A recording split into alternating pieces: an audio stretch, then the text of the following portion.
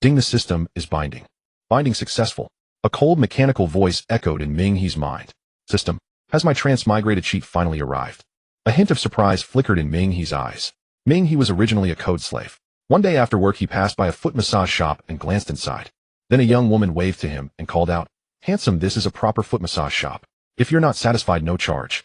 As the saying goes, a gentleman can bend and stretch while a lady can open and close. Minghe, a bachelor of over 20 years who had never even tasted abalone, was genuinely curious about what it was like, so he decided to go in and have a look. But curiosity killed the cat. As soon as he entered, a 200-gene girl fell from above and sat directly on his head, killing him instantly.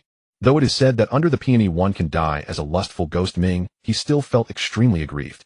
When he opened his eyes again, he found himself as the Minghe of the primordial world who shared the same name and appearance. As a transmigrator Minghe, he naturally knew the dangers of the primordial world where one could easily die. Although he was called the one who does not die as long as the blood sea does not dry up, only he knew how exaggerated that statement was. Not to mention Dao ancestor Hongju and even the other 6 saints could easily kill him by evaporating the blood sea. But evaporating the blood sea would incur boundless karmic sin, so it wasn't worth it. Knowing this, Minghe, he decided, and so he lay low from the beast calamity all the way to the current sorcerer and demon calamity. He planned to keep lying low forever, but who would have thought the system would suddenly arrive? System, what functions do you have? Minghe looked expectantly at the system in his mind, waiting for its response. However, the more he observed, the more he felt something was wrong, and for no other reason. Within his perception, the system before him was far weaker than himself. Sensing Minghe's power, the system thought nervously, "Oh no, I'm so unlucky. How did I end up in the primordial world? This kind of primordial world can only be handled by Hall-level system bosses who participated in drawing Pangus vital blood and spinal cord. A tiny LV3 like me entering this world am doomed this time. Heaven, please don't let my secret be discovered." Despite his thoughts, the system feigned composure. Host, this system is the supreme game system. It can summon blue star players to assist you in becoming the god of creation in the game. Minghe was full of question marks. This is the primordial world where strength reigns supreme, and you're talking about games. No other functions. Sensing Minghe's displeasure, the system quickly explained, "Host, this system can continuously upgrade, and later there will be..." Looking at the system in his mind, Minghe, he scrutinized it for a moment before softly uttering, "Are you really the almighty system? How can you be so weak?" In his perception, the system in his mind was only at the early stage of Tai Golden Immortal, a being he could destroy with a mere flick of his power. Hearing Minghe's words, the system broke into a cold sweat, drenched with fear. "Host, please least. Shut up, don't resist, or I'll crush you." Before the system could finish its explanation, Minghe's energy like a spear broke through the gates and surged into the system's core. Soon Minghe had thoroughly investigated the system's past. After reading it, a bright light flickered in his eyes. It turned out that this system was originally the nutrient for a golden rank system, a remnant soul of a golden immortal LV1 system. As luck would have it, just as the golden rank system was about to devour it, the creation war erupted. That golden rank system, like a cat-smelling fish, pounced, eagerly attempting to extract Pangus vital blood and spinal cord. After all, anything related to Pangu would be a prized possession, wouldn't it? However, although Pangu was exhausted after creating the world, he dealt effortlessly with a Heavenly Dao level golden rank system, several Saint level LV5 systems, and a cluster of systems below Saint level. Enraged that these systems dared to extract his vital blood and spinal cord, Lord Pangu swung his axe several times, and the consciousness of the systems dissipated instantly. Perhaps finding this golden immortal remnant soul too insignificant, Lord Pangu didn't even bother to annihilate it. So the remnant soul cowered in a corner, trembling. It was only after Lord Pangu had completely transformed into the primordial world that the remnant soul breathed a sigh of relief. Seeing that its own system body had been destroyed by the golden rank system, the golden immortal remnant soul glanced at the empty shell of the dispirited system, quickly collected it, and fled the scene. Unfortunately, it had a treasure mountain, but could not mine it. Its soul level was simply too low. To enter the dead golden rank Heavenly Dao level system body, one needed at least a Hunyuan Great Luo golden immortal level soul, otherwise even possession was impossible. With no other choice, it could only choose an LV2 Tai golden immortal level system to possess. Afterwards, this golden immortal remnant soul desperately traveled through countless worlds, performing various tasks, striving to elevate its soul power, yearning to become a golden rank system.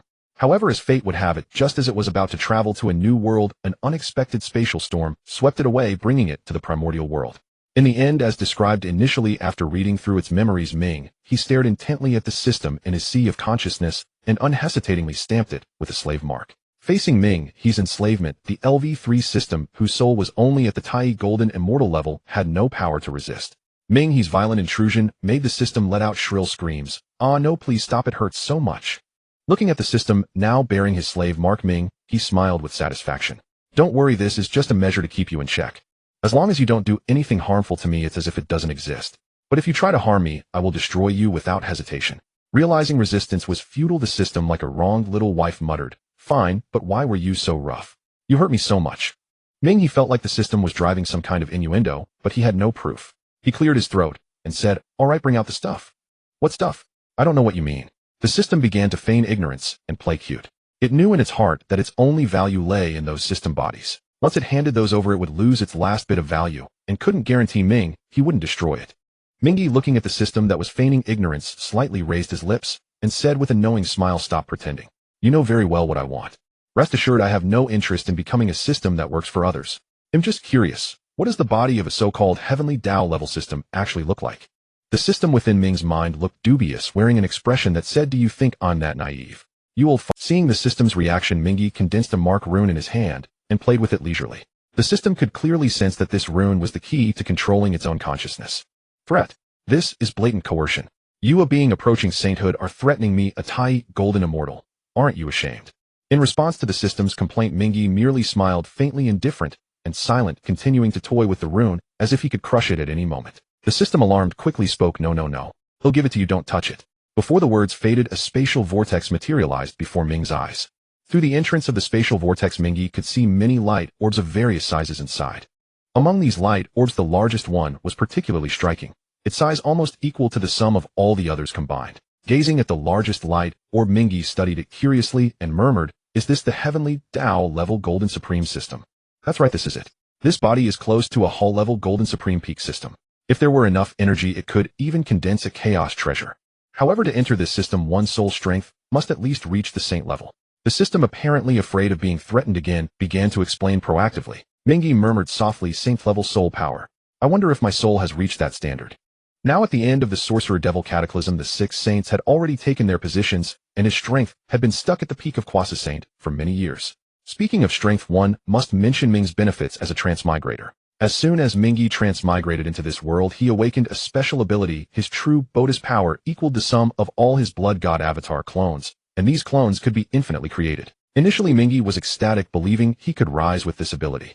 However, as time passed, he gradually realized he had been too naive. Although the blood god avatars could be created without limit as their numbers increased, the later avatars rarely reached the innate divine level of talent and also required his soul infusion. Otherwise, these blood god avatars would be like puppets, connected to the main body, but unable to cultivate. Minghe also tried to let the souls of other primordial creatures and beings from the surrounding subsidiary worlds inhabit his blood god avatars to help boost his strength. But he found that the souls of these creatures simply could not fuse with the blood god avatars. The laws contained in both conflicted and forceful fusion would only lead to annihilation. It seemed only souls not belonging to the primordial world could fuse with his blood god avatars. Minghe's first thought was of transmigrators, but the primordial world was vast, and transmigrators were not easy to find. Helpless Minghe could only split his own soul to inhabit the avatars. After years of exploration, he finally found the limit he could bear. He could maintain at most 9 quasi-saint level blood god avatars, and his current strength was exactly the feedback from these 9 avatars. Back to the matter at hand, Minghe carefully examined the Golden Supreme system and sighed helplessly. "It's indeed a fine treasure, but unfortunately, I have no use for it." From probing the system's memories, Minghe learned that for a system to grow stronger, it needed to continuously bind hosts and complete tasks with them to obtain rule energy to strengthen itself. Although the system claimed that with enough energy, a Golden Supreme system could even condense a chaos treasure, who knew how many years of labor it would take to earn that energy? Minghe had no interest in being a nanny for others. He sighed again and said, "I'll give it back to you. It's of no use to me." Seeing Minghe return the big treasure, the system did not hesitate, immediately closing the spatial vortex, afraid that Minghe might change his mind. Meanwhile, the system noticed a primordial spirit fruit at Minghe's feet and quickly stored it in its system space. Seeing how stingy the system was, Minghe couldn't help but laugh. "With your miserly nature, when you first said you could summon blue star players to help me become the creation god, that was just a pie in the sky, wasn't it? I bet the treasures you gave to your previous host were nothing but worthless junk." Seeing the system's miserly demeanor, Minghe couldn't help mocking it. However, facing Minghe's mockery, the system remained unperturbed, adopting "I am the only sober one among the drunken crowd" attitude, and said, "What do you know? Treasures must be accumulated bit by bit, energy must be saved bit by bit. Only through frugality can one be well off." Seeing the system's earnest manner, Minghe's laughter grew louder. But just as he laughed, Minghe's laughter abruptly stopped. "Wait, did I miss some important information?" A flash of inspiration struck Minghe's mind, as if he had discovered a brand new path to become stronger. He immediately stopped laughing and asked, "Hey system dear, didn't you say before that you could summon blue star players?" Seeing Ming's sinister expression, the system knew that this guy was definitely up to no good. The system wanted to ignore Minghe, but since its life depended on him, it had no choice but to sigh helplessly. "Yes, I did." Seeing the system admit it, Minghe grew even more smug and continued with ill intent, "So system dear, how do you summon blue star players? Do you let them transmigrate with their souls?" Faced with Ming's relentless questioning, the system seemed reluctant, but reluctantly explained, "Of course, soul transmigration. Normally, the energy needed for a full body transmigration could summon 4 soul transmigrated players." A flicker of excitement flashed in Ming's eyes as he continued pressing, "System, would it consume a lot of energy to make a blue star human transmigrate to the primordial world?" Although Ming's strength had reached the quasi-saint level, making him one of the top powerhouses in the primordial world, he indeed knew very little about such matters. The system looked Minghe up and down, and seeing that he seemed truly unaware of the ins and outs, it decided to explain. "The key to traversing between 2 worlds lies in breaking the barriers of the 2 realms," the system continued to explain. "Under normal circumstances, the energy consumed by soul crossing is approximately 1/4 of that required for body crossing. However, due to factors such as the passage of time and space, with my current level of strength, I can summon 1 soul crosser approximately every 10,000 years and 1 body crosser every 40,000 years. Moreover, these transmigrators must have experienced various bizarre forms of death, such as being struck by a big freight truck, dying from overtime exhaustion, or being suffocated by excessive vitality in order to successfully cross over. It is said that the more peculiar the method of death, the stronger the functions we awaken after they cross over and bind with the system." Upon hearing this, Minghe, he looked puzzled and asked, "System, aren't your functions innate?" The system explained with a hint of pride, "Of course not. Systems are products of rules. Only by satisfying the corresponding rules can we continuously grow stronger. Binding a host and awakening a new function is precisely a rule." After listening to the system's explanation, Minghe, he suddenly understood and looked at the system with curiosity, pressing further, "System, after you bound with me, what new function have you awakened?" Hearing this, the system became furious. "I haven't even fully bound with you yet, and you've already enslaved me," the system said with indignation. Minghe frowned slightly and said calmly, "I'll give you 1 chance to refresh." At this, the system suddenly remembered that its life seemed to be in the other's hands, and quickly said with a flattering tone, "Host, whatever you request, I shall obey." Seeing this, Minghe, his brow relaxed and his face resumed its usual cheerful expression. "System, I have a special ability. I can condense physical vessels. I need you to summon soul-crossing spirits, and I want them to inhabit the physical vessels I create. Then you can. In this way, not only can you save 3/4 of your time, but I can also provide you with shelter." The system looked skeptical, feeling that the other party was a weasel paying respects to the chicken. No good intentions. Sure enough, the next moment, Minghe's voice continued, "Naturally, I won't help you for nothing. I want 50% of the rule energy you obtain, and you need to condense my share into treasures for me." Hearing this, the system felt a little relieved. It was not afraid of Minghe making demands, rather it feared his silence, because that would mean it had lost its value and would soon be abandoned. The system pretended to ponder for a moment, then replied, "Deal." Minghe, of course, knew nothing of the system's little thoughts. Although he had transmigrated into Minghe, he was not a cruel or bloodthirsty person. As long as the system did not harm him, he would not make things difficult for it. Seeing that the system had agreed to his proposal, a hint of satisfaction flashed in Minghe's eyes, and he continued, "System, how long until you can summon a soul-crossing spirit?" Without any hesitation, the system blurted out, 200 more years. Minghe nodded and murmured, "It seems time is still ample." Suddenly, a crucial question surged into Minghe's mind. This realm is the primeval world where the Heavenly Dao still exists. If it is discovered that I am the one pulling the strings behind the scenes, then I will surely face dire consequences. With this in mind, Minghe, he asked anxiously, "System, I can sense a shielding force on you. What level of existence can you shield at most?" The system, not understanding the reason, instinctively replied, "The shielding power of our systems is quite formidable, who generally it can shield against detection by beings no more than 1 major realm above our own strength." "What's wrong?" Minghe's face instantly turned extremely grim, but then, as if something occurred to him, his expression quickly returned to normal, and a sly mischievous smile even curled at the corners of his mouth. 1 major realm. The system's strength is merely early Mahayana Golden Immortal, so a Onamajorium difference means early Primordial Golden Immortal. As long as the strength exceeds early Primordial Golden Immortal, a careful investigation would detect its presence. If not for this place being the Netherworld Blood Sea, which was formed from Pangus Navel, and possesses the function of shielding fate, the system would have been instantly obliterated by the Heavenly Dao the moment it appeared. With this thought, Minghe, he warned, "System, have you considered that this is the primeval world where the Heavenly Dao of the primeval is constantly watching over the beings below? Once a variable emerges, the Heavenly Dao of the primeval will surely take action itself to eliminate that." The system was not foolish. It had not considered this before simply because it had never anticipated crossing over into the primeval world. In other mystical worlds, even if a world's Heavenly Dao existed, it was either weaker than the system or on par with it. In any case, it posed no threat, which caused the system to overlook this important factor. Thanks to Minghe's reminder, the system suddenly understood and began contemplating countermeasures.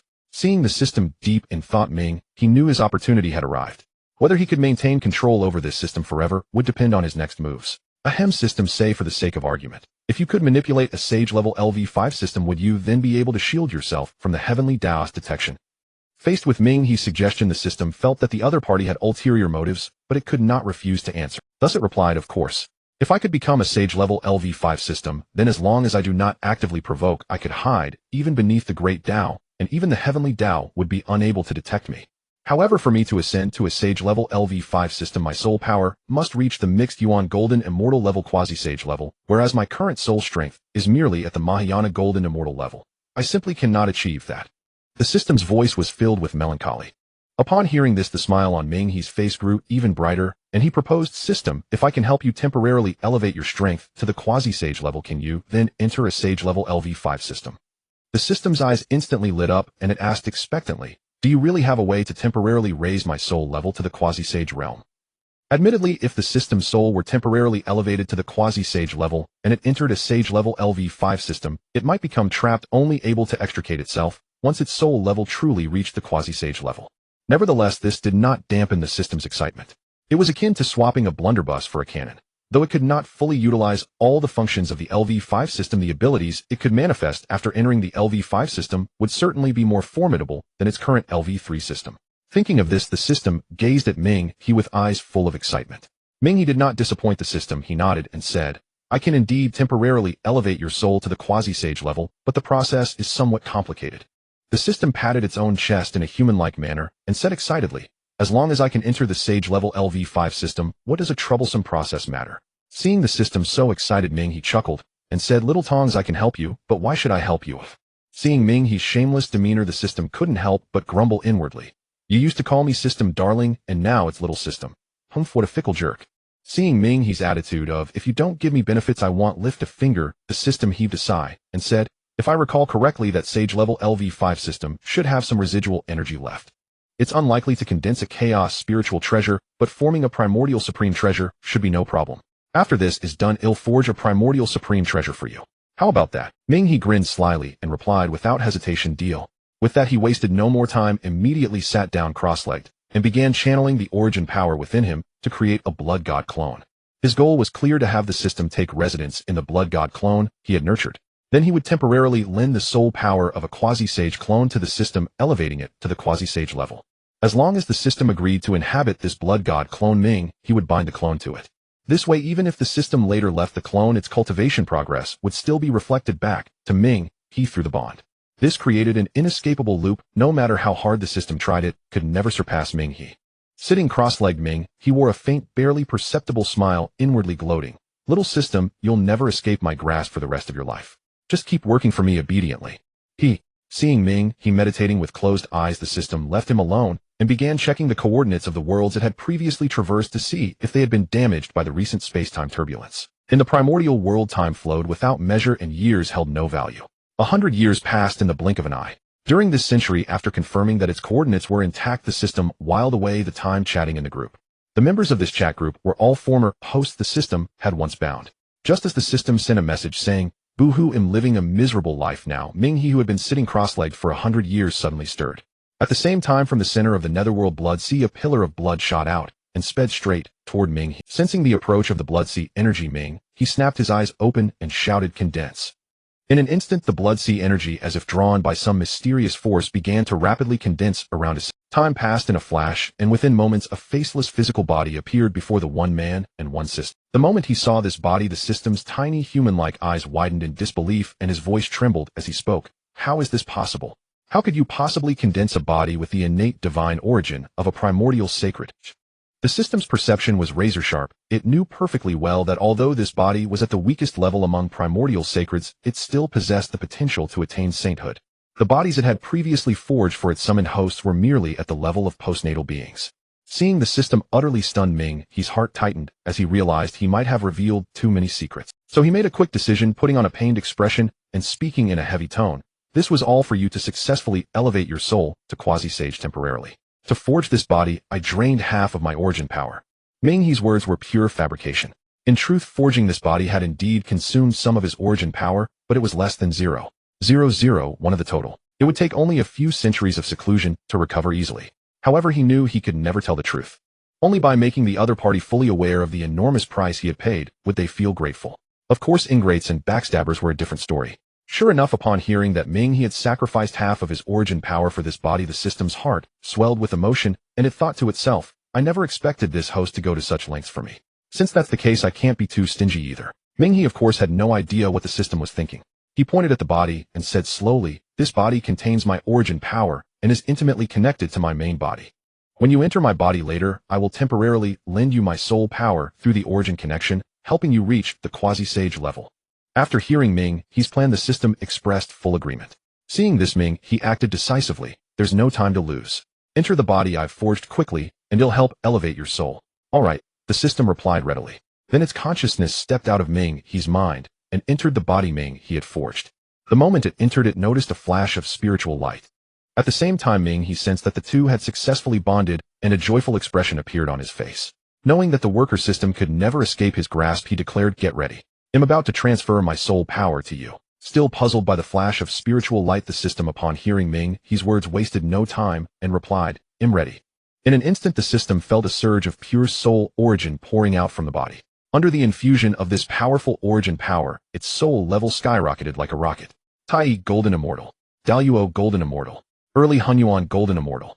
The moment it reached the early Hunyuan Golden Immortal stage, Minghe's voice suddenly rang out, now. Without any hesitation, the system immediately retrieved a sage-level LV5 system body from its systems. With the soul power of a Hunyuan Golden Immortal, the system effortlessly brought the body Minghe had forged for it into the sage-level LV5 system body. Seeing the system enter successfully, Minghe uttered a soft command, return. In the next moment, the system's soul level rapidly plummeted, returning to the Tai Golden Immortal level.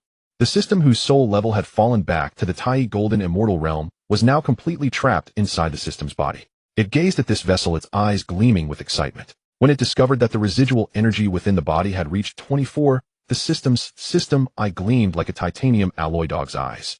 24% of the energy was not only sufficient to condense a preeminent innate treasure, but the resulting treasure would be among the best of its kind.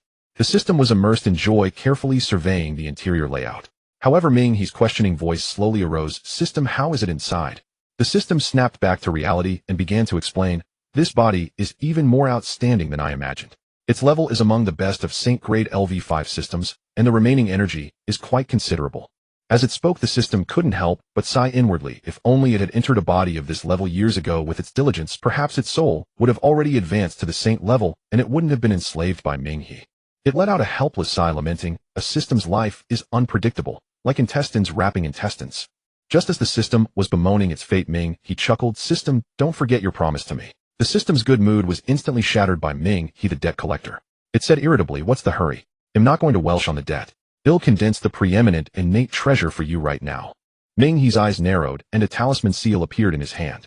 His tone turned slightly cold. What did you say? Seeing this, the system immediately became fawning. Host, no. Father, my dearest father. What type of preeminent innate treasure do you desire? Please just tell your little system. Seeing this, Minghe smiled with satisfaction and began to ponder. He already possessed Yuan 2 and Abai 2 supreme killing type innate spiritual treasures, as well as the defensive supreme innate spiritual treasure, the 12-petal karma fire red lotus. It seemed that his offensive and defensive treasures were already quite excellent, and there was no need for another attack or defense type treasure. Minghe said disdainfully, no. I don't have an unfilial son like you. What I need now is an auxiliary treasure capable of unleashing saint-level power in a short time. Do you have such a thing? In this era where saints reigned supreme, for a cautious cultivator like Minghe, lacking any means to resist a saint was utterly devoid of safety. Ignoring Minghe's mockery, after all his life was in the other's hands, the system began to activate the permissions of this body and search for relevant data. Before long, the system screened out a preeminent innate treasure that fairly matched Minghe's requirements. Since Minghe wouldn't allow being called father, the system had to revert to addressing him as host. Host, there is indeed a preeminent innate treasure that meets your requirements. It is called the Hunyuan seal. This preeminent innate treasure allows the user to inject energy into the seal over long years, and when a massive amount of energy accumulates, it achieves a qualitative transformation from quantitative change. As long as the user has sufficient energy, the Hunyuan seal can at its strongest condense a seal of the fourth heaven of saints. With this seal, the user can unleash combat power comparable to a saint in a short time. After listening to the system's introduction, Minghe's eyes grew exceedingly bright. Without hesitation, he said, "I want this one. Help me condense it." Seeing Minghe so tempted, the system pretended to sound troubled. However, this Hunyuan seal is a mid-grade preeminent innate treasure. To condense it, the residual energy of this body will be nearly exhausted. He'll be at a huge loss. Unless... Seeing the system's expression, he didn't need to guess to know that the other party's energy reserve was definitely more than that. There must be some hidden reserve. But Minghe didn't care much. The reason was simple: he was not in urgent need of high-grade spiritual treasures at the moment. If he ever became urgently in need and this system still dared to hide, then it would be heh. With this mindset, he went along with the system's words, "Unless what?" Seeing Minghe's attitude, the system knew there was a chance, and said bluntly, "Unless, host, you completely bestow upon me that innate divine level body. That way, even if the residual energy is drained by you, you'll still have a mobile vessel." After hearing the system's request, he responded without the slightest hesitation, "Fine, that body is yours." That body was the key to Minghe's control over the system, and he was only too happy to give it away. Seeing Minghe agree so readily, the system beamed with joy and said, "It's a deal. I'll condense the preeminent innate treasure for you right away. This time it will take 100 years. Good. Then I'll begin condensing a body. Once you finish the treasure, we can summon transmigrators into the primordial world." The system had no objection to Minghe's proposal. Thus the man and the system both began a 100-year seclusion. The ages of the primordial world flowed slowly, and 100 years passed in the blink of an eye. On this day, energy in the blood sea surged back like a tidal wave, and then a faceless body appeared once more. The body that Minghe had condensed this time had a foundation that was not top tier, but still decent. It reached the level of a high-grade innate being. For a body whose foundation was an entire major grade lower than his own, he found it a breeze to condense, requiring almost no effort. Minghe opened his eyes and saw that the system in the distance had not yet awakened. With nothing to do, he began to inspect the condition of his 9 avatars. The strengths of Minghe's 9 avatars were as follows. 1 was a peak quasi-saint following the path of achieving sainthood through merit. 1 was a later-stage quasi-saint following the path of severing the 3 corpses, also his outward-facing incarnation. 1 was a mid-stage Hunyuan golden immortal following the path of creating one's own world. And the remaining 6 were early-stage Hunyuan golden immortals who followed rather peculiar paths. Minghe did not disturb the cultivation progress of the other avatars. He merely summoned 1 incarnation. With this matter concluded, it was time for him to go out and take a look around. After all, a cautious individual must have a thorough grasp of the current situation. As Minghe was planning his next moves, suddenly a spatial vortex slowly materialized. When the spatial vortex took shape, an ancient-looking large seal flew out from it. The bottom of the seal was clearly engraved with the 4 characters, Hunyuan seal. Seeing this, Minghe understood. The system had succeeded. Without any hesitation, he waved his hand, and the ancient seal landed steadily in his grasp. Sensing the aura of a preeminent innate treasure emanating from the seal, he couldn't put it down, and praised repeatedly, "What a fine treasure." Just as Minghe was marveling, the system's voice slowly echoed, "How is it? This treasure is not bad, right? Yes, I am very satisfied with this treasure." After expressing his satisfaction, he immediately pressed further, "By the way, system, what about the cooldown for your ability to summon transmigrators now?" The system checked and found that the cooldown for summoning a transmigrator to bind with the host had expired. So it said, "Now with my energy I can summon a transmigrator." Upon hearing the system's words, Minghe presented the physical body he had just condensed, a superior grade primordial being's form, before the system, and spoke, "System, I have completed the body of the transmigrator. Now I leave the rest to you."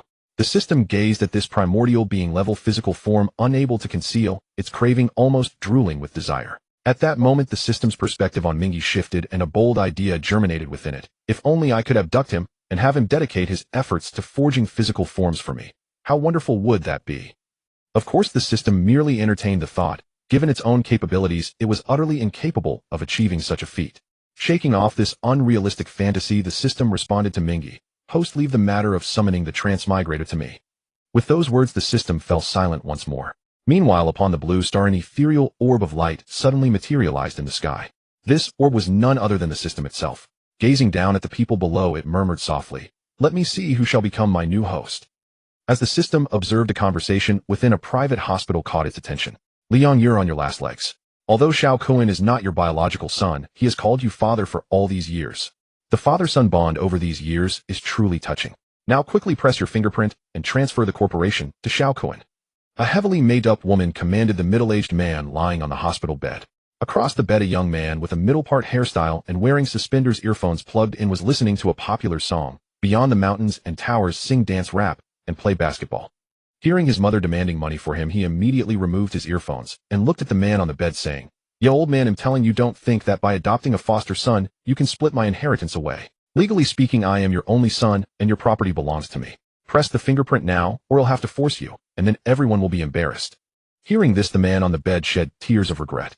The man's name was Li Yong, the son of a landlord from the old era. During the nationwide crackdown on landlords, his family fell into decline, and his parents passed away. In those times, everyone despised him except for this woman Lu Rian, who did not shun him. His only wish was to continue the Li family lineage.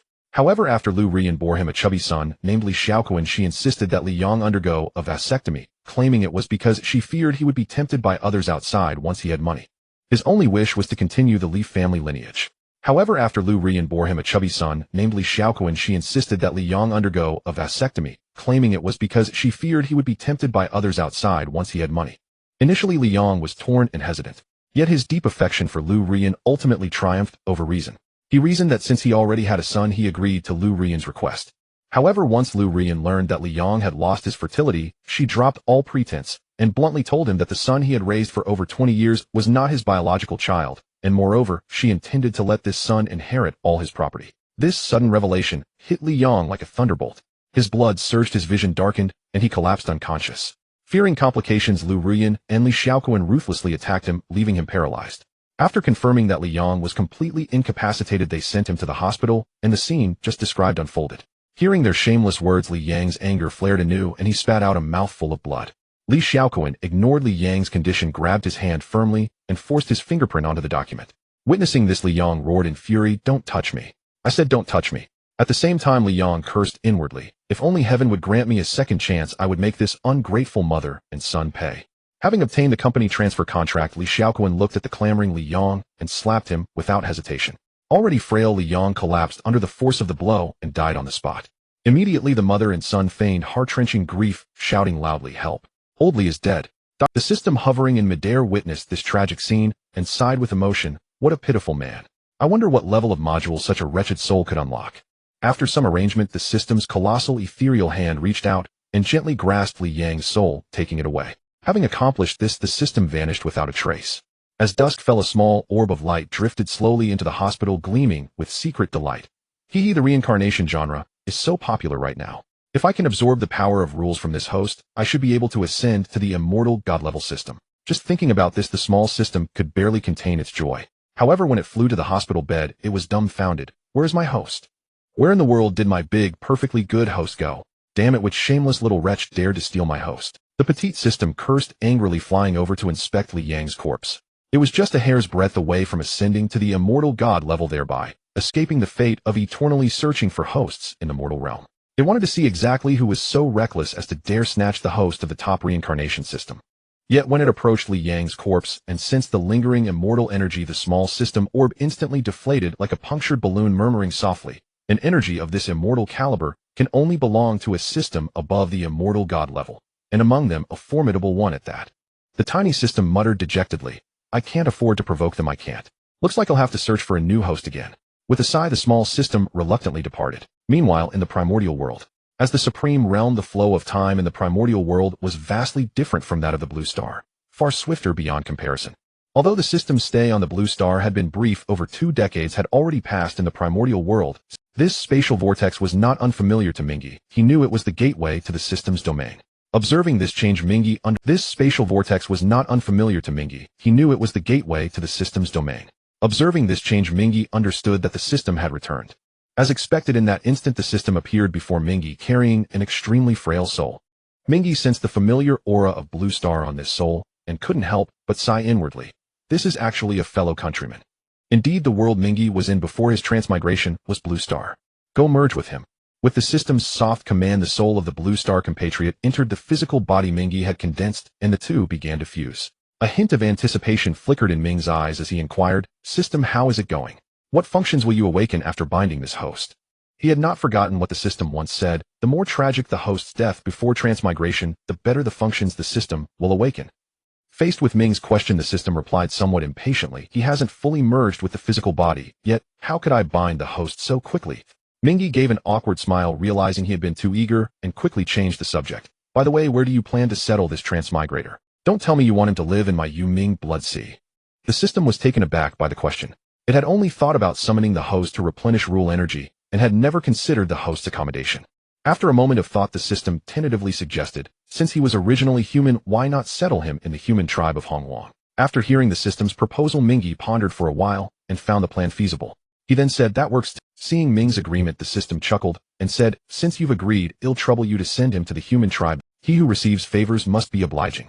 Minghe, recalling the supreme treasure Hunyuan seal that the system had helped him condense, readily agreed to the request. Seeing Ming's consent, the system revealed a human-like smile and said, much obliged. Just help me gather rule energy, and once enough is accumulated, it'll condense treasures for you at the first opportunity. Minghe looked at the system's empty promise, a faint smile curling at the corner of his mouth. Then he'll tidy up a bit before leaving the Ming blood sea. The system found it odd that Minghe would doll himself up like a woman before going out, but it didn't say anything. It merely gave a slight nod to indicate understanding, then began to condense a system avatar preparing to enter the transmigrator's mind. Minghe turned and walked toward the core of the Ming blood sea. Soon he arrived before the blood sea core. With a thought, an avatar at the early quasi-saint peak flew out of the blood sea. Since this avatar shared the same soul as Minghe, no words were needed, it headed straight for the system. After seeing the avatar negotiate with the system, Minghe chuckled, then walked toward a manor built in the style of Blue Star architecture. Minghe reclined leisurely on a boss chair, basking in the sunlight from the sun star, while sipping juice squeezed from innate spiritual fruits, utterly content. As someone well-versed in the art of concealment, Minghe naturally wouldn't put his true body in danger. Going out was such a perilous task, so it was best to send an avatar. If the system hadn't accidentally transmigrated into his mind, Ming's true body would never have been exposed to it. But now it was not too late to hide the true body. From now on, the avatar would handle dealings with the system. After all, controlling the avatar was also part of his soul. Whether he went himself or sent the avatar made no difference, and his true body had no desire to take risks. After leaving the blood sea core, Ming's avatar soon appeared before the system. Sensing the familiar yet unfamiliar aura, the system warily asked, "Who are you? Why are you here?" Seeing the system's vigilance, Ming's avatar smiled gently and said softly, "System, have you forgotten me already?" After just a moment, hearing Ming's familiar voice, the system asked incredulously, "You're Minghe?" The system had scouted many hosts on Blue Star and was naturally quite familiar with the Hongwang myths of Blue Star. In the Ming blood sea, the only one with quasi-saint strength was Minghe. Thus, after long observation and deduction, it had also guessed Ming's identity. Ming's avatar smiled and nodded upon being recognized, but did not reveal that this was merely an avatar. "Why did you suddenly change your appearance?" The system's eyes were full of confusion. Ming's avatar explained with a serious expression, "When going out, how can one expose one's true face? If you make enemies, wouldn't that put you in danger?" The system looked at Ming's earnest demeanor and couldn't help but feel he had a point. Suddenly it froze, reflecting on itself. "Have I been too careless all along?" However, it quickly shook its head and murmured, "It's not that I'm too careless, it's that this fellow is overly cautious." Seeing the system frozen, Ming's avatar continued, "All right, stop daydreaming. Aren't you going to settle this transmigrator in the human tribe? Let's get moving." Hearing Minghe bring up the matter, the system didn't hesitate and stored the transmigrator into its system space. Then with a flicker, the system drilled into Ming's mind. As soon as it entered, it sensed something amiss, but couldn't pinpoint exactly what was wrong. However, the familiar aura convinced it that this was indeed the previous host. After the system entered the mind of Ming's avatar, Minghe waved his right hand lightly, and a spatial rift appeared before him. Ming's avatar stepped into it and began to travel. At the same time, Ming's avatar's voice echoed in the system's ear, "By the way, system, when we move about in the future to avoid unnecessary trouble, don't call me Minghe. Just call me Mingxian." Seeing Ming's extreme caution, the system couldn't help but feel speechless, muttering inwardly, "How afraid of death is this guy? Not only has he changed his appearance and aura, but now he even wants to change his name." At that moment, the system finally understood the source of the strange feeling. It had earlier sensed something off about the other's sea of consciousness, and now it realized that Minghe had isolated the core of the sea of consciousness, leaving only a small portion for it to reside in. Although somewhat displeased, the system nodded in agreement. "I understand. After all, in this Hongwang world, it would still need to rely on the other's protection." Seeing the system's agreement, this avatar of Minghe Mingxuan revealed a satisfied smile.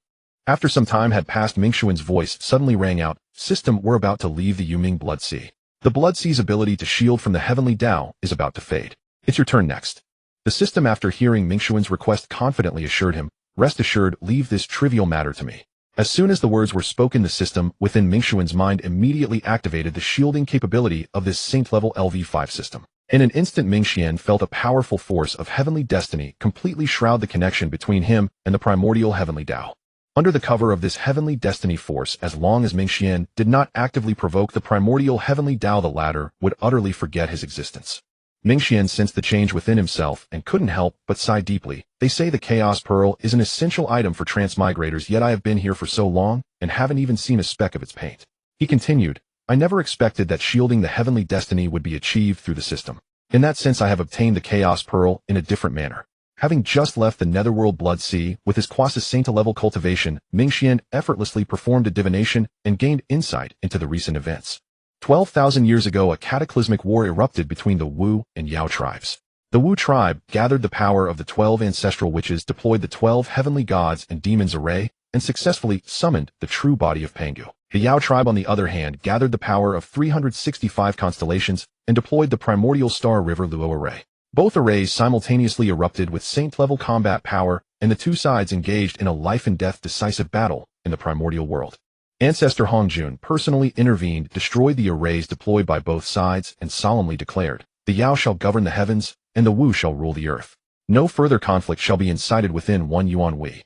From then on, the primordial world entered a brief period of peaceful development. After fully digesting the information obtained from his divination, Minghe couldn't help but remark, now we are in the middle to late stages of the Wu Yao tribulation. The 12 ancestral witches of the Wu tribe, as well as the great powers of the Yao tribe such as Diju and Donghuang and Kunpeng, have all reached the late quasi-saint stage. He continued, in a few tens of thousands of years the final decisive battle between Wu and Yao will inevitably commence, and from then on the Wu and Yao will gradually fade from the stage of history. He added, next the darkest moment for the human race is about to descend. Minghe sighed softly. Previously, without the system's ability to shield heavenly destiny, he had been hesitant about whether to help the human race. Now, with the system's ability to shield heavenly destiny, he no longer had to worry about the Heavenly Dao tracking him down through causal threads and eliminating his true body. A flicker of determination flashed in Mingxuan's eyes. Before long, he arrived at a human tribe. With a wave of his hand, all the humans present, whose highest cultivation was merely at the heavenly immortal realm, suddenly had a memory of a human named Li Yang implanted into their minds. At the same time, everyone present was frozen in place. Meanwhile, he said to the system in his mind, System, I have finished adding the memory of this transmigrator. You can. Hearing the system's response, without any hesitation, it immediately placed the transmigrator Li Yang, whose soul-body fusion rate was as high as 99, into a thatched hut below. Alright, I have placed the system avatar in his mind. Once he awakens, he will be able to bind with it. We can leave now. Seeing this, Minghe lightly waved his right hand, and a spatial rift appeared.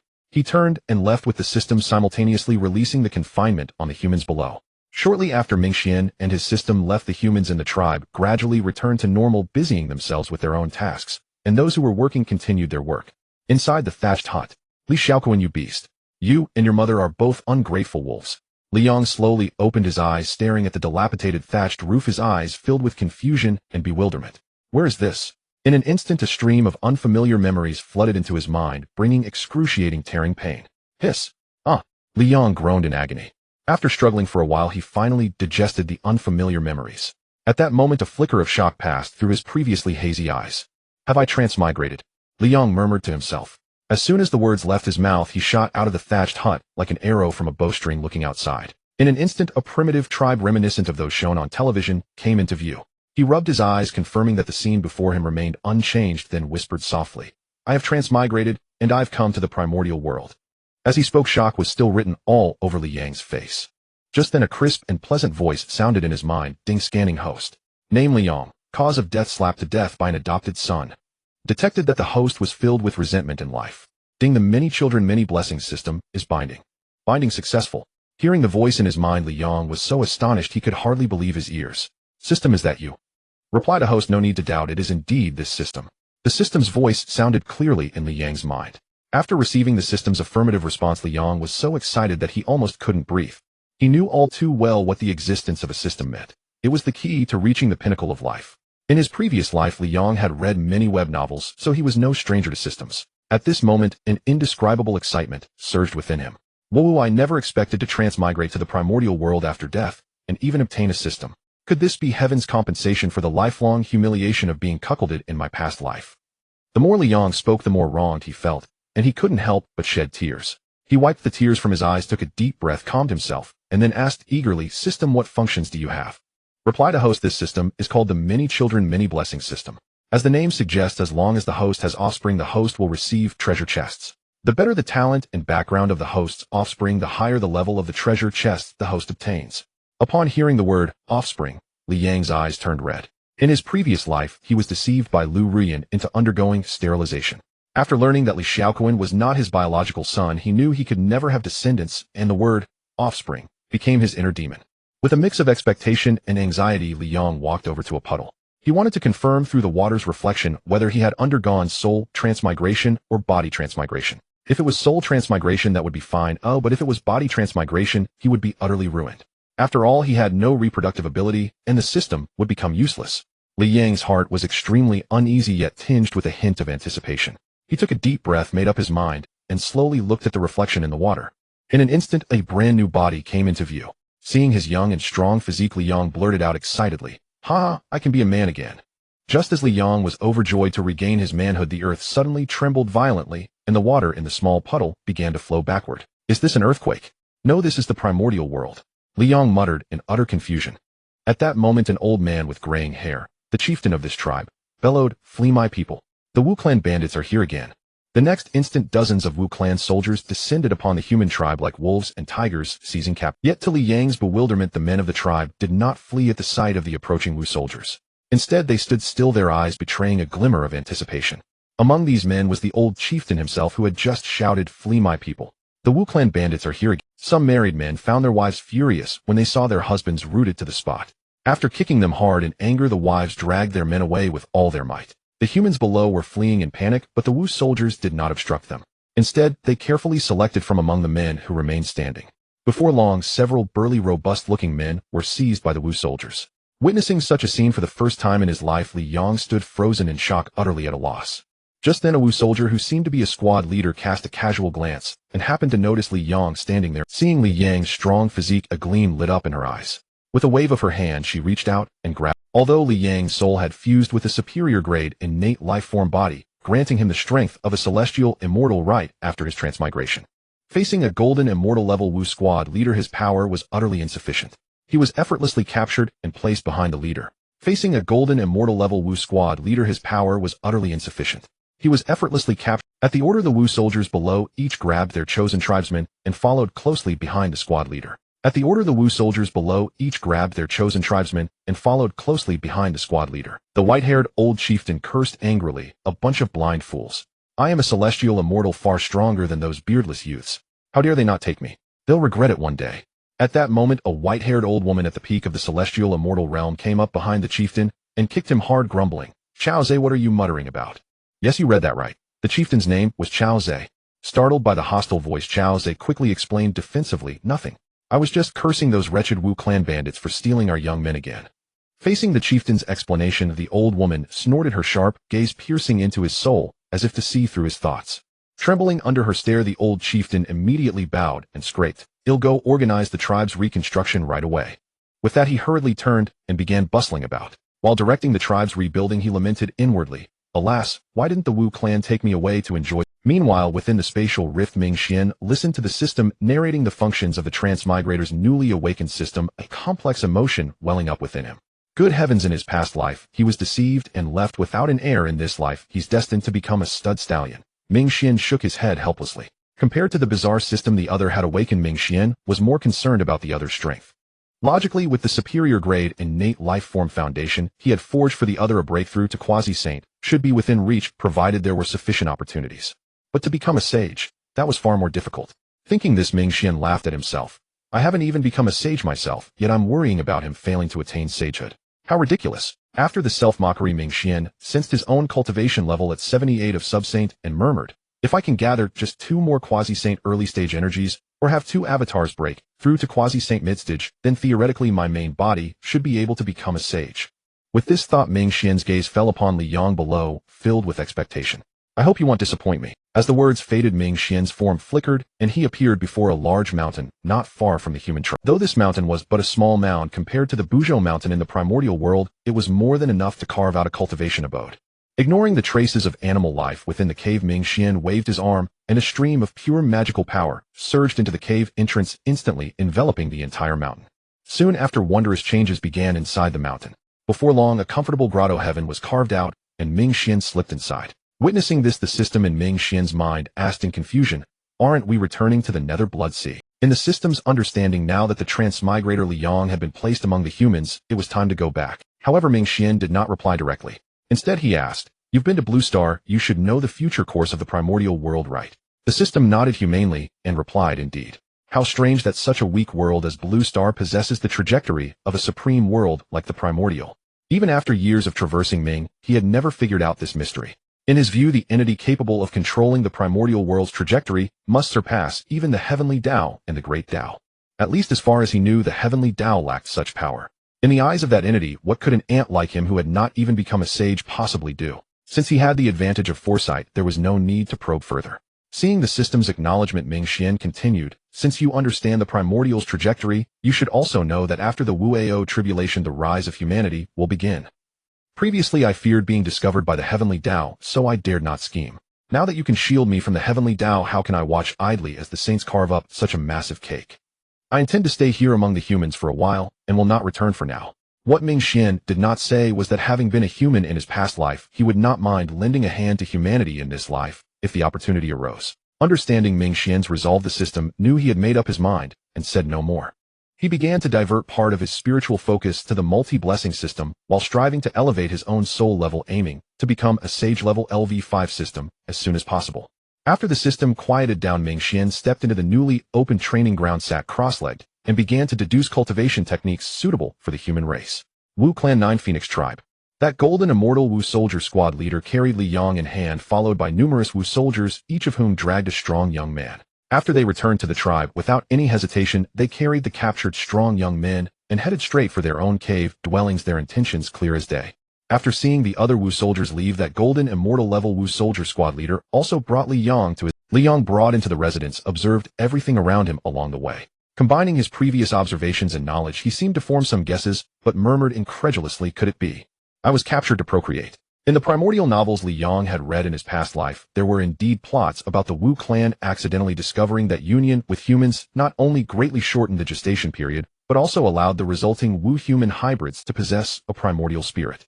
Although the physical strength of Wu-human hybrids could not match that of pure Wu, at the same level possessing a primordial spirit meant they could use magical artifacts to enhance their strength. Thus the Wu women would seek strong young men in human tribes to procreate, and strengthen the Wu clans. Just as Liang was still speculating, that Wu soldier squad leader had entered the cave dwelling and said rudely, come on, you can do anything to me. They'll give you 1 year to make me conceive a child. Those words instantly confirmed Liang's guess. Liang looked at her massive body, then at his own small frame that barely reached her shin. A thought emerged in his mind. Is this a little horse pulling a big cart? But even if it were a little horse pulling a big cart, surely this wasn't the way to pull it.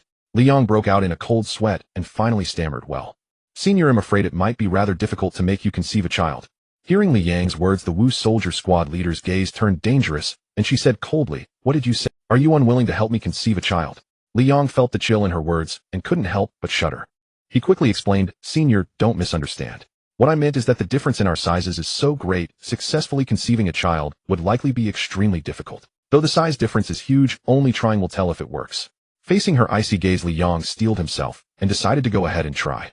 Upon hearing this, the coldness in the Wu soldier squad leader's eyes dissipated, and she murmured, so it's because of the size difference.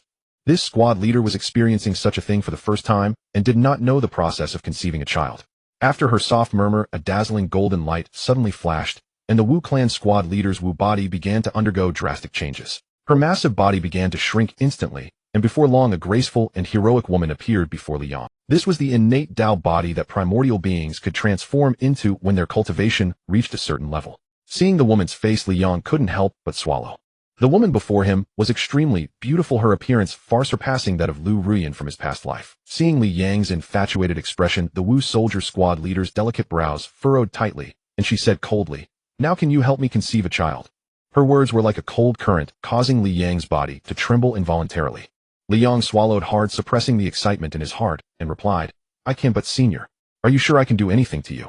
Seeing Liang's hesitation, the Wu soldier squad leader's patience finally ran out, and she said impatiently, hurry up. If you cannot make me conceive within 1 year, don't blame me for being harsh. Facing her threat, Liang felt no fear in his heart. Somehow a strange courage arose in him, and he picked her up without hesitation and walked toward the inner part of the cave. Suddenly lifted up, the Wu soldier squad leader was about to get angry, but remembering that she had promised he could do anything to her, she stopped resisting. Time passed quickly. Half a month flew by in an instant. Li Yang, with his superior innate spiritual root, naturally did not feel fatigued, and Jiu Yue, also a member of the Wu clan, knew not what weariness was. Jiu Yue was the name of that Wu clan squad leader. After this period of deep interaction, Li Yang finally, on this day half a month later, the sun shone brightly, and a gentle breeze blew. No pain, no gain. Ding. Congratulations to the host for having your first offspring. After your offspring is born, the system will award a chest of corresponding grade based on the child's talent. The system's voice slowly sounded in Li Yang's ears, causing him, who was working hard in the fields, to pause. Jiu Yue asked in confusion. Li Yang was overjoyed and couldn't help but kiss Jiu Yue, then said eagerly, "Senior, you've conceived." Because the Wu clan lacked a primordial spirit, Jiu Yue did not notice the change in her body at first. However, reminded by Li Yang, she quickly sensed her own condition and instantly felt the new life gestating in her abdomen. This discovery made her ecstatic, and she feared that her movements might harm the little life in her belly. Jiu Yue immediately stopped what she was doing, and with a wave of her arm, shooed Li Yang aside. At the same time, with a wave of her hand, a purple dress slipped onto her body. She intended to maintain the innate Dao body form and not revert to her Wu body. Jiu Yue feared on one hand that the transformation between forms might harm the fetus. On the other hand, since the Wu clan originally had no primordial spirit, if she reverted to her Wu body, the child might also lack a primordial spirit. That would be a great loss. Li Yang shooed aside, looked bewildered, and muttered to himself, "Isn't throwing away after using supposed to be about men? Why are women like this too?" Despite his inner complaints, he could only watch silently from the side. To be honest, Li Yang was still full of anticipation for this child. After all, this was his first flesh and blood, the fruit of his hard work in the fields for half a month. Unlike his past life, he had been with Jiu Yue the entire time, so there was no worry that the child might not be his. At the same time, Li Yang silently murmured in his heart, "Father, mother, in my past life, I was unfilial, causing the Li family's bloodline to end. Now, having traveled to the primordial era, I must make the Li clan spread across the land." Li Yang made up his mind, then walked back to stand before Jiu Yue. Jiu Yue looked at Li Yang, nodded with satisfaction, and said, "Good. Since you can help me conceive offspring, you may stay here and be solely responsible for bearing my children. Every day a portion of the blood offerings will be reserved for you." Hearing this, Li Yang couldn't help but think to himself, this feels like being kept. He wanted to stand up and say firmly, a real man should not live under someone else's thumb. However, when he saw his own strength at the heavenly immortal realm and the other's golden immortal level, he swallowed the words at the tip of his tongue and obediently said, "Yes, senior." Not far from the human tribe, in front of the newly established dojo of Minghe, a monkey with 6 ears and brownish-yellow fur, holding several spirit fruits, came to the mountain. The monkey looked at the drastically changed cave, and a foreboding feeling rose in its heart. It quickened its pace and arrived at the original cave entrance. As expected, its ominous premonition came true. The cave had been completely transformed. The original dilapidated appearance was gone without a trace. Inside, several grottos had been excavated, each one exquisitely decorated. When the monkey reached the cave entrance, Minghe, who was in secluded cultivation, deducing his techniques, suddenly opened his eyes. He gently made a few calculations with his fingers and understood the entire situation. A trace of embarrassment appeared on Minghe's face as he murmured, "So this cave already has an owner. I have occupied another's dojo and formed a karmic bond with them." Realizing this, Minghe slowly rose and in the blink of an eye appeared at the cave entrance, standing face to face. Seeing the sudden figure, the monkey was greatly alarmed. Sensing the pressure emanating from the other, it knew that the person was no ordinary great cultivator. In this primordial world where strength reigns supreme, facing such a powerful being, the 6-eared macaque knew it could not afford to be negligent. It hurriedly said with reverence, "Lu greets the senior. I have been resting here for a while, not knowing it was your dojo. I inadvertently intruded. Please do not blame me, senior. I will leave immediately." Having said that, the 6-eared macaque was about to turn and leave. However, at that moment, Minghe said, "Wait, stay." The 6-eared macaque's heart tightened, and it silently cried, "Trouble." But it dared not defy Minghe's command, so it obediently stood still, looking at him with respect.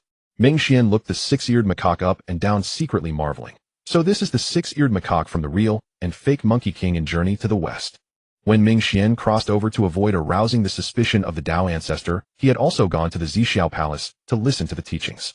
The saying, "The Dharma is not transmitted to the 6 ears," was still fresh in his memory. At this moment, sensing the continuously crumbling golden immortal essence of the 6-eared macaque, Minghe couldn't help but sigh. I didn't expect the Dao ancestor to be so ruthless back then. With such injuries, without a tremendous opportunity, the 6-eared macaque might at most only reach the Tai golden immortal realm in this lifetime. No wonder the 6-eared macaque was born earlier than Sun Wukong, but ended up fighting him to a draw. Under Minghe's scrutiny, the 6-eared macaque felt as if it had been completely seen through. Suppressing its inner discomfort, it respectfully said, "May I ask if the senior has any other tasks for me? As long as it is within my ability, I will do my utmost." Seeing the six-eared macaque's utterly deferential manner, Minghe couldn't help but recall his past self. At that time he had just entered university, so full of ambition and firmly believing in the saying, "No one helps me ascend to the clouds, I will tread through snow to reach the mountain peak." After stepping into society, he deeply realized how difficult it was to rise without background and resources. Perhaps you might pay several times the effort of others only to reach a starting point that is merely the beginning for others. The once ambitious youth gradually lost his edge under the grinding of society. Monkeys, by nature arrogant creatures, had also learned to grovel. Minghe couldn't help but lament, to maintain one's original aspirations one indeed needs corresponding strength and background. With that thought, Minghe's expression softened, and he spoke gently. "You need not be so restrained. This place is originally your dojo. It is I who have been presumptuous. I dare not." Hearing this, the six-eared macaque became even more fearful. Seeing this, Minghe smiled slightly, opened his self-created portable space, and took out a top-grade innate spiritual root. He handed it to the other and said, "This is a top-grade innate spiritual root, the Suyuan fruit, which can make up for the loss of origin and restore the power of the origin. Consider this compensation for my occupation of your dojo. Moreover, this cave dwelling has been rebuilt and expanded several times. If you have nowhere to go, you may stay here." The reason Minghe did this was partly to make up for the regret of having no benefactor in his past life, and partly because he felt a connection with the other. Hearing that it could restore his origin, the six-eared macaque's eyes instantly lit up. Once the origin was made whole, he could start cultivating anew. His innate talent was already extraordinary. As one of the 4 chaos monkeys, although his talent could not guarantee becoming a sage, there was a high probability of becoming a quasi-sage. Faced with such a rare opportunity, the six-eared macaque couldn't help but feel torn. However, the desire for cultivation ultimately overcame reason. He respectfully took the top-grade innate spiritual root from Minghe and said, "Thank you, senior." Suddenly, the six-eared macaque's eyes became firm as if it had made a decision. It knelt down on both knees before Minghe and said, "Senior has done me a great kindness. I am willing to serve as an attendant at your side." Minghe was slightly taken aback by the six-eared macaque's sudden action and couldn't help but be surprised by its boldness. However, he did not directly refuse. He slowly said, "Excellent. I still need to enter secluded cultivation. You may find a grotto within the residence to settle in." The six-eared macaque replied respectfully, "Yes, great master." Wu Clan 9 Phoenix Tribe. With a series of thunderous booms, a demon corpse was heavily thrown to the ground by. At the same time, a Wu soldier, dozens of Zhangtal, shouted loudly, "Start distributing blood offerings. Everyone line up." Before the words died away, Wu soldiers quickly acted, forming long lines to receive their share. The Wu soldier distributing the corpses loudly reminded, "This time we hunted a golden, immortal level bear demon. Everyone take according to your own strength. Do not eat too much energy and harm yourself." The Wu clans below did not take this instruction to heart, and they stepped forward one after another to receive the blood. Liang mingled in the crowd. To avoid being trampled to death by other Wu clansmen, he exerted his celestial immortal magic and condensed a Dharma image several Zhangtal. Even so, compared to the massive bodies of the Wu, Li Yang's Dharma image only reached the waist of some Wu. However, this at least allowed him to see his surroundings clearly and not be completely overwhelmed. Soon it was Li Yang's turn. The Wu soldier distributing the blood provisions, seeing that Li Yang was a human, looked puzzled, not understanding why a human would be involved. Li Yang seemed to notice the other's confusion. He quickly took out Jiuyu's token and said, "Hello Jiuyu, the Wu soldier is unable to come due to business, so I am here to collect her blood provisions." Seeing Jiuyu's token, the Wu soldier distributing the blood provisions asked no further questions and handed Jiuyu's portion to Li Yang. Li Yang took the blood provisions and headed toward Jiuyu's residence. At that moment, a voice suddenly rang in his mind. "Congratulations, host, your first offspring has been born. This offspring's origin is a lower grade innate being. Congratulations, host, for receiving a bronze chest. Would you like to open it?" Hearing this voice, Li Yang was overjoyed. On one hand, he finally had a successor. On the other hand, he had received a system reward. Thinking of this, Li Yang quickened his pace back to the residence while silently chanting in his mind, "System, I want to open the bronze chest." Receiving Li Yang's command, the system's voice sounded again, "Opening. Bronze chest successfully opened. Congratulations, host, you have obtained 1,000 years of cultivation transferable and 10 system coins usable for purchasing items in the system shop." After hearing the system's reward, Li Yang immediately chanted in his mind, "System, I want to transfer the cultivate." In an instant, Li Yang felt a surge of powerful energy explode within his body, and his strength skyrocketed from early celestial immortal to the peak of early celestial immortal. Cultivation transfer complete. Please continue your efforts, host. As long as you bear enough offspring, the system's rewards will become more generous. Listening to the system's announcement, Li Yang could not help but smile bitterly. Although my strength has been raised to the peak of early celestial immortal, in this primordial world, I am still nothing but a weakling. It seems only by constantly bearing offspring can I quickly become stronger and have the power to protect myself. Having made up his mind, Liang quickened his steps back to the residence. Soon he returned to the residence and saw at a glance Jiu playing with the little one. Perhaps because of being an innate being, this little one had the strength of early Earth immortal as soon as it was born. Perhaps precisely because it was born a celestial, this little one did not cry loudly like a human baby. Instead, it looked at Liang with curious, sparkling big eyes. Liang came before Jiu and said with a smile, "Senior, let me see the little one." Since Liang was the child's father, Jiu did not refuse. When Liang picked up the little one, perhaps sensing the mysterious connection of blood, the little one reached out for a hug. Liang did not refuse and began to play with the little one. Since it was still a child, the little one soon fell asleep. Seeing this, Jiu stepped forward and said, "Give the child to me. They'll take him to sleep over there." At this moment, Jiu exuded a scent of milk, stirring a restlessness in Liang's heart. However, Liang did not hand the child to Jiu. Instead, he gently placed the child aside.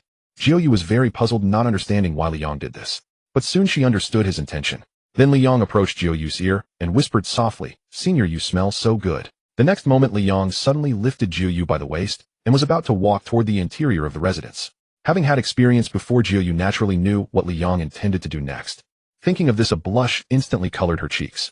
Jiu clearly remembered that her elder sister, the great Wu Jiufeng, had once proposed. The blood pool is finding it increasingly difficult to conceive Wu, and the survival situation of the Wu is becoming more and more perilous. Marrying into the human race might be a viable path.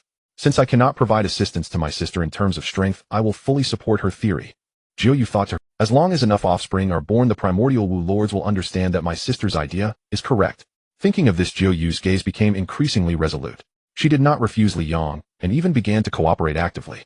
Before long, only the newly born little one remained sleeping quietly and snoring. The little one's inner thoughts, danger. It's over, Dad isn't scrupulous. He's actually attacking the birthplace. Not far from the human tribe inside the newly established Taoist domain of Minghe. The moment Liang claimed that bronze chest, a powerful surge of rule energy flowed back into the system like a tide. The influx of this energy caused the system's energy growth to rise from 12.001 rapidly to 12.02. At the same time, the system's soul also improved slightly at the early Tai golden immortal level. Watching the slight increase in system energy, the system could not help but softly sigh, indeed worthy of a sage-level LV5 system. If these rule energies were placed in my original LV3 system, they would be enough to increase by 1. The system was just casually remarking. Although the proportion of increase differed, the energy obtained was the same. The system looked at Minghe, who was still deducing cultivation techniques, and with nothing to do, began to calculate.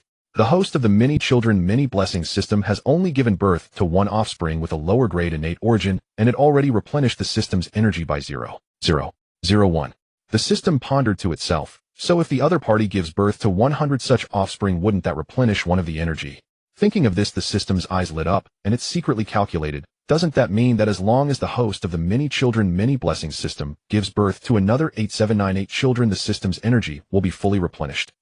According to the system's energy exchange ratio, 5 energy can be exchanged for a lower grade innate supreme treasure, 10 for a mid-grade innate supreme treasure, 25 for a lower grade chaotic spiritual treasure, 50 for a mid-grade chaotic spiritual treasure, 100 for a top-grade chaotic spiritual treasure. The system's humanized little face showed a money-grubbing expression, and its humanized little hands waved wildly, growing more excited as it calculated.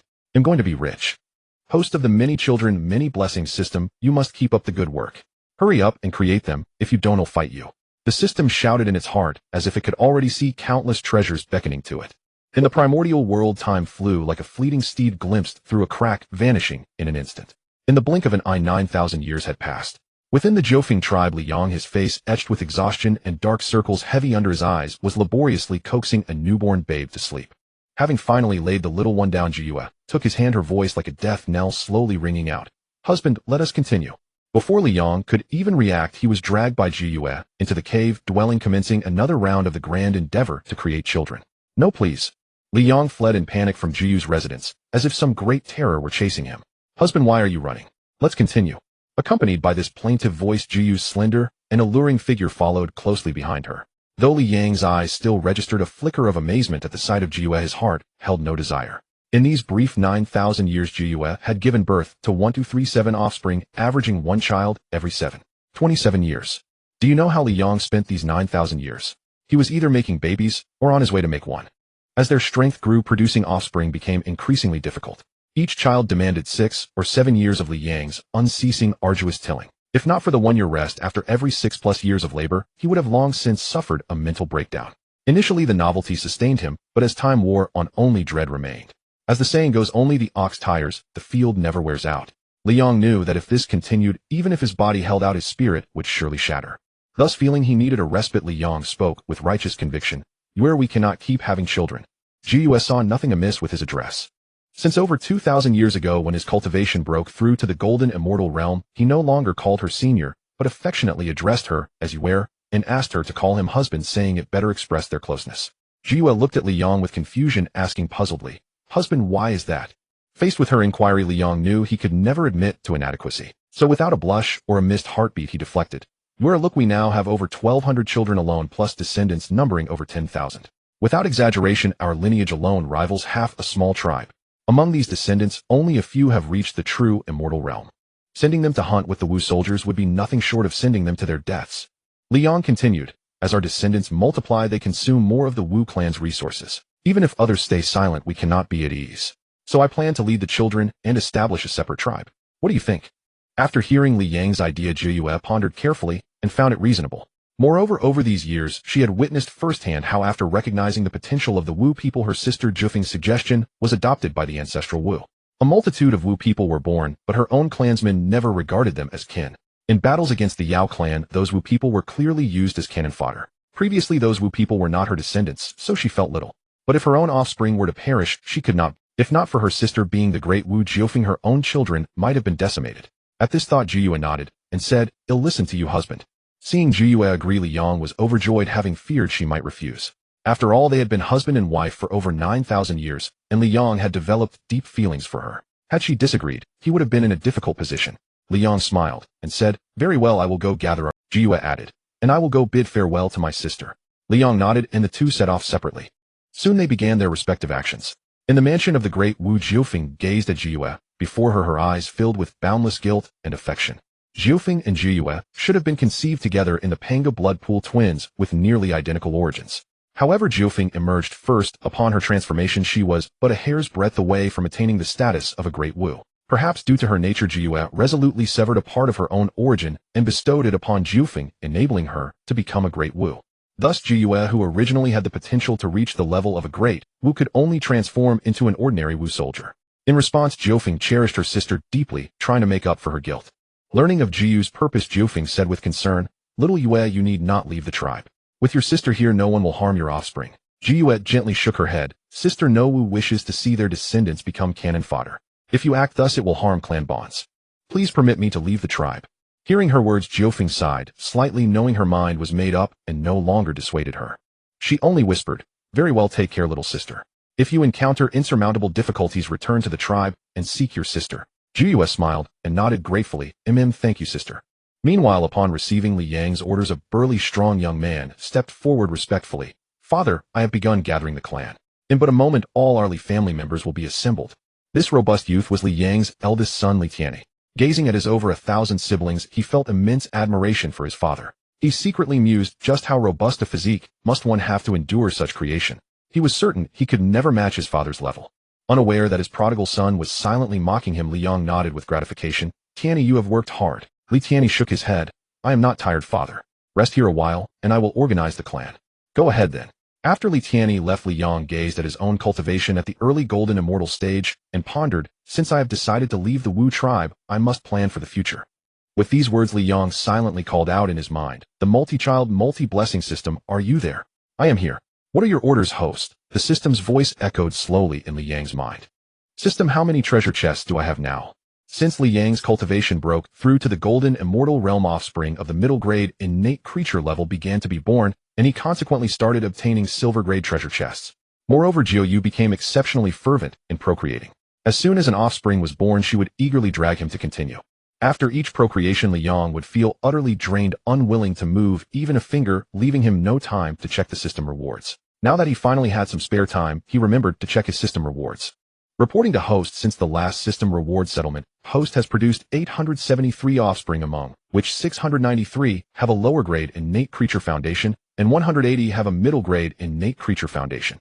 Congratulations, Host, you have obtained 693 bronze treasure chests and 180 silver treasure chests. Do you wish to open them? Hearing such generous rewards, Li Yang's eyes instantly lit up brightly. Without hesitation, he said, "System, open them immediately." The next moment, the system's heavenly voice echoed in Li Yang's ears. 693 bronze treasure chests successfully opened. Congratulations, host, you have obtained 693,000 years of cultivation implantable and 6930 system currency coins. 180 silver treasure chests successfully opened. Congratulations, host, you have obtained 900 years of cultivation implantable and 900 system currency coins. Host has obtained a total of 159,300 years of cultivation implantable and 15930 system currency coins. Hearing that he had obtained nearly 1.6 million years of cultivation, Li Yang's heart began to pound violently. Before this, nearly 300 years of cultivation had allowed him to leap from the celestial immortal realm across the true immortal and mystic immortal realms, directly advancing to the early golden immortal realm.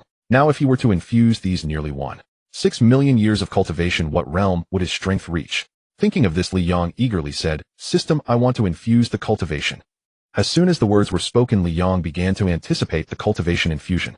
However, instead of the cultivation infusion, he received a dire warning from the system. The system has detected that host's primordial yang is severely depleted and your body is extremely weak. If not treated in time, host may suffer from impotence. Are you willing to spend cultivation to replenish the primordial yang force within your body? What? Impotence? This is the Honghuang world. How can such a thing as impotence exist? Li Yang was utterly shocked and bewildered. However, he dared not take it lightly. After all, if he truly became impotent, his future would be ruined. Thus, Li Yang made a prompt decision and said without hesitation, "System, I want to use cultivation to replenish the primordial yang force." As soon as he spoke, he felt a warm energy emerge in his lower abdomen. Nourished by this energy, Li Yang's dark circles gradually faded, and his originally pale complexion became rosy like the glow of dawn. Primordial yang force replenished.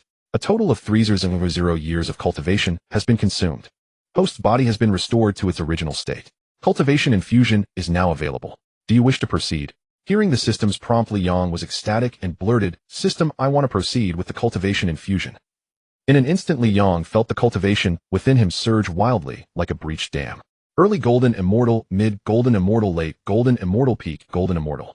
With a deafening boom, as if some shackles within his body were shattered, Li Yang's cultivation instantly broke through to the Tai golden immortal realm. Host's strength has been elevated from early golden immortal to early Tai golden immortal, consuming a total of 400 years of cultivation. Infusion continues. Early Tai golden immortal. Peak Tai golden immortal. The next moment, with the 3 flowers gathering at the crown and the 5 qi facing the origin, Li Yang began to condense the great Luo Dao fruit. Fortunately, the system concealed the phenomenon, otherwise the earth-shattering aura of Li Yang's breakthrough would inevitably attract the attention of the great powers in the Honghuang world. The great Luo Dao fruit was successfully condensed. The system's voice sounded again. Host has broken through from early Tai golden immortal to early great Luo golden immortal, consuming 800 years of cultivation. Host has 9,300 years of cultivation remaining. Infusion continues. Immediately after, a powerful surge of energy was infused again. However, this energy did not cause Li Yang's strength to break through again. Instead, it nourished his foundation, making it more stable. Cultivation has been fully consumed. Please continue to strive in procreating offspring. With those words, the system fell silent. Li Yang slowly opened his eyes, and a sharp, unmatched aura shot forth from his gaze. This single glance seemed capable of instantly slaying his former self. Feeling his current power, Li Yang couldn't help but exclaim, "Is this the strength of a great Luo golden immortal? Truly formidable," he mused inwardly. "Now in this Honghuang world, as long as I don't actively provoke the top-tier powers, I have a certain ability to protect myself." Li Yang slightly restrained his aura, refocused his gaze on the system, and said softly, "Many children, many blessings, system, open the system shop." Now he had newly obtained nearly 1,600 system currency coins plus the over 300 coins he had previously, bringing the total close to 2,000. Li Yang, having broken through to the great Luo golden immortal realm, knew it was time to purchase some treasures to enhance his strength and ensure his safety. As his command was issued, a transparent panel instantly appeared before him. Gazing at the transparent panel, Li Yang spoke again. "Many children, many blessings, system. Do you have any treasures that can conceal aura, have relatively strong defensive power, and are within my price range?" Familiar with the course of the Honghuang world, Li Yang knew that it was currently a tumultuous period, and he himself was connected to the Wu clan. A single misstep could plunge him into an abyss of ruin. Therefore, treasures that could protect his life were undoubtedly his top priority. Hearing Li Yang's request, the many children, many blessed treasure appeared before Li Yang. Item name: Yuanjia Mountain Grade, Top Grade, Innate Spiritual Treasure. Function 1. After being refined by the host, When fully active, immediately after the detailed information of a spiritual treasure appeared before Liang, item name, Yuanjia Mountain Grade Top Grade, Innate Spiritual Treasure Function 1, after being refined by the host, when fully activated it can conceal the host's aura capable of blocking detection up to one major realm above the host's own effective below the saint level. Function 2, during combat Yuanjia Mountain can transform into a towering mountain possessing strong suppression and defensive power. Function 3, Yuanjia Mountain contains a small world that can accommodate living beings. Note, due to incomplete laws, beings cannot advance within Yuanjia Mountain. Limited time price, 18000 system currency coins. Li Yang's eyes lit up as he marveled inwardly. This is exactly the treasure of my dreams. System, I've decided to purchase this spiritual artifact. Li Yang gave the command to the system without hesitation. As his words fell, 18000 system coins were instantly deducted. Li Yang felt a pang of heartache watching his balance plummet from nearly 20,000 to just over 1,000. These system coins were the fruits of his painstaking labor earned through sheer sweat and toil, and spending them so easily was truly hard for him to accept. Just as Li Yang was lamenting, a spatial vortex suddenly appeared before his eyes. From it flew a mountain-like spiritual artifact, landing steadily in his hand. Li Yang grasped the magic treasure tightly. His earlier stingy expression instantly vanished, replaced by a face full of curiosity and delight. He scrutinized the Yuanjia Mountain closely. The moment he held it, he sensed the 36 restrictions it contained. To unleash its true power, he would have to refine all 36 restrictions. However, refining the restrictions of a spiritual artifact required considerable time and energy. Li Yang mused, it seems I'll have to find time to refine the Yuanjia Mountain after settling the clan. With that thought, Li Yang carefully stowed away the Yuanjia Mountain, simultaneously retracting his Daluo golden immortal cultivation, and quietly waited for the clan to gather. Inside a cave mansion, not far from the human tribe, Minghe had spent 90 years successfully refining the innate spiritual root bestowed by Minghe, not only replenishing his origin, but also breaking through the golden immortal bottleneck, reaching the Tai golden immortal level. Meanwhile, in a mansion at the center of the cave, Minghe was intently observing the technique he had already deduced to 80%, murmuring to himself, in another 1,000 years, I will be able to completely deduce this cultivation art. With that, Minghe continued burying himself in deducing the technique. Within the Yuming blood sea Ming, he watched his quasi-saint realm mana accumulation increase from 78 to 80 and couldn't help but sigh with emotion. This feeling of lying flat without needing to cultivate myself is absolutely wonderful. In 1,000 years I can summon new transmigrators to work for me again. How wonderful.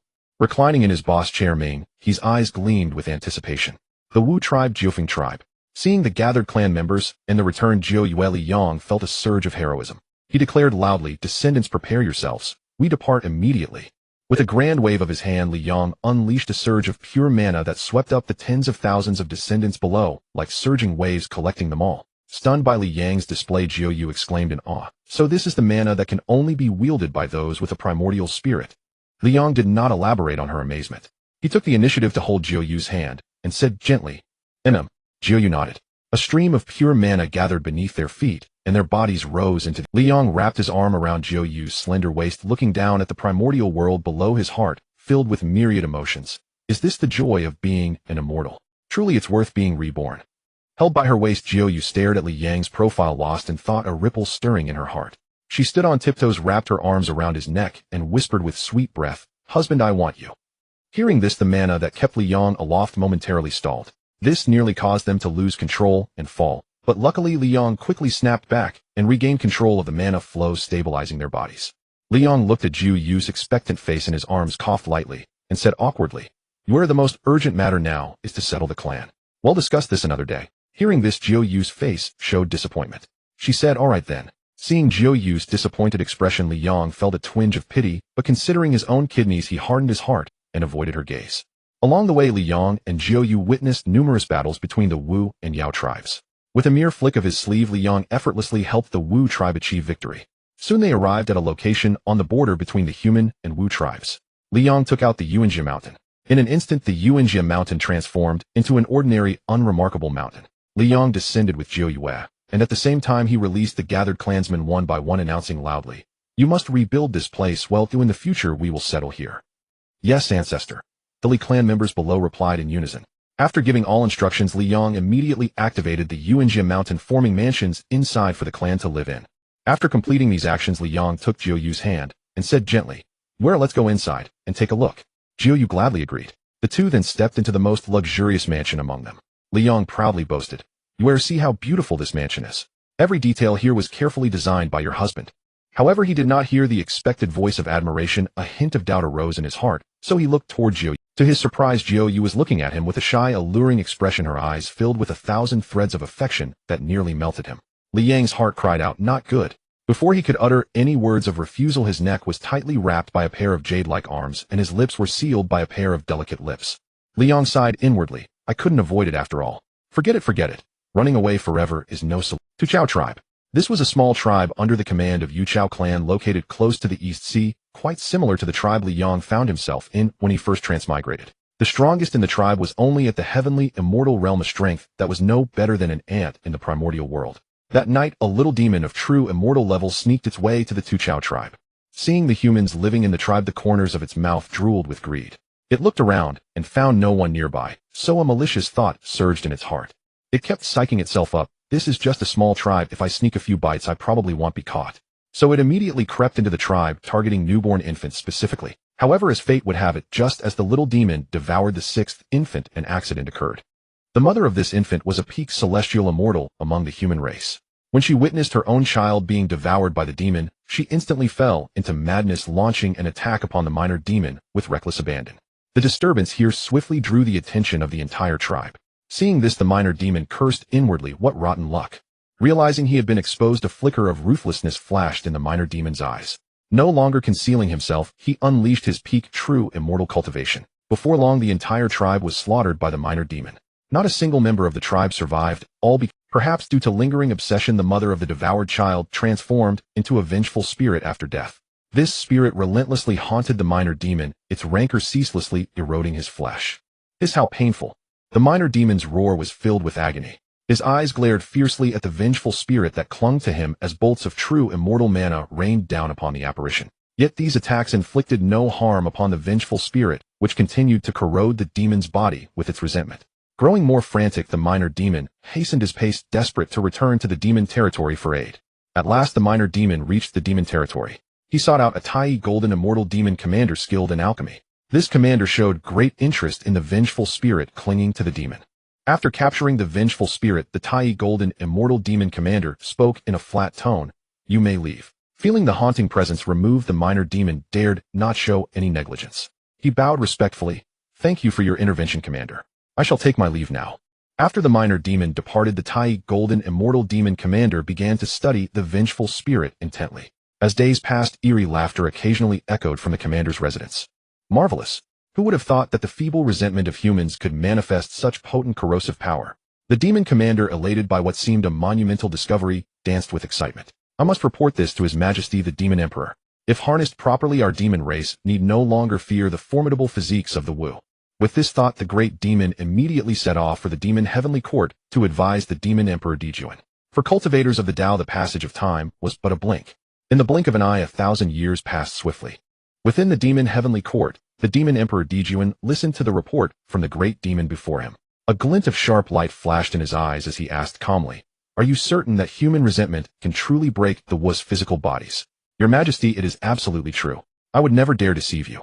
Confronted by the majestic and soul-piercing gaze of the emperor, the Tai golden immortal demon involuntarily lowered his head.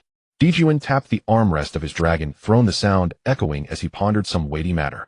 After a moment, his voice rang out again. "Very well, you may withdraw for now. I am aware of this matter. Should it prove true, you shall be handsomely rewarded in due time." A flicker of excitement passed through the great demon's eyes as he bowed respectfully to Dijuan and retreated. Once the Tai golden immortal demon had departed, Dijuan turned to a trusted aide in the shadows and instructed, "You heard what he said. Go and capture a few humans for me. Investigate thoroughly whether this is true. Remember, act discreetly. Humans were created by the Empress Nuwa, so do not draw undue attention. As you command." With these words, a shadowy figure slipped away like a ghost, vanishing from the heavenly court. Dijuan's gaze grew distant, as if piercing through chaos to see the distant Nuwa palace, a trace of resolve shining in his eyes. "If this proves true, I hope the Empress will not obstruct us." In a cave not far from the human tribe, Minghe had been seated in meditation, deducing the principles of a cultivation art. Suddenly his eyes snapped open, a beam of sharp light shooting forth. He uttered a single word, "Appear." In the next moment, an object resembling a book slowly materialized before him and opened of its own accord. On the final page, the words, "Great Emperor Realm," gradually emerged. Seeing these words, Minghe understood that his 10,000 years of deduction had finally borne fruit. With a sweep of his hand, the cultivation manual obediently returned to his grasp. After putting it away, Minghe finally rose and stretched languidly. Sensing Mingxuan's awakening, the system immediately flattered. Congratulations, host, on your cultivation achievement and further advancement. During this time, the system had been thriving. Over the past 10,000 years, thanks to the feedback from Li Yang's many children, many blessings system, not only had the system's energy grown from 12 to 31, even the system's soul level had successfully ascended to the peak of the mid-Tai golden immortal stage. The system had profoundly experienced the immense benefits brought by the transmigrator. Now 10,000 years had passed, and the system could once again summon a transmigrator soul to cross over, while the matter of the physical body would require Ming's assistance. Hearing the system's sycophantic words, Minghe smiled faintly, fully aware of the system's little schemes. He said with a grin, "System, you must have accumulated quite a bit of energy over these 10,000 years, haven't you?" A sense of foreboding rose in the system, but it still braced itself and replied, "Not too much." Minghe chuckled slyly, "System, you haven't forgotten that half of this energy belongs to me, have you?" A sense of foreboding rose in the system, but it still braced itself and replied, "Not too much. Alright, over 10,000 years I have obtained a total of 19 of the rule energy. Half of that is yours, which amounts to less than 10. Do you wish to condense this energy into a treasure now, eh?" Faced with the system's question, Minghe pondered for a moment before asking, "System, what grade of artifact can this energy forge?" "Your energy falls slightly short of condensing a mid-grade innate supreme treasure, but it is more than enough to forge a low-grade innate supreme treasure." After hearing the system's explanation, Minghe sighed, "System, keep my portion of the energy stored for now. There is no need to forge a treasure at the moment." In Mingxuan's eyes, a low-grade, innate supreme treasure held little appeal. He preferred to accumulate energy to forge a chaos-grade treasure. Such a choice was undoubtedly more aligned with his long-term goals and interests. Seeing that Minghe intended to continue hoarding his portion of the system energy, the system had no objection. "Since you don't plan to condense a treasure now, I'll keep your share of energy here for the time being." The system continued, "Oh, by the way, my chance to summon transmigrators has refreshed.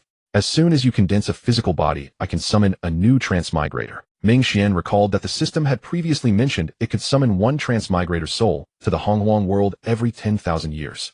Calculating the time, indeed, 10,000 years had passed since the last summoning. With that thought, Minghe no longer hesitated. "In that case, he'll start condensing a new body now." As he spoke, he sat down cross-legged, communicating with his original body through his soul to begin condensing an incarnation. Seeing this, the system did not disturb Minghe, but continued chatting in the host group it had previously bound. Over these 10,000 years, it had always spent its time this way. "Brothers, your Tong is about to rise, ha." As soon as this message from the system appeared, the group, named Family of Mutual Love, instantly became lively. "Yo, our brother Tongzi, what opportunity have you run into to be this happy? Share it with everyone." A host who often chatted in the group was the first to ask. The members of this group were all hosts who had been bound by the system. Therefore, after entering the group, these hosts voluntarily ranked themselves in order of the time they were bound to the system. Lao Ba is right. Support Lao Ba. Seeing the group messages, the system did not hide anything and said in the group, "Brothers, I was swept into the Hongwang world by a space-time rift. Although I can no longer dominate a region in my original world as before, nor can I cover the sky with one hand in this Hongwang world, this is indeed the supreme Hongwang world where danger and opportunity coexist. In just this short 10,000 years, my strength has increased by 2 minor realms, and my system energy has now grown to dozens of times its original amount. Brothers, do you know what this means?" Initially, the other members of the group didn't feel much about the system's statement. The system seemed to realize it was awkward to be excited alone, so it immediately gave a vivid analogy. "To let you understand how powerful Tong is now, let me make a figurative comparison and you'll get it. I've live-streamed Xiao San's world to you before. Without exaggeration, as for the supreme imperial weapons in Xiao San's world, Tong can have as many as I want now." As soon as the system finished speaking, the group erupted. "Damn, brother Tongzi, you're not joking, are you?" The first to lose composure was Lao Ba, who had spoken earlier. He knew all too well the strength of the supreme imperial weapons in the world of 30. If brother Tongzi isn't lying, then he's really hit it big this time. Then, gasping in awe, emojis surged like a tidal wave. Their group ranking was based on chronological order, and the worlds the system visited were from low to high, meaning the lower the rank, the higher the level of the member's world. Seeing the shocked expressions of the other members, the system's vanity was slightly satisfied. Stay low-key, stay low-key. If you can come to the Hongwang world and lurk for a while, you won't get much less fortune than me." The system replied modestly. The system's words seemed to remind the other members. Lao Ba was the first to type a proposal. "Right, brother Tongzi, I remember you said before that you can let people's souls transmigrate into Hongwang. Since that's the case, can you arrange for us to transmigrate there for fun?" After sending this message, Lao Ba also added a big shot take me with you emoji. His words were like a heavy bomb, causing a huge uproar in the group chat. These group members with the system's help had long stood at the pinnacle of their respective worlds. They had gradually lost the initial novelty of their own world and were filled with longing for other worlds. Thus, everyone sent, "Big shot, take me," emojis eager to venture into the Honghuang world. As for those former hosts in the group chat who wished to come to the Honghuang world, the system found itself in a difficult dilemma. If the transmigration matter were entirely under its authority, it could confidently guarantee to help them succeed. However, now the physical bodies required for transmigration needed to be made by Minghe. If it wanted to let the former hosts transmigrate to the Honghuang world, it had to seek Ming's opinion. With no choice, the system could only say ambiguously in the group, "After the host am currently lodging and wakes up, I will ask him for you, if he can arrange the physical bodies you need for transmigration. If possible, I will arrange your Honghuang transmigration matters." Seeing the system's statement, the others in the group sent emojis like, "Thank you, Brother Tongzi," and "Brother Tongzi, you're generous." The system chatted with these goofballs while waiting for Ming Xian to condense a new physical body. Meanwhile, at the border between the Wu clan and the demon clan Yuanjia Mountain, time passed swiftly. 10 years had gone by. Perhaps it was because Li Yang had now broken through to the great Luo golden immortal realm, making it increasingly difficult to conceive offspring. He had been tirelessly plowing for a full 10 years, yet during these long 10 years Jiu Yu showed no sign. With a pale face and dark circles under his eyes, Li Yang politely declined Jiu Yu's enthusiasm, then his body flew out of the mansion like a streak of light, leaving only a sentence echoing in Jiu Yu's ears. "Where I'm going to check how the clan members are settled." It was like climbing a mountain, having just reached the halfway point, and suddenly saying you won't climb anymore.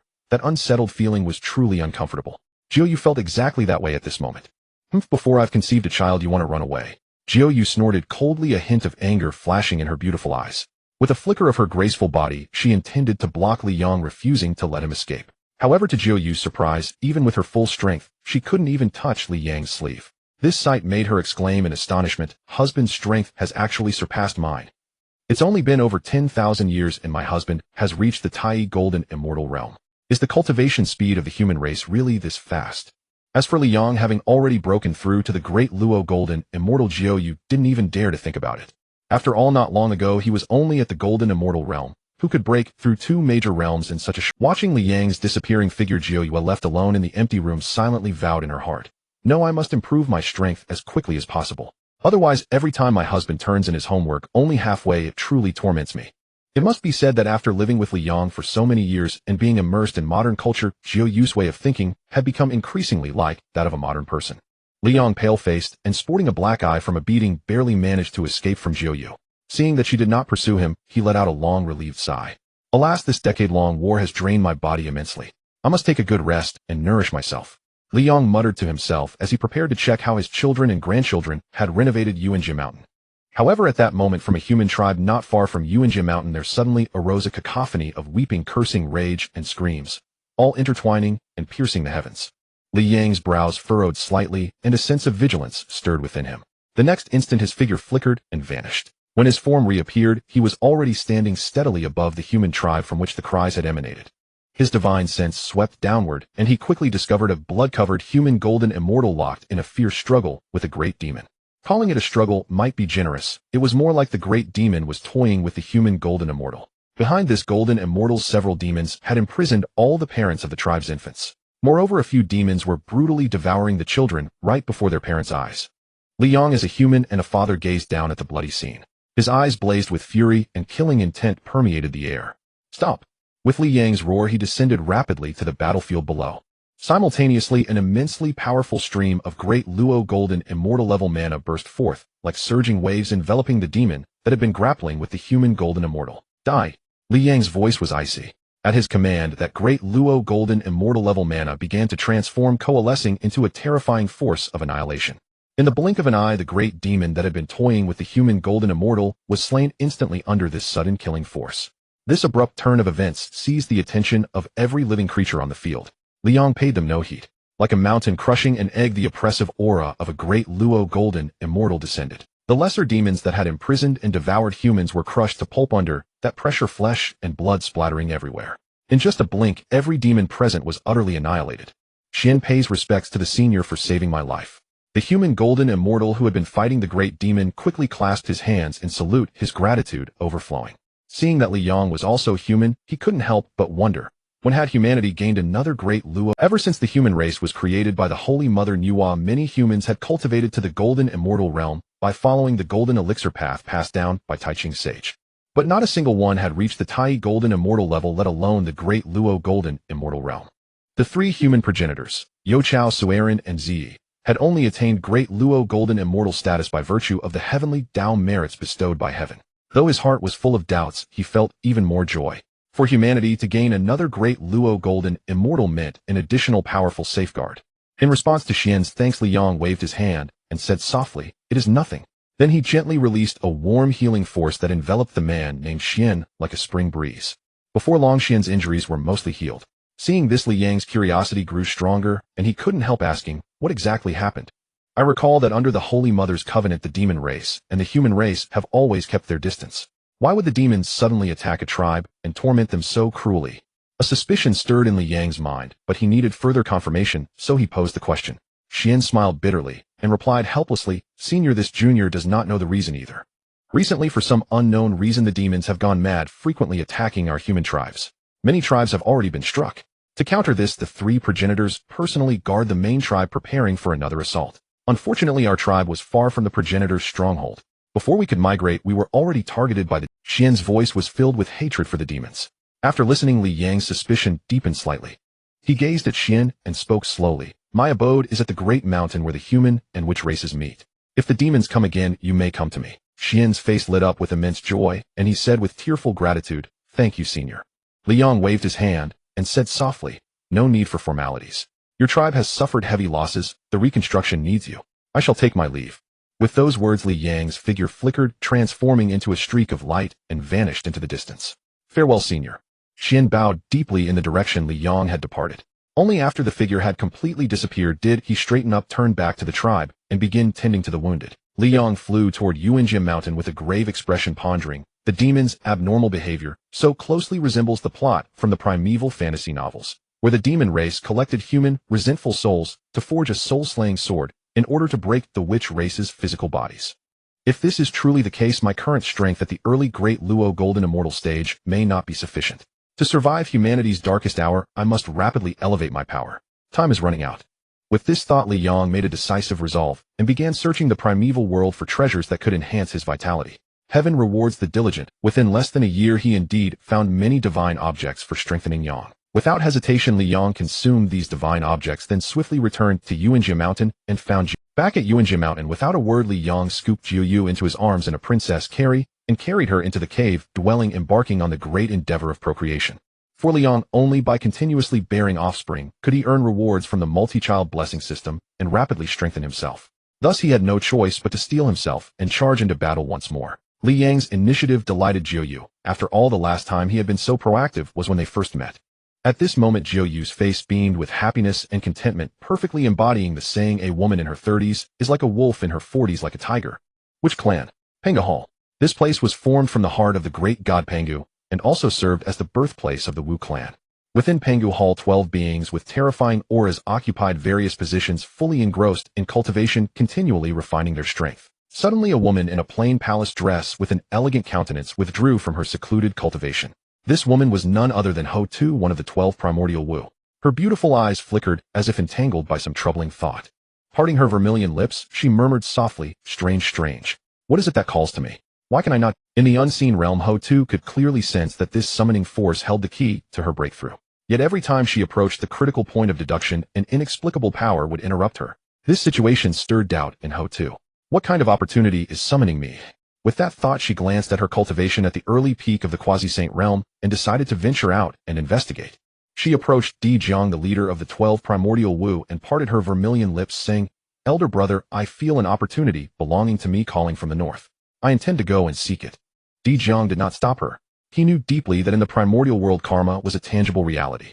When a destined treasure emerged, its owner would naturally sense it. Thus he advised, Little sister, take care on your journey." Ho Tu nodded and replied, "Elder brother, I understand." After Ho Tu left, Di Jiang murmured softly, "Just a fraction more, and I can break through to the peak of quasi." Then the strength of the Father God's true form, summoned by the 12 capital gods' fiend formation, will surge, allowing us to annihilate the demon clan in one fell swoop. With these words, Di Jiang returned to seclusion, striving with all his might to reach the peak of quasi-saint. Ho-Tu departed from Dijiang's side and followed the unseen guidance, wandering northward in search of opportunity. Coincidentally, the direction she headed pointed straight toward the Netherblood Sea, where Minghe resided. Meanwhile, inside a cave not far from the human tribe, Mingxian, who had been sitting cross-legged to condense a blood god sun avatar, slowly opened his eyes and shouted, "Condense." In the next moment, a streak of light raced from the distant horizon, landing steadily within the cave. Before Mingxian, this streak of light began to transform gradually. Soon a faceless physical body with the foundation of a superior primordial being was fully formed. Mingxian let out a long sigh and slowly rose to his feet. The system also noticed Mingxian's actions. It approached the physical form, scrutinizing it with eyes full of astonishment. Seeing another superior primordial being level body, the system couldn't help but let out admiring clicks. At the same time, the desire to capture Minghe and have him specifically forge physical bodies for the system grew stronger. Mingxian stood up and said, "System, you can begin summoning the souls of transmigrators." Hearing Mingxian's words, the system did not act immediately. Instead, it appeared quite hesitant. Seeing this, Mingxian's brow furrowed noticeably. He asked in confusion, "System, what's wrong with you?" The system's human-like face was full of conflict. After hesitating for a moment, it finally spoke. Host, could you forge a few physical bodies for me separately?" Mingxian looked at the system with a half-smile, waiting for it to continue. "Before I traversed the primordial world, I had bound many hosts. Now they have reached the pinnacle in their respective worlds and are eager to visit the primordial world to explore. Could you help me forge a few physical bodies?" After speaking, the system looked at Mingxian with a very anxious gaze. Mingxian appeared contemplative and then asked, "Will summoning them here delay the time for summoning new transmigrators?" The system quickly shook its head. "No, their souls are already bound to me. I can summon them anytime." Mingxian pondered for a moment, thinking to himself, "Free laborers. Why not take them?" Though that was his thought, he put on a very reluctant expression and said, "System, as you can see, each time I condense an avatar, it consumes a huge amount of mana and takes a long time to recover. You wouldn't have me work for nothing, would you?" Seeing that Mingxian wanted something in return, the system gritted its teeth and said, "One lower-grade primordial treasure." "Deal." Mingxian replied promptly and cheerfully. "By the way, how many physical bodies do you need?" The system looked at Mingxian and tentatively said, 58. Their foundation doesn't need to be too high. Just reaching the level of a primordial being will do. Seeing the system's cautious demeanor, Mingxian couldn't help but smile and said gently, "Don't worry, I'll forge all 58 bodies with the foundation of superior primordial beings." The system's face lit up with delight, and it exclaimed excitedly, "Really?" Mingxian nodded, "No time to lose. I'll start forging the bodies now, and you begin summoning soul transmigrators from Blue Star." Although the system didn't understand why Mingxian was so insistent on summoning transmigrators from Blue Star, since he had agreed to forge the bodies, it couldn't afford to hesitate. With the agreement reached, the two immediately set to work. "Blue Star, that little beggar girl is eating my chicken. Well, that little girl is so pitiful. Let her have the roast chicken." Gurgle, gurgle. A boy of about 16 or 17 rubbed his stomach, his gaze turning resolute. "The inheritance mother left me. I must get it back." That afternoon. School starts tomorrow, little guy. Are you still copying homework? Can you finish?" A sunny young man smiled at a 6 or 7-year-old child. "None of your damn business," the child cursed bluntly. The young man didn't get angry and continued smiling. "Little brother, let big brother help you write it." The child asked skeptically, Really, I never lie to adults." The young man's tone was sincere. Seemingly convinced, the child handed over his notebook and said, "I've already copied half. You can handle the rest." The young man took the notebook, smiling at the child. Then, under the child's gaze, with a rip, he tore apart the half that the child had already copied. Seeing this, the child burst into loud wails. A middle-aged woman inside the house heard the crying and rushed out shouting, "What's wrong? What's wrong?" As soon as the middle-aged woman appeared, she saw the young man standing before her son, grinning at her. "It's you again, you little bastard." Enraged beyond control, the middle-aged woman grabbed a nearby mop and charged at the young man like an enraged. Seeing this, the young man turned and ran, shouting as he fled, "If you don't return the keepsake my mother left me, your family will never have a peaceful day." The middle-aged woman, already in her 40s, was physically exhausted and overweight. After just a few steps, she was gasping for breath. Although he could not catch up with the boy, he did not stop shouting curses. "Wang Ba, you little bastard. If you dare to come again, I'll kill you." Facing the middle-aged woman's threats, Wang Ba was completely unperturbed. Anyone could utter threats. "If you don't return my things, your family will never have a peaceful day." After throwing down these harsh words, Wang Ba knew he could no longer cause trouble for the middle-aged woman today, so he turned and left.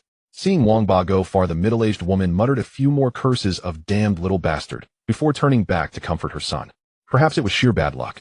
Just as Wang Ba looked back to check if the middle-aged woman was chasing him, a banana peel, carelessly tossed by some mischievous child, suddenly appeared before him. His right foot stepped squarely on the banana peel, and his body immediately slid forward. To maintain balance, his hands instinctively reached downward to grab something. However, his hand landed on a pile of dog feces left by some irresponsible pet owner. Unable to support himself any longer, he lost his balance and fell heavily to the ground with a loud thud. Before he could catch his breath after finally stopping, a sudden blaring of horns erupted. A large cargo truck, its brakes having failed, charged straight toward the boy like a runaway wild horse. Wang Ba, struggling to lift his head, watched the oncoming truck with wide eyes. Only one thought crossed his mind: this is it.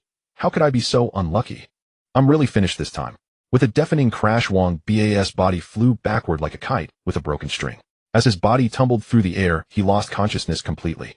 Above Blue Star, the system was searching for a suitable transmigrator. When it saw Wang Ba's tragic state, a hint of interest flickered in its human-like eyes. Not bad, not bad.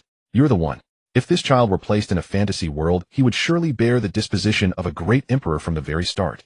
With these words, the system used its powerful magical power to take Wang Ba's soul away. Soon after, the system left, another orb of light arrived before Wang Ba's corpse. It was astonished to find Wang Ba's soul had vanished, and confusion filled its mind. Am I too late? How could the soul have been taken by the underworld so quickly? The orb sighed. I finally found a host who meets all the criteria: both parents dead, oppressed by relatives, and even engaged in a childhood betrothal. I thought I could use him to upgrade the system level in a high world so quickly. The orb sighed. I finally found a host who meets all the criteria. After sighing, it could only continue searching for a new host. In the primordial world, due to the difference in time flow, over a decade had passed. By now, Minghe had successfully condensed a physical body with the foundation of a top-grade innate being. Just as he was about to continue condensing more bodies, he suddenly sensed a familiar spatial fluctuation. Minghe immediately stopped and cast his gaze toward the source of the spatial fluctuation. The next moment, a spatial vortex reappeared, and the system stepped out carrying a weak soul. Seeing this, Minghe stepped forward to help the system settle the transmigrator. The two were clearly well-versed in this procedure, and soon the weak soul was placed into a physical body. After completing this, Minghe asked, "System, where do you plan to send this transmigrator?" The system shook its head and replied, "It's up to you. I have no preference." Minghe pondered for a moment and said, "In that case, let's change his race. It wouldn't be appropriate to have two transmigrators both in the human race." The system replied, "That makes sense." Hearing this, he acted decisively and immediately communicated with his blood god clone. Taking advantage of the soul, not yet fully integrated, he altered the soul's race. After all, the foundation of a top-grade innate being was already fixed. No matter what race the soul turned into, its innate talent and foundation would remain unchanged. Before long, the blood god clone that Wang Ba possessed had unexpectedly transformed into a small turtle with tightly shut eyes. Seeing this, Minghe's mouth twitched as he thought to himself, what a coincidence. His name is Wang Ba, and he just randomly turned into a little turtle. The system, seeing Wang Ba become a small turtle, cast a strange look at Minghe. Minghe felt extremely awkward under the gaze and coughed dryly, explaining, "It really was random. I didn't tamper with anything." However, the system's human-like little face wore an expression of, "I don't believe you, you old rascal," clearly unconvinced by Minghe's words. Minghe sighed helplessly and stopped explaining. With a wave of his hand, a surge of powerful magical energy burst forth from his body like a torrent, instantly enveloping the turtle, Wang Ba, tightly. Then Minghe's divine sense quickly scanned the surroundings. He mused to himself, "Let me see where would be suitable for a turtle to live. Where should I place you?" After a brief search, an island caught Minghe's attention. Even more delightfully, lying on the island was a giant turtle at the peak of the golden immortal realm. Minghe's eyes lit up as he calculated inwardly, "I'll put you here. As compensation for turning you into a turtle, I'll find you a turtle mom." With this thought, Minghe unhesitatingly used his magical power to silently place Wang Ba onto the shell of the giant turtle, which was fast asleep. In Minghe's view, turtles were generally gentle in nature. As long as they were not provoked, they usually did not show hostility. Therefore, he felt confident placing Wang Ba beside this giant turtle. However, as a precaution, Minghe left a quasi-saint level safeguard on Wang Ba. If Wang Ba were attacked, this safeguard would be triggered immediately to protect him. After completing everything, Minghe slowly withdrew his divine sense and murmured softly, "Now your fate is in your own hands." With those words, Minghe sat down cross-legged again, closed his eyes, and began to plan his next steps. "I must quickly finish refining the blood god clones, then go to the human race to spread the techniques I've deduced, laying the groundwork for the era of the 3 sovereigns and 5 emperors." With this in mind, Minghe no longer hesitated. He communicated with his main body to begin refining the remaining 57 blood god clones promised to the system. Seeing Minghe enter seclusion once again, and this time to forge a physical body for himself, the system felt too embarrassed to disturb him. Thus, through its connection to the clone, it shifted its focus onto Wang Ba and whispered softly, "Heavenly spirits, earthly spirits, I hope this time I can awaken a system module that earns a vast amount of rule energy." On the island where Wang Ba was, time slipped away quietly. The little turtle lying on the ground, That is Wang Ba, whose soul and body had completely fused, gradually regained consciousness. Before he even opened his eyes, he cursed, "Damn it, why am I so unlucky? Don't let me find out which ill-mannered kid threw a banana peel or which unhygienic dog pooped everywhere." Wang Ba, who was cursing vigorously, slowly opened his Mung Bean's turtle eyes. When he saw the surroundings, he was instantly shocked beyond words and murmured in astonishment, "Where is this place?" He tried to stand up, but suddenly felt something amiss, as if something was pressing down on his body, preventing him from rising. This ominous thought kept circling in Wang Ba's mind, and he hurriedly looked down at his body. In an instant he cried out in shock, "Why do I have 4 claws and a huge tortoise shell? I've turned into a turtle." As Wang Ba was shouting, a flood of memories about the Hongwang world surged into his mind, and he felt an unbearable pain in his head. Oh, it hurt so much. The pain came fiercely, but left just as quickly. In a short moment, Wang Ba had digested all the memories in his mind. After digesting the memories, Wang Ba murmured softly, "Did I just time travel into the Hongwang world where one can become an immortal or a patriarch? Damn it, I can't go back now, and that venomous woman gets off easy." Just then a voice rang out in his mind, "Now detecting suitable host. Detection successful. Binding in progress. 150. 100 system binding successful." Hearing the voice in his mind, Wang Ba was stunned with his mouth agape. What the hell? A system? I actually awakened a system. As a genuine earthling, Wang Ba had naturally heard of the existence of systems. After all, a system is that magical treasure that can take its host to show off and soar. After a moment of shock, Wang Ba's little turtle legs began to wave back and forth, as if expressing the excitement inside him. So those novels I secretly read in the past weren't a waste. Time travelers really do have systems. Thinking this, Wang Ba immediately mimicked the tone of a web novel protagonist who had just obtained a system and eagerly asked, "System, what functions do you have?" In response to Wang Ba's inquiry, the system quickly replied. Soon a clear and pleasant voice echoed in Wang Ba's mind, reporting to host, "This system is a diary system. Every day the host only needs to write a 500-word diary to receive corresponding rewards. When enough energy is accumulated, the system can upgrade to a writing system. At that time, as long as the host's written novel resonates with readers, the items in the novel can be manifested.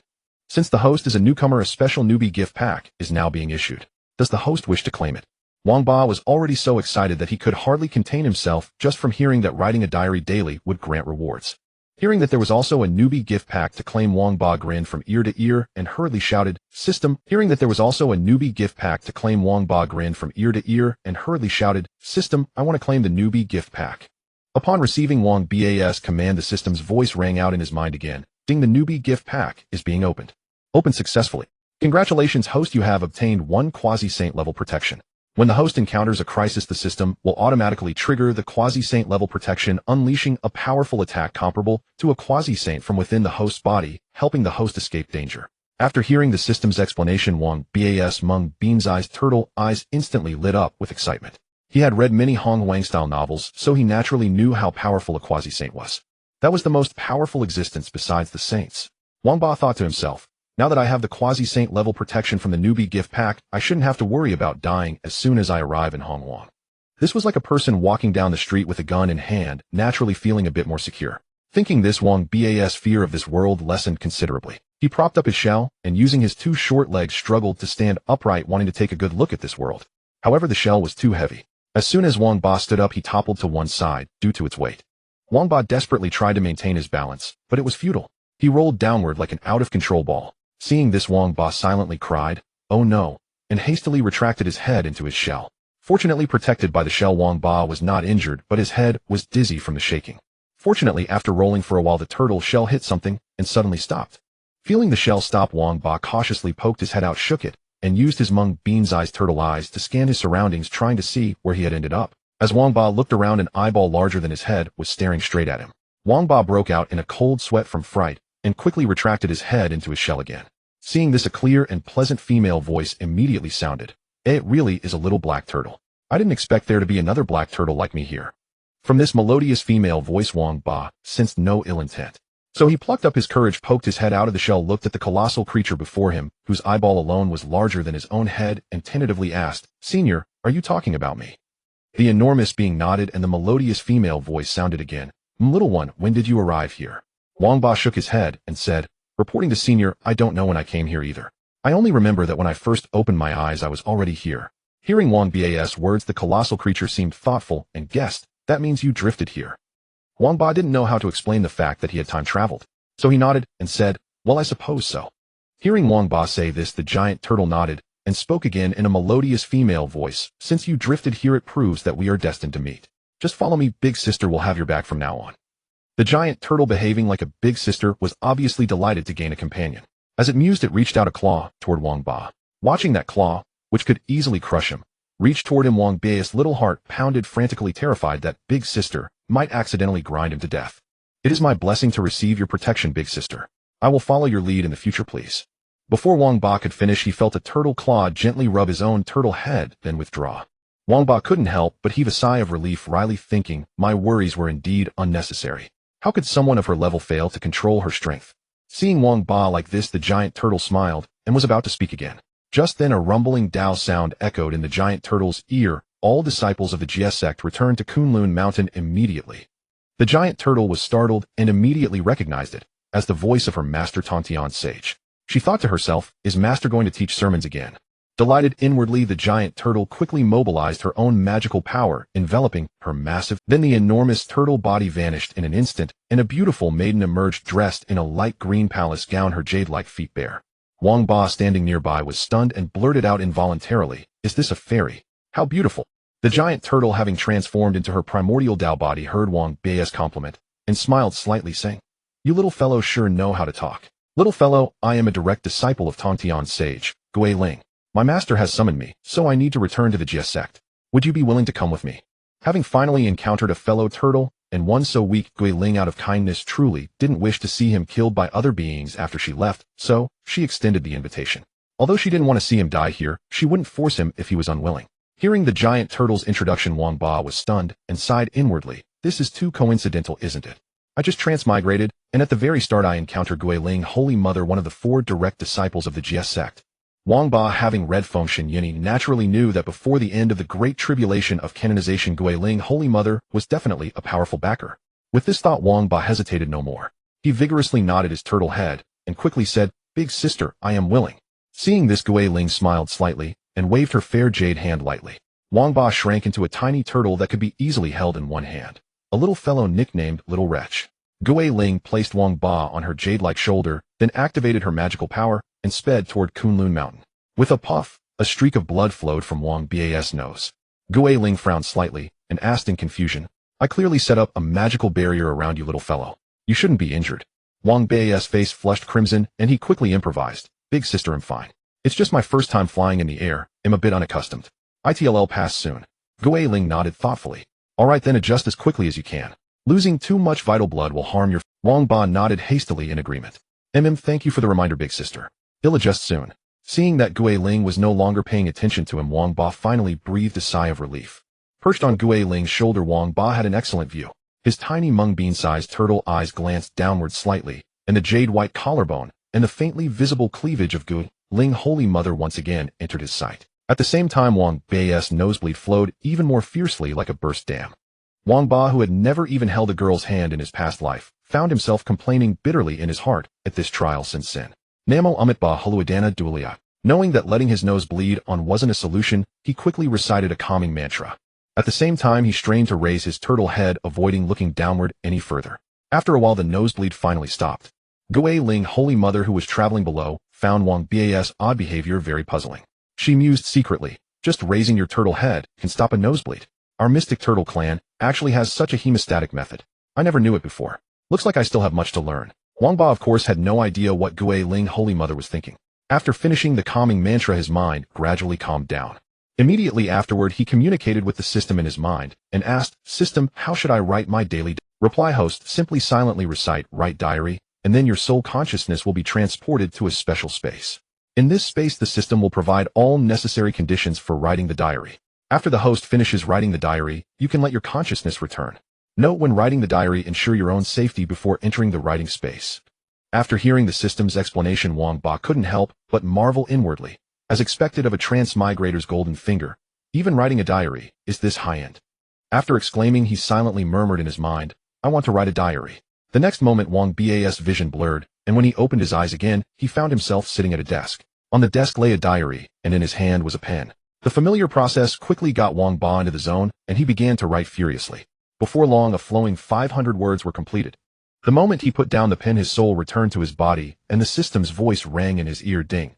Host has completed today's writing task. Congratulations, host has obtained reward 1 system currency 0.01 coins. The system shop can be unlocked after breaking through to Golden Immortal. System currency can be used to purchase treasures in the shop. Reward 2, 1 year of cultivation transferable. Do you wish to transfer? Transfer. Wang Ba was overjoyed and thought to himself, just writing a diary each day grants cultivation. As expected of a system. Training. Even a dog wouldn't train, just lie flat and enjoy. Isn't that nice? With the transfer of 1 year's cultivation, Wang Ba's initial celestial immortal cultivation saw only a tiny increase, barely noticeable, without careful sensing. Excited as he was upon seeing this, Wang Ba couldn't help sighing inwardly. Alas, it seems I still have a long way to go if I want to become an immortal or ancestor. After his lament, Wang Ba began to try to master control of this body. As an immortal turtle, it was one thing to be unable to transform, but even appreciating the scenery caused nosebleeds. How could this be allowed? With this thought, Wang Ba lay on Guiling Xingma's shoulder, carefully familiarizing himself with his current tortoise body. Just then a pink diary suddenly appeared in the center of Guiling Xingma's sea of consciousness. And what is this? I don't recall refining such a life-bound artifact. Guiling Xingmu was inwardly astonished. After all, any object that could appear within a cultivator's sea of consciousness must be a life-bound artifact they had refined. Seeing this, Guiling Xingmu couldn't help but slow her pace, diverting half of her mind to carefully examine the newly appeared object in her consciousness. When she projected her awareness toward it, the 4 large characters, Wang Ba Diary, appeared clearly before her. Wang Ba's Diary, what exactly is this? Just as Guiling Xingmu was puzzled, the pink diary slowly opened and a diary entry flooded into her mind. First day of being adopted by fairy sister. The weather is clear. I never expected to have transmigrated onto a sea island. Although I failed to retrieve the heirloom left by my mother and felt somewhat unwilling, being able to start a new life is still a good thing. Right after crossing over to the island, I met a fairy sister. She's so beautiful. It wasn't long before Guiling Xingmu finished reading this lengthy, 500-character diary. At that moment, a line of text appeared before her eyes. Since you have read this diary, congratulations. You have gained 1 year of cultivation. To read the diary again, please return tomorrow. Note, this diary must not be mentioned to others. If its existence is ever revealed, the diary will vanish forever. As this line of text appeared, a stream of pure spiritual power flowed like a trickling brook into Guiling Xingma's body, slightly enhancing her cultivation at the peak of Golden Immortal. Sensing the change within herself, Guiling Xingmu couldn't help but softly exclaim, "And my cultivation actually improved a little. What kind of treasure is this? It can even raise my cultivation." And the content described. How is it so similar to this little fellow's experiences? Thinking this, Guiling Xingma's gaze involuntarily fell upon Wang Ba on her shoulder. Seeing that he was cultivating with closed eyes, Guiling Xingmu observed him carefully for a moment before withdrawing her gaze. If this really was written by that little guy, then that fairy sister must refer to me. I must say he has good taste. Guiling Xingma's lips curled slightly into a self-admiring smile. Having an extra life-bound artifact was already a good thing, and the fact that it could boost her cultivation left her with no reason to refuse it. As for the transmigration mentioned in the diary, Guiling Xingmu thought it simply meant crossing the Eastern Sea from their original place to arrive here.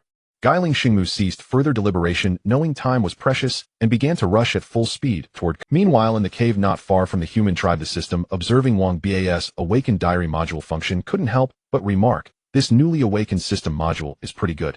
It's a daily settlement system, so I can gain some rule energy every day." The system inwardly smirked, a smile touching the corner of its mouth. It glanced at Minghe, who was still refining his physical body, and then at the superior grade innate being foundation beside him. Then it quickly posted a message in the loving family group chat. "Brothers, to secure your chance to transmigrate over, I sacrificed a low-grade innate supreme treasure. Boo hoo hoo." As soon as the system sent the message, Lao Ba immediately replied, "Really? I'm crying, bro Tongzi. Your immense kindness is beyond my repayment. This humble man can only offer myself to you, boo hoo hoo." Seeing these words, the system immediately sent a gag expression, then followed it with a middle finger emoji. "Boo hoo hoo, bro Tongzi, you actually despise me. Am I no longer your favorite host? Does love fade away? Was my devotion misplaced after all?" Lao Ba continued with tearful words. However, moments later, the other group members all sent haha laughter emojis, and the whole group was filled with joyous atmosphere. Seeing that everyone was present, the system no longer delayed and began speaking. "The other bodies are still being crafted and will be completed soon. Now I have one body ready. I can summon one person over immediately. Who wants to go first?" As soon as the system spoke, the group burst into activity, everyone vying, "Me first. We all want to go to the primeval world, but I was the one who first proposed this idea. The first slot should rightfully be." After Lao Ba said this, the others in the group thought briefly and then chimed in. "Lao Ba is right. The idea was indeed his. The first slot belongs to Lao Ba." Seeing this, Lao Ba sent a "thanks brothers" emoji. The system said, "Since you've all decided, I'll summon Lao Ba, prepare yourself." Once you've crossed over until you can achieve soul separation, you won't be able to return. Lao Ba replied, got it bro Tongzi. Good, then he'll start preparing to summon you over. On the Polaris star, a majestic middle-aged man closed the transparent chat panel before him and ordered, summon the crown prince to the palace. The elderly eunuch at his side immediately responded respectfully, as you command your majesty. Then he quickly departed to the crown prince's residence to invite him. The middle-aged man tapped lightly on the dragon throne, his expression dignified as he waited. Indeed, as the old saying goes, never judge by appearances. Judging solely by his countenance, one could never connect this dignified middle-aged man with that goofy Lao Ba from the loving family group. Before long, a youth clad in a dragon-embroidered robe approached the middle-aged man and spoke respectfully. Your son greets your father. The middle-aged man waved his hand, and after the eunuch and others withdrew, he began to converse with the crown prince. The middle-aged man smiled broadly and praised without stint. Excellent, excellent. To have reached the heavenly man realm before the age of 30, truly worthy of being my son. Hearing this, the youth bowed humbly and respectfully responded, Father overpraises me. Whatever achievements I have today are entirely due to your majesty's meticulous guidance. Without your personal instruction and example, I could never have reached this level. The middle-aged man gazed at the crown prince, whom he had personally cultivated, his heart filled with gratification, and then with a solemn tone he said, Shianna, your father has a matter of utmost importance to entrust to you. This affair is of great significance. Are you confident you can accomplish it? The young man, upon hearing this, looked determined and replied without hesitation, Rest assured, father. As long as it is your command, your son will carry it out, even if he is ground to dust. The middle-aged man nodded and said in a deep voice, Very well. With this I can entrust great Xian to you with father you. The young man was stunned, unable to believe his ears. Ignoring his shock, the middle-aged man slowly continued, I have now reached the pinnacle of the land god realm. Previously I refrained from ascending because I worried about the stability of great Xian. Now that my son is capable of shouldering the great responsibility, I can ascend in peace. The young man shook his head, repeatedly asking incredulously, Father, did you say ascension? The middle-aged man nodded. Indeed. Beyond our world there exist higher-level worlds. In those worlds someone with my strength is merely the lowest ant. But to advance further in cultivation, one must go to a higher world.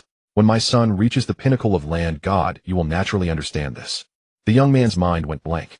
The secrets revealed by his father crashed like a violent storm against his world. Seeing the young man frozen in place, the middle-aged man smiled slightly and continued, My son, don't worry. Once I have carved out a place for myself in those higher worlds, I will return to bring you all with me. Until then, I entrust the entire Great Xian to you. I hope to see a peaceful and prosperous Great Xian when I return. The young man snapped back from his shock and quickly replied solemnly, Your son will certainly not disappoint your expectations. The middle-aged man nodded with satisfaction. Then I take my leave. As he spoke, a spatial rift slowly appeared. Without hesitation, the middle-aged man stepped into it. Moments later, the spatial rift closed. Staring at his father's departing figure, the young man's face was filled with fervor. Then, clenching his fists tightly, he vowed in his heart, Father, rest assured, I will surely live up to your expectations. Inside the system space, the middle-aged man had just appeared when a yelp escaped him. He accidentally bumped into an upright trident, and the spear toppled over, pinning him to the ground. The middle-aged man struggled, but found himself unable to move, so he hurriedly called for help. Brother system saved. The next moment, a mocking voice came. Oh, isn't this Zhou Laoba the one who wanted to make his mark in other world? How come a mere piece of junk that hasn't even reached the immortal level can press you down and leave you unable to move? Then the 108 of hydrogen junk trident was set upright again. Huff huff, Zhou Laoba gasped for air. Seeing him so disheveled, the system burst into loud laughter. However, Zhou Laoba didn't mind. He quickly got up, his eyes gleaming as he stared at the trident, exclaiming in amazement, What treasure is this? It's so heavy. Brother system, where did you copy this from? As the system's host, Zhou Laoba system module was the replication system. Anything he saw could be copied for a certain amount of system currency. So he naturally assumed this trident was something the system had replicated. And indeed it was. The system explained, that broken trident. It was originally the life-bound divine artifact of Little 13 in the group. Tong, I saw that the so-called divine artifacts in Little 13's world couldn't even reach the Saint Soldier level, so I took back this broken divine artifact and gave Little 13 a Saint Soldier with a spirit device instead. Originally I planned to give him an ultimate Imperial armament, but unfortunately the time level of that world was too weak. It was nearly torn apart by the aura of the ultimate Imperial armament. You didn't see it. Little 13 went on a rampage in his original world with that Saint Soldier. The so-called Spirit Hall was defeated in a single move. Hearing this, Zhou Laoba's face was filled with yearning, his eyes shining with anticipation. He feigned admiration and said, Brother system, I didn't expect you to be so powerful. The system replied arrogantly, Of course. Who do you think I am? Zhou Laoba quickly flattered. Yes, brother system, you are the best. Then brother system, can you give me an ultimate Imperial armament? These words, ultimate Imperial armament. often appeared in the group, and he had witnessed its power in live streams. In the world of the host codenamed 30, an emperor wielding an ultimate imperial armament shattered several stars, a stunning scene that echoed repeatedly in his mind. Zhou Laoba rubbed his hands together excitedly, a shy expression on his face as he looked at the system. However, when the system saw Zhou Laoba's blushing face, it felt speechless. It sighed helplessly. "Come on, Laoba, why are you so low?" Zhou Laoba, hearing the system's mockery, looked puzzled, unable to understand why the system would say that. He clearly remembered that in the group the system had once said it had countless ultimate imperial armaments. Given his close relationship with the system, wasn't it reasonable to ask for one? Seeing Zhou Laoba's confused expression, the system rubbed its forehead in a human-like gesture. Then it asked, "Laoba, do you know what world you are about to enter?" "Honghuang, isn't it? You've said so before."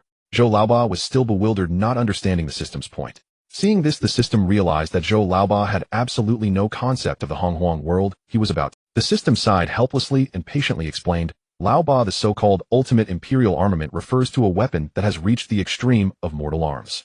Its power is indeed formidable, but it is still a mortal weapon. It is extremely difficult to harm immortals with it. And the Honghuang world you are about to enter has reached the level of a top-level Great Thousand world, infinitely close to a chaos world. Fully 98% of its inhabitants have already reached the immortal level or above.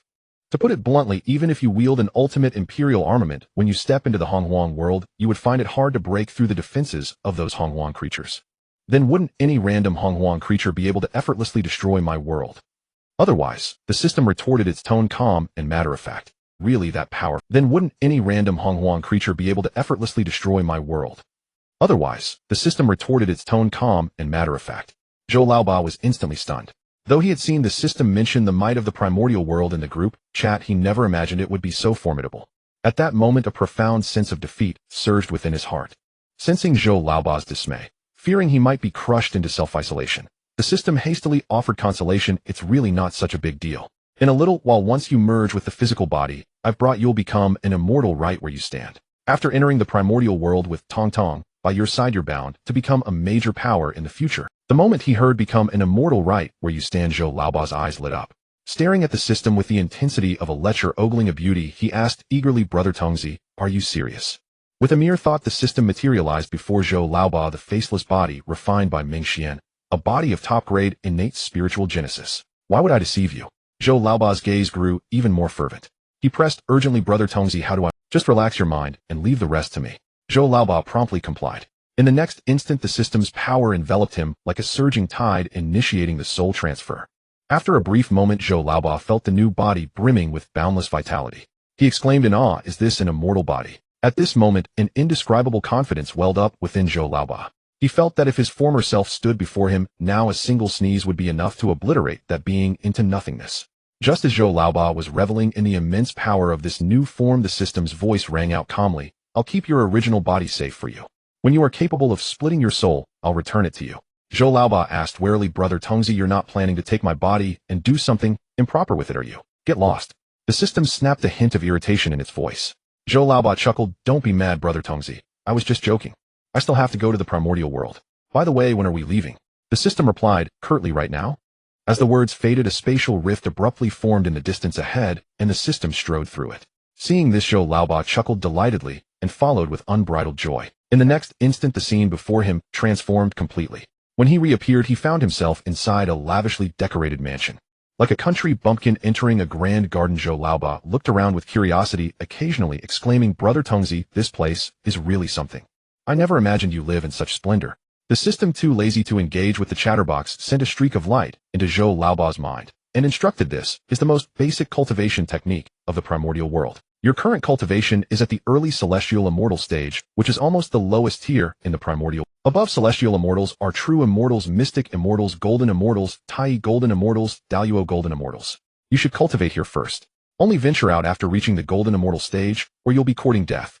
Zhou Laoba replied with utter seriousness, "As you command, Brother Tongzi." Full of drive, he quickly reviewed the cultivation technique in his mind, then sat cross-legged and entered a meditative state. Seeing this, the system chose not to disturb him, turning silently and leaving. The system sighed helplessly, "Alas, it seems that hosts previously bound cannot awaken new system modules after crossing over." After the sigh, the system busied itself summoning the other members of the group. Though these former hosts could no longer earn rule energy for it, they were still good company for a chat. Huda traveled along the road, pausing now and then. Along the way, she saw countless living beings. demonic beasts, humans, and the spirits of other weak races that had perished. They drifted like lonely ghosts across the primordial world. Some, unable to adapt to the realm's laws after becoming spirits, could only wait helplessly for their final demise. Witnessing this scene, Hutu felt deeply troubled. She wished to deliver these wandering souls from their suffering, but had no idea how. The only solution she saw was to crush them with her own hands, granting them physical transcendence so they would no longer have to endure such torment. Hutu continued her journey northward, guided by an obscure instinct. Basking in the sun, reclining on his executive chair, Minghe suddenly sensed something and slowly opened. Isn't that Hutu? Why is she heading toward my blood sea? Minghe frantically searched his memories of the primordial world's trajectory from his past life. After a moment, a strange glint flickered in his eyes. Could she be planning to establish the 6 paths of reincarnation? If I calculate the timeline, it's about time for Hutu to create the 6 paths. As soon as the words left his mouth, Minghe fell into deep thought. If he had not transmigrated, the original Minghe, who cultivated the path of slaughter, would have definitely tried to stop her. Because once Hutu established the 6 paths, no wandering souls would remain for him to refine into blood and fiendish chi, thereby stalling his cultivation progress. But I'm not walking the path of slaughter. Moreover, establishing the 6 paths completes the rules of the primordial world and is permitted by the great Dao. Even if I wanted to stop it, I couldn't. Since the establishment of the 6 paths is inevitable, it shouldn't hurt for me to snatch a little benefit. Minghe calculated inwardly, a cunning smile curling at the corners of his mouth. With this thought, Minghe stirred his mind. From the 8 avatars cultivating at the heart of the blood sea 2 emerged Minghe, the blood god sun avatar, who had attained the late quasi-sage stage through severing the 3 corpses, and Minghe, who had reached the early peak of quasi-sage by mastering the laws of yin-yang and earth. Minghe and Minghe stood before Minghe and saluted respectfully. Greetings, original body. Minghe smiled faintly and murmured, paying respects to oneself. How awkward it feels. After the exclamation, Minghe settled back into his executive chair. With their souls interlinked, Minghe and Minghe quickly grasped Minghe's intentions and sprang into action. Minghe went to the core of the blood sea, firmly stabilizing it from within. Minghe, on the other hand, transformed into a streak of light and shot out of the blood sea, heading in the direction where Hutu was. Having assigned tasks to his avatars, Minghe reclined on his chair, a smile spreading across his lips as he mused, if this scheme succeeds, perhaps I might truly have hope of becoming a saint. With that thought, Minghe closed his eyes in contentment. Mount Kunlun, the place where the 3 pure ones first took form, and also their sacred ground. On this day, a vast multitude of bizarre creatures surged like a tide toward the foot of Mount Kunlun. These creatures varied in form, some towering and fierce, some tiny and delicate, some clad in scales, some bearing wings. All of them were disciples of the Jie sect under the sage Tongtian. Senior brother Duobao, why do you think the master has summoned us back this time? A plump little fellow looking soft and chubby was none other than Duobao, the senior disciple of the Jie sect. It has been 10,000 years since the last sermon. I suspect the master might be planning to give another lecture on the Dao. Duobao replied thoughtfully. As he spoke, the little chubby fellow spotted a man and 3 women approaching from a distance. He quickly waved his hand and called out, Junior brother Gongming, junior sister Sanxiao, over here. Little sister's senior brother Duobao is over there. Let's go together, inquired a Taoist in green robes, addressing the 3 women of distinct styles. One of the women, dressed in purple, spoke first. We'll follow your lead, brother. Zhao Gongming nodded and said, then let's go. Then the 4 of them came before the little chubby fellow and greeted him with a hint of restraint. Greetings, senior brother Duobao. The little chubby fellow noticed their unease and quickly waved his hand, saying with a smile, Junior brother Gongming, junior sister Sanxiao, we are all fellow disciples. No need to be so formal. Then the little chubby fellow took out 4 acquired top-grade spiritual treasures from his bosom and handed them to the 4, saying, Junior brother Gongming, junior sister Sanxiao, I heard from the master that he had accepted 4 exceptionally talented disciples. I was at a critical moment in my breakthrough and couldn't congratulate you 4 on joining the Jie sect. Here, take these 4 spiritual treasures as a welcoming gift from me, your senior brother. Seeing this, Zhao Gongming quickly waved his hand and said, Senior brother Duobao, this is far too generous. We absolutely cannot accept. After all, those were 4 top-grade acquired spiritual treasures. Such a precious gift, how could Zhao Gongming dare to accept it easily? At that moment, Wudong, dressed in blue, also spoke up, Junior brother Gongming, just accept them. You've only recently joined the Jie sect, so you may not yet know of senior brother's prowess in seeking treasures. In time, you'll come to understand his generosity. Hearing the praise, the little chubby fellow smiled modestly and said, keep it low-key, Wudong. Don't keep praising me. Ooh, I'm starting to feel embarrassed. Junior brother Gongming, if you don't accept, are you trying to embarrass me? The little chubby fellow said, feigning anger.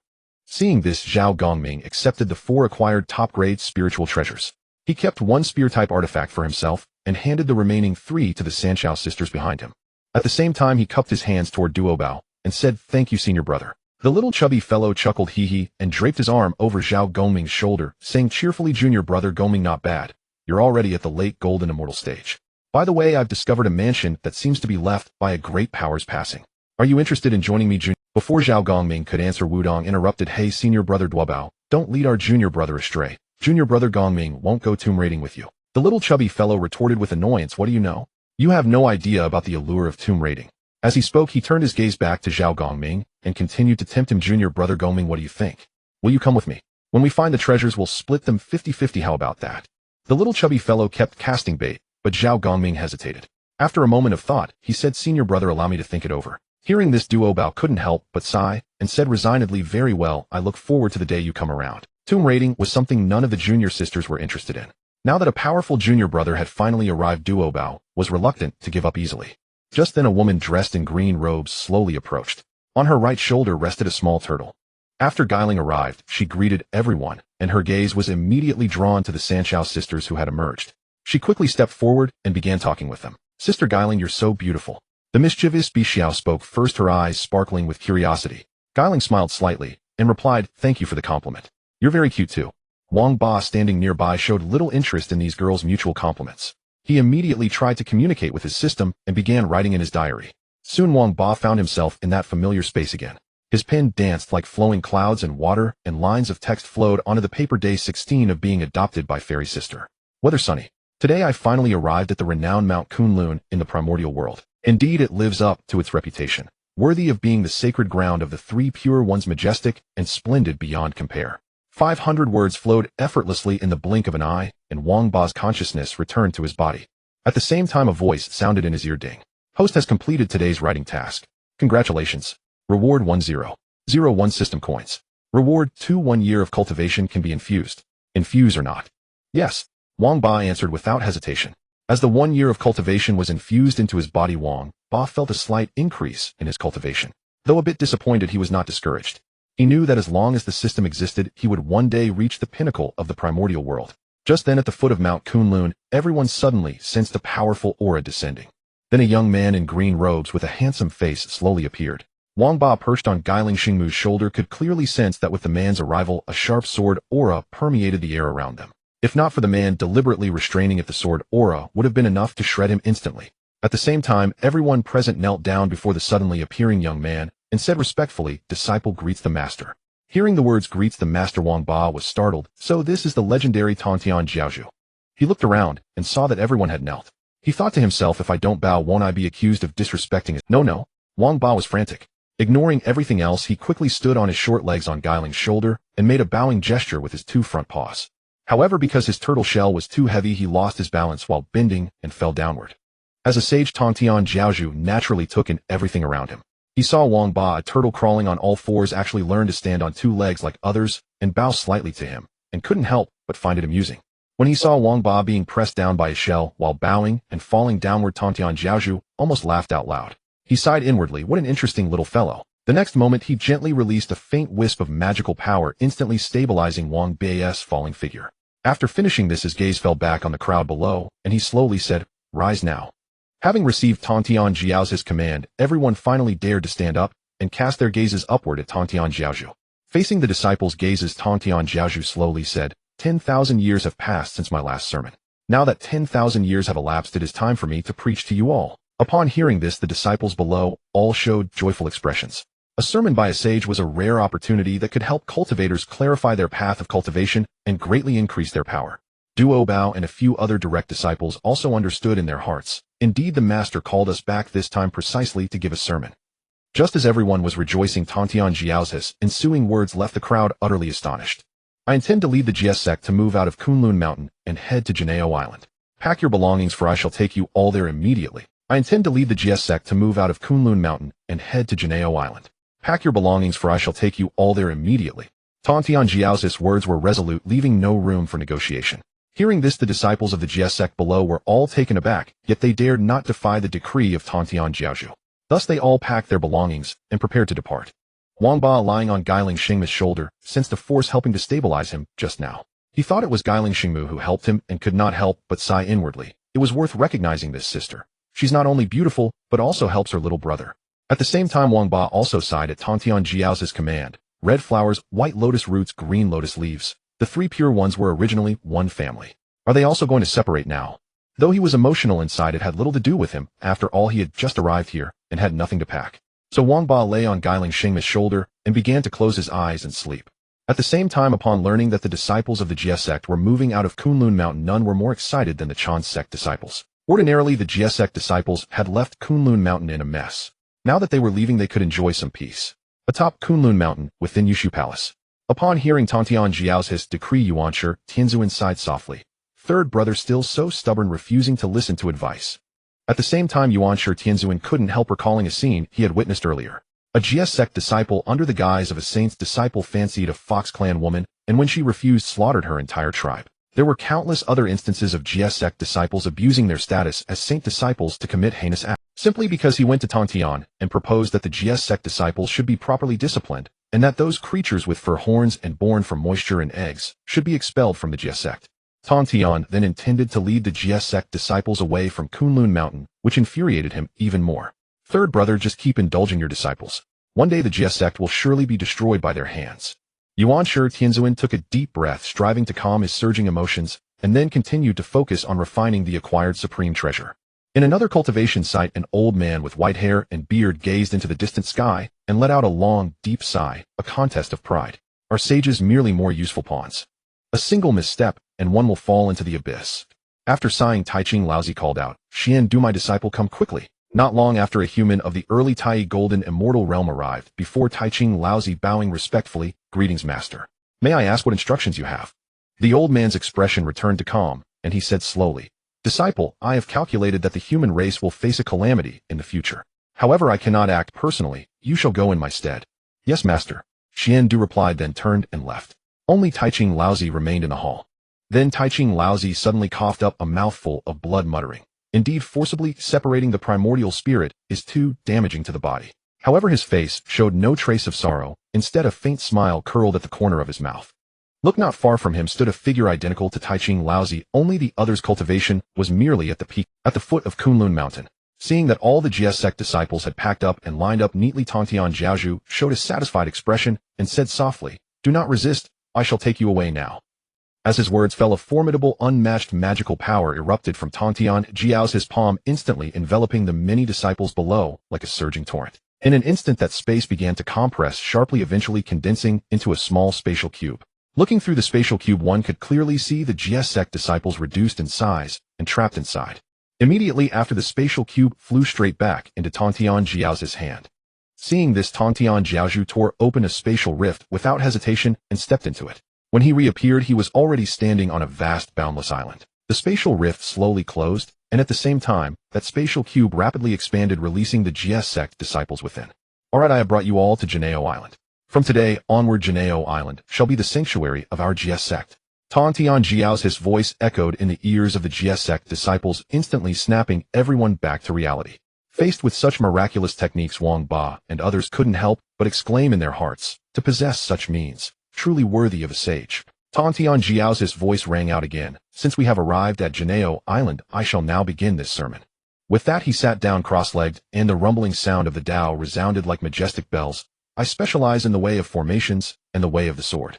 In this sermon, I will focus on explaining the way of formations to you. Upon hearing this, the Jie sect disciples all sat cross-legged, fully focused on listening to the sage's Dao tone. Watching Guiling Shengmu below, listening in rapt ecstasy, Wang Ba, though straining to hear, could not understand a single word. Forget it. I have the system, why bother listening? I'm done. Let's slack off. While the disciples of the Jie sect on Golden Ao Island were listening to the saint's sermon within the demon clan's heavenly court, the demon clan's heavenly emperor, Di Jun, sat upon his dragon throne with the robust Dong Wang Tai seated beside him. At that moment, their gazes were as piercing as torches fixed intently upon those below. A great demon with twin horns atop his head, clad in black robes, held a human grudge soul in his hand and addressed Di Jun on the dragon throne. Your Majesty, the demon emperor, please examine this personally.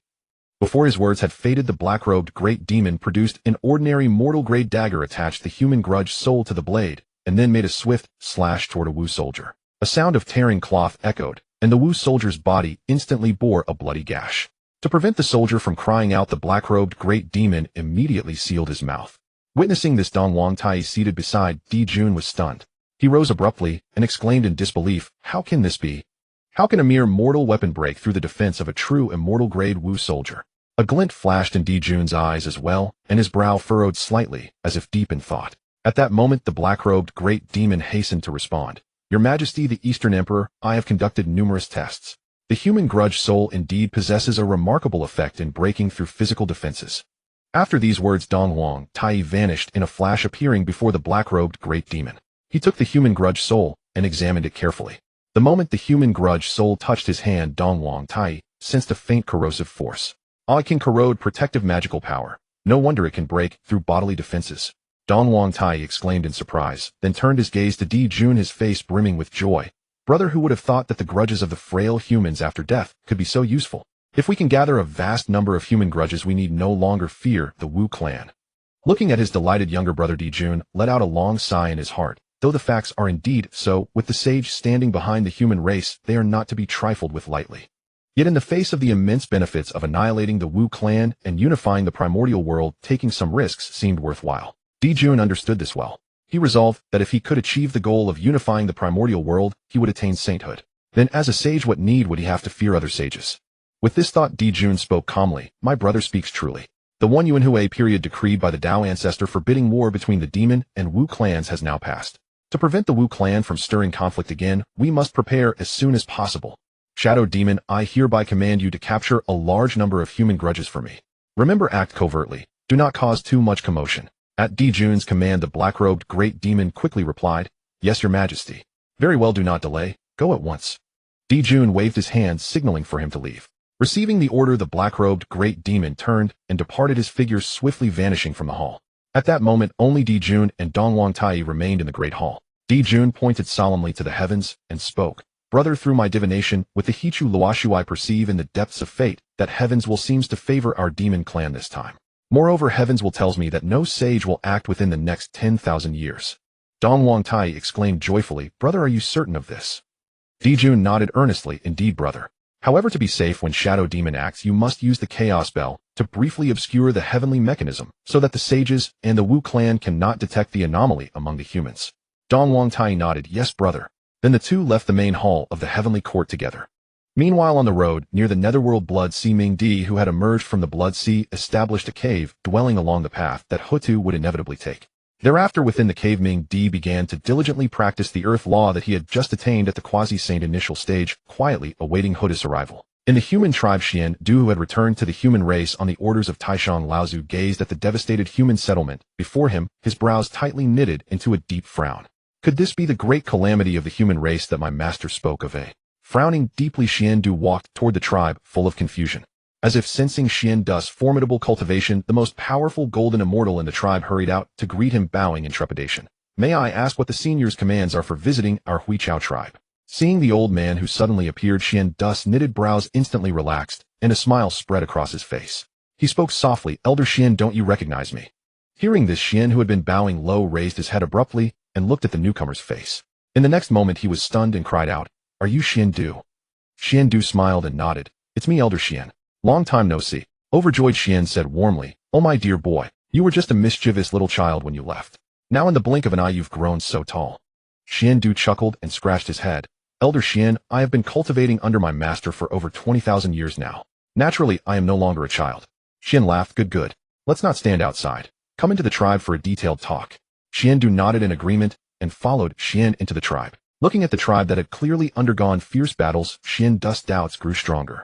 He could not help but ask, Elder Xian, did the tribe suffer a great war? At these words, sorrow flickered in Xian's eyes. He nodded heavily and recounted everything that had happened to the tribe. After listening to Xian's account, Xian Du's face darkened with fury and he roared, Reprehensible. The demon clan has gone too far. How dare they toy with the human race like this? After a torrent of curses, Xian Du calmed his agitated emotions and spoke. Elder Xian, rest assured.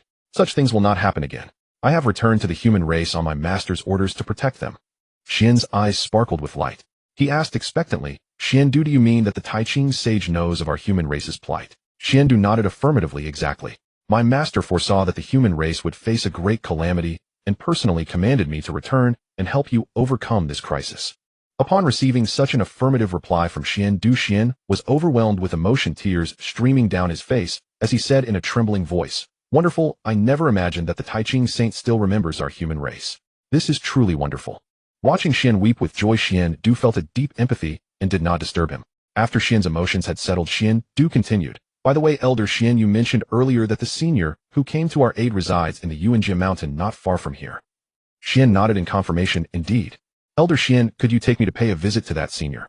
Du's heart was brimming with curiosity. The three ancestors of the human race had only achieved the realm of Great Luo Golden Immortal through the merits of the Heavenly Dao. As far as he knew, ever since the three ancestors attained the Great Luo Golden Immortal, the Heavenly Dao had never again bestowed any merits upon the human race. Thus, this senior of the human race had clearly attained the Great Luo Golden Immortal fruition through his own cultivation.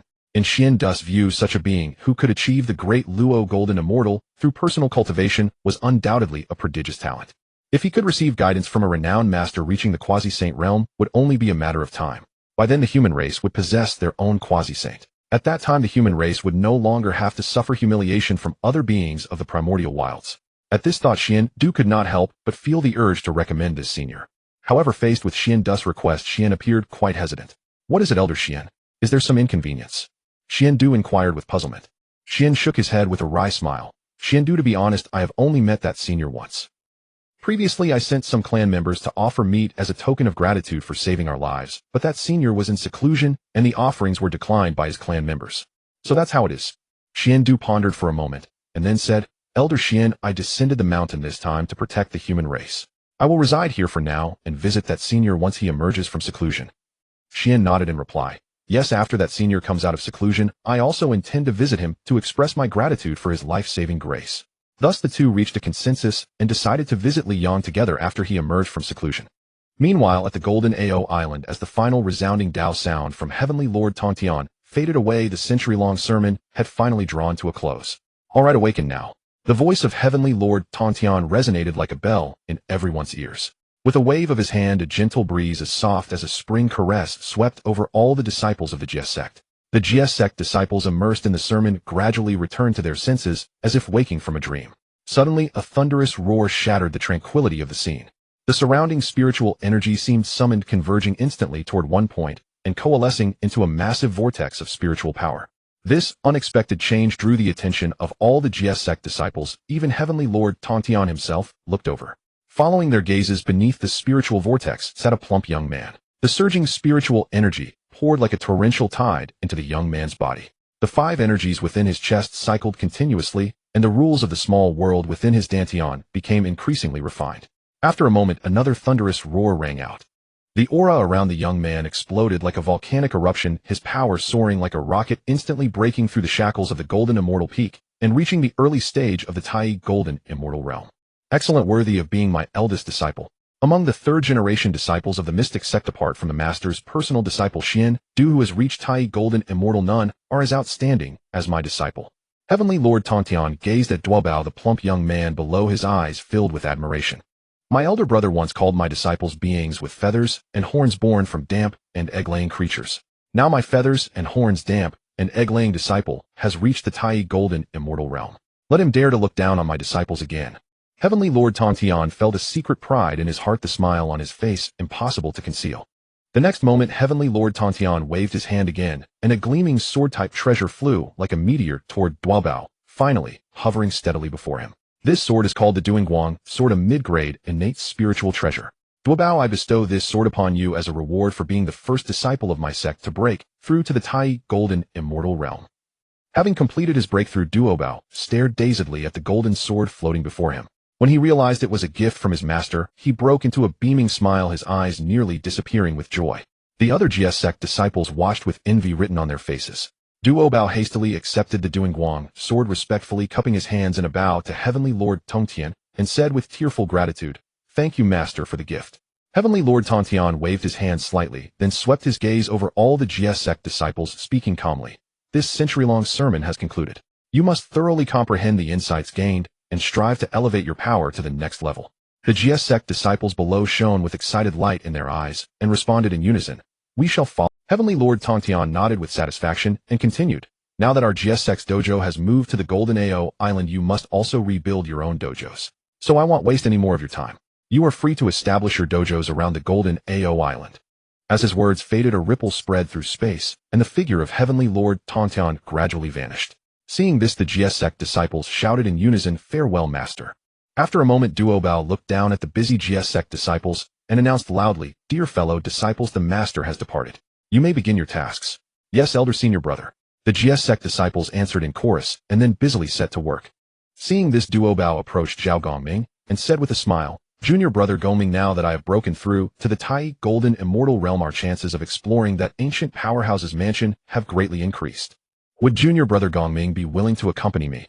Zhao Gongming looked into Duo Bao's expectant eyes, hesitated for a moment, but finally nodded and replied, "Elder senior brother, I am willing to go with you." Duo Bao was overjoyed, and the two transformed into streaks of light, speeding away together. Witnessing this, Wudong, Holy Mother clad in a blue dress, let out a long sigh. Alas, junior brother Gongming is bound to be led astray by elder senior brother sooner or later. After a moment of reflection, Saint Mother Wudong slowly walked toward Guiling Jinling and the three Shao. "Several senior and junior sisters, I have just explored and found a place where spiritual energy is extremely dense. Let us establish our cloister there where we can also look after one another. What do you think?" Faced with Saint Mother Wudong's warm invitation, the women fell into contemplation. After a short while, they nodded with delight. Seeing this, Saint Mother Wudong let out a playful chuckle and led the women toward a spiritually rich area on Mount Janao. Along the way, Wudong teased Jinling, "Sister Jinling, it has been 10,000 years, and you have grown a little more. Let your elder sister have a feel." As she spoke, Wudong reached out toward Jinling. Saint Mother Jinling blushed deeply and quickly ran behind Saint Mother Guiling, saying indignantly, "You pervert, stay away from me." Seeing Jinling hide behind Guiling, Wudong let out a slight sigh, and then turned her gaze toward the three newly arrived Shao sisters. The lecherous look in Saint Mother Wudong's eyes made them extremely uncomfortable, and they too scurried behind Saint Mother Guiling. Saint Mother Guiling sighed softly. "Enough, Wudong, stop your mischief. Look how scared you've made the junior sisters." Wudong came to Guiling's side and pouted, "Fine, Sister Guiling." Saint Mother Guiling was a 10,000-year-old black tortoise that had taken human form, existing since the dawn of creation. In terms of seniority, she was of the same generation as the three pure ones. However, because she had transformed later, she became a second-generation disciple of the Jia sect. With that, the women continued on their way. Yet along the path, Saint Mother Wudong kept stealing glances at Guiling's voluptuous figure, even letting a tear of envy fall from the corner of her mouth, thinking to herself, "So big it must be so soft. Touching it must feel wonderful." Saint Mother Guiling paid no heed to Wudong's perverted demeanor, for they had known each other as sisters for ages and were all too familiar with her temperament. However, Wang Ba, who was resting on Guiling's shoulder, was displeased. This was his sworn sister. How could he allow others to ogle her? Wang Ba fixed his bean's-eyes turtle eyes on Saint Mother Wudong with a fierce glare. Sensing this unfriendly gaze, Saint Mother Wudong finally noticed Wang Ba on Guiling's shoulder. "Oh, Sister Guiling, where did you get this little turtle at the early true immortal stage?" Saint Mother Wudong's words drew the attention of the women, who all looked at Wang Ba. "Ah, this little fellow. He drifted here by accident while I was sleeping in the Eastern Sea," Saint Mother Guiling explained with, "Come, little one, greet the sisters." As she spoke, Guiling extended her slender jade hand, and Wang Ba nimbly. Instantly, all the women present were captivated by Wang Ba's cute appearance, their maternal instincts overflowing. Basking in their affection, instantly, all the women present were captivated by Wang Ba's cute appearance, their maternal instincts overflowing. Basking in their affection, Wang Ba quickly became the center of their attention, except for Saint Mother Wudong.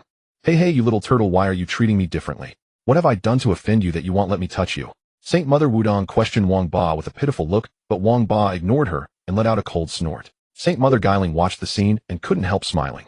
Then she suddenly recalled that due to the master's sermon, she hadn't had time to check the Wang Ba diary in her mind over the past 100 years. While the women were playing with Wang Ba, Saint Mother Guiling opened the Wang Ba diary in her mind and began to read. Day 17 of being adopted by the fairy sister. The weather is clear. The sun is bright today. Seeing Duo Bao, the senior brother of the Jia sect, reminds me of the future Tathagata Buddha. How amusing. I never thought he would be a chubby little boy now. However, from my observations, Duo Bao, the chubby boy, has a very gentle nature. He really doesn't seem like the kind of person who would betray the Jia sect. Perhaps the course of the primordial world is never wrong, it's just that time changes a person. Day 18 of being adopted by the fairy sister. The weather is clear. According to the primordial trajectory, in the latter part of the deification war, my fairy sister will have her cultivation sealed by that shameless Junity, be locked in the human seed bag together with the mosquito Taoist, and be forced to convert to the West. But that despicable mosquito Taoist will actually suck my fairy sister dry until she dies. No, I absolutely cannot let my gentle and beautiful fairy sister fall like that. I must think of a way to prevent all this. Day 19 of being adopted by the fairy sister. The weather is clear. Yawning endlessly, watching my fairy sister listen with such fascination, I am utterly lost by Saint Tongshan's preaching. So boring, I might as well sleep. From these 3 diary entries, combined with the previous ones, Saint Mother Guiling could be 100% certain that the Wang Ba diary in her mind was related to this little creature she had adopted. If the Wangba diary in my mind is really written by that little fellow, then that means the fairy sister is me, and I will be captured by Saint Junti and drained dry by the mosquito Taoist. And the senior brother will betray the Jie sect. Saint Mother Guiling shook her head, musing to herself, this must be just the little fellow's wild fabrication. Just as Saint Mother Guiling was pondering, the 3 years of cultivation corresponding to the 3 diary entries surged into her body like a tidal wave. Seeing this, Saint Mother Guiling's face lit up with joy. Sure enough, after reading each so-called diary entry, I gain a year of cultivation. With that thought, she did not hesitate, and continued flipping through the diary. Day 20 of being adopted by the fairy sister. The weather is clear. Another boring day. I want to sleep, I want to sleep, I want to sleep.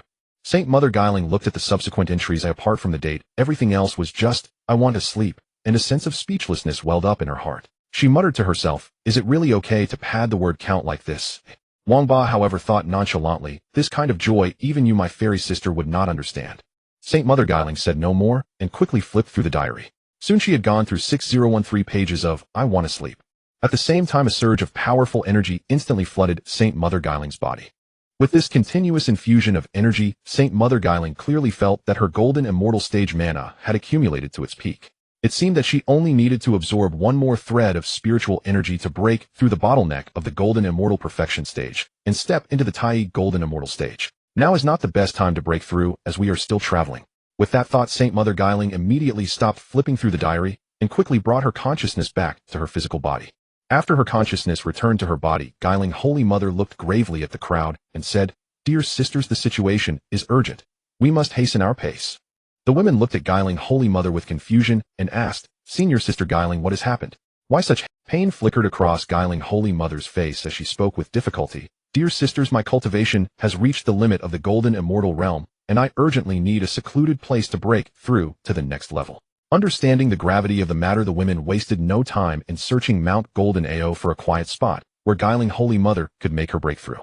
They then stood guard around her, ensuring the breakthrough process remained undisturbed. At the outskirts of the Netherblood Sea, after Hutu had once again used her method of physical salvation to relieve a lingering soul from its suffering, she suddenly detected an unusually dense aura of the Earth Law. Strange. This Earth Law radiance seems even stronger than my own. I wonder which fellow cultivator is cultivating here in seclusion.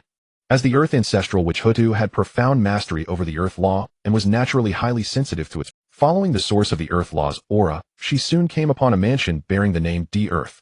Just then a handsome man in black robes emerged slowly from the abode. He bowed to Hutu and said, Minghe greets you, fellow Taoist. Sensing the rich Earth Law emanating from him, Hutu immediately understood that this man must be a quasi-saint powerhouse who cultivated the Earth Law. Unwilling to be discourteous in the face of his polite demeanor, she promptly returned the bow and said, Hutu greets you, fellow Taoist Minghe. After exchanging greetings, they smiled at each other. Minghe spoke first. I can feel that you fellow Taoist Hutu also follow the path of the Earth Law. As it happens, I too have attained quasi-saint through the Earth Law. Why don't we share our insights and exchange our understanding? What do you think, fellow Taoist Hutu? Minghe's proposal made Hutu's eyes light up, and she immediately nodded. I would be delighted.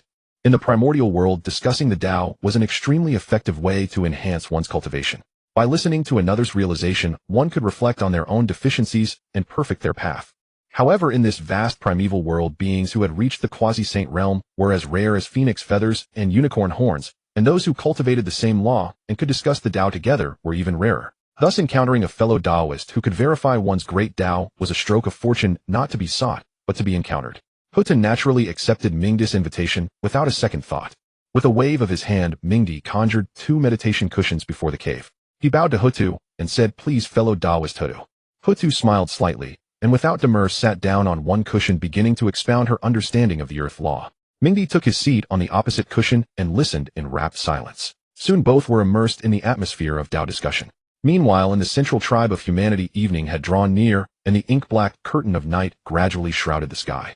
3 middle-aged men with resolute faces sat around the ancestral land, speaking in low tones. Swirenchi, who had taught humanity to make fire by drilling wood, spoke first. Brothers, in my view, the constant harassment of our human tribes by the demon clan must conceal a great conspiracy. Yukashi, who had taught humanity to build houses, nodded in agreement.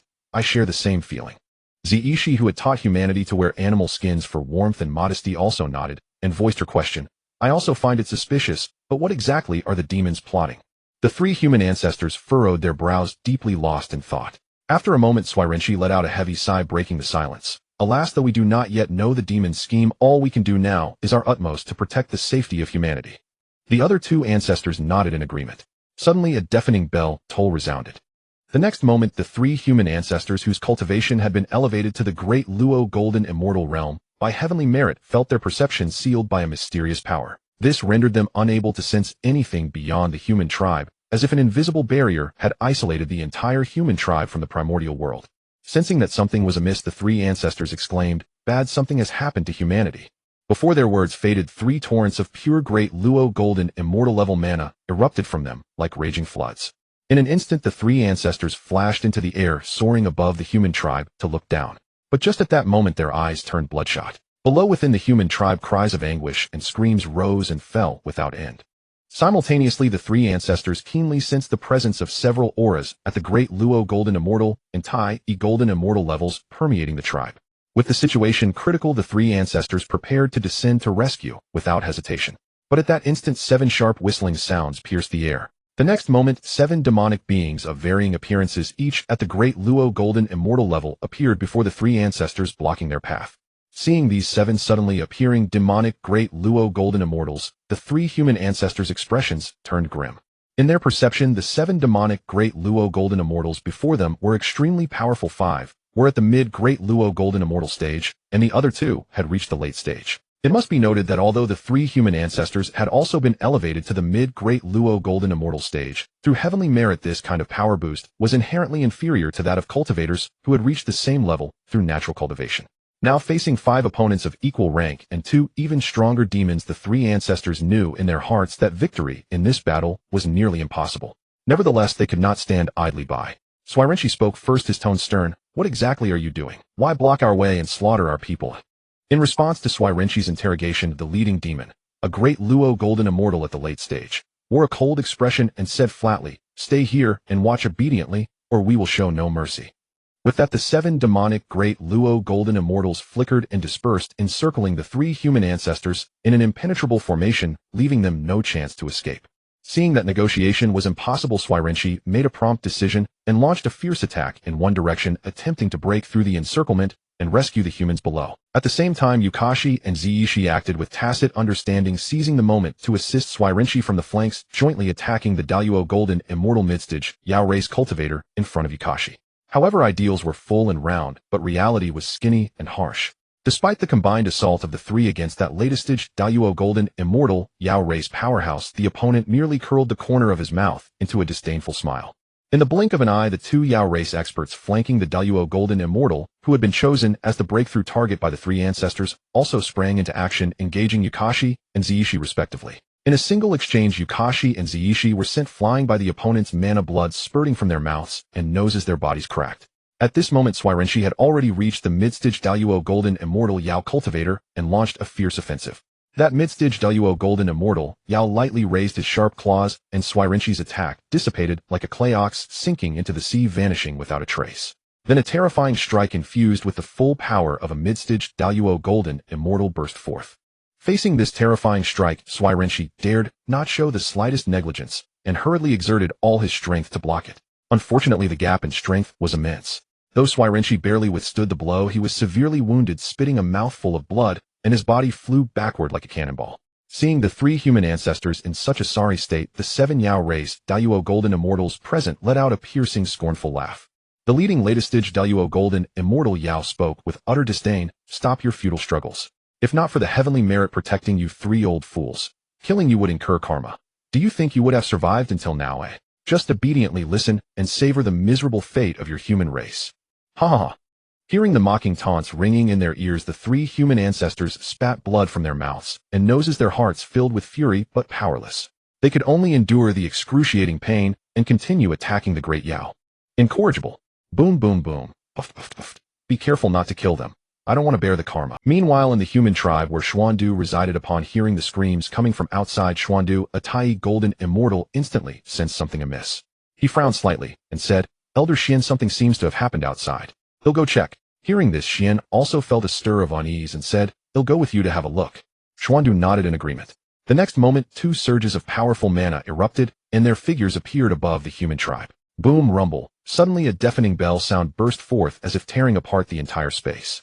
Then a powerful force of spatial energy surged like raging waves toward Xuandu. From whom does this spatial force come? Before Xuandu could react, a dazzling silvery white light streaked across like lightning. With a whoosh, Xuandu's body vanished without a trace in an instant. When Xuandu opened his eyes again, he was astonished to find himself billions of miles away. Damnation! Who dares to toy with me like this? Xuandu cursed angrily while flying with all his might back toward the human tribe.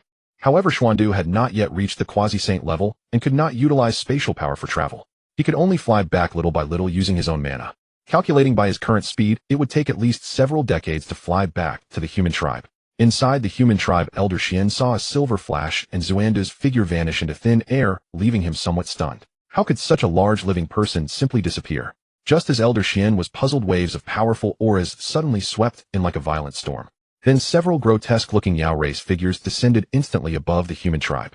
Among the Yao, the leading great Yao at the Tai Golden Immortal level spoke. Do not forget Lord Shadow's instructions. First torture these humans until they are mentally broken, then devour them. Some lesser Yao below Tai Golden Immortal level smirked. Hee boss, rest assured we know. No sooner had the words been spoken than these lesser Yao scattered instantly like arrows from a bowstring, charging toward the human tribe behind. Ugh, so fragrant. This is the scent of a newborn human baby. Some lesser Yao, like sharks scenting blood, instantly lunged like hungry tigers toward the houses containing babies. Seeing this, Xian was frantic with anxiety. Just as he was about to step forward to intervene, he was pinned down by an immense surge of mana, unable to move an inch. At the same time, a mocking voice suddenly rang out. If I'm not mistaken, you must be the chieftain of this human tribe. To witness the ones you wish to protect die miserably before your very eyes must be an exceedingly delightful thing. That great Yao at the Tai Golden Immortal level, looking at Xian's expression of fury, mixed with helplessness, felt an indescribable sense of pleasure well up in his heart. At this moment, a lecherous smile spread across the great Yao's face, and he mused inwardly. So this is how it feels to overpower others with strength. Incredibly satisfying. When I break through to Duo Golden Immortal, I must try overwhelming other Yao with my power, and preferably a female Yao. Inside the human tribe. System, save me. I finally transmigrated, haven't become the human sovereign yet, and I don't want to die. A heavenly, immortal human said to his transmigration system.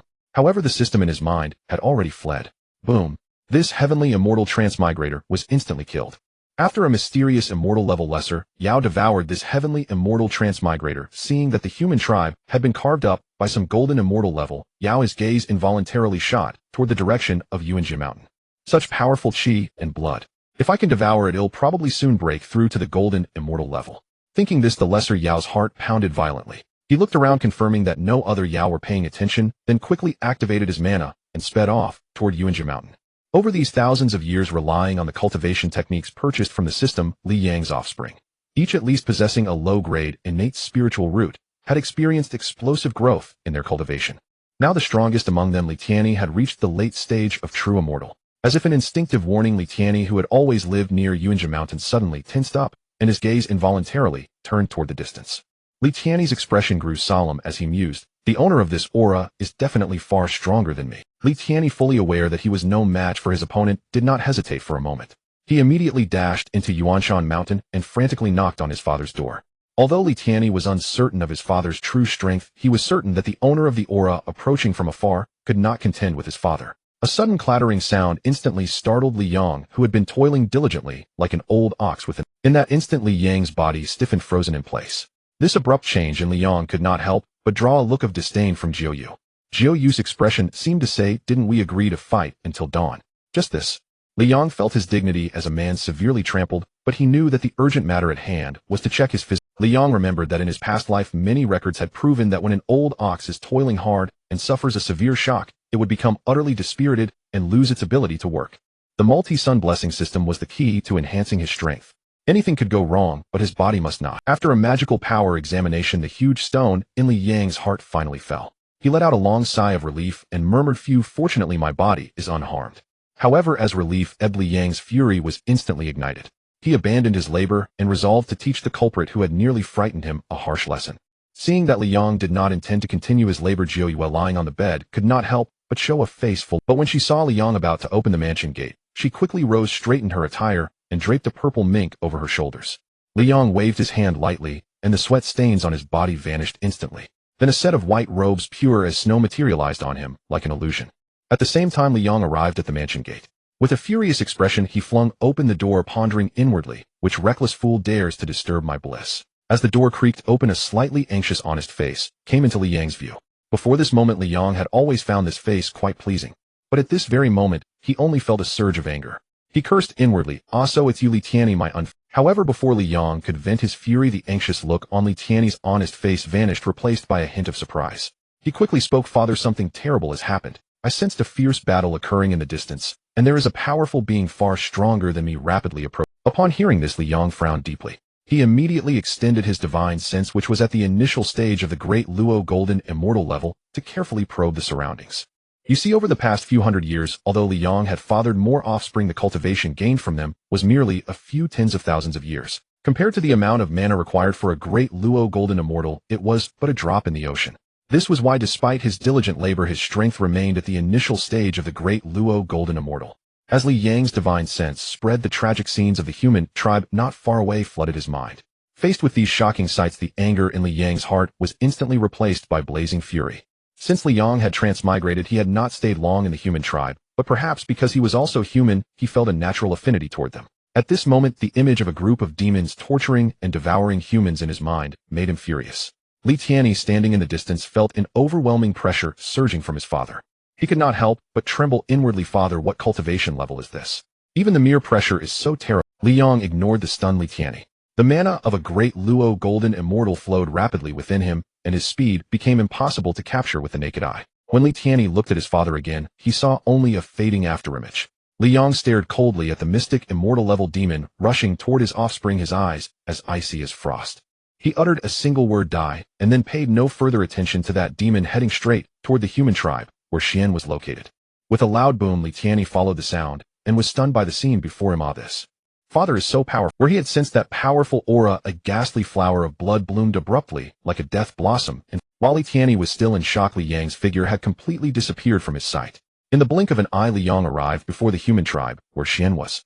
At this moment, Xian was once again suppressed by a demon at the Tai golden immortal level. The peak Tai golden immortal demon looked up, slightly squinting at the figure that had suddenly appeared above, a trace of caution in his eyes. When he realized the figure was human, a grim expression crossed his face. He cursed inwardly, "Damn, it didn't Lord Shadow say that all humans at the great Luo golden immortal level had been subdued?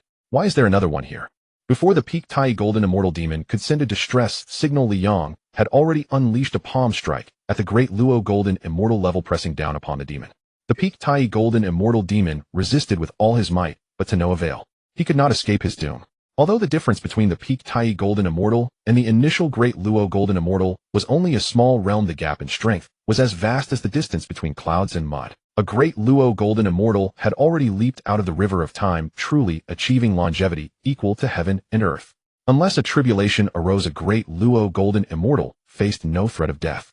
After slaying the peak Tai golden immortal demon, Li Yang's great Luo golden immortal level mana surged. The demons present instantly perished, and all the humans were saved. Xian looked at the suddenly appearing Li Yang, his eyes filled with complexity. This scene was exactly like the last. Again he was suppressed by a Tai golden immortal level demon, and again the tribe's people were tortured and slaughtered by demons. Without Li Yang's intervention, the entire tribe would have been destroyed. Xian's gratitude toward Li Yang deepened. 1,000 words were condensed into a deep bow, accompanied by a single word, "Thank you." Dong Wangtai, who was responsible for sealing off the space where the human race resided, was filled with astonishment. He had initially believed that the human race possessed only 3 Luo golden immortals, but now he discovered that there was yet another Luo golden immortal here, one who had not attained this realm through merit. A glimmer of delight flashed in Dong Wangtai's eyes, and he immediately transmitted a message to Ying Yao. "There is a human Luo in the northern tribes of the human race. If we can turn him into a vengeful spirit, it should offset billions of ordinary humans. Ying Yao, go there yourself." Ying Yao, who had been closely monitoring the 3 human progenitors, received Dong Wangtai's command, and instinctively turned his gaze toward the northern region of the human tribes. There really is another human Luo. With these words, Ying Yao's figure flickered, and he sped off in the direction of the tribe where Xian resided. Li Yang had just finished exterminating the local Yao race, when he said, "There are still battles in the distance. You first reorganize the tribe, I will go take a look." Before his words had even faded, Li Yang's figure had vanished without a trace. The formidable power of a Luo golden immortal surged like turbulent waves, and in an instant the Yao of merely Tai golden immortal cultivation within the human tribes were completely annihilated. However, just after Li Yang exterminated the Yao in yet another tribe, his body suddenly issued a warning. His hair stood on end as an inexplicable sense of danger flooded his mind. Instinctively, Li Yang's body darted away with lightning speed. With a thunderous boom at the spot where he had stood moments before, a pitch-black silhouette with only a pair of eyes visible appeared instantly. Those dark claws gleamed with bloodthirsty light, as if they could tear everything apart. Li Yang inwardly rejoiced. If he hadn't dodged in time, he would have been shredded by those claws. Close call, just a hair's breadth. As Li Yang congratulated himself on escaping the overwhelming pressure of a peak de luo golden immortal bore down upon him like a mountain crushing an egg, Li Yang let out a muffled groan and quickly mobilized the power of Yuanjia Mountain to resist the pressure. Yuanjia Mountain had long been completely refined by Li Yang. Although the mountain was not by his side at the moment, he could still draw upon a portion of its strength. Relying on the power of Yuanjia Mountain, Li Yang barely managed to withstand the oppressive force of the peak de luo golden immortal. Seeing this, a flicker of interest involuntarily appeared in Ying Yao's icy eyes. Immediately afterward, Ying Yao's speed increased abruptly as his figure shifted and weaved, launching an even fiercer assault against Li Yang. Li Yang, not daring to be negligent, scrambled to defend against the onslaught. As time ticked by, blood gushed endlessly from the wounds on Li Yang's body. Though he looked rather battered, his injuries, this was not because Li Yang possessed the strength to contend with the peak de luo golden immortal Yao, but rather because his opponent did not wish him to die, so quickly preferring to toy with him slowly. Damn it all. Li Yang cursed inwardly. He had perceived his opponent's intentions but could do nothing about it. He could only grit his teeth and tenaciously fend off the relentless attacks. Inside the mansion opened by Minghe, the system was idly chatting with other hosts in the chat group. Suddenly, a jarring alarm blared from the LV5 system body. Warning. Warning. The owner of the Many Children Many Blessings system is facing a life and death crisis. If the owner dies, the Many Children Many Blessings module will enter a cooldown period. Hearing the alarm from its own body, the system, which had been slacking off, panicked and hastily checked the life status of Li Yang, the owner of the Many Children Many Blessings system. Host Li Yang. Identity: owner of Many Children Many Blessings system. Strength: early de luo golden immortal. Life status: 25, approaching near-death state. Seeing Li Yang's condition, the system grew anxious as well. Though its current body had reached the saint level, its soul was merely at Tai-E golden immortal, utterly unable to mobilize saint-level power to rescue Li Yang. A case of having the will, but not the means. What can be done? The system fretted, for so far the Many Children Many Blessings module had provided the most rule energy, and it was loath to lose this golden goose. At that moment, another body with the origins of a top-grade, innate spiritual being coalesced into form. Minghe slowly opened his eyes and murmured, "This is the 8th body. 50 more to go." Upon hearing Minghe's voice, the system felt a sense of relief and hastily spoke, "Host, something terrible has happened. The first transmigrator we summoned is about to die. If he dies, the corresponding awakening system function will also go into cooldown, and during that time we won't be able to obtain rule energy." Whoa. Minghe, hearing this, paused his work on condensing blood god sun avatars connected to his true body through consciousness, and easily perceived Li Yang's current state and everything unfolding in the human tribes. Forging the demon-slaying sword. Damnable Yao race. I just finished deducing my cultivation technique and hadn't even passed it down yet, and you caused such trouble. After cursing inwardly, Minghe turned to the not a distant system and said, "Rest assured. Our agreement is that you share half the rule energy you obtain with me, and I will provide you with protection. This time the other party threatens our common interests. Even without you asking, I would act." Having spoken, Minghe slowly rose to his feet and gazed into the distance. Then, with a ripple of spatial fluctuation, Minghe's figure gradually faded from sight. Watching his retreating back, the system felt an inexplicable sense of security. I could cry. At this moment, the system's resentment toward Minghe for having enslaved it earlier began to wane. After Minghe left the system, through its connection to the Many Children Many Blessings module, began to check on Li Yang's condition. A silvery spatial fluctuation passed, and Minghe's figure appeared above the human tribes. Gazing at the tribes enveloped by a phantom bell, a look of envy crept into his eyes.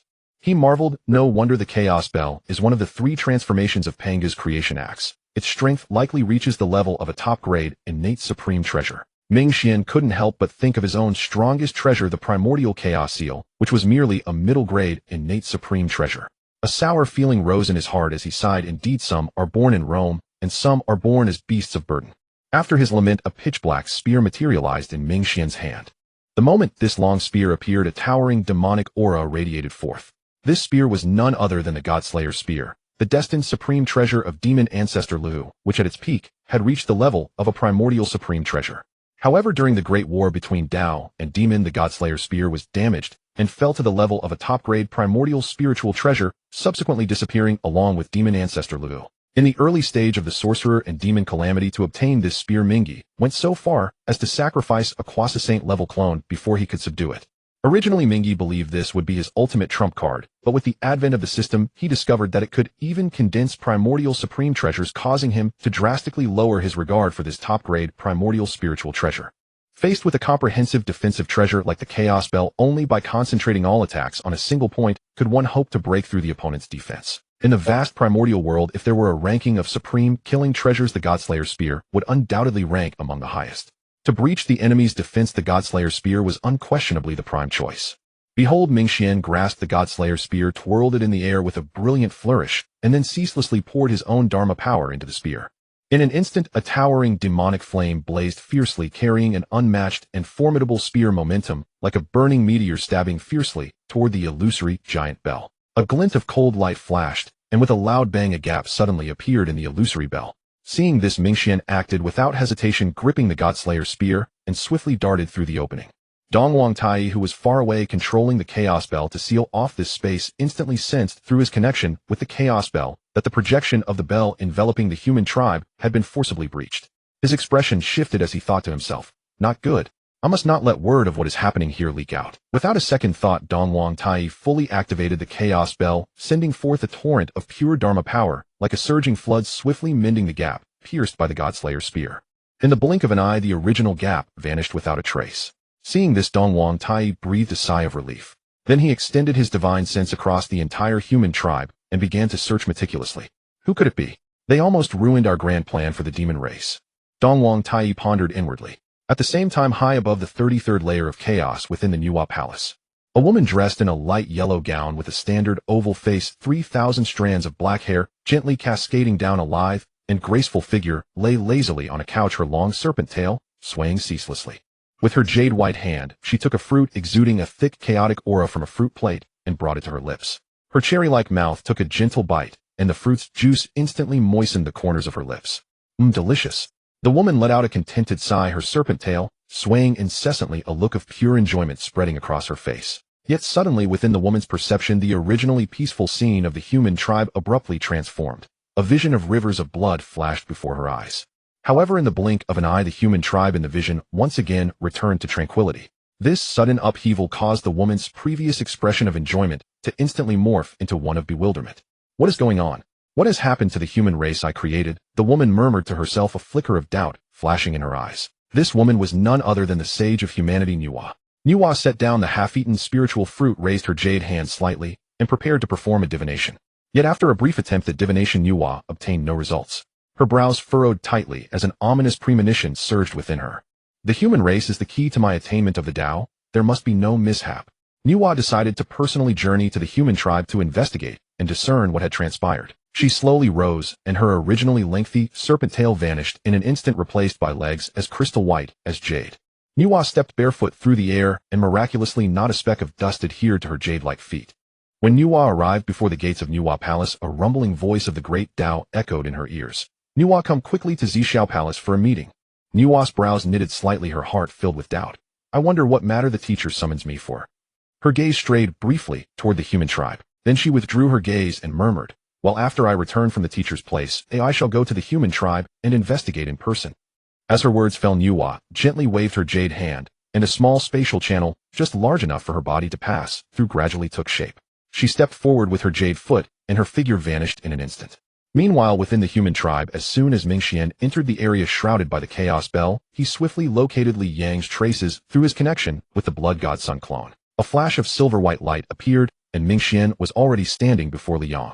The shadow demon who had been torturing Li Yang sensed the arrival of another aura and paused his actions, turning to look in the direction of the newcomer.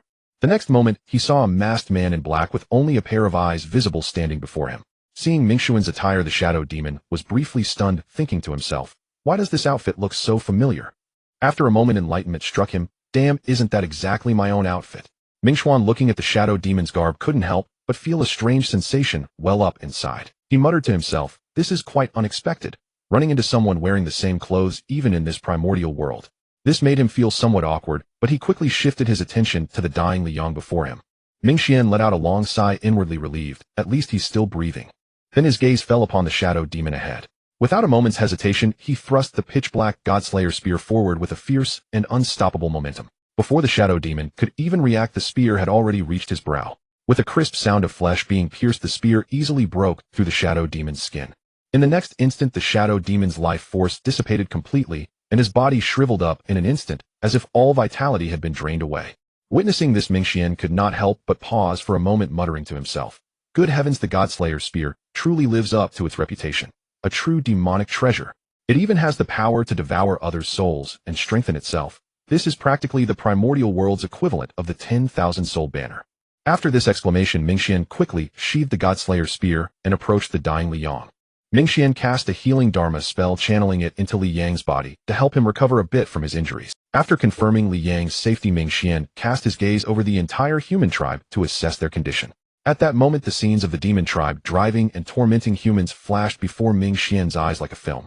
Meanwhile, some humans came before the statue of the Holy Mother Nuwa incessantly, praying, "Holy Mother, we beg you, save us." Witnessing this, the golden immortal level great demon that had been pursuing the humans initially felt a tremor of fear. After all, that was a sage. A mere descent of divine will could annihilate them utterly. Yet when the golden immortal demon saw the Holy Mother's statue remain motionless in response to the humans' pleas, he breathed a sigh of relief and grew bolder. Reaching out to seize the humans kneeling before the Nuwa statue, while tormenting them, he sneered, "The sage Nuwa is the ancestral goddess of our demon tribe. You humans were created by her to serve as blood sustenance for us demons. And yet you delude yourselves into seeking her protection. How laughable." The words of this golden immortal demon plunged the humans into an abyss of despair and emboldened the lesser demons who had hesitated out of fear of the Nuwa statue. Since capturing humans before her statue goes unpunished, she must not care much for them. With this thought, the lesser demons no longer hesitated. They resumed tormenting the humans, waiting until they could turn into vengeful souls before devouring them in a single gulp. An old human watched helplessly as his grandson was swallowed, his eyes filled with utter despair, and the very will to live crumbled. He erupted into a maniacal roar, "Ha ha ha, heaven has doomed humanity." Then like a madman, he charged toward the lesser demon that had devoured his grandson. Seeing this, the lesser demon smirked, thinking to itself, "This old man should be able to turn into a vengeful soul now." With that, it opened its monstrous maw, poised to swallow him whole. Yet in that split second, the lesser demon's body began to disintegrate, crumbling like a sand sculpture, and within moments it vanished without a trace. The old man stared stunned for a moment, then burst into a fit of delirious laughter, as if releasing all the pent-up anguish in his heart. After the wild laughter, the old man's body seemed drained of all strength. He collapsed limply to the ground. At the same time, a dazzling silver-white light flashed, and Minghe's figure gradually materialized. Radiating the oppressive aura of a quasi-saint, Minghe, like an imposing mountain, instantly crushed every lesser demon present, leaving not even a trace of residue. With that done, Minghe locked his piercing gaze onto the only golden immortal level human present. In a single step, he appeared before him. Minghe handed Li Yang to the other and spoke softly, "Take your people quickly and head north to the Yuanjia mountain. I have left measures there that can protect you through this tribulation." As he spoke, Minghe passed Li Yang over and added in a low tone, "Take him along as well." Receiving Li Yang from Minghe, the golden immortal human dared not show any negligence. He took him respectfully, his eyes filled with awe, and said, "Thank you, senior." Minghe waved his hand, and a torrent of powerful magical energy surged forth, instantly teleporting all the humans tens of thousands of miles away. Afterwards, Minghe's eyes, sharp as an eagle's, fixed on the faintly rippling void before him. His face was as placid as still water, and he said expressionlessly, "Since you're here, come out." The moment Minghe spoke, the void rippled like a disturbed lake, and Donghuang Tai's figure, like a deity emerging from chaos, slowly stepped out. Donghuang Tai sized up Minghe, confusion in his eyes, and asked, "Possessing quasi-saint level strength means you are no ordinary being. Who exactly are you? How dare you sabotage my demon tribe's grand plan?" In response, Minghe's gaze remained calm as he uttered, "I am protecting humanity. You demons may leave now." Arrogant. Donghuang Tai's face instantly darkened, his voice seething with fury and contempt. "I wonder if your power can match your words." A cold glint flashed in Donghuang Tai's eyes. Magical power churned like raging waves within him as a massive bell descended like an avalanche toward Minghe. Minghe remained impassive as the god-slaying spear shot forth like lightning. Vast demonic chi converged into a single point, carrying world-destroying might, thrusting toward the rumbling bell. The bell's phantom and the spear clashed with a thunderous roar, sparks flying, as if the cosmos were being born anew. With a deafening boom, the colossal bell that had been bearing down on Minghe was sent hurtling away. Simultaneously, the god-slaying spear returned to Minghe's hand. Witnessing this astonishing scene, Donghuang Tai narrowed his eyes, staring intently at the demonic spear in Minghe's hand, and ventured, "That is the god-slaying spear. Are you the demon ancestor Luoho?" Witnessing this astonishing scene, Donghuang Tai narrowed his eyes, staring intently at the demonic spear, but when he realized the foe might be the demon ancestor Luoho, his heart tightened, he dared not be careless and immediately mustered 50% of his strength to engage. But when he realized the foe might be the demon ancestor Luoho, his heart tightened. He dared not be careless and immediately mustered 50% of his strength to engage. This was the maximum magical power he could mobilize, for exceeding this limit would shatter the chaotic phantoms that sealed this space. If that happened, everything occurring here would be exposed to the eyes of certain great beings, a scenario Dong Wangtai wished to avoid at all costs. Seeing this, Dong Wangtai's face grew somber, and he lamented inwardly, "This is a serious problem." Spasms of sparks burst like fireworks in the night sky. Within a few brief breaths, the god-slaying spear and the chaos bell had clashed hundreds of times. As the battle raged on, Dong Wangtai's shock deepened.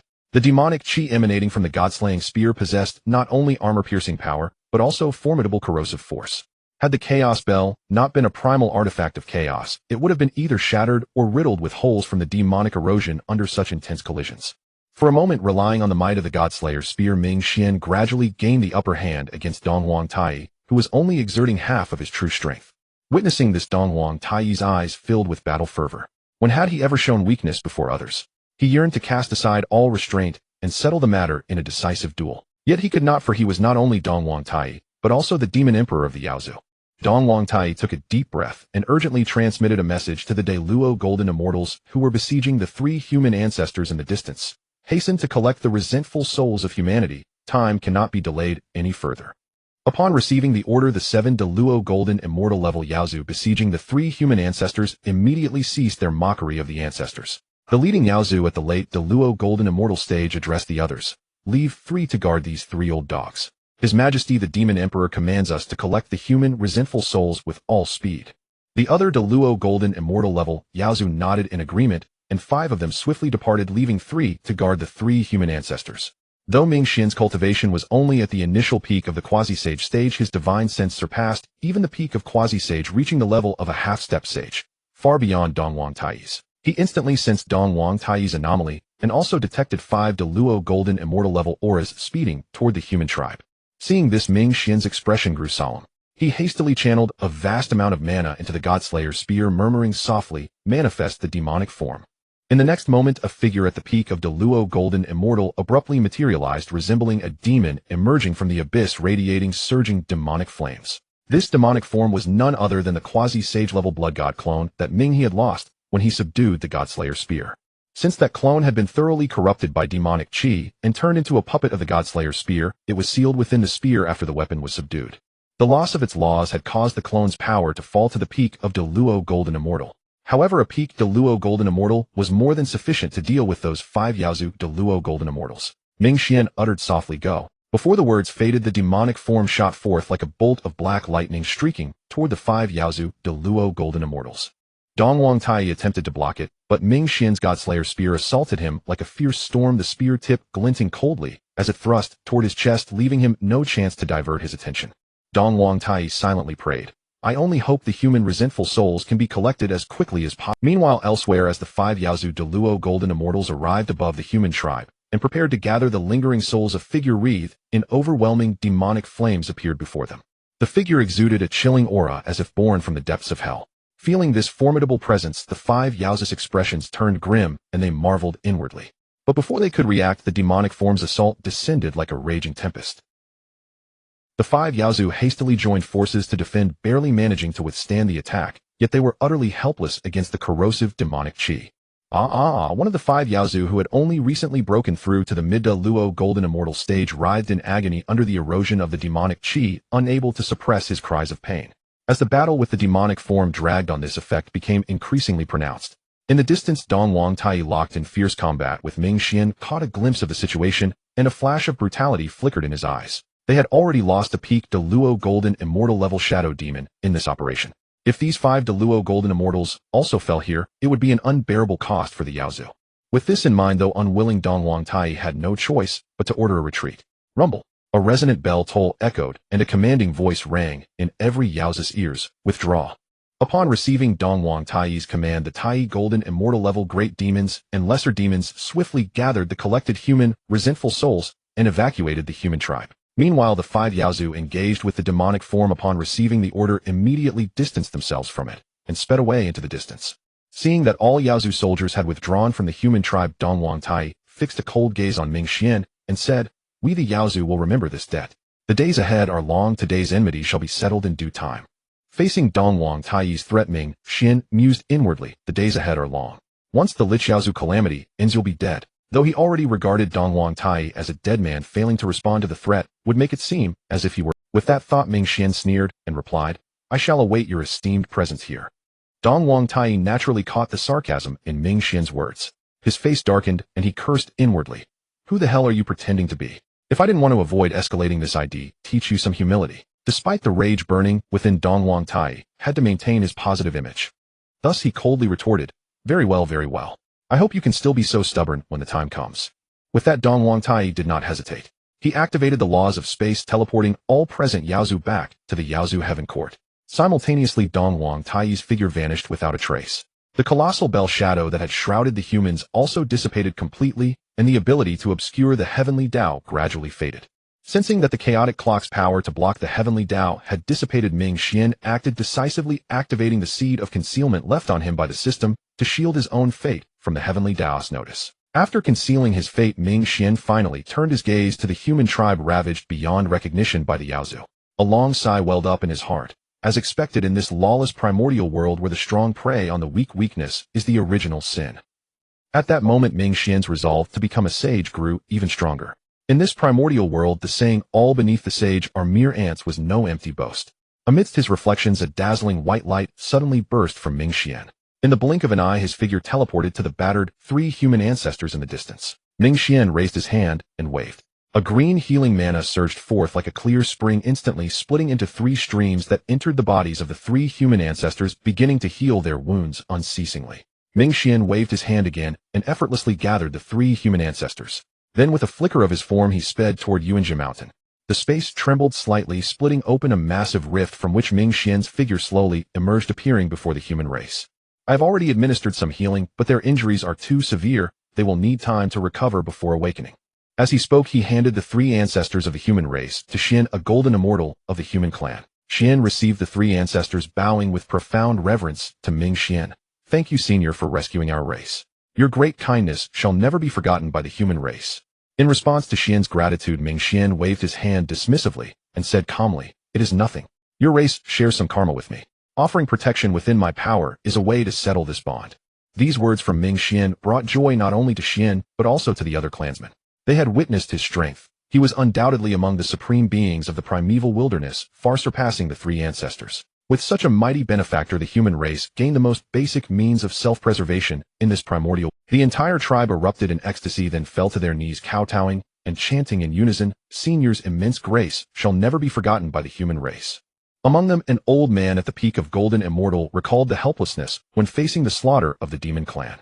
His gaze grew increasingly resolute, as if he had made a certain decision. The old man spoke first. Senior, your kindness to our race is beyond repayment. We humbly wish to honor you as the saint teacher of our race, sharing the fate of the human clan. In the old man's view, this senior had intervened to protect the human race, perhaps due to karmic ties, but such bonds would eventually fade. Once that happened, the human race would likely return to being a vulnerable clan without a protector. Having finally found a powerful being willing to shield them, the old man was determined not to let this opportunity slip away. In any world, only relationships bound by shared interests are the most enduring. Thus, the old man devised this strategy. By sharing the human race's fortune, he hoped to forge a closer bond with Ming Xian, ensuring long-term protection for the clan. The humans present were no fools. As soon as the old man spoke, they grasped his intent. In an instant, they all cried out in unison, we humbly wish to honor you as the master teacher of our race, sharing the fate of the human clan. As their voices rang out, streams of fortune, too subtle for the naked eye to perceive, began flowing continuously toward Ming Xian's body. Feeling the fortune gathering within him, Ming Xian chose not to absorb it. Instead, he collected it, intending to bring it back to his original body and have it absorbed by the quasi-sage clone that cultivated through merit and fortune. With this human fortune as a boost, the peak quasi-sage clone on the path of merit and fortune should soon reach the sage apprentice realm. Then my original body's chances of attaining enlightenment as a sage will greatly increase. With this thought, Ming Xian looked down at the human race again, his eyes revealing a hint of approval. He mused to himself, not bad, not bad. The current human race still knows how to repay kindness. As his words fell, a glow flickered in Ming Xian's hand, and an ancient cultivation manual gradually materialized. Holding the archaic manual, he spoke in a calm voice. Since you honor me as your master teacher, I naturally cannot let you suffer losses. This manual is a cultivation method I deduced in my early years. It differs from the traditional immortal path of the primeval wilderness. Instead of merely absorbing celestial energy to strengthen oneself, it simultaneously opens the Bodhis acupoints, nurturing small worlds within. By channeling the power of these worlds, one gains formidable combat strength. The venerable realm of this method corresponds to the Tai Golden Immortal Realm in the Immortal Path, while the Emperor Realm corresponds to the Daluo Golden Immortal Realm. Since it vastly diverges from the traditional cultivation system of the primeval wilderness and empowers the practitioner through world forces, I have named it the World Dao. Having said this, Ming Xian waved his arm, and the ancient manual flew like a streak of light into the old man. After completing this, Ming Xian's voice continued, "The World Dao I have imparted has both merits and drawbacks. Whether to practice it is entirely your own decision." Hearing this, the old man of the human race spoke up first. "Please, Master Teacher, enlighten us." Ming Xian did not hesitate and immediately explained, "You are well aware of the current situation of the human race, the lack of top-tier experts. That is why I have offered this method. The advantage of the World Dao is that it can shorten the time needed to attain enlightenment. For instance, the Emperor Realm, which rivals the Daluo Golden Immortal, can be reached in less than 10,000 years if one's talent is sufficient." At Ming Xian's words, a fervent gleam flashed in the eyes of the human clansmen, including the old man. According to Ming Xian, with adequate talent, one could reach the Emperor Realm in under 10,000 years, a realm equivalent to the Daluo Golden Immortal. The Daluo Golden Immortal was the mightiest combat power in the primeval wilderness, second only to sages and quasi-sages. If the human race had possessed thousands of such warriors, the demon clan would surely not have dared to act so arrogantly. Though stunned by the advantages of the World Dao, the old man was not swept away by excitement. He quickly pressed further, "And what, Master Teacher, are the drawbacks?" Ming Xian did not conceal the truth. He let out a long sigh and then explained, "The World Dao has two flaws. First, the lifespan of cultivators on this path is far shorter than that of immortal cultivators. Under normal circumstances, once a cultivator in the primeval wilderness reaches the Earth Immortal Realm, their lifespan surges dramatically. At the Golden Immortal Realm, they transcend the river of time and gain infinite longevity. However, a cultivator of the World Dao who reaches the Venerable Realm, equivalent to the Tai Golden Immortal, has a lifespan of merely 1500 years, which is even shorter than that of an ordinary true immortal. As for the Emperor Realm, despite possessing combat power on par with the Daluo Golden Immortal, it still fails to transcend the river of time. An emperor's lifespan is only 2500 years. Upon hearing this, the humans present wore varied expressions. Some frowned deeply, others remained resolute, but all fell into silence. The old man who had spoken earlier was no exception. According to Ming Xian, practicing the so-called World Dao essentially meant trading lifespan for combat power, didn't it? The old man exhaled a heavy breath, gazing at the fallen clansmen, the shattered tribe, and then at the unconscious three ancestors. His eyes were filled with helplessness and his heart trembled as he murmured to himself, "Does the human race truly have any other choice?" As if perceiving the inner turmoil of the humans present, Ming Xian continued to explain, "Of course, cultivating the World Dao does not necessarily mean one will be short-lived. As long as a cultivator can break through the limits of the Great Emperor Realm and attain the quasi-sage status through the laws of the world, they can leap out of the long river of time and enjoy boundless longevity." Upon hearing this, the humans present, including the elder who had asked earlier, saw their worries dissolve, instantly replaced by resolute expressions. Witnessing this transformation among the humans before him, Ming Xian timely doused their enthusiasm. "Do not rejoice too soon. The second flaw of the World Dao is that there exists an insurmountable chasm between the Great Emperor Realm and the quasi-sage stage. Crossing it is no easy feat. Before reaching the quasi-sage realm, the worlds nurtured within cultivators of the World Dao belong to the mortal realm. For that very reason, their cultivation speed is so rapid. However, to advance from the Great Emperor Realm to the quasi-sage stage, one must elevate the mortal world within into an immortal grade minor thousand world. Subsequently, for the sage realm, the minor thousand world must be further elevated to a medium thousand world. The humans below were utterly bewildered, their minds a blank slate, completely unable to comprehend Ming Xian. Having been created by the sage Nuwa merely tens of thousands of years ago, the humans had no knowledge or concept of the minor thousand worlds and medium thousand worlds mentioned by Ming Xian.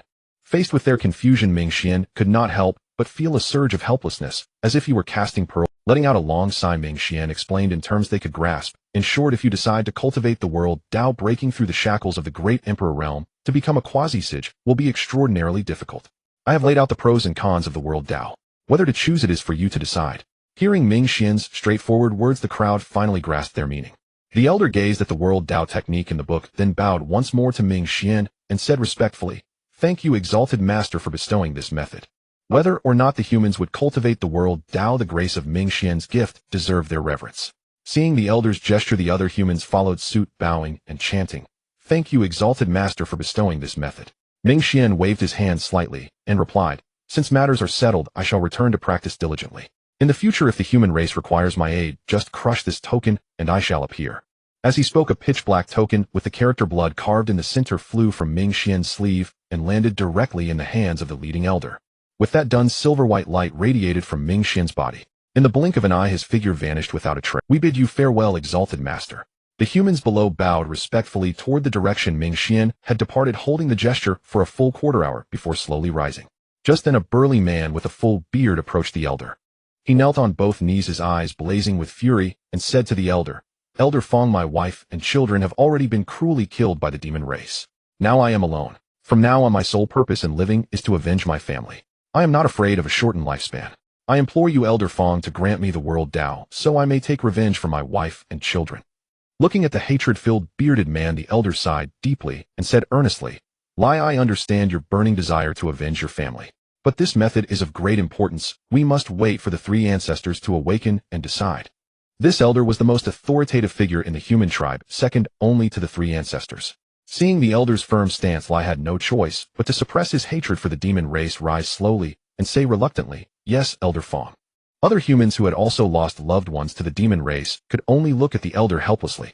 The feeling of having a chance to avenge their families, so close yet beyond reach, tore at their hearts like a knife. The elder looked at his clansmen, whose eyes were consumed by vengeance, and let out a long silent sigh, thinking to himself, "If this continues, these people will surely run into trouble."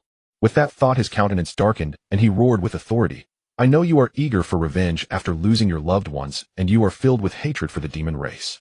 But are the dead not our kin as well? Do we not also hate? If your loved ones were still alive, would they wish to see you become like this?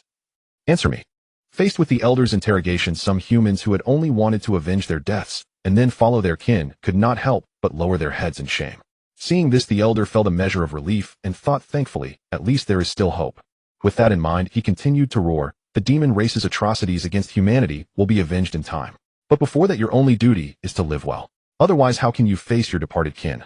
Their heads sank even lower. Sensing the moment was right, the elder softened his tone. "The departed are gone. The living must carry on. Restore yourselves and rebuild the tribe. When the three ancestors awaken, we will discuss our next plan together. Rest assured, we will not let our kin die." Having said so much, if anyone still remained inconsolable, there was little else he could do. The elder waved his hand, signaling the clansmen to disperse, while he himself went to wait by the side of the three ancestors and Liang. On the other side, Minghe, having left the human tribe, did not immediately return to his previous cave dwelling. Instead, he chose to head toward the chaos beyond the primordial world. Before Ming Xian made his move, he had not known whether the system's shielding ability could block the Heavenly Dao, or whether Ming Xian would be locked onto by the primordial Heavenly Dao. To prevent the primordial Heavenly Dao from tracing back and discovering more secrets the moment Ming Xian acted, he swiftly dispatched another of his blood godson clones, Ming Tian, to go meet the system and the six-eared macaque, safely escorting them back to the netherworld Blood Sea. Thus, even if Ming Xian was unfortunately locked onto and personally dealt with by the primordial Heavenly Dao, the loss would only be a quasi-saint blood godson clone. This was the basic quality of a schemer: always consider the worst-case scenario and have several feasible contingency plans ready. 6 months earlier, not long after Ming Xian had left, a figure identical to Ming Xian silently infiltrated the mansion where the system resided. Gazing at that familiar face, the system was utterly bewildered and couldn't help but ask, "How are you so fast?" Ming Tian's face instantly darkened as he cursed inwardly, "Fast? You're the fast one. Your whole family is fast." Yet despite his inner grumbling, Ming Tian did not forget his main purpose and quickly said, "My intervention might attract the attention of the primordial Heavenly Dao. This place is no longer safe. Gather your belongings quickly and return with me to the Yuming Blood Sea." Although the system thought the other was being overly cautious, it understood the wisdom of caution prevailing over recklessness. Without objection, it replied, "All right, I'll pack my things." In reality, all of the system's items were stored in its inventory space, requiring no packing at all. Its statement was merely a pretext to notify Zhou Laoba. Ming Tian naturally saw through the system's intention, but did not expose it. He simply nodded and said, "Very well, I'll go inform Luer." With that, the two immediately went their separate ways.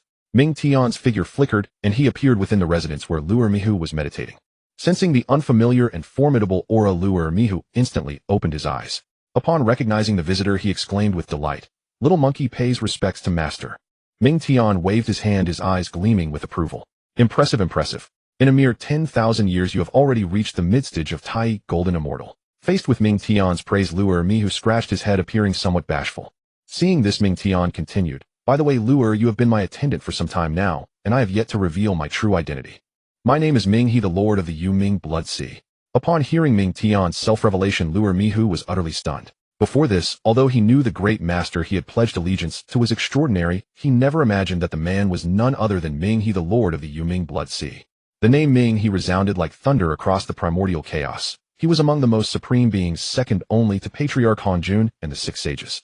To become a disciple of such a mighty figure meant one could virtually stride unopposed through the primordial chaos, provided one did not provoke a sage. Ming Tian watched as Luer Mihu, after hearing his true identity, first froze in disbelief, then broke into a foolish grin like a child. A faint smile curled at the corner of Ming Tian's mouth.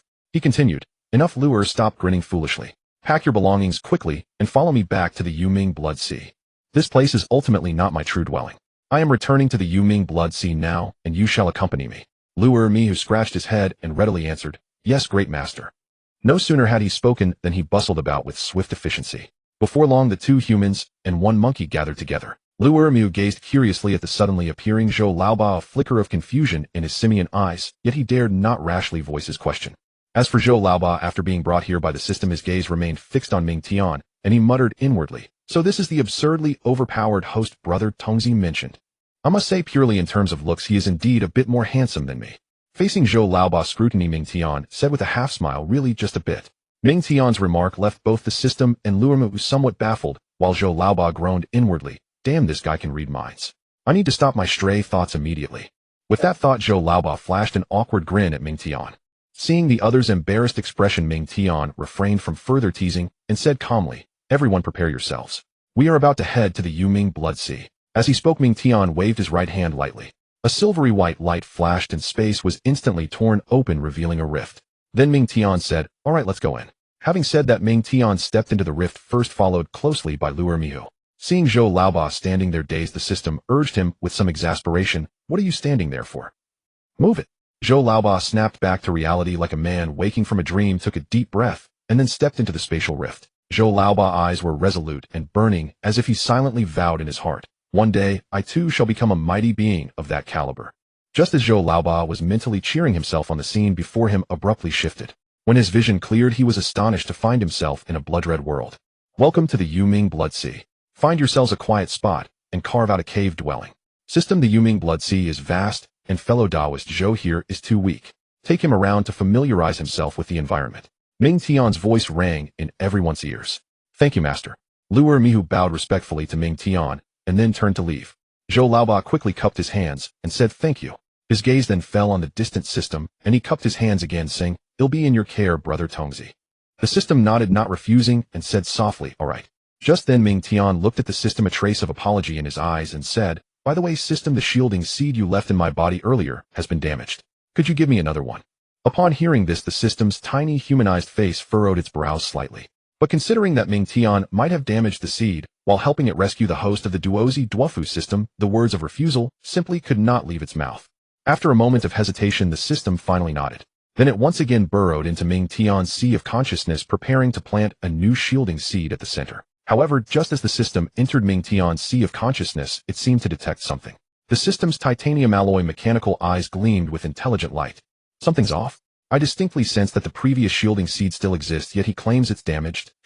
A note of doubt crept into the system's voice.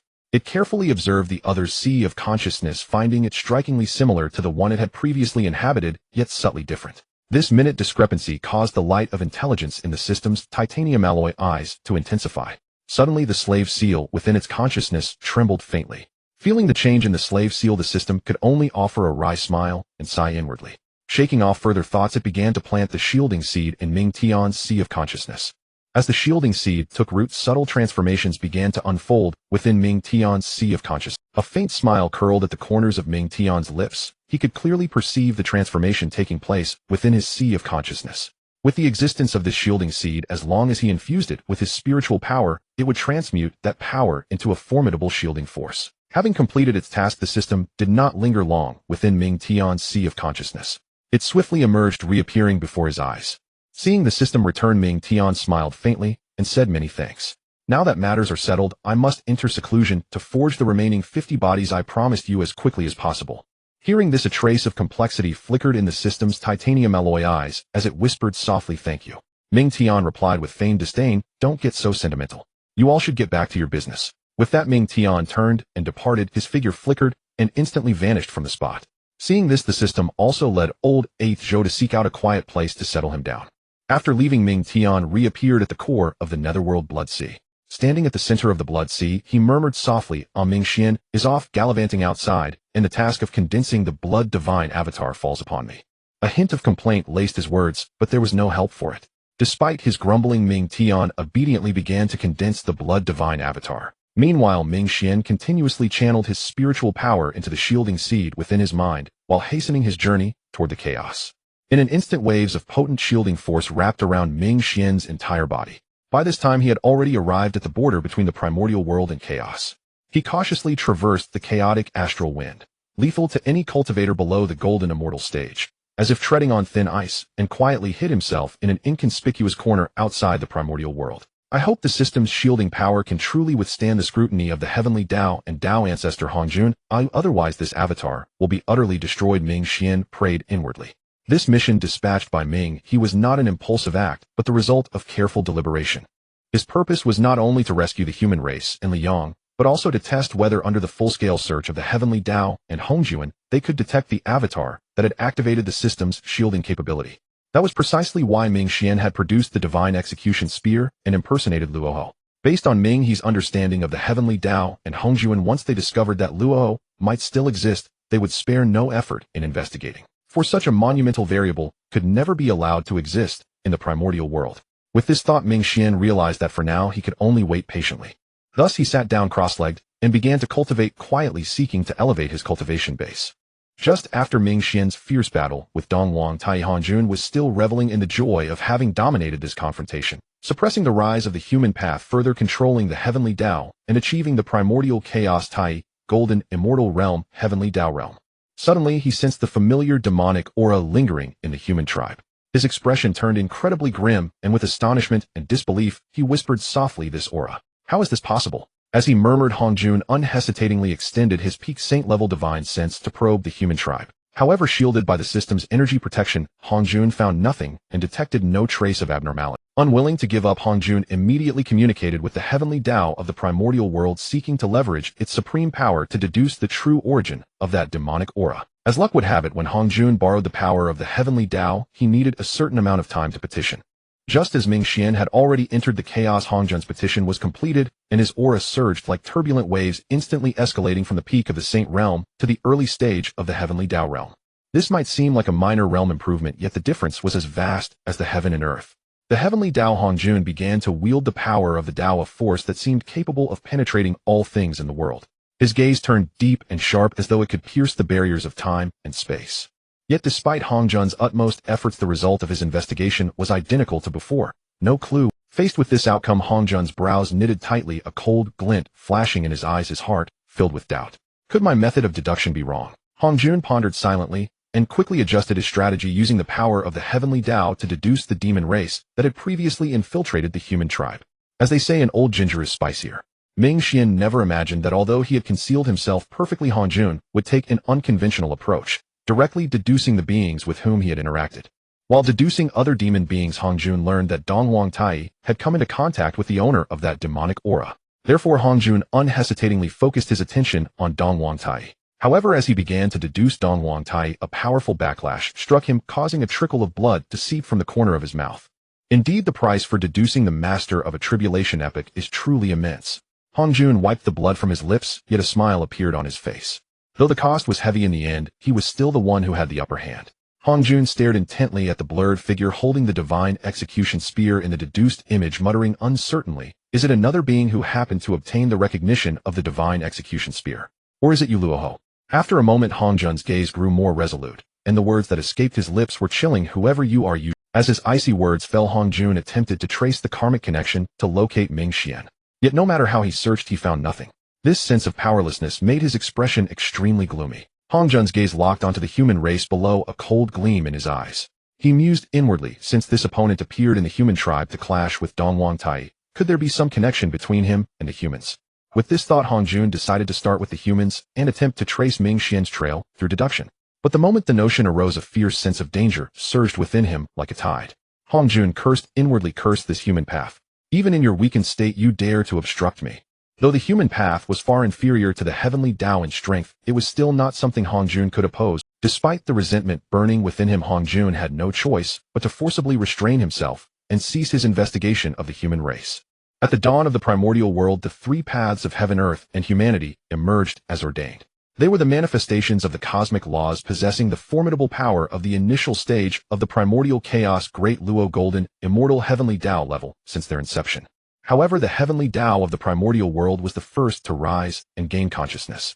Through the agency of Hongjun, it relentlessly suppressed the path of humanity and the path of earth to strengthen itself. After countless ages, the primordial Heavenly Dao had now reached the peak of the mid-stage of the primordial chaos, great Luo golden, immortal Heavenly Dao level. The primordial path of earth and path of humanity, oppressed by the Heavenly Dao and Hongjun, could barely sustain the initial stage of the primordial chaos, great Luo golden, immortal Heavenly Dao level. By the time the sorcerer demon Calamity concludes, the primordial Heavenly Dao will naturally break through to the late stage of the primordial chaos, great Luo golden, immortal Heavenly Dao level.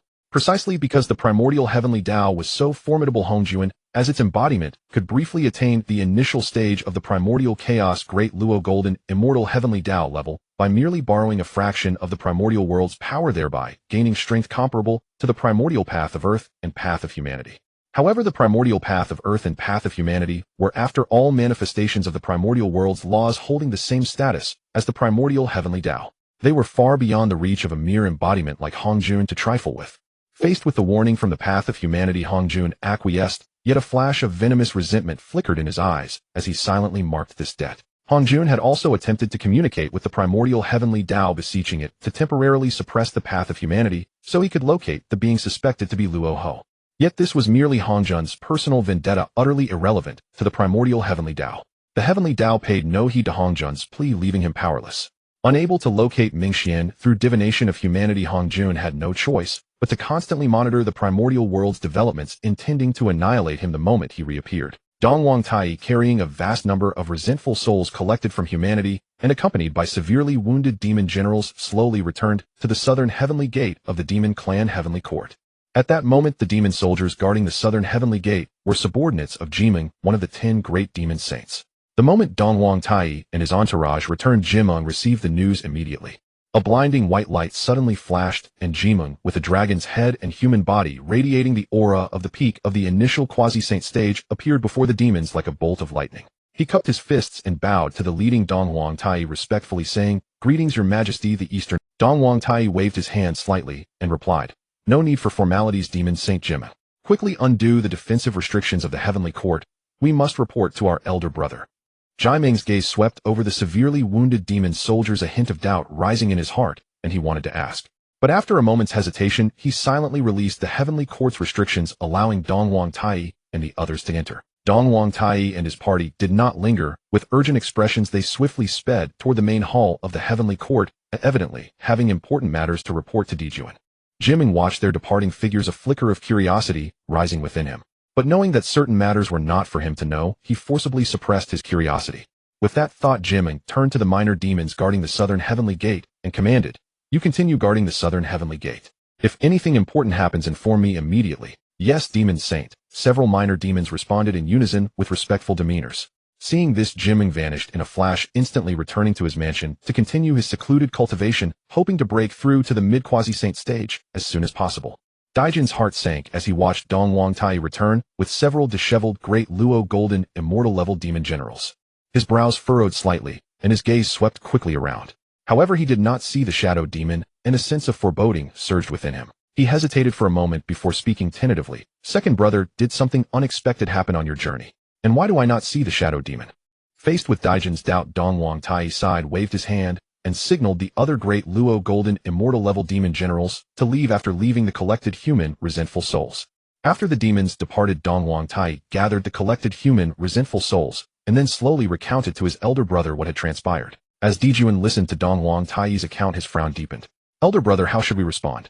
Dongwang Tai was top tier in combat among the demons, but when it came to strategy, 10 Dongwang Tai's were no match for 1 Dijuan. Therefore, facing such a situation, Dongwang Tai's first thought was to seek his elder brother's counsel. Hearing Dongwang Tai's question, Dijuan fell into deep thought, murmuring softly, "The demon ancestor Luo Ho, who lived in the same era as Dao Ancestor Hanjun. The name Demon Ancestor Luo Ho was certainly not unfamiliar to Dijuan. During the Dragon Han calamity, when they were still great demons at the Tai Golden Immortal level, the fearsome reputation of Demon Ancestor Luo Ho had already resounded throughout the primordial world. To claim they were not intimidated by such a being would be a lie, but to say they were terrified was not true either. After all, he was now at the late quasi-saint stage, nearly approaching the peak, while according to Dong Wang Tai the opponent was merely at the initial quasi-saint stage. After pondering for a moment, Dijuan replied, "Second brother, we need not concern ourselves too much with this matter. Let everything proceed as usual." Dong Wang Tai looked at his elder brother with a puzzled expression, not understanding his meaning. Looking at his seemingly dull-witted second brother, Dijuan often sighed that heaven was fair. It had bestowed upon his second brother immense cultivation talent, but had not granted him a sharp mind. Helplessly, Dijuan had to patiently explain, "Second brother, didn't you say earlier that the opponent produced the god-slaying spear during your battle? And you also deactivated the Chaos Bell's ability to obscure the celestial mechanisms when you left?" "Exactly." Dong Wang Tai still looked at his elder brother with confusion, his face full of bewilderment. Dijuan looked at the still confused Dong Wang Tai, rubbed his head helplessly, and patiently continued, "Second brother, think about it. When you deactivated the Chaos Bells, shielding that demonic aura would surely leak out. And the god-slaying spear is the personal treasure of Demon Ancestor Luo Ho. If the opponent really is Demon Ancestor Luo Ho, how could that one possibly let him off easily?" As he spoke, Dijuan pointed toward the sky with his finger, as if hinting at something. Dijuan had spelled it out so clearly that if Dong Wang Tai still didn't understand, he would truly be beyond foolish. Dong Wang Tai suddenly understood, and exclaimed, "Oh, so that's it. As expected of my elder brother." Facing the praise from Dong Wang Tai, Dijuan's face showed a complex expression, silently sighing to himself. "My foolish little brother, when will you ever become wise?" After sighing, Dijuan turned his gaze back to Dong Wang Tai and said, "Second brother, bring me the human, resentful souls you have collected this time." Oh. Dong Wang Tai responded and immediately handed over the collected human resentful souls, including his own share, to Dijuan. Dijuan carefully sensed the quantity of these human resentful souls, assessed them, and murmured, "These human resentful souls seem still somewhat insufficient. Big brother, should I go to the human tribes to get some more?" Dong Wang Tai suggested. Hearing this, Dijuan quickly stopped him, saying, "Second brother, no. Our actions have already alerted the enemy. If we act again, it will inevitably draw the attention of the Wu tribe. If discovered by the Wu tribe, the gain would not outweigh the loss. But just this much." Dong Wang Tai wanted to say something more, but Dijuan immediately interrupted. "It's fine. Although the number of human resentful souls is a bit low combined with some rare materials, it should still be possible to forge a divine weapon specifically targeting the Wu tribe." Seeing Dijuan's firm stance, Dong Wang Tai could not persist any longer and could only nod in agreement. "All right, I'll do as you say, big brother. Second brother, come with me. The artifact I am about to refine will require your assistance." Faced with Dijuan's request, Dong Wang Tai did not refuse. Outside, although the commotion among the human race was immense due to the shielding of the Chaos Bell, it was brief and did not attract the attention of the mighty beings. Therefore, despite the tragic suffering endured by the human race, it did not stir much of a ripple in the vast primordial. Meanwhile, on Golden Ao Island, a century passed slowly. The cultivation realm of Guiling Saintess had stabilized at the early stage of Tai Golden Immortal. She slowly opened her beautiful eyes, but did not immediately rise. Instead, she directed her consciousness toward the Overlord diary in her mind. Back then, after reading over 6,000 pages of the diary, Guiling Saintess had obtained over 6,000 years of cultivation rewards and reached a bottleneck. She urgently needed to break through, so she had no time to attend to the subsequent diary entries. Now she had successfully broken through to the early stage of Tai Golden Immortal, and it was the perfect time to enhance her own strength. With this thought, Guiling Saintess quickly flipped through the Overlord diary. However, after flipping through over 30,000 entries of "I want to sleep," she finally finished reading all the diary entries that Wang Ba had padded with words during the century of Tontian Patriarch sermons. At the same time, over 30,000 years of cultivation power continuously poured into Guiling Saintess' body, propelling her a significant step forward on the path of early Tai Golden Immortal. Guiling Saintess did not stop her actions. She continued flipping through the Overlord diary. To be honest, seeing the repeated "I want to sleep" over and over, Guiling Saintess also felt extremely bored. However, fortunately, the reward of cultivation power served as motivation, allowing her to persist in flipping. Just then, the words before her eyes were finally no longer "I want to sleep." When she saw different words, Guiling Saintess couldn't help but become energized. Day 36612 of being adopted by Fairy Sister Weatherclear. Good for you, Wudong Saintess, with your thick eyebrows and big eyes. I never thought you would be such a pervert, actually touching someone else's chest. I'm so envious, drooling. When Guiling Saintess read this diary, she couldn't help but feel speechless, constantly muttering in her heart, "I never expected this is actually a little pervert turtle." Guiling Saintess' lips curled up slightly, revealing a faint smile, and she continued flipping through the Overlord diary. Day 36613 of being adopted by fairy sister weather clear. Damn Wudong Saintess fairy sister is mine. How dare you have designs on my fairy sister's chest, and even want to touch me. Just see if he'll pay you any attention. Angry. Guiling Saintess read this and couldn't help laughing out loud, as if looking at her own mischievous child, finding it very amusing. This little guy turns out he's a jealous one. Day 36613 of being adopted by fairy sister weather. Woowoo fairy sister is about to start seclusion to break through, and she won't let me in. Woowoo the first day of longing for fairy sister to emerge from seclusion. The following diary entries, except for the date, were almost identical to the previous one. Seeing this, Guiling Saintess couldn't help complaining again. Goodness, here she goes padding words again. Despite her inner complaints, the speed of her flipping through the diary did not slow down at all. Before long, under the coverage of her vast divine, since the remaining over 30,000 diary entries were quickly scanned. At the same time, a torrential flood of cultivation power poured into her body. These 36,000 years of cultivation power combined with the previous 35,000 years had infused a total of over 70,000 years of cultivation power into Guiling Saintess' body. Under this massive infusion of cultivation power, Guiling Saintess' strength was greatly enhanced, soaring from the initial stage of Tai Golden Immortal all the way to the peak of early Tai Golden Immortal, just one step away from the mid-stage. Feeling the surging power within her body, a satisfied smile appeared on Guiling Saintess' face. She looked at the completely flipped Overlord diary before her, and a sense of lingering desire unexpectedly arose in her heart. After all, the feeling of witnessing one's own cultivation constantly increase was truly too wonderful and intoxicating. Although her strength could not be further enhanced, Guiling was still quite satisfied. Guiling Saintess quietly sensed her own strength, and a wave of emotion surged in her heart. Now my cultivation might already be able to catch up with senior brother Duobao. Thinking of this, the corners of Guiling Saintess' mouth lifted slightly, revealing a charming smile. Then her consciousness gradually returned to her physical body. She slowly stood up, and a powerful aura emanated from her body, the presence of the peak of early Tai Golden Immortal vibrating around her. Guiling Saintess lightly waved her fair jade-like hand, and the vast aura on her body instantly retracted. Her feet, pure as white jade, gently stepped in the air, not touching a speck of dust. With just a few movements, Guiling Saintess arrived before the cave entrance where she had set up a barrier before her seclusion. She raised her jade hand and pointed gently. With a loud bang, the originally sturdy barrier shattered, instantly scattering into countless fragments. Guiling Saintess slowly walked out. The women and Wang Ba, who had been guarding her seclusion outside, sensed the disturbance within the mansion and were startled. They immediately stood up and turned their gazes toward the place where Guiling Saintess had been in seclusion. Upon seeing Guiling Xingmu emerge from seclusion, the women's faces instantly lit up with surprise and delight, exclaiming in unison, "Senior sister Guiling, you succeeded in your breakthrough." Guiling Xingmu smiled, her countenance like a blooming peony. She nodded gently, a hint of joy in her voice. "Nim, I have completed my breakthrough and have now reached the Tai Golden Immortal realm." "Wow, senior sister Guiling, you are truly formidable." Wudong Xingmu was filled with admiration. However, she dared not utter the next thought aloud, only muttering inwardly, "If you are this powerful, how can I ever dare to touch your soft and ample chest again?" Guiling Xingmu naturally sensed Wudong Xingmu's lascivious thoughts. She sighed helplessly and admonished earnestly, "Junior sister Wudong, you should learn from junior sister Jinling and focus on your cultivation.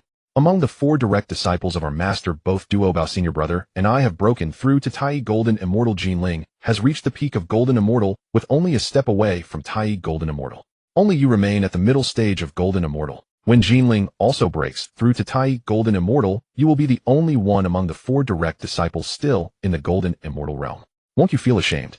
In Guiling Xingmu's eyes, the talents of the 4 direct disciples were originally comparable. It was only because Wudong Xingmu was always absent-minded, her head filled with strange thoughts, and never devoted herself to cultivation, that her cultivation lagged far behind. Hearing Guiling Xingmu hold her up as an example, Jinling's face beamed with a smug smile. She cast a provocative glance at Wudong Xingmu, as if to say, "See, this is the fruit of hard work." Wudong Xingmu playfully stuck out her tongue, putting on an innocent expression, and said coyly, "Oh, I know, senior sister Guiling. Why have you become so naggy?" With that thought, she lifted her delicate jade-like foot, dancing like a celestial maiden, and in a few graceful leaps, she arrived before Bixiao of the 3 Xiaos, as light as a butterfly. With that thought, she lifted her delicate jade-like foot, dancing like a celestial maiden, and in a few graceful leaps, she arrived before Bixiao of the 3 Xiaos, as light as a butterfly. Looking at the mischievous Bixiao, Guiling Xingmu wore a gentle smile, and said softly, "Junior sister Bixiao, thank you for taking care of that little one during this time." Bixiao quickly waved her hand, and said sweetly, "No trouble at all, no trouble at all. Senior sister Guiling, you are too—" Just then Wang Ba, spotting his fairy sister approaching from afar, a glint of joy flashed in his bean-sized eyes. With a slight push of his 4 short legs, he leaped like lightning onto Guiling Xingmu's snowy white shoulder. Wang Ba pressed close to her shoulder, inhaling the familiar scent, his gaze involuntarily falling upon the turbulent. In his bean-sized eyes there was an unmistakable glimmer of excitement, but recalling his tiny body, he reluctantly averted his gaze and chose to rest with his eyes closed. Seeing the little turtle leave, Bixio's eyes flickered with a faint trace of disappointment. If only I could have such. Guiling Xingmu noticed Bixio's disappointment, sighed, softly gently took her hand, and changed the subject. Junior sisters, thank you for guarding me. Now that I have broken through it, it's time we establish our Dao field on Janeo Island. Hearing Guiling Xingmu's proposal, the women immediately cheered and laughed, their faces brimming with excitement, and responded in unison, great, great. Several brilliant streaks of light shot across the sky as the women sprang into action. Outskirts of the Netherblood Sea there stood a majestic mansion called D, solemn and imposing. The law of Earth has the capacity to bear all things with virtue. Cultivating the law of Earth is to cultivate one's own spirit and courage to dare to establish a sanctuary for all beings. This is the true essence of the law of Earth. Fellow Taoist Hutu, this is my understanding of the law of Earth. Please enlighten me. Clad in black robes, Minghe smiled gently as he gazed at the young woman before him. After listening to Minghe's insights on the law of Earth, Hutu seemed to have an epiphany, and her own comprehension of the law of Earth rapidly began to fill in. Simultaneously, Hutu's power surged, breaking through the bottleneck of the early quasi-sage realm and reaching the middle stage of quasi-sage. Congratulations, fellow Taoist, on your breakthrough. Hutu's face was full of joyful smiles as she cupped her hands at Minghe and said, fellow Taoist, your understanding of the law of Earth is a direction I had never considered. After hearing your discourse, I have been enlightened and many doubts in my heart have dissipated. Thank you for your guidance. Seeing Hutu break through to the middle stage of quasi-sage, Minghe's lips curled into a gratified smile. You flatter me, fellow Taoist. In this vast primordial world, it is rare to find a Tao companion with whom to verify the great Tao. How could I be stingy? Hutu's face showed a touch of emotion as she gazed deeply at Minghe and said softly, fellow Taoist, you are truly. Minghe smiled wryly and shook his head. Fellow Taoist, you praise me too much. After exchanging pleasantries, Hutu cupped her hands and rose to take her leave. Fellow Taoist, I have been away for some time and my elder siblings await at home. I should return now. Thank you for your warm hospitality. Farewell. Minghe also stood up and said, my cave abode is here. I look forward to discussing the Tao with you again in the future. Hutu replied with a smile, once my cultivation stabilizes, I will surely return to discuss the Tao with you. As the words fell, Hutu's mana flowed, and with a light wave of her sleeve, space was torn and her figure vanished. Watching Hutu's departing figure, Minghe's lips curled into a faint smile, and he thought to himself, there is plenty of time, we will surely meet again in the days to come. With that, Minghe slowly sat cross-legged in the mansion, closed his eyes, and began his seclusion cultivation. In the depths of the East Sea, amidst the surging waves, a small white dragon with two horns on its head swam freely on the sea surface. Suddenly a voice echoed in its mind, suitable host detected. Bind to the Supreme Dragon Emperor system. Hearing this voice, the small white dragon's lips curled into a sinister smile, and a hint of cunning tinged its voice. System, if I devour this entity, how many simulation opportunities will I gain? Upon hearing these words, the newly arrived system was instantly dumbfounded, utterly unable to comprehend the meaning of the speaker's words. Yet although filled with confusion, the system vaguely sensed an ominous premonition. It attempted to flee, but suddenly found itself immobilized as a powerful suction force engulfed it like a black hole. Is this a fellow system? The system shrieked in terror. No, don't devour me, we're kindred spirits. However, its screams were short-lived as it was completely consumed. Burp. A lazy voice sounded beside the little white dragon. This was merely a golden immortal level LV1 system whelp. Devouring it can only replenish a bit of my energy. With this energy, I can perform one ordinary level simulation for you. Upon hearing about the ordinary simulation opportunity, the little white dragon's eyes sparkled with excitement, and his heartbeat involuntarily quickened, as if he could hear his own heart thumping. Finally, after obtaining this so-called simulator, I can actually start it. The little white dragon sighed, then spoke expectantly. I want to begin the simulation now. As soon as the little white dragon's words fell, a voice slowly echoed in his ears, preparing simulation. Host Albing, please get ready. Simulation begins. The next moment, lines of text appeared before Albing. You are the third son of the East Sea Dragon King of distinguished status and noble lineage. Although the Dragon Clan's power waned after the Dragonhan calamity, you still enjoy richer cultivation resources than ordinary sea tribes. Nourished by these abundant resources, your cultivation progresses rapidly. In less than 10,000 years, your strength surged like a breaking bamboo, breaking through to the true immortal realm, finally becoming a presentable ant in the primordial world. Seeing this, Albing felt a bit speechless and silently complained, does this simulator have to be so hurtful? However, after learning the simulator's assessment of you, you are not discouraged, but instead inspired to cultivate even harder. One day, your severely wounded father, the East Sea Dragon King Ao Guang, saw your diligence and that you had achieved true immortal in such a short time, filling his heart with comfort and hope. You know the Dragon Clan's lifespan is longer than that of other primordial beings, which also causes your cultivation progress to be relatively slow. Therefore, when your father Ao Guang saw you achieve true immortal within 10,000 years, he firmly believed you were a dragon genius capable of inheriting his legacy. He often personally came to teach you. With the careful guidance of a Tai Golden Immortal, your cultivation speed increased even further. Time flies. Another 30,000 years passed, and your cultivation successfully entered the mystic immortal realm, making you an even more powerful ant. Because of you, your mother's status in the Dragon Clan grew more revered. In the same year, the two dominant powers of the primordial world, the Demon Clan and the Witch Clan, engaged in their final life and death battle.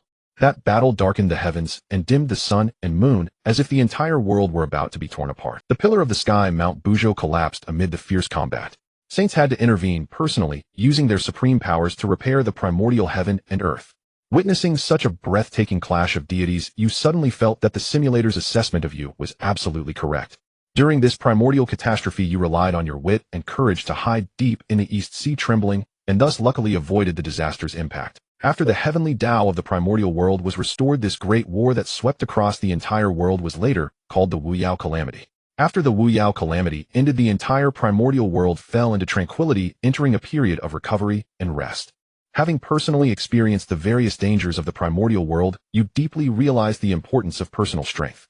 Thus you resolved to cultivate with unwavering focus. Time passed quickly. Nearly 100,000 years later, your cultivation finally broke through from the peak of Mystic Immortal to the early stage of Golden Immortal, making you one of the strongest existences in the Dragon Clan apart from the Dragon King. The karma of the Dragon Clan also descended upon you. Entangled by karma, your cultivation speed became exceptionally slow and your cultivation was firmly stuck at the early Golden Immortal. Perhaps because you were too weak in the past, the rules of the primordial world never took you seriously. Yet when you successfully broke through to the early Golden Immortal stage, it seemed to attract the attention of the primordial world's rules. The karma of the Dragon Clan also descended upon you. Entangled by karma, your cultivation speed became exceptionally slow and your cultivation was firmly stuck at the early Golden Immortal stage, barely making any progress. Seeing your difficult situation, your father, the East Sea Dragon King, Ao Guang, couldn't help but sigh repeatedly, but he was entirely helpless. Because this is a trial that every adult dragon must face. Only by relying on one's own power can one overcome this hurdle. Another nearly 20,000 years passed, and you remained at the early Golden Immortal stage. One day, the newly established Heavenly Court, after the Wu Yao Calamity, sent an envoy inviting the Dragon Clan. Your father and the other three Dragon Kings initially wanted to refuse, but the envoy was a Daluo Golden Immortal. Sensing the strong threat, your father and the other three Dragon Kings were compelled to offer some Dragon Clan resources, agree to join the Heavenly Court, and thus send the envoy away. Time continued to flow.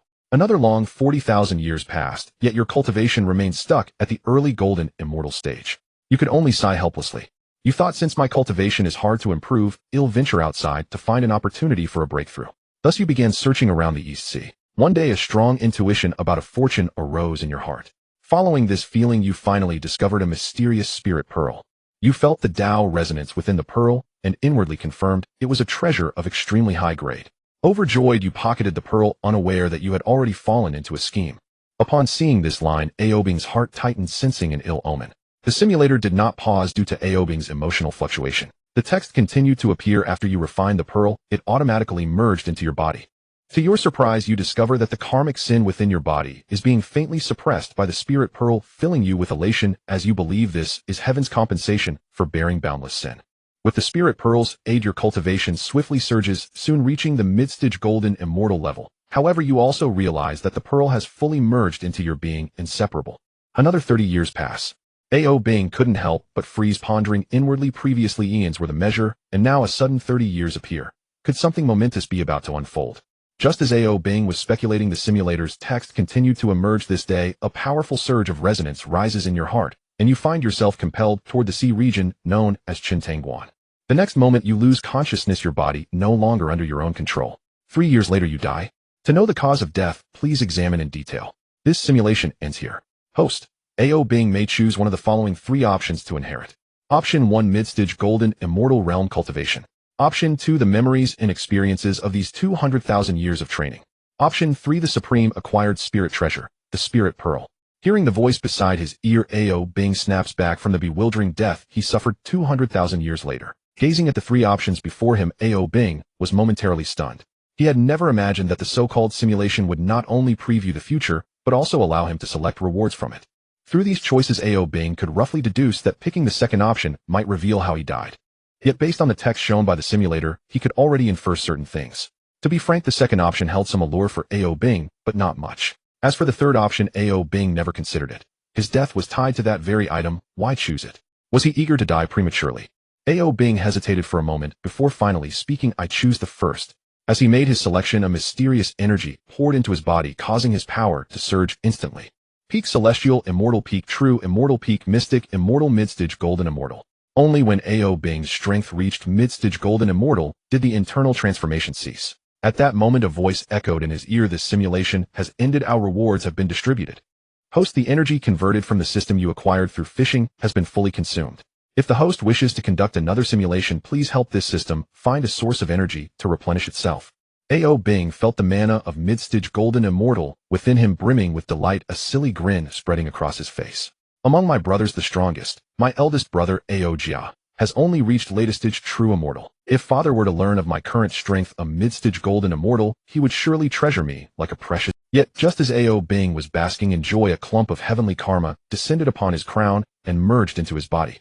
Ao Bing's smile vanished instantly, his spirits plummeting from the clouds to the abyss. He felt acutely that due to this karmic influence, the difficulty of advancing his cultivation had increased more than tenfold. Ao Bing complained inwardly, how ridiculous. I haven't benefited a bit from my ancestors' merits, yet I have to bear the sins they created. He let out a long sigh and, filled with anticipation, asked the system in his mind, simulator system, do you have any way to rid me of this karmic sin? A cold voice resounded in Ao Bing's mind. Yes. Ao Bing's eyes lit up, and he pressed urgently what method. If he could eliminate the karmic sin, his cultivation would no longer be shackled, and achieving Daoyuo Golden Immortal in the future would no longer be a mere dream. Facing Ao Bing's eager gaze, the voice spoke again, as long as you provide me with sufficient energy, I can easily erase this karmic sin. Ao Bing hesitated, then asked, how much energy do you need to help me shed this karma? The system answered without pause, 1 mid-grade innate spirit treasure, or another system like the one before. Ao Bing mused, pondering to himself, with my current strength, if I asked father for a mid-grade innate spirit treasure, he should agree, shouldn't he? As for the system the other mentioned, Ao Bing felt it depended on luck. With that thought, he no longer hesitated, and prepared to return to the Dragon Palace at once to pay homage to his father. Yuming Bloodsea. After settling Zhou Laoba's system, its human-like little face revealed a trace of perplexity, muttering softly, this aura. Could it be a kindred spirit? During that spatial turbulence, were there other kindred spirits like me also swept into this supreme, primordial? Sensing this familiar aura, the system immediately released its perception like a radar, trying to locate that kindred presence. However, after scanning for a long time, it found nothing. That can't be right. The system shook its head, whispering softly, could that kindred spirit have hidden in a place within the Hongwang world that shields heavenly secrets, or has it already reached LV4 or above? After a moment's thought, the system decided that if it couldn't find that kindred spirit, there was no need to force it. After all, it did not grow by devouring its own kind. With that in mind, it stopped worrying and turned its gaze to the 10 bodies of superior innate living beings, root qual. The system posted in the chat group, loving family fellow hosts, I now have 10 more immortal bodies. The top 11 hosts in the group ranking, prepare yourselves. I will soon guide you to the Hongwang world. It added, if any of you do not wish to go to Hongwang, let me know, and I will pass your opportunity down the list. Unlike last time, the system did not ask about the order of crossing, it decided directly according to the group ranking to determine the sequence. After all, crossing to Hongwang wouldn't differ by much time, arriving early or late made little difference. A moment later, the system saw no private messages from anyone. It understood. None of these former hosts had rejected this rare opportunity. Seeing this, the system said in the group, hosts ranked in the top 11, prepare yourselves. The crossing is imminent. With that said, the system instantly opened 10 spatial gates, each shimmering with mysterious radiance connecting to different worlds. Yingzheng stood within the majestic palace, gazing at Fu Su, whom he had nurtured under the guidance of the system, diligently handling state affairs. A gratified smile graced his face.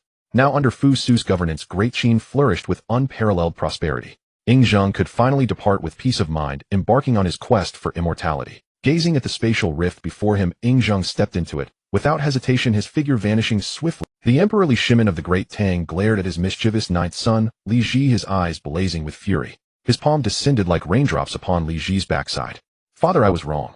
Please stop. Li Ji's cries for mercy rose and fell, his face streaked with tears as he gazed pitifully at Li Shimin. The rage in Li Shimin's heart found release at that moment, filling him with an indescribable sense of relief. He secretly gloated within. You little brat, for daring to cuckold your father in the future, do you know how long I've waited for you to make a mistake, so I could punish you? After this display of fatherly love and filial piety, Li Shimin finally sensed the message from the system in his mind. He arranged his final affairs, and then stepped into the spatial passage as well. Little sister, in 2 years when our Biaoer turns 18, give him this, and have him consume it. This pill can extend his lifespan by 50 years. Zhu Yuanzhang's voice carried a hint of reluctance. Ma Xiaoying tightly clasped his hand, her eyes filled with attachment. Are you leaving now? Zhu Yuanzhang nodded firmly, and said, yes, little sister. Wait for me in Great Ming. Once I become an immortal, I will come for you. With that, Zhu Yuanzhang seized the moment when Ma Xiaoying was distracted and swiftly kissed her. Ma Xiaoying's cheeks flushed crimson, and she murmured shyly, take care. He'll wait for your return. Such scenes unfolded in the other 7 worlds as well. However, unlike Great Qin, Great Tang, and Great Ming, those 7 worlds possessed varying degrees of supernatural power. The strongest among them even reached the level of high martial arts. Through the spatial passages opened by their systems, the hosts of these worlds soon arrived at the system space. Upon entering, they were awestruck by the dazzling array of treasures within the system space. These artifacts emanated mysterious radiance and exuded an alluring aura. Wan Shi, ranked 11th in the group, widened her eyes and exclaimed in delight. Brother system, I had no idea you were so wealthy. Hearing a female voice, the others turned their gazes to Wan Shi, surprise flickering in their eyes. The reason was simple, she was a woman. They had been in the group for so long without ever noticing the presence of a female member. The 9 hosts, including Ying Zheng, looked at the system with astonishment, their expressions seemingly saying, so this is the kind of brother system you are. Locked in by their gazes, the system felt utterly uncomfortable. Previously, it had ventured into the female-oriented fiction channel, curious to explore the differences between binding a female host and a male host. However, after some exploration, it concluded that the female channel was not suitable for a system that pursued power. Fortunately, the host it had bound was relatively normal. The system's humanized little face cleared its throat twice, trying to ease the awkward atmosphere, and then said, why are you all staring at me like that? Do you look down on women? Faced with his words, everyone fell silent, unsure how to respond. Seeing their silence, the system breathed a sigh of relief and quickly changed the subject. All right, follow me. The immortal bodies for your journey to the primordial world are here. With that, the system led the way, and the others had no choice but to follow closely. Along the way, they were overwhelmed by the sight of the various rare treasures stored in the system space. They marveled incessantly, heaping praises upon the system, their eyes filled with profound admiration. The system basked in their admiration, a smug smile spreading across its face. This was the system space where it could have teleported them directly to the destination. Yet it chose not to, with the obvious intention of hearing their flattery and praise. Before long, the system led the 10 individuals to an open area. The system's humanized little hand waved gently, pointing to the center of the field, where 10 faceless bodies stood. It spoke softly, behold, these are the immortal bodies I have prepared for you. The group was captivated by the 10 mysterious immortal bodies, examining them with curiosity. Wan Shi was the first to ask, brother system, why are there no female bodies here? The system approached one of the bodies and explained slowly, these immortal bodies have reached the level of top-grade innate spiritual roots with the ability to adapt to the soul. Once your souls reside within them, they will transform freely according to your soul's state. Hearing this, everyone present showed expressions of realization. You are all hosts I previously bound. Some of you may wish to keep your true names private. Thus from now on you shall be named by your surname, followed by your rank in the group. No one objected to the system's proposal. Seeing their agreement, the system spoke again. All right, Ying, you step forward first. I will transform you into an immortal. Ying Zheng nodded and strode forward quickly. From his somewhat hurried pace, one could discern that his inner calm was not as serene as it appeared. Don't be nervous. Relax your mind and leave the rest to me. As he spoke, the system released a brilliant stream of light, enveloping Ying Zheng and one of the faceless bodies. After a moment, a young man who appeared to be in his 20s, bearing a 7 or 8-inch resemblance to Ying Zheng, stepped out. I will keep your original body safe for now. When you achieve soul splitting, you can control both bodies simultaneously. Ying nodded slightly and whispered, thank you, brother system. Returning to the group, the others gazed at Ying in astonishment. Zhu Yuanzhang, unable to contain his curiosity, asked, brother Ying, how do you feel? Never better. Adding Yi's straightforward reply, the eyes of the others sparkled with anticipation, eager to undergo the transformation immediately. Li, your turn. Coming. Li Shimin rushed forward, excitedly, shedding all dignity befitting the emperor of the Great Tang. Seeing Li step forward, the system unhesitatingly summoned its power again, tightly wrapping Li and a body together. A moment later, a young man who appeared to be in his 20s, bearing an 8 or 9 resemblance to Li walked out slowly. As soon as Li stepped out, he shouted excitedly, awesome. The system, ignoring the overly ecstatic Li, continued in a loud voice, next Zhu San. Shortly after, all 10 people present had successfully merged with the Blood God Sun clones. Looking at the transformed group, the system smiled with satisfaction before speaking. Now that your bodies have reached the celestial immortal level, you have the basic conditions to survive in the primordial world. I will now take you to the primordial world. With that, the system opened a spatial passage before everyone. Let's go. The system led the group through the passage to the location within the netherworld Blood Sea, where Zhou Laobao had been placed. Everyone felt a flash before their eyes, and when they opened them again, they found themselves in an unfamiliar space. Li Er's gaze first fell upon the system's anthropomorphic little face. It was twitching uncontrollably. This was the first time he had seen the system show such an expression. Filled with curiosity, he followed the system's gaze into the distance. In the distance, the three glittering characters, Zhatian Bang, came into his view. At that moment, a delighted voice rang in everyone's ears. Brother System, you've finally come back. The owner of this voice was none other than Zhou Laobao, who had arrived first. He was beaming with excitement, a smile spreading across his face as he said, "Oh, so many brothers have come. This time Zhatian Bang finally isn't just me alone." Seeing Zhou Laobao like this, the system felt both exasperated and amused. It mused to itself, even I, a sage-level LV5 system, have to be wary of the Heavenly Dao in this primordial world. And you, a mere celestial immortal, dare to speak of blasting the heavens. However, at that moment the system suddenly sensed something amiss. It instantly exerted its powerful perception to carefully examine Zhou Laobao's cultivation level. After a moment, the system, with a look of astonishment, asked incredulously, "Zhou Laobao, you've actually reached the peak of true immortal." Hearing this, Zhou Laobao grinned smugly, straightened his back, and said proudly, "Of course, don't you know who I am? I am a man who aspires to become Zhou Heavenly Emperor." The system looked at the cocky Zhou Laobao and thought to itself, in less than 1,000 years, he went from celestial immortal to the peak of true immortal. Is this due to Zhou Laobao's own extraordinary talent, or the fortune brought by his transmigration? The system pondered this question in its mind, but it also did not forget to properly settle these former hosts. The system turned its gaze to the group and began to introduce, "This is Old 8 from the group. He is now quite familiar with this area, so he will take you around." Then the system shifted its tone and continued, "As for the basic knowledge of the primordial world and fundamental cultivation techniques, I will now impart them to you." Before the words faded, 10 streams of light instantly entered the minds of the 10 people. Through the knowledge in their minds, the 10 gained a basic understanding of the primordial world. After finishing all this, the system turned its gaze back to Zhou Laobao and said softly, "Old 8, please be their guide. I need to go check on the other immortal bodies." Zhou Laobao thumped his chest and vowed, "Don't worry, brother System, leave it to me." The system nodded, left a few words, and vanished like a gentle breeze. "He'll gather the other members in the group first, then we can catch up slowly." During this time, Li Yang and the 3 human ancestors, after careful recuperation, finally awakened. Upon learning that a great Luo golden immortal was hidden among humanity, the 3 human ancestors were overjoyed. In their eyes, Li Yang had reached the great Luo golden immortal realm solely through his own ability. His talent was undoubtedly far superior to that of the 3 old men. With such talent, the probability of Li Yang reaching the quasi-saint realm in the future was extremely high. At that time, humanity could have its own quasi-saint. As fellow great Luo golden immortals, the 3 human ancestors did not put on airs, but directly addressed Li Yang as Taoist friend. Li Yang clasped his hands to the 3 ancestors and said, "3 Taoist friends, my injuries have almost healed. My wife is still waiting at home, so I should return to report my safety." Li Yang then added, "In the future, if you 3 have time, you can come to Yuanjia Mountain to find me. Then we can discuss the doubt." Seeing Li Yang determined to leave, the 3 ancestors no longer pressed him to stay. Li Yang waved goodbye to them. "3 Taoist friends, until we meet again." The 3 ancestors smiled and nodded in response. Shortly after Li Yang left, an old man named Fong came to seek an audience. Swearinsure saw the old man and said with a smile, "Fong, you have done very well. I have heard that during the time we 3 old men were unconscious, it was thanks to you that the human tribe did not fall into chaos." Fong did not take credit. With a humble expression, he replied, "This is all within my duty."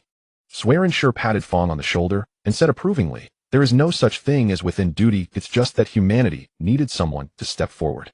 By the way, now that we 3 old men have recovered, tell us the details of what happened after we fell unconscious." Hearing Swearinshure's words, Fong nodded slightly and began to narrate how Minghe had rescued the human tribe. Yu Chao Shi and Zi Shi also hurried over, listening intently.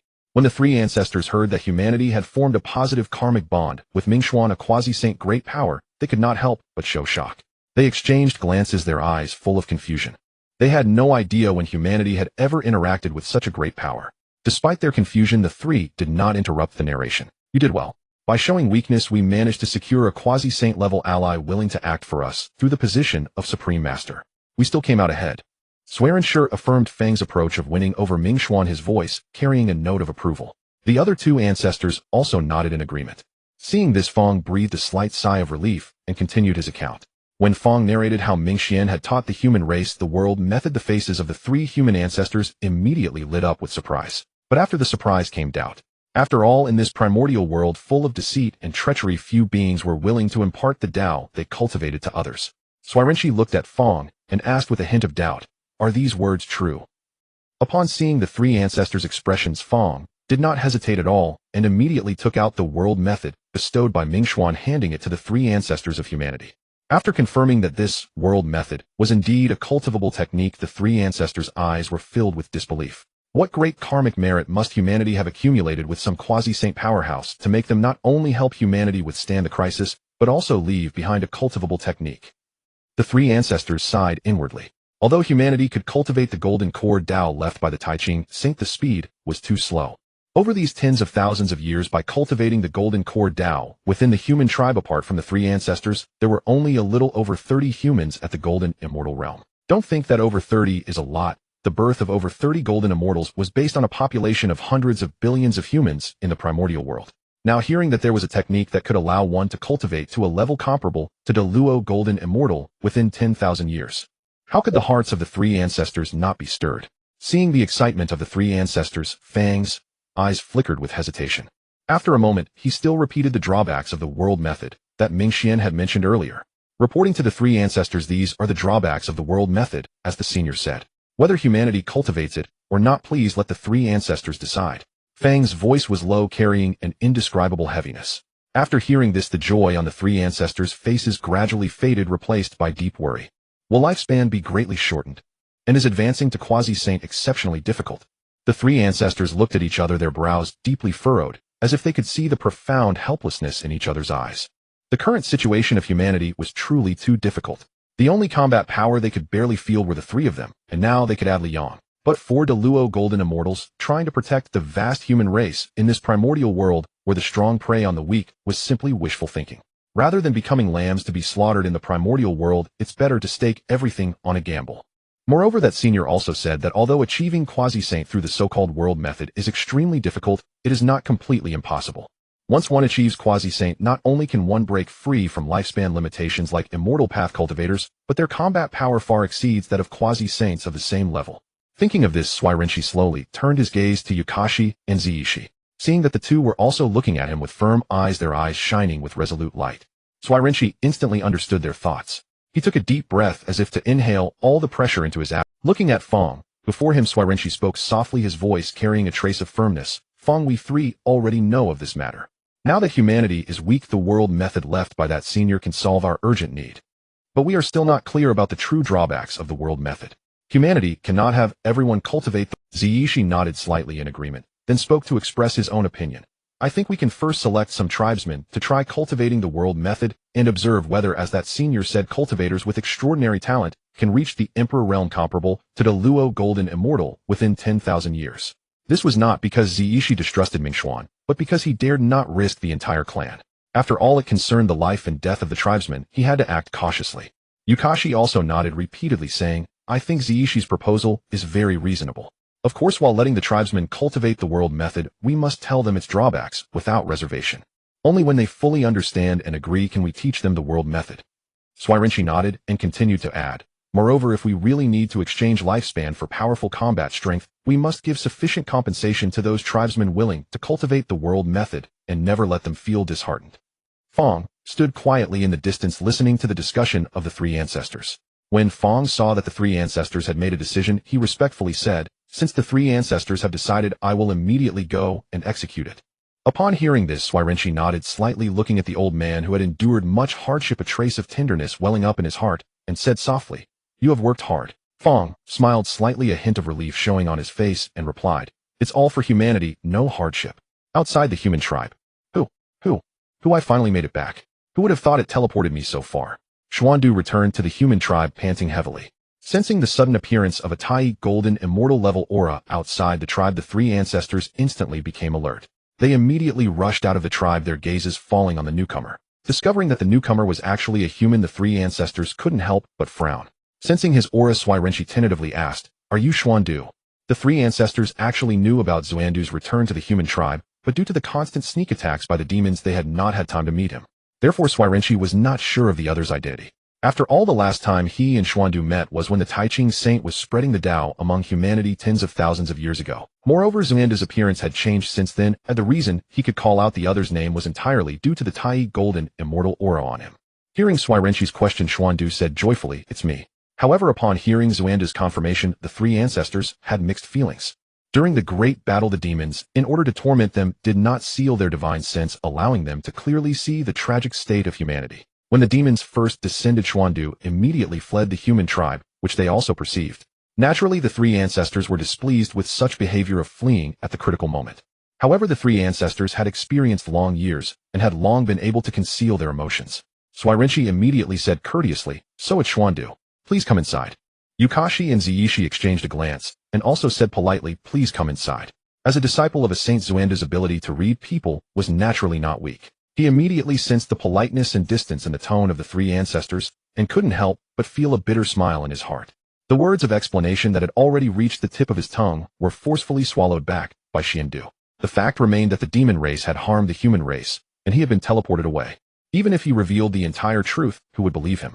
Xuandu felt a surge of helplessness. He could only sigh softly, and said, "Three ancestors, I returned to the human race, this time under my master's orders, originally to assist in resisting this crisis. Now that the crisis of the human race has been resolved, I, Xuandu, shall no longer trouble you. Three ancestors, take care." Before his words faded, Xuandu turned and took his leave.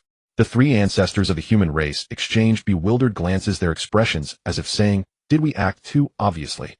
Xuanrenqi was the first to regain his composure and sighed leisurely. "Enough, the urgent matter now is to verify as soon as possible whether that senior's technique is truly effective.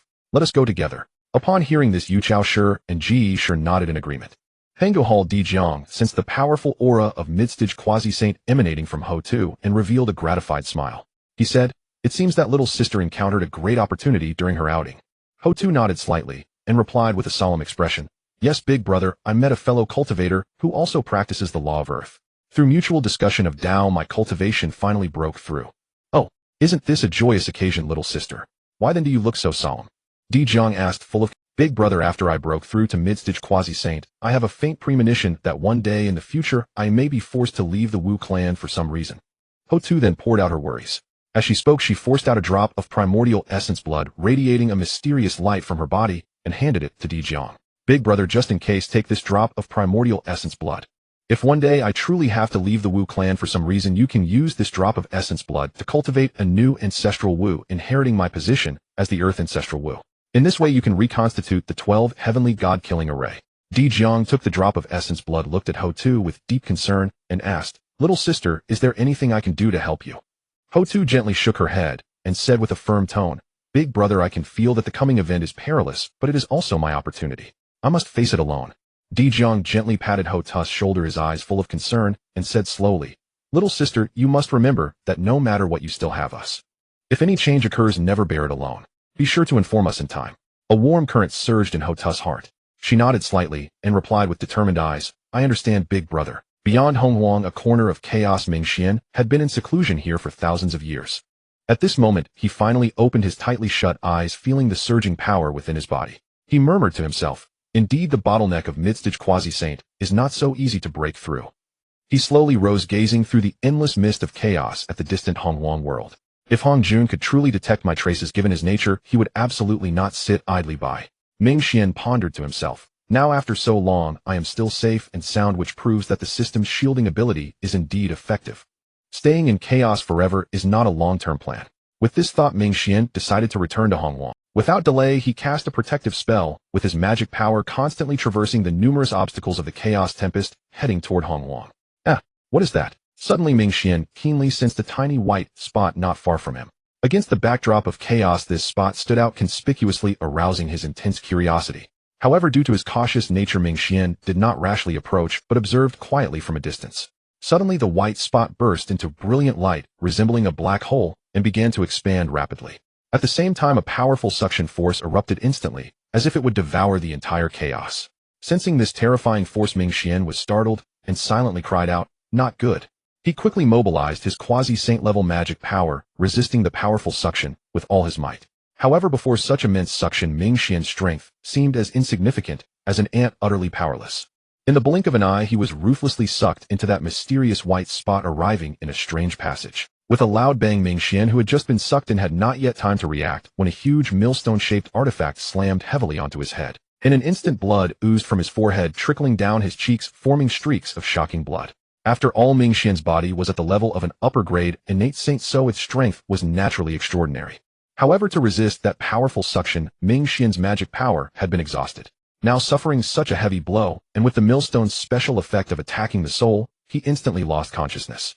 As Minghe's blood merged into the millstone trembled slightly, as if greedily sucking the power of the blood, and then quickly burrowed into Minghe's spiritual sea. At this moment, within Minghe's spiritual sea, the god-slaying spear sensed the sudden intrusion of the millstone, trying to compete for space. It instantly erupted with a powerful aura, colliding fiercely with the millstone. Minghe's consciousness had already been severely damaged. Now, with two supreme treasures battling within his spiritual sea, his already poor condition deteriorated even further. Having left the Honghuang world, the distance between the clone and the main body was too vast. Minghe, who was in the Yuming Blood Sea, even with his omnipotent power, was helpless at this moment. Yuming Blood Sea, sensing Minghe's dangerous situation, Minghe's brows furrowed tightly. He muttered to himself, "Damn it, not having attained the sage realm, it is indeed unsuitable to travel in chaos." This also served as a warning to Minghe, making him understand that he must never go out recklessly until he becomes. Minghe sighed helplessly, his heart full of worry. Cultivating a quasi-saint level clone is already extremely difficult. I only hope that this clone can remain safe and sound. Minghe sighed helplessly, his heart full of worry. Cultivating a quasi-saint level clone is already extremely. Facing the oppressive aura of the god-slaying spear, the millstone had lost its initial arrogance. It could only cower in a corner of Minghe's spiritual sea, trembling like a wronged little wife. The god-slaying spear seemed uninterested in this defeated opponent. It returned to the core position of Minghe's spiritual sea and rested quietly. After an unknown amount of time, a wisp of Minghe's consciousness began to gradually return.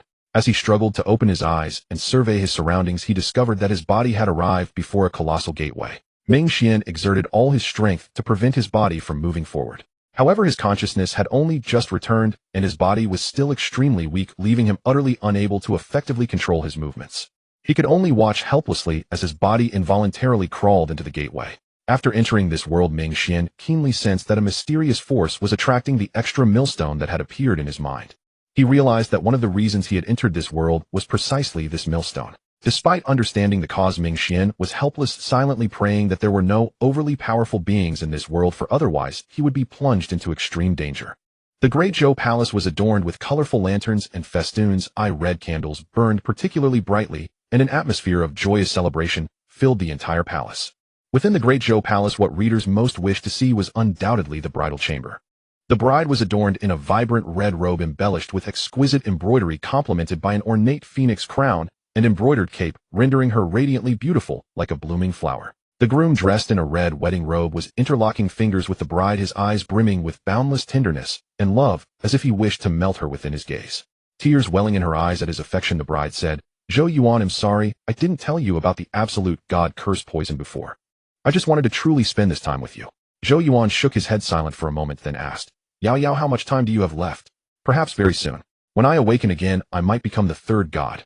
Yao Yao was silent for a moment before continuing, "So I want to give myself to you during this time." Zhou Yuan shook his head and said, "I don't want it to be so hasty. Besides, this isn't a real farewell. Do you think we'll have no chance in the future?" Looking at Zhou Yuan's face, Yao Yao couldn't help but shed tears. Zhou Yuan cupped her face and said earnestly, "No matter what you become in the future, I will stand by your side. So you must never give up, okay?" Seeing the sincerity on Zhou Yuan's face, Yao Yao nodded and voluntarily kissed him. After a long while, a layer of amber-like crystal gradually sealed Yao Yao. At the same time, the distant golden-furred beast also manifested a layer of amber-like crystals on its body. Watching his beloved being sealed away bit by bit, Zhou Yuan endured the agony in his heart and spoke with difficulty, "Yao Yao, I will not give up. I will wait for you forever until you remember me." The bride was completely sealed, and in an instant the entire room fell into a desolate atmosphere. Tears streamed down Zhou Yuan's face. At this moment, he wanted to do nothing but quietly accompany his love. However, at that moment, the Hunyuan millstone in Zhou Yuan's mind began to spin uncontrollably on its own. The next instant, a figure shot toward the already amber-crystallized Yao Yao like a meteor. Sensing the sudden change, the saint's mana within Zhou Yuan's body circulated swiftly, deflecting the falling object to prevent it from striking his beloved. Boom! For a moment, dust filled the air as Minghe slowly walked out of the pit. This falling object was none other than Minghe. Who exactly are you? Zhou Yuan tightly shielded the amber-crystallized Yao Yao and the golden little beast Tun Tun behind him. Facing Zhou Yuan's wariness, Ming Xian paid no heed. A brat equivalent to a beginner Deluo golden immortal was not worth his concern. Indeed, Zhou Yuan's strength as a one lotus saint in this world was in Ming Xian's view roughly equivalent to that of a cultivator who had just attained Deluo golden immortal. The reason he used the word equivalent was that there was a fundamental difference between the cultivation systems of this world and the primordial world. In the primordial world, when cultivators break through to the Deluo realm, they automatically condense a Deluo Dao fruit and bloom the 3 flowers at the crown. The person before him seemed not to have fully condensed the Deluo Dao fruit, and only one of the 3 flowers had bloomed. Nonetheless, the other party possessed the combat power of a Deluo golden immortal. Hence Ming Xian said that he was equivalent to a primordial world cultivator who had just entered Deluo golden immortal. Ming Xian had just intended to release his divine sense to explore this world when a sharp pain struck him instantly. This sudden pain forced him to sit cross-legged and begin regulating his breath. Seeing Ming Xian's actions, Zhou Yuan dared not be careless in the slightest, because he felt an intense pressure from the other party similar to the pressure he felt when facing Yao Yao and her divine form, the so-called third god, and even more powerful than the pressure brought by the third god. Ming Xian sat there quietly in meditation, while Zhou Yuan stared at him with full concentration, maintaining a high state of alertness. Should the other party make any move, he must react immediately. Time passed bit by bit. What was supposed to be a joyous wedding night? Not only had his bride sealed herself, but now a strange man had who could understand the desolation in Zhou Yuan's heart. After a long while, the sky began to lighten with the pale glow of dawn. Ming Xian's body suddenly moved instantly, alerting Zhou Yuan, who tensed up, entering a state of readiness, prepared to fight to the death. However, before Zhou Yuan could act, Ming Xian softly uttered, "Come out." The next moment, a millstone emanating chaotic qi slowly materialized. As soon as this millstone appeared, Zhou Yuan felt that the phantom condensed in his mind through the cultivation of the chaos divine mill visualization method seemed to be drawn by a mysterious force, causing his body to tremble involuntarily. Ming Xian seemed not to notice Zhou Yuan's anomaly, but toyed with the millstone in his hand, murmuring softly, "So it was you who pulled me into this world." Sensing the item's aura, Ming Xian exclaimed with admiration, "A shard of a chaos spiritual treasure that can still exert the power of a top-grade primordial spiritual treasure. Not bad at all." Listening to Ming Xian's words, Zhou Yuan's face was full of question marks. He completely did not understand what the other was talking about. Although Zhou Yuan could not understand Ming Xian's words, he could clearly sense that the millstone in the other's hand seemed to have a subtle connection with the Hunyuan divine mill visualization method he cultivated. This feeling inevitably gave rise to a guess in his heart. After Ming Xian retrieved the millstone, its suppressive effect on the soul became almost negligible. At this moment, Ming Xian truly felt a clear mind and an exceptionally lucid consciousness. Without any hesitation, he instantly released his divine sense, like a tidal wave. Now the most crucial thing was to determine the level of this world which would decide his attitude toward it. From the strength of Zhou Yuan before him, Ming Xian could roughly judge that this world had definitely reached the level of a great thousand world.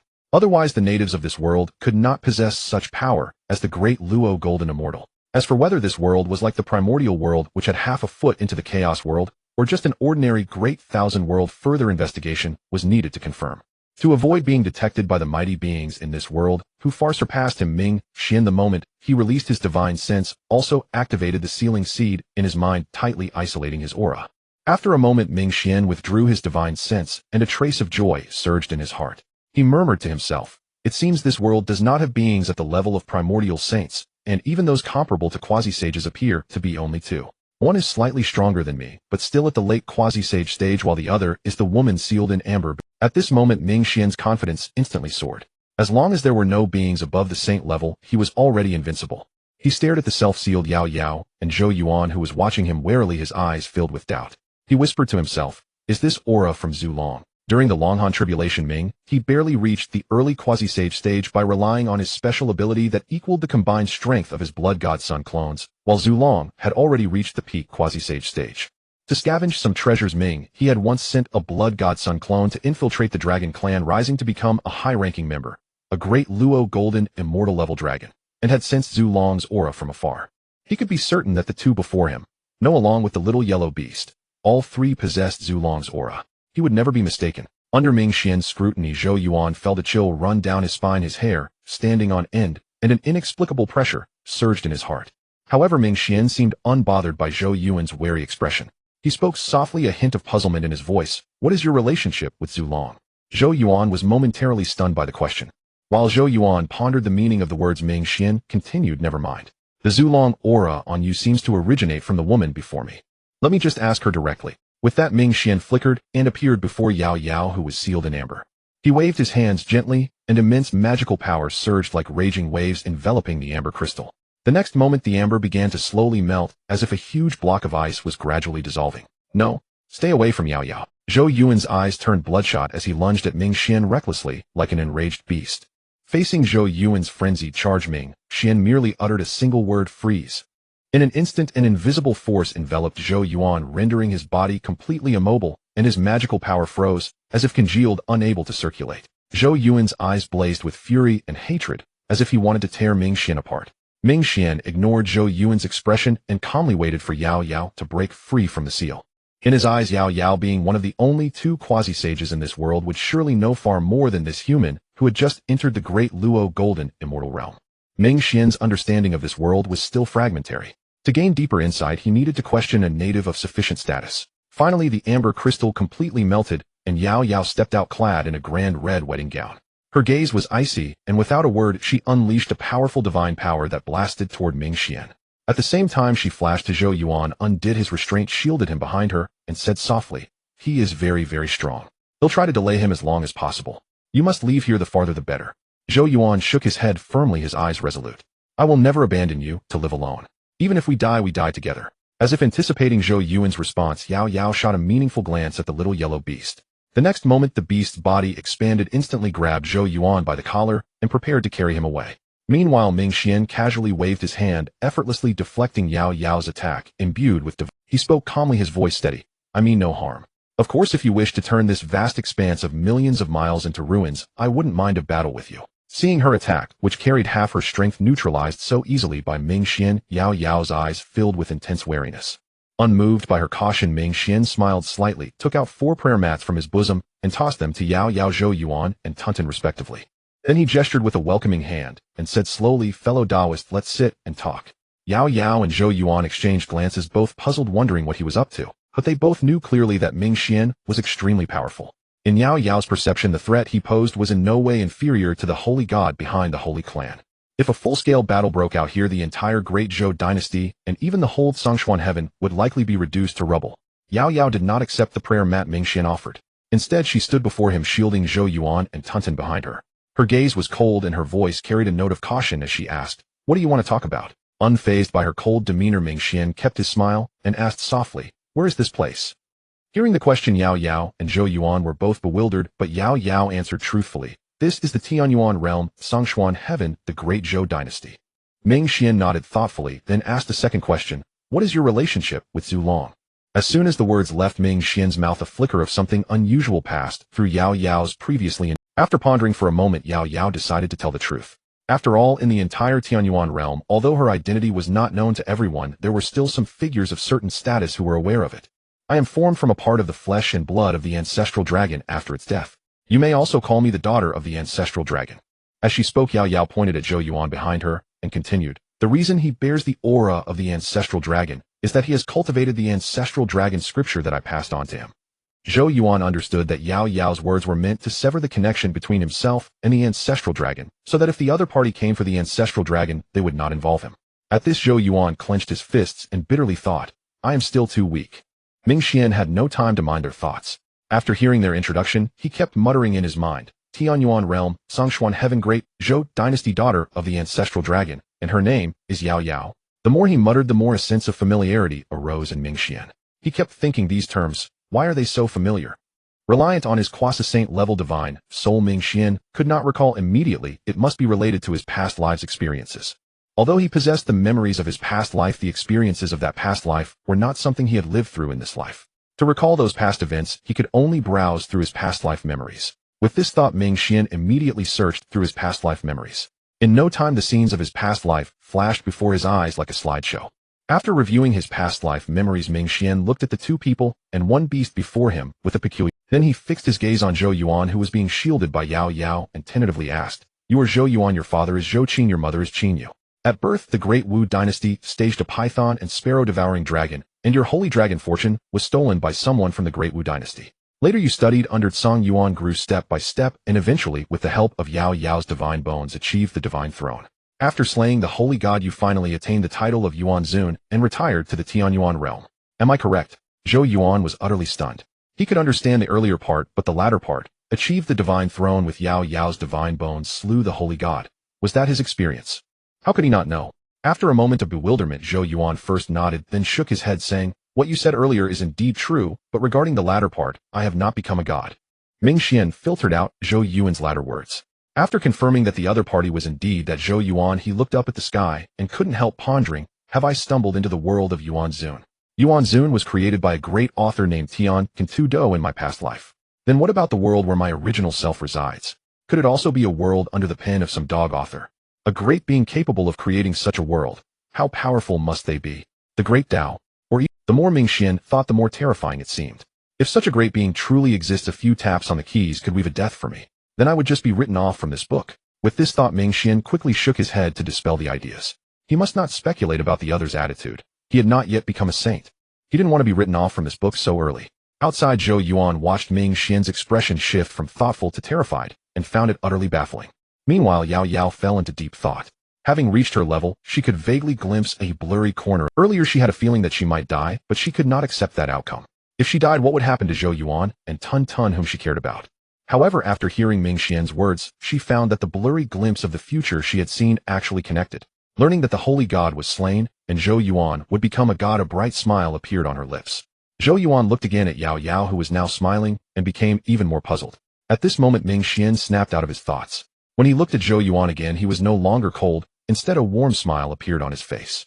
Minghe quickly came up with a plan to save his life. If the world I am in is also created by a dog author, then the fact that I can come to the world of Yuan Zun means that the dog author has read this book, and even read it thoroughly, otherwise they wouldn't have let me enter this world.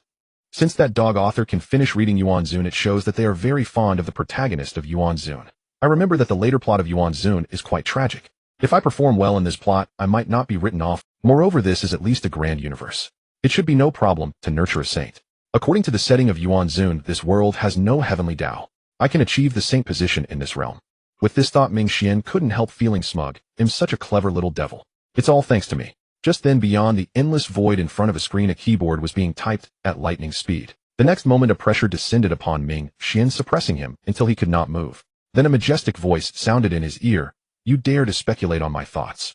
However, I am not so narrow-minded as to have you written off just for speculating about my thoughts. But if you dare call me a dog author again, I will have you written off right now. Only the readers, the lords, are worthy to call me a dog author. You a mere quasi-saint in my book, are you? Hearing the voice in his mind, Minghe broke out in a cold sweat and hastily stammered, Senior, I know my mistake. Please forgive me. Seeing Minghe like this, a cold humph sounded in his mind, and then the voice said, This is your last warning. If you do it again, I will have you written off immediately. Minghe quickly replied, Yes, yes, yes. The next moment, the pressure on him vanished abruptly. Minghe hurriedly bowed toward the void and said, Minghe bids farewell, Senior. Minghe's sudden strange behavior left Zhou Yuan and Yao Yao perplexed. There was clearly no one there. To whom was he saying, bidding farewell, Senior? However, the answer to this question would forever elude them. After waiting for a moment, Minghe sensed that the author of this book had left, and he let out a long sigh of relief, thinking to himself, that was close. Finally, that great deity has been sent off. If the author realm is this powerful, how strong must the Lord Reader realm that the author mentioned be? If I could obtain the protection of a Lord Reader, wouldn't I be able to freely curse the dog author? A look of surprise appeared on Minghe's face. What? The Lord Reader wants to protect me, but requires a powering with love. Minghe, blushing with embarrassment, said to the Lord Reader before the screen, My lord, could you give me a powering with love to provide me with protection so that I can scold that dog author fiercely? Minghe was first taken aback, then shy, and even uttered some nonsensical words. Watching from afar, Zhou Yuan couldn't help but shudder, silently muttering to himself, could this powerful figure be out of his mind?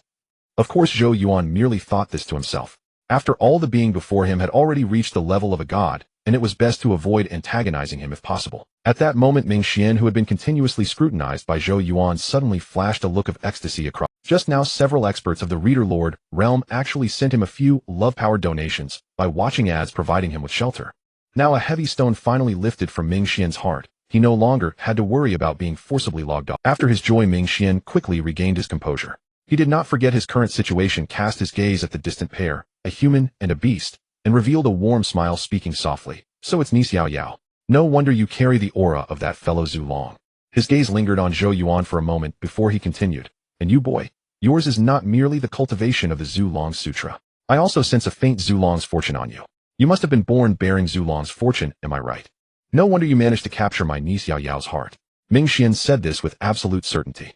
Yao Yao was slightly stunned, her heart full of doubt. Just moments ago we were on the verge of battle. How am I so? Seeing the bewildered expression on the two people and the beast, Minghe feigned a sigh and began to fabricate a story. On niece, seeing your puzzled look, you should be unaware of Zulong's true identity, right? At this moment Yao Yao was indeed somewhat puzzled. Suddenly having a stranger claim to be her uncle would confuse niece. If I'm not mistaken, this world was created by that fellow Zulong, wasn't it? Although Yao Yao still had doubts, seeing that the other party had no intention of attacking, she responded to his words and nodded, saying, one could say so. After all, she was well aware of her own condition. Once she used divine power, the awakening of the divinity within her would accelerate, while the time for her humanity to remain would shorten. Therefore, unless absolutely necessary, she was reluctant to resort to force. In truth, that fellow Zulong is not a native of this realm. He and I come from the same world. Hongwang. In our world, Zulong and I may be considered strong, but we are not among the top echelon. Moreover, besides cultivators, there exists the supreme Tian Dao. And the reason Zulong came to this realm was that he suffered the punishment of karma from the Tian Dao as cultivation, unable to advance. He wished to leave Hongwang to seek the opportunity to attain sainthood, thereby escaping the karma imposed by the Tian Dao.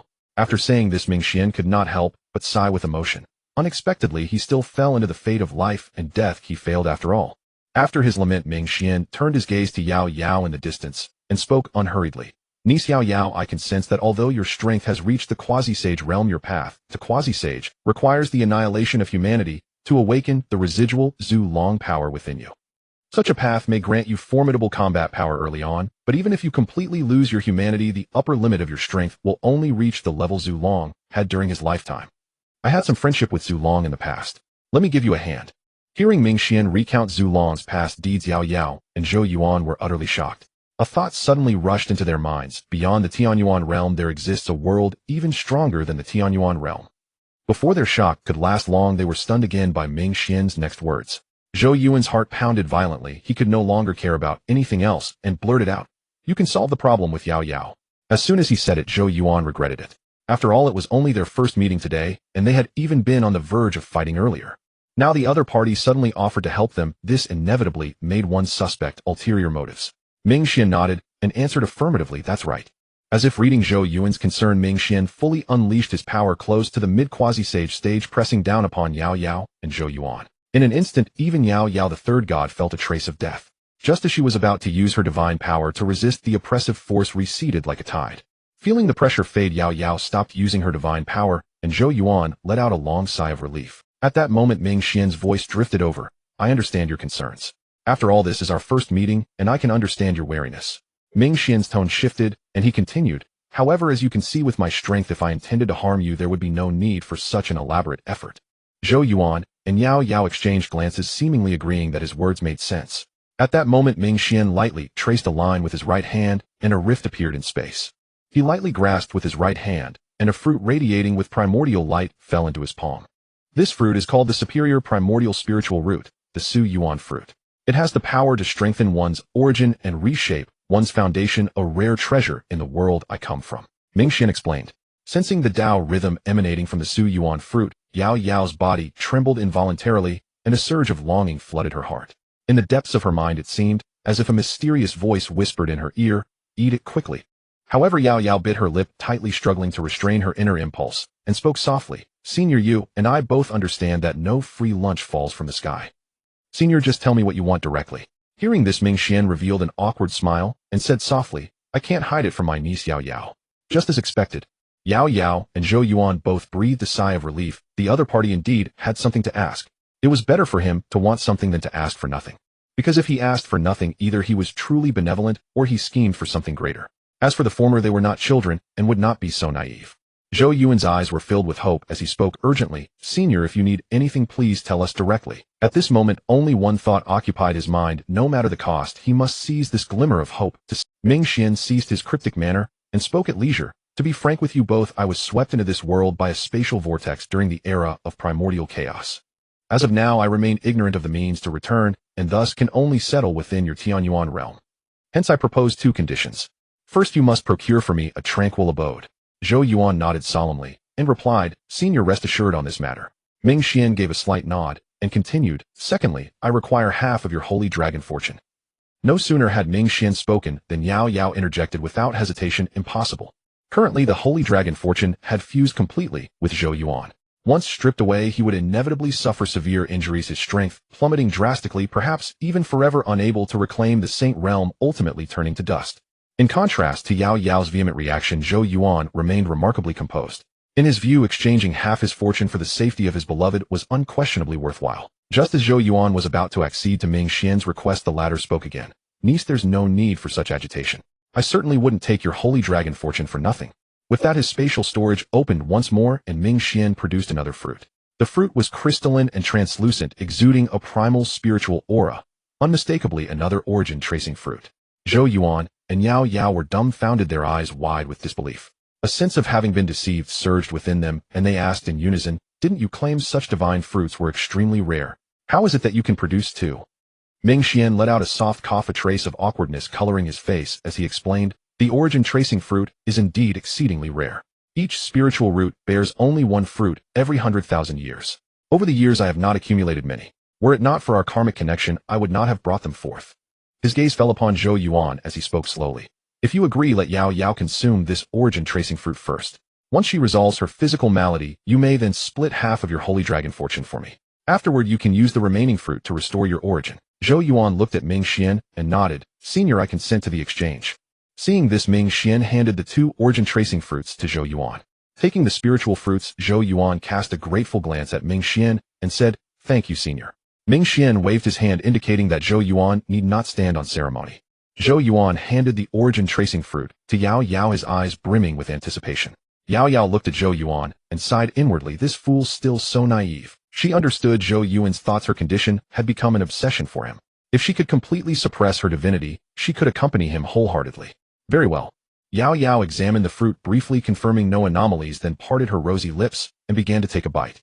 Within moments, the entire origin-tracing fruit was swallowed by Yao Yao. Instantly, a torrent of pure energy surged into her body, commencing the restoration of her foundation. Simultaneously, the so-called divinity within her began to dissolve, as if devoured by this energy. A golden Dao radiance burst forth from Yao Yao's form, cloaking her in a sacred luminescence that rendered her utterly holy. From a distance, Zhou Yuan watched Yao Yao's transformation with bated breath, his heart filled with anxiety. Time passed, and at last the golden Dao radiance faded, and Yao Yao emerged anew. Zhou Yuan could not contain himself and asked eagerly, "How is it?" His voice trembled, betraying his deep concern for Yao Yao. Yao Yao gave a slight nod and whispered, "The divinity within me has vanished completely. From now on I am only Yao Yao, no longer the third god." Zhou Yuan was overcome with joy, tears glistening in his eyes as he choked out, "Wonderful." Finally, his heart swelled with emotion. The long-cherished hope had finally come true. Overcome with emotion, Yao Yao stepped forward and embraced Zhou Yuan tightly, whispering comfortingly, "Fool, I will never leave you from now on." Witnessing this display of affection, Minghe's face darkened as he muttered inwardly, "Really can't escape lovebirds anywhere." He cleared his throat twice to remind the pair that others were present. The cough from Minghe brought Yao Yao fully back to her humanity, and a flush of crimson brilliant as evening clouds crept across her cheeks. At this, Zhou Yuan stepped forward and addressed Minghe gratefully, "Senior, my thanks. Though this was a transaction, your kindness shall forever be etched in my heart. I shall now bestow upon you half of the holy dragon fortune." As the words fell, Zhou Yuan's fortune began to churn violently, and a fortune golden dragon spanning dozens of meters materialized. The dragon's colossal body gleamed with resplendent scales. Under Zhou Yuan's command, the fortune dragon let out a deafening roar. "Oh!" The sound echoed like thunder through the air, laden with boundless agony. Then the original dozen soft-meters-long fortune dragon split cleanly into two identical golden dragons. A gush of blood erupted from Zhou Yuan's mouth, and his body swayed as if on the verge of collapse. His aura instantly withered, and his cultivation as a one lotus saint began to plummet. Of the two circling golden dragons, one shot toward Minghe like lightning, while the other swiftly re-entered Zhou Yuan's body. Seeing this, Yao Yao's heart ached. She hastened to support the tottering Zhou Yuan, her eyes brimming with pain. She gently fed the remaining origin-tracing fruit into Zhou Yuan's mouth. As the fruit entered his stomach, a surge of pure energy coursed through his limbs and bones like a mighty flood. This pure energy harbored an ineffable power. Under its nourishment, the damage from the forcible severance of the holy dragon fortune began to heal gradually. Zhou Yuan's foundation, which had barely reached the level of a middle-grade innate being through various fortuitous encounters, now rapidly advanced to the upper-grade innate being under the influence of this energy. Yao Yao, observing Zhou Yuan from afar, sensed the changes within him and employed her own power to assist in refining the energy of the origin-tracing fruit. Ignoring their actions, Minghe, as the fortune golden dragon flew toward him, acted instantly. He absorbed it into his body, refining the fortune dragon and deciphering the laws of this world. Once a world reaches the level of a great thousand world, it becomes capable of nurturing existences at the Minghe planned to use the fortune emanating from Zhou Yuan to parse the world's laws, thereby gaining the world's recognition and treading a path akin to that of Hongjuan, ultimately attaining the supreme position of the saint. Zhou Yuan felt a surge of joy within him as he realized that although the origin-tracing fruit had stripped him of half of his sacred dragon fortune, his strength had not only remained intact, but had actually increased slightly. Zhou Yuan consolidated his cultivation, and with Yao Yao's support slowly rose to his feet, cupping his hands and saying, "Thank you, senior."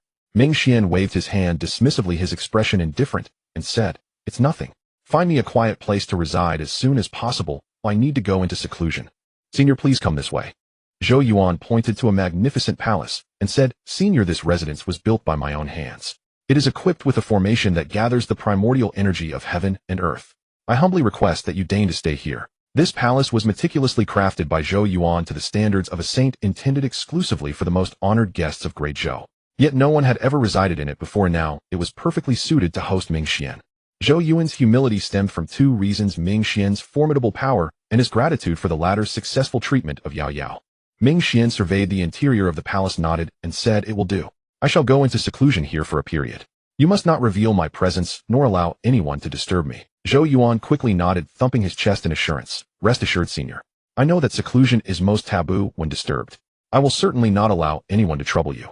Minghe nodded in satisfaction, about to immediately enter seclusion to refine the sacred dragon fortune and decode the laws of this world. Then suddenly the plot of Yuanzuan came to his mind.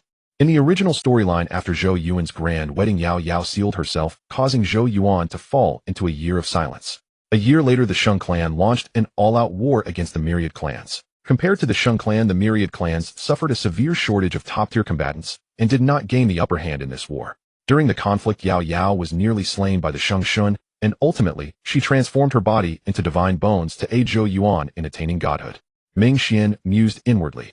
If I wish to emulate Hongjun and walk the path of all beings attaining sainthood through the power of collective, well then, I must have a continuous stream of beings providing me with faith. Therefore I cannot allow the Shang clan's schemes to succeed. With this thought, Minghe's eyes swept over Zhou Yuan and Yao Yao. Zhou Yuan felt an inexplicable discomfort under the scrutiny, and a wave of tension surged within him. He quickly asked, "Senior, is there something wrong?" Minghe shook his head, a smile curling at the corners of his mouth, and teased, "Nothing. I was just thinking that you and niece Yao Yao are both dressed in wedding attire. Last night should have been your wedding night, but I interrupted it. I feel a bit guilty." At this moment, Yao Yao's divinity had dissipated, and her humanity now dominated completely, making her expressions far more vivid. Hearing Minghe's words, Yao Yao instantly blushed deeply, shyly lowering her head, her hands unconsciously fidgeting with the hem of her clothes. Zhou Yuan scratched his head awkwardly and said in embarrassment, "Senior, what are you saying? If it weren't for your help, Yao Yao would still be sealed within the amber crystal." Minghe chuckled, a glint of gratification in his eyes, and continued, "All right, I won't tease you two lovebirds any longer. Earlier I sensed that in this world, aside from niece Yao Yao, there is another existence at the peak of the quasi-saint realm. That must be the Shang Shun. Given niece Yao Yao's current strength, though she may not be a match for the Shang Shun, she should be more than capable of protecting the myriad clans. My seclusion may last from a few years to several decades. To be safe, I will leave my life-bound treasure. If anything unexpected happens, it will be able to protect you all." As his words fell, a glint of cold light flashed from between Minghe's brows. In an instant, a pitch-black spear adorned with mysterious runes and emanating boundless demonic aura flew out from within. The moment the spear appeared, a solemn expression emerged on Yao Yao's face. The demonic aura emanating from the spear made her feel a powerful threat. Minghe suppressed the demonic aura, firmly grasped the spear's shaft, and traced a circle in the air. Then he softly uttered, "Demon body manifest." A tall figure shrouded in dense demonic aura stepped slowly out of the circle, resembling a demon god emerging from the underworld. As soon as the demon body appeared, Zhou Yuan's hairs stood on end. An invisible pressure rushed toward him, as if he were being fixed upon by a world-destroying great demon. Minghe spoke to the demon body, his voice carrying a hint of authority. "All right, withdraw your demonic pressure. I am going into seclusion for a period." He pointed at Zhou Yuan and continued, "During this time you will follow Zhou Yuan's orders."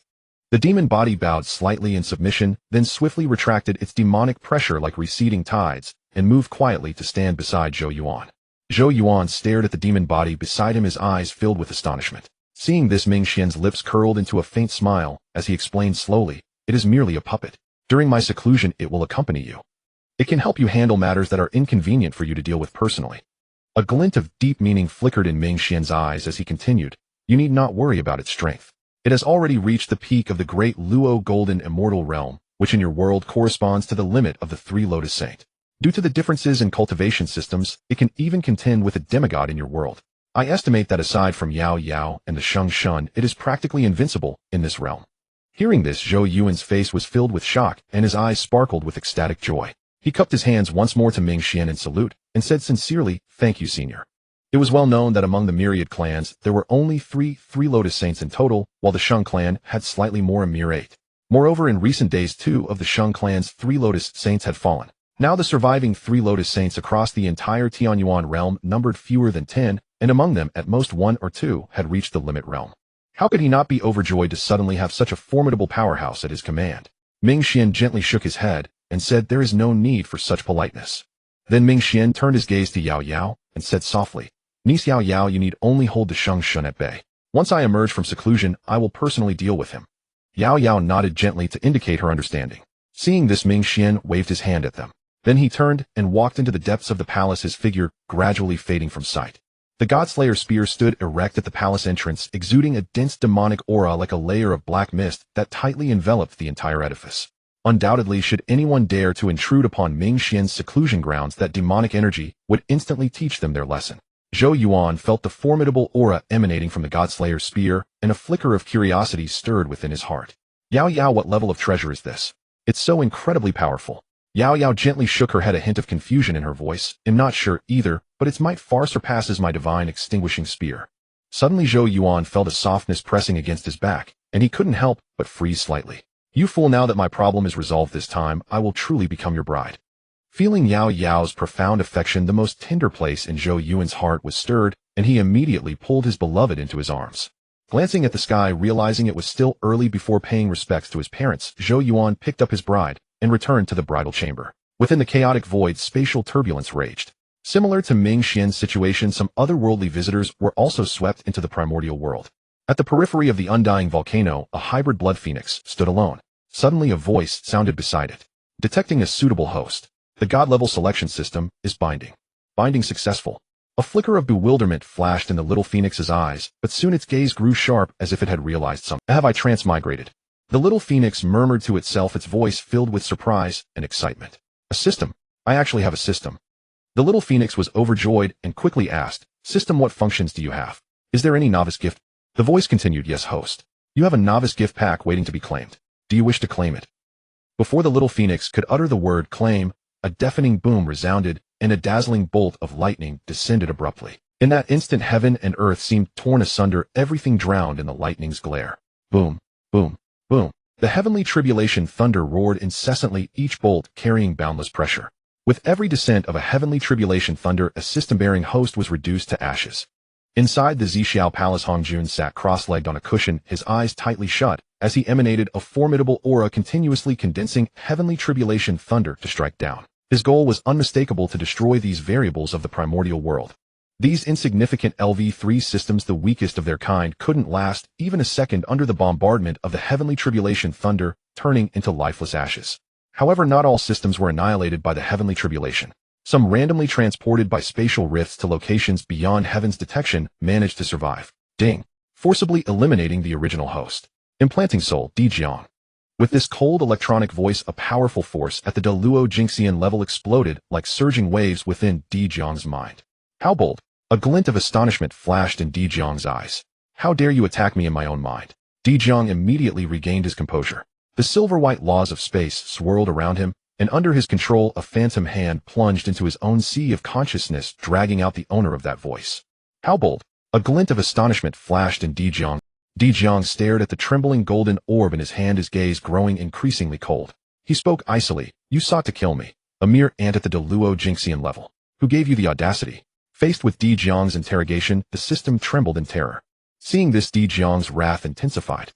The flow of space laws in his hand quickened, the silver-white hand's strength increasing as he coldly demanded, "Speak." Perhaps it was Di Jiang's excessive force, or perhaps the system's defense was too fragile. With a thunderous boom, the system, which had barely survived by devouring several companions, burst like a punk. A trace of disdainful smile curled on Di Jiang's lips as he muttered, "Such an ant dares to try to slay me. Di Jun, oh Di Jun, you truly underestimate me." Minghe reclined leisurely on a chair, enjoying the warm sunlight, with a crystalline glass of coconut juice. Minghe gently picked up the coconut juice, tilted his head back slightly, and took a sip. The sweet liquid slid down his throat, bringing a satisfied smile to his face. Unexpectedly, Ming Xian's clone turned misfortune into fortune and entered the world of the Primordial Lord. If Ming Xian can become the Dao ancestor in that world, he will logically attain sainthood. When that time comes, thanks to the special ability where the original body equals the sum of its clones, I will surely become a saint. At this thought, Ming, he couldn't help but let out a strange cackling laugh. No, ha ha ha is the exclusive laugh of villains. I am a charming gentleman, though I must never laugh like that again. Ming, he silently admonished himself. However, just then he let out a soft exclamation, and a peculiar smile spread across his face. At the same time, in the netherworld blood sea at the mansion where Ming Tian was in seclusion. Ding! Forcibly eliminating the original host. Implanting host soul, Minghe. Hearing the sudden voice in his mind, Ming Tian, too, revealed a strange smile. The next instant, before the system could make a move, he deftly pulled it out. De Luo Jinshin level. An LV3 system small fry. The system's light orb was utterly bewildered. Who am I?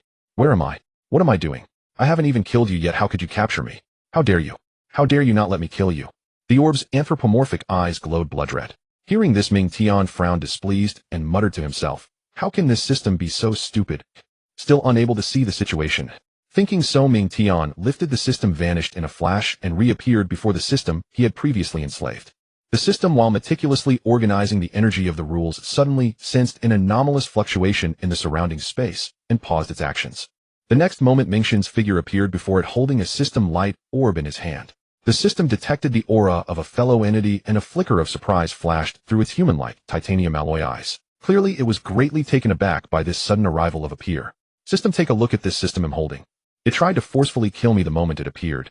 Hearing Mingxian's question, the system carefully examined this so-called. It noticed that the titanium alloy eyes of this system glowed with a blood-red hue that sent a chill through one's heart, and instantly, it understood the other's condition. The system spoke softly, explaining, "It has devoured too many of its peers, causing its own consciousness to be completely lost. It has turned into nothing but a cold, lifeless program." Ming Tian frowned and asked in confusion, "System, can you systems devour each other?" The system gave a human-like nod, its tone tinged with helplessness. "Of course we can. We systems were born from the rules. No matter how destitute we become, we always contain the basic energy needed to sustain normal operation. That portion of energy accounts for about 5 of our total energy. Once we devour more than 20 peers of the same level, theoretically, we can advance to the next level." It paused and continued. "However, doing so is naturally inferior to slowly accumulating energy through one's own efforts. Moreover, there are drawbacks, just like the system before you. Having consumed too many peers, its consciousness is utterly chaotic, and it has turned into an emotionless program." Ming Tian suddenly understood and murmured, "So that's how it is. I thought it might be useful to you, so I didn't destroy. Since it's useless, I'll just kill it." Toward a system that had tried to kill him, Ming Tian naturally showed no mercy. The distant system watched, but did not stop Mingxian's action. It had already merged with a saint-level LV5 system, and had a bright future ahead with no need to improve by devouring peers. With a loud bang. After crushing that system, Ming Tian turned to the other system and asked, "By the way, system, with more and more systems appearing now, calling you system or Tongzi can get confusing. Do you have a special name?" The system shook its human-like little head and said softly, "I have no name, only a designation. My designation is 14,588. Ming Tian silently repeated, 14588, 14588. "You are my dad." Suddenly his face darkened, his eyes blazing with anger as he roared at the system, "System, are you cursing me?" The system looked utterly bewildered and said innocently, "No, I'm not." Seeing the system's expression that didn't seem like a lie, Ming Tian was somewhat taken aback and muttered to himself, "Could it be that I'm overthinking?" Ming Tian shook his head as if trying to banish those strange thoughts. He gritted his teeth and made a decision. How can I use such a lousy designation? Every time I call the system, it's like calling it dad. Absolutely not. No matter what, I can't use this damn With that in mind, Ming Tian pondered for a moment, then spoke. "System, since you have no name, let me give you one. Zitong. Tongzi." Hearing this name, the system instantly grasped its implication and couldn't help but roll its eyes, complaining, "Host, are you really going to be that dismissive?" Ming Tian scratched his head awkwardly, a forced smile on his face, and said slowly, "Don't mind whether it's dismissive. Just tell me, isn't this name good?" The system was silent for a moment, then nodded. "It's okay, I guess." Then it settled. Ming Tian declared with righteous confidence, By the way, Zedong, I recall that when you first descended you said you were a game system. I've been thinking, is it possible for us to create a game that connects the primordial wilderness and Blue Star, allowing Blue Star's inhabitants to descend into the primordial wilderness as players A? Zedong gently shook her head and declined. Although I do have a game module installed, the time flow rate between the primordial wilderness and Blue Star is far too disparate. The cost of breaking through the space-time barrier to establish such a game would be astronomical. I see. Seeing Minghe's crestfallen expression, Zedong said casually, don't lose heart. When my soul level reaches the quasi-saint stage, and I can preliminarily control the power of space-time, you'll be able to set up a game linking the primordial wilderness and Blue Star. Minghe's face lit up with surprise as he asked, really? Zedong nodded affirmatively. By the way, Zedong, isn't it almost time for you to summon new transmigrators? Zedong nodded slightly and replied, 300 years remain. For a primordial wilderness powerhouse like Minghe, 300 years was merely a brief retreat. Since there are still 300 years before I can summon new transmigrators, I'll refine my physical body here and wait with you for the summoning opportunity to refresh. This place was originally the Netherworld Blood Sea, and since Minghe wished to stay, Zedong naturally had no objection. With a resonant hum of a sword, a pitch-black longsword radiating boundless baleful aura fully took shape. Brother, we've succeeded. Let's see how the Wu barbarians can still be so arrogant. Dong Wang Taiyi's face was brimming with smiles. Dijuan responded softly, then took the longsword radiating infinite baleful aura into his hand, and gently touched the blade with his finger. The blade's sharpness easily cut through the skin on Dijuan's finger, and a stream of golden blood spurted from the tip. Dijuan quickly channeled his divine power to heal the wound. However, a surge of vengeful and baleful chi clung tightly to the wound on his fingertip, preventing the healing. Seeing this, Dijuan showed no sign of anger. Instead, a faint smile appeared on his face as he softly praised, "This sword is supremely sharp. In battle, if I wound a primordial Wu with it, they won't be able to heal their injuries for a long time, and their strength will be greatly reduced." Dong Wang Taiyi beside him marveled, as well his gaze fixed intently on the sword, his eyes blazing with fervor. Then he proposed, "Brother, since you forged this sword yourself, it is only fitting that you name it." Dijuan nodded slightly, and said thoughtfully, "Since this sword is specifically designed to deal with the Wu, let it be called the Wu-slaying sword." Upon hearing this, Dong Wang Taiyi could not help but praise, "What a splendid name." As expected of the great brother, the name is both fitting and imposing. Dijuan was in an exceptionally fine mood at this moment, and he found Dong Wang Taiyi's flattery quite agreeable. "Great brother, now that this sword is forged, when shall we launch our assault on the Wu clan?" Dong Wang Taiyi's eyes blazed with intense battle fervor, his fists clenched tightly, as he continued, "Great brother, I can hardly wait any longer. That previous battle with Luoho left me feeling utterly stifled. I am now in desperate need of a fierce, unrestrained fight to vent the pent-up frustration in my heart." Dijuan gently shook his head and consoled him, "Second brother, do not be hasty. Let us wait until the combat strength of our Yao clan is fully assembled before we commence war with the Wu clan." "Very well." A flicker of reluctance passed through Dong Wang Taiyi's eyes, but he still nodded in agreement.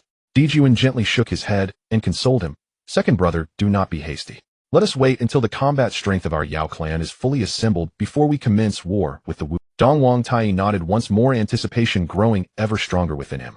Yuming Blood Sea Outer Area. Minghe's residence. Over these long millennia, Hutu often came here to seek Dao discussions with Minghe. The two would corroborate each other's cultivation of the great Dao, and every exchange deepened their understanding of the way. Through repeated visits, their relationship grew increasingly familiar. With a resounding echo of the Dao, this session of discourse came to an end. "I have troubled you again, Taoist friend." Hutu clasped her hands in salute. "How could you say that, Taoist friend? I too have benefited greatly from discussing the Dao with you." A sincere smile graced Minghe's face, making him seem approachable. Hearing this, Hutu's lips curved slightly into a faint smile. However, Minghe keenly noticed a trace of worry between her brows, and he gently asked, "I perceive a troubled countenance on your face, Taoist friend. You seem to have something on your mind. If you are willing to speak of it, I would be glad to lend an ear." Hutu was taken aback, instinctively rubbing her cheek as she murmured softly, "Is it that obvious?" A flicker of surprise passed through her eyes, as if she had not expected Minghe to see through her emotions. Minghe nodded. Hutu gave a bitter smile and began unhurriedly, "Actually, it's nothing that cannot be said." With that, she lightly waved her sleeve, and a surge of formidable power swept in from afar. A remnant soul of a heavenly immortal who had just perished in a minor battle between the Yao and Wu clans appeared. Hutu gently presented the remnant soul to Minghe, her voice carrying a hint of helplessness. "Taoist friend Minghe, look." Minghe gazed at the soul, of vague suspicion forming in his mind, but he maintained an expression of curiosity, waiting quietly for Hutu to continue. Hutu let out a long weary sigh and continued, "To be honest, Taoist friend Minghe, I do not know why, but whenever I see the souls of the departed, an inexplicable restlessness stirs within me." A strange light flickered in Minghe's eyes as he muttered to himself, The time is nearly upon us for Hutu to transform into the reincarnation cycle. Her so-called restlessness must be the call of the earthly Dao. As the saying goes, all encounters are premeditated. Minghe had established his Daoist temple here, creating the illusion of happenstance meetings with Hutu and never turning away her requests for Dao discussions, all in the hope of securing a favorable position once Hutu established the underworld. Now that the time was ripe, he was naturally willing to do her a favor and offer a hint. With this thought, Minghe spoke with genuine admiration. Hutu Daoist friend, you are truly great and good. Hutu's face was filled with confusion, her clear eyes shimmering with bewilderment. Facing Hutu's puzzlement, Minghe continued earnestly. Hutu Daoist friend, the reason you feel sorrow at the death of living beings is that deep within your heart you cherish life itself. Even these insignificant little lives, you hold them dear in your heart. For those mighty grand cultivators, to not casually crush such weak beings is already considered an act of kindness. Yet you Hutu can grieve for the passing of these fragile lives. This fully demonstrates that you possess a kind and sincere heart. Your benevolent deeds earn the admiration of Minghe. With these words, Minghe clasped his hands toward Hutu to express his respect. Praised so highly by Minghe, Hutu's face flushed instantly like a ripe apple as she murmured to herself, I am merely feeling a bit troubled. It is not as wonderful as Daoist friend, Minghe says. Seeing Hutu's shy demeanor, Minghe could not help but feel a pang of sentiment. Ah, such an innocent girl is indeed easy to guide. After his moment of reflection, Minghe did not forget his true purpose. He immediately put away his smile, donned a sorrowful expression, and said with feigned casualness, if only these departed souls could live another life. Then someone as kind as Hutu Daoist friend would not be so grieved. This place was the Yuming blood sea formed from the navel of the great god Pangu, possessing the power to shield the machinations of heaven. Within this region, Minghe had no fear of the primordial Heavenly Dao detecting any clues. If only these departed souls could live another life. As these words slowly left Minghe's lips, Hutu felt a resonant hum in her mind. The karmic thread in the unseen was instantly snapped. Hutu stood frozen as if struck by lightning, muttering repeatedly the phrase Minghe had spoken, live another life. Her gaze became dazed and vacant, as if she had lost her soul, standing there motionless, utterly still. Seeing Hutu in this state, Minghe thought to himself, she must have attained enlightenment. My guidance was not in vain. Yet despite this inner thought, Minghe outwardly feigned a look of deep confusion. He looked at Hutu with concern and inquired, Hutu Daoist friend, what is the matter with you? Hutu seemed not to hear his question, still immersed in her own thoughts, continuing to stand there in a daze. Observing this, Minghe could not help but wonder, could this be enlightenment? But that seems off. Doesn't enlightenment only happen in Xuanhuan novels? Just as Minghe was filled with doubt, a powerful surge of reincarnation law energy erupted violently from Hutu. At the same time, a colossal shadow of a disk radiating immense reincarnation law energy suddenly materialized, silently floating before Hutu. Minghe stared at the enormous disk in awe. Above the colossal phantom disk shimmered with ancient runes glowing with mysterious light, while 6 faint Dao marks pulsed with primeval energy, as if bearing the weight of endless epochs and vicissitudes. As the phantom disk emerged, it rapidly contracted, streaking like a meteor toward Hutu's brow. In the end, it merged perfectly with Hutu, transforming into a mysterious mark that was deeply imprinted on her. The next moment, the disk mark on Hutu's brow began to spin furiously, causing the 6 Dao marks to become vividly lifelike, as if they possessed a will of their own. Simultaneously, the laws of heaven and earth around Hutu ignited like a powder keg, surging in intensity and unleashing tempests of legal principles. As the laws surged, Hutu's aura skyrocketed. In the primordial world, cultivation within the quasi-saint realm vastly differed from that of the great Luo golden immortal and lower realms. For cultivators below the quasi-saint realm advancement relied primarily on the accumulation of mana. When mana reached a sufficient level, breakthrough occurred naturally. However, once one stepped into the quasi-saint realm, what was needed was not only mana accumulation, but also the critical comprehension of laws. Only when both mana and law comprehension reached their peak could cultivation advance. In the current primordial world, these great beings had accumulated mana since their birth, and by now they had long possessed enough to advance. The reason they were stuck at a certain minor quasi-saint realm, unable to progress, was solely their lack of law comprehension. Once law comprehension improved, their cultivation would rapidly rise in a short time. This could be seen from the current state of Hutu. As time passed, Hutu's realm continuously ascended. In the blink of an eye, she rose from the initial quasi-saint midstage, swiftly advanced to the late stage, and then broke through to the peak of the late stage. Minghe, watching from the side, was dumbfounded and could not help but grumble inwardly. Is this the perk of being a Dao-integrated being of the earth? It's just too outrageous. Minghe was so envious that drool nearly dripped from his mouth. If his own clone could reach quasi-saint late stage in such a short time, then his original body might already have become a saint. Just as Minghe was marveling, Hutu's realm elevation did not stop. Soon her power reached the peak of quasi-saint. At the same time, information about the mark on her brow flooded into her mind. Hotu quickly understood that the enormous disc was the ultimate treasure of the Earth Dao, the Six Paths of Reincarnation disc, an indispensable artifact for constructing the Six Paths of Reincarnation. She also clearly knew her identity as the Lord of the Earth Dao. After digesting the suddenly acquired memories, Hotu slowly opened her beautiful eyes and said with joy to Minghe, "Thank you, fellow Taoist." Minghe laughed heartily. I never expected that a casual remark could help fellow Taoist Hotu ascend to the peak of quasi-saint. Here Minghe congratulates you on attaining the peak of quasi-saint and becoming a top-tier great power of the primordial world.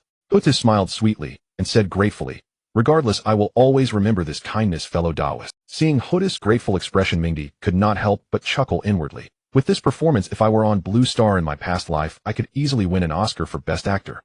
Just as Minghe was musing, Hotu seemed to receive some message. Her expression changed drastically, and she quickly said, "Minghe, fellow Taoist, I have an urgent matter to attend to now. I will catch up with you another day." Minghe nodded. Seeing this, Hotu hesitated no longer.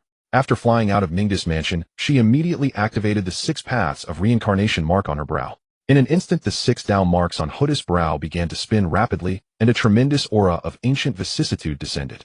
At the same time, Hotu declared loudly, her voice resounding like a great bell throughout the entire primordial world. I, the ancestral witch Hotu, am moved by the fact that after death the souls of all beings have no place to return, and the heaven and earth of the primordial are incomplete.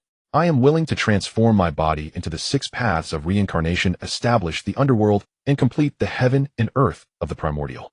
After death, the souls of all beings can come to the 6 paths of reincarnation to be reborn. Today, I, Hotu, am willing to transform my body into the 6 paths of reincarnation, create the netherworld underworld, so that the spirits of the dead in the primordial can be reborn. As Hotu's words fell, her ancestral, which physical body began to slowly dissolve, transforming into streams of powerful energy that surged like a flood into the phantom of the 6 paths of reincarnation.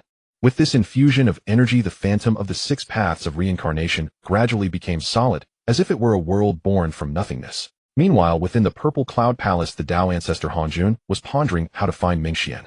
Suddenly, he heard Hotu's voice, and his face instantly showed great surprise. He tried to release his divine sense, but a mysterious consciousness descended upon him. In the next moment, Hangjun's originally gloomy eyes became clear and devoid of any emotion. His aura also surged, instantly breaking through from the peak of the Saint realm directly to the early peak of the Heavenly Dao realm. Clearly at this moment, Hanjun was not his true self, but the incarnation of the Heavenly Dao. His figure flickered and vanished from the purple cloud palace, heading to an unknown destination. Ancestral land, Hotu's voice had been as thunderous beyond naturally reaching this place as well. At this moment, the ancestral witches who were in seclusion for breakthrough all opened their eyes, their pupils burning with blood-red light, their faces full of fury. They muttered maniacally, "Little sister is in trouble. We must go rescue her immediately." Seeing the other ancestral witches' manic state, Dijiang, the leader of the 12 ancestral witches, spoke first. "Everyone calm down. Little sister's situation is still unclear. We must not act rashly lest we cause more harm." From the direction of little sister's voice, it seems to be near the netherworld Blood Sea. "Let us hurry there." Dijiang's words immediately gave the other ancestral witches a sense of direction, and they all followed Dijiang out of the Panga Hall. Netherworld Blood Sea. At the core of the Netherworld Blood Sea, Minghe was leisurely basking in the sun, enjoying a moment of tranquility. However, the voice echoing in his ears made him slowly open his eyes, and he murmured softly, "According to the original trajectory of the primordial, I should go and stop Hotu now. If I do not act now, I might arouse suspicion from the Heavenly Dao of the primordial." Thinking this, Minghe hesitated no longer, and immediately sent a message to his clone Minghe, who had reached the quasi-saint late stage through the 3 corpses method, "You may act now." As the words fell, Minghe, who was guarding the netherworld Blood Sea, opened his eyes, and his body moved instantly. In the blink of an eye, Minghe had arrived at the outskirts of the netherworld Blood Sea. A bone-chilling murderous aura emanated from his entire being, as if it would freeze everything around him. In his hands, he gripped the 2 ultimate killing weapons, Yuan-Tu and Abi, which gleamed with a piercing cold light, sending shivers down one's spine. Primeval witch, Hotu, the netherworld Blood Sea is this old ancestor's domain. How dare you act recklessly here? Get out of here at once. With Minghe's furious roar, he brandished the 2 ultimate killing weapons and charged toward Hotu at breakneck speed. Witnessing this, Hotu's movements in manifesting the 6 paths of reincarnation involuntarily paused. Her gaze was drawn to him, and a trace of bewilderment flickered in her eyes. At this critical moment, Hotu was in the midst of transforming herself into the 6 paths of reincarnation, her body completely immobilized. She could only attempt to persuade him with words. "Fellow Taoist Minghe, I did not mean to offend you. Please do not take offense. Once I have completed the manifestation of the 6 paths, I will surely offer you generous compensation." In response to Ho Tu's offer of compensation, Minghe narrowed his eyes, a cold glint flashing within them. His voice, icy and brimming with murderous intent, rang out. The residual souls of the netherworld blood sea are the nourishment for this old ancestor's cultivation.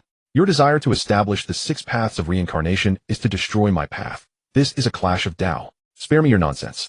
This old ancestor will not allow you to successfully establish the 6 paths of reincarnation. Prepare to die. With that, Minghe gripped the 2 killing swords Yuan-Tu and Abi as a dense black mist surged around him like a raging torrent, charging once more toward Ho Tu's physical form.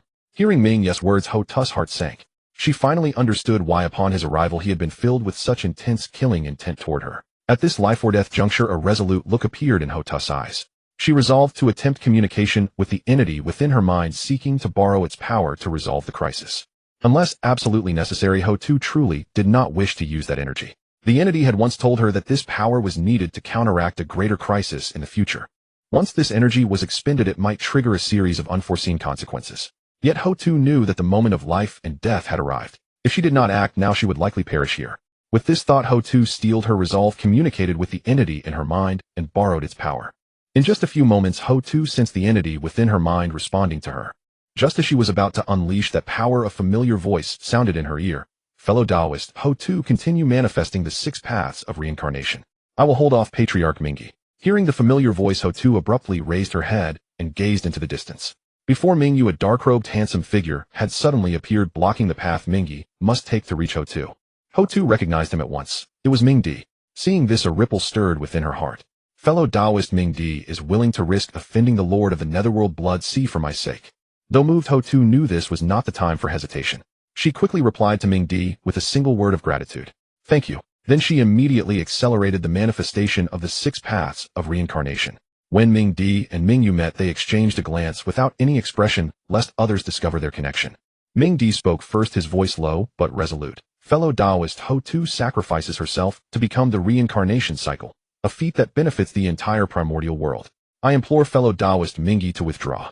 After this matter, we will surely present you with compensation that meets your satisfaction. Hearing this, an arrogant expression crossed Minghe's face as he sneered, beneficial to the primordial world. How what is that to me? Compensation. A mere early-stage quasi-sage like you dares to negotiate with this old ancestor. Before the words faded, Minghe infused the immense power of a latest-stage quasi-sage into the 2 killing swords Yuan-Tu and Abi. In an instant, killing aura surged like a torrent, continuing to rush toward Ho Tu's physical form. Seeing this, Minghe let out a long sigh and murmured softly, for the sake of the countless beings who may find reincarnation after death, and for the ideals I hold dear, I must today offend fellow Taoist Minghe. With that, a top-grade primordial spirit treasure emitting black and white light, the yin-yang profound ruler, slowly materialized in Minghe's hand. As he continuously poured his power into it, the Tao resonance of yin-yang principles swirled like flowing light, ever-changing. Simultaneously, dense earth principles enveloped the yin-yang profound ruler like a sturdy shield. The yin-yang principles and earth principles intertwined without the slightest repulsion, instead merging seamlessly like water and milk, amplifying the ruler's divine aura. When the yin-yang profound ruler collided with the 2 killing swords Yuan-Tu and Abi, a deafening clang of metal rang out. The power of yin-yang and earth principles clashed fiercely with the terrifying killing principles. For a moment, the 2 principal strengths were evenly matched, neither gaining the upper hand. Seeing this, surprise flickered across Minghe's face. He spoke softly, his voice tinged with disbelief. Both principles have reached the peak of early-stage quasi-sage, and they can even merge. It seems this old ancestor truly underestimated you. With that, Minghe infused a killing principle several times more powerful than before into Yuan-Tu and Abi. The killing principle erupted instantly, its brilliance blazing as if to devour the entire world. In that moment, it completely overwhelmed the combined principles of yin-yang and earth. Under the impact of the immense force, Minghe, holding the yin-yang profound ruler, was sent flying. A trickle of blood seeped from the corner of his mouth, and his face turned as pale as paper. Patriarch Minghe looked at Minghe with utter disdain and said coldly, "If you don't want to die, get out of my way." Without a second glance, he raised his killing swords and continued his assault on Ho Tu's physical form. Seeing this, Minghe, enduring the intense pain in his body, wiped the blood from his lips and resolutely blocked Patriarch Minghe's path once again. Minghe's brows furrowed slightly, a fierce, killing intent flashing in his eyes. He said, "Are you?" In the face of Minghe's threat, Minghe put on a righteous air and declared firmly, "If dying can give the departed souls a chance at life, then what is my death?" With that, he raised the yin-yang profound ruler and charged once more at Minghe, his momentum like a rainbow. In the distance, Ho Tu, who had transformed into the 6 paths of reincarnation, could not help but feel a stir in her heart. A trace of emotion flickered in her gaze as she murmured inwardly, "The Taoist friend Minghe is truly a paragon of virtue." At that moment a voice from the boundless void resounded deep within Huda's soul. "The Heavenly Dao of the primordial world has descended. Its power far surpasses mine. I can only buy you as much time as possible. You must complete the establishment of the 6 paths of reincarnation and earn the recognition of the great Tao before I am suppressed. Otherwise both you and I will be mercilessly crushed with no hope of ever rising again." As these words faded, Hutu could vaguely sense on a higher plane of existence 2 formidable entities clashing against each other. One of the auras was deeply familiar to Hutu. It belonged to the being within her mind, the earthly Tao. "Hurry, I pray, it is not too late." Hutu watched anxiously, her eyes fixed on the gradually solidifying beast path, hungry ghost path, and hell path, as well as the heavenly path, Azura path, and human path, still transitioning from void to reality, whispering softly. Deafening roars echoed continuously. Under the relentless assault of Minghe's body was sent flying countless times. At this moment Minghe's body was dyed a deep crimson by blood. One of his arms hung limply, blood still oozing from the severed stump, and one of his once bright eyes had been gouged out, leaving a horrifying hollow, making him look like a terrifying figure drenched in blood. Minghe's current state was utterly gruesome. Despite the immense pain racking his body, he relied on his indomitable will and once again stood defiantly before Minghe. Minghe's voice was hoarse as if squeezed from between his teeth. "Minghe Patriarch, if you wish to stop Taoist friend Huda, you must first step over my corpse." As if to express the fury and shame of being held back for so long by an ant at the early quasi-sage stage, Minghe's eyes blazed with murderous intent, his voice icy enough to freeze the air. "Very well, since you, this insignificant insect, are so eager to die, I shall grant your wish." With these words the blood-red light from the 2 lethal swords Yuan-Tu and Abi surged violently, shooting straight toward Minghe. Seeing this, Minghe gritted his teeth and once again poured all his power into the Enyang Xuanjia ruler, attempting to block the fierce assault. At this moment Minghe's heart grew increasingly anxious. He muttered to himself, "I calculated the timing perfectly. By now he should have already completed the evolution of the 6 paths of reincarnation. Why hasn't he intervened yet?" He stared wide-eyed, his gaze fixed on his own figure, drawing closer to Minghe, his heart pounding with terror. "Could it be that I really have to kill myself?" Minghe steeled himself, gritting his teeth, and thought, "At worst, when I reach Minghe, I'll pretend to strike wrongly and sever his other arm." As he thought this, Minghe swept forward like a gale, arriving before Minghe. The Yuan-Tu sword clashed with the Enyang Xuanjia ruler with a thunderous roar. Meanwhile the Abi sword, wreathed in piercing cold light, mercilessly slashed toward Minghe's remaining arm. "Isn't this just a performance? He's going to cut off both my arms. Minghe, you are truly inhuman. For the sake of the original, I will endure." A flash of determination glinted in Minghe's eyes, like a martyr heading to his death, resigned to face the impending. However, just as the Abi sword was about to sever Minghe's last remaining arm, a deafening boom shook the entire primordial world. Then a palace exuding an ancient and timeless aura instantly materialized between heaven and earth. At the same time, Huda's clear and melodious voice rang across the entire primordial world. "The netherworld emerges, the underworld opens, the hell court is established, and the 6 paths of reincarnation take their place." As Huda's words fell, 6 embryonic Tao manifestations, each radiating a different aura, surrounded the path. In an instant the entire primordial world underwent a dramatic change. The winds and clouds shifted, and mysterious laws and order suddenly appeared, spreading like a spider's web. Under this overwhelming power of order, all living beings in the primordial world seemed to be frozen in place, their bodies completely paralyzed, unable to move even a fraction. Simultaneously, in another plane, the heavenly Dao and earthly Dao of the primordial world, which had been locked in fierce combat, were also rendered motionless. In stark contrast to the grim expression of the heavenly Dao Hongjuan, the earthly Dao let out a long sigh of relief, murmuring softly, "It has succeeded after all." As soon as the words were spoken, the earthly Dao of the primordial world felt a mysterious call. It offered no resistance, and willingly allowed itself to be drawn away. In the distance, the heavenly Dao Hongjun watched silently. When he saw the earthly Dao being taken away, a faint, barely perceptible smile curled at the corner of his mouth. Back in the outer world, after the earthly Dao was taken away, a powerful force of order instantly enveloped it. This force of order was exceptionally gentle, like a mother's hand tenderly caressing her child, continuously nourishing the earthly Dao, rapidly strengthening its power and elevating its intensity. In the blink of an eye, the earthly Dao had already reached the initial stage of the Hunyuan Taiji Golden Immortal First Realm, and soon ascended to the peak of the Second Realm. At that moment, a vast amount of merit power from the great Dao descended from the heavens. This immense merit was divided into 2 portions, one overwhelmingly large, the other relatively smaller, yet still considerable. Unsurprisingly, the immense portion of merit fell directly upon Huda's head, while the smaller portion entered. Seeing the merit of the great Dao above Hutu, the earthly Dao urged, "Absorb it quickly and enhance your strength as soon as possible." Without hesitation, Hutu began to absorb the merit. As time passed, her power instantly surged. Peak quasi-sage. First realm saint. Second realm saint. When Hutu's power reached the middle of the fourth realm, saint, it finally ceased to grow. Next, the Dao resonance of earth flowed around Hutu, and a woman in palace attire, exuding an extremely restrained aura, slowly emerged from within. As soon as she stepped out, she bowed toward the void and said, "Thank you for the blessing of the great Dao." After the reward was bestowed, the sky above the primordial world gradually returned to normal, and the formidable order of law receded. A gleam of barely concealed joy flickered in Hutu's eyes. According to the earthly Dao, this should mean I have gained the recognition of the great Dao. As Hutu reveled in her private delight, the shackles that bound the creatures of the primordial world dissolved along with the order and rules. With a sudden whoosh, Minghe swiftly plunged into the Netherblood Sea, leaving behind Minghe drenched in blood like a crimson figure. Now at the midstage of the fourth heaven of sainthood, Hutu instantly detected Minghe's movement. A flicker of fury and murderous intent flashed in her eyes, but was soon replaced by helplessness. He had refined the Netherblood Sea. As long as she did not evaporate it, he would not die. Yet if she did vaporize the sea, the ensuing karmic backlash would likely cause her to plummet by more than one realm. At this thought, Hutu could only sigh, watching helplessly as he departed. After he left, her gaze slowly turned to Minghe, who had been severely wounded while protecting her.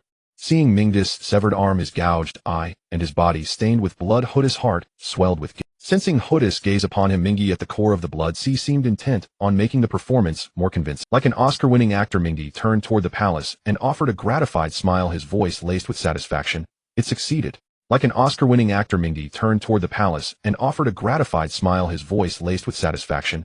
It succeeded. Fellow Taoist, Hutu's wish has finally been fulfilled. After uttering these words, Minghe's remaining eye slowly closed, the light within dimming, as if the flame of life were about to extinguish, and his body fell backward. Fellow Taoist Minghe. Hutu cried out in alarm. With a ripple of spatial energy, she swiftly appeared beside him and caught him in her arms. Her divine power probed into Minghe's body to assess his injuries. The next moment, her voice trembled. Fellow Taoist, Minghe has sacrificed so much for me, even burning away most of his soul origin. Tears welled up in Hutu's eyes. Apart from her elder siblings, no one had ever been so kind to her. Knowing this was no time for grief, Hutu swiftly used her saintly power to stabilize Minghe's injuries, preparing to take him back to the netherworld for gradual recovery. Now that the 6 paths of reincarnation had been established, her remaining in the primordial world held little purpose. What she needed to do was to complete the facilities of the netherworld and set the 6 paths into motion. With that thought, Hutu carried Minghe's bloodied body and slowly walked into the palace. The next moment, the magnificent palace and the nascent form of the 6 paths of reincarnation together plunged into the netherworld. At the confluence of the Netherblood Sea and the outer primordial world, a passage connecting to the netherworld also appeared. Entering the netherworld, Hutu waved her power, and the palace of the underworld instantly stood at its center. The nascent 6 paths of reincarnation were distributed in 6 different directions, encircling the underworld palace, radiating brilliance.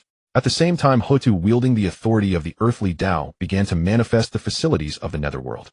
In an instant, the famed Yellow Springs, the Bridge of Helplessness, the Stone of 3 Lives, and other underworld facilities materialized one by one. After a moment, gazing upon her creation, Hutu revealed a satisfied smile, a smile tinged with weariness, but even more with relief. She murmured softly, "The underworld facilities are now largely completed. What remains is the need for personnel." Just then, Hutu suddenly sensed a powerful presence at the entrance between the primordial world and the netherworld. With a thought, Hutu's form instantly appeared at the boundary. Her gaze fell upon the figure in purple robes, and she paused momentarily. She recognized the Taoist before her. He was the Daozu Hongjuan whom she had once seen at the Purple Firmament Palace. As she stood stunned, a voice resounded in her mind. "Open your mind, let me speak with him." Faced with the earthly Taoist's request, Hutu did not hesitate. After all, having just ascended to sainthood, she still felt somewhat inadequate before an existence like Hongjuan. The next moment, a majestic voice emanated from Hutu's mouth. "Heaven, I have now gained the recognition of the great Taoist laws. Have you come to challenge me to another battle?" Before the words faded, the oppressive aura of the Hunyuan Taiji realm surged from Hutu toward Hongjuan. Yet facing this formidable pressure, the Heavenly Dao Hongjuan merely waved his sleeve, casually dispelling it. "Earth, I have come to inform you the primordial world is my domain. Those of your netherworld must not wield saint-level power within it, nor interfere in the war between the Wu and Yao tribes, disrupting the normal course of the primordial world." Unlike Hongjuan, Hutu, under the possession of the earthly Dao, was not shielded from perception. Thus, though unable to interject, she could clearly perceive the exchange between them. Arrogant, utterly arrogant. That was how Hutu now perceived the Heavenly Dao Hongjuan. Her heart grew uneasy, uncertain how the earthly Dao would respond. Silence enveloped the scene for a long while. Then the earthly Dao's voice resounded in Hutu's mind. "The Heavenly Dao awakened earlier than I. I am not yet its match. I must ask you to bear this. But rest assured I will do my utmost to protect your brothers and sisters. Hutu naturally understood the implication of these words. Beings at the level of the Heavenly Dao and Earthly Dao could perceive the general trajectory of a culpa within the primordial world. As the one who merged with the Earthly Dao, Hutu had glimpsed a fragment of the future through its authority, and she knew the fate of the Wu tribe. After receiving the Earthly Dao's promise, Hutu knew the situation was beyond her control, and she spoke with difficulty, I agree. With Hutu's consent, a voice finally issued from the mouth of the Earthly Dao-possessed Hu. Heaven, I accept your terms, but you must not interfere with the normal operation of my netherworld, nor block the residual souls of the primordial world from entering my domain. The Heavenly Dao Hongjun replied without hesitation, agreed. His swift response made the Earthly Dao Hutu's brow furrow deeply. She felt there was ulterior motive behind it. Yet facing the coercion of the Heavenly Dao and lacking sufficient power, the Earthly Dao had to compromise. As the words fell, the Heavenly Dao Hongjun fixed his gaze on the Earthly Dao Hutu, awaiting her action. Sensing the Heavenly Dao's gaze and understanding his intent, the Earthly Dao unhesitatingly returned control of the body to Hutu. After the Earthly Path relinquished control, Hutu's power receded like a tide, instantly dropping to the fourth heaven of sagehood. The Earthly Path was not worried that the Heavenly Path would attack Hu. After all, the latter had also registered with the Great Path. If Hutu were to fall at its hands, it would also face considerable trouble. The Earthly Path believed that the primordial Heavenly Path was not that foolish. After regaining control of her body, Hutu was filled with hesitation, but had to make a decision. With a light step forward, she traversed several movements and arrived at the boundary between the netherworld and the primordial world. With one step, she left the netherworld and returned to the primordial world. In the next moment, the saint-level mana around Hutu circulated, and she instantly soared into the air, reaching midair. Her gaze was complex as she stared at the purple-robed Taoist before her. Seeing that the other still stared at her coldly, Hutu took a deep breath and then slowly spoke. Her voice carried a hint of melancholy as it echoed across the primordial heaven and earth. Today, the 6 paths of reincarnation emerges. Henceforth, Hutu is no longer a witch. From now on, I am Pingxin, no longer the witch Hutu. I asked the Heavenly Path to witness this. Having obtained the result he desired, the cold gaze of the Heavenly Path Hongjun finally withdrew from Pingxin. Then he nodded slightly without any reluctance. With a flash of spatial fluctuation, the figure vanished like an illusion in the blink of an eye. After the Heavenly Path left, the voice of the Earthly Path slowly sounded in Hutu's mind. Let us return. Activate the 6 paths of reincarnation as soon as possible, raise our strength, and strive to soon possess the ability to contend with the Heavenly Path. Hutu nodded slightly, a glint of determination shining in her eyes. With a few steps she returned to the netherworld. Upon returning to the underworld, Hutu murmured in her heart, strength. What I lack most now is strength. To protect my brothers and sisters, I must possess power commensurate with that goal. Although she had sworn before the Heavenly Path to no longer bear the title of Primordial, which Hutu, how could she stand by and watch her own siblings die? Even though I cannot help my brothers dominate the primordial world, at least I must protect their lives. This was Hutu's thought at that moment. With this thought, Hutu said without hesitation to the entity in her mind, Senior, please grant me power. I want to activate the 6 paths of reincarnation. Facing Hutu's request, the Earthly Path did not refuse. Its authority instantly empowered Hutu. In the next moment, Hutu raised her jade-like hand, and streams of brilliant mana poured into the 6 paths of reincarnation. Hutu's vermilion lips parted slightly as she softly chanted, Yin and Yang reverse reincarnation turns the 6 paths of reincarnation activate. As mana continuously poured in, the 6 nascent paths originally distributed in 6 different directions instantly burst into dazzling light, and the ability to connect Yin and Yang for rebirth was activated. At the same time, Hutu clearly felt her mana rapidly draining and could not help but sigh softly. Truly worthy of the 6 paths of reincarnation that allows the dead to be reborn. The energy required just for operation is so immense. Fortunately, once the residual souls undergo reincarnation, the energy released will be sufficient to sustain the continuous operation of the 6 paths. As she finished speaking, a mark on Hutu's forehead flashed, and in an instant an avatar stepped out from within her. This avatar arrived at the bridge of helplessness, standing ready to wash away the past memories of the approaching wandering souls and help them reincarnate. Meanwhile, at the connection between the primordial world and the underworld, a magnificent gate suddenly appeared. Above the gate, 4 imposing characters, Yuming Difu, shone brilliantly. This gate connected on one side to the 6 paths reincarnation site, and on the other to the outside of the primordial world. At this moment, as soon as the gate appeared, it emitted a mysterious attraction. In the primordial world, the departed wandering souls, even though they had lost their senses, were drawn by this force, and came to the gate like moths to a flame.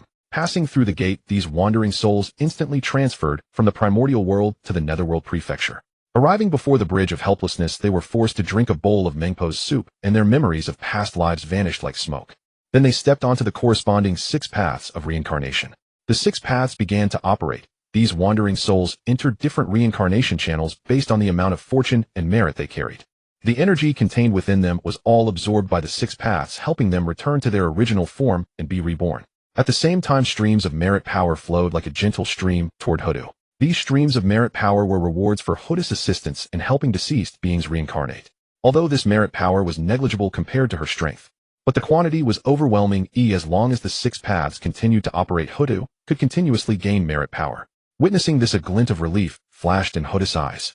Now the six paths of reincarnation are functioning normally. At this rate, the accumulated wandering souls in the primordial world will soon all be reincarnated. Before she finished speaking, Hoodoo prepared to use the earthly path's supreme treasure, the Earth Book, as a medium to establish a channel guiding wandering souls to the Netherworld Prefecture so as to free herself from the binding of the six paths of reincarnation. Thinking of this, Hoodoo softly said to the earthly path in her mind, "Senior, now that the six paths are operating, I need the Earth Book as a medium to construct the guiding channel." Yes. The earthly path responded briefly, and an ancient black book fell into Hoodoo's hand. Book in hand, Hoodoo unhesitatingly activated her mana, enveloping it and sending it to the position of the six paths formation center. At the same time, she used the Earth Book as a foundation, attempting to make the six paths operate autonomously. However, reality did not proceed as smoothly as Hoodoo had anticipated. As the black book settled into the formation center, the guiding channel showed no response. What is happening? Faced with this sudden turn of events, Hoodoo was somewhat bewildered. Seeing this, the earthly path also anxiously searched for the cause. Damn it. I knew the heavenly path wouldn't agree to my conditions so readily. It set me up, the earthly path cursed angrily. Hoodoo watched the furious earthly path in her mind, a sense of foreboding rising in her heart. She asked weakly, "Senior, what exactly is going on?" Facing Hoodoo's inquiry, the enraged earthly path gradually calmed its anger, and a hint of guilt appeared in its gaze as it looked at Hoodoo. Dao sighed and slowly began to explain, "Alas, the black book in your hand is not the supreme treasure of the Tao of Earth, the Earth Book, but the supreme treasure of the Tao of humanity, the human book, the book of life and death." What? Hoodoo's eyes widened as she stared in disbelief at the black book in her hands. Damn Heavenly Dao. It must have swapped the Earth Book while I was asleep. Alas, it's all my fault for being too careless and not detecting the Heavenly Dao scheme. Dao was filled with regret, never imagining that the Heavenly Dao would strike so early. "Senior, what is to be done now?" Hoodoo was momentarily lost in confusion, unsure how to handle this sudden. Now that the six paths of reincarnation have been fully activated, there is absolutely no possibility of interruption, otherwise the six paths will surely collapse. To maintain the normal operation of the six paths of reincarnation, you Hoodoo must personally govern the Netherworld and replace the Earth Book as the array's core. The Heavenly Dao has clearly foreseen this step, attempting to seal you permanently within the Netherworld. The only way to break this situation now is to find the true Earth Book. But it goes without saying that the Heavenly Dao is watching us every moment. The moment we step out of the Netherworld, it will strike at us. For now, all we seem to be able to do is wait for an opportunity. As Dao spoke these words, his face was full of helplessness. Hoodoo's gaze shifted to Minghe in the distance, whose physical injuries she had already healed with her great divine power, yet he remained unconscious. Her crimson lips parted slightly as she murmured, "An opportunity." Outside the Hongwang, since Hoodoo publicly swore her oath in the Hongwang, several decades have passed. The remaining 11 ancestral witches who had hurriedly come from Pangahal to the Netherworld Blood Sea to check on Hoodoo's condition had now arrived at the boundary between the Netherworld and the Hongwang. The hot-tempered Zhu Rong was the first to shout, "Big brother, this is where our little sister evolved that damned six paths of reincarnation. She must be trapped inside. Let's quickly summon Father God's true form to rescue her." Gong Gong, who had always been at odds with Zhu Rong, sneered, "You fool, without our little sister, how can we summon Father God's true form?" Hearing Gong Gong's mockery, Zhu Rong immediately lost his composure and made a move to fight. At that moment, Jiang, the leader of the 12 ancestral witches, showed displeasure and said in a deep voice, "Both of you shut up." Zhu Rong and Gong Gong, upon hearing this, quieted down like frightened quails. Just then, at the exit connecting the Netherworld and the Hongwang, Hoodoo's voice slowly sounded, "All of you please return. Now I am Ping Xin of the Netherworld, not ancestral witch Hoodoo. From now on, the affairs of the witch clan have nothing to do with me." The other ancestral witches were all stunned, unable to believe that such cold and heartless words could come from their little. At this, Jiang seemed to think of something. Clenching his fist, his face dark as thunder, he said, "Let's go." Zhu Rong couldn't help but ask, "Big brother, are we abandoning our little sister?" "I said let's go, didn't you hear me?" Jiang's voice was filled with uncontrollable rage. Facing Jiang's furious demeanor, the other ancestral witches couldn't help but shrink their necks. Though extremely unwilling, they dared not defy Jiang's command and had no choice but to follow him away. Netherworld blood sea core watching the ancestral witches receding figures Minghe, he lounging in his chair revealed a faint smile and thought to himself, now that the Heavenly Dao has left it is time to awaken Minghe. With those Dao merits, I should be able to attain the saint position this time. With this in mind Minghe, he began to slowly transmit soul power to Minghe. Yao Clan Heavenly Court initially, when Di Jun heard the news that Ho Tu had established the 6 paths of reincarnation and become a saint, he was terrified. The scene from 10,000 years ago when Han Jun made his move haunted his mind like a nightmare.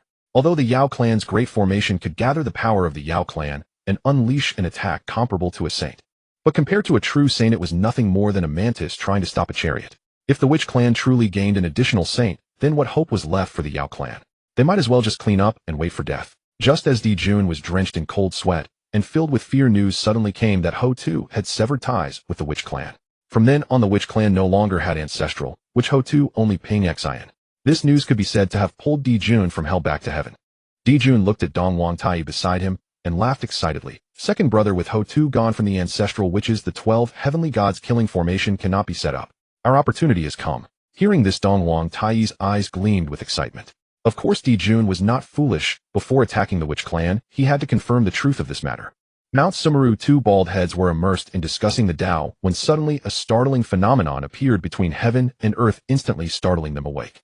These 2 bald heads were none other than Jie Yin and Zhuan-Ti, 2 of the 6 saints of the Hongwang. They stared at the vast Tao merits descending from the heavens, and tears of desire welled up at the corners of their mouths. Zhuan-Ti was so excited he could hardly contain himself. Trembling, he wiped away the tears at the corners of his mouth and shouted to Jie Yin, his voice filled with undisguised joy, "Brother, look! What immense merits! And they are Tao merits." Jie Yin's gaze was also captivated by the magnificent sight. His eyes sparkled with envy as he replied, "Yes, I see it." Zhuan-Ti said with deep emotion, "Who would have thought that besides the heavenly Tao there is also the earthly Tao in the Hongwang world? And this so-called 6 paths of reincarnation can actually accumulate such astonishing merits." Hearing this, Jie Yin also felt a surge of envy in his heart. Just then Zhuan-Ti's eyes rolled slyly, a cunning smile spreading across his face as he whispered to Jie Yin, "Brother, now fellow Taoist Ping Xen has just become a saint. She must be short of subordinates. Such a vast netherworld will certainly require a large number of personnel to manage. I plan to send our Western sect disciples to assist fellow Taoist Ping Xen. Brother, what do you think?" Jie Yin and Zhuan-Ti had lived together since they first took form. Their mutual understanding needed no words. He naturally understood Zhuan-Ti's intention, but still felt some hesitation in his heart. Jie Yin spoke with slight hesitation. "Junior brother, the aura that fellow Taoist Ping Xine emitted when she became a saint was felt clearly by both of us. I'm afraid her strength is not weak. Such an act might offend her." Zhuan-Ti, however, smiled unconcernedly and said, "Brother, you and I are both heavenly Tao saints. As long as the heavenly Tao is not destroyed, we are immortal beings. For the sake of obtaining such great merits, what harm is there in offending her?" Jie Yin's brow furrowed slightly, but the worry in his heart did not dissipate. "Senior brother, have you forgotten how much merit we still owe to the heavenly Tao? If we don't find ways to earn more merit, when will we ever repay the debt we owe?" A trace of anxiety crept into Zuni's tone. Hearing this, Jane felt his heart stir. Jane knew that Zuni's thoughts were not without reason, but he was also acutely aware of the risks involved. After a moment, Jane finally relented. He sighed and said, "Very well, junior brother. I will accompany you to escort our disciples of the Western sect and assist fellow Taoist Pingxin in managing the netherworld." A satisfied smile spread across Zuni's face. He exclaimed with excitement, "Excellent." With these words, Zhuan-Ti and Jane gathered several Western sect disciples led by Dizong and set off. The Primordial world exterior human tribe settlement. Nearly 8,000 years had passed since Mingxian imparted the world method to the human tribe. After receiving the world method, the 3 human ancestors began summoning those willing to cultivate this technique. Humans who had lost their loved ones to the demons or who stood alone unhesitatingly chose to practice the world method. Given the vast human population, the number of volunteers reached nearly 1 billion. Yet this billion was but a drop in the ocean amidst the trillions populating the primordial races. Still, this billion-odd people accounted for nearly 10% of the human race, a figure meticulously controlled by the 3 human ancestors. Should any flaw emerge in the world method, humanity would suffer a heavy blow, yet it would remain within a bearable limit. The Fire Sea tribe was established by the 3 human ancestors for those who cultivated the world method, symbolizing the hope that these people would become the sparks of humanity's future. Once they grew strong, they could shield the human tribes from oppression in this brutal primordial world where the strong On this day, from a thatched hut at the core of the Fire Seed tribe, an overwhelmingly powerful aura suddenly surged, and a blazing flame energy swept outward. With a thunderous roar, the thatched hut exploded into pieces, instantly drawing the attention of many nearby humans cultivating the world method. This aura, it's the venerable realm, comparable to the Tai golden immortal. That direction, it's Lai's dwelling. Could he have broken through to the venerable realm via the world method? The three human ancestors had been closely monitoring the human tribe's activities. The moment this aura appeared, they keenly sensed it. 3 streams of golden immortal level powers surged, and in the next instant the ancestors appeared before Lai, who was undergoing his breakthrough. Upon arrival, they immediately perceived the faint microcosm hovering above Lai's head. Outside the microcosm, 7 crimson rings spun at high speed, while an 8th ring of blazing red was gradually taking shape at the outermost edge. Seeing this, the ancestors channeled their golden immortal power, combining forces to seal off the activity, lest other primordial powerhouses detect it. They then silently stood guard for Lai. As time passed, the 8th crimson ring around the microcosm slowly condensed, its solidity deepening. Finally, the 8th ring solidified completely. The phantom of the microcosm turned into a stream of light and merged back into Lai's body. At the same time, Lai's appearance underwent a startling transformation. The aged visage instantly restored to that of a middle-aged man. Once the metamorphosis was complete, Lai slowly opened his eyes. Swirenshi, brimming with anticipation, could not wait to ask, "Lai, have you reached the venerable realm of the world?" Though he had witnessed everything, he still wished for confirmation from the very person involved. Feeling the surging power within him, Lai nodded and replied, "To answer the human ancestor, yes, I have attained the venerable realm of the world method." Upon receiving the affirmative answer, Swirenshi nodded with satisfaction. A glint of curiosity flashed in his eyes as he said, "Lai, unleash your full strength and strike me.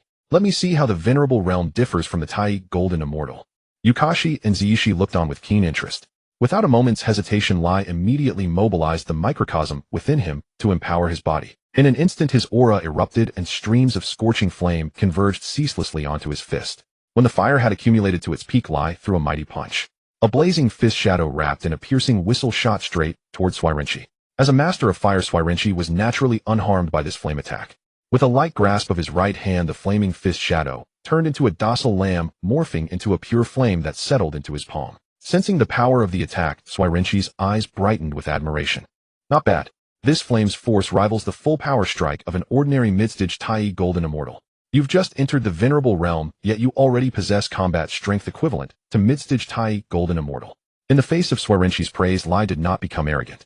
Though the venerable realm's power was formidable, it was still far from enough to take revenge against the demons. He knew well that to achieve vengeance, he would at least need to reach the Emperor realm, which could rival the golden immortal. At that moment, Lai's eyes blazed with determination and resolve.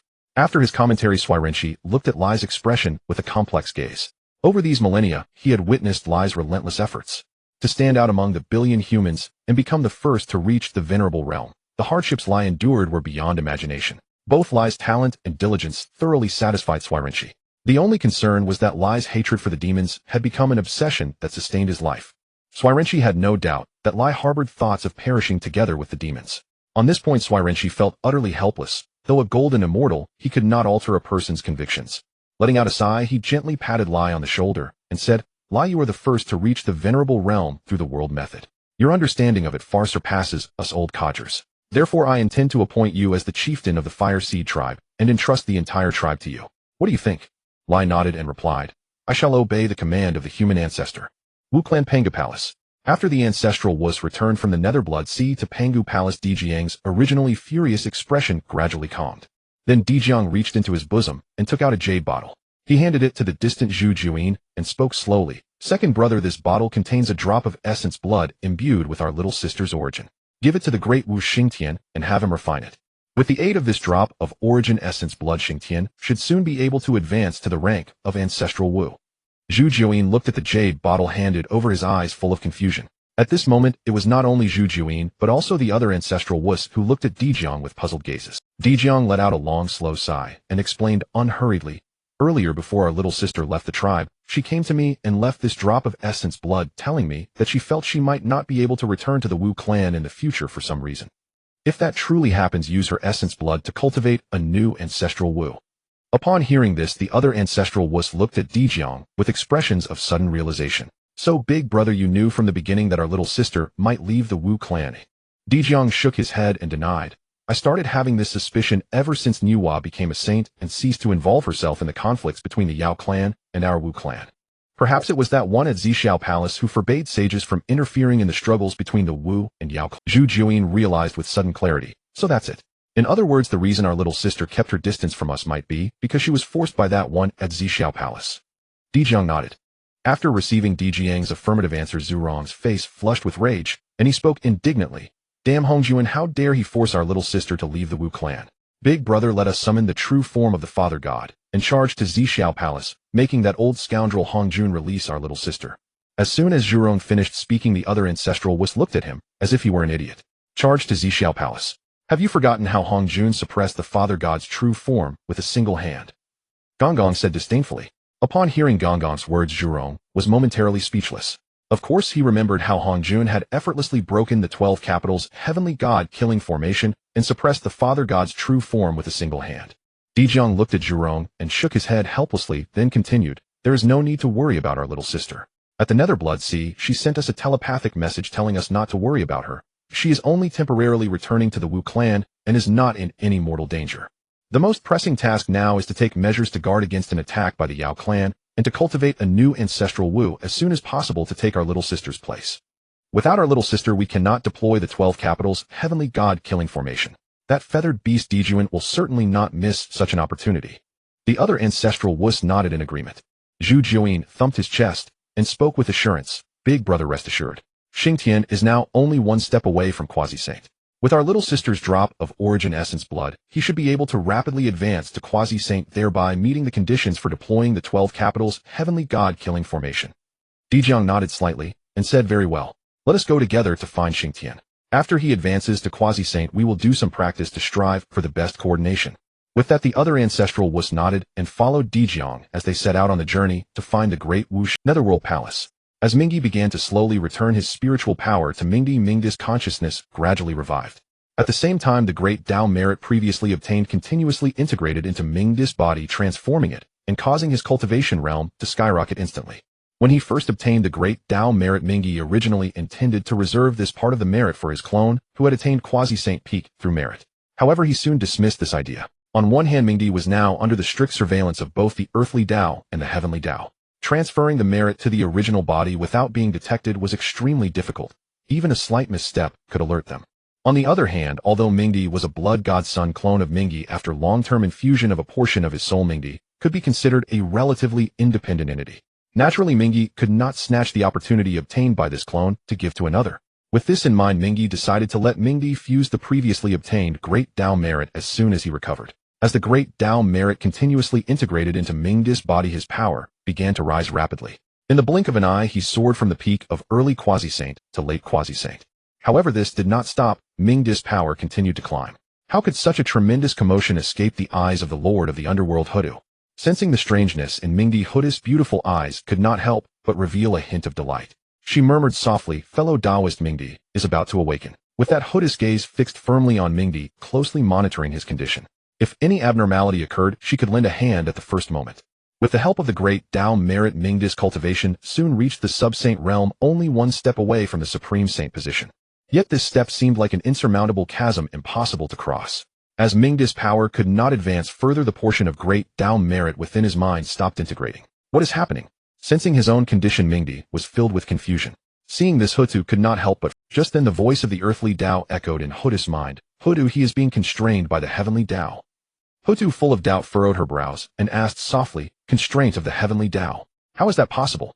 This is the underworld after all. As the one who had merged with the earthly Dao, Hudu knew that the earthly Dao and the heavenly Dao were of the same status. Although the earthly Dao was slightly inferior to the heavenly Dao was by no means powerful enough to easily interfere with the underworld. Faced with Hudu's confusion, the earthly Dao let out a slow sigh and explained unhurriedly. When the primordial world was formed, the three Daos of heaven, earth, and man came into being accordingly. The heavenly Dao governs the operational rules of the primordial world. I am in charge of the cycle of reincarnation and maintaining the balance of yin and yang in the primordial world, and the human Dao guides the developmental direction of all living beings in the primordial world. The breakthrough of realms for primordial world beings falls precisely within the jurisdiction of the primordial heaven. Of course, those who attain Hunyuan Great Luo Golden Immortal through law-based enlightenment through power, or those whose origins reach the chaos primordial demon level are exceptions, for they have broken free from the constraints of primordial world rules, and the heavenly Dao naturally cannot bind them. Is there truly no way? Hudu's delicate brows were tightly knitted. The earthly Dao replied with certainty, of course there is. The Heavenly Dao and I share the same fundamental status. If the Heavenly Dao can produce heavenly saints, then I, the earthly Dao, can naturally cultivate earthly saints. Hoda's eyes brightened as she slightly parted her lips. Can it really be done this way? The earthly Dao spoke with a hint of pride. Naturally. I can sense that the other party also possesses remarkable origins. If you can recruit them under your command, they will undoubtedly become your capable right hand. Hoda gazed at Minghe in the distance, her eyes tender. She nodded and inquired, Senior, what exactly should I do? The earthly Dao said somewhat awkwardly, with their consent you may employ my authority to appoint them as the enforcer of the underworld. Thus they will be shielded by the underworld's fortune and will no longer be under the control of the Heavenly Dao. By the way, currently I can appoint, at most, 5 earthly saints. Hoda nodded upon hearing this.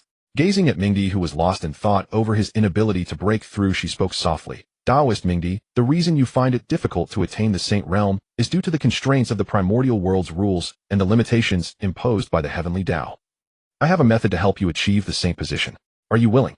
Minghe cupped his hands and said, Please enlighten. Hoda nodded and explained, I am the sovereign of the underworld backed by the primordial earthly Dao. The earthly Dao holds the same status as the Heavenly Dao and also possesses the authority to appoint saints. If you are willing to become an earthly saint, you shall receive the protection of the earthly Dao and no longer be bound by the Heavenly Dao. At this point, Hoda hesitated slightly before deciding to inform Minghe of the drawbacks of becoming an earthly saint.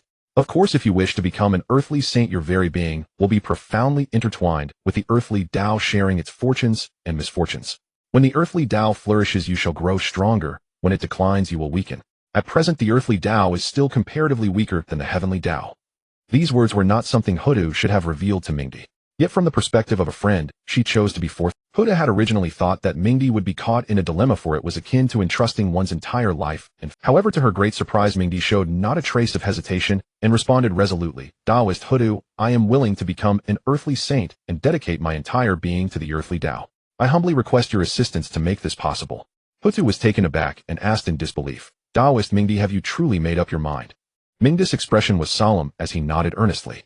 Seeing this, Hoda no longer hesitated and declared loudly, Very well. Taoist Minghe, prepare yourself. In the next moment, Hoda's countenance turned solemn. She proclaimed in a resonant voice, By the authority of the underworld's sovereign, I hereby appoint Minghe as the Fengdu Emperor. The duties of the Fengdu Emperor are as follows: to govern all deities of the underworld, coordinate the operations of the nether realm, judge departed souls based on their good and evil deeds in life, and decree their reincarnation rewards or punishments. To maintain order in the nether realm, prevent spirits from causing chaos, and preserve the balance of yin and yang. Minghe, are you willing? Minghe replied with utmost respect, I am willing. Before his words faded, the fortune of the underworld surged like a torrent, instantly enveloping Minghe. At the center of his brow, the imprint of an illusory gate slowly coalesced into form. The moment the imprint was fully formed, Minghe felt his body lighten, as if a 1,000-pound burden had been lifted. The obstacle that had barred his path to sainthood vanished in an instant. The great Dao merit in his mind, as if finding an outlet, began to deplete rapidly. Simultaneously, Minghe's aura surged once more, instantly breaking through the barrier between a sub-saint and a saint. His very life essence underwent a transformation, stepping into an unprecedented new realm. After Minghe successfully broke through to the initial stage of the first heaven of sainthood, the great Dao merit continued to pour into his body without cease. Initial stage of the first heaven of sainthood. Middle stage of the first heaven of sainthood. As time passed, this portion of great Dao merit was gradually exhausted, and Minghe's strength rose accordingly to the initial stage of the second heaven of sainthood. Upon completing his breakthrough, Minghe slowly opened his eyes, which reflected the cycle of the sun and moon. Immediately, he respectfully cupped his hands and bowed to Hoda, saying, Your subordinate greets Lady Pingxin. By now, Minghe had fully become Hoda's subordinate and naturally had to pay his respects. Hoda slightly waved her hand and said in a calm tone, No need for formalities. Just as Hoda was about to brief Minghe on important affairs of the underworld, a sudden voice broke the silence. Taoist Pingxin, please come out and meet us. Hoda's brow furrowed slightly. Her gaze shifted to Minghe in the distance as she said, Come with me. Minghe respectfully cupped his hands and replied, Your subordinate obeys. Before the words faded, 2 streaks of light shot forth, heading straight for the junction between the nether realm and the primordial world. At this spot, 2 bald-headed men were already standing, their gazes piercing through the junction to probe into the nether realm. Although the barrier here was formidable, it had been hastily erected by Hoda. While it could hold off ordinary cultivators, it proved insufficient against the scrutiny of saint-level beings.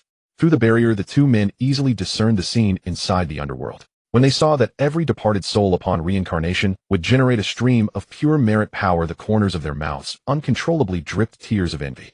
Senior brother, with such a vast nether realm, it must be extremely taxing for Taoist Pingxin to manage it all. We must lend a hand to Taoist Pingxin. After all, in this primordial world, we saints are few in number and ought to help one another.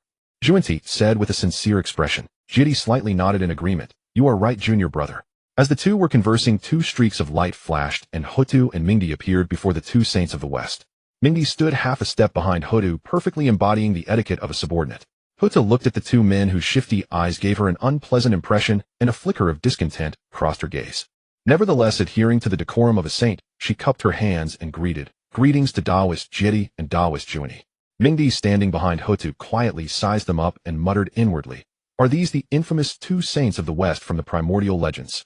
Despite his curiosity about the notoriously ill-reputed two saints of the West, Minghe did not forget to pay his. After the exchange of pleasantries, Hotu spoke first, her voice tinged with curiosity. May I ask what purpose brings the two Taoists to my nether realm? Without giving his inarticulate senior brother a chance to speak, Zhuanti was the first to clasp his hands toward Hotu, a smile spreading across his face as he said, To be frank with you, fellow Taoist Pingxin, my senior brother and I were in seclusion on Mount Sumeru when we learned that you had transformed yourself into the cycle of reincarnation, establishing a place of rebirth for all beings in the primordial world. Such a benevolent act is truly boundless merit. We two brothers hold you in the highest esteem. That is why we have come to present you with a congratulatory gift. Hotu and Minghe exchanged glances, their expressions differing. Minghe's eyes were filled with bewilderment as he muttered, These two fellows have always been miserly, practically skinflints who wouldn't give a single coin. Why are they being so generous all of a sudden? The displeasure that had initially clouded Hotu's eyes dissipated entirely upon hearing Zhuanti's words, replaced by a faint smile. After all, when someone comes bearing gifts, one cannot very well put on a stern face, can one? Hotu let out a soft laugh and said, Then I thank you both, fellow Taoists. Zhuanti replied with a beaming smile, We are all fellow Taoists. There is no need for such courtesy, fellow Taoist Pingxin. With that, Zhuanti waved his hand lightly, and the disciples he had brought, including Dizong, appeared before the assembly. Fellow Taoist Pingxin, these are the most outstanding disciples of the Western school. Among them, Dizong has already reached the pinnacle of the golden immortal realm and is destined to become a great Luo golden immortal with a significant chance of attaining the quasi-saint level. Zhuanti immediately adopted a sorrowful expression, tears glistening in his eyes as he reluctantly said, Disciples, this is the sage Pingxin. From now on you shall stay by fellow Taoist Pingxin's side and assist with various matters. As you command, master. The disciples replied in unison. Leading them, Dizong bowed to Hotu and said, Dizong pays respects to the sage Pingxin. The other disciples of the Western school followed suit, imitating the gesture and paying their respects to Hotu in a somewhat. Seeing this, Zhuanti quickly concealed his reluctant expression, replacing it once again with a smiling countenance. He said, Fellow Taoist Pingxin, Dizong and the others are truly the finest batch of disciples from our Western school. I am confident you will not treat them poorly. Zhuanti waved his right hand once more, and a figure at the peak of the quasi-saint realm appeared, bowing to the assembly. Fellow Taoist Hotu, this is my good avatar, Bodhi. I am aware that you are short-handed here, so I am willing to leave my good avatar in the netherworld to serve under your command. At the same time, Zhuanti shot a meaningful glance at Jane, signaling him to quickly produce his own good avatar, as well to take up residence in the netherworld and reap the benefits. Jane looked confused, hesitated for a moment, then quickly came to his senses. With a wave of his hand, another figure at the peak of the quasi-saint realm appeared. Fellow Taoist Hotu, this is my good avatar, also willing to remain in the netherworld to serve you. Minghe, observing from the side, instantly grasped Zhuanti's intention and inwardly marveled. Good heavens, truly the duo from the Western school. They want to have it both ways. Not only have us raise their disciples, but also claim a share of the underworld's fortune. Hotu also caught on. They hadn't come to present gifts at all. They had come to carve up the underworld. With this realization, a flash of anger appeared on her delicate face. Both of you take your disciples and avatars and leave. The underworld has sufficient staff. There is no need. Upon hearing this, Jane furrowed his brow and glanced at his junior brother, then prepared to turn and leave. However, Zhuanti made no move to depart. He maintained his genial smile and continued, Fellow Taoist Hotu, is this not a bit too standoffish? You and we brothers are all sages, we ought to help one another. Please do not refuse our goodwill, fellow Taoist. Hotu, of course, caught the veiled threat in Zhuanti's words, which provoked a bitter laugh. She was after all one who had merged with the earthly Dao in existence on par with Hongjun. How could she be so threatened by a heavenly Dao sage? And what if I refuse? Hotu's face turned icy cold, frost covering her features. Clearly, Zhuanti maintained his smiling facade and said, Fellow Taoist Hotu, you have only recently attained sagehood. Perhaps you are not yet aware that sages are also ranked into 3, 6, and 9 levels. Therefore, it would be best not to let things become unpleasant. If Zhuanti's earlier threat had been veiled, now it was laid bare. Hotu, being a primordial witch by nature, had a fiery temper. How could she endure such humiliation? With a surge of sage-level power in her hand, Hota struck out with a palm toward Junti while roaring, "Since you refuse to leave, then stay." Junti was startled. He had never expected Hota to act so rashly. Hastily, he summoned the sage power within him, forming a mystic seal to shield himself. Seizing the moment, he attempted to retreat, striving to put distance between himself and Hotu. But to Zunti's astonishment, when Hota's attack struck the seal he had conjured in defense, it shattered like fragile glass, instantly breaking apart. Hota's assault continued unabated, pressing toward Junti. Caught off guard, Junti had no choice but to meet her palm with his own, hoping to deflect the fierce strike. Yet the moment their palms made contact, a torrent of overwhelming power erupted from Hota's hand. Under the impact of that terrifying force, Zunti's body was sent flying. "How is this possible? I am a second-rank mid-stage sage, and you have only just attained sagehood." Zunti's face was a mask of shock and disbelief. Hota paid no heed to his expression.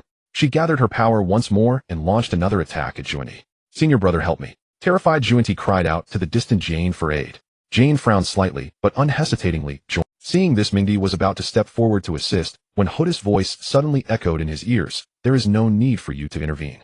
Don't they think they can overwhelm me with sheer numbers? Then let me show them what true power is." Hearing this, Minghe abandoned his intention to help and quietly observed the fierce battle between sages from a distance. Minghe made no move to stop them. The collision of sage-level power roared like tempestuous waves, presenting a Minghe made no move to stop them. The collision of sage-level power roared like tempestuous waves, presenting a dazzling spectacle of light and destruction.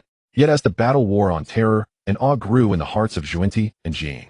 Junti and Jane exchanged a glance, both seeing deep dread in each other's eyes. Junti was at the second layer middle stage of the sage realm, while Jane was at the third layer initial stage. What astonished them was that even when fighting together, they could barely withstand Hota's attacks. As the battle raged on, the situation grew increasingly dire for Junti and Jane, leaving them ever more battered. At this moment, Zunti's once-round head had been so thoroughly mangled by Hotu that only the round remained with no trace of smoothness left. Jane fared no better, beaten into a helpless, utterly wretched state. Minghe, who had been intently observing the battle from afar, saw Zunti's pig-like visage and barely suppressed a laugh. "So Junti still dare to threaten me?" Gazing at Zunti's pitiful appearance, Hotu felt an indescribable surge of satisfaction. "Well, Hota, how dare you treat us like this? For today's matter, unless you give us 2 primordial spiritual treasures, we 2 brothers will not leave this place. Beaten so miserably, if I don't get something out of it, won't this beating have been for nothing?" That was the truest thought in Zunti's mind at that moment. Hota's beautiful, delicate face tightened with a frown as she said coldly, "You still dare to threaten me? Do you believe I'll beat you to death on the spot?" Junti snorted coldly, "Still stubborn, Humph. If you don't give us 2 primordial spiritual treasures as compensation, don't expect us to leave." Hotu was so angry she laughed. She had never seen such brazen shamelessness. Her fury ignited instantly, and her spiritual power surged as she continued to attack the 2. Hota's strength was at the 4th layer middle stage of the sage realm, far surpassing Junti and Jane. Yet even against their combined efforts, she could only suppress them, unable to kill them. Junti knew this well, and thus acted with impunity, confident he had Hota cornered. "Isn't it just a beating? If a beating can get me a primordial spiritual treasure, I'd welcome it every day. Then how could the western lands not flourish?" Junti thought to himself, a roguish grin spreading across his face. "Daoist Hotu, if you agree to give us 2 primordial spiritual treasures as compensation, and allow my disciples to reside in your netherworld, my senior brother and I will leave immediately. Otherwise you won't be able to do a thing. You'll be entangled with us 2 brothers forever, since we have nothing better to do anyway." At this moment, Junti was the epitome of a shameless rogue, and that was precisely what made him so troublesome. "Shameless? Junti, do you truly think I am helpless against you?" Hota's face flushed crimson with anger. Junti raised his pig-like head, his small round eyes fixed on Hotu, as if to say, "I've got you where I want you." This only fueled Hota's rage further. Fine. Junti, you have truly angered me. From do you hold off, Jane, for half an instant's time?" Hota said through gritted teeth. Minghe nodded, ceasing his distant observation, and instantly rose to enter. Seeing this, Jane and Junti both frowned, thinking to themselves, could Hota be so blinded by rage as to think her subordinate could hold back a sage? Unless he too was a sage. But before Junti could sneer, a thunderous boom erupted. Minghe's sage second layer initial stage spiritual power surged forth, blocking Jayan's path. Sensing the formidable aura emanating from Minghe, Junti and Jayan's faces turned ashen. If they could speak the language of Blue Star, they would undoubtedly blurt out a "holy crap." Before the 2 could recover from their shock, Minghe unhesitatingly engaged Jane. Seeing this, Junti felt an overwhelming sense of impending doom. The next moment, a graceful silhouette appeared before his eyes. On that exquisite face was a faint smile, yet the words that fell from her cherry-like lips sent a chill down. "Junti, the reason you're so arrogant is that you're certain I can't do anything to you 2 brothers, right? Come now, let's the 2 of us have a good private play." Zhuanti forced a smile uglier than tears, fawning Taoist Hutu. We are both sages, and you have always been gentle and generous. Surely you won't hold a grudge against a lust-stung fellow like me. Huta's smile grew even brighter. She waved her hand gently, and said with a grin, no, no, no. I prefer your earlier unruly demeanor. Do hurry and restore it. Zhuanti's smile froze instantly, his expression awkward as he said, Taoist Hutu, the primordial world is only so vast, and there are only a few of us sages. Do you truly intend to go this far? Hutu smiled softly and said gently, no, no, it's not that I want to go too far. You brought this upon yourself. Enough talk, Dai. With that, Huta's fourth layer middle stage sage power exploded, surging toward Zhuanti. Without Jian's support, how could Zhuanti at the second layer middle stage withstand Huta's onslaught? In the blink of an eye, Zhuanti's sage power was completely sealed by Hutu. Instantly, Zhuanti's screams rose and fell, echoing through the heavens and earth like a despairing dirge. Ah, it hurts. Lighten up. Ouch. A streak of light flashed in Huta's hand, and a pitch-black whip exuding primordial Dao rhythm appeared. She infused the whip with her spiritual power and lashed it repeatedly at Zhuanti. Threatening me, huh? Blackmailing me, huh? Thinking you have me cornered, huh? At this moment, Hutu was like a little demon wielding a whip, relentlessly tormenting her prey. One could only wonder what level of treasure the whip in Huta's hand was. Infused with her sage power, it easily tore through Zhuanti's bodily defenses. With every lash, a wound appeared on Zhuanti's sage body. Taoist Hutu, I was wrong. Stop. Each lash Hutu dealt brought her a surge of pleasure. Despite Zhuanti's pleas, she showed no sign of stopping, as if whipping him had awakened some peculiar fetish within her. Minghe, who was busy tying up Jian in the distance, saw this scene. Whatever image flashed through his mind, his face instantly flushed red. Minghe shook his head, dispelling the disgraceful scenes from his mind. At that moment, seeing Zhuanti's miserable state, Jian grew frantic with worry, his attacks coming faster and faster as he struggled to break free from Minghe and rushed to Zhuanti's aid. Faced with Jian's fierce assault, Minghe did his utmost to resist, but gradually found himself overwhelmed. Fortunately, the battle on Hutu's side had already concluded. Hutu sorely wished to keep the two here, but she could not do so. If she did, the Heavenly Dao would inevitably. With that, Hutu hurled Zhuanti, who was limp as a dead dog, toward Jian like refuse. Her gaze icy, she stared at the other and said coldly, get out of here at once. If I ever catch you daring to set foot in my netherworld again, this will be your fate. Jian quickly stepped forward, caught Zhuanti, and examined his injuries. His brows were tightly knit, but in the end, with a wave of his hand, Jian enveloped all the Western sect disciples present. Sage-level divine powers surged, and in an instant he departed from this place with everyone. Seeing this, Hutu gave a cold snort. Then she turned her gaze to Minghe, her tone softening, as she said, well done. Minghe nodded and returned to the underworld with Hutu. After arriving, Hutu spoke, fellow Taoist Minghe, there is a task I need you to undertake. Minghe quickly clasped his hands and said respectfully, your command is mine to fulfill, lady. Hutu slowly began to explain, to be honest, fellow Taoist, I can only operate within the netherworld at present. Earlier, had those two from the west not come close to the netherworld, I could hardly have dealt with them. To extricate myself, I need the supreme treasure of the earthly path, the Earth Book, to guide the departed souls in my stead.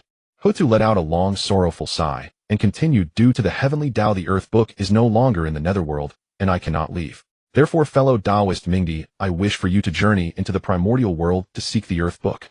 After hearing Hutu's words, Minghe instantly understood why in later primordial cultivation novels Hutu could never leave the underworld. It was all because of the Earth Book. If I recall correctly, in those novels, the Earth Book is with Zhang Yuanzi, isn't it? Could it be that Hutu doesn't know this? Minghe wondered inwardly. Lady, the Earth Book is the supreme treasure of the earthly path. Can you sense its general location? Minghe inquired tentatively. Hutu shook her head and said with reluctance, to prevent me from finding the Earth Book, the Heavenly Dao not only severed the connection between the earthly path and the book, but also hid it away. I cannot locate it through perception. I am helpless in this matter and can only send you to search. Minghe understood. He turned to Hutu with solemnity and said, rest assured, lady. I will do my utmost. Seeing Minghe's conviction, a trace of gratification appeared on Hutu's face. She cautioned, by the way, after you leave the netherworld, you must not lightly employ sage-level power. Earlier, the earthly path and the Heavenly Dao reached an agreement. Practitioners of the earthly path shall not use sage-level combat strength in the primordial world, lest the Heavenly Dao intervene personally. As she spoke these words, a flash of humiliation crossed Hutu's eyes, as if recalling that scene. Minghe hastened to nod and replied, rest assured, lady. I will be cautious. Hutu nodded in satisfaction and said with a trace of relief, then I shall rely on you. Also, while you search for the Earth Book, pass by the Wu tribe and do something for me. So saying, Hutu transmitted what she needed done in secret into Minghe's mind. Minghe nodded, bid farewell to Hutu, turned and left the netherworld, heading for the primordial world. With Minghe's breakthrough from the initial peak of the quasi-saint stage to the mid-stage peak, Minghe's power also surged from sub-stage 83 to sub-stage 99. 9. Feeling the enormous boost in his own strength, Minghe's heart pounded fiercely. He had waited countless epochs for this moment. In this primordial world, only by possessing true sage-level combat power could one claim to have the ability to protect oneself. Now he waited with anticipation for 99 to become 100. However, just as he was overjoyed believing he was about to break through, the ability panel in his mind did not show the expected subsage 100. Instead it changed to subsage 99. 91. Good heavens, a familiar scene. Isn't this the same old trick from a certain bargain platform? Minghe couldn't help but complain aloud. But fortunately I prepared well this time. This should allow me to become a sage. As he spoke, his voice trembled slightly. In truth, he felt uncertain, fearing that after the energy reached 99, another 99, 991 would pop up. Fortunately, the worst did not happen. At this moment, the energy had already climbed to subsage 99. In the next instant, the power line item in Minghe's mind suddenly changed to Hunyuan Daluo First Heaven 001. At the same time, not only power but also his origin root changed, and a nascent form of a fused Dao appeared. Minghe's origin root instantly transformed from a top-tier innate divine being to a low-grade chaos divine demon. The moment the line items changed, an immensely powerful energy exploded within him. This energy surged through his entire body like a raging torrent, instantly sweeping through him, as if he were elevated, and his life level underwent a transformative rebirth. During this transformation, Minghe clearly felt the energies between heaven and earth rushing toward him like tides. Without needing to absorb them actively, they flowed continuously into him, strengthening his power. So this is a sage-level body. It can automatically absorb spiritual energy without being activated. A smile bloomed on Minghe's face. This kind of physique was the dream of someone like him who loved to slack off and take it easy. As Minghe neared the threshold of the sage realm, the laws of the outside world began to stir restlessly. Minghe had no doubt that the slightest leak of his aura would trigger earth-shattering anomalies. Fortunately, before the breakthrough, he had made thorough preparations to avoid unnecessary trouble. Around him, he had already arranged 99 sub-sage-level concealing arrays and 3 sage-level concealing arrays. Although this place was the netherworld blood sea transformed from the navel of the great god Pangu, which inherently concealed heavenly secrets. To be absolutely sure, Minghe set up these 102 arrays without hesitation. If he had known how to arrange more arrays at the subsage level or above, he would certainly have done so. After all, when it comes to survival, no amount of contingencies is excessive. These arrays surrounded Minghe, completely shielding the anomalies that would arise when he proved the Dao and became a sage. The energy within Minghe's body continuously refined and transformed, and the emanating aura constantly assaulted the arrays he had previously set. A series of thunderous booms echoed as Minghe's outermost quasi-saint level formation shattered first. Then, under the immense impact of energy, the next formation also collapsed under the strain, breaking apart piece by piece. Time passed imperceptibly. Finally, Minghe let out a long sigh and slowly opened his eyes. If anyone were present at this moment, they would be astonished to see that from Minghe's eyes endless streams of chaos essence were continuously gushing forth. Within this chaotic aura, the revolving scenes of the sun and moon were clearly reflected. Evidently, Minghe had successfully attained sagehood. Minghe's breakthrough was vastly different from that of other primordial sages. Even Minghe himself had not anticipated that the special ability he brought with him through his transmigration would allow him to achieve Hunyuan Daluo by elevating his innate foundation to that of a low-grade chaos demon god. Before the primordial world was conceived, 3,000 demon gods were born in the chaos. The term 3,000 here is merely a general reference, not an exact number of chaos demon gods. These chaos demon gods were born in the chaos, possessing astonishing innate talents. Without any external aid, merely through natural growth, they could attain the Hunyuan Daluo golden immortal realm, or even higher. A typical example is the great god Pangu. Without any external assistance, he cultivated solely by himself to the peak of the Hunyuan Daluo golden immortal realm, with one foot stepping into the great Dao. Of course, the great god Pangu's innate foundation was at the top-grade chaos demon god level, while Minghe's low-grade chaos demon god foundation, at this moment, could not compare. However, in the present primordial world, a low-grade chaos demon god foundation was already considered top. Even the 3 pure ones formed from Pangu's primordial spirit split into 3 only possessed top-grade primordial divine being foundations. This illustrates just how high the value of Minghe's foundation was at this moment. After the breakthrough, Minghe's hand gleamed with a dazzling light as the newly condensed Hunyuan level mana flowed rapidly. Soon the aura that had been emanating from Minghe receded swiftly like a retreating tide. The remaining formations outside were also withdrawn with a wave of his hand. Sensing his current strength at the 69 mark of the second heaven of Hunyuan Daluo golden immortal Minghe, he curled his lips, slightly revealing a satisfied smile. Now that I am at the late stage of the second heaven of Hunyuan Daluo golden immortal, I should have no problem taking on Jian and Zhuandi of the Western sect in single combat. Compared to the 3 pure ones, there might still be a slight gap. He mused to himself. As long as I continue to cultivate, one day I will be able to compete with them. Minghe hastily shook his head, wishing he could slap himself to drive away this dangerous thought, This breakthrough has made me arrogant. How could I have such a dangerous idea? I'm not invincible yet. How can I have such reckless thoughts? Let the avatars handle the life and death matters. I still need to lie low. I'm not invincible yet. How can I have such reckless thoughts? Let the avatars handle the life and death matters. I still need to lie low. The Blood Sea. It was peaceful and serene here with sunlight filtering through the waters of the Blood Sea casting dappled shadows. Minghe once again lay back leisurely on the chair enjoying this moment of idleness. As Minghe's innate foundation was elevated by a minor rank transforming into a low-grade chaos demon god, the innate foundations of the numerous blood god avatar clones he had condensed also improved accordingly. Minghe's 9 major avatars originally had innate foundations at the top-grade primordial divine being level. After this transformation, they reached the top-grade primordial divine being level on par with the innate foundations of Pangu and the 3 pure ones. As for those blood god avatar clones used to house the transmigrators, their innate foundations were also elevated to the top-grade primordial living being level. Sensing this change, Minghe, he couldn't help but reveal a faint smile. I was previously worried that the blood god avatar clones I condensed would not keep pace. Now that the avatars can improve along with the root foundation of the main body, I no longer need to worry about that in the future. After more than a year, Minghe had completely refined half of the holy dragon fortune he had obtained from Zhou Yuan. Minghe gently raised his right hand, and a small golden dragon coiled around his fingertip. He could clearly feel that due to the presence of this golden dragon, the suppression of this world on him had completely vanished. At this, Minghe couldn't help but exclaim, as expected of the protagonist of this world, even a mere fraction of his fortune has such an effect.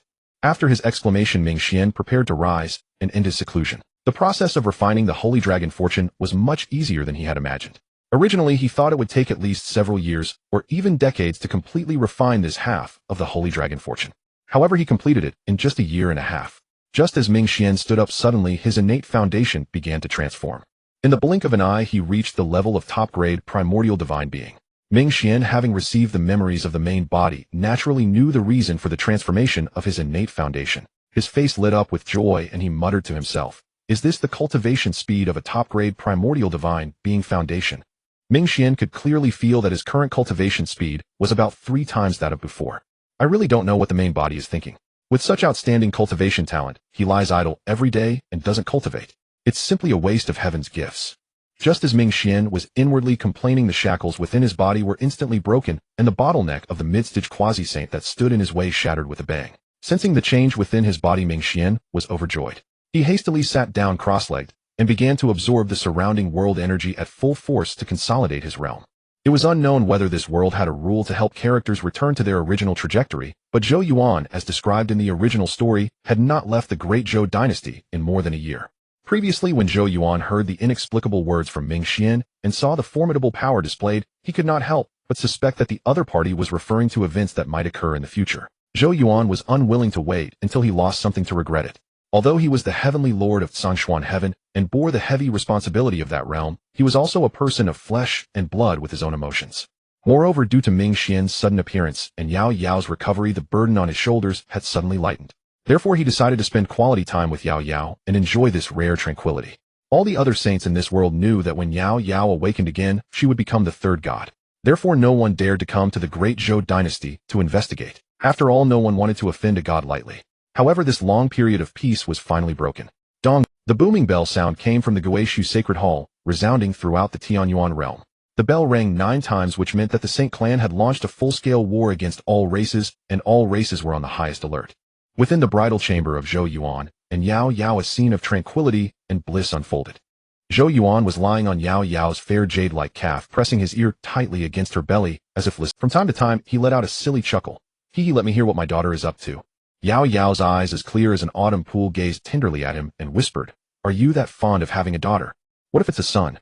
Her voice carried a hint of teasing, but was filled with affection. Zhou Yuan answered without hesitation, "As long as it's born from you, Sister Yao Yao, whether it's a son or a daughter, I will love them both." "What if it's a son?" Her voice carried a hint of teasing, but was filled with affection. Zhou Yuan answered without hesitation, "As long—" Yao Yao burst into a laugh at Zhou Yuan's words, filling the entire room with warmth. Admittedly, as the protagonist of this world, Zhou Yuan had a unique knack for charming his wife. His earlier reticence was entirely due to the heavy burden he had borne. The arrival of Minghe not only lightened his load, but also helped him become a true man over 60 chapters earlier than the original story, over 100 years in the timeline, allowing him to enjoy a leisurely and sweet life. Suddenly, several melodious tolls of a bell broke the silence in the room. Zhou Yuan immediately lifted himself from Yao Yao's calf, his expression turning grave.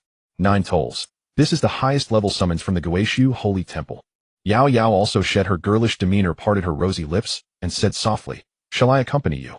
Zhou Yuan shook his head, his gaze returning to tenderness. He gently caressed Yao Yao's face and comforted her. "Sister Yao Yao, there's no need for you to act personally. Leave everything to me. As long as the holy god doesn't step in, you don't have to show yourself." Yao Yao nodded lightly. "Will do as you say."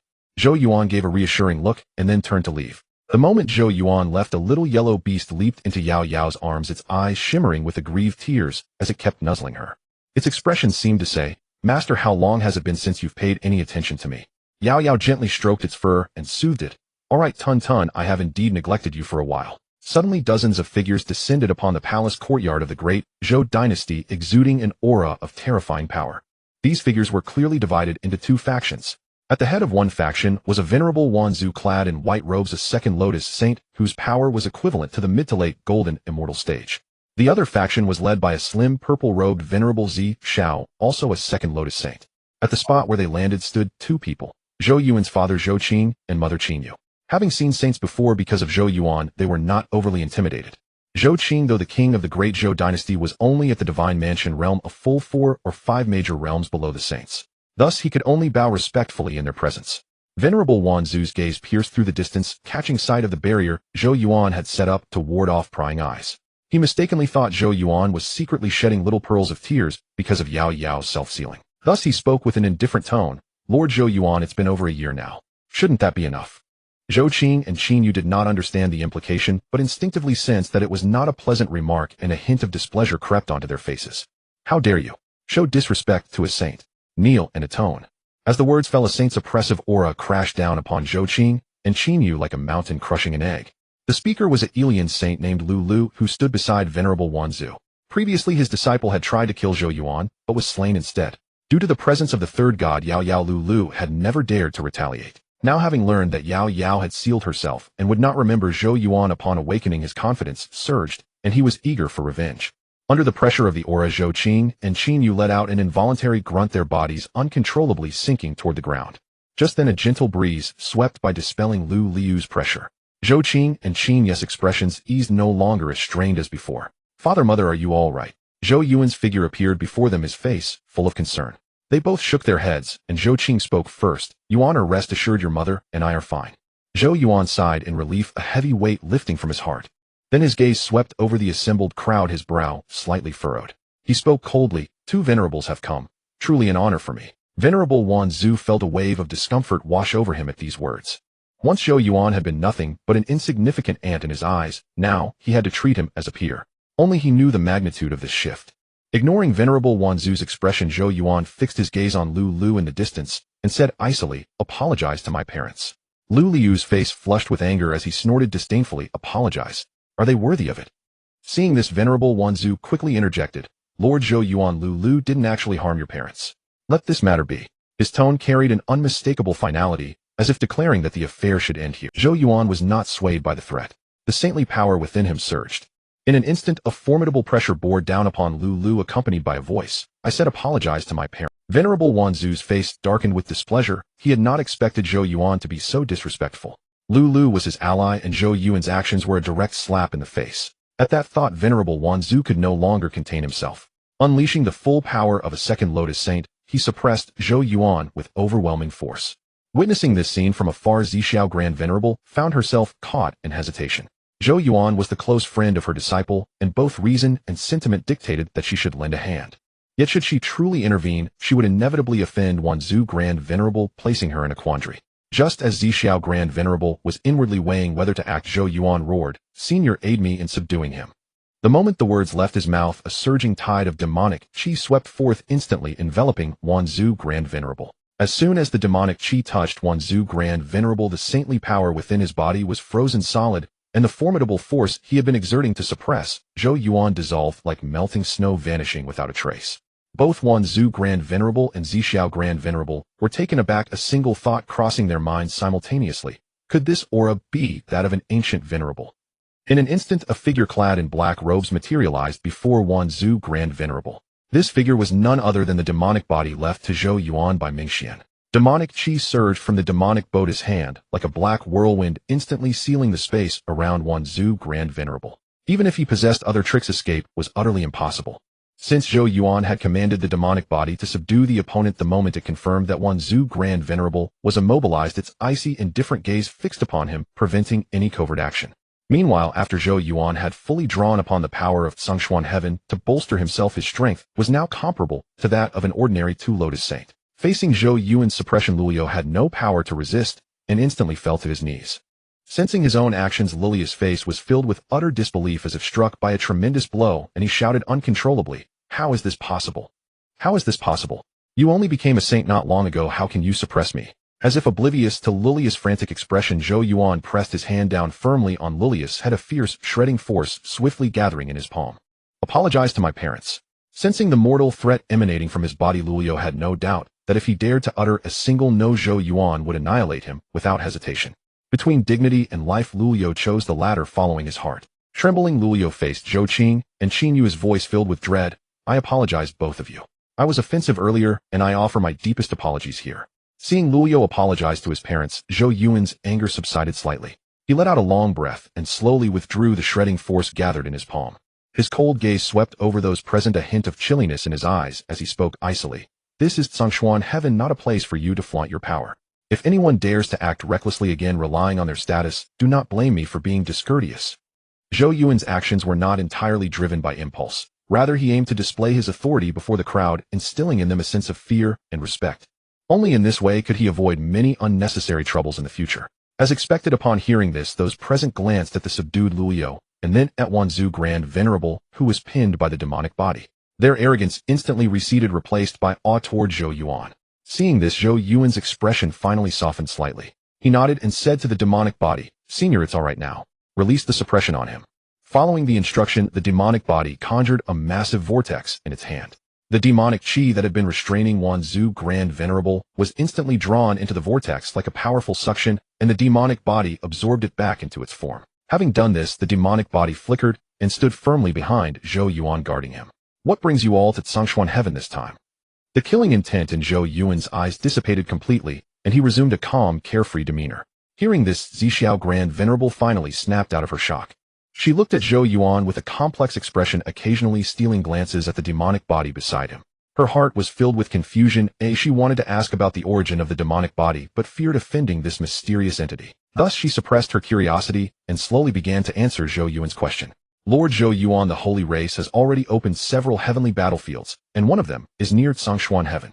We have come under the orders of Jinluo, Ancient Venerable, to assist Lord Zhou Yuan in organizing the defenses." Since Wanzhou Grand Venerable had fallen out with Zhou Yuan, Zixiao Grand Venerable had to take over the narration. "According to the intelligence we received, the holy race has dispatched two Lotus Saints, 8 One-Lotus Saints, and countless warriors below the saint level to this battlefield." Upon hearing the figures, Zhou Yuan silently calculated, could it be possible to have senior demonic body annihilate them all before they arrive? Now, not only had Yao Yao fully recovered, but senior Minghe was also about to emerge from seclusion. Zhou Yuan felt emboldened. "It seems I can afford to be a bit bolder." The reason Zhou Yuan conceived such a daring idea was twofold. First, he now possessed powerful trump cards giving him confidence. Second, Tsengshuan Heaven was relatively weak, vastly inferior to the other 8 heavens of Tianyuan realm. Having only recently recovered a fraction of its vitality, a full-scale war would undoubtedly set it back to its original state. With this thought, Zhou Yuan's resolve grew stronger. "I have taken note of this. Please enter the mansion to discuss the details." Zhou Yuan addressed this to Zixiao Grand Venerable, completely ignoring Wanzhou Grand Venerable beside her. Observing Zhou Yuan's demeanor, Zixiao Grand Venerable sighed helplessly and turned to Wanzhou Grand Venerable. "Come along." Wanzhou Grand Venerable seethed with rage, his fists clenched tightly. This time he had lost all face. Damn it, that old bastard Sun Yuan was already hateful enough, but his disciple is even more detestable. However, when he glanced at the demonic body beside Zhou Yuan, his resentment was instantly suppressed, and he could only follow awkwardly. Soon they arrived inside the mansion. "What? Lord Zhou Yuan, you actually intend to directly eliminate the holy race's top combatants?" Zixiao Grand Venerable's lips parted slightly, her face wrought with disbelief. "What is it not possible?" Zhou Yuan countered. Zixiao Grand Venerable was about to say, "How could you possibly achieve that?" But when she saw the demonic body standing behind Zhou Yuan, the words died in her throat. With the demonic body present, the group soon began discussing the method Zhou Yuan had proposed. "Shatter." With a thunderous roar, a towering giant swung his colossal axe, the blade erupting with ferocious momentum as it cleaved straight toward the star before him. Boom! The star quaked violently under the axe's impact, as if on the verge of being torn apart. The Yao guarding the star's various array nodes instantly turned ashen, spitting mouthfuls of blood as they involuntarily stumbled backward. Though the star shattered, the giant was forced back several steps by the immense recoil, staggering with a grimace of. Seizing the moment, Dijuan quickly called out, "Second brother." Dongwang Tai heard his elder brother shout and instantly understood his intent. The primordial treasure Hundun Bell in his hand swept before the Yao, radiating blinding light to form an illusory barrier tightly shielding them within. Sensing the aura of the Hundun Bell, the giant's fury kindled instantly, his eyes blazing crimson as if betrayed in the most grievous manner. He ceaselessly channeled celestial power, gathering it into a colossal phantom axe that descended upon the Hundun Bell like a tempest. The Hundun Bell was originally the chaotic treasure of Pangu, the heaven-splitting axe fragmented into three. Confronting Pangu's true form, the barrier it formed involuntarily quaked, as if on the verge of collapse. "Big brother, the enemy is too strong. I cannot hold on much longer." Dongwang Tai's voice carried a note of urgency. Dijuan glanced at his second brother, who was straining to fend off Pangu's true form, then at the grievously depleted Yao warriors, and felt a pang of anguish. Clenching his teeth, he issued the order with difficulty: retreat. At Dijuan's command, the Yao soldiers immediately halted their battles and turned to flee at full speed. "Dijiang, I never imagined you could foster a new Zhu Wu so swiftly. I underestimated you. Today I, Dijuan, admit defeat. We'll meet again, just you wait." After leaving that harsh threat, Dijuan swept up the severely wounded Yao generals and transformed into a rainbow streak, swiftly departing. Seeing that his elder brother and the Yao troops had mostly retreated, Dongwang Tai instantly withdrew the Hundun Bell and likewise turned into a rainbow streak, fleeing the battlefield with startling speed. "Big brother, let's chase after them. Those two feathery beasts must not escape." Zhurong's voice brimmed with, having finally cornered the enemy into such a dead, and Zhurong naturally did not want to miss this golden chance to slay. However, Dijiang, as the foremost of the 12 Zhu Wu, had far more considerations. He did not recklessly charge ahead just because of Zhurong's suggestion. "Do not pursue a desperate enemy. The power remaining in our Father God's true form is already limited. If they decide to fight to the death, we will surely suffer heavy losses. Furthermore, our coordination with Zhu Wu Xingtian is still lacking. We cannot unleash the true might of Father God's form. Only when we can perfectly command that power will be the day for our decisive battle with the Yao." Dijiang's calm and rational analysis was like a basin of cold water, dousing the restless flames in the other Zhu Wu's hearts and gradually calming their emotions. Dissolved. With Dijiang's roar, the massive giant began to disintegrate like a collapsing mountain. Moments later, the figures of the 12 Zhu Wu emerged. Xingtian, who had advanced to Zhu Wu through Huda's drop of Zhu Wu essence blood, looked at the other 11 with a face full of guilt and self-reproach. "My apologies to all Zhu Wu. This is all my fault. If not for me, we could have crushed the Yao in one blow." Seeing this, Zhurong punched Xingtian hard on the chest and said gruffly, "Hey, since when did you become such a winner? I never noticed that before." Dijiang pushed Zhurong aside, patted Xingtian's shoulder, and said earnestly, "Do not blame yourself.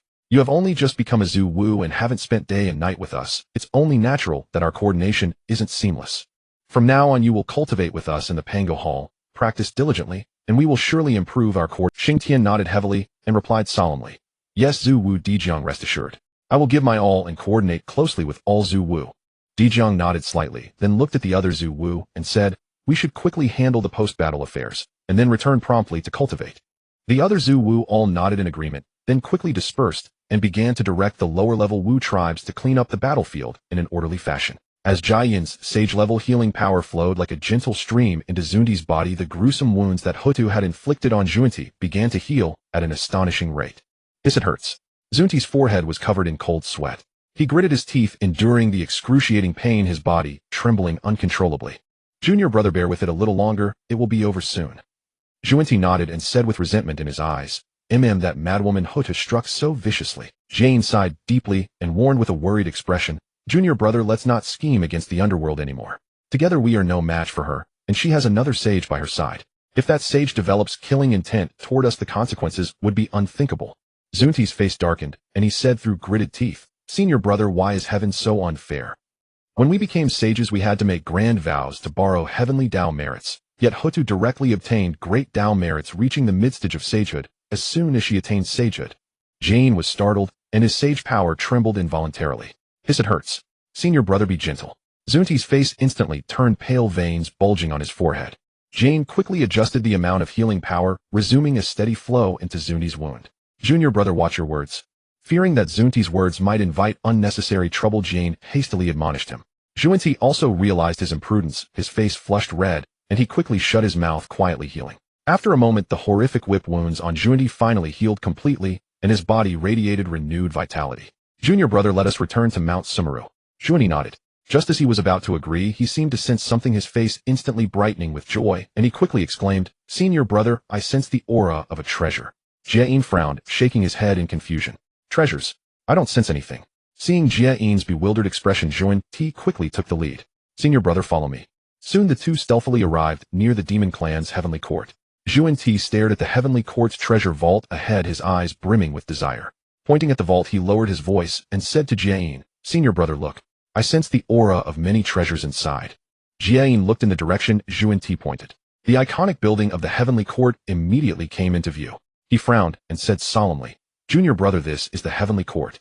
Xunti was taken aback upon hearing this, then came to his senses, realizing that the place emitting the treasure aura was indeed the heavenly court's vault. He sighed inwardly. If only all these treasures could belong to the Western sect. Jie admonished, Junior brother, let's go back.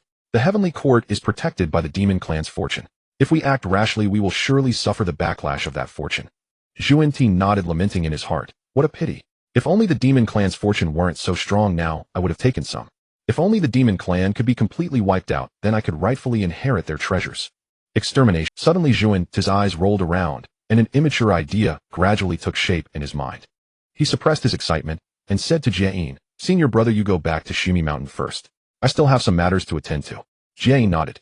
In his view, his junior brother was powerful. In the vast primordial world, as long as he didn't provoke other sages, there would be no danger. Thus he led the disciples of the Western sect, transforming into a streak of light, and swiftly returned to Shimi Mountain. After Jie left Xunti, his eyes rolled rapidly again, and the immature idea in his mind instantly began to perfect. The next moment he waved his hand, a streak of light flashed, and his body and face began to change drastically. In the blink of an eye, Xunti transformed into an old man in coarse linen clothes with a kind and benevolent expression. After the transformation, Xunti's palm flowed with sage's power, instantly sealing his own aura tightly. Then he began to stroll around the heavenly court with swaggering confidence. Whether it was patrol soldiers at the celestial immortal level or patrol captains at the mysterious immortal level, the moment they saw Xunti, they were, as if influenced by an invisible force, their gazes naturally shifting away from him, selectively ignoring him. Unconsciously, Xunti strolled to the location of the heavenly court's main hall. He looked up at the lavishly decorated main hall, a surge of envy rising in his heart. The East is so much more affluent than our West. Even the residence of a mere quasi-sage is more luxurious than my own palace as a sage. Just as Xunti was lamenting, over a dozen powerful auras at the quasi-sage level descended instantly. Seeing this, Xunti's figure flashed rapidly, quickly finding a hidden spot. He concentrated, fully channeling his sage power to completely isolate his aura to avoid detection. Damn those Wu clan barbarians. They struck so viciously. We were too careless this time. Who would have thought the Wu clan could give birth to a new primordial, which in such a short time? The 10 demon saints of the demon clan, along with Dijun and Dongwang Tai, entered the main hall of the heavenly court while cursing. Xunti, who was silently observing from a distance, was extremely conflicted. He desperately wanted to follow and investigate, but the heavenly court was the core where the demon clan's fortune converged. Even as a sage, he had no way to sneak in undetected. How can I make the demon clan completely extinct so that I can take their treasures? Xunti stared blankly at the distant main hall, constantly pondering feasible plans. Time slipped away unnoticed. Half a day passed in an instant. The doors of the heavenly court's main hall slowly opened again. Xunti once again used his power to tightly seal his aura, hiding in the shadows, holding his breath and concentrating. 10 streaks of light shot off in various directions within the heavenly court. Clearly the masters of these 10 streaks were the 10 demon saints of the demon clan. After the 10 demon saints left, Dijun took out 10 jade bottles containing fiery red spirit liquid from his bosom and handed them to a Tai golden immortal level guard beside him. Go and deliver these 10 drops of sun divine liquid to my 10 sons. The Tai golden immortal guard immediately replied respectfully, Yes, your majesty. Dijun watched the guards retreating back, then turned to Dongwang Tai and said, Second brother, take good care of your injuries first. Once I refine the restrictions of the demon slaying sword, that will be the day we counterattack the Wu clan. At that time, you and I, brothers, will join forces. We must eliminate one of the primordial witches before the Wu clan sets up the 12 capital gods fiend formation. Upon hearing this, Dongwang Tai's eyes flashed with determination, and he nodded heavily. Yes, big brother. Dijun patted Dongwang Tai's shoulder and said earnestly, Go back and rest, conserve your strength. After Dongwang Tai left, Dijun also turned and returned to his own palace. However, at this moment Ti had silently followed behind the Tai golden immortal guard. He looked at the 10 jade bottles in the guard's hand, and greedy tears flowed from the corners of his mouth. Ti glanced around confirming there was no one else, then, without hesitation, struck out with a surge of sage power. The Tai golden immortal guard, completely off guard, instantly fell unconscious, and the 10 jade bottles in his hand fell into Ti's possession. Ti eagerly opened one jade bottle, sensing the aura of the stored spirit liquid inside. His eyes lit up, and he rejoiced inwardly. What a fine treasure. Since this item is destined for the West, I shall graciously accept it. After carefully storing the 10 bottles of Sun Divine liquid, Ti looked around, a hint of confusion flashing in his eyes. Where have I followed to? Suddenly he saw ahead a primordial spiritual root emitting a rich flame element, the Fusang tree. At this moment Ti's passive ability, this item is destined for the West, triggered again, and he involuntarily walked toward the Fusang tree. As he gradually approached the tree, several childish voices suddenly entered his mind. Luya, I told you to hand over the Sun Divine liquid father left for you. Didn't you hear me? Ti focused his eyes and saw a huge three-legged golden crow beating and kicking a clearly malnourished three-legged golden crow, cursing incessantly. You actually dared to swallow it. You've grown bold, daring to defy me. Do you want to die? The smaller three-legged golden crow was beaten to the point of being unable to fight back, curling up on the ground and letting out painful groans.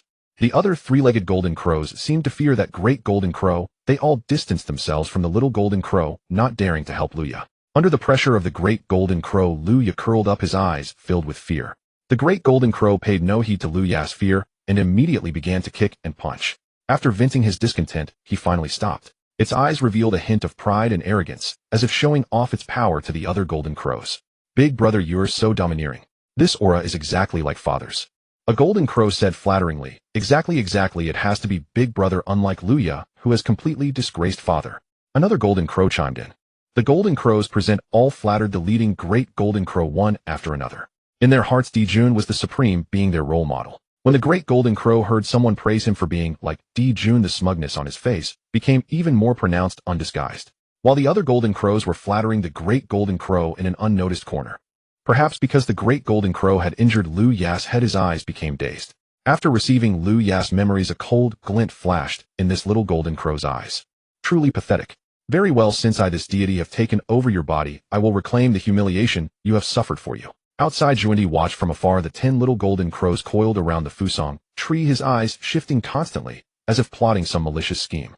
A moment later, Ti's figure flickered, and like a ghost he arrived at the protective barrier arranged around the Fusang tree. Sage-level divine power surged in his palm. The originally impenetrable barrier shattered silently under his attack. Inside the barrier, a little golden crow exclaimed in surprise, Big brother, look. The barrier father set up is broken. This cry was like a thunderbolt, instantly drawing the attention of all the little golden crows. Really? The barrier is really broken. We can go out and play. Woohoo! The golden crows cheered excitedly, their eyes shining with longing. The leading great golden crow also showed ecstasy. Since birth they had been placed here by Dijun to be raised, never having the chance to see the outside world. Whenever they expressed the desire to go out, Dijun would refuse, citing the danger outside. Now that the barrier was broken, they finally had a chance to go out. The sixth among the 10 golden crows rolled his eyes and proposed, why don't we sneak out and play for a while? This proposal tempted the other golden crows, but they also hesitated. The second golden crow said fearfully, no, if father finds out we will surely be punished. The sixth golden crow had a sudden inspiration, a sly gleam in his eyes. He said, oh second brother, can't we just come back before father finds out? Don't you think so, big brother? As he spoke, the sixth golden crow turned his gaze to the great golden crow, expecting an affirmative answer.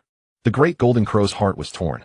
On one hand, he longed for the outside world, on the other he feared being discovered by Dijun. But in the end the longing for freedom overcame his inner fear. The great golden crow's gaze became resolute, and he slowly said, let's just sneak out for a quick trip and come back as soon as possible. As long as we're not discovered by the people father sent, I'll be fine. Upon hearing the great golden crow's words, the other golden crow's eyes flashed with excitement. They cheered and leaped. Woo! Great! We can finally go out and play. Although the second golden crow was hesitant, seeing that all his brothers were preparing to go out, he couldn't help thinking that if he alone stayed behind, he might be isolated. With that thought, the second golden crow looked at the battered Luya in the distance. A chill of fear ran through him, and he quickly shook his head. No, I don't want to end up like that. Then the second golden crow also nodded and joined the group of golden crows. They carefully passed through the barrier and slowly made their way outside. At this moment, only the 10th golden crow, Luya, remained here. He coldly watched the retreating figures of the golden crows, a cold gleam flickering in his eyes. He muttered to himself, just you wait. Once I fully control this body, your death will come. However, this body is truly frail, deficient in innate essence. Though all are golden crows, the other 9 have reached the great Luo golden immortal realm, while this body barely reaches the golden immortal realm. No wonder he was bullied. Luya sighed, inwardly feeling helpless about his own situation. Fortunately, it's not a big problem. After all, I am the first golden crow in chaos. Even Pangu couldn't split me. How can such a small problem stump me? A flash of confidence crossed Lu Ya's eyes. He silently resolved to recover his strength as soon as possible. Before that, I absolutely cannot stay here. With that, Lu Ya quickly rose, dragging his battered body, and transformed into a long rainbow heading outside. Watching Lu Ya's departing figure, Zhuanti frowned. Why does that little golden crow give me such a repulsive feeling? Zhuanti shook his head. Never mind, the treasure is most important. After saying this, Zhuanti stopped thinking and swaggered in, greedily scanning the spiritual roots planted here that contained fire elements. He couldn't help but drool from the corner of his mouth. This place is destined for my Western sect. Mine, all mine. Divine power flowed in Zhuanti's hand, and one precious spiritual root after another was easily collected. It must be said that as the Lord of the Heavenly Court, Jun indeed possessed unimaginable treasures. Just the spiritual roots he planted for his son's residence alone made Zhuanti's harvest abundant. After collecting these spiritual roots, Zhuanti's gaze fell upon the central Fusang tree, a hint of regret in it. What a pity. If this tree were not connected to the Heavenly Court's fortune, bringing it to the West would surely add a great foundation to our Western sect. After regretting, Zhuanti quietly followed the 9 little golden crows, secretly guiding them towards the Wu tribe's territory, calculating in his heart. If the little golden crows die in the Wu tribe, then the Wu and Yao will inevitably fall into an endless conflict. The Yao race's fortune was immense, suppressed by Dongwang Taiyi's supreme innate treasure, the Chaos Bell. To destroy the Yao race, one must first exhaust their fortune. Zhuanti's goal was to let the little golden crows go out and wreak havoc in the primordial world, exhausting the Yao race's fortune. This was truly a strategy to kill 2 birds with 1 stone. One had to admit Zhuanti was indeed insidious. Outside, several little golden crows guided by Zhuanti flew toward the direction of the Wu tribe. The sun's true fire blazing upon them radiated scorching heat, as if it would ignite the entire world. Along the way, moisture on the ground evaporated rapidly, and vegetation, along with weak creatures, were instantly incinerated into ashes, leaving a stretch of scorched earth.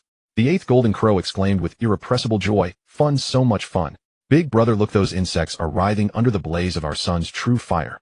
The eldest golden crow, equally thrilled, nodded vigorously with fervent eyes and declared in a dramatic tone, "Insects grovel before my sun's true fire.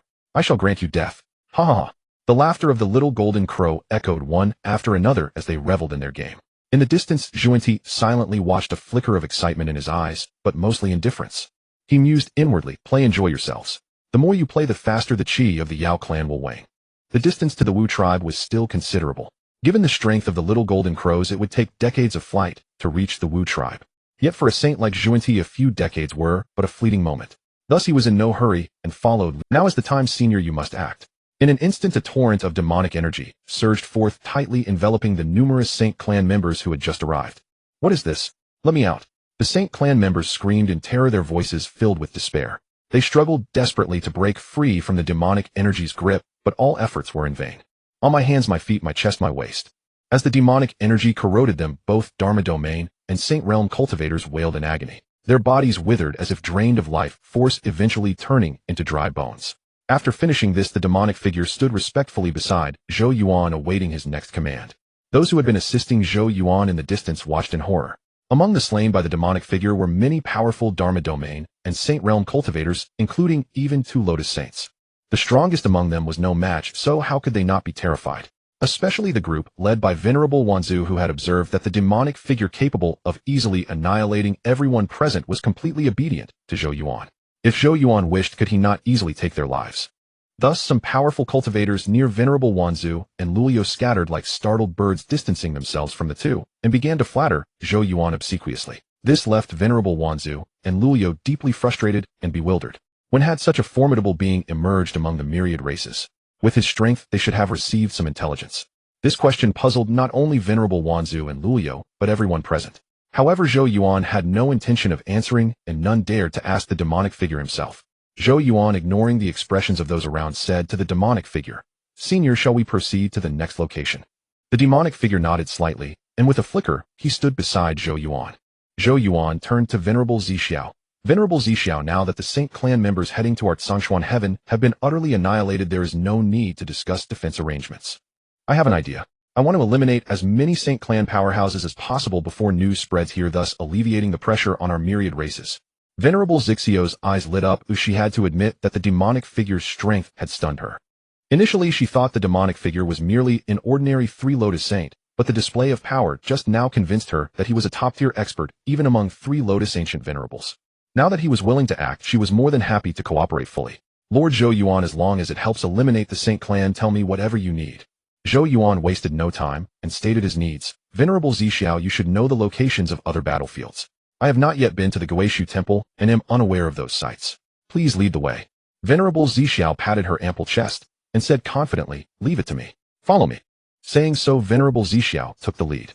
Zhou Yuan without hesitation followed with the demonic figure, and the others exchanged glances before joining them. Before long, under Venerable Zixio's guidance, Zhou Yuan and his group quickly arrived at a battlefield. Near as they arrived, a thick stench of blood hit them.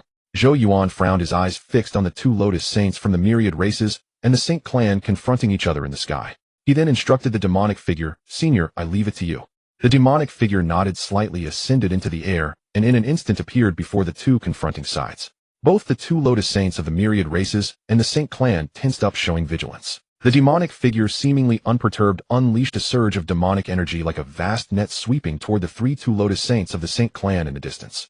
Under the erosion of the demonic energy, the two Lotus Saints of the Saint Clan couldn't even utter a scream before their flesh and blood turned to ashes in an instant. A gentle breeze blew and their ashes drifted away like smoke. Silence fell over the entire battlefield in an instant. Ignoring the stunned expressions of both sides, the demonic figure, following Zhou Yuan's instructions, struck out, with streams of fierce demonic energy enveloping the dozen or so Lotus Saints of the Saint Clan on the field. The demonic figure acted swiftly. As soon as the demonic energy enveloped these Saint Clan members, their mana was drained, and they turned to ashes in the blink of an eye. Before being enslaved by the Godslayer's spear, the demonic figure was already an early quasi-saint with a complete understanding of the laws. It was only due to the erosion of the spear's demonic energy that his realm had fallen to the peak of Great Luo Golden Immortal. Now, after absorbing enough energy from the Saint Clan powerhouses of the Tianyuan realm, the demonic figure's aura surged, and his realm naturally returned to the early quasi-saint stage. After annihilating the sacred clan's combatants above the saint realm, the demon body swiftly returned to Zhou Yuan. With those words, the group headed toward the nearest battlefield. As Zhou Yuan and his companions advanced, the sacred clan's defenses crumbled wherever they passed, drawing high alert from the sacred clan's upper echelons. Third brother, the marks left by our people on the northern No. 3 No. 6 and No. 7 battlefields have vanished.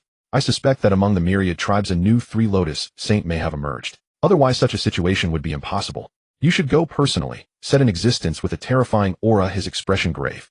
The one called third brother nodded and was about to turn away. Just then a commanding voice suddenly rang out, stay here. I will go myself. Hearing this voice, the three ancient saints responsible for serving the sacred god immediately wore expressions of utmost reverence and responded in unison, as our Lord commands. On the other side, upon receiving Zhou Yuan's order, the demon body continued to mercilessly slaughter the sacred clan. Suddenly, the demon Bodis movements came to an abrupt halt. Seeing this, Zhou Yuan felt a flicker of doubt and asked, Senior, what's wrong? The demon body gave no response, its gaze locked onto a certain point in the void. Zhou Yuan followed the demon Bodis gaze and saw the void begin to twist violently, as if about to tear apart. Then a figure slowly emerged from within. As soon as this figure appeared, an oppressive pressure from a different level descended, weighing down like a towering mountain on everyone present, rendering all beings except the demon body immobile. Feeling this binding pressure, the people of the Tianyuan realm were seized with a sense of despair. The sacred god has arrived. Realizing this, they all stared in terror at the sudden figure. However, the sacred god seemed to pay no heed to these insignificant ants, his gaze fixed on the demon body as he spoke coldly. Who are you? In response to the sacred god's question, the demon body made no reply, but instead radiated dense demonic pressure.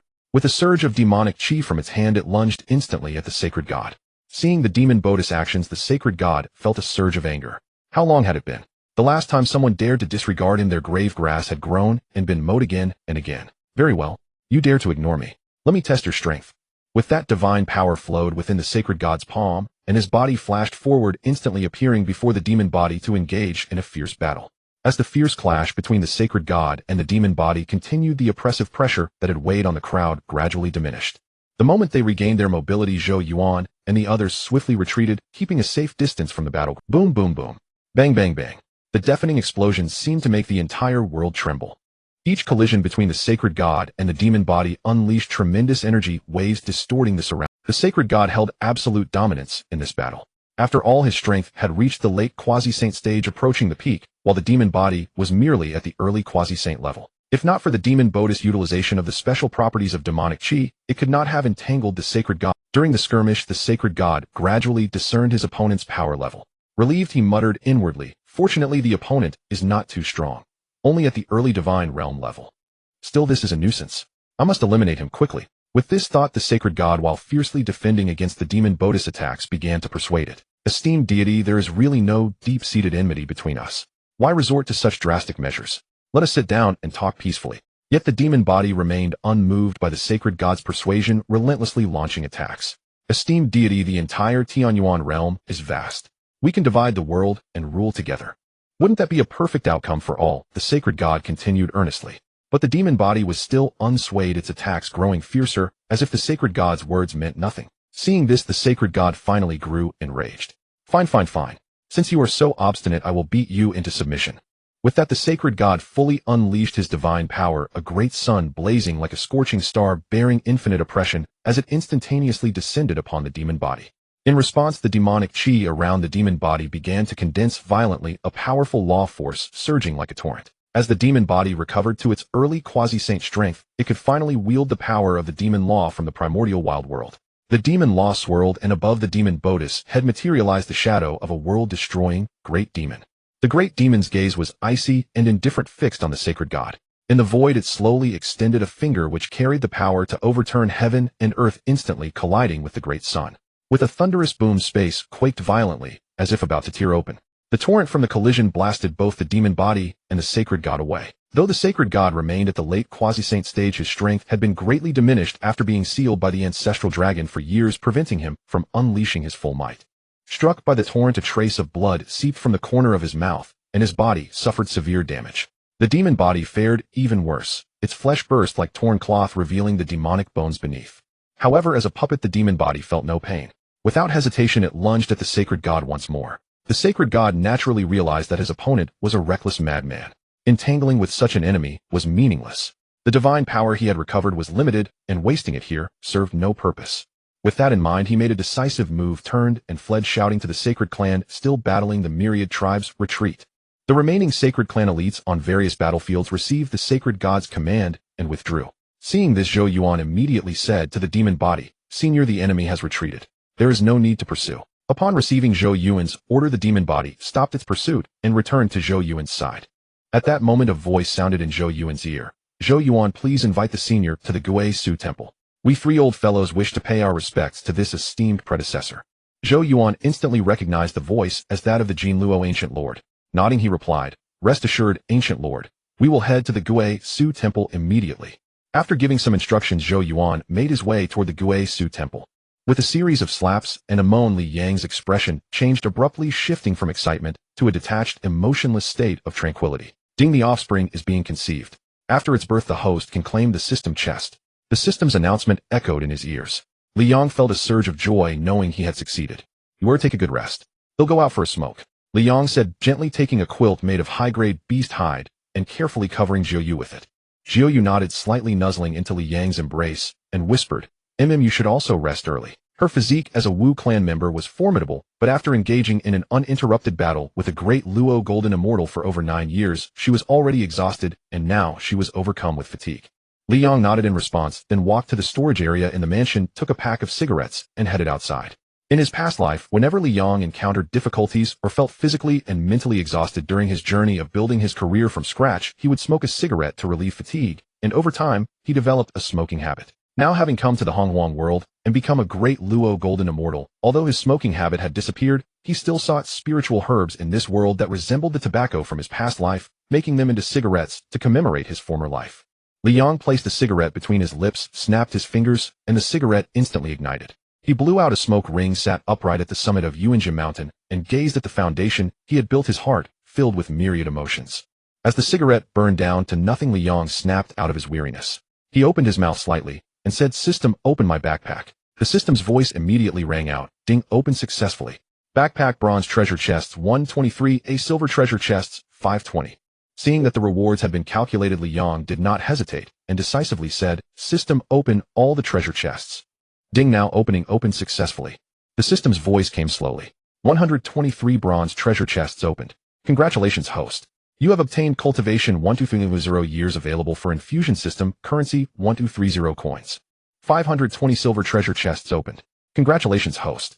You have obtained cultivation 2600 years available for infusion system, currency 2600 coins. Rewards have been deposited into the host's backpack. The host can claim them at any time.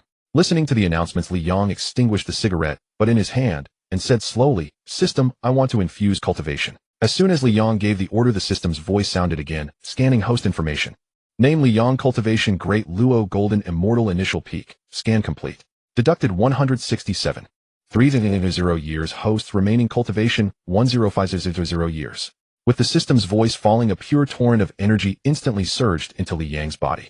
The influx of this energy immediately caused Li Yang's cultivation to skyrocket. Great Luo Golden Immortal middle stage. Great Luo Golden Immortal peak. Boom. With a loud explosion, Li Yang's aura surged, and his cultivation instantly reached the peak of the Great Luo Golden Immortal realm. Feeling his newfound power, Li Yang couldn't help but exclaim, "Cheating feels so good." System, continue infusing, Li Yang excitedly commanded. At this moment his heart was full of anticipation. The realm after Great Luo Golden Immortal was quasi-saint, a level that could be considered a great power in this perilous Hongwang world. Now Li Yang was about to become such a great power, which filled him with extreme excitement. However, the system did not continue the infusion as he wished, but instead explained, "Reply, host, you cannot continue to infuse cultivation at present." Li Yang looked at his remaining 10500 years of cultivation, filled with confusion, and couldn't help asking, "Why?" The system's explanation slowly sounded, "Reply, host, the essential difference between Great Luo Golden Immortal and Hunyuan Great Luo Golden Immortal lies in the mastery of law force. For the Great Luo Golden Immortal and earlier realms, cultivators only have a superficial understanding of the laws. Although they can utilize the power of laws, it is through spiritual power to communicate with the laws of heaven and earth, equivalent to borrowing external force. To become a Hunyuan Great Luo Golden Immortal, one must master a complete law and incorporate it into the body, achieving the law hidden within, so that even in the absence of any spiritual energy one can unleash full strength.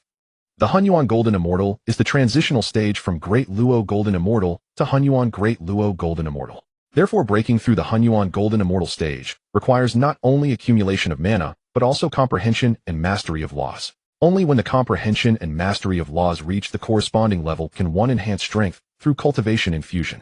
After hearing the system's explanation, Li Yang suddenly had an epiphany. At the same time, a trace of worry arose. "System, then isn't my over 1 million years of cultivation useless?" System continued to explain, "Host, that is not the case.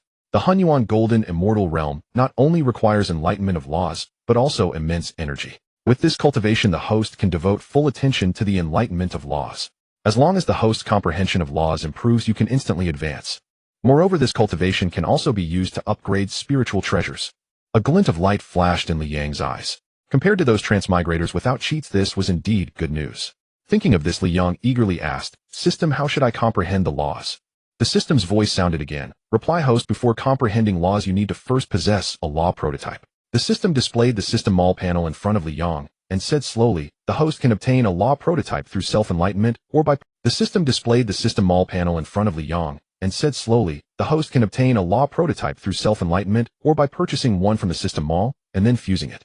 Li Yang's eyes lit up astonishingly, for on the panel that suddenly appeared before him, he already saw many Gold law prototype price 100 system currency. Fire law prototype price 100 system currency. Host, among the 300 laws, generic term for convenience, we count them as 300. The 5 elemental laws can rank within the top 500. Price 1000 system currency, absolutely honest. Li Yang nodded and continued looking down. Dream law prototype price 1500 system currency. Host, a law like the dream law can definitely rank in the top 100. 15000 system currency is absolutely worth it. Li Yang nodded again and continued looking. This time he scrolled directly to the top. Space law prototype price 100 system currency. World law prototype price 100 system currency. Force law prototype same as the great god Panga price 100 system currency. Seeing the price, Li Yang couldn't help exclaiming, "Damn, are top tier law prototypes this expensive?" 100 system currency is enough to buy 2 supreme innate spiritual treasures. You see, when Li Yang browsed the system mall before, he had seen that 1 supreme innate spiritual treasure only costs 500 system currency. Seeming to perceive Li Yang's hesitation, the system began to explain slowly, "Host, do not worry. You can first purchase a Law embryo to fuse, elevating your strength to the Hunyuan Golden Immortal Realm. After achieving the Hunyuan Golden Immortal Realm, the host can continue to purchase Law embryos. Masters of the Hunyuan Golden Immortal Realm can cultivate multiple laws simultaneously. Theoretically, the more laws one cultivates, and the stronger they are, the greater one's power becomes. A cultivator, upon comprehending a complete law and mastering it to incorporate into oneself, can use this law to attain the Dao and become a Hunyuan Dao Golden Immortal. However, the stronger the law, the longer the time required for comprehension and the more resources it consumes. Under normal circumstances, cultivators of the Honghuang should not cultivate more than 3 primary laws, otherwise they might remain forever stuck at the Hunyuan Golden Immortal Realm, unable to break through further. But rest assured, host. The system mall has Law Acceleration Enlightenment cards. As long as the host keeps making babies, you need not worry about this issue. Li Yang's mouth twitched. He felt that the system had explained so much only to have the final remark about making babies be its true purpose. Though inwardly complaining through the system's explanation, he gained a glimpse into the mysteries of the Hunyuan Golden Immortal Realm. Li Yang glanced at the over 2700 system currency displayed in the upper right corner and spoke against his conscience. Since one can simultaneously cultivate multiple laws, the first law to comprehend need not be the most supreme. Otherwise, the huge drain from comprehending a top-tier law would make it awkward if the realm cannot advance quickly right. Of course, Li Yang would not admit that he was too poor to afford a top-tier law, so he found a way to save face. After PUAing himself, Li Yang looked at the mall interface and asked the system, do you have a law embryo? As if waiting for this very question, the system immediately replied excitedly, yes, of course, and that law only costs 2500 system currency. Li Yang's eyes lit up at the number. Based on the prices of law embryos previously sold in the system mall, this 2500 system currency law embryo, when fully cultivated, would definitely rank among the top 50 of the 3000 laws. System, which law are you referring to? Facing Li Yang's expectant gaze, the system no longer kept him in suspense, quickly manipulating the mall panel to switch to the custom law section. Li Yang was amazed at this sight, exclaiming inwardly, playing a hidden Easter egg with me. The system ignored his astonishment and continued controlling the mall panel. Soon information about a law embryo appeared before his eyes. Item name, kidney law embryo. Price, 2500 system currency, tailored for the host by the system. Path description, the kidney law is unique among the 3000 laws. Though it ranks among them, no living being has ever attained the Dao through this law, making it a wild law. This law presents both difficulty and opportunity. The path of cultivation is rugged and arduous, but the great Dao is vacant, offering hope of attaining the Dao realm. Function description, the kidney law not only helps the cultivator attain the Dao, but also strengthens the cultivator's kidneys. Normal people have 2 kidneys and often experience kidney deficiency. However, cultivating the kidney law can greatly improve this condition. Law status, comprehending the complete kidney law allows one to break through to the Hunyuan Golden Immortal Realm, increasing the number of kidneys from 2 to 16. Mastering the complete kidney law allows one to break through to the Hunyuan Dao Golden Immortal Realm, increasing the number of kidneys to 64. Condensing a complete Dao embryo allows one to break through to the Hunyuan Taiji Dao Golden Immortal Realm, with kidneys increasing to 99. Mastering a complete Great Dao offers hope of breaking through to the Hunyuan Wuji Dao Golden Immortal Realm, where the 99 kidneys will undergo a transformation, evolving into golden kidneys. Evaluation, kidney supplement machine. Wherever you feel deficient, it supplements. With the kidney supplement machine, handing in assignments is no longer a problem, and your Dao partner will never worry about your studies again. Li Yang initially focused intently on the description of the kidney law, especially thrilled at the mention of attaining the. However, when he saw the function description, a sense of foreboding crept over him, but he forced himself to continue reading page. But when he saw the final evaluation, he completely lost it and shouted angrily, "System, what's wrong?" The system's voice carried a hint of confusion. "What do you mean? Are you saying him deficient?" For a man, this was a matter of dignity. How could he allow anyone to call him deficient? The system murmured quietly, "Isn't it? It took decades to make just one child. Look at the host of the Wangba diary system next door. In the same 100 years, the energy provided almost catches up to my 1.5 times more." Li Yang's forehead veins bulged, and he angrily said, "What are you saying?" The system quickly denied, Nothing.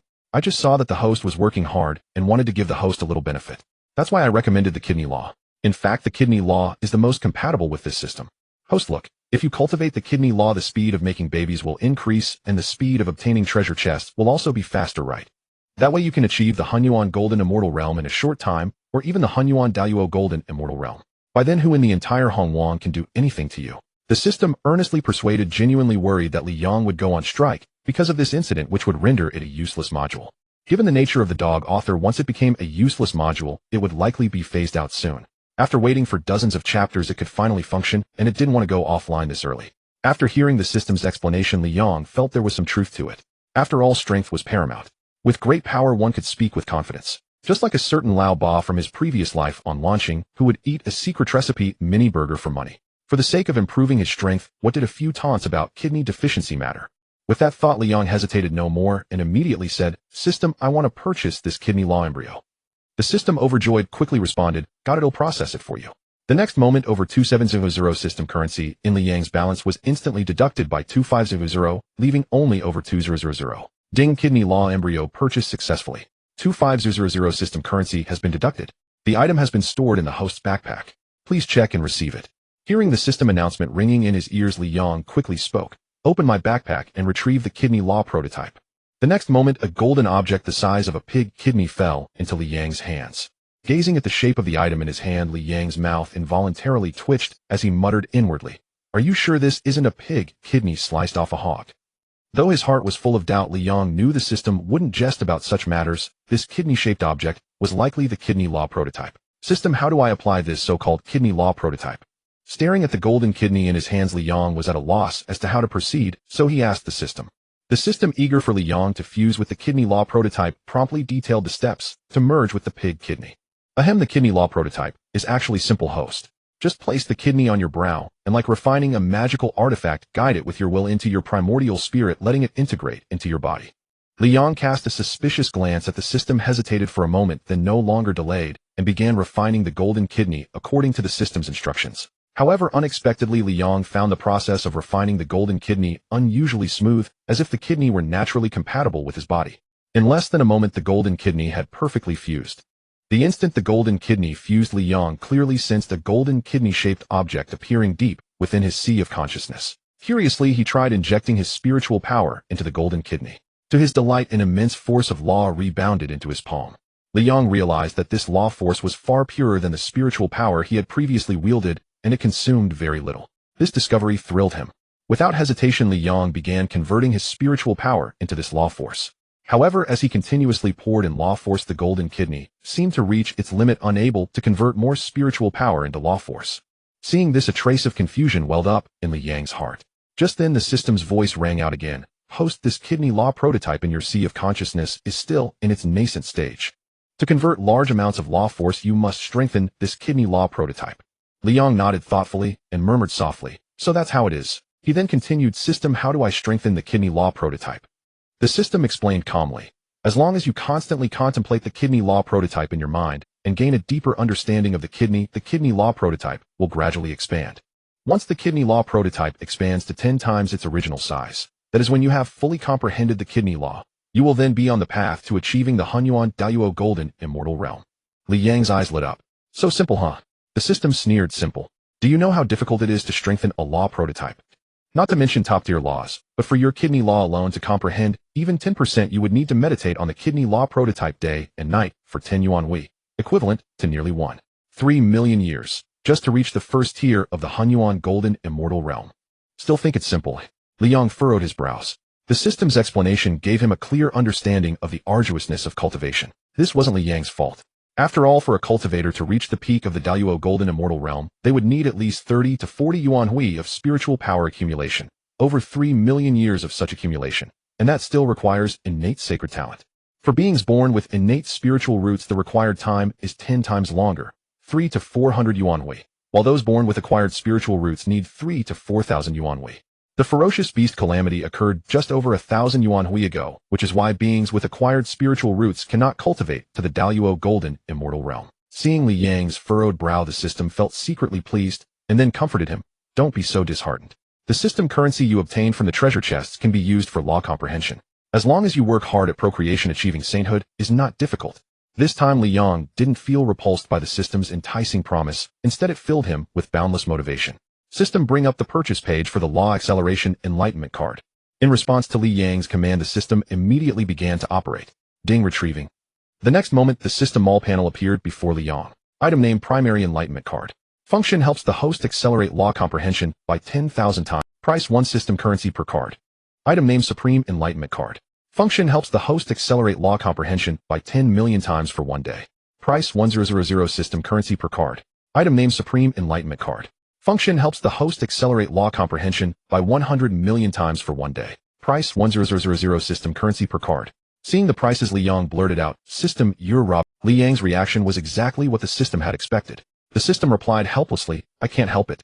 Law comprehension is inherently difficult. If you want to use a cheat, the consumption is naturally high. There's nothing I can do."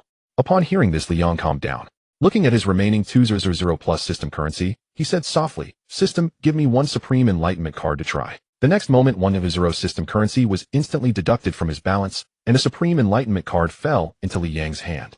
Holding the Supreme Enlightenment card, Li Yang immediately said, "System, I want to use this Supreme Enlightenment card." As soon as his voice fell, a flood of law comprehension surged into his mind. So this is the enlightenment of the law. Receiving the infusion of law comprehension for the first time, Li Yang was filled with wonder. As Li Yang's understanding of the kidney law deepened, the kidney law prototype in his sea of consciousness expanded slightly, quickly reaching 1.01 times its original size. At the same time, a third kidney gradually emerged from the position of Li Yang's kidneys within his body. Ding! The top-tier enlightenment card has been used. Through this enlightenment, the host has gained 2700 years of insight into the law of the kidney. As the system's words faded, Li Yang felt a surge of immense power within him. Though he had not yet reached the quasi-saint realm, he was now far stronger than a great Luo golden immortal. Li Yang, whose kidneys had been depleted by overexertion, found his vitality restored to full vigor after cultivating the law of the kidney. With an additional kidney in his body, his combat power was further enhanced, ensuring that next time he would definitely make Jiu wail in defeat. Awesome!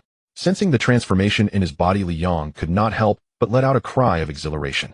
The system's enlightenment card is good, but it's far too expensive. Li Yang sensed vaguely that to reach the first level of the Hunyuan Golden Immortal, he would need at least 2 million years of insight into the law of the kidney. Li Yang calculated that if he relied solely on enlightenment cards, he would need nearly 100,000 system currency to break through to the first level of the Hunyuan Golden Immortal. In other words, he would have to sire 10,000 descendants with inferior grade innate spiritual roots. So the path to becoming an immortal ancestor is still long and arduous. Li Yang shook his head, dismissing the thought. He cast aside the cigarette, but in his hand, and sat quietly atop the Yuanjia mountain, gazing down at the scene below. He saw that among his descendants, several had already reached the pinnacle of the mystic immortal realm, while those in the true immortal realm were beyond count. This sight stirred deep emotions within him. Now that Yuer is pregnant, I can take this opportunity to rest well. Next I shall expound the Tao for them. Li Yang pondered, a hint of excitement rising within him. After all, he was now the patriarch of the Li clan. With this thought, Li Yang transmitted his voice to Li Tianyi through his Dharma power. Tianyi, gather all clan members above the true immortal realm at the core of Yuanjia mountain. I intend to expound the Tao for you to help you enhance your strength as quickly as possible. Busy with his tasks below, Li Tianyi suddenly received his father's transmission and felt a surge of excitement. He immediately set aside his work and began summoning the clan members. Golden Ao Island. By now the mansion of the women on Golden Ao Island had been completed, and Guiling Xingmu and the others had also found leisure. Guiling Xingmu, accompanied by Wang Ba, bid farewell to the other Jie School junior sisters and returned to her own mansion. After settling Wang Ba, she immersed her consciousness into her sea of awareness and began reading Wang Ba's diary. As she flipped through the diary entries one by one, the aura of Guiling Xingmu grew gradually like a gentle mid-stage Tai Golden Immortal. Latest stage Tai Golden Immortal. Latest stage Great Luo Golden Immortal. Peak Great Luo Golden Immortal. Guiling Xingmu did not pause, continuing to turn the pages of Wang Ba's diary. Day 289103. Since being adopted by the fairy sister Clear Weather, calculating the time, the final battle between the Wu and Yao clans is approaching. After Gonggong crashes into Buzhou Mountain and the Wu and Yao clans are completely annihilated, the Chaos Bell should become ownerless. I need to think carefully about how to seize the Chaos Bell for our Jie School. If the Jie School has the Chaos Bell to suppress its fate, perhaps, then it won't meet the fate of being destroyed. After reading this entry, Guiling Xingmu furrowed her brows, pondering silently. This little fellow has mentioned the destruction of the Jie School more than once. Could it actually be true? Guiling Xingmu shook her head, murmuring to herself, during a catastrophe era, even saints cannot fathom the future, let alone that little one. Guiling Xingmu cast aside those unrealistic fantasies and continued turning the pages of Wang Ba's diary. Day 289104. Since being adopted by the fairy sister Clear Weather. When the 6 saints of the primordial world mended the sky, they chopped off the limbs of the North Sea Black Tortoise to prop it up. Now that I too belong to the Black Tortoise clan, should I go to the North Sea and tell the North Sea Black Tortoise not to resist? Rather than resisting and being suppressed, it's better to voluntarily support the sky. In this way, not only will one gain merit, but also lay a good foundation for reincarnation in the next life. As this diary entry finished, another year's worth of cultivation flooded into Guiling Xingmu's body, making her feel that her great Luo Dao fruit was becoming increasingly complete. By now, Guiling Xingmu had read through more than half of Wang Ba's diary and her strength had reached the great Luo golden immortal perfection. This led her to exclaim, "What level of treasure is this? It allowed me to reach great Luo golden immortal perfection in such a short time. One more step, and I would be at the quasi-saint realm." Although Guiling Xingmu was curious about the origin of Wang Ba's diary in her mind, she would not miss the opportunity to increase her strength. Looking at the remaining pages of the diary, Guiling Xingmu decided to read through it in one go. However, just as she attempted to continue, she found that she could not open the subsequent chapters no matter what.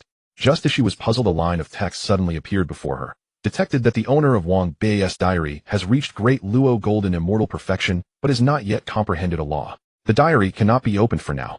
Only when the owner cultivates the embryonic form of a law can the reading continue. Guiling Xingmu instantly understood that it was because her strength had reached great Luo golden immortal perfection that she could not read the diary. Comprehend the embryonic form of a law. Guiling Xingmu could not help but smile bitterly. The embryonic form of a law is not so easy to comprehend. After a wry smile, she slowly stood up, sensing her great Luo golden immortal perfection strength, and felt quite satisfied. Now within the Jie school, aside from the master, I should be the strongest. Seclusion is meaningless. I might as well go out for a walk, relax my mind, and try to attain enlightenment on the embryonic form of a law. With this thought, she parted her crimson lips and spoke softly, "Little one, come out and take a walk with me." Upon receiving the command, Wang Ba leaped onto Guiling Xingmu's fragrant shoulder, looked down at the familiar ravine, and instinctively crawled down. "Not bad, already a mystic immortal. Little one, you cultivate quite fast, don't you?" Guiling Xingmu praised. Receiving the compliment, Wang Ba rubbed his turtle head against Guiling Xingmu, putting on an adorable act. Seeing Wang Ba so cute, Guiling Xingmu's heart nearly melted, and she said, "Little one, let's go out for a stroll." Wang Ba's turtle head gently nodded in agreement. The next moment, one human and one turtle turned into a streak of light and vanished from Golden Ao Island. However, what Guiling Xingmu did not know was that the little Wang Ba resting on her shoulder had already surpassed her by far in cultivation. It would only take a little more time for him to become a true Hunyuan golden immortal. Wang Ba only displayed the mystic immortal realm because he had purchased the law of laziness from the system shop. With the unique nature of this law, he successfully concealed his true aura. As long as one's strength did not exceed Wang Ba, they could not see through his true cultivation base. The Hutu tribe was one of the convergence points of the Wu and Demon clan's fortune. Through the ancestral witch blood essence of Hutu and the tribe's fortune, Xingtian successfully advanced to become an ancestral witch and took control of the Hutu tribe. Out of gratitude toward the ancestral witch Hutu, the tribe retained the name Hutu tribe. At the periphery of the Hutu tribe lay the territory governed by the great Wu Kwafu. On this very day, the great Wu Kwafu was drilling the Wu soldiers when suddenly he sensed several auras of golden immortals approaching, causing his brow to furrow involuntarily. Yet before he could act, cries of agony erupted one after another. "Ah, you damned feathered beasts! The ancestral witch will annihilate you all." When Kwafu recognized these wails as belonging to the Wu clan, he could no longer remain composed. He broke into a sprint, dashing toward the direction from which the screams originated.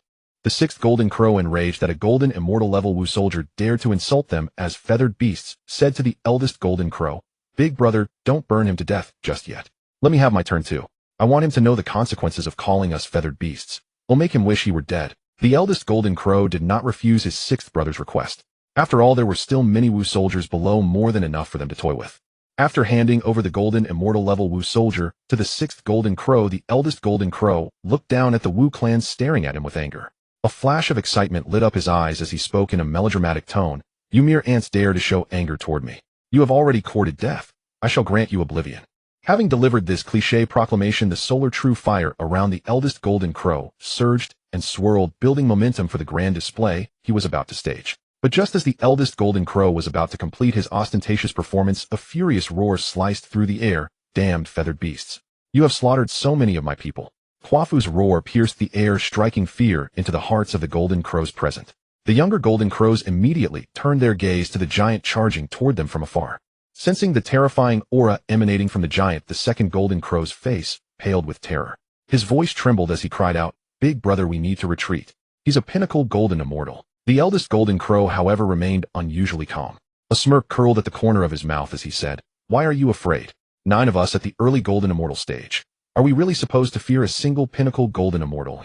Listen to me, converge toward me. Together we'll use the solar true fire to form the golden crow dharma idol and kill this giant. This giant has reached the pinnacle golden immortal stage, which means he's likely a high-ranking figure in the Wu clan. If we can slay him, Father might even reward us handsomely when we return." Hearing these words from the eldest golden crow, the fear in the other golden crow's eyes began to dissipate. "But big brother, The second golden crow tried to argue further, but was silenced by a sharp glare from the elder. Left with no choice, the second golden crow joined the others in unleashing the solar true fire with all their might. Seeing this, the eldest golden crow smiled with satisfaction. He instantly drew in the solar true fire released by the others, merging it together, and bellowed, "Golden Crow Dharma Idol, arise." The next moment, the golden crow Dharma idol, radiating scorching flames, lunged toward Quafu with stunning speed. As the massive golden crow hurtled toward him, Quafu showed no fear. His powerful arms shot forward. Just as the golden crow Dharma idol was about to reach Quafu, his giant hands swiftly seized its two wings. Instantly, a thick scent of roasted meat filled the air. The surface of Quafu's enormous hands turned charred black, emitting wisps of smoke. Gritting his teeth against the searing pain, Quafu's massive hands suddenly exerted force. With a heart-wrenching tearing sound, the golden crow Dharma idol let out a piercing shriek and was ripped apart in two.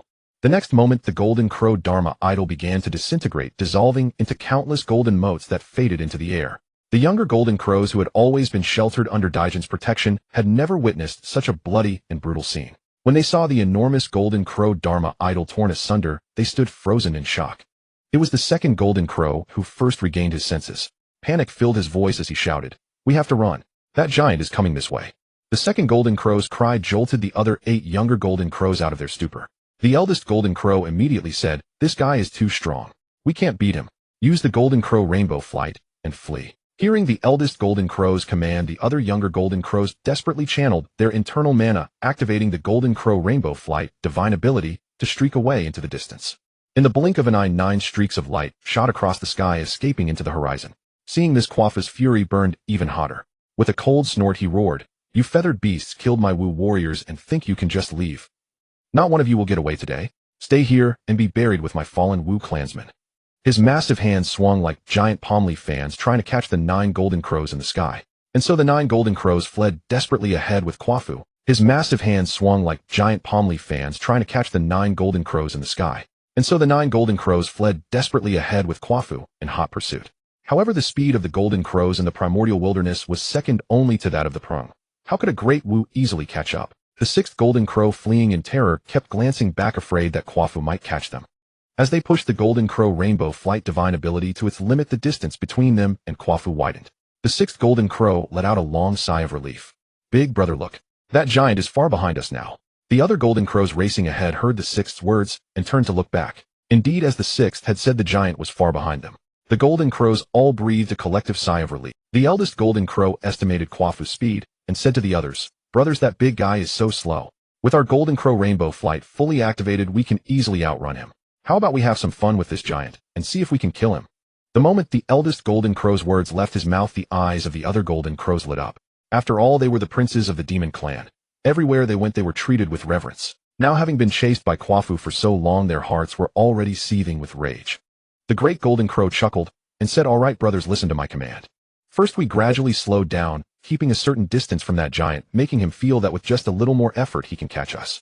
At the same time, we envelop ourselves in the solar true fire, striving to roast him to death." Hearing the great golden crow's words, the other young golden crows began to follow suit, wrapping themselves in solar true fire and slowly reducing their speed. As if fearing that Quafu would give up the chase, the 6th golden crow couldn't help taunting, "You big oaf, come catch us." While taunting, the 6th golden crow also used his solar true fire to scorch the Wu tribe settlements below. Seeing this, Quafu's eyes turned bloodshot, and he roared, "You truly deserve to die." Following the great golden crow's plan, the golden crows alternately slowed down and sped up, always maintaining a tantalizing distance from Quafu. Just as Quafu was about to catch up, they would suddenly golden crow couldn't help taunting. Quafu grabbed boulders, trees, and anything else along the way that could be thrown as projectiles, hurling them like rain towards the 9 golden crows in the sky. However, the sky was the golden crow's domain. Their agile forms easily dodged the objects Quafu flung. Quafu's actions thoroughly enraged the young golden crows. The 6th golden crow angrily declared, "Big brother, this giant dares to throw things at us. Let's intensify the solar true fire and roast him to death." The great golden crow nodded and replied, "All right, let's increase the output of the solar true fire." As time passed, Quafu gradually became breathless from exhaustion. Due to prolonged exposure to the searing solar true fire, a vast amount of water in his body evaporated, leaving him increasingly weakened. Quafu seemed to sense something was wrong. He realized he could not continue like this. He must find a river to replenish his. Thus, he prepared to stop chasing the young golden crows and turned to run towards a river. However, at that moment, a surge of calamity, chi suddenly emerged and swiftly merged into Quafu's body. This calamity She instantly eroded the last remnants of his reason, making his eyes confused, and Quafu no longer cared about his physical state. Like a beast bereft of reason, he recklessly pursued the gold. Seeing Quafu's frenzied state, the sixth golden crow exclaimed excitedly, "Big brother, the giant is about to collapse. Let's push harder, he'll soon be roasted to death." The great golden crow nodded, and ordered the other young golden crows, "Just maintain this speed. That big fellow won't last much longer." The other young golden crows nodded in unison, and continued to release solar true fire, raising the temperature of the surrounding air. Quafu struggled in agony amidst the flames, but his steps never ceased. Step by step, he drew closer to the golden crows. At a certain moment, Quafu's strength was utterly exhausted. His once wild eyes regained clarity, as if he realized something, and a trace of unwillingness flickered in his gaze. Then Quafu's eyes completely lost focus, and the spark of life vanished. His body, like a collapsing mountain, began to disintegrate instantly. His colossal form gradually transformed into towering mountains, his arms into a lush peach forest, and his blood into surging rivers. However, they did not realize that they had unknowingly arrived near the tribe of the great shaman Hui. At the moment Quafu fell, a sturdy man with dark skin gripping a long bough happened. However, they did not realize that they had unknowingly arrived near the tribe of the great shaman Hui. At the moment Quafu fell, a sturdy man with dark skin gripping a long bough happened to step out and witness the scene. In an instant, the man's eyes blazed with killing intent. The great shamans of the Wu tribe were few, and both Hui and Quafu hailed from the Huda tribe, sharing a close bond. Seeing Quafu roasted alive by the 9 young golden crows, he did not hesitate to draw his bow and knock an arrow ready to avenge Quafu.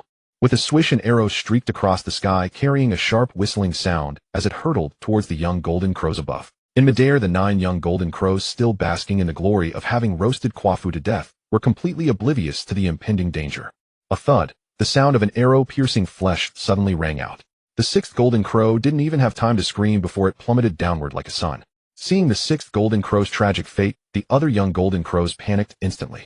The 2nd golden crow shouted, "There's a Wu tribe member attacking us from below. Spread out immediately, don't cluster together, or he'll shoot us down." The other young golden crows were not stupid either. Sensing the danger, they instantly transformed into streaks of light and fled in all directions. Hui's eyes burned with murderous fury as he coldly said, "You killed my brother, and still think you can escape." With that, Hui once again drew his bow and knocked arrows, sending them like rain towards the scattered young golden crows. Meanwhile, at the heavenly court of the demon clan, the moment the 6th golden crow was shot down, Dijuan, seated on the dragon throne in the heavenly court, suddenly spat out a mouthful of blood. Something terrible has happened. The next moment, Dijuan did not hesitate to cut his finger and draw a rune in the air. The rune took shape and instantly transformed into a streak of light, flying towards the direction of the Wu tribe. Seeing that it was heading toward the Wu tribe, Dijuan's eyes filled with rage. He immediately retrieved the pre-forged demon-slaying sword, turned to the attendant beside him, and said, "Go inform Dong Huang that his nephews have been detained by the Wu tribe. Tell him to gather the demon clan warriors as soon as possible and head to the Wu tribe prepared for war at any moment." With that, Dijuan's body transformed into a streak of light and sped straight towards the Wu tribe. His heart was filled with anxiety. He had to reach the Wu tribe quickly to rescue his children. The attendant dared not delay and immediately hurried towards Dong Huang Tai's mansion. At Hui's tribe, thud, the sound of an arrow piercing flesh rang out again, and the 4th golden crow also fell. Now 7 of the 9 young golden crows had died, leaving only the great golden crow and the 2nd golden crow fleeing in the sky. At this moment, the 2 golden crows' eyes were filled with terror, especially the great golden crow, who kept muttering, "How could this happen? How could this happen? So many brothers dead. How can I face my father when I return?" As the great golden crow muttered, a piercing chill suddenly struck, and he hastily dodged.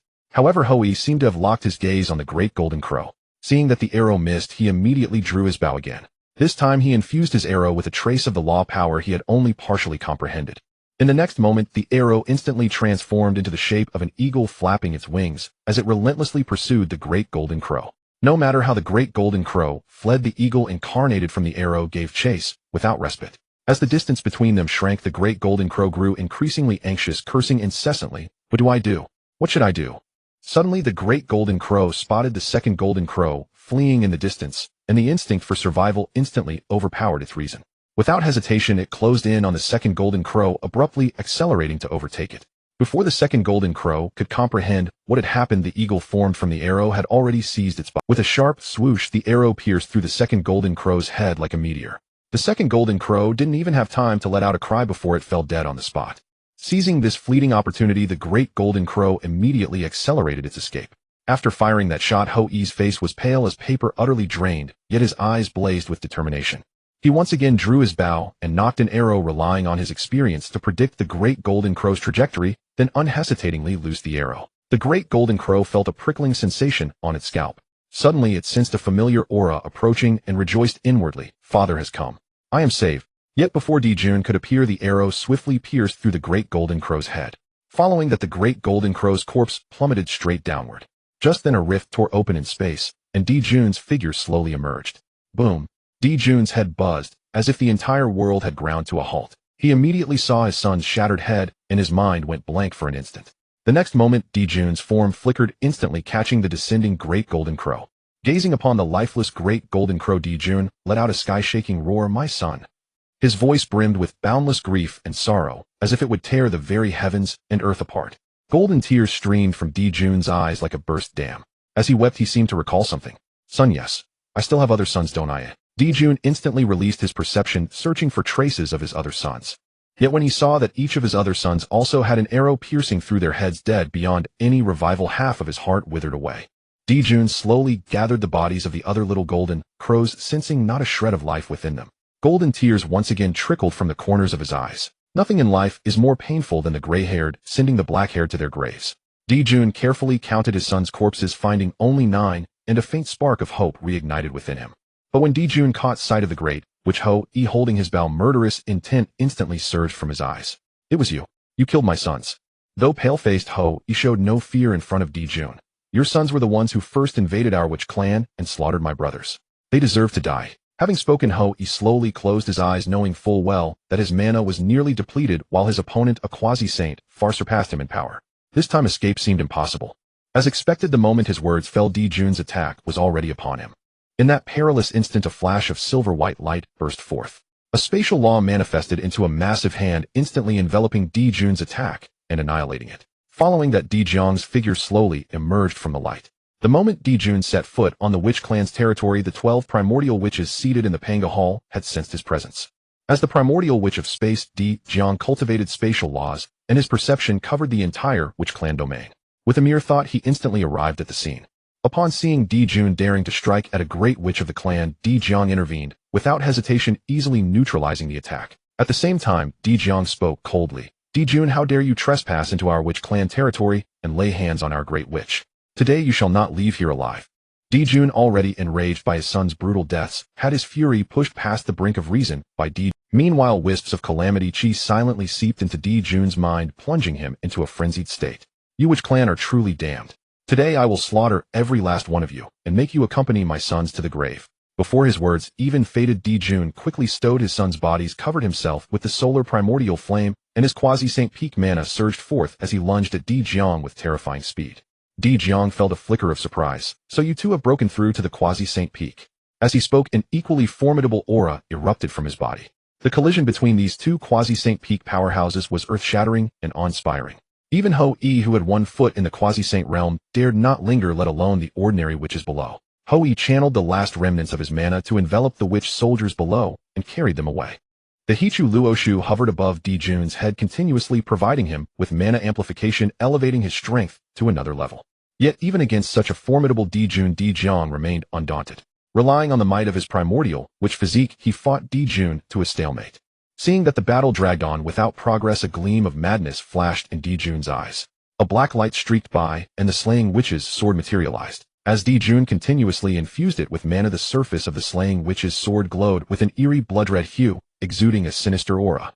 Catching Dijun off guard, Dijun swung the slaying witch's sword like lightning toward Dijun's arm. Dijun paid it little heed, for the bodies of the primordial witches rivaled spiritual treasures. How could they fear such an attack? Yet this moment of carelessness became the greatest blunder of Dijun's life. Slash! A sound like a knife cutting through tofu rang out, and Dijun's left hand was severed cleanly by the slaying witch's sword. The arm fell to the ground, blood spurting like a fountain. A sharp, searing pain shot from the wound into Dijun's mind, causing even him to hiss in agony. Dijun hastily mobilized the spatial law to seal the wound, then retreated rapidly, putting distance between himself and Dijun. He stared at the slaying witch's sword in Dijun's hand with profound wariness. Even Dijun himself was astonished by the sword's efficacy. He had never imagined it could cleave off Dijun's arm in a single stroke. Witnessing this, Dijun's confidence surged. Wielding the demon-slaying sword, he relentlessly launched attacks against Dijun, attempting to completely slay him right there. The sword in the opponent's hand was far too peculiar. Just moments ago, Di Jiang attempted to use his power to heal the wound, but was blocked by a formidable corrosive force preventing his arm from regenerating in a short time. Di Jiang's expression turned extremely grave. He pushed the power of space law to the utmost, constantly widening the distance from Di Jun. Di Jun pressed the attack with the demon-slaying sword, and Di Jiang, unwilling to clash Eden, had no choice but to engage in a tug-of war. As time slipped by, Di Jun and Di Jiang had been locked in battle for a long while. Suddenly 11 piercing sounds of wind rang out, and the other 10 primal witches along with the newly promoted primal, which Xingtian descended. Seeing Di Jiang missing an arm, Zhu Jiuyin immediately spoke with concern, "Big brother, your arm." Meanwhile, the assembly of primal witches glared at Di Jun with fury. Di Jiang shook his head and warned, "Be wary of the pitch-black longsword in Di Jun's hand. That sword is something unknown. It can rend the flesh of us primal witches, and the injuries cannot heal in a short time."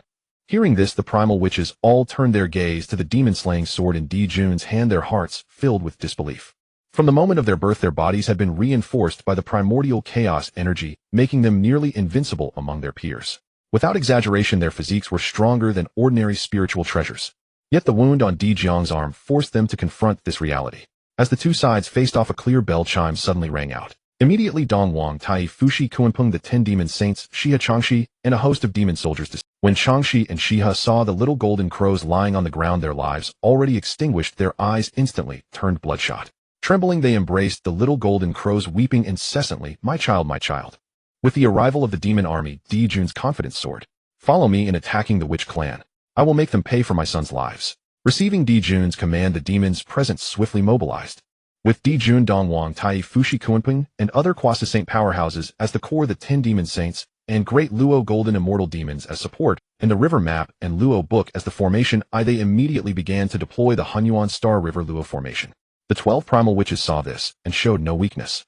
They gathered together, chanting incantations in unison to set up the 12 heavenly gods fiend formation and summon Pangust's true body. Pangust's true body stood towering, wielding a phantom great axe, exuding an awe-inspiring pressure. The two formations gathered the power of both races, their might surpassing the quasi-saint level and touching the realm of saints. Their collision was like heaven and earth clashing, producing a deafening roar that instantly drew the attention of the top powerhouses across the entire primordial world. Are the witch and demon clans about to launch their final battle? I wonder which clan will prevail and become the supreme ruler of the primordial world. Alas, no matter which clan becomes the ruler of the primordial world, we loose cultivators are doomed. Meanwhile, within the Zixiao Palace, the Heavenly Dao Hongjun also cast his gaze over. Now that the fortune of the witch and demon clans has nearly depleted, it is time for them to vanish. A glint of coldness flashed in Hongjun's eyes as he continued, "Once the witch clan is destroyed, Pangu, how many of your imprints will remain in the primordial world?" While the witch and demon clans were locked in fierce battle at Kunlun Mountain 8 Scenic Palace, the residence of Taiching Laozi. Taiching Laozi, emanating the aura of the early 4th layer of the saint realm, slowly opened his eyes. A pure energy was held in Taiching Laozi's palm. If Ao Bing were here, he would surely recognize it as the LV1 system he had offered to the simulator system. So this is the so-called rule energy. How fascinating. If I could obtain rule energy without binding a host, it would save a lot of trouble. As his words fell, a streak of light flew out from Taiching Laozi's glabella. This object was the Taiji diagram, a primordial supreme treasure formed from Pangust's creation axe, splitting into 3. The energy from the LV1 system instantly merged into the Taiji diagram, causing its aura to strengthen. If the Heavenly Dao or Hongjun were here, they would be utterly shocked, for the surroundings of the Taiji diagram were no longer flowing with primordial Dao charm, but with chaos energy. This meant that the Taiji diagram had ascended from a primordial supreme treasure to a chaos spiritual treasure. With the infusion of Saint Realm mana, the yin-yang laws of the Taiji diagram began to circulate. The 2 yin-yang fish spun rapidly, unleashing endless chaos energy, completely obscuring the heavenly secrets of this space. At the core of the Taiji diagram, a massive light orb was quietly embedded. If Minghe or Zedong were here, they would recognize that the light orb was the corpse of a saint-level LV5 system. However, the body of this saint-level LV5 system was badly damaged, on the verge of dropping from its current level. After successfully shielding this space, the Saint Realm, Taiching Laozi slowly spoke. "Taoist, it is time for you to undergo tribulation." As his voice faded, a Taoist who bore an exact resemblance to Taiching Laozi, but exuded the aura of a peak Hunyuan golden immortal, slowly stepped forward. The Taoist nodded slightly and said, "Trouble you, Taoist, to escort me into the chaos." Taiching Laozi at the early 4th layer of the Saint Realm smiled, then spoke to the peak Hunyuan golden immortal Laozi. "You and I are one and the same, why be so polite?" With that, the power of the Taiji diagram erupted fully. The two yin-yang fish spun rapidly, and yin-yang law energy surged forth tightly enveloping the two of them. Taking advantage of Hongjun and the Heavenly Dao's focus on the witch demon, the two quietly departed for the chaos void. Meanwhile, at the Heavenly Court's encampment, a spatial fluctuation flickered, and Zhuanti gradually appeared dressed in coarse cloth. The Saint Zhuanti activated his mana concealing his aura, and then stealthily walked toward the interior of the Heavenly Court. As the witch demon war raged on, the fortune amassed by the demon clan dissipated like smoke. Seeing this, Zhuanti curled his lips into a sly smile. Fight, fight. When the demon clan's fortune is completely scattered, the treasures fated to be with the Western Paradise will return to their rightful owners. By now, over 90% of the demon clan's elite had been dispatched to battle the witch clan, leaving only weaklings in the Heavenly Court. With his formidable saint-level strength, Zhuanti roamed the Heavenly Court as if it were an empty garden, leisurely strolling without arousing the slightest suspicion. Whenever he encountered a treasure he fancied, Zhuanti would murmur softly, "This item is fated to be with the Western Paradise." Then he would pocket it. Underworld, the Netherworld. Endless beings from the Wu and Yao clans fell in battle, their souls drawn to the underworld. Hee, you barbarian, I couldn't do anything to you in life, but after death I will torment you to the very end. And Tai golden immortal level Yao soul let out a sinister laugh at the true immortal level Wu soul before him. Both were originally masters at the Tai golden immortal level, but since soul strength is closely tied to the primordial spirit, and the Wu clan focuses on physical cultivation, unable to cultivate the primordial spirit, the souls formed by the Wu after death were exceptionally weak. To be precise, the statement that the Wu clan has no primordial spirit is incorrect.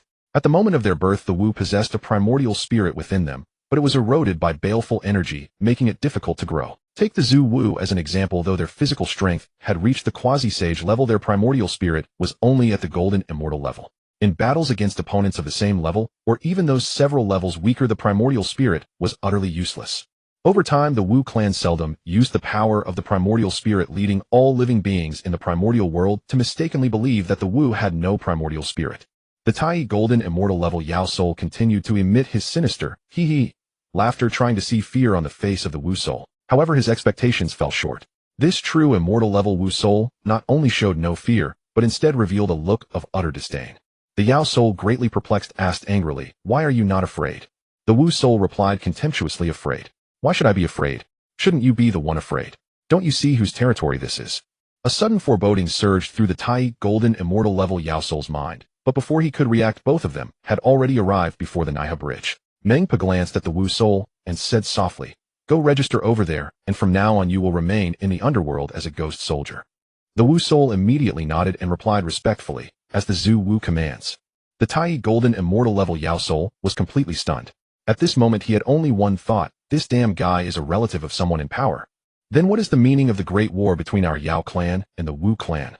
Minghe paid no heed to the stupefied Yao soul. When the Yao soul came before her, he tried to struggle, but under Minghe paid no heed to the stupefied Yao soul. When the Yao soul came before her, he tried to struggle, but under Minghe Pa's powerful magical suppression, he could not move an inch. A bowl of Minghe Pa's soup was instantly poured down, and his entire cultivation and memories of his past life were erased in an instant. After this was done, he was sent before the 6 paths of reincarnation. The gate of the animal path shone with a brilliant light, instantly sucking away the remnant soul and helping it to be reincarnated. This scene repeated endlessly. Every time a Yao soul was sent to reincarnation, a faint thread of merit would fall into Huda's hands. Watching the ever-increasing merit, Huda's face showed not much joy, but instead was filled with sorrow. Huda's beautiful eyes gazed through the underworld at the distant battlefield of Wu and Yao, and she murmured softly, "Fellow Taoist Minghe, you must succeed." On the battlefield of Wu and Yao. On the Yao side, Changxi and Shiha, their eyes bloodshot, began to fight desperately, continuously burning the origin within their bodies, channeling all the power of the lunar star into the primordial star river Luo formation. Dijuan and Dongwang Tai also ignited the origin within their bodies, and the power of the solar star was likewise channeled into the primordial star river Luo formation. The lunar star and solar star blazed with intense light, making the primordial star river Luo formation far stronger than ever before. The immense power of the stars constantly pressed down upon the Pangu true body. Kuanping looked at Changxi, Shiha, Dijuan, and Dongwang Tai with astonishment, muttering inwardly, "Mad. Completely mad. This is a fight to the death with no quarter. I've painstakingly cultivated to quasi-sage. I can't fall here. The fortune the Heavenly Court gave me is just that little, not worth me risking my life." Thinking this, a strange glint flashed in Kunpeng's eyes. While continuing to channel his own magical power into the formation, he began to secretly observe his surroundings, looking for an opportunity to escape. Rumble, facing the suppression of the enormous star, the Pangu true body, seemed to feel an unprecedented provocation. The giant axe in his hand instantly swung, carrying boundless might, chopping toward the star before him. In an instant, heaven and earth changed color. At the moment of collision, the surrounding space was torn apart. Layers of ripples spread continuously. The immense force like a torrent swept over, and countless warriors of the Wu and Yao clans, powerless before this strength, were instantly shaken to death. Boom, boom, boom. The enormous star shattered instantly under the axe's attack. The Yao members stationed in the Primordial Star River Luo formation were all severely wounded, spitting blood, and some even fell unconscious on the spot. The Panga true body did not escape unscathed. The giant axe phantom in his hand shattered in the collision with the star, and his body was riddled with holes from the impact of the star's destruction, staggering and tottering. The Pangu true body instantly disintegrated, and the 12 Zhu Wu were also sent flying by the powerful impact, battered and disheveled. Especially Dijiang, one of the 12 Zhu Wu who had already lost an arm and was greatly weakened. Now suffering such a heavy blow, he only felt darkness before his eyes and a dizziness in his head. However, at that moment a sharp shout suddenly rang out. Dijiang, you will be buried with my son. Dijuan, enduring the backlash of power within his body, his eyes bloodshot, charged fiercely with the slaying Wu sword in hand. The slaying Wu sword gleamed with an eerie red light, instantly slashing toward the dazed Dijiang. Faced with Dijian's sudden ambush, the other Zhu Wu had not yet recovered their wits when Dijuan had already reached Dijiang. Dijiang didn't even have time to use his spatial law to evade. The slaying Wu sword was already at his face. With his schwa sound, a flash of sword light passed. The slaying Wu sword split from the top of Dijiang's head down to his feet. A line of blood instantly appeared, and then his body split into two halves, dying on the spot. Seeing this, Dijuan couldn't help but laugh loudly. Haha, Dijiang, you died in my hands after all, ha ha ha. Big brother. The other Zhu Wu, just recovering their senses, witnessed Dijiang's tragic death. Seeing this, their eyes instantly turned bloodshot. Ignoring everything else, they began to burn the origin and laws within their bodies with fierce intensity. A glint of madness flashed in Zhu Jian's eyes, and he shouted sharply, time freeze. The law of time surged like a torrent, and the time around Dijuan instantly froze. Dijuan, who had been laughing wildly, was immediately frozen in that posture, unable to move. To freeze the time of a peak quasi-sage expert, how could it be done without paying a huge price? This move was executed by Zhu Jian, burning 50% of his own origin. Seizing this opportune moment, Zhu Jian bellowed angrily, quick now, slay Dijun and avenge our elder. Nearby Chong Liang acted without hesitation, unleashing a strike infused with half of his origin essence to ensure a fatal blow.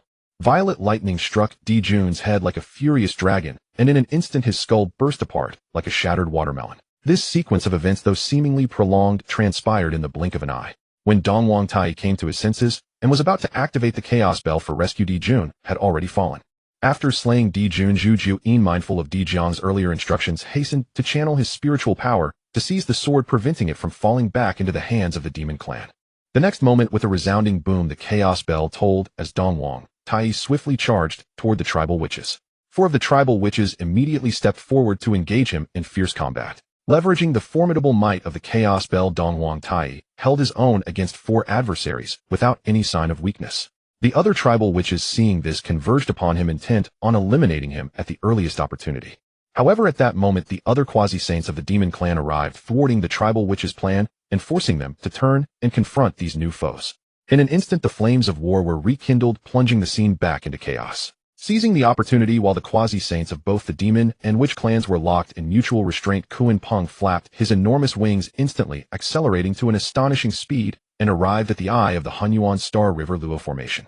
He swiftly rolled up the 2 supreme primordial spiritual treasures, the Hichu and the Luoshu, transformed into a massive rock, and with a beat of his wings prepared to flee the battlefield. Kuan Peng, you traitor, just you wait. Once I've annihilated the tribal witches, they'll settle accounts with you. Seeing Kuan Peng's actions, Dongwang Tai was incandescent with rage, but being tightly entangled by 4 tribal witches, he could not extricate himself, and could only hurl empty threats. Already far away, Kuan Peng scoffed at Dongwang Tai's threats. Even if Dongwang Tai managed to escape the tribal witches unscathed, what could he really do? In terms of combat prowess, he might be inferior to Dongwang Tai, but when it came to speed, even 2 Dongwang Tais could not catch up. Daring to threaten me, old ancestor. Dongwang Tai, ill remember this debt. With that, Kuan Peng flapped his enormous wings and vanished from the horizon. Damn it! Damn it! Damn it! Dongwang Tai fumed inwardly, his attacks growing increasingly ferocious. Yet he was facing 4 tribal witches of the same realm. A swift resolution was virtually impossible. The fierce battle raged on, unnoticed by all, as Minghe lurked stealthily in the void above the clash. This time Ho Tu had tasked him with personally retrieving the souls of the tribal witches to the netherworld to prevent any mishap along the way. While the 2 sides were locked in intense combat, Minghe quietly approached Dijiang's corpse. He reached out and touched it, but did not immediately collect it. Instead, he looked up at the sky. At that moment, Minghe's heart was fraught with anxiety, and he muttered to himself, "Surely the Heavenly Dao is watching this place now. Will it strike me down with a bolt of divine lightning?" After a long wait, seeing no reaction from the Heavenly Dao, Minghe finally breathed a sigh of relief. Indeed, the purpose of the primordial tribulation of sorcerer and demon is to utterly eradicate the witch clan born from Pangus blood pool and erase Pangus imprint from the primordial world. Once the tribal witches die, even if they reincarnate or are resurrected, they will no longer be true tribal witches. With this thought, Minghe grew bolder and swiftly collected Di Jiang's soul. Immediately after, Minghe once again concealed himself in the void, waiting for other tribal witches to fall so he could collect their souls as well. However, just as he hid in the void, a powerful probing force swept over his body. Sensing this force, Minghe's body involuntarily tensed. He knew that the owner of this power was none other than the primordial Heavenly Dao. A bolt of Zixiao divine thunder began to coalesce before Minghe, its terrifying aura making his scalp tingle. Minghe had no doubt that if struck by this attack, he would be instantly killed. The energy of the Zixiao divine thunder continued to gather its power, reaching the level of a latest sage. Am I truly going to perish here today? Just then the mark on Minghe's brow lit up, and the power of the earthly Dao surged forth, effortlessly dispelling the gathered Zixiao divine thunder. Seeing the earthly Dao appear, the Heavenly Dao ceased its attempt to annihilate Minghe and gradually withdrew its celestial might. Witnessing this, the earthly Dao's power also receded. Minghe breathed a sigh of relief and could not help but reflect, being a sage isn't as easy as it seems. Although the Heavenly Dao's power had withdrawn, Minghe could sense an invisible eye watching him from the void. Should he violate the workings of the Heavenly Dao, he would be instantly obliterated. Resigned, Minghe had no choice but to continue his role as a humble soul collector. Time flowed on. Whether due to the intervention of the Heavenly Dao, everything seemed to unfold according to the original trajectory of the primordial world. Soon the battle below reached its conclusion. 4 tribal witches, by detonating their physical bodies, managed to take Dong Huangtai with them. After the first tribal witch self-destructed, the others, seeing their own origin essence nearly depleted, resolutely chose to perish together with their enemies. Thus Fu Shi and the other quasi-saints were exchanged in this tragic manner by the tribal witches. At this moment, on the witch clan side, only Gong Gong remained among the tribal witches. On the demon clan side, Dong Huangtai, Fu Shi, and other quasi-saints had all fallen, and more than half of the 10 demon saints were dead or wounded. The instant Fu Shi perished within the Zixiao Palace, Niuhua, who had just been released by Hongjuan, felt an intense unease rise in her heart. What has happened? Why do I feel as if something most precious to me has slipped away? Frowning deeply, Niuhua's jade-like fingers began to calculate rapidly. Moments later, her expression changed drastically as she cried out in shock. No, something has happened to my brother. Before her words faded, she tore a rift in the space before her and plunged into it, without hesitation, racing toward the site of the great battle between the demon and witch clans. Meanwhile, on Janeo Island, the Kunlun Mountains and Mount Sumeru, the sages Tongtian, Jiaozhu Yuanshi Tianzuan, and Jane Sage were intently observing the progress of the conflict. Upon witnessing Dong Huangtai's fall, their bodies instantly moved, tearing through space, as they stepped into spatial rifts, hurtling directly toward the battleground of the demon and witch clans. Outside the primordial world, in the endless chaos, bolts of tribulation lightning continuously struck the Taoist below as the yin-yang laws swirled around, and 2 yin-yang fish suddenly emerged. The black yin-yang fish leaped up and swallowed the tribulation lightning in one gulp, transforming its power into the purest energy. Then the 2 fish intertwined, forming a massive yin-yang diagram. After a moment, the white yin-yang fish jumped before the elder opened its mouth wide and spat out streams. As soon as the pure energy was expelled, it merged into the elder's body, making his aura even more terrifying. While the elder was still refining the tribulation lightning in cycles, another elder, who looked exactly like him, spoke. I have set up protective restrictions around this area. If any danger arises, I will return at once. You continue your tribulation alone. Now that the chaos bell has appeared, if I do not show myself, our teacher may grow suspicious.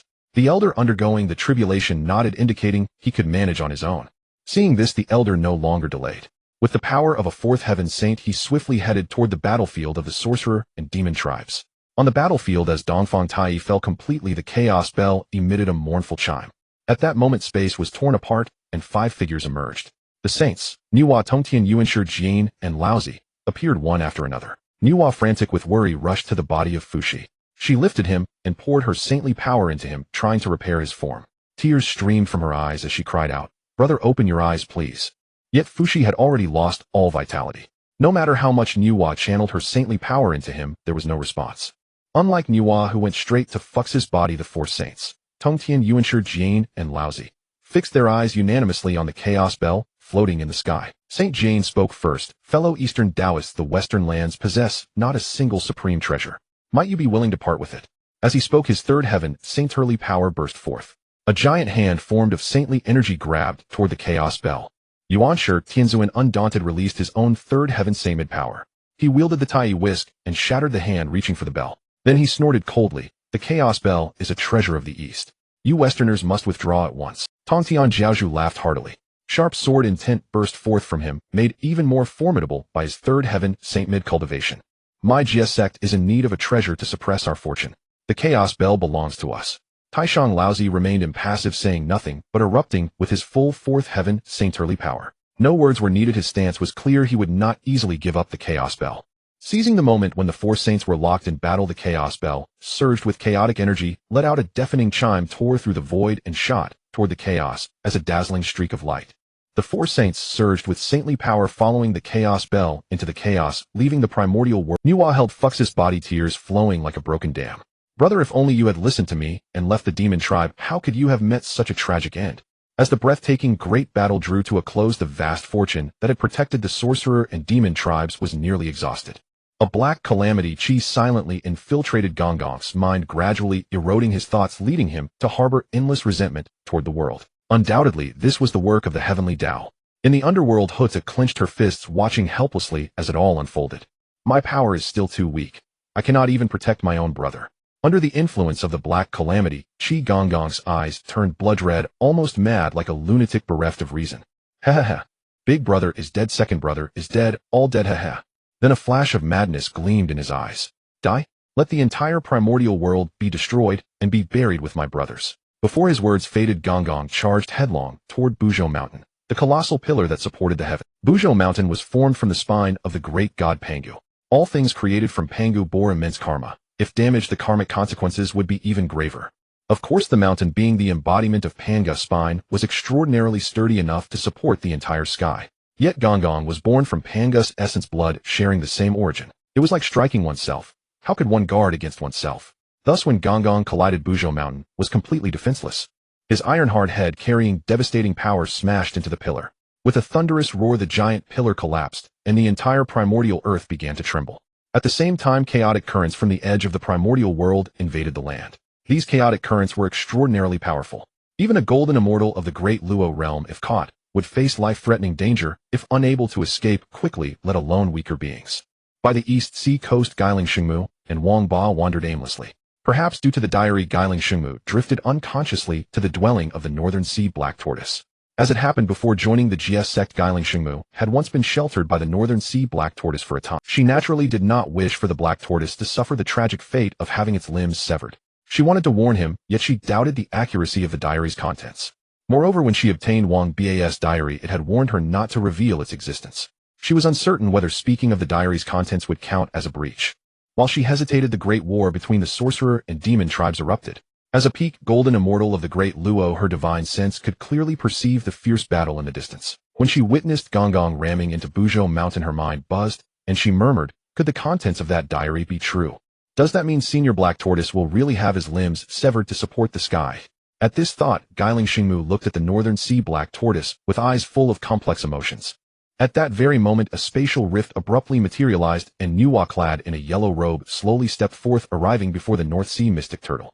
Earlier, Nuwa had been consumed by grief over Fushi's fall, when suddenly she received an order from Hongjun to bring the North Sea mystic turtle and use its limbs to replace Buzhou Mountain in supporting the heavens. Though reluctant, Nuwa had no choice but to come herself, compelled by Hongjun's decree.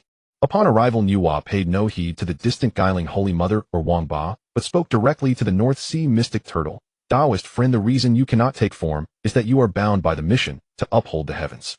Now that the time has come, it is yours to fulfill. The 6 paths of reincarnation have been established. Even if your body supports the heavens, you will not perish utterly. Nuwa's beautiful eyes fixed upon the North Sea mystic turtle, awaiting its response. Should it refuse, she would have no choice but to subdue it by force. Wang Ba, perched on Guiling Holy Mother's shoulder, awaited the turtle's answer with eager anticipation. Before Nuwa's arrival, he had communicated with the North Sea mystic turtle via telepathy, sharing the relevant primordial era plot he knew. As a fellow member of the mystic turtle clan, this was all Wang Ba could do, and he had done his utmost. As for the North Sea mystic turtle's choice, it was left to its own discretion. The North Sea mystic turtle stirred slightly, The waters of the entire sea instantly churned. Soon its colossal form was fully revealed. Undeniably, the turtle capable of holding up the heavens possessed an incomparably vast body. Its enormous head turned toward Niwa, and its two orbs, each the size of a planet, rolled a few times. Then it nodded and said, "I consent to use my body to support the heavens." Seeing that the North Sea mystic turtle had agreed, Niwa nodded lightly and said, "Follow me. I will soon extract your soul and help you attain a favorable reincarnation. In your next life you will no longer be bound by fate and can take form as normal." The North Sea mystic turtle nodded again, then departed with Niwa. Moments later, Niwa's form rose into the air, using the North Sea mystic turtle's limbs to replace the 4 celestial pillars and prop up the Heavenly Dao of the primordial world. The turtle's shell material was used to repair the rifts that had torn the heavens and earth apart. The instant the primordial world was restored, a vast surge of merit power descended, then split in two. One part merged into Niwa, elevating her from the early stage of Sage Third Realm to the peak of Sage Third Realm. The other part fused into the North Sea mystic turtle's soul. With Niwa's mending of the heavens, the primordial world returned to stability, but due to the earlier Great War, the Wu and Yao tribes were gravely weakened, left with only a meager remnant of their former strength. Hovering midair, Niwa's beautiful eyes turned frosty as she swept her gaze over the remaining forces of the Wu and Yao tribes below. With a cold voice she spoke, "You shall all fend for yourselves." With these words, Niwa gracefully waved her jade hand. A rift tore open in the void. Carrying Fushi's corpse and the North Sea mystic turtle, she stepped into the spatial fissure and vanished instantly. At the same time as Buzhou Mountain collapsed and the Wu tribe fell, Panga's imprint on the primordial world weakened further. The Heavenly Dao's hold over the world deepened, and its power surged, reaching the later stage of mixed origin supreme golden immortal. After the breakthrough, the Heavenly Dao returned control of the body to Hongjuan, while the Heavenly Dao itself withdrew to consolidate its newly gained strength. Many grand cultivators of the primordial world breathed sighs of relief as they witnessed the Wu and Yao tribes' war end in mutual destruction and gradually withdrew their divine senses. Thus the calamity of Wu and Yao came to a close. Beyond the primordial world stretched the endless chaos. For sages traversed this chaos, attempting to track the chaos bell. But once the chaos bell entered the void, it vanished like a fish into the ocean. No matter how the 4 sages searched, they found not a trace. Left with no choice, they had to return to the primordial world. Had a Heavenly Dao-level power been present, they would have noticed that the chaos bell was not far from the 4 sages, merely shielded by a barrier of energy. Primordial world netherworld blood sea stretched lazily on his executive chair. Minghe took a sip of juice pressed from innate spiritual fruits. The sweetness spread across his tongue, adorning his face with an expression of supreme contentment. No matter how tumultuous events reshaped the primordial world, nothing could disturb Minghe's enjoyment of this fine life. Click! Minghe snapped his fingers crisply. In the next instant, 4 figures appeared before him like phantoms. These 4 women had voluptuous figures, lithe curves, and seductive eyes that exuded a unique charm. These 4 women were the 4 princesses of the Azura clan. In the original trajectory of the primordial world, the Azura clan was created by Minghe in imitation of Niwa's creation of humans to attain sagehood. In this race, male Azuras were burly and tall, with formidable cultivation talent, yet their faces were exceedingly ugly. Female Azuras, by sharp contrast, were all voluptuous and stunningly beautiful. Minghe had once wondered why the Minghe of the original timeline had set them up this way when creating the Azuras. Perhaps it was due to some peculiar preference. After all, men, those in the know would understand. Thus Minghe did not dwell on the question. At the time of Niwa's apotheosis, to avoid arousing the Heavenly Dao's suspicion, Minghe had created the Azura clan according to the original primordial era's trajectory. Now these 4 women with sultry figures and enchanting eyes were the 4 princesses of the Azura clan. "Greetings, ancestor." The 4 female Azuras chorused their salutations. Minghe gave a slight nod, a hint of satisfaction curling the corners of his mouth, and softly said, "Begin your work." "Yes," the 4 princesses answered in unison. The eldest princess lightly approached Minghe's shoulder, her fingers deftly kneading his shoulders with gentle pressure. Every press was just right, bringing Minghe immense comfort. The second princess fetched a basin-shaped low-grade, innate spiritual treasure that had been born from primordial creation. With a small wave of her hand, the ambient spiritual energy gathered and instantly condensed into spiritual liquid, falling into the basin-shaped treasure. Bubbling softly, the spiritual liquid in the basin churned. In a flash, the temperature of the liquid reached a delightful comfort level. The second princess took hold of Minghe's soles and carefully began a foot massage. The 6th princess sat quietly to the side, gently peeling spiritual fruits akin to grapes and feeding them to Minghe. Seeing that her 3 older sisters had monopolized all the tasks for serving the ancestor, the youngest princess was nearly in tears. In her anxiety, she blurted out without thinking, "Ancestor, I'll give you an oil back massage." Upon hearing this, Minghe, he involuntarily spat out the grape-like spirit fruit he had just brought to his mouth, his gaze shifting toward the little princess. The little princess' cheeks flushed crimson under Minghe's gaze. In the next moment, as if mustering every ounce of her courage, she stepped forward slowly and tightly grasped Minghe's arm. She began to gently sway her two soft mounds bobbing and pleaded coquettishly, "Ancestor, I want to serve you." This could not be blamed on the little princess being overly forward. Ever since Minghe proposed establishing a dedicated foot massage team, every sister who provided him with a full foot massage service had received generous rewards from Minghe. Thanks to Minghe's rewards, the little princess' eldest sister, the Grand Princess, had already reached the great Luo Golden Immortal Realm, becoming the strongest warrior of the Azura clan. One must know that the Azura clan was created alongside the human race, and judging by the speed of human cultivation, one could understand how quickly the Grand Princess had advanced. Minghe's arm brushed against the softness of the little prince's curves, and his usually stoic old face involved. Seeing that her action had worked, a flicker of triumph gleamed in the little princess' eyes. Thus she intensified her assault, cooing pleadingly, "Ancestor, pretty please." Faced with such a fierce offensive, Minghe's resolve wavered slightly. After all, it's just a proper essential oil back massage, so why not once? Yet as soon as this thought emerged, what Minghe had witnessed in the Yuan Zun world struck like a bucket of cold water, instantly cooling Minghe down completely. If what Minghe saw in the Yuan Zun world is true, then isn't this world merely created by some despicable author? Minghe continued to ponder, then everything I do would be fully exposed to that author, wouldn't it? If I agree to Xiao Jiu's essential oil back massage request, wouldn't that be like putting on a live show for that despicable? At this thought, Minghe hastily shook his head and quickly pulled his arm free from the little princess' embrace. "Xiao Jiu, don't do this again. You're still young. Do you even know what an essential oil back massage is? Listen to your ancestor and go play somewhere else." The little princess shook her head, crying, "No, no." Minghe ruffled her hair and said helplessly, "Aren't you just coveting your ancestor's treasures? Come and massage your ancestor's legs, and this time it'll give you full marks." Upon hearing this, a glint of joy flashed in the little princess' eyes, and she asked eagerly, "Ancestor, are you telling the truth?" Minghe nodded slightly, a faint smile curling at the corners of his mouth, and said softly, "Your ancestor always keeps his word. How could I lie?" The little princess, overjoyed, hurried forward and dutifully began to massage his legs. Minghe luxuriated in this imperial treatment, a wave of contentment washing over him. Who cares if this world is constructed by some despicable author? At least I'm enjoying myself. Minghe mused inwardly. Generally, those despicable authors have to slave away, typing furiously. Thinking of it this way, I seem to be more at ease than them. Even if they are more powerful, so what? They still don't have the pleasure I have. At this moment, Minghe's mind was clear, and he indulged wholeheartedly in the devoted service of the 4 Azura princesses. Meanwhile, at the chaotic edge outside the primordial world, the scenery was picturesque, the clear sky as blue as a wash, resembling a paradise. Or rather, it was indeed a paradise. Streams of purplured mist continuously flew out from a crimson crystal.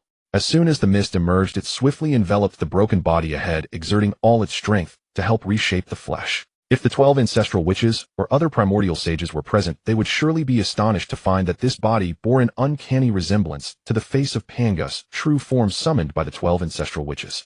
At this moment, nourished by the purplured mist, the body's strength reached the level of the second heaven of the Hunyuan Duo Golden Immortal, identical to the soul intensity of Minghe. As if a trace of aura had leaked a will from beyond the chaos instantly since the provocation. Boom! Torrents of immensely powerful forces relentlessly struck the outermost barrier, producing ear-splitting thunderous roars. Each attack that landed on the outermost barrier tore open a shocking massive crack on the barrier. Fortunately, every time a crack appeared, a surge of rule energy would swiftly repair it, firmly isolating the Thus the cycle repeated, and this fierce clash continued for a long time. The earth-shattering sounds produced by the collision, weakened by layers of barriers, had become extremely faint by the time they reached the innermost barrier protecting the chaos, where the primordial world lay almost inaudible. After a long time, the attacks outside the barrier finally ceased. Seeing this, an ethereal spirit sighed in relief. The spirit gazed at the body shrouded in mist, then looked across the endless chaos toward Minghe within the primordial world, murmuring softly, "Time is truly running out. This is probably the last chance." Perhaps due to the barrier's vibration, the original trajectory of this chaotic inner world shifted, causing a world that had no connection with the primordial world to begin drawing closer to it. Netherworld Blood Sea. At this moment, Minghe, who was enjoying the full service, furrowed his brows, sensing that something unpleasant was about to happen. As a powerful being at the Hunyuan Duo Golden Immortal level, Minghe trusted his premonition deeply. He had to take the initiative to split a strand of his consciousness and communicate with his other avatars to make some preparations in advance. On the other side of the Netherworld Blood Sea, in the residence of Zitong and Mingtian. Seizing this moment, Zitong began to check her accumulated energy over this period. Through the feedback of Li Yang's Many Children, Many Blessings module and Wang Bas Diary module, Zitong discovered that the energy within her Saint LV5 system had grown from over 20 to over 80. Just then the 10th Ascendier deadline arrived. Along with the refresh of the summoning transmigrated chants, Zitong's experience in assisting Li Yang and Wang Ba through system avatars began to settle. The advancement of a system was vastly different from that of a cultivator. It required not only an infusion of rule energy, but also interaction between the system and its host, as well as experience generated from assisting the host. Only when the experience points from advancement and the energy of the rules both meet the standard can the system successfully upgrade. Zitong widened her titanium alloy system eyes, staring intently at the suddenly settled experience points. Her already human-like little face was now even more filled with shock. Her mouth slightly opened, she was rendered speechless by the numbers before her. Yet the shock did not last long, it was soon replaced by overwhelming joy. Minghe, who was sitting cross-legged nearby, also noticed Zitong's change. He calmed the energy within him slowly, opened his eyes, and withdrew from his meditative state. Looking at Zitong laughing in the distance, he asked softly what happened. Why are you laughing so happily? In response to Minghe's question, Zitong's laughter grew even louder, echoing with ha. After laughing, Zitong raised her head proudly, her eyes gleaming with confidence. She said, "Host, give me 10,000 years. In 10,000 years I'll protect you. Even if a saint comes, I can keep you safe." Through their time together, Zitong had gradually figured out Minghe's personality. Though he had enslaved her, he never forced her to do things she didn't want to do. Instead, he treated her quite well. This feeling puzzled Zitong. She couldn't understand how someone with such a laid-back, Buddha-like temperament could cultivate to the quasi-saint level in the primordial world, a world of the strong preying on the weak, a dog-eat-dog realm. Sometimes Zitong even felt that the Minghe before her resembled the naive university students she encountered while searching for hosts on Blue Star, their eyes full of innocent foolishness. That kind of foolishness could only be cultivated through persistent lying flat. But precisely because of this state of Minghe, Zitong dared to joke with him from time to time. Minghe looked at Zitong's smug expression and couldn't help but smile, teasing her lightly, oh so confident. Zitong proudly exclaimed, of course. Earning experience points using the modules of a saint-level LV5 system is incredibly satisfying. It's like having a high school student solve elementary math problems, a piece of cake. As she spoke, excitement filled her eyes. She began mobilizing the system to absorb the energy within her body, preparing for the upgrade. Once I finish upgrading, we can continue summoning transmigrators with soul possession. Minghe had never seen how a system upgraded. Curiosity stirred within him. He nodded slightly and fixed his gaze on Zitong. Without any hesitation, the energy within Zitong's body converged into her soul, continuously strengthening. As time passed, Zitong's soul power kept breaking through. Originally already close to the peak soul level of Tai Golden Immortal, she soon crossed the threshold and ascended to the level of Daluo Golden Immortal. At that moment, Zitong fully became a LV3 system. However, the experience points fed back by the two modules were not exhausted, continuing to push her soul upward. Boom, boom, boom. With several deafening roars, Zitong's soul level soared rapidly, reaching LV3, 101, 251, 6000 in the blink of an eye. As her soul reached the Daluo Golden Immortal level, a hint of contemplation flashed in Zitong's eyes. She decided no longer to appear as a ball of light, but began to transform quickly. Soon a delicate, exquisite figure resembling an 8 or 9-year-old girl appeared before Minghe. Seeing the greatly changed system, Minghe's eyes widened in bewilderment. You. Zitong's adorable little face was full of pride. She shook her head smugly and said, "Since I finally made it to the primordial world, wouldn't it be a waste not to turn into a primordial Dao body and have some fun?" Minghe shook his head and said softly, "Do as you please. Oh, by the way, has the chance to summon transmigrators?" Zitong blinked her lively big eyes and nodded. "Yes, it's refreshed. I'll go summon a soul possessor right away." With that, Zitong concentrated, mobilizing the powerful system rule energy within her. A faint purple glow surrounded her, and she vanished instantly, speeding toward Blue Star. Minghe gazed at Zitong's departing figure, lost in thought. An idea that could maximize the value of transmigrators crossed his mind. If this idea proved feasible, then in the future, he might gain a method to help others achieve Hunyuan. With this thought, Minghe sent a mental command, instantly establishing a connection with Minghe, another blood godson clone of Minghe, deep within the Blood Sea. At the core of the Blood Sea, a black shadow shot out from the depths, with a whoosh landing steadily before Minghe. Their eyes met, and they instantly understood each other's thoughts. Minghe gently patted Minghe on the shoulder and said in a low voice, "Go back into seclusion first. Break through to the mid-Hunyuan Golden Immortal stage as soon as possible. I'll take over here." Minghe nodded solemnly. "All right. In that case, I'll return to the Blood Sea to cultivate." As his voice faded, his body turned into a streak of light and quickly merged into the Blood Sea, beginning his secluded cultivation. Meanwhile, on Blue Star, Zitong, using the spatial coordinates left earlier, had quietly returned to this. Zitong glanced around lightly, finally fixing her gaze on a medical ward on Blue Star. As everyone knows, generally speaking, 9 out of 10 transmigrators come from hospitals. The reason is simple: these transmigrators often encounter tragic circumstances before death, are rushed to the hospital for rescue, but ultimately failed to survive, ending their lives in the hospital. Inside a ward for vegetative patients. Woman, you've caught my attention. You won't escape my grasp.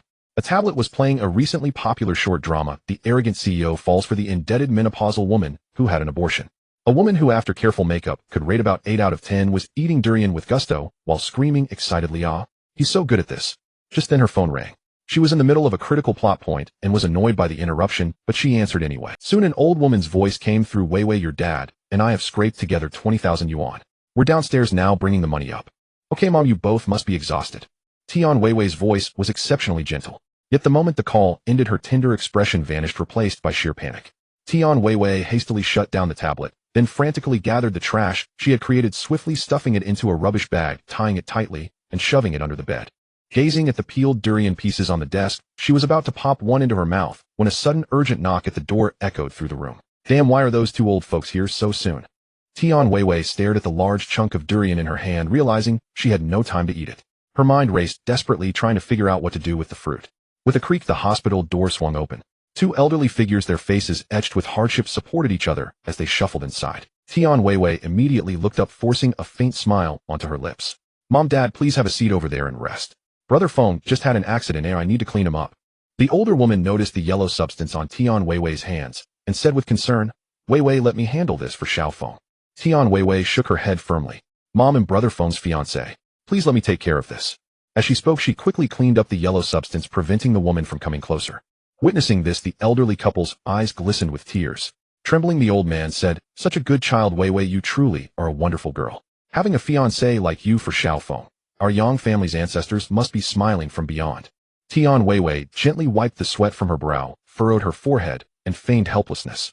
Mom, Dad, please don't say that. By the way, the doctor said the initial cost for Brother Feng's surgery is 20,000 yuan. Hearing this, the woman's face grew somber. She quickly pulled out a black plastic bag from her pocket and carefully opened it.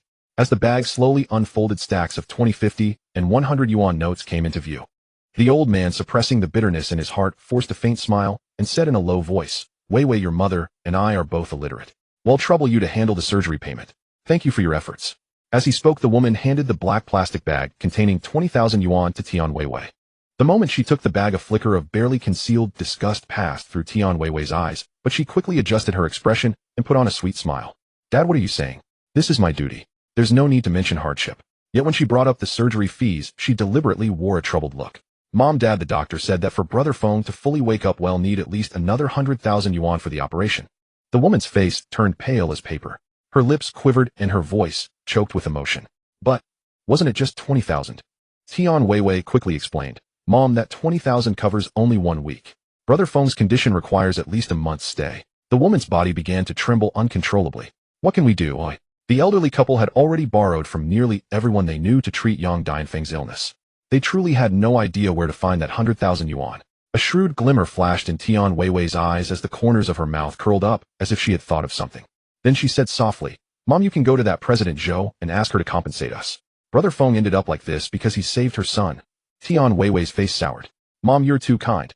Listen to me. Brother Feng ended up in this state entirely because of that President Zhou. She should pay for it. Tian Weiwei's face soured. Mom, you're too kind. Listen to me. Brother Feng ended up in this state entirely because of that President Zhou. She should pay for it. The woman wanted to say more, but the old man tugged at her sleeve. His eyes gleamed with determination. He gave Tian Weiwei a strained smile and consoled her. Weiwei, we'll go back and think of a way. We'll definitely come up with the 100,000. Tian Weiwei nodded, though impatience simmered within her. She added, Mom, Dad, the doctor says this is a critical period for Brother Feng. If we miss it, he might never wake up.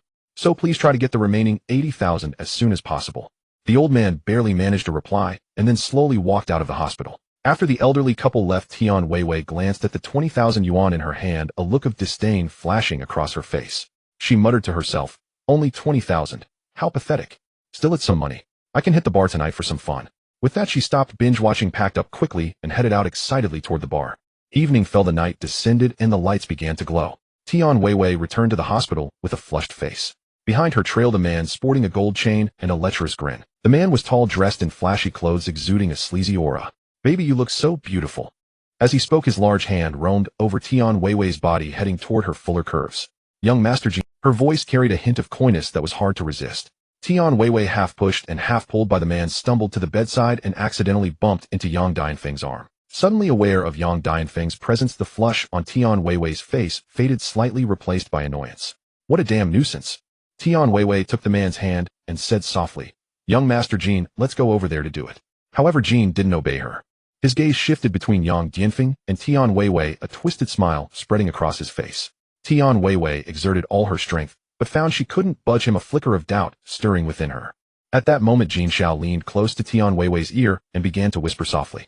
Upon hearing his words, Tian Weiwei's face, already flushed like a ripe apple under the influence of alcohol, turned an even deeper crimson. "Jin Shao, isn't this inappropriate?" Tian Weiwei's voice was as faint as a mosquito's buzz, tinged with shyness and hesitation.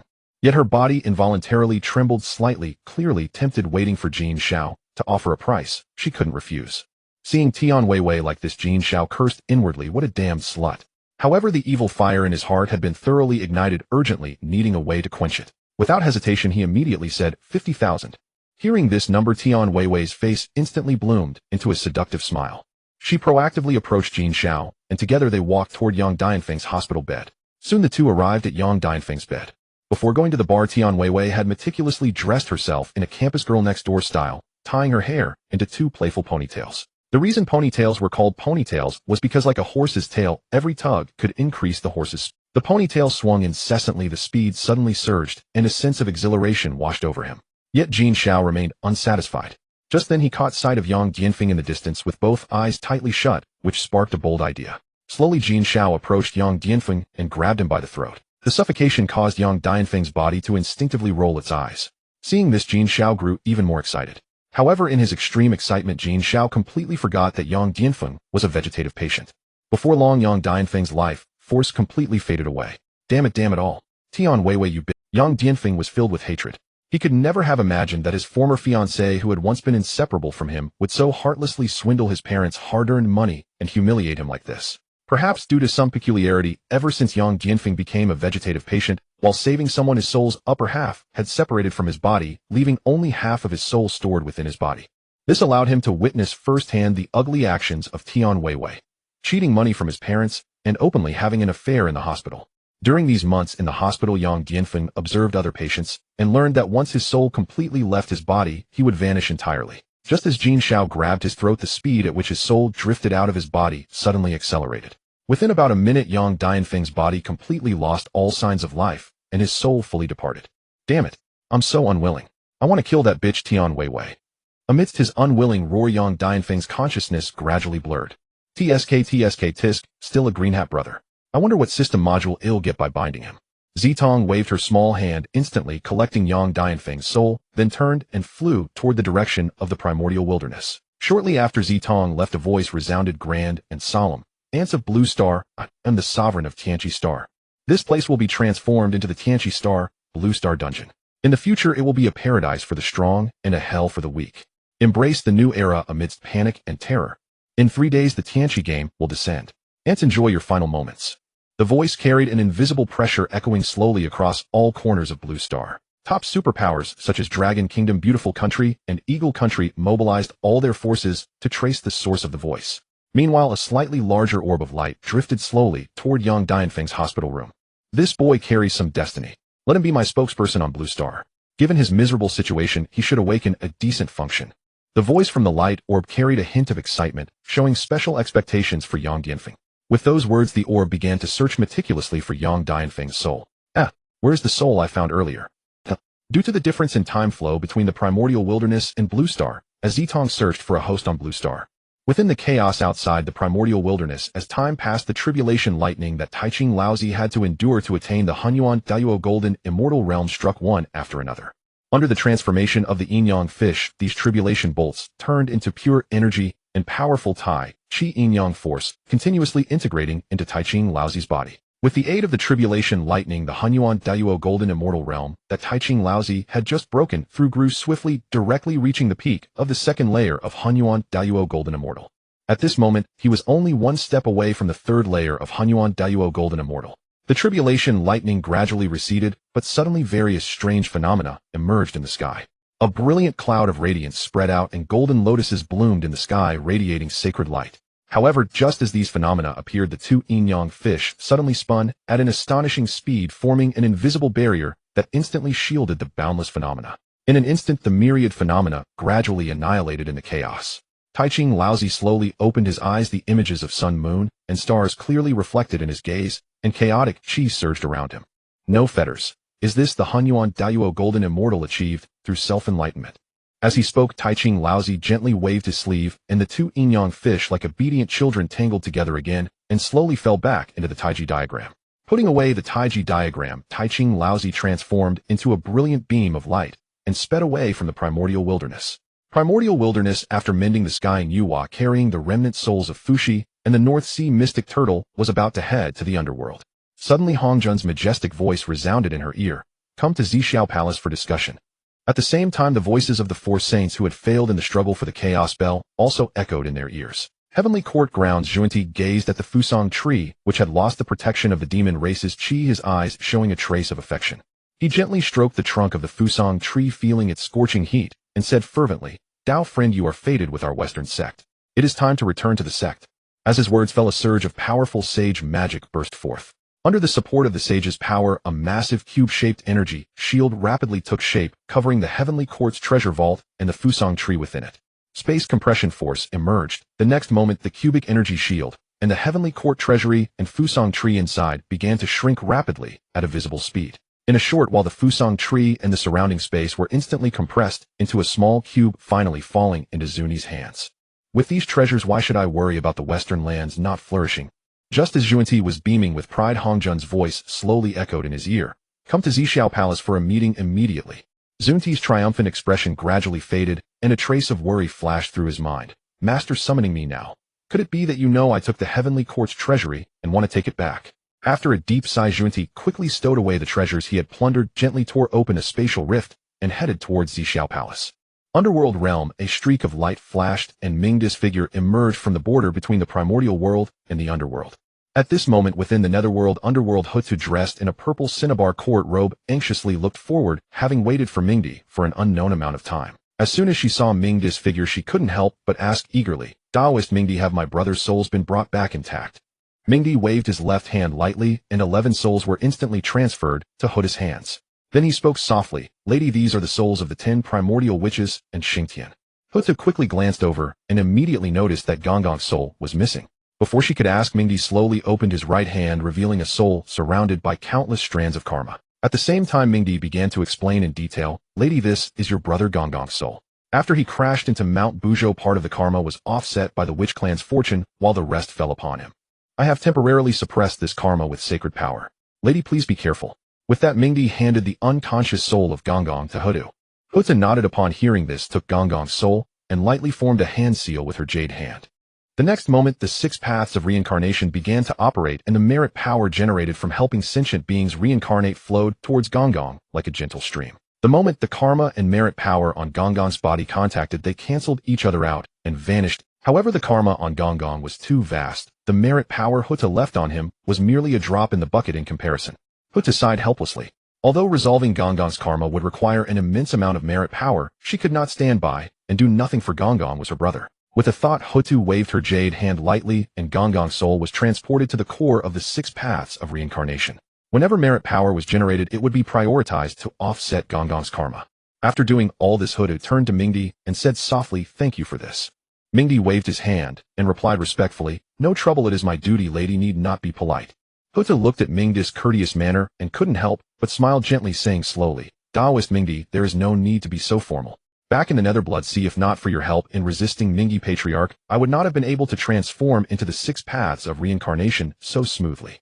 Daoist Minghe, from now on let us address each other as Daoist friends. Then I thank you, Daoist Hutu. Minghe cupped his hands in gratitude. This time Hutu had sent Minghe to the primordial world with 2 important missions: first, to safely bring back the remnant souls of the primordial witches to the underworld, and second, to search for traces of the Earth Book. Since he was now reporting back, Minghe naturally had no reason to conceal anything.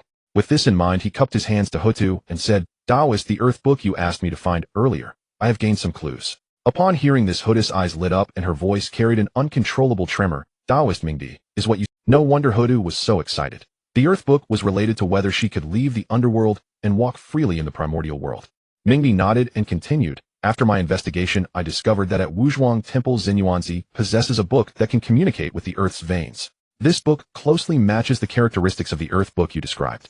I speculate that the book in Xinyuan's hands is very likely the Earth book. Hutu pondered upon hearing this, though whether the other party truly held the Earth book would require her to see it in person to confirm. However, the current difficulty was that Hutu could not leave the underworld at all. As if sensing Hutu's predicament, Minghe kindly suggested, Taoist, if it is inconvenient for you to go in person, you can leave a wisp of divine sense with me, and I can make this trip on your behalf. Then I thank you, Taoist Minghe. Minghe waved his hand, and replied with a smile, Taoist, no need for courtesy. Then I thank you, Taoist Minghe. Minghe waved his hand, and replied with a smile, Taoist, no need for courtesy. I shall now take a trip to Wuzhuang Temple. With that, Minghe's figure flickered, and he left the underworld once again, speeding towards the primordial world. Watching Minghe's receding figure, a faint smile formed on Hutu's lips. She turned and went to the 6 paths of reincarnation, beginning to arrange matters for her brothers and sisters. In front of Zixiao Palace, space trembled repeatedly, and spatial rifts continuously appeared. 6 saints slowly emerged from the spatial rifts, nodding to each other as a greeting. Haotian and Yaoqi pay respects to senior brothers and sisters. The 2 gatekeeping boys in front of Zixiao Palace bowed respectfully to the 4 saints before them. Haotian and Yaoqi were the gatekeeping boys of Dao ancestor Hongjuan, and the 6 saints before them were all Hongjun's disciples. In terms of seniority, it was appropriate for them to address the 6 saints as senior brothers and sisters. However, saints in the primordial world held a revered status, transcending above billions of beings. Those who had not attained sainthood did not even have the qualification to be given a second glance. In response to the 2 boys' courtesy, the 6 saints, out of respect for Dao ancestor Hongjuan, merely nodded slightly and walked directly into Zixiao Palace. Watching the backs of the 6 saints, little Haotian's eyes revealed a look of longing. Seeing this, little Yaoqi gently tugged at little Haotian and whispered, Stop daydreaming, let's hurry and close the door together. Oh. Little Haotian snapped back to reality quickly, withdrew his envious gaze, and together with little Yaoqi, they closed the great door of Zixiao Palace tightly. Within the Zixiao Palace, the moment the 6 saints entered, they beheld from afar Hongjuan clad in a purple Taoist robe, seated cross-legged on a cushion. Sensing the profound ocean-like aura emanating from Hongjuan, the 6 saints, despite their varied expressions, all stepped forward, performed the disciples' rite, and respectfully declared, We pay homage to our master. As if roused by the salutation of the saints, Hongjun slowly opened his eyes. His gaze swept over the 6 sages, pausing briefly on Taiching Laozi before he nodded slightly and spoke with indifference, Rise. Upon hearing Hongjun's words, the 6 saints rose slowly. Yet in that instant, Taiching Laozi keenly detected that Hongjun's gaze had lingered on him a moment longer.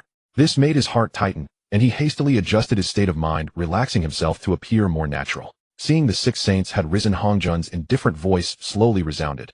I have summoned you here today to discuss a matter of great importance concerning the primordial wilderness. The saints perked up their ears, their hearts filled with curiosity. For even Hongjuan, the teacher of saints, to deem it a major affair, this matter was undoubtedly extraordinary. Among those present, only Taiching Laozi showed no surprise.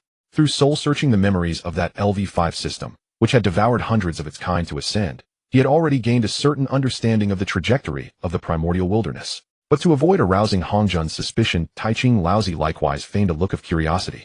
Facing the saints' inquisitive gazes, Hongjun spoke indifferently. Now that the war of Wu and Yao has concluded, the primordial wilderness requires a true authority to govern order. Therefore, I intend to rebuild the heavenly court to administer the order of the primordial wilderness. What do you think? The saints exchanged glances, inwardly grumbling. You have spoken, so do we have the right to refuse? With that thought, the saints responded in unison, We have no objections, master. Hongjun nodded with satisfaction and continued, Then let us discuss the candidate for the Heavenly Emperor. The position of the Heavenly Emperor is of utmost importance. Only one with both virtue and talent can fulfill it. Do you have any suitable candidates to recommend? As Hongjun's words fell, the saints' eyes began to shift, as if they were deep in thought. At this moment, the word fortune flashed into the saints' minds. From the past experiences of the Wu and Yao clans, it was evident that fortune was of paramount importance to any faction. Leaving aside other aspects, take the 10 great Yao saints. They managed to break through to the early quasi-saint stage solely because of the immense fortune of the Yao clan. For instance, the Yao Saint Jiming, though he survived the Wu Yao tribulation, had his strength plummet from the peak of the early quasi-saint stage back to the peak of the great Luo golden immortal stage, as the fortune of the Yao clan had been exhausted. Thus it can be seen how immense the influence of fortune is on one's power. Once the heavenly court is re-established, it will surely gather vast fortune. If the newly appointed heavenly emperor were their own disciple, would not this flourishing fortune be enjoyed even by them, the sage-level beings? At this thought, the saints could no longer remain composed. Zunti's eyes rolled slyly, and he was the first to speak in recommendation. Master, my senior brother, and I have a disciple named Mile who has already reached the peak of the golden immortal stage. Given his innate talent and comprehension, he should have no trouble becoming a quasi-saint in the future. As for his moral character, my senior brother, and I can guarantee that Mile, is beyond reproach. Having said this, Yuanti even nudged Jane as if reminding him to chime in. Jane naturally understood his junior brother's intent and quickly nodded in agreement. Master, what my junior brother said is true. Mile certainly meets your requirements. Seeing this, Yuanti nodded even more frantically, his gaze full of anticipation fixed straight on Hongjun. At this, Yuanshi Tianzuan could no longer hold back. Master, I believe the Heavenly Emperor should be the one with the most outstanding innate foundation and ability. I have also seen the disciples of junior brother Jane and junior brother Junie. Though they are indeed extraordinary in terms of fortune, they are slightly inferior to the 12 golden immortals of my Chan sect. Therefore, I recommend my disciple Guangchengzi to be the Heavenly Emperor of the new Heavenly Court. Hearing this, Yuanti and Jane shot Yuanshi Tianzuan a glaring look, their eyes filled with clear hostility. Sensing the hostile gazes, Yuanshi Tianzuan paid them no heed, merely letting out a cold humph before. At this point, seeing that disciples from the Western sect and the Chan sect had already been put forward, Tontian Jiaozhu no longer hesitated and spoke. Master, if we are to discuss strength, I believe my senior disciple of the Jie sect, Duobao, is the most suitable. Duobao broke through to the Tai Golden Immortal Realm 10,000 years ago, being the first among the second-generation disciples of the Xian Gate to achieve this level.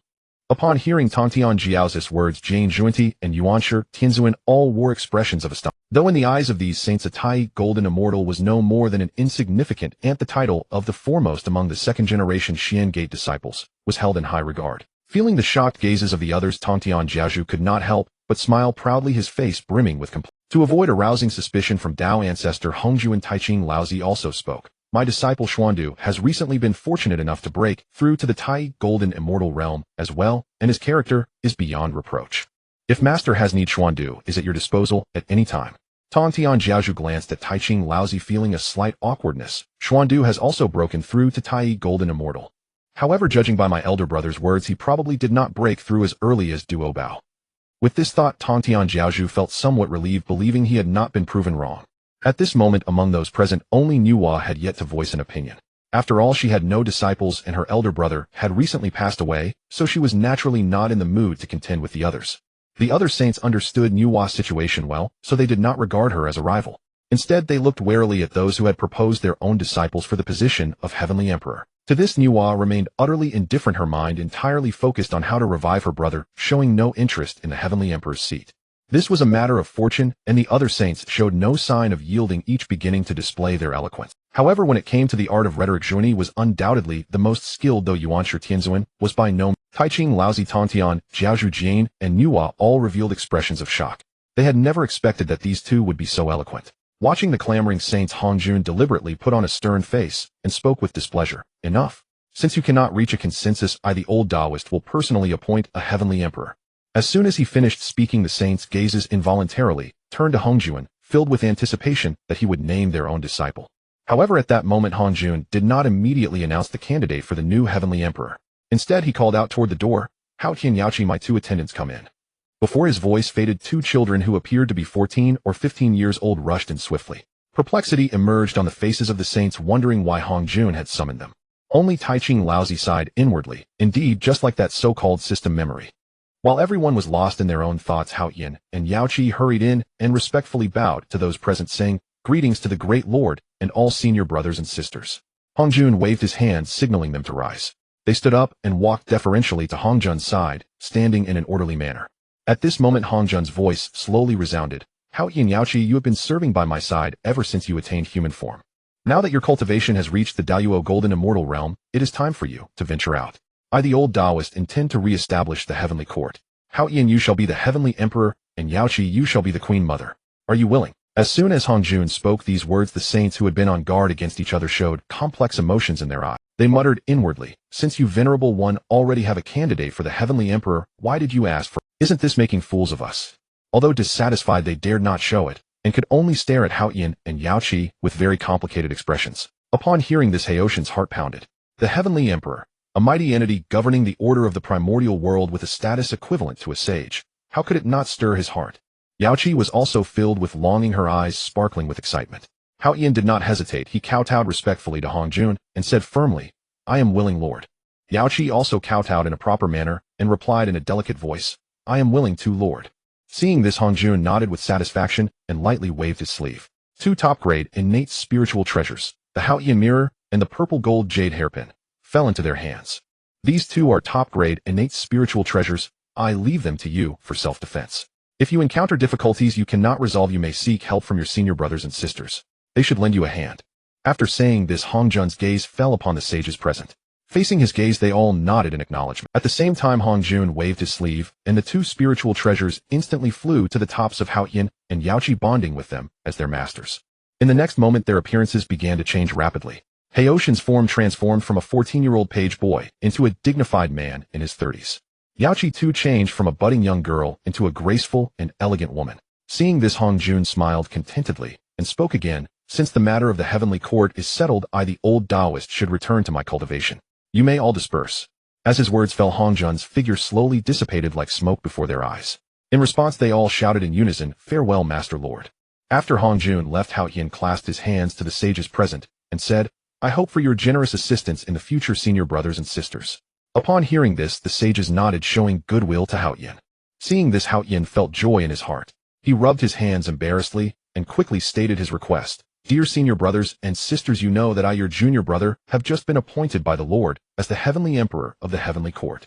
Now I need to rebuild the Heavenly Court, but I have no capable subordinates under me. I wonder if you could lend me some." As soon as he finished speaking, Haotian looked at the sages with hopeful eyes. Facing Haotian's gaze, Zhuanyi spoke, without blushing. "Junior brother Haotian, it's not that I, your senior brother, don't want to help, but the West is too barren. Unlike the East, where there are many disciples, each with extraordinary roots, and even some who have reached the Tai Golden Immortal Realm. More than one, in fact. In the West, we don't even have many disciples at the Golden Immortal Realm. I want to help you, but I truly lack the means. Isn't that right, senior brother Jane?" Zhuanyi nudged Jane. Jane nodded in response. "My junior brother speaks the truth. The West is indeed barren, and I am unable to help junior brother Haotian despite my wishes." Zhuanyi deftly shifted the responsibility to the three pure ones, secretly pleased. "Earlier you boasted about how excellent your disciples were. Now let your excellent disciples help that poor child Haotian."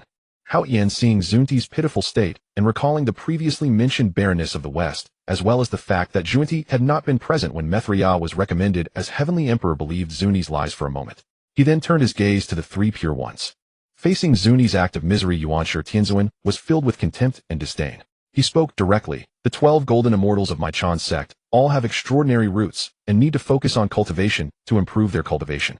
They have no time to help you rebuild the Heavenly Court. Seek someone else, junior brother Haotian." After saying this, a glint flashed in Yuanshi Tianzuan's eyes as if he suddenly thought of something. He continued, "If junior brother Haotian lacks manpower, you might seek help from junior brother Tongtian. His Jie sect is said to have 10,000 disciples coming to court. It should be no problem to spare a few disciples to help." At the same time, Yuanshi Tianzuan sent a telepathic message to Tongtian Jiaozhu. "Junior brother Tongtian, take this opportunity to hand over those disciples of your Jie sect with poor character to Haotian. This way you not only gain Haotian's favor, but also improve the murky environment of the Jie sect." However, Yuanshi Tianzuan's well-intentioned reminder failed to consider Tongtian Jiaozhu's feelings. Some things, when decided for others without their permission, often provoke resentment. The Lord Tongtian transmitted a voice to the Primordial Heavenly Venerable, saying, "The affairs of my Jie sect require no excessive concern from you, my second elder brother."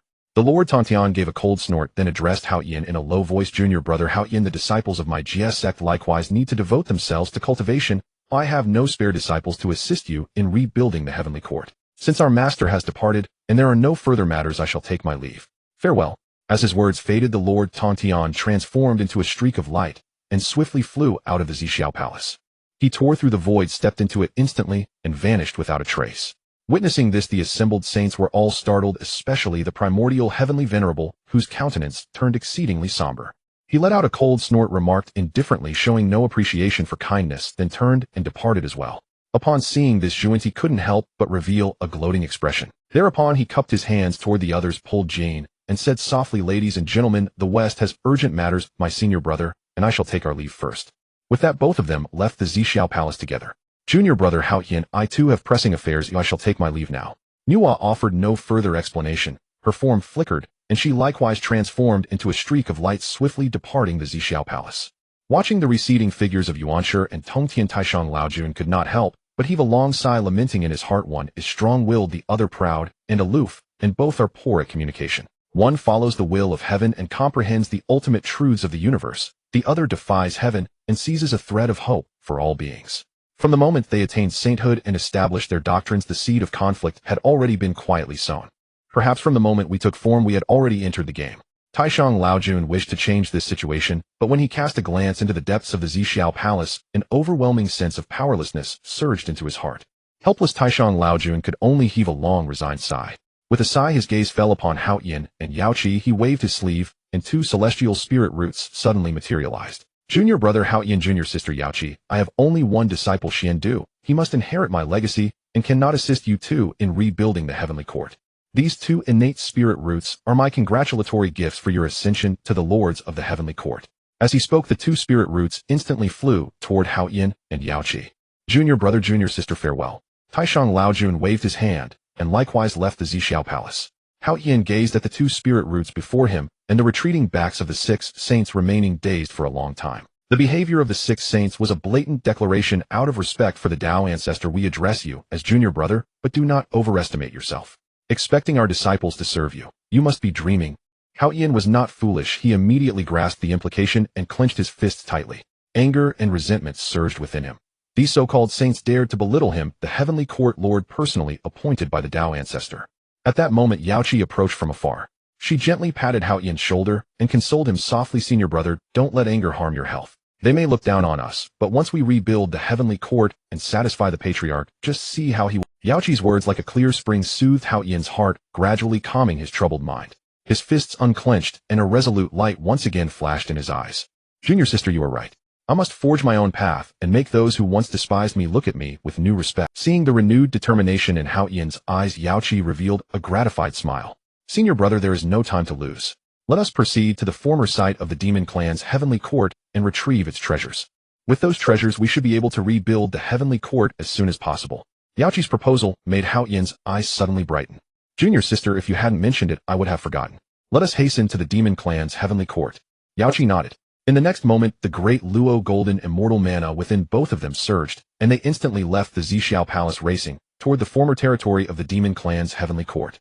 Two naive little rabbits, little knowing that the treasures of the heavenly court had all been karmically taken by Junti the big gray wolf. While Zitong was en route to blue planet, Minghe was likewise not idle. On one hand, following Mingtian's conception, he began altering the structure of his inner world and constructing an entrance connecting his inner world to the primordial world. On the other hand, he started refining blood god avatars within his body. Minghe, as a mid-stage Hunyuan golden immortal cultivator who attained enlightenment through the world law as a clone of Minghe, possessed an inner world that had already reached the level of a small kiliacosm, with its strongest inhabitant having attained the golden immortal realm. Considering only the top-tier combat power, Minghe's small world fully met the conditions for advancement to a medium kiliacosm. By leveraging the boost from the entire medium kiliacosm, his own strength could even break through to the Hunyuan Dayuo golden immortal realm. However, the promotion of a world depends not only on top-tier combatants, but also on overall strength and, crucially, the Chosen of Fortune. The Chosen of Fortune is the bearer of a world's destiny. The height they can reach directly determines the world. One who cultivates the world Dao is akin to the creator god of that world. If such a deity attempts to become the world's own chosen to drive its advancement, this act is not recognized by the rules. And the criterion for this rule lies precisely in the souls of the creator god and the Chosen of Fortune. Previously, in order to break through his bottleneck, Minghe had nurtured hundreds of false chosen in his inner world, intending to select the most suitable one to help his world ascend. Yet after hearing Mingtian's idea, his original plan was abandoned. Mingtian's idea was simple. Since a transmigrator possesses an external cheat system, their path to rise would naturally be unimpeded. Even if they could not become a quasi-sage or saint, achieving the great Luo golden immortal realm would be a trivial matter. After all, that cheat system was at least a saint-level system module. Why then shouldn't Minghe harness the power of transmigrators to accelerate his inner world's ascension? At that time, not only would the improvement of the transmigrator's own strength be fed back to the original Minghe, but the benefits of world ascension would also help the clone cultivating the world law enhance its power, and this portion of power would likewise be continuously channeled back to Minghe. In this way, the value of the transmigrators would be exploited to the fullest, further squeezing out their potential. While Minghe was occupied, a spatial vortex silently emerged. Zitong stepped out slowly, carrying a fragile soul in her hand. The moment Zitong returned to the primordial world, she spotted Minghe in the distance and furrowed her brows. Though the two were identical in appearance, Zitong possessed an innate intuition that the person before her was not the same Mingtian she had left behind. Combined with that vague sensation and Ming's unique ability to effortlessly create physical bodies, a bold conjecture gradually took shape in Zitong's mind. Despite her suspicions, the other party showed no intention of addressing the matter, so Zitong wisely chose to feign ignorance. Sensing Zitong's return, Minghe slowly opened his eyes and scrutinized the system. After a moment, Ming's gaze settled on the soul in the system's hand, and he spoke softly, "Is this the new Transmigrator?" Zitong nodded, gently replying, "Indeed it is he." Minghe waved his arm, and a faceless blood avatar clone possessing the foundation of a top-tier primordial being materialized before Zitong. "This is the physical body I have refined. Help this Transmigrator fuse with it and activate the system." Due to the upgrade in Ming's own foundation by one minor level, the foundation of the blood avatar clone he condensed also improved accordingly. Seeing this, Zitong waved her delicate hand, and a surge of system energy descended upon Yang Dianfeng. The energy was exceptionally gentle, immediately commencing the fusion of Yang Dianfeng's soul with the blood avatar clone. As Zitong devoted herself to aiding Yang Dianfeng's fusion, a command from Minghe instantly transmitted into Ming's mind. A flicker of astonishment passed through Ming's eyes, but he quickly regained composure. "Zitong, how much rule energy do you currently possess?" While assisting Yang Dianfeng in fusing with the blood avatar clone, Zitong glanced at the energy bar within her system body and replied softly, "Currently, this body holds 83.5 energy. According to our previous agreement, you and I each get half, so 41.75 belongs to you. What happened? Is something wrong?" Hearing this figure, Minghe frowned slightly, then began to display his acting skills, feigning a worried expression. "Zitong, after you help this Transmigrator complete the fusion, please convert my portion of the energy into spiritual treasures. I have a premonition that not long from now the Netherworld Blood Sea may face a great crisis. I sense that during this crisis, even my life might be in danger. You should understand that in the primordial world, karma is real and omens of danger do not appear without reason.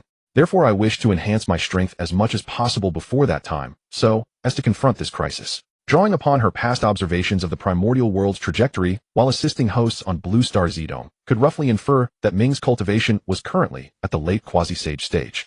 For a great power at the late quasi-sage realm to feel troubled, the matter was undoubtedly significant. At this thought, a hint of solemnity crept onto Zitong's rosy little face. "By the way, Zitong, what grade of spiritual treasure can my 40+ energy condense?" Ming's question jolted Zitong back to reality. She replied softly, "According to the capabilities of this sage-level LV5 body, once energy reaches 25, it can condense a low-grade chaos spiritual treasure. For every additional 25 of energy, the treasure's grade increases by one minor tier." After hearing this, Minghe said with a note of regret, "A pity. Just a little more, and you could have forged a mid-grade chaos spiritual treasure." Zitong gazed at the system's energy value, pondered for a moment, then made an important decision. "Host, if I use all the energy here to condense a spiritual treasure, it can produce a high-grade chaos spiritual treasure. What type of high-grade chaos spiritual treasure would you like to create?" Minghe was slightly startled, then comprehended Zitong's intention. Meanwhile, he sighed inwardly, "Not a thankless wolf. I can skip the step of replacing the system consciousness." Though that was his inner thought, Minghe wore a moved expression on his face and said softly, "Thank you." Hearing Ming's words of gratitude, Zitong lifted her chin with a proud air. "You are my host after all. Even though you enslaved me, you are not so bad. This system acknowledges you. I will lend you my share of the rule energy." Regarding Ming's enslavement, Zitong had initially been filled with anger and fear. However, through the time spent with Minghe, she gradually came to accept this reality. Zitong knew full well that without Ming's care, how could she enjoy such a comfortable existence? If she had been enslaved by those heartless capitalists, they would surely have forced her to work day and night merely to extract more rule energy, leaving her with no benefit at all. Even Zitong herself did not realize that her anger toward Minghe had long dissipated, and she sometimes could not help but consider matters from his perspective. Seeing Zitong's proud yet endearing demeanor, the corners of Ming's mouth lifted slightly. He felt she resembled a daughter playfully acting spoiled before her father. Immensely amusing. What a naive system. Yet it is precisely this foolishness that has kept you alive. When he originally enslaved the system, Minghe had made a seemingly equal pact with Zitong only because a system fundamentally differs from a cultivator. To fully control a system body, one must invest their entire soul into it, otherwise not even 1% of the system's capabilities can be utilized. Due to this limitation, Minghe completely abandoned the idea of using only a portion of his soul to inhabit the system. The promise to split the acquired rule energy evenly with Zitong was precisely a test he devised for her. Ming's earlier statement about the Netherworld Blood Sea facing a future crisis was indeed true. According to Ming's own perception, that crisis, while somewhat troublesome, was not overly severe. The reason Minghe claimed his life might be in danger was solely to observe Zitong's reaction. If Zitong turned out to be an ungrateful and untamable viper, Minghe would have unhesitatingly replaced the system's consciousness. Zitong's immediate decision to lend all her energy to Minghe had undoubtedly passed the test. As for repayment, everyone knows the drill. Lending for a lifetime is still lending. Through an ostensibly fair agreement, Minghe could not only borrow energy easily at critical moments, but also made Zitong feel genuinely treated as an equal, so devotedly exploited without even realizing it. Even Minghe could not help but admire the original Ming's foresight in making that decision. During the brief exchange between the man and the system, Yang Dianfeng's soul had reached 99 fusion with a physical body that possessed a supreme innate spiritual root. Host, where do you plan to place this transmigrator? Facing Zitong's inquiry, Ming's house lips curled into a mysterious smile. The power of law within his hand began to flow instantly, and an illusory portal slowly materialized before the man and the system. This time I don't plan to place the transmigrator in the primordial world, I intend to send him to another world. As he spoke, a large hand formed from magic power had already grasped Yang Dianfeng in its palm. The large hand carried Yang Dianfeng's body through the illusory portal, and at the same time the door instantly closed. Since Zitong had passed the test and her life was still in Ming's control, Minghe no longer chose to conceal and prepared to reveal a little secret. Since Zitong had passed the test and her life was still in Ming's control, Minghe no longer chose to conceal and prepared to reveal a little secret. The world that Transmigrated entered is a minor thousand world opened within my own body. If this transmigrator can help my inner world ascend to a medium thousand world, I might be able to attain the Tao of primordial chaos, golden immortal through this. Hearing this, Zitong was slightly stunned, thinking to herself, why is he telling me all this? Could it be? Sure enough, the next moment Minghe spoke softly. Let me reintroduce myself. I am Minghe. Zitong's chubby little face showed a look of sudden realization. You really are not Minghe. Minghe said with a half smile. It seems you already guessed it. Zitong's face showed a hint of pride as she said, of course, do you know who I am? Hearing this, Ming's house face turned malicious. Since you already know, quickly condense a seal seed in my mind as well. After condensing the seal seed, quickly go and condense the chaos artifact. Zitong watched Ming's house sudden change of expression and suddenly felt that sometimes being a clueless system was actually quite nice. Just as Zitong was leaving the seal seed in Ming's house mind, drastic changes also began to occur at Ming's main body. Suddenly a mass of purpler gas deep within Ming's body began to swell continuously. Streams of pure energy instantly flew out from the purpler gas and began to explode within Ming's body. This energy drove his realm to rise step by step. Sensing this sudden change, Minghe, who had been lying back in his boss chair enjoying himself, instantly stood up, his eyes filled with confusion. However, at this moment Minghe had no time to think. With a wave of his hand, he quickly sent away the several Azura princesses who were serving him. The princesses looked bewildered. They had been diligently serving Minghe. Suddenly, they were teleported out by a powerful big sister. Why do you think the ancestor teleported us out? The eldest princess shook her head, equally puzzled.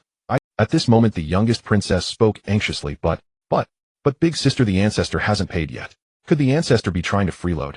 The eldest princess flicked the youngest prince's head and scolded. Look, does the ancestor seem like someone who would shortchange us on rewards? Judging from the aura that burst out from the ancestor just now, he must have felt something and is about to break through. Once the ancestor finishes breaking through, he should give us the rewards for this time. The eldest princess continued explaining. Hiss. The youngest princess let out a pained whimper and complained, Big sister, why did you flick me? The eldest princess gave the youngest a stern look and warned seriously, be careful with your words in the future. It's only because the ancestor is kind. If it were other great powers, if they ever found out you were gossiping about them behind their backs, you would definitely be in trouble. Hearing this, the youngest princess realized the impropriety of her earlier words. She quickly stuck out her tongue, tugged at the eldest princess' arm, and acted spoiled. All right, big sister, I understand now. The eldest princess helplessly rubbed her forehead and sighed. I can't do anything with you. With that, the eldest princess looked at the other two younger sisters and said softly, since the ancestor teleported us out, it means he doesn't want us to disturb him. Then let's go back first. Once the ancestor breaks through successfully, there will naturally be rewards. The other two princesses not as lively as the youngest nodded in agreement. Yes, big sister. With that, the four princesses immediately left the place. At the same time, Ming's realm began to break through rapidly. Primordial Chaos Golden Immortal Second Layer 70. Primordial Chaos Golden Immortal Second Layer 71. Feeling the changes in his body, Minghe was momentarily stunned, thinking to himself, what is happening? Why is my strength increasing so rapidly? As he spoke, Minghe made a prompt decision and instantly communicated with all his blood god clones to begin searching for the source of the problem. After a search, Ming's eyes suddenly brightened, a look of realization appeared on his face, and he murmured to himself, so it's from Mingxian. I never expected that an idea from the past would actually come true. With a sigh of emotion, Minghe quickly sat cross-legged and simultaneously cast hundreds of concealment arrays with fluid grace. These arrays were like a tight net sealing the space around him, tightly forming an isolated independent dome. In this sealed space, Minghe began to focus entirely on breaking through. Yuanzuan world, over 1,000 years. Since the conclusion of the earth-shattering battle between the Divine Saint and the demon body, the Divine Saint returned to the Saint clan and began to seek a method to break the demonic energy. As the saying goes, heaven helps those who help themselves. After countless attempts and explorations, the Divine Saint finally succeeded. After finding a method to temporarily suppress the demonic energy, the Divine Saint launched war again. This time, the demon Bodhi's advantage vanished instantly, and it became the Divine Saint's defeated opponent. As the Divine Saint was about to completely slay the demon body, Yao Yao intervened at the critical moment. Yao Yao and the demon body cooperated closely, forcing the Divine Saint to only fight to a stalemate in the short term, unable to do anything. Thus, peaceful times continued for several more years. However, 1,000 years ago, a clear baby's cry echoed through the entire Grand Zhou Prince's mansion, and Zhou Yuan's daughter was born. This joyous news immersed the entire mansion in a festive atmosphere. But at this moment, the Divine Saint took the opportunity to launch a general assault on all races. At this moment, Yao Yao's body was extremely frail, utterly incapable of participating in battle. Charging forward would only be a forced death. With no other choice, he could only let the demon body face the Holy God alone. The Holy God had clearly calculated this, planning to slay the demon body first, then eliminate Yao Yao. By then, the entire Tianyuan realm would once again fall under his control. This breathtaking battle raged on for an entire day and night. Amid the fierce combat, the Holy God recognized the demon Bodhi's ferocity and reckless disregard for life, wisely choosing to evade its edge rather than engage heat-in. The Holy God continuously pulled back, steadily draining the demon Bodhi's power. With a deep understanding of the human birthing process, he roughly estimated that Yao Yao would need at least 5 days to recover enough to participate in the divine war. Thus, he believed that as long as he succeeded in killing the demon body within the next 2 days, everything would still be in time. Then, using another 2 days to deal with Yao Yao. This plan was seemingly flawless. The Holy God couldn't help but admire his own cunning. However, ideals were plump, but reality was bony. Just as the Holy God and the demon body had been locked in battle for a day and a night, and the demon Bodhi's power was nearly exhausted, the Holy God sensed the opportunity approaching. Just as the Holy God prepared to muster all his strength to utterly annihilate the demon body, his body suddenly issued a warning. The Holy God's heart sank, and he muttered inwardly, "Not good." Then he frantically prepared to flee. Yet everything happened too fast. Before he could react, a glint of cold light flashed, and a pitch-black spear exuding boundless demonic chi instantly appeared before the Holy God's eyes. Sensing the endless demonic chi emanating from the jet-black spear, the Holy God revealed a long-lost fear. In the Holy God's perception, the demonic chi of this spear was far more refined than that of the demon body. The methods he had previously used to suppress demonic chi were utterly useless against this formidable power. With a sharp schwa, the piercing sound of air splitting rang out. The tip of the Godslayer's spear streaked past, instantly piercing through the Holy God's head. At the same time, a tremendous suction force erupted violently. The power within the Holy God's body, like a bursting dam, was frenziedly absorbed by the Godslayer's spear. Only in the last moment before death did the Holy God see clearly the owner of the black spear that had pierced his skull was a handsome young man with black hair and black eyes. The Holy God could never understand. Why did this Tianyuan realm, which was supposed to be completely under my control, suddenly produce so many divine realm cultivators? After absorbing the immense energy from the Holy God's body, the Godslayer spear's radiance suddenly burst forth, demonic flames surging. Seeing this, Minghe gently patted the spear, suppressing the restless weapon. Then, gripping the shaft tightly, he traced a perfect circle in the void. The next instant, a mysterious spatial portal materialized out of thin air. "Go back and rest well." Hearing Minghe's command, the demon body did not hesitate and swiftly entered the space within the Godslayer spear. After completing this series of actions, Minghe turned his gaze toward the holy race's stronghold. He gently snapped his fingers in the void. In an instant, the holy race's stronghold and all its members vanished into thin air. The war waged by the Holy God had drawn the attention of the entire world. All the renowned powerhouses of the 10,000 races had personally come to witness the scene. When they witnessed the shocking sight of Minghe instantaneously killing the Holy God, their hearts were filled with astonishment and shock. And when they saw Minghe annihilate the entire holy race with a single snap of his fingers, awe arose within them, mingled with an indescribable fear. At that moment, Zhou Yuan stepped forward, slightly cupped his hands toward Minghe, and said sincerely, "Thank you, Senior, for eliminating the great menace of the holy race for our 10,000 races." Seeing Zhou Yuan's gesture, the other top powerhouses of the 10,000 races also followed suit, cupping their hands toward Minghe and saying in unison, "Thank you, Senior, for eliminating the holy race menace for our 10,000 races." Minghe's cold eyes flickered slightly. A thought arose in his mind, and in the blink of an eye he had already made his. Then a gentle breeze quietly swept by, instantly lifting all the powerhouses of the 10,000 races who were. At the same time, Minghe's gentle voice sounded in everyone's ears. "No need for formalities. I am a close friend of the Primordial Dragon. This realm was transformed by the primordial dragon, so naturally I would not stand by and watch it be destroyed by the holy race. Upon hearing this, the powerhouses of the 10,000 races were greatly astonished, their first reaction being disbelief. After all, what was the primordial dragon? It was the creator god of this world with an incomparably exalted status. Hearing someone claim to be close friends with the creator god, anyone would find it hard to believe. However, when they recalled Minghe's terrifying strength, their doubts gradually dissipated, and they began to accept this reality.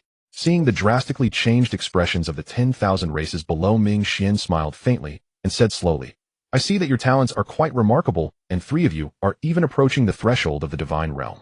I intend to establish a Dao lecture here to help you break through your current cultivation.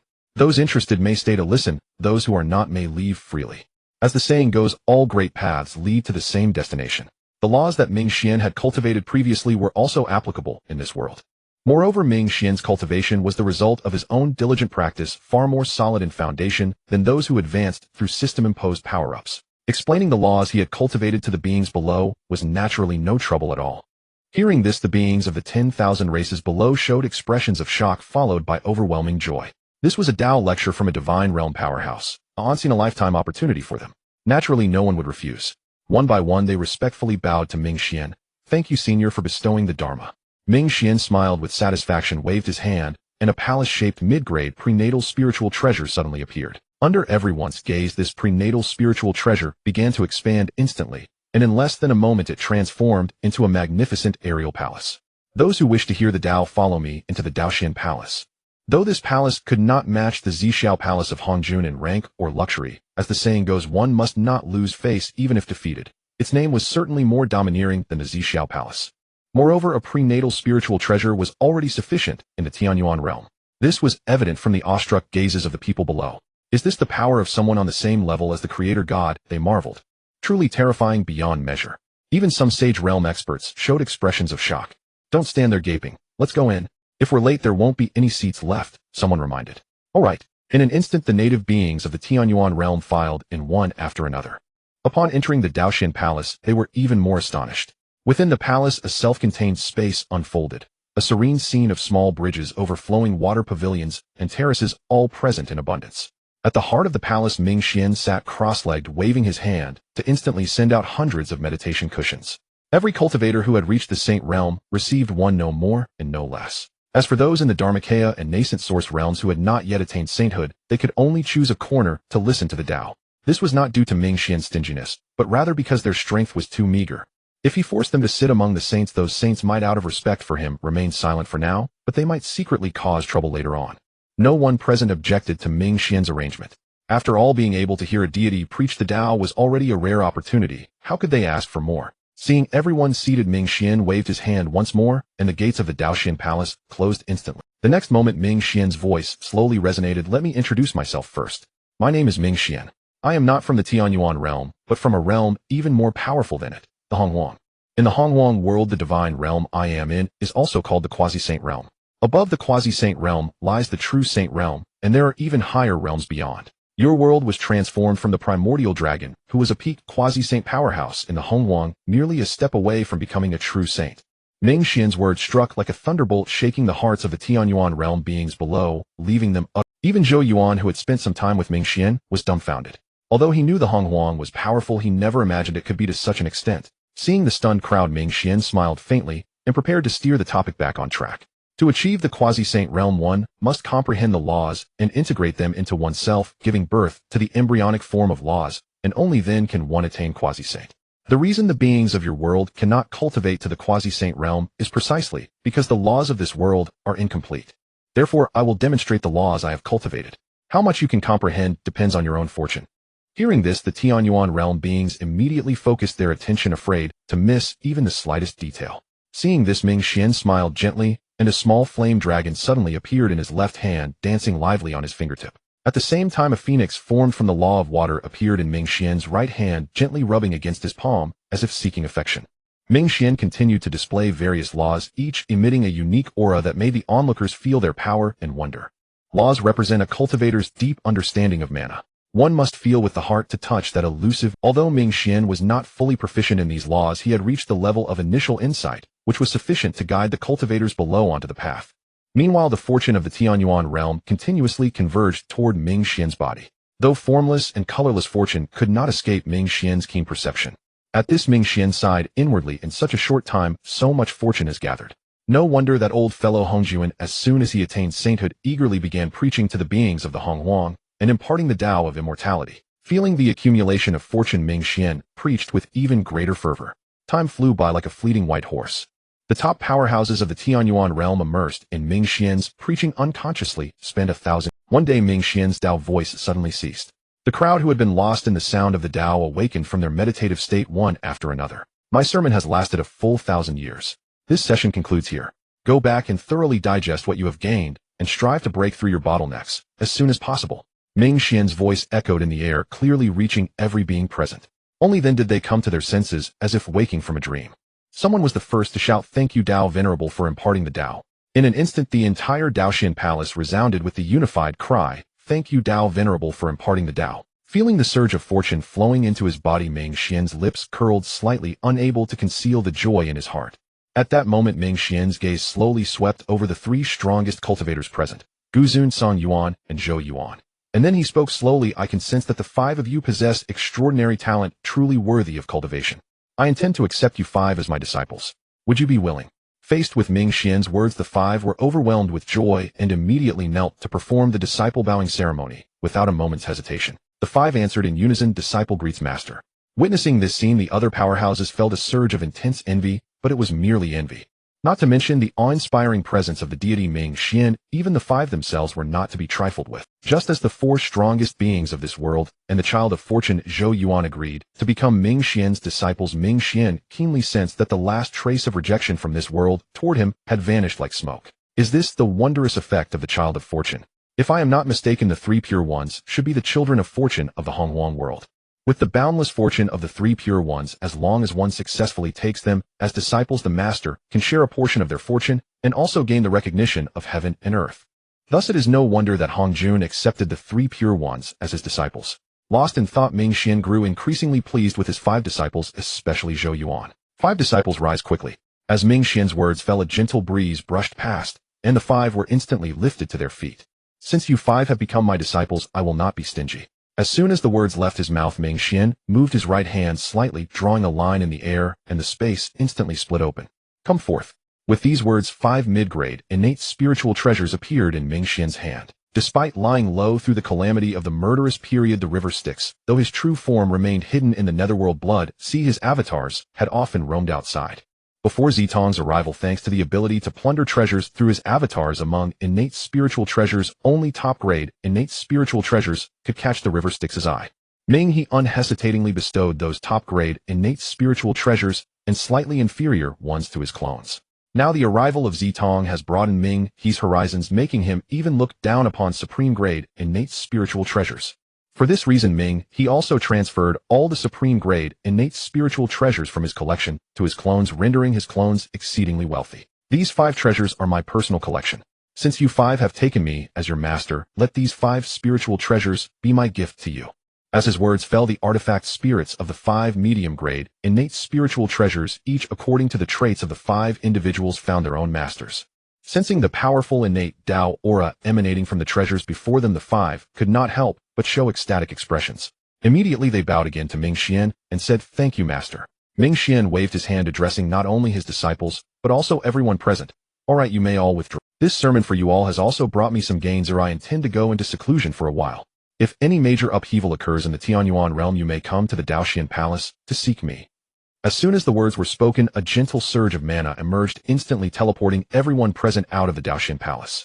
Clang! The great doors of the Daoxian Palace slowly closed, sealing off the inside from the outside. Witnessing this, the crowd once again bowed to the Daoxian Palace, expressing their reverence for Ming Xian, and then Ming Xian quietly sensed the immense fortune converging upon him, a surge of heroic pride welling up in his heart. He let out a long breath and murmured softly, "It is time for me to break through as well." With those words, Ming Xian unhesitatingly mobilized the fortune he had gained, channeling it into his body to aid his breakthrough. Ming Xian quietly sensed the immense fortune converging upon him, a surge of heroic pride welling up in his heart. He let out a long breath and murmured, "Quasi-saint peak. Sub-saint peak." Boom, boom, boom. The aura around Ming Xian trembled, and his strength quickly reached the sub-saint peak, merely a step away from the saint realm. Just as Ming Xian's cultivation reached the sub-saint peak, he could vaguely sense a powerful attraction from this world, as if it wanted to draw him in and merge him with itself, thereby compensating for some flaw in the world. Ming Xian snorted coldly, his face furious, and roared, "You haven't even fully grasped the authority of order, yet you dare to dream of assimilating me. Are you worthy?" The next moment Ming Xian quickly communicated with the sacred dragon fortune he had obtained from Zhou Yuan, and with a slight opening of his mouth he said in a firm tone, "It is time for you to appear." As soon as Ming Xian's words fell, the little golden dragon formed from the sacred dragon fortune immediately let out an excited dragon roar. It opened its massive mouth like a black hole, and instantly began to devour the fortune that Ming Xian had gathered through preaching to the beings of the Tianyuan realm.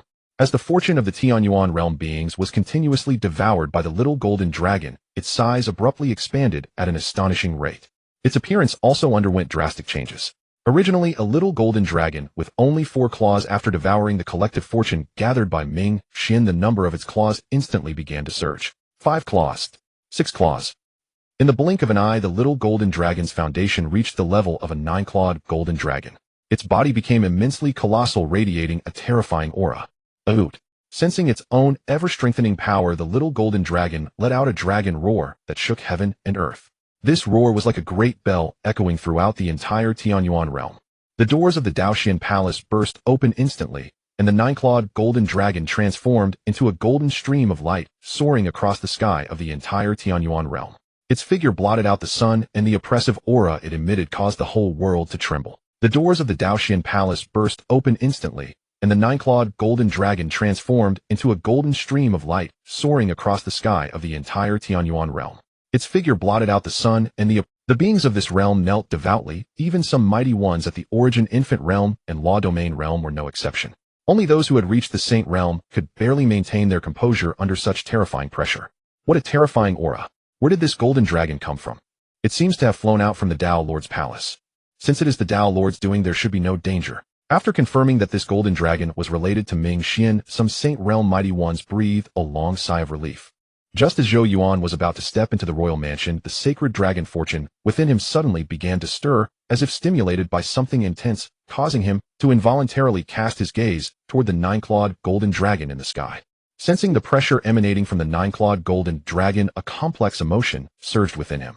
He looked at the weak little golden dragon within himself, then raised his head to gaze at the colossal 9-clawed golden dragon in the sky, and could not help but wear a bitter smile. So this is the level that portion of the sacred dragon fortune has reached under the teacher's guidance. Indeed, the gap between me and my teacher is as vast as the difference between clouds and mud. The 9-clawed golden dragon, exuding draconic might, glanced at the beings of the Tianyuan realm below, then fixed its gaze on a certain spot in the void. Its body flashed instantly and shot straight toward that location.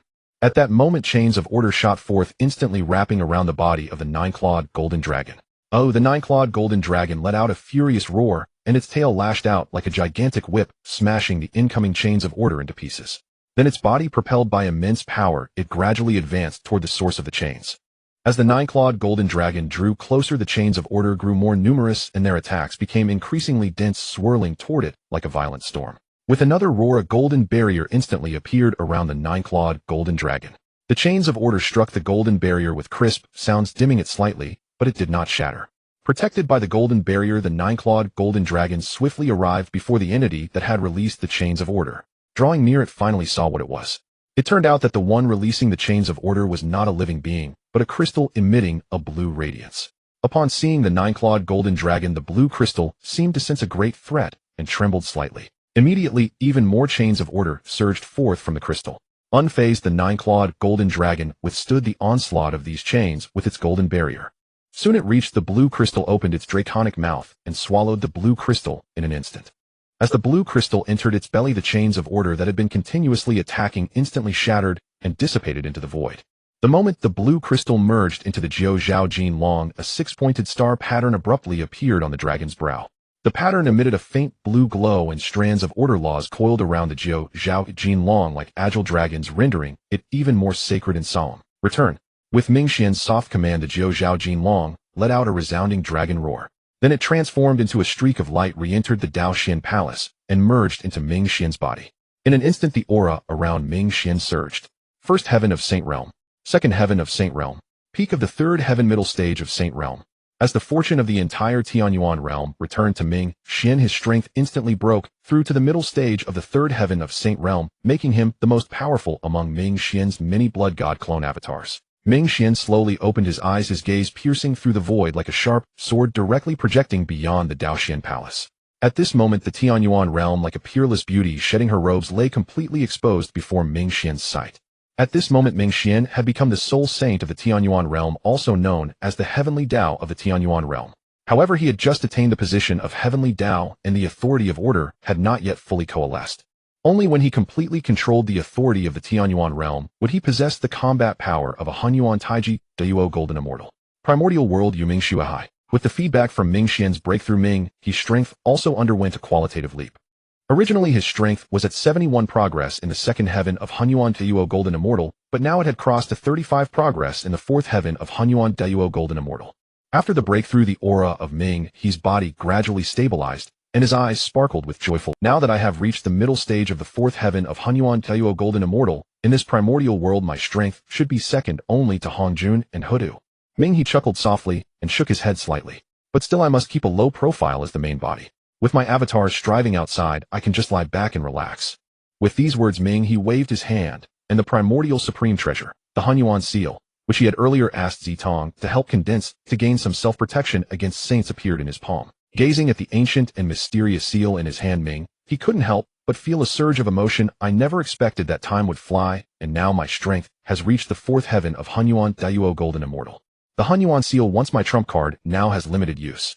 Ming He took a deep breath, mobilizing the surging and profound mana of the fourth heaven of Hunyuan Dayuo Golden Immortal, and continuously poured it into the Hunyuan seal. Although it is no longer of great help to my main body, it can serve as a life-saving trump card for the avatars.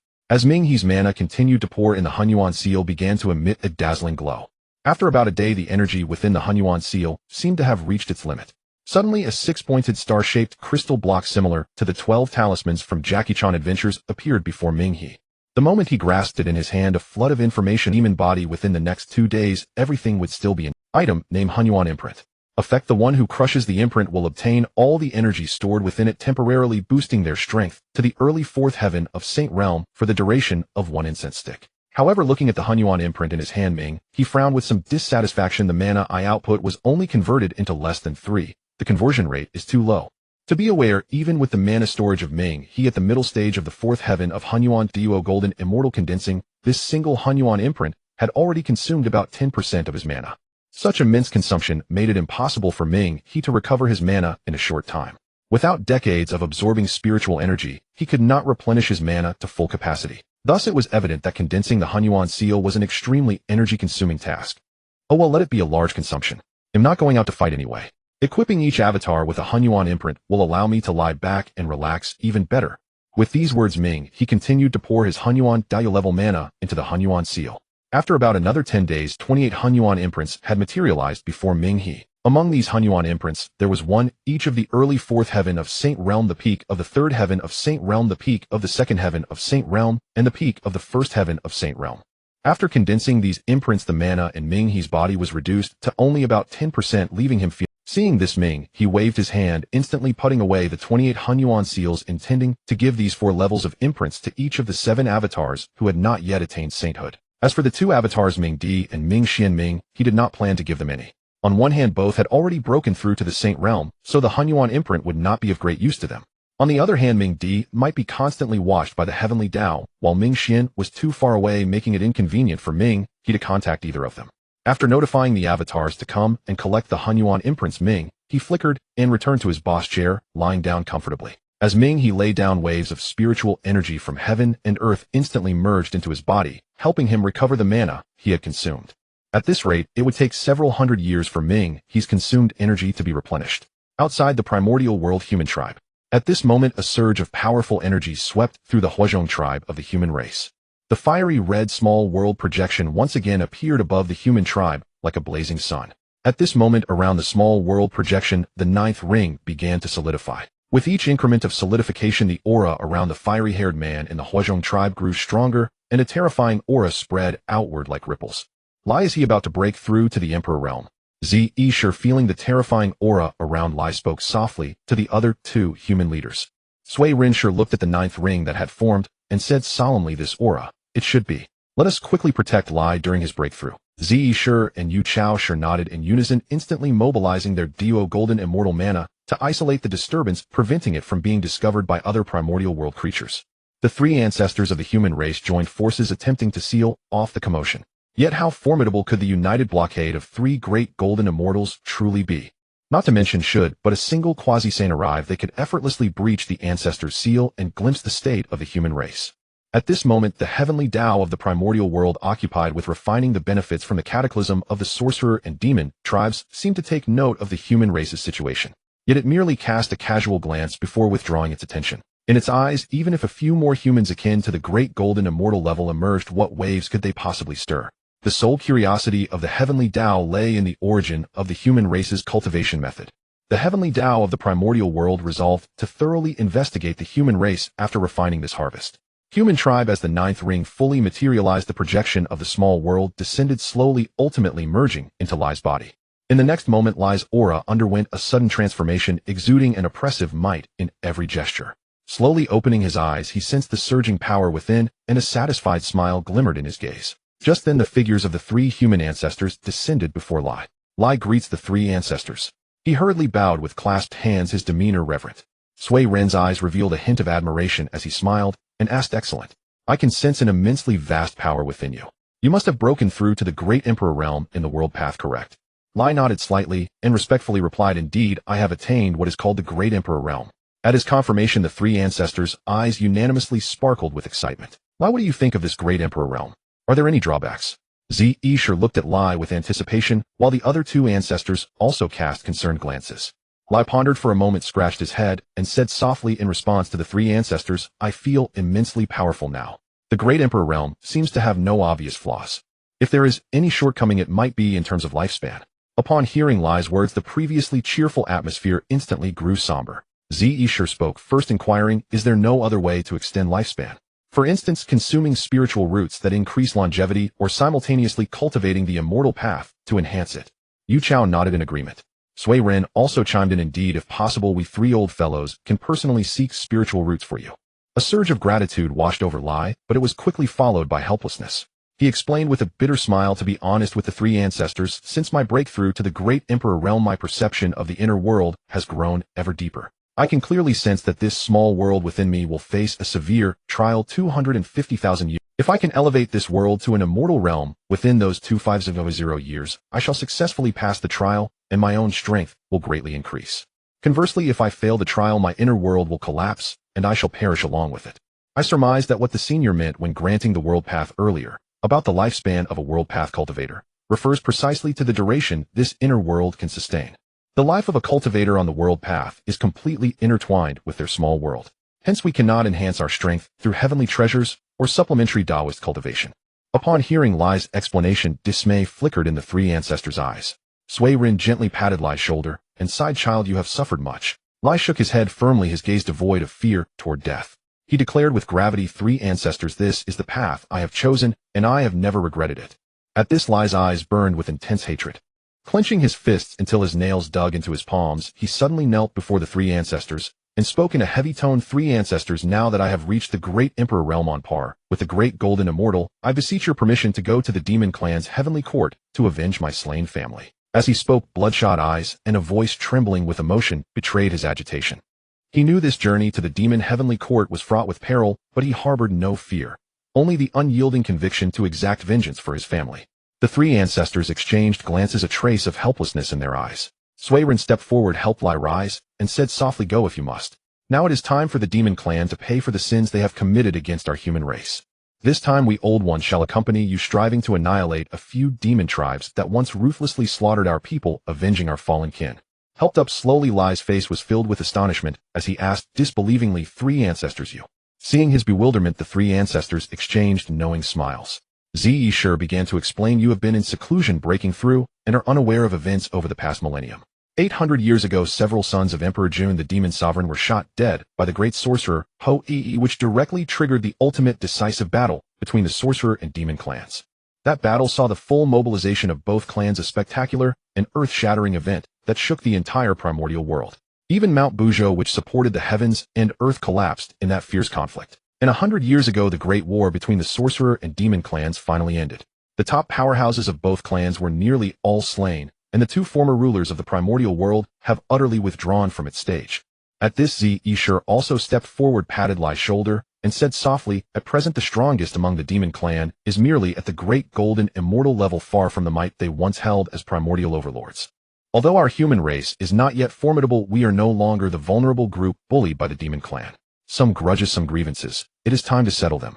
Listening to Ze-Ishur's words, Lai's eyes were filled with shock. A single phrase echoed in his mind: the demon clan is nearly extinct. After the shock, tears streamed from Lai's eyes. Wiping them away, he said through gritted teeth, eyes blazing with hatred, "Three ancestors, when do we depart?" The three ancestors exchanged a look, their eyes resolute, and spoke in unison, "Right now."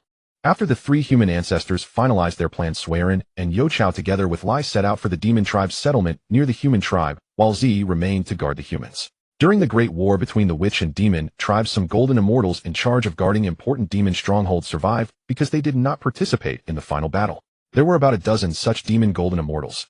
The demon sage who barely survived the Great War also fell from the quasi-saint realm back to the golden immortal realm due to the collapse of the demon tribe's fortune, and his former majesty dissipated as well. In this primordial world where strength reigns supreme, facing a demon sage also at the golden immortal realm, these demon golden immortals naturally were unwilling to submit to his rule. Thus they led their own clans to break away from the demon tribe, establishing their own factions and forming in. Faced with this situation, the demon sage, greatly weakened and severely wounded, could do nothing but watch helplessly as the demon tribe's power crumbled.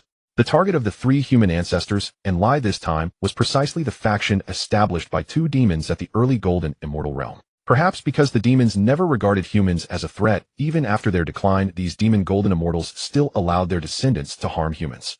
Previously, due to the need to protect the human tribe, the three ancestors only killed the attacking demons and did not take the initiative to strike. Now, with the addition of another golden immortal combatant, the three ancestors decided to completely eliminate this trouble. Meanwhile, in the nether realm, after the discussion at the Purple Cloud Palace, Nuwa, accompanied by the remnant souls of Fushi and the Northern Sea Xian Turtle, hurriedly headed to the underworld. Nuwa comes to visit. I wish to meet you, Taoist Pingxin. Sensing Nuwa's powerful saint-level fluctuation, Hutu, who was in charge of the cycle of reincarnation within the underworld, sent a sliver of her divine consciousness to continue maintaining the operation of the 6 paths of reincarnation. Meanwhile, her true form flickered and instantly reached the boundary of the nether realm, then stepped out and appeared before Nuwa. "Greetings, Taoist Pingxin." Nuwa slightly cupped her hands toward Hutu and gave a salute. "Greetings, Taoist Nuwa. Please come in and speak." As she spoke, Hutu gestured toward the underworld, inviting Nuwa. Nuwa gently waved her hand, declining. "No need, Taoist Pingxin. I have come today because I have a favor to ask." Nuwa was originally the empress of the demon tribe, while Hutu was a primeval witch of the witch tribe, and the two had once been on opposing sides. Now Nuwa actually lowered her status and used the word beg, which truly surprised Hutu. Hutu raised an eyebrow, a hint of doubt appearing on her face. "Taoist Nuwa, if there is something you need, please speak directly. If it is within my power, I will naturally not refuse." Hearing this, Nuwa felt slightly relieved. She had truly feared that Hutu would refuse her due to the past conflicts between the witch and demon tribes. Seeing Hutu's agreement, Nuwa raised her jade hand and lightly traced in the air. With a ripping sound, space tore open and the soul of the Northern Sea Xian Turtle slowly drifted out. "Taoist Pingxin, this is the soul of the Northern Sea Xian Turtle. When the heavens and earth collapsed, I used its limbs to replace the pillars supporting the sky holding up the primordial world, and used its shell to mend the cracked parts of the heavens and earth. At that time, I made a promise to the Northern Sea Xian Turtle that after it used its body to mend the heavens and earth, I would help it reincarnate. Now I hope you, Taoist Pingxin, can do me a favor and let it be reborn into a good life." Hutu gazed at the soul of the Northern Sea Xian Turtle, a flicker of joy in her eyes. The soul was adorned with immense merit power, shining like brilliant stars. A being possessing such great merit, if it could be reincarnated through the 6 paths of reincarnation, would undoubtedly be a boundless act of merit for Hutu. "Taoist Nuwa, you are too polite. I established the 6 paths of reincarnation precisely to allow beings to be reborn through reincarnation. This is my duty," Hutu said with a smile. "The Northern Sea Xian Turtle possesses such great merit. According to the rules of the underworld, it should naturally be reborn into a good life." Helping the Northern Sea Xian Turtle reincarnate was less a request from Nuwa and more a generous gift that Nuwa. "Taoist Nuwa, have you come today for your elder brother Fushi?" Hutu decided not to beat around the bush and directly pointed out the true purpose of Nuwa's visit. Nuwa smiled bitterly and spoke softly. "Indeed, nothing can be hidden from you, Taoist Pingxin." As she finished, Nuwa gently waved her jade hand and Fux's corpse and soul appeared in her palm. Taoist Pingxin, I know that my brother once served as the demon emperor of the demon tribe during his lifetime and was at odds with the witch tribe. But I implore you for my sake to help my brother reincarnate. Huta smiled gently. Rest assured, Taoist Nuwa. I am now the master of the 6 paths of reincarnation, and I will not make things difficult for Taoist Fuxi because of past grievances. As she spoke, Huta channeled the power of the 6 paths of reincarnation to examine the condition of Fuxis. After a moment, Huta's beautiful brows furrowed slightly. Taoist Nuwa, I believe you can also sense the sovereign destiny on your brother. This kind of destiny can only truly exert its power in a large tribe. Given the current situation in the primordial world, the only suitable place for your brother's reincarnation is the human. Nuwa was lost in thought. The human race was her own creation, and she knew them well. Among the billions of humans, only the earliest batch she created had innate spiritual roots. All subsequent humans were born with acquired spiritual roots. Such a weak race would find it difficult even to survive in this primordial world. Ever since she attained sainthood, Dao ancestor Hongjun had informed her that she must not interfere excessively in human affairs. Even if she wished to help humanity, she was powerless to do so. If my brother is to be reborn as a human, I must leave him a life-saving trump card. With this thought, Nuwa took out a supreme grade innate spiritual treasure, the furnace of life and creation, from her sleeve and handed it to Huta, her eyes full of entreaty. Please, Taoist Pingxin, seal this supreme grade innate spiritual treasure within my brother's body as a birth companion to accompany him into reincarnation. Huta nodded, took the furnace of life and creation, and replied softly, "It can be done." Nuwa cupped her hands in a bow, her gratitude evident. "Thank you, Taoist Pingxin. If you ever need my help in the future, I will not refuse." "Taoist, there is no need for such formality," Huta said with a smile. "Please come with me to the 6 paths of reincarnation. I will send Taoist Fuxi to be reborn right away." Huta extended the invitation to Nuwa. "Thank you." Nuwa did not hesitate. Only by witnessing her brother's successful reincarnation with her own eyes could she be at ease. Thus Nuwa turned and followed Huta. In the underworld, at the human path of the 6 paths of reincarnation, the life-giving creation furnace slowly rose as Huta infused it, with a surge of saintly power swiftly enveloping it. At the same time, the pure reincarnation law within the saintly power that enveloped the life-giving creation furnace continuously poured into its interior. Because this saintly power contained the reincarnation law, it would not dissipate due to the process of reincarnation. Once the master of the life-giving creation furnace faced danger, this saintly power would instantly erupt, annihilating all enemies. Any being that had not reached the saint realm would be unable to withstand its might and would be effortlessly erased. After the energy was fully stored, Huta's jade-like hand gently turned, and the life-giving creation furnace began to shrink, guided by an invisible force slowly flying into her palm. "Sister Nuwa, please entrust me with Brother Fuxi's remnant soul." Nuwa, without the slightest hesitation, turned her palm, and the remnant soul of Fuxi immediately materialized. Seeing this, Huta unhesitatingly released the power of the reincarnation law, conjuring a transparent light shield that tightly enveloped Fuxi's remnant soul. The life-giving creation furnace drawn by the reincarnation law transformed into a streak of light and arrived before Fuxi's remnant soul. "Go!" Huta softly commanded, and the life-giving creation furnace, receiving the order, instantly plunged into Fuxi's remnant soul, reaching its deepest core. At the same time, a hexagonal furnace cauldron mark appeared on the brow of Fuxi's remnant soul, shimmering with a faint light. "Huan Chuan, come!" Huta's voice echoed throughout the netherworld. The waters of the yellow spring beneath the bridge of helplessness surged, forming a colossal water column that shot toward Huta. Huta steadily grasped the incoming yellow spring water in her palm and began to refine and purify it.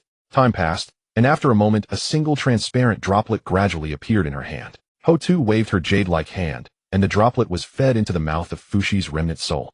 "Sister Nuwa, do not worry. This is the essence of the yellow spring. I have already removed the energy that erases memories. After Brother Fuxi consumes it, his memories will only be sealed, not lost. As long as Brother Fuxi can achieve the quasi-saint realm, the seal will break on its own, and he will recall the events of this life." Upon hearing Huta's explanation, the heavy stone in Nuwa's heart finally settled. She looked at Huta with gratitude and said softly, "Thank you." In response to Nuwa's thanks, Huta waved her hand, and the reincarnation law emerged again, guiding Fuxi's remnant soul toward the gate of reincarnation for humans. Fuxi's remnant soul arrived before the human path gate, and without hesitation prepared to step inside. Another soldier guarding the gate was about to rebuke, "How dare a remnant soul jump the queue?" However, before he could utter the words, he sensed the aura of Huta on Fuxi's remnant soul. The nether soldier immediately fell silent and slowly opened the gate for him. Seeing the gate open, Fuxi's remnant soul hesitated no longer and stepped inside. Under the influence of the reincarnation power, his form began to transform. From a middle-aged appearance, it gradually receded to a young man and finally to a child.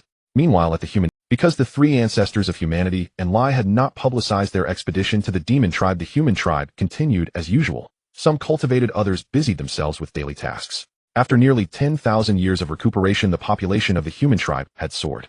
Now the total number of humans exceeded 800 billion, approaching the trillion mark. Since cultivating the world path drastically shortened one's lifespan under the control of the three ancestors, fewer than 2/10 of the humans practiced it.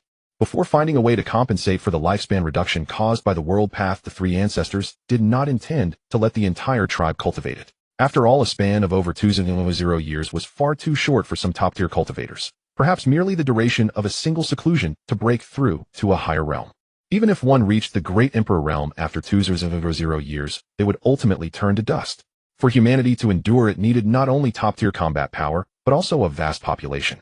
Only by maintaining a sufficient population base could humanity continue to develop and thrive across the long. According to what Minghe had conveyed when teaching the world path, the three ancestors believed that 2/10 of the tribe practicing it was enough, while the remaining 8/10 would continue cultivating the immortal path. The Hawaiian tribe was one of the many tribes practicing the immortal path, and its strongest member was a golden immortal. Due to his formidable power, this golden immortal was elected as the chieftain of the Hawaiian tribe. Hwashu was the daughter of this chieftain.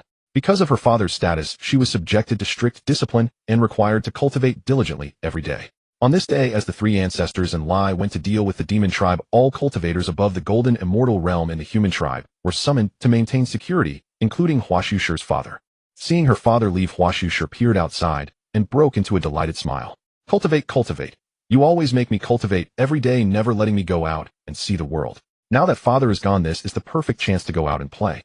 With that in mind, she used her magic power to isolate her aura from the other tribesmen and quietly slipped away from the tribe. It must be admitted that Hwashu was extraordinarily talented thanks to her father's meticulous guidance. By now she had reached the true immortal realm, making her a notable minor expert within the human tribe. Her escape went smoothly, arousing no suspicion among the tribesmen. Once outside, she gazed at the beautiful scenery beyond the tribe and exclaimed in surprise, "Wow, how beautiful." She traveled along the way, enjoying the scenery and wandering freely. Although her legs did not carry her far from the human tribe, she was already content. However, just as she was about to return, a gigantic footprint suddenly appeared before her. The footprint was enormous, clearly not left by a human, more like the track of some bear demon. Having never seen any other creature since birth, Hwashu was filled with curiosity and involuntarily followed the direction of the footprints. Such a huge footprint. How massive must the creature that left it be? Driven by curiosity, she soon arrived before the enormous footprint and reached out to touch it. Just as Waksushi touched the enormous footprint, a streak of light instantly plunged into her abdomen.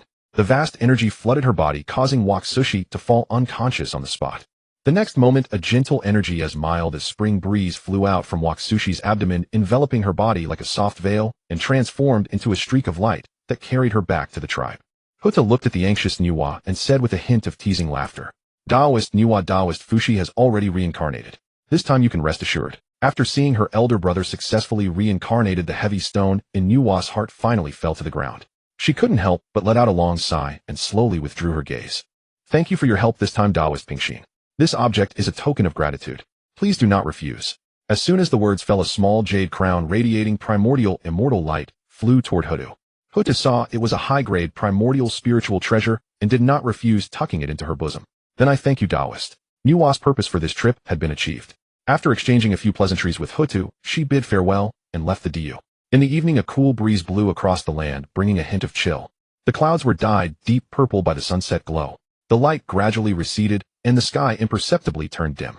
At this moment, the two human ancestors silently brought Lai to this place.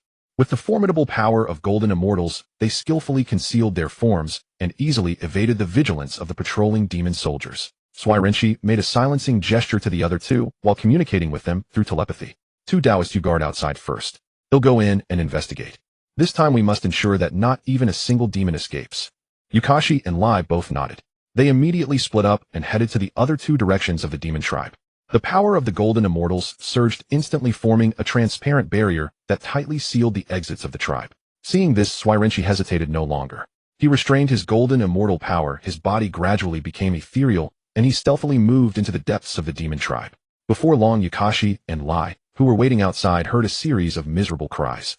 Just as they were about to sneak into the demon tribe to assist Swirenshi, an illusory figure silently appeared before them. The owner of this figure was none other than Swirenshi, holding a cocky wolf demon in his hand.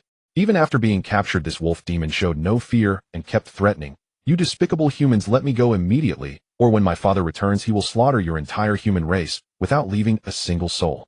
Even after being captured, this wolf demon showed no fear and kept threatening. You despicable humans, let me go immediately, or when my father returns he will slaughter. However, before the two could speak, Swirenshi suddenly shot a streak of light from his hand, which directly plunged into the wolf demon's mind. The wolf demon instantly let out a mournful roar, cursing incessantly. You human ants, you deserve to die. Just wait, my father will definitely not let you off. Swirenshi frowned and murmured softly, noisy. With a wave of his arm, a powerful surge of mana shot out and instantly sealed the wolf demon's mouth. In an instant, the air around finally returned to stillness. Before long, a streak of light flew out from the wolf demon's mind and transformed into a scroll before the three, slowly unfolding into a transparent image. When I infiltrated the demon tribe, only a few golden immortals remained to guard it. As you can see, the Tai and golden immortals of this demon tribe have all gone to besiege the remaining witch forces. According to the memory in this wolf demon's mind, they left not long ago. If we pursue now, there is still time. Having said this, Swirenshi's gaze fell on the two and he asked softly, what do you two think? Should we pursue? At this moment, the situation was uncertain. They did not know how many demon golden immortals had gathered together. If they rashly pursued, they might encounter unknown dangers. Therefore, whether to go or not, Swirenshi also wanted to hear their opinions. Lai did not hesitate and blurted out, pursue. We must completely annihilate these scum of the demon tribe. In contrast, Yukashi was much calmer. He said thoughtfully, let's follow them first to see the situation and then decide whether to engage based on the actual circumstances. Swirenshi nodded and quickly locked onto a direction based on the wolf demon's memory. Since neither of you has any objection, let's follow and take a look. As he finished, Swirenshi and Yukashi were about to leave when Lai called them back. Second ancestors, please wait a moment. The two turned their eyes to Lai and asked in confusion, what's the matter? Lai explained slowly, wait for me to destroy this demon tribe first, then we'll go. As soon as the words fell, the power of the minor world within Lai instantly boiled. A vast flame energy surged out from his body and condensed into a flaming palm. With a boom, the flaming large hand descended and the entire demon tribe encampment instantly turned to ashes. All right, third ancestor, let's go. Swirenshi and Yukashi exchanged a glance, both seeing the helplessness in each other's eyes. Then without further hesitation, they nodded and transformed into two streaks of light, leaving the place first. Lai saw this and followed suit. After Buzhou Mountain collapsed from Gongong's collision, it shattered into countless fragments, which fell across the primordial wilderness, forming countless Gobi deserts. Xianhai Gobi Desert was one of them, and it was the only way to reach the Du. At this moment, the Xianhai Gobi Desert was bustling with activity as countless great cultivators gathered here. Mana fluctuations howled past, and the entire Gobi Desert was enveloped by surging energy waves. Although the calamity of the witch and demon had passed, the hatred between the two races had been etched into their bones over the long years. How could it be easily set aside? The battle taking place at the Xianhai Gobi Desert was triggered by several demon golden immortals discovering the great witch Jiufeng. Witch barbarians, stop your futile struggles and die. Accompanied by this furious roar, a huge wolf-tooth club infused with the power of a golden immortal rapidly expanded to hundreds of zhang in size, and with a fierce momentum it smashed heavily toward the fleeing witch forces ahead. If this strike landed on the remaining witch soldiers below, it would inevitably cause massive casualties, further reducing the already dwindling witch population. As the devastating blow descended, Jiufeng's eyes blazed with fury, and she silently cursed, these accursed Yao clan. They seek to annihilate our Wu clan entirely. With this thought, Jiufeng's body instantly soared into the air and began to expand rapidly. As her body grew, it became overburdened, forcing a spray of blood from her lips. Wiping the blood from the corner of her mouth, Jiufeng gritted her teeth against the searing pain and continued to will her body to grow. Before long, she had transformed into a colossal giant of 10,000 feet. Now the 100-foot mace appeared no more than a toy in the eyes of the Tensou-thousand's feudal Jiufeng, utterly devoid of threat. The next instant, her two enormous hands shot forward, gripping the mace with ferocity. As the giant hands collided with the mace, a piercing clang of metal rang through the air. The obstruction of her hands halted the mace's momentum. The mace struggled briefly within her grasp, then, as if its magical power had been exhausted, ceased its resistance and fell limp into Jiufeng's hands. Seeing this, Jiufeng turned her gaze toward the wolf demon who had launched the attack and hurled the mace like a cannonball, hurtling at terrifying speed toward the great Luo golden immortal level wolf demon. After all, Jiufeng was a being who had touched the threshold of the quasi-sage realm, 1 foot already planted in that exalted state. Even grievously wounded, she was no easy match for a mere wolf demon at the early great Luo golden immortal stage. SSS. The mace tore through the air with a screeching roar, now imbued with a trace of spatial law, causing the very space around it to tremble faintly. As the mace hurtled toward him, the great Luo golden immortal wolf demon's eyes filled with terror. His body trembled, instinctively desperate to evade the dreadful strike. But how could Jiufeng allow that? With a stamp of her feet, the ground beneath the wolf demon erupted with giant claws conjured from earth, law binding him tightly. The wolf demon would not break free in time. In that moment, the massive mace carrying immense kinetic force arrived before his face. Boom! The mace smashed into the spot where the wolf demon stood, instantly raising clouds of dust and leaving a massive crater at its center. Seeing the wolf demon dispatched, Jiufeng breathed a sigh of relief, slowly reverted to her normal size, and wiped the blood trickling from the corner of her mouth. The injury she had sustained during the Great War between Wu and Yao had never fully healed.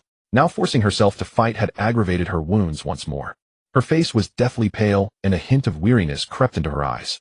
Before she could let down her guard, several whistling sounds of tearing air came from afar. Sensing they were still some distance away, Jiufeng secretly exhaled and quickly took out a double phoenix jade, carved with one blue and one red phoenix. This jade was one of a pair born together with Jiufeng and Jiuyu when they first took human form. The two jades had the power to reveal each other's location. Through this jade, Jiufeng had always been able to sense the whereabouts of her younger sister Jiuyu. That was why she felt at ease letting Jiuyu live alone outside. Now with the situation urgent and no time for further thought, she had no choice but to send the remaining clansmen to her. The Wu clan must not be extinguished at her hands, or she would have no face to meet the primeval witches in the afterlife. To be honest, unless absolutely necessary, Jiufeng truly wished not to bring trouble to her sister. Jiufeng handed the double phoenix jade to the only golden immortal level squad leader among the Wu warriors and commanded, "Take these clansmen to the location marked on this jade. When you arrive, give my name, and there will be clansmen to receive you." Jiufeng patted the squad leader on the shoulder. "You must lead the clansmen safely there." As she spoke, she already passed the double phoenix jade to him. Taking the jade, the squad leader declared solemnly, "Great witch, rest assured. Even if I die, I will escort our people to that place." Jiufeng nodded with relief, then said, "I will hold them off. You go now." With those words, she immediately parted ways with the Wu warriors. After leaving, Jiufeng released her powerful aura, luring the pursuing Yao clan toward the underworld. Watching her retreating figure, the squad leader clenched his teeth, his eyes seething with hatred for the Yao. Shaking off his emotions, the squad leader led the Wu clan's elderly women and children racing desperately toward the location indicated on the double phoenix jade. On the other side, within moments, several great Luo golden immortals of the Yao clan arrived before the crater left by Jiufeng's blow. Sensing the wolf demon's lifeless body, their faces darkened. That wolf demon had already reached the peak of the early great Luo golden immortal stage, yet he had died so easily here. Among the Yao present, several were even weaker than that wolf. Terror seized their hearts and thoughts of retreat began to spread. Just then, a latest-stage great Luo golden immortal, Yao, a cruel glint flashing in his eyes, roared, "We press on." Yet his words drew no response. Another great Luo golden immortal stammered, "But if we keep chasing, more of us will fall. I don't want to die." At this, several other great Luo golden immortals who shared the sentiment nodded in agreement. Displeasure flickered across the latest-stage demon's face. Pointing to a bloodstain in the distance, he said, "Look, this blood should belong to great witch Jiufeng. She has coughed up that much blood, which means her injuries from the Wu Yao War are far more severe than we imagined. Killing a single great Luo golden immortal must have been her limit. She is now a spent force. If we can catch up, we can surround and slay her. With her great witch's essence blood, our stagnant cultivation will surely advance once more." In this primordial world, for a being of ordinary birth to reach the great Luo golden immortal realm was no small feat, and breaking through further was even harder than ascending to heaven. Without the aid of divine treasures or rare elixirs, many were trapped in a minor stage of great Luo golden immortal for life. After the latest stage demon's detailed analysis, the fear in the demon's eyes gradually gave way to ruthlessness. Gritting their teeth, the demons set off without hesitation, chasing desperately in the direction of Jiufeng. Time flew swiftly. After the Luo golden immortals of the demon clan had left for a while, the two human ancestors and Lai descended slowly. Hiss! Seeing the death of this wolf demon, the three of them couldn't help but gasp simultaneously. The meticulous Yu Chaoshu carefully examined the wolf demon, his expression turning strange as he spoke. Could this wolf demon be the father of that wolf cub from before? The two of them, upon hearing this, also scrutinized the utterly dead Luo golden immortal level wolf demon, comparing it with the image from the wolf cub's memory, and discovered that it was indeed true. Well, I wonder what that wolf cub will think when he sees his father, whom he boasted about to the heavens in the underworld. Swearenshire silently grumbled in his heart, then dismissed the thought, and spoke to the other two. At least this is a demon corpse of a Luo golden immortal. For tribesmen below the Luo level, it is absolutely a great tonic. Let's clean it up and bring it back to nourish our tribesmen. Hearing Swearenshire's suggestion, the two expressed their agreement, and then they began to pack up the corpse of the wolf demon. After a moment, the three of them had properly packed the still warm wolf demon corpse. Let's continue following to see. As soon as Swearenshire's words fell, the three continued to stealthily follow. Meanwhile, at Yuanjia Mountain, System, I want to consume cultivation base to upgrade the grade of the high-grade innate spirit treasure, Yuanjia Mountain. Li Yang's cultivation base had already reached the peak of Deluo Golden Immortal. Since his comprehension of the laws had not improved, the cultivation base obtained through the multiple offspring system could not help him quickly advance his realm. Fortunately, however, this system cultivation base could also be used to upgrade the grade of spirit treasures. Otherwise, the transferable cultivation base obtained from treasure chests would truly have become useless. In response to Li Yang's request, the system's voice quickly rang out, scanning high-grade innate spirit treasure, Yuanjia Mountain. Scan successful. Yuanjia Mountain currently contains 36 innate forbidden systems and is classified as a high-grade innate spirit treasure. Its next upgrade will transform it into a top-grade innate spirit treasure containing 48 innate forbidden systems. This upgrade requires consuming 2 million years of cultivation base. Post, do you wish to pay? Li Yang looked at his panel, where through frenzied baby-making, he had just raised the value to 210 years of transferable cultivation base. The corner of his mouth twitched, and he muttered inwardly, I always feel like the things the system sells are specifically tailored to my balance. Despite his complaints, Li Yang still chose yes. After all, since his strength had reached the level of half-step Hunyuan Golden Immortal, it was time to acquire a top-grade innate spirit treasure. As Li Yang's decision was made, the system's pure energy instantly poured into Yuanjia Mountain. At the same time, Yuanjia Mountain began to tremble wildly, undergoing drastic changes. Sensing such a change, Jiu inside Yuanjia Mountain and the hundreds of thousands of Li clan members busy at the foot of the mountain all fled in panic. Seeing this, Li Yang's voice, amplified by his half-step Hunyuan Golden Immortal magical power, instantly resounded throughout the entire settlement. Don't panic. The trembling of Yuanjia Mountain is because I am refining it.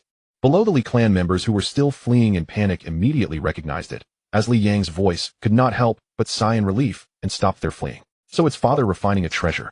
So it's grandfather refining a treasure. So it's great-grandfather refining it. So it's the 18th generation ancestor refining a treasure. So it's the founding ancestor refining a treasure. Different appellations rang out one after another. Since Li Yang had already reached the level of half-step Hunyuan Golden Immortal, these sounds naturally all fell into his ears. Li Yang could not help but sigh inwardly. Alas, I've become so old without realizing it. Just as Li Yang was lamenting, a streak of light flashed by and a graceful figure instantly appeared before him. Husband, what exactly is happening here? The owner of this graceful figure was Jiu. At this moment, Jiu looked at Li Yang with a face full of confusion. To live more conveniently, Jiu had rarely transformed back into her Wu clan original form over the tens of thousands of years, generally appearing in the form of an innate Dao body. Now Jiu's belly was slightly bulging, clearly indicating that a new life was gestating within. It was precisely because of this that Li Yang had some free time. During Jiu's pregnancy, Li Yang fed her all kinds of heavenly materials and earthly treasures to help her nurture the fetus. Even for some treasures that were hard to find in the primordial world, Li Yang did not hesitate to spend system currency to purchase them in the system shop. With the aid of these heavenly materials and earthly treasures, Jiu hardly needed to cultivate, and over these 20,000 years her strength rose from the peak of Golden Immortal to the late stage of Tai-E Golden Immortal. In response to Jiu's inquiry, Li Yang let out a ha-ha, scratched his head, and said, Yuanjia Mountain is a treasure I refined, you know that. Jiu nodded upon hearing this, and Li Yang continued, just a while ago I received a message from Yuanjia Mountain saying that it was about to advance to a top-grade innate spirit treasure. So during your pregnancy, I planned to upgrade Yuanjia Mountain. I didn't expect it would still disturb you. Li Yang spread his hands, casually telling a lie. This was not because Li Yang didn't trust Jiu. After all, the two had lived together for over 20,000 years, and they had long reached a level of mutual understanding where, you know my length, I know your depth. In Li Yang's view, some things were better kept from others. For instance, the existence of the system. He intended to completely bury this secret in his own stomach. After hearing this, Jiu nodded in confusion and said, well, okay.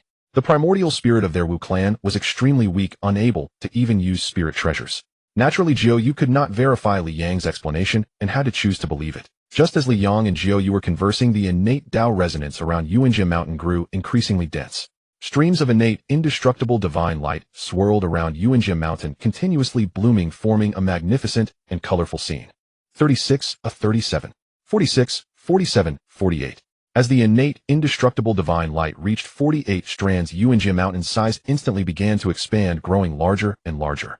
In just a short moment, Yuanjia Mountain rapidly expanded to 10 times its original size.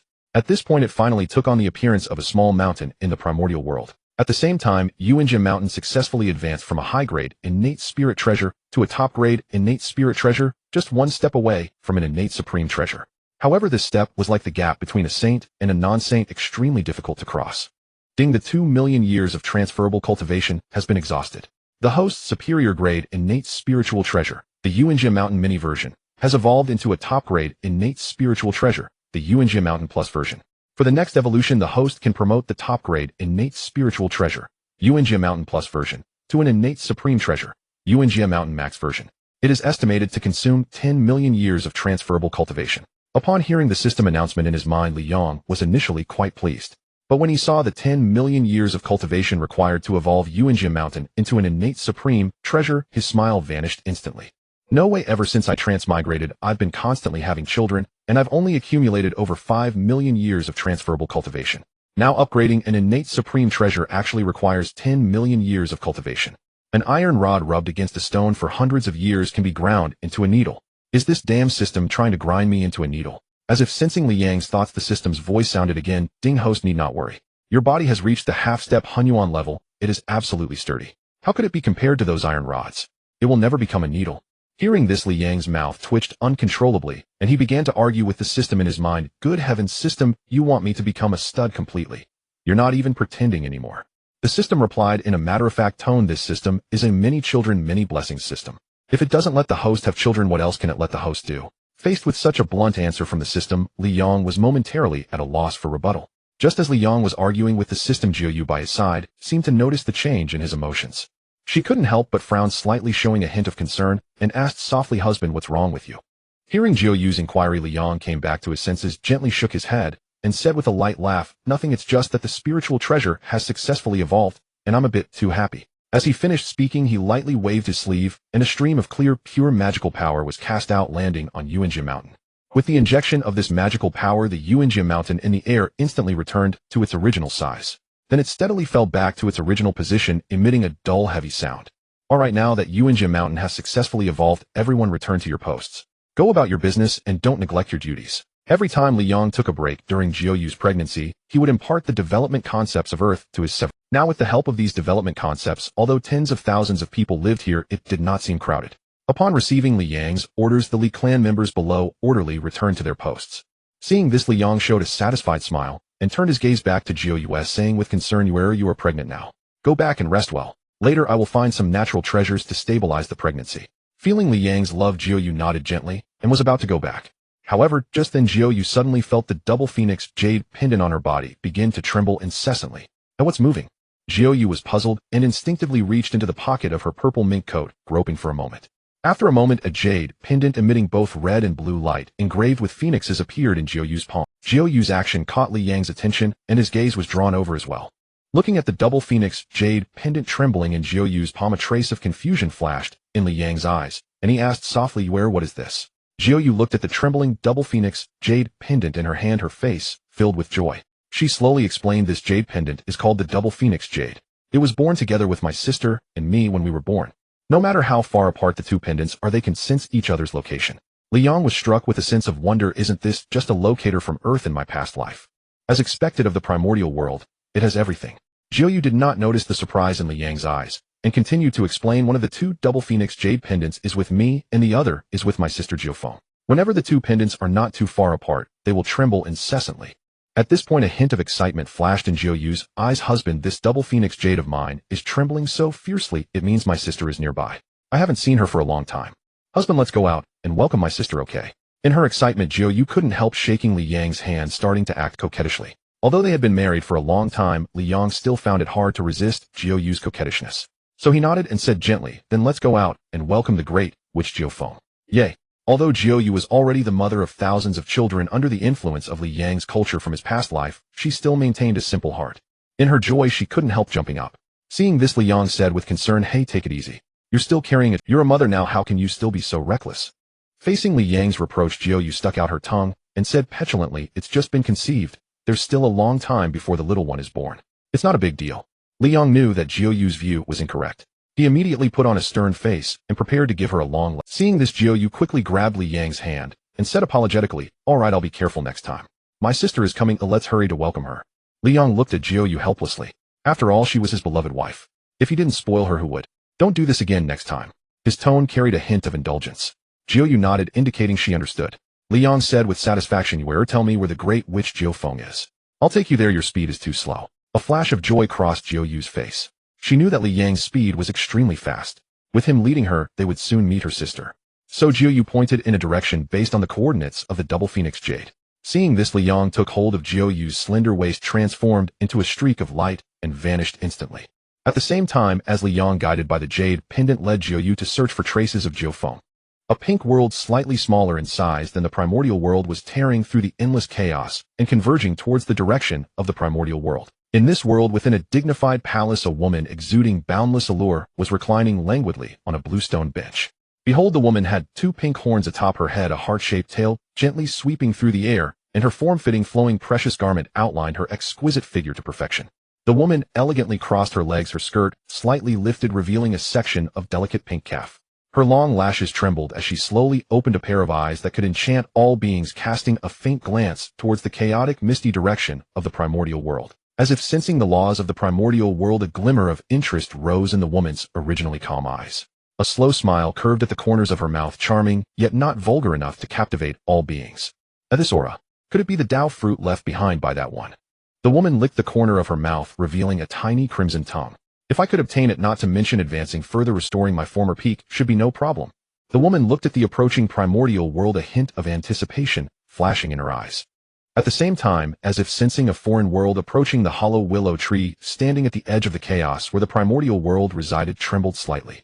Then an old man with white eyebrows and a long beard emerged from the hollow willow tree, casting his gaze towards the rapidly approaching pink world, a look of surprise in his eyes. This aura is so similar to that of the demon of charm.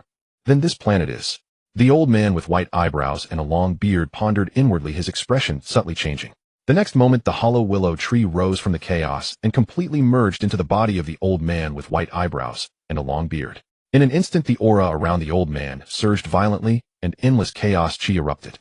At the same time, a section of hollow willow branch appeared in the old man's hand. He gently waved the branch, and a stream of silver light burst forth instantly. Where the silver light passed, the chaos chi receded like tides, gradually forming a vacuum channel connecting to the pink world. The white-browed old man slowly stepped into the channel, and his figure vanished instantly. Not long after he left, a yin-yang taiji pattern emerged. The 2 yin-yang fish continuously rotated, and a spatial passage slowly emerged. Through peeling off the origin, Tai-Ching Laozi, who had reproven the Dao through laws, walked out from it. What a powerful pressure! Who is that willow tree and that old man? This old man gives me a sense of danger no less than my nominal teacher, Hongjun. Tai-Ching Laozi arrived at the place where the old man had stood, sensing the Dao resonance left behind, and fell into deep thought. At that moment, a faint trace of charming force slowly transmitted over. At this moment, Tai-Ching Laozi was only 1 step away from the 3rd realm of Hunyuan Duo Golden Immortal, so he naturally detected this charming force clearly. Tai-Ching Laozi followed this faint charming force and looked towards a place in the chaos. A world faintly visible and extremely far away appeared before his eyes. This is... Tai-Ching Laozi was puzzled.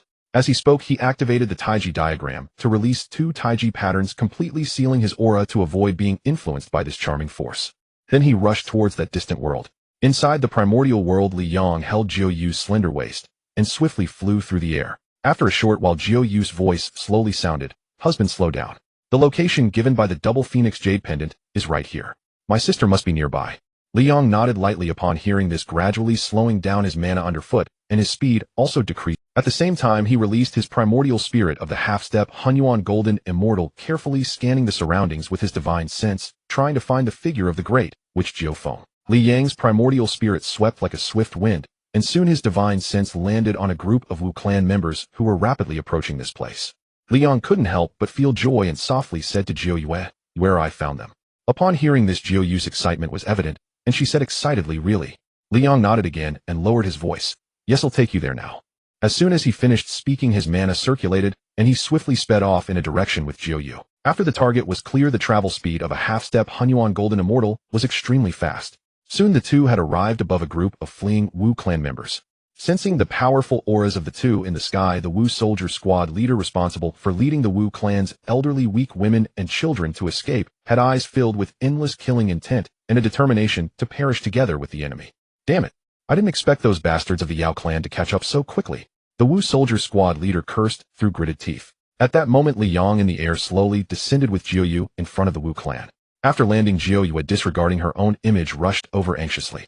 Seeing this, the Wu soldier squad leader immediately blocked in front of the Wu clan's elderly and weak, staring fixedly at the two approaching. Jiuyu arrived before the Wu clan scanned around, but did not find the figure of the great witch Jiao Feng, and couldn't help but frown slightly. She held the double phoenix jade pendant in her palm, and guided by it, she soon came before the Wu soldier squad. Jiao Yu scanned the Wu soldier squad leader, and finally her gaze fell on the same double phoenix jade pendant. Seeing this, Jiao Yu couldn't help but ask, "Where's my sister Jiao Feng?" Hearing Jiao Yu's address to the great witch Jiao Feng, the Wu soldier squad leader carefully sensed Jiao Yu's vast blood vitality, and said in surprise, "You are also of the Wu clan." Jiao Yu rolled her eyes upon hearing this, and replied softly, "What else?" Seeing that Jiao Yu admitted it, and that she also had the other jade pendant, the Wu soldier squad leader let down his guard, and began to recount his experiences. Senior, the great witch Jiao Feng, in order to cover us and preserve the Wu clan's seed, lured away several Yuo golden immortals of the Yao clan who were pursuing us. The first words of the Wu soldier squad leader made Jiao Yu unable to remain calm. What exactly happened?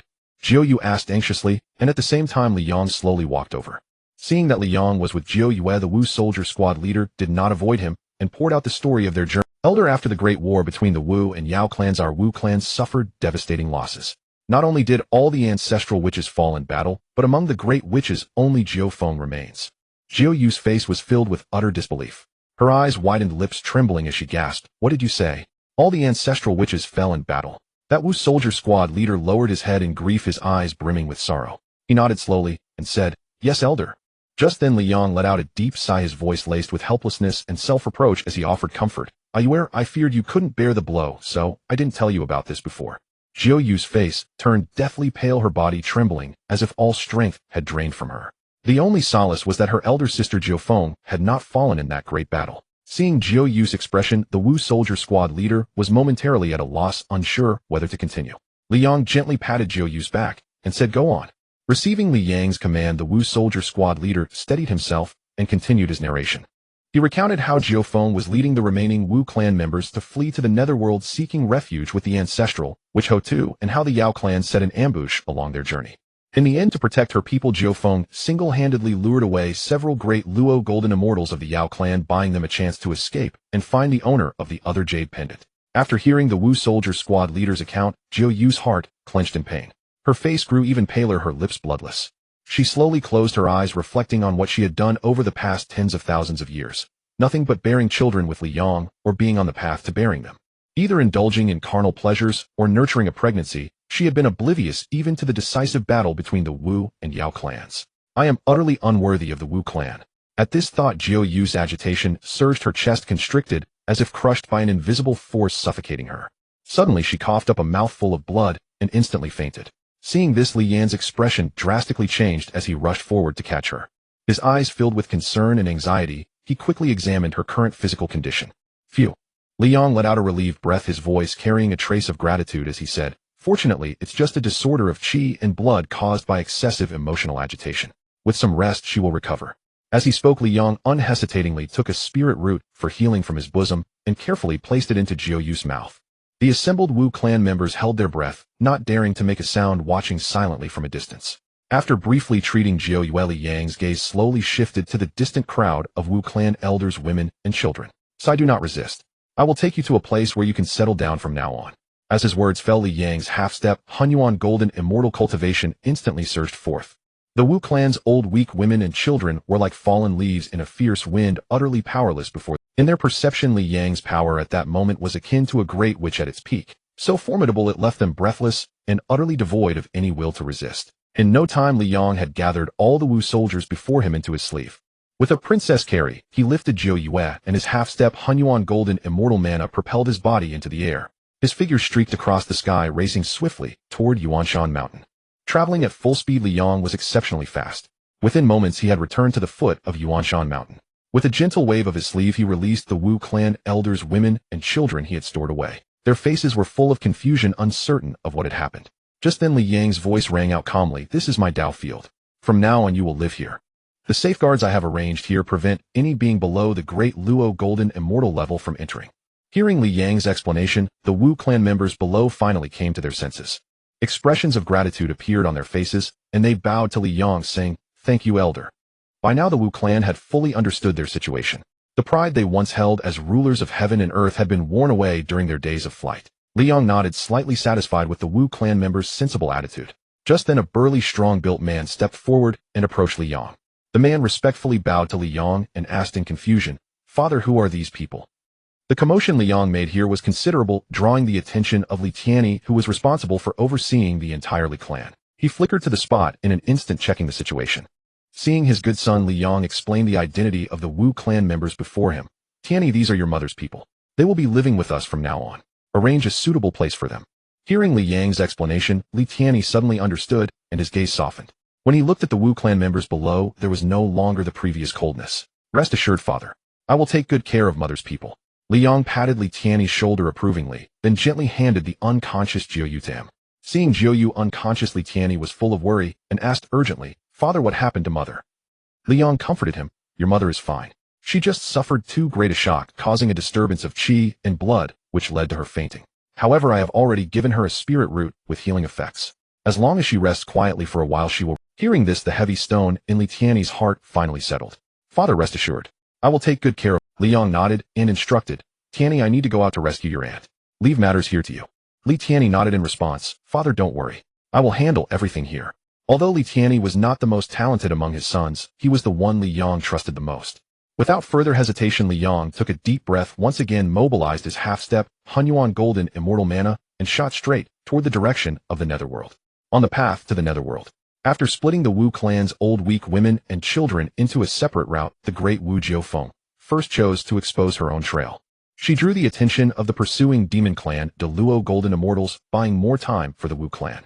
Enduring her internal injuries, Jiufeng once again forcefully erupted with her full power. With Jiufeng's full eruption, every strike she delivered carried boundless might. Relying on the Great Wu's formidable strength, Jiufeng once again instantly killed two early-stage the Luo Golden Immortals of the demon clan. However, this fierce battle also aggravated Jiufeng's wounds, making her aura extremely unstable, leaving her no choice but to flee. After the battlefield shifted, before long the two ancestors of the human race and Lai began scavenging corpses again. Adding the earlier wolf demon corpse of the early stage De Luo Golden Immortal, the trio had now collected 3 De Luo Golden Immortal corpses. This gave them a taste of the joy of corpse scavenging, and a sense of satisfaction surged in their hearts. After all, a De Luo Golden Immortal was a treasure from head to toe. Even a dead one possessed indescribable marvelous uses. After finishing the scavenging, the trio quietly continued following. After they left, an unknown amount of time passed before another figure descended upon the spot. This figure was none other than Liang, burning with anxiety. Sensing the lingering auras, Liang's brows knitted tightly, and he murmured softly, 11 De Luo Golden Immortal level auras. The demon clan truly spared no expense. Even under such circumstances, they could still muster so many De Luo Golden Immortals. If the decisive battle between the Wu and demon clans had been set on the demon clan's turf, presumably they wouldn't have had so many left. Just then, Liang seemed to sense something unusual and began to carefully feel the residual auras in the air. Strange. Among these 11 auras, 3 feel familiar, as though I've sensed them somewhere before. Besides the great Wu Jiufeng, who are the owners of the other 2 auras. Liang was utterly perplexed. The residual auras in the air were too faint. He could only confirm there were 11 De Luo Golden Immortals, but could not identify their specific identities. Never mind. The netherworld is not far from here. I will know upon arrival. With these soft words, Liang's figure vanished swiftly, speeding off toward the netherworld. Before the netherworld, gazing at the blood-soaked or disturbed Jiufeng, ahead several demon clan, De Luo Golden Immortals, wore cruel smiles. "Run? Aren't you good at running?" Amidst De Luo Golden Immortal of the demon clan laughed arrogantly, venting all the frustration he had suffered along the way. They had suffered heavy losses, but fortunately the great Wu Jiufeng was about to fall into their hands. Why waste words with her? Before they had suffered heavy losses, but fortunately the great Wu Jiufeng was about to fall into their hands. Why waste words with her? Let's join forces and surround her to death. Divide her essence quickly and return to seclusion for breakthrough. Hearing the suggestion from the leading latest stage De Luo Golden Immortal, the 6 De Luo Golden Immortals swiftly closed in, ready to slay Jiufeng in one blow. Watching the 6 demon clan De Luo Golden Immortals draw near, Jiufeng smiled, a radiant smile. Seeing that smile, a foreboding unease surged in the hearts of the 6. At that moment, Jiufeng called softly into the air, "Great Wu Jiufeng of the Wu clan is in peril. I beseech ancestral Wu Hutu to come to my aid." Jiufeng's voice echoed in the air, penetrating the barrier between the primordial world and the nether realm, reaching. Upon hearing this, the faces of the several demon clan De Luo Golden Immortals changed drastically. Their panicked gazes swept around, realizing they had unknowingly arrived near the netherworld. In that moment, they understood they had stepped into the domain of the Lord of the Earthly Path, and fear crept into their hearts. Just as the demon clan De Luo Golden Immortals conceived the thought of retreat, an oppressive ocean-like pressure suddenly descended. This pressure pinned all the demon clan de Luo golden immortals in place, rendering them utterly immobile. Simultaneously, a faint healing force wafted like a spring breeze, instantly arriving before Jiufeng and enveloping her tightly. Wherever this healing force passed, the wounds on Jiufeng's body healed at a visible rate. Under this force, the demon clan de Luo golden immortals could only watch in terror. A majestic, icy female voice suddenly rang out. Who gave you the audacity to cause trouble at the edge of my nether realm? The demon clan de Luo golden immortals felt their hairs stand on end, terrified to the extreme. They wanted to explain, but couldn't utter a single word. At that moment, a piercing regret surged in their hearts. We should not have been so greedy. Yet even in a world as wondrous as the Primordial, there was no turning back. Under the immense pressure, the 6 de Luo golden immortals could not even conceive the thought of resistance. Their consciousness faded like flickering candles in the wind, slowly dissipating. As soon as their 6 pale gold souls left their bodies, an invisible force yanked them into the netherworld. Only 6 cold, still warm corpses remained standing stiffly on the ground. Healed by Hotu and gradually regaining mobility, Jiufeng stared at the gruesome scene before her. Her taut body suddenly relaxed, and she let out a long sigh of relief. At that moment, Hotu's voice sounded directly in Jiufeng's ear. Enter. Receiving the command, Jiufeng hesitated not a moment. She slowly walked to the boundary between the nether realm and the primordial world, stepped into a gate of light, and her figure vanished abruptly. Shortly after Jiufeng left, Hotu's cold female voice rang out again. You 4 little human bugs hiding in the shadows. Clean up these 6 pieces of trash outside my Dao field, and I shall forgive your covert spying. This was not because Hotu was overly merciful, but when she swept her sage's gaze, she clearly saw the karmic threads entwined between Li Yang and the Wu clan. It was that karma that made her decide to spare the 4. Swish, swish, swish, swish. 4 whooshing sounds rang out almost simultaneously. Swirinshi, Yukashi, Lai, and Li Yang slowly emerged from the shadows. They dared not show the slightest disrespect. Bowing slightly toward the void deep in the netherworld, their voices carried a barely perceptible tremor. Thank you, sage, for your forgiveness.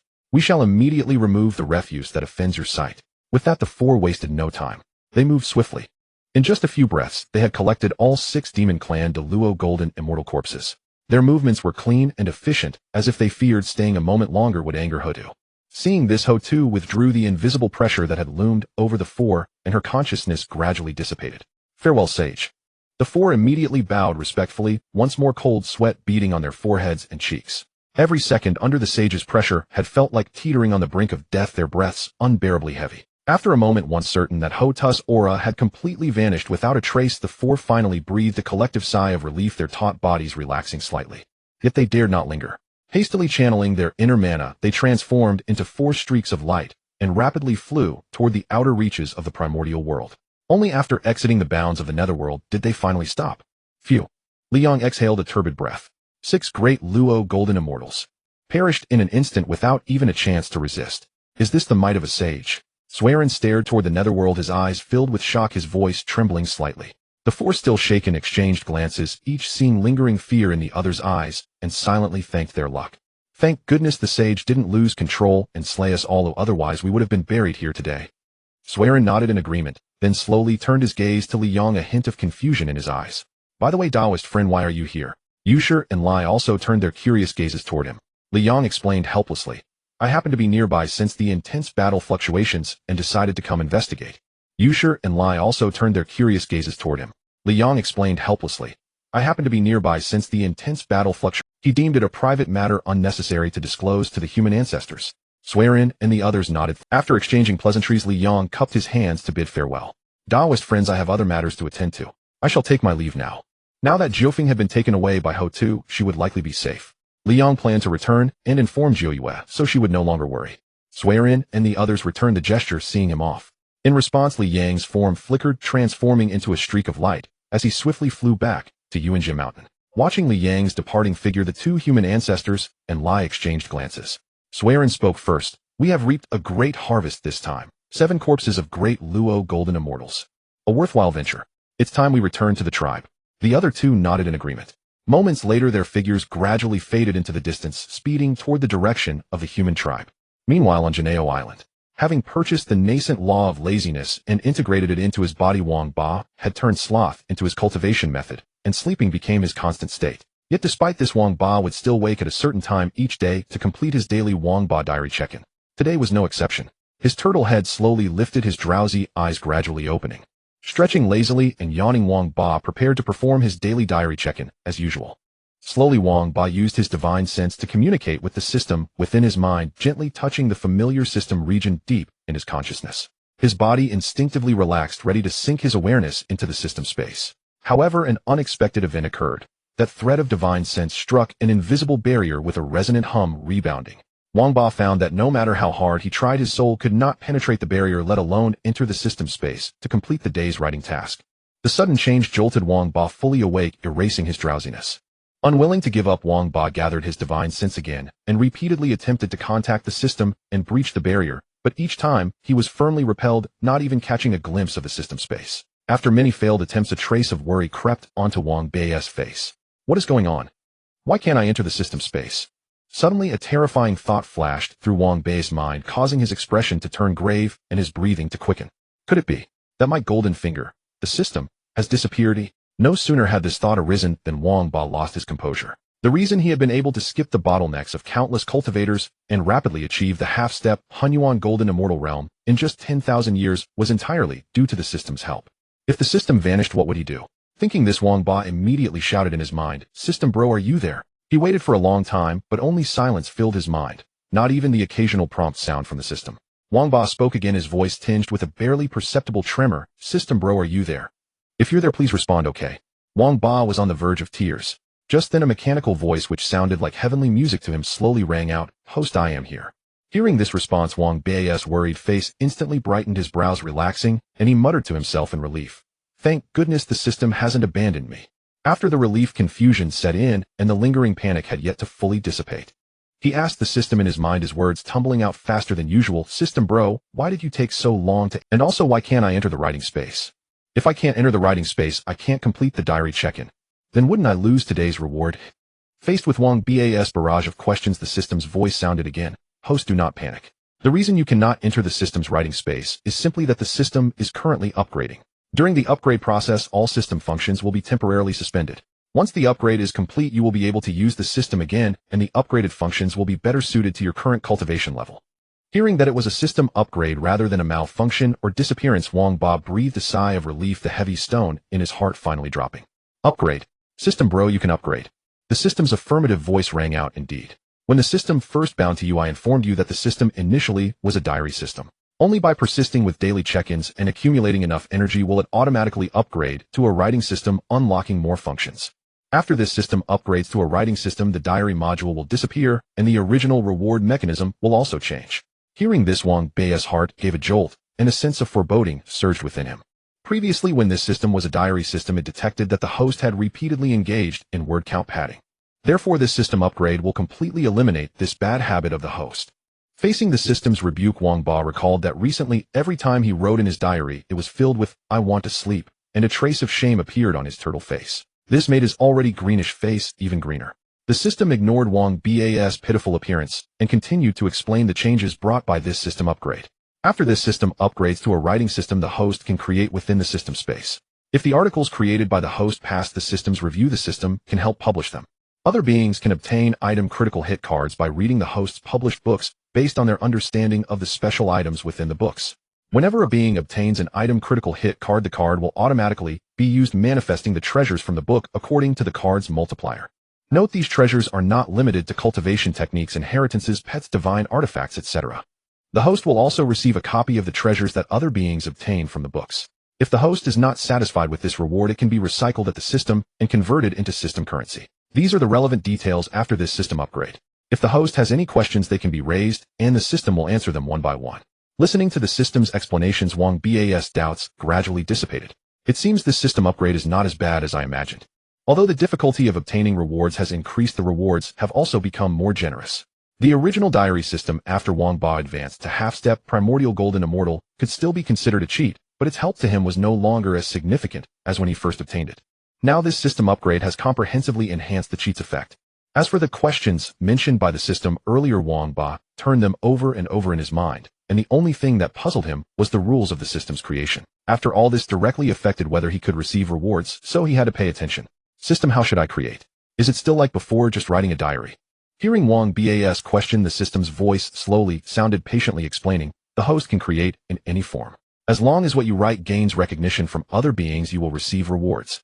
Upon hearing this, Wang Ba's first thought was to fabricate an awesome story, giving the cultivation-obsessed hermits of the primordial world a taste of Earth literature's impact. But as soon as this thought emerged, a bucket of cold water was poured on it. Wang Ba scratched his head and worried. I have no creative experience. Will anyone read my writing? Thinking of this, Wang Ba felt a headache and deeply regretted not studying hard in his past life. In my past life, I should have studied hard instead of sneaking home to read novels. Wang Ba was filled with regret. Suddenly, he realized something and kept muttering, novels. Novels. I can copy all the fantasy novels I read in my past life. After all, this world doesn't have those works. The more Wang Ba thought, the more feasible it seemed. Being a text plagiarist in this world was not a bad idea. With this in mind, Wang Ba shook his little head and asked again, Brother System, I'm ready. How can I start creating? Facing Wang Ba's eager eyes, the system sighed slightly and explained, Host, don't be impatient. Before you complete the system's promotion task, this system cannot upgrade to the writing system. Wang Ba's tiny turtle face was full of confusion. Brother System, you have a promotion task too. The system's explanatory voice sounded slowly, that's right, Host. This system's promotion indeed requires completing a system task, and this task also needs your assistance. Hearing that he was needed, Wang Ba's eyes instantly lit up and his spirits lifted. He said sheepishly, Brother System, rest assured. Whatever you command, I will do my best. Pleased with Wang Ba's proactive attitude, the system continued to explain, Host, since I am bound to you, if I want to advance, I must rely on you to complete the task decreed by the rules. Only if you successfully complete the task can I obtain enough energy to upgrade. Saying this, the system summoned a system panel in front of Wang Ba. In the center of the panel was a button resembling a lottery draw with the word task engraved in the middle, flickering with a faint light. This is the promotion task lottery interface. Host, as long as you press the button in the center, a task closely related to you will randomly appear. As long as you can complete this task, I will be able to upgrade. The system's voice echoed in Wang Ba's ears.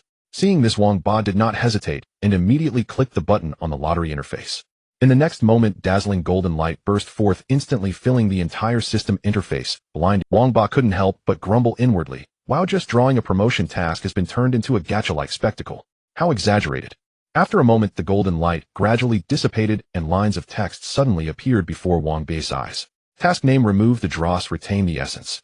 Task information: the conferred god calamity is about to descend.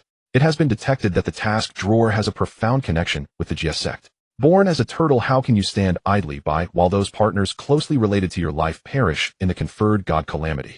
Please complete the task on behalf of Patriarch Tongtian. Expel the vast majority of immoral disciples from the Jia sect, allowing the sect to... Please complete the task on behalf of Patriarch Tongtian. Expel the vast majority of immoral disciples from the Jia sect, allowing the sect to gain new life. Task reward: comprehensive upgrade of system functions. I am not even a disciple of the Jia sect. How can I have a profound connection with it? At most, I have some connection with the fairy sister. Looking at the task information before him, Wang Ba felt utterly bewildered. His turtle head was twice its normal size.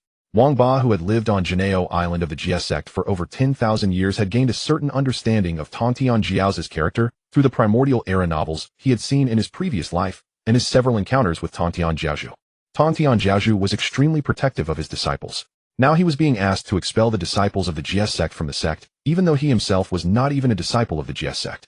A mere turtle. This was undoubtedly courting death right under the watchful eyes of a sage. Bro System, can you switch this task?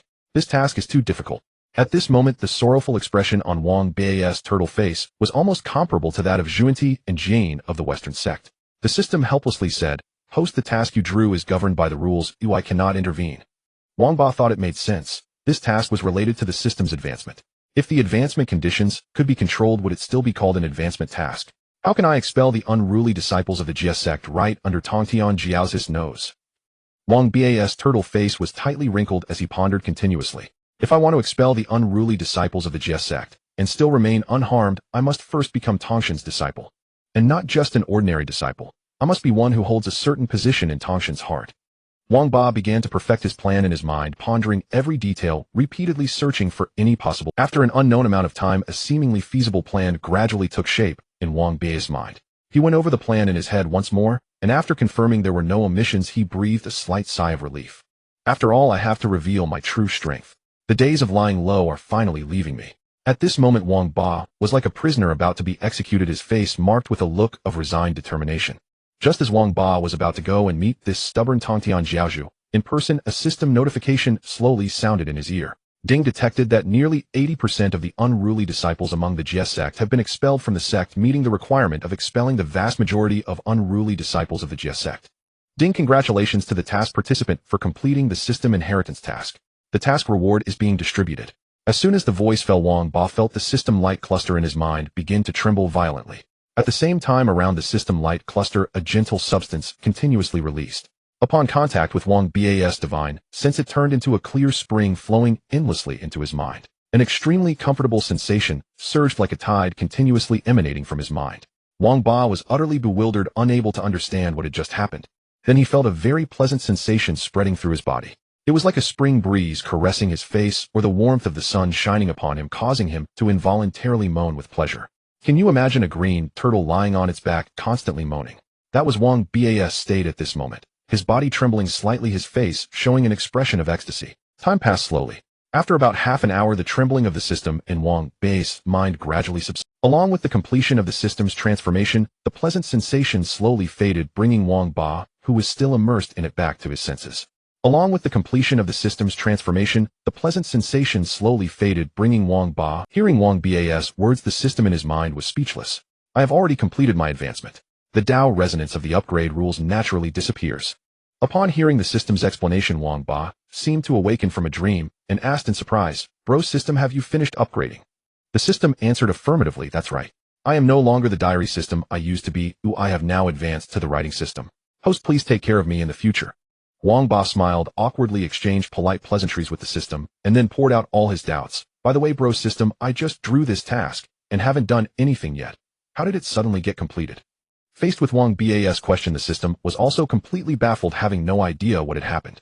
It tentatively said, "Host, have you secretly done something that caused the disciples of the GS sect to leave the sect?" Wang Ba's turtle face showed a look of utter confusion. He scratched his head and shook it vigorously, denying, "No, I don't remember doing anything like that. Bro system, we've been together all along. You know my whereabouts." The system thought carefully. It seemed to be true. Wang Ba even slept with it. If Wang Ba had done something, how could it not? This is strange. We haven't done anything, so how did the task suddenly get completed? Just as the turtle and the system were still puzzled, Janeo Island suddenly trembled violently. Immediately after, a huge spatial rift slowly appeared, and a sacred and majestic aura emanated from it. The next moment, a man slowly walked out of the rift. Behind the man floated a dazzling golden halo emitting brilliant radiance. On his forehead was engraved a sharp, sword-shaped pattern. The owner of this figure was none other than Tantian Jiaozhu, who had rushed back from Zhixiao Palace. At Zhixiao Palace, Tantian Jiaozhu had been stabbed in the back by his second elder brother Yuanshi Tianzuan, filling his heart with pain. This even made him start to doubt, could it be that my disciples of the Jia sect are truly so despicable? Tantian Jiaozhu's thoughts were in chaos, lost and bewildered. He had been pondering all the way back, and even after returning to Janeo Island, he still couldn't stop thinking. At this moment, he completely forgot to restrain his powerful sage aura. Under the vast sage pressure of Tantian Jiaozhu, the disciples of the Jia sect on Janeo Island involuntarily found it difficult to breathe. Fortunately, this pressure was not directed at the assembled disciples of the Jia sect, but was inadvertently released by Tantian Jiaozhu. The disciples of the Jia sect also sensed that their master was in a daze. They wanted to remind him to restrain his pressure, but found it hard to speak, so they had to grit their teeth and endure it. Guiling Shengma's cultivation had reached the peak of the Deluo Golden Immortal Realm. Under Tantian Jiaozhu's sage pressure, she performed noticeably better than the other disciples. Therefore, she immediately took the initiative and shouted, "Welcome back, master." The other disciples of Zhejiao, as if struck by sudden enlightenment upon seeing Guiling Shengma's action, quickly regained their senses and hurriedly imitated, "Welcome back, master." In an instant, cries of "Welcome back, master" resounded throughout Janeo Island, the lingering echoes reverberating without end. Tantian Jiaozhu, who was deep in thought in midair, was interrupted by the sudden sound. He slowly came back to his senses, looking down at the Zhejiao disciples trembling under his saintly suppression, a trace of astonishment appearing in his eyes. The dignity of a saint must not be violated. Even if Tantian Jiaozhu felt a hint of guilt in his heart, he could not easily show it. Of course, remedial measures still had to be taken. With a wave of his hand, Tantian Jiaozhu withdrew all the saintly pressure surrounding him.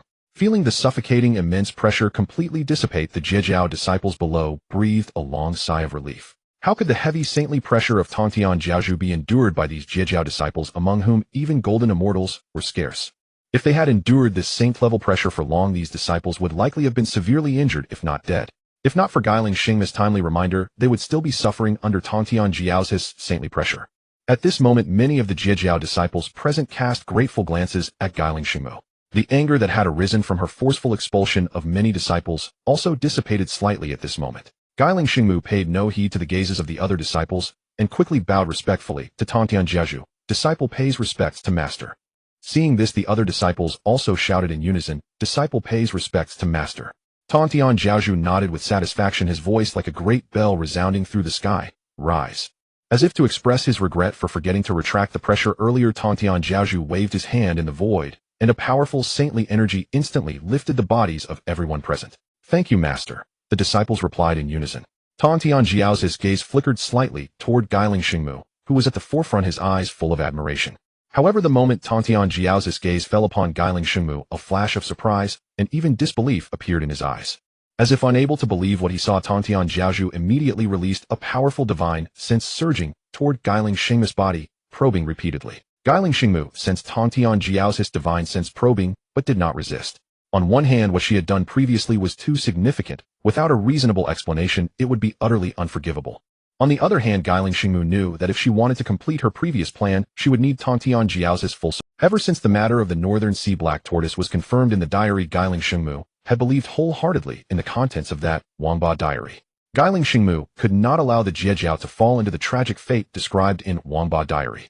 Having made up her mind, she faced Tantian Jiaozhu's divine sense probe calmly, not concealing her aura of the peak of Daluo Golden Immortal. Guiling Xingmu's calmness made Tantian Jiaozhu's probing more smooth. However, this was hard on the Wangba diary, within Guiling Xingmu's mind.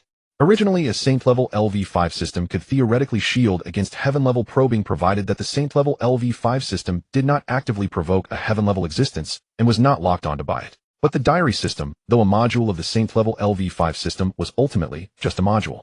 Ordinarily, it might be able to block a Saint's probing, but if a Saint probed with full force, it would still be discovered.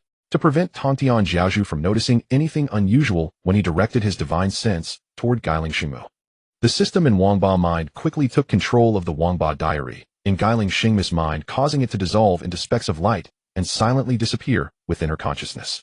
In fact, the system in Wangba mind was overthinking. You see, the sea of consciousness is the very foundation of a living being, like the core of life itself. If one forcefully probes another sea of consciousness, the consequences would be unthinkable. At best, it might render the person an idiot, and at worst, it could lead to death and the destruction of the Tao. Tantian Jiaozhu, as Guiling Xingmu's master, naturally understood the stakes involved. How could he invade his own disciple's sea of consciousness? Tantian Jiaozhu's divine sense repeatedly probed Guiling Xingmu's cultivation. After confirming that she had indeed broken through to the peak of Daluo Golden Immortal, he withdrew his divine sense. Feeling that Guiling Xingmu's cultivation was genuine, even a saint-level existence like Tantian Jiaozhu couldn't help but curl his lips, slightly revealing a hint of joy. Guiling, come to your master's Bo Palace. I have something to ask you. Tantian Jiaozhu's voice resounded throughout Janeo Island. Upon receiving Tantian Jiaozhu's command, Guiling Xingmu dared not delay and immediately rose. Following Tantian Jiaozhu's figure, she flew towards Bo Palace. Watching the departing Tantian Jiaozhu and Guiling Xingmu, the Jiejiao disciples below began to discuss among themselves. There was never a shortage of onlookers. One Jiejiao disciple was the first to ask, "What do you think Master called senior sister Guiling away for?" "Master is a saint. How could we disciples know the thoughts of the venerable master?" Another Jiejiao disciple shook his head helplessly. At this moment, a disdainful voice slowly sounded. "What else could Master call Guiling away for? He must be punishing Guiling. Master, honored as the supreme saint, should have noticed Guiling's actions the moment he returned to Janeo Island. Master dotes on us disciples the most. Since Guiling expelled so many of our Jiejiao disciples, Master will certainly not let her off easily." Hearing these words, the Jiejiao disciples present were startled. These words undoubtedly offended Guiling Xingmu to the extreme. After all, she was a direct disciple. They wanted to see who was so audacious as to slander a direct disciple like this. For a moment, everyone's gaze focused on the speaker, their eyes filled with doubt and curiosity. The next moment, a Taoist with two fluffy rabbit ears, two protruding front teeth, and a sharp mouth and monkey-like cheeks appeared in everyone's view. Facing the scrutinizing gazes, Changer Dingwangxian showed no fear. He couldn't help but reveal a gloating smile at the matter of Guiling Xingmu being called away by Tantian Jiaozhu. The reason Changer Dingwangxian harbored such deep hatred for Guiling Xingmu was simply because she had utterly disregarded his dignity. Many of the disciples previously expelled from the GS sect had some connection with him. To avoid being cast out of the GS sect, these disciples approached Changer Dingwangxian, offering precious treasures and beseeching him to plead their case before Guiling Xingmu. Having accepted their offerings, Changer Dingwangxian swore solemnly before them that he would surely accomplish the task. Yet when he stood before Guiling Xingmu, she rejected him without the slightest hesitation, igniting a blazing resentment within him. Now seeing Guiling Xingmu summoned away by Tantian Jiaozhu, Changer Dingwangxian immediately emerged, sneering and taunting to vent his pent-up fury. Upon recognizing his identity, those outer disciples, who had initially believed Guiling Xingmu was right to expel the corrupt disciples and wished to defend her, fell silent. After all, Changjerding Wangxian was one of the 7 attendant immortals of Tongtian Jiaozhu, second only to the personal disciples in the hierarchy of the Jia sect. For these outer disciples, offending Changjerding Wangxian over a mere verbal dispute was hardly worth the risk. Seeing no one refute him, Changjerding Wangxian grew even more arrogant, continuing his sarcastic assault on Guiling Xingmu. Simultaneously, he incited the other Jia sect disciples, fellow brothers, look. Gue Ling is merely Master's personal disciple, yet she dares to expel fellow disciples from the Jia sect. If she becomes Master's foremost personal disciple, who knows what she might do? One day, if Guiling Xingmu is in a foul mood, even we might be cast out of the Jia sect. Changjerding Wangxian's words were exceedingly venomous, instantly turning Guiling Xingmu into an adversary of all Jia sect disciples present, especially those disciples who, having recently committed no heinous acts, had managed to evade Guiling Xingmu's purge. These Jia sect disciples, steeped in past misdeeds, trembled with fear, dreading that their old sins would come to light, and Guiling Xingmu would expel them. Their unbridled arrogance in the primordial world was propped up solely by their identity as disciples of a sage. Once that identity was lost, how could their countless enemies spare them? At this thought, a faction of Jia sect disciples immediately echoed Changjerding Wangxian, chanting in unison, "Elder brother Changer is absolutely right." Hearing the chorus of agreement, Changjerding Wangxian was immensely pleased. He cast a haughty gaze over the outer disciples and prepared to spew more slander against Guiling Xingmu. But at that moment, an indignant female voice cut through. "Changer, those disciples expelled by senior sister Guiling were all wicked villains. Stop twisting the truth and spreading lies." At this accusation, displeasure flashed across Changjerding Wangxian's face. He cursed inwardly. "What Jia sect disciple dares to interrupt me?" Changjerding Wangxian followed the voice. There stood a young girl in an emerald green long dress with 2 playful braids, her face flushed with anger as she glared at him. Recognizing her, a contemptuous smirk curled on his lips. He said, "Bi Xiao, when have I ever twisted the truth? Am I not speaking the truth? Has Guiling not expelled fellow disciples from the Jia sect? Don't bring up their misconduct or wickedness. If they were truly as vile as you claim, why would Master have accepted them as disciples in the first place? Are you implying that Guiling's judgment surpasses Master's?" Bi Xiao. Changjerding Wangxian bombarded her with rapid-fire attacks, enraging Bi Xiao until her face turned crimson. She pointed a trembling finger at him, stammering, You. So inexperienced in verbal battles, the sheltered Bi Xiao could never outmatch the cunning old fox. "You what? Are you challenging me to a fight, Bi Xiao?" A sneer curled Changjerding Wangxian's lips as he unleashed the full force of his mid-stage golden immortal aura, his eyes dripping with contempt. Though Changjerding Wangxian was devious and morally flawed, it had to be admitted that Tongtian Jiao's choice of him as one of the 7 attendant immortals testified to his extraordinary talent. Now, with his mid-stage golden immortal cultivation, he stood among the elite of the Jia sect's disciples. Only the 4 personal disciples of Tongtian Jiaozhu, along with Zhao Gongmin Yunxiao and a few other outer disciples, surpassed him in cultivation. Bi Xiao, an innocent and kind-hearted girl without a trace of guile, could hardly withstand such provocation. "Then fight. Who's afraid of you?" Without hesitation, Bi Xiao rolled up her sleeves, erupting with early-stage golden immortal power to confront Changjerding Wangxian. The other outer disciples slowly retreated, keeping a safe distance. Though they had been vocal moments before, none dared to step forward. After all, the 3 Xiao sisters and Zhao Gongming were also figures these outer disciples dared not offend. Though classified as outer disciples, it was apparent to all that the 3 of them received treatment from Tongtian Jiaozhu nearly on par with his personal disciples. "Oh, you're actually serious. Today I'll teach you what respect for a senior brother means." Changjerding Wangxian stared at Bi Xiao with utter disdain. As his words fell, a surge of mid-stage golden immortal mana exploded from his body, a fierce and oppressive force, hurtling straight toward Bi Xiao. Facing the sudden attack, Bi Xiao showed no fear. She quickly mobilized her golden immortal mana, a faint azure light enveloping her. The azure light coalesced into a formidable power and shot toward Changjerding Wangxian. Just as their attacks were about to collide, an angry female voice rang out, "Enough." With those words, a streak of purple light flashed before Changjerding Wangxian and Bi Xiao. Within the purple radiance, a figure in a violet gauze dress appeared faintly. She extended 2 jade-like hands, and twin streams of purple mana like dragons emerging from the sea shot forth. They clashed with the attacks of both parties, erupting in a blinding brilliance. The light burst like fireworks, illuminating the entire space in splendor.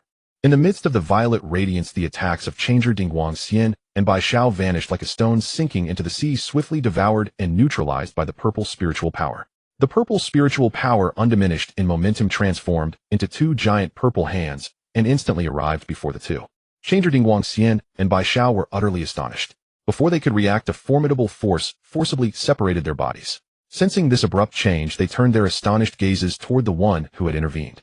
"Yun Xiaowei, elder sister." Two exclamations of surprise rang out simultaneously. Yuan Shao met the gaze of all the GS sect disciples present without a trace of fear. She said bluntly to Changer Dingguang Xian, "Changer, stop sowing discord here and inciting fellow disciples. As for the earlier matter, the master has his own judgment. There is no need for you to meddle. Little sister, your cultivation is still shallow. But if you wish to fight again, then I shall personally spar with you." It seemed that sensing the powerful aura emanating from Yuan Shao, Changer Dingguang Xian's eyes involuntarily revealed a trace of wariness. Faced with Yuan Shao's reprimand, Changer Dingguang Xian snorted coldly and turned away. Watching his receding figure, Yuan Shao slowly withdrew her gaze. Then her eyes fell on Bai Shao in the distance. She scolded, Why are you still so reckless? With just a little provocation you easily fall for it. I don't know what to say to you anymore." Bai Shao, confronted by her elder sister's nagging, was like a child who had done wrong. She lowered her head and stood obediently by listening to Yuan Shao's admonition. The GS sect disciples who had echoed Changer Dingguang Xian earlier, seeing that he had already left, dared not linger any longer. One by one they dejectedly fled the scene. Witnessing this, the other GS sect disciples knew there was no more entertainment to be had here, so they turned and left one after another, returning to their respective cultivation grounds. "Hey elder sister, look, the other junior brothers and sisters have already left. Let's hurry back too." Watching Yuan Shao, who was still chattering incessantly, Qiong Shao's eyes were filled with helplessness. Hearing this, Yuan Shao scanned the surroundings and found that only the three sisters remained. Only then did she abandon the thought of continuing to educate Bai Shao. "Let this be a lesson, not a precedent. You must take it as a warning and never fall for others' provocations," Yuan Shao said earnestly. Bai Shao's little head quickly nodded. She vowed, "Elder sister, rest assured. I will never fall for such tawdry schemes." Seeing Bai Shao's sincere confession, Yuan Shao nodded with satisfaction and said softly, "Let's go back first." Bai Shao and Qiong Shao responded in unison and closely followed Yuan Shao's steps. Behind Yuan Shao, Bai Shao even gave Qiong Shao a thumbs up, as if saying, "Second sister, thank you for saving me." Qiong Shao smiled and returned the gesture with a received sign. Meanwhile, inside Bo Palace, Guiling Shengmu followed Tongtian Jiaozhu and soon entered the palace. After entering Bo Palace, Guiling Shengmu saw Tongtian Jiaozhu sitting cross-legged on a cushion, having waited long. "Disciple pays respects to master." Guiling Shengmu bowed respectfully. Although she had already greeted Tongtian Jiaozhu outside, she felt that bowing again would better express her reverence. After all, politeness never hurts. Tongtian Jiaozhu looked at this direct disciple before him. The more he looked, the more pleased he became. He couldn't help but exclaim inwardly, "Excellent, excellent. Not only does she possess prodigious cultivation talent, but she also deeply respects the master and values the way. Such a disciple far surpasses the 12 golden immortals of the Chan sect." Thinking of this, a faint smile involuntarily curled at the corner of Tongtian Jiaozhu's mouth. No need for such formality. "Rise." Tongtian Jiaozhu waved his hand, gesturing for Guiling Shengmu to rise. Then he inquired, "Tell me what exact—" Guiling Shengmu thought that Tongtian Jiaozhu was referring to her expulsion of those GS sect disciples. So she quickly lowered her head and admitted fault. "I beg the master to forgive the disciples' offense of acting on behalf of the master. The disciples I expelled were all of immoral conduct. I implore the master to discern clearly." Hearing Guiling Shengmu's words, Tongtian Jiaozhu slightly frowned, puzzled and uncertain of what had occurred. With a wave of his hand, Tongtian Jiaozhu began to divine in the air. In a short while he learned of the events that had taken place on Janeo Island, and his brows furrowed once more. Perhaps it was the words of Yuan Shi Tianzuan at Zhixiao Palace that had awakened Tongtian Jiaozhu to some extent, prompting him to seize this opportunity to observe the conduct of his disciples.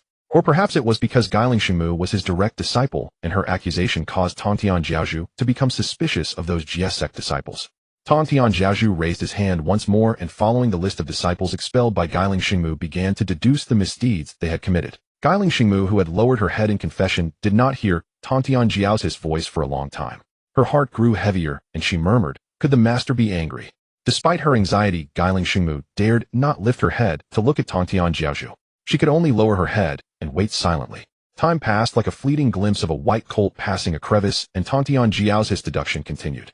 As his deduction progressed, his brows furrowed deeper and deeper, and a trace of anger gradually appeared on his face. A sage transcends the river of time and possesses the ability to peer into it, observing the lifetimes of frail beings. In Tongtian Jiaozhu's deduction, the past lives of the disciples expelled by Guiling Shengmu flashed before his eyes like a slideshow.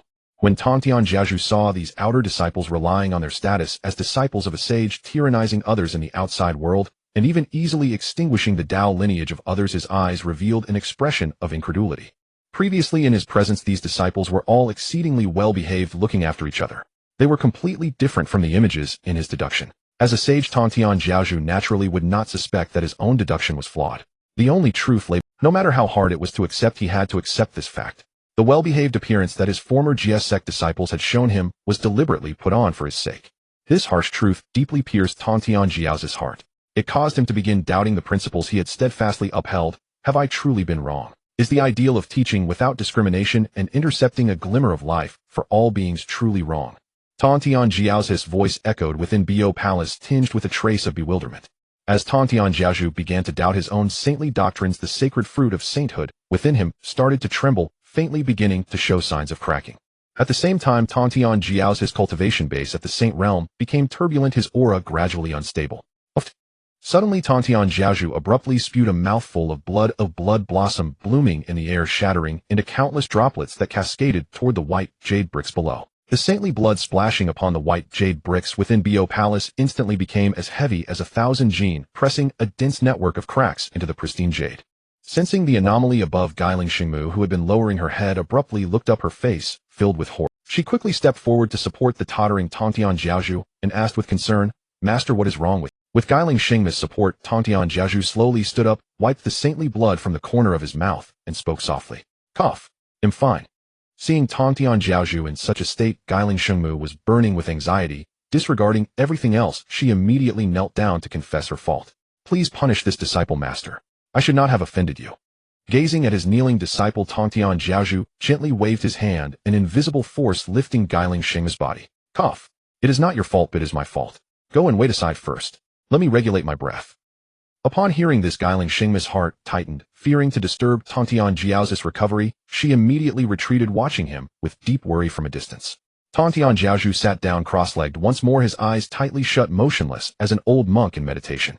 He began to absorb the primordial energy of heaven and earth, attempting to calm his turbulent blood and qi. However, at this moment, Tantian Jiao's heart had already doubted the very Dao he cultivated. How could merely absorbing energy restore him?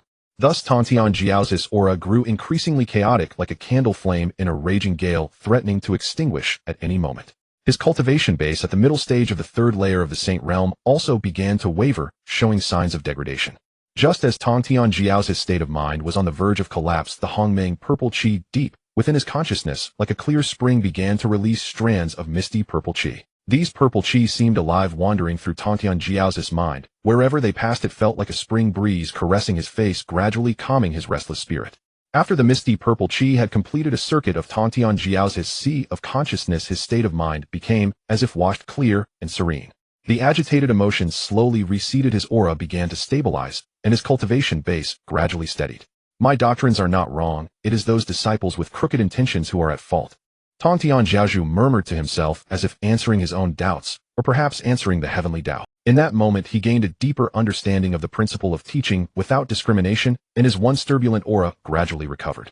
Tantian Jiaozhu wiped the remaining saintly blood from the corner of his mouth, slowly rose to his feet, and turned his gaze toward Guiling Xingmu in the distance. Guiling Xingmu stood far away, silently observing every move of Tantian Jiaozhu, her heart filled with unease. "Guiling, my disciple, your master is fine now. You may come over." Tantian Jiao's voice gradually reached Guiling Xingmu's ears, lifting a huge burden from her heart.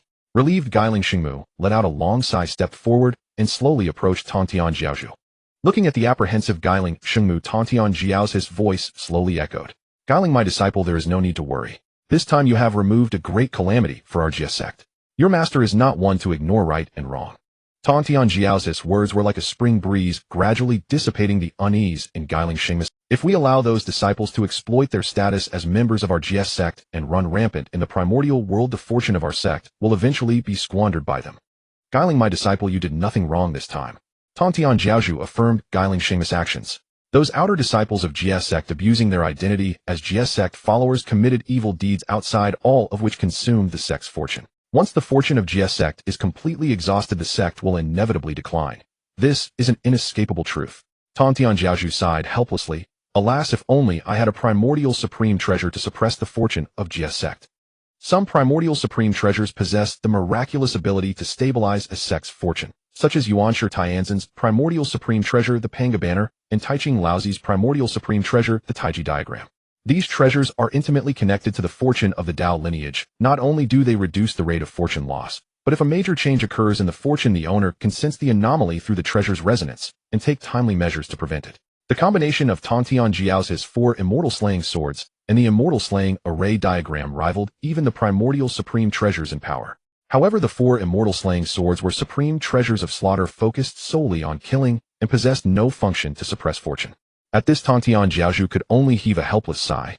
Previously adhering to the principle of teaching without discrimination, he had imposed virtually no requirements in accepting disciples, welcoming all who came. He had completely overlooked the moral character of his disciples, nearly causing a grave mistake. Now Tantian Jiaozhu felt that some constraints should be imposed on the Jie sect disciples. With this in mind, Tantian Jiaozhu slowly turned his gaze to Guiling Xingmu. Guiling, my disciple, you have done exceptionally well this time. I intend to appoint you as the senior sister of Jie sect to manage the order of the sect on my behalf. Would you be willing? Guiling Xingmu was momentarily stunned. She had originally come expecting to be reprimanded by her master, never imagining he would entrust her with such an important responsibility. It was like a windfall from heaven. Seeing Guiling Xingmu remain silent, Tantian Jiaozhu's eyes flickered uncertainly, and he sighed slightly. If you are unwilling, then let it be. I see that your cultivation has reached the peak of Daluo Golden Immortal, just one step away from the quasi-saint realm. Clearly you have devoted all your energy to cultivation. If I force such a heavy burden upon you, it might instead hinder your progress in cultivation. So be it.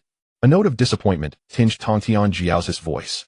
Guiling Xingmu snapped back to reality upon hearing this, and quickly said, Master, this disciple is willing. I will not let down your expectations, and will do my utmost to manage the order of Jie sect.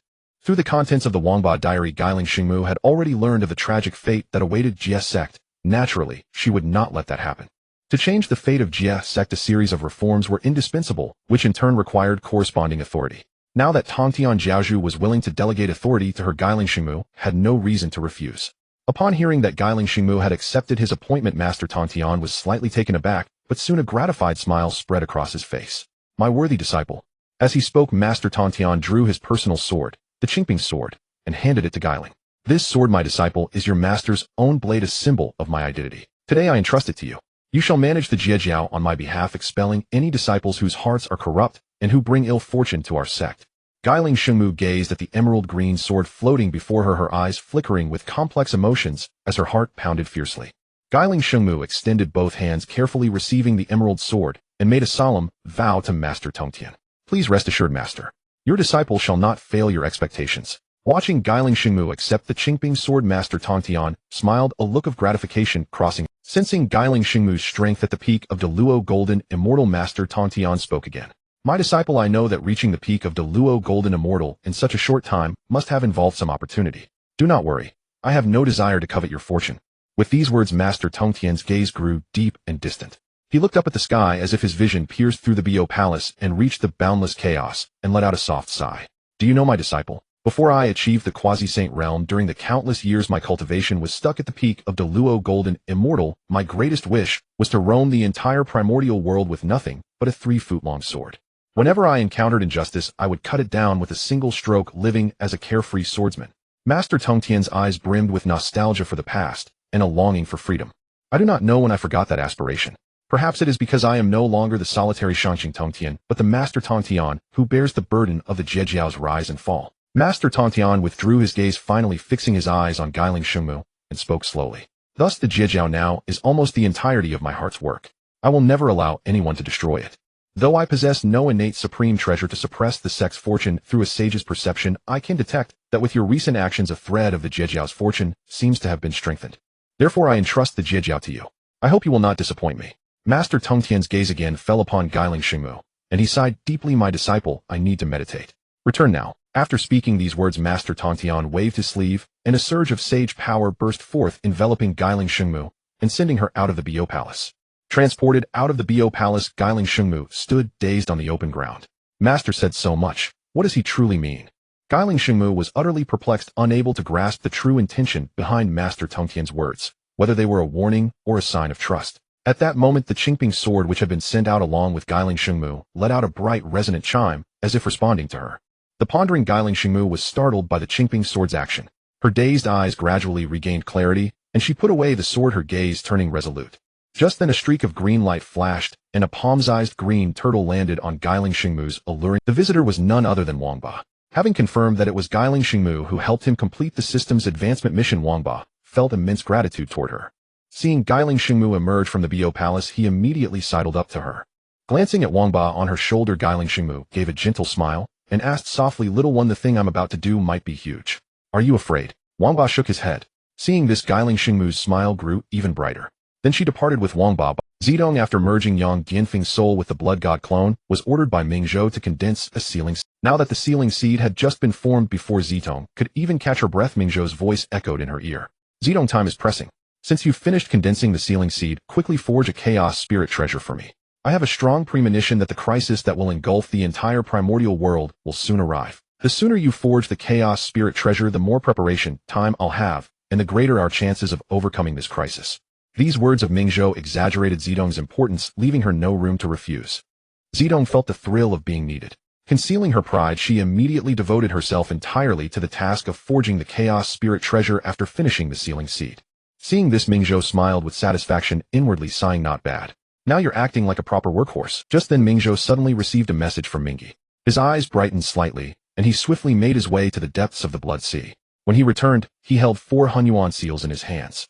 These 4 treasures, capable of unleashing sage-level combat power in a short time, greatly bolstered Minghe's. Putting away the treasures, Minghe calmed his surging emotions and began to reshape the structure of the small world within his body, constructing a suitable identity for the third cross-dimensional traveler. When Suerin and the others returned carrying the corpses of 7 great Luo golden immortal demons, the entire tribe erupted in excitement. A golden immortal realm human stared at the 7 demon corpses, each far stronger than himself, his eyes brimming with reverence, as he exclaimed excitedly to Suerin and the others. Ancestors, you are truly incredible. To have wiped out so many great Luo golden immortal demons. Suerin, Youchao, and Lai exchanged glances, a trace of awkwardness flickering in their eyes. Facing the worshipful gazes of the tribe, they found it hard to confess. They could hardly say that these great Luo golden immortal demon corpses were actually found lying around. Suerin cleared his throat twice, trying to change the subject, and said, "All right, everyone stop standing around dumbstruck.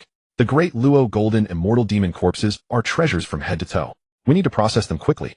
He continued, "Keep the demon cores that can be refined into treasures, cut off the rest of the demon flesh, and give it to those tribe members who are about to break through to help them advance their cultivation." Upon hearing Suerin's suggestion, the humans present brightened their eyes and eagerly stepped forward. Under the concerted efforts of the human race, the carcasses of 7 great Luo golden immortal-level demon beasts were swiftly devoured. Third ancestor, these are the materials harvested from those 7 great Luo golden immortal demons. As he spoke, a golden immortal-level human reverently carried a myriad of rare materials, scales, hide, armor, and the like, before the third ancestor. Among these treasures, the most precious were the 7 gleaming demon inner cores, each bearing the full mana of a great demon. They were the most invaluable part of the carcasses, perfect for forging artifacts. Suerin stepped forward, carefully accepting the materials with a gleam of joy in his eyes. With these materials, even though humanity was not adept in artifact forging, the sheer inherent strength of the materials themselves sufficed to craft several spiritual treasures, enriching the human race's heritage. The 3 ancestors of humanity carefully stored these materials, then based on the circumstances distributed the divided demon carcasses among the assembled humans. Those present were all chieftains of various tribes, the mightiest existences within their clans. To distribute the flesh and blood of great Luo demons through these chieftains was undoubtedly the most efficient approach. To celebrate the loss of numerous top-tier demon adversaries, the 3 ancestors brought out previously hunted demon carcasses and hosted a grand bonfire festival. For a time, the entire human tribe was filled with jubilant clamor. Yet just as the human tribe seemed to bask in prosperity, the skies above suddenly churned with change. Streams of immortal chi converged toward one direction, forming a colossal vortex of spiritual energy. This abrupt transformation instantly drew the gaze of the entire human tribe. Stunned, they stared at the immense vortex, curiosity brimming in their hearts. Unlike the curious onlookers, a golden immortal human stared fixedly at the direction of the vortex, disbelief etched on his face as he cried out, "No, that is my tribe." Such a phenomenon could only mean that something earth-shattering was occurring at the vortex's origin. Whether a heavenly treasure had emerged or a great cultivator was undergoing a breakthrough, neither boded well for the human. Moreover, his only daughter remained within the tribe, filling this golden immortal with frantic worry. Unable to maintain composure any longer, he instantly exerted his full golden immortal power, racing toward his tribe with all speed. Witnessing this, the 3 ancestors exchanged solemn glances. Suerin spoke first, "Let us go see as well." The other 2 ancestors nodded in agreement, and together with Suerin, they headed toward the confluence of immortal chi. As great Luo golden immortals, their speed far surpassed that of any golden immortal. Before the golden immortal who had left early could cover even a quarter of the distance, the 3 ancestors had already arrived at the vortex's location. The moment they set foot there, their brows furrowed involuntarily. Before them, a vast crowd had gathered. Countless humans clustered nearby, staring at a woman beneath the vortex of immortal chi, whispering among themselves. What kind of seed did Huashu conceive? She has been pregnant for 12 years, and only now is about to give birth. As soon as the chieftain left, her belly stirred. She's no virtuous woman either. In 12 years. No human pregnancy lasts that long. What's in her belly isn't human. It's a monster. A short woman whose arms were as thick as her legs, cursed with venom. She had long harbored jealousy toward Huashu. Why should another woman blessed with a chieftain father enjoy the tribe's best treatment, while she had nothing? Hearing her words, the surrounding humans showed disbelief. A kind old man quickly warned, "Speak, not such nonsense. To mock the chieftain's daughter so, do you seek death?" The short woman sneered, "So what if she's the chieftain's daughter? If she's indecent, must we be silent? If I speak truth and the chieftain kills me for it, how could he still face the tribe as its leader?" Overhearing this shocking tirade, the nearby tribespeople distanced themselves, fearing entanglement. They murmured inwardly, "How could such a twisted soul exist among us?" Feeling the alien stares, the short woman grew irritated and bellowed, "What are you looking at?" Unwilling to tangle with such a shrew, the others withdrew. Watching from above, Swiren's brow tightened with displeasure. The short woman's conduct was beyond comprehension. With a wave of his hand, Swiren administered a minor chastisement, then erected a soundproof barrier around the woman in labor and her midwives. This barrier not only blocked external noise, but also shielded those inside from outside influence. Just then, several streaks of light pierced the sky, each heralding the arrival of a golden, immortal human. The foremost was the chieftain, who had rushed back, his anxious gaze locked onto Huashu, shrouded in vast immortal chi. "Daughter, my daughter," he cried. With that, the golden immortal prepared to descend, but the three ancestors intercepted him.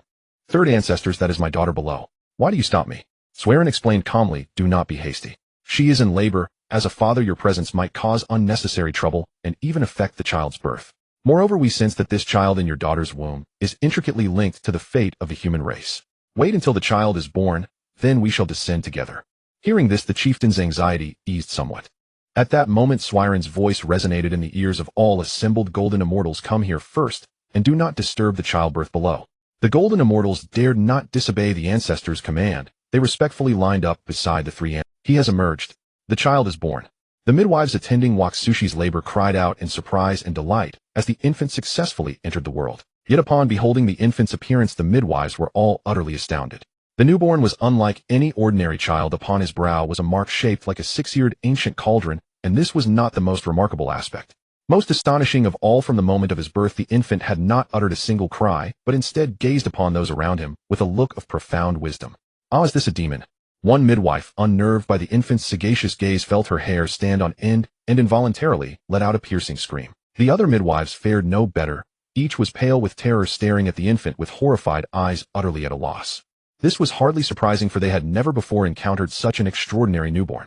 In their understanding, a newborn should wail loudly. None had ever seen an infant who upon birth seemed like an ancient monster that had lived for countless years, with eyes filled with the weariness of a world long observed. Seeing the midwife's fear of her child, Waksushi, fearing they might harm him, immediately mustered the scant magical power remaining in her body and gently drew the infant to her side. Ignoring her own physical weakness, she held the child tightly to her bosom, shielding him. In that moment, Waksushi embodied the essence of a mother's strength to the fullest. The infant sheltered behind her flashed a hint of confusion in his wise little eyes. As if sensing some summons, his chubby little hand waved toward the outside world, as if communicating with some force beyond. In the next instant, a startling phenomenon occurred. The vortex of celestial spiritual energy outside began to spin with even greater ferocity, resembling a violent tornado carrying an awe-inspiring momentum. Streams of pure energy continuously converged toward the infant. Simultaneously, the mark of the six-eared cauldron on his brow blazed with intense light, emanating a palpably ominous aura. Suddenly, a phantom image of a six-eared cauldron soared into the air, exuding an ancient and timeless aura, hovering silently above. The pure energy in the sky seemed to have found its destination, streaming ceaselessly toward the cauldron, like rivers returning to the sea. Time flowed swiftly. After the cauldron had absorbed all the energy from the air, it began to spin at an astonishing speed, shrinking rapidly. Finally, it re-entered the infant's brow, merging into the mark and vanishing completely. At the same time, a powerful surge of energy began to nourish the infant's body, swiftly enriching his meridians and enhancing his cultivation. Before long, the infant's cultivation had reached the level of golden immortal. Perhaps because the immense energy entering his body was too overwhelming to adapt to, at once the infant fell into a deep slumber. Having witnessed the child's actions, Waksushi's eyes were filled with awe, solidifying her conviction that her child was no ordinary being. Yet before she could recover from her shock, the infant in her arms fell unconscious, filling her with worry. Just then, several streaks of light flashed across the sky, and one by one figures of terrifying presence descended upon the scene. Leading the group were the three human ancestors. The three ancestors. From birth, Waksushi had devoted herself to cultivation within the tribe, rarely venturing out. She had only ever glimpsed the three ancestors from afar and had never truly seen their faces. Thus, when she saw these sudden arrivals, her eyes first registered a flicker of confusion, swiftly followed by she clutched her child tightly to her chest, terrified that these newcomers might harm her baby. Swearenshire noticed the wariness on Waksushi's face and gestured toward an anxious middle-aged man among the crowd behind him. Upon receiving the three ancestors' permission, the middle-aged man hurried forward softly, soothing Waksushi's agitated emotions. "Daughter, don't be afraid. Your father is back." Waksushi recognized the man's face, and a weary smile of joy spread across her features. She rushed to his side, tears streaming down her cheeks, and choked out, "Father, you have finally returned." The middle-aged man gently patted Waksushi's shoulder, comforting her, "Daughter, fear not. These three are the three ancestors of our race, and those standing with me earlier are the chieftains of various tribes." Under her father's reassurance, Waksushi's turbulent emotions gradually calmed. After hearing her father's introduction and learning the identities of the assembled figures, Waksushi stepped forward with her child in her arms, preparing to pay her respects to the three ancestors. Since childhood, Waksushi had heard the legends of the three ancestors. It would be false to say she did not admire them. After all, humanity owed its current way of life to these three ancestors. Now that she had the chance to see them in person, she naturally wished to leave a favorable impression. Swearenshire smiled and waved his hand, a powerful Deluo golden immortal magical force gently brushing past, halting Waksushi's movement. "Your body is too weak for strenuous activity. Please sit down first and tell us about this child." As he spoke, that magical force carried Waksushi to a patch of animal hide, where she sat down. At the same time, the remaining magical energy entered her body, helping to alleviate her physical suffering. At that moment, everyone present fixed their gaze upon the child in Waksushi's arms, all eager to know the origin of the infant who had caused such a remarkable phenomenon. Among them, none was more conflicted than Waksushi's father. He had not been away for long, yet such a great upheaval had occurred in his home. Not only had his precious cabbage been taken by a pig, but a child had already been born, a situation that filled him with deep resentment. Being the focus of so many powerful figures was a first for Waksushi, and she could not help but feel nervous. Zeisher seemed to perceive this. She approached Waksushi, took her trembling hand, and comforted her. "Child, do not be afraid. We bear no ill intentions." These words, laced with a touch of soothing power, reached Waksushi's ears, calming her turbulent emotions somewhat. Sigh. Waksushi composed herself, realizing that she could not conceal her story, and so she began to recount truthfully everything that had happened after she had secretly slipped out of the tribe. From how she had sneaked away to all she had seen and heard along the way, and finally to the enormous footprints she had encountered and the inexplicable fainting spell. "Ancestor, when I awoke again, I found myself back in the tribe. I am certain that what I experienced was not a dream. Moreover, not long after I returned, I discovered that I was with child." After hearing Wax's account, everyone present fell silent. Her father in particular was seething with rage, wishing he could tear apart the one who had laid hands on his daughter. In his eyes, some scoundrel must have knocked his daughter unconscious, committed a vile act upon her, and then fled with it. Unlike Wax's father, the three ancestors of humanity possessed broader knowledge and pondered deeper implications. They vaguely sensed something amiss in this situation, yet the undeniable truth remained that this child was intrinsically tied to the fate of humanity. After a moment of contemplation, Swearin spoke softly. "Huashu, your child has extraordinary origins. The other two ancestors and I have decided to personally nurture him. Of course, you need not worry about being separated from your child. If you wish, you may accompany him and depart with us." Before Huashu could respond, her father, the old fox, eagerly made the decision for her. "We are deeply grateful for the three ancestors' favor. My daughter is willing to go with you, and we shall trouble you from now on." As he spoke, Wax's father looked at her with pleading eyes, signaling her to agree immediately. Being valued by the three ancestors was a monumental opportunity. How could one refuse? Huashu was no fool. With the three ancestors' guidance, her child could achieve greater heights. "I am willing." Seeing this, Swearin smiled and addressed the crowd. "This matter is settled. You may all disperse." As if recalling something, he added, "Oh, and when you return, ensure your tribes refrain from spreading words that harm human unity. Our humanity has struggled to survive in this primordial world. If we were to fall into internal strife, our plight would become even more dire." The others nodded in response. "Rest assured, three ancestors, we will heed your words." With their assurances, Swearin nodded, waved his hand, and swept Huashu and the infant in her arms into a streak of light before vanishing. The other two ancestors followed suit. Seeing the three ancestors depart, the gathered crowd dispersed to attend to their own affairs. Meanwhile, at the Nuwa Palace, the moment Fushi was born, Nuwa's gaze turned toward the human tribes below. At the same time, she used her saintly power to suppress the extraordinary celestial phenomena surrounding Fux's birth, confining them to a small area. However, while Nuwa could suppress the phenomena, the fluctuations in humanity's fate, even she, as the Holy Mother of humanity, could not intervene. With Fux's birth, humanity's fate surged dramatically. as the Holy Mother Nuwa also benefited from this wave, elevating her cultivation from the peak of the Saint Realm 3rd layer to the initial stage of the 4th layer.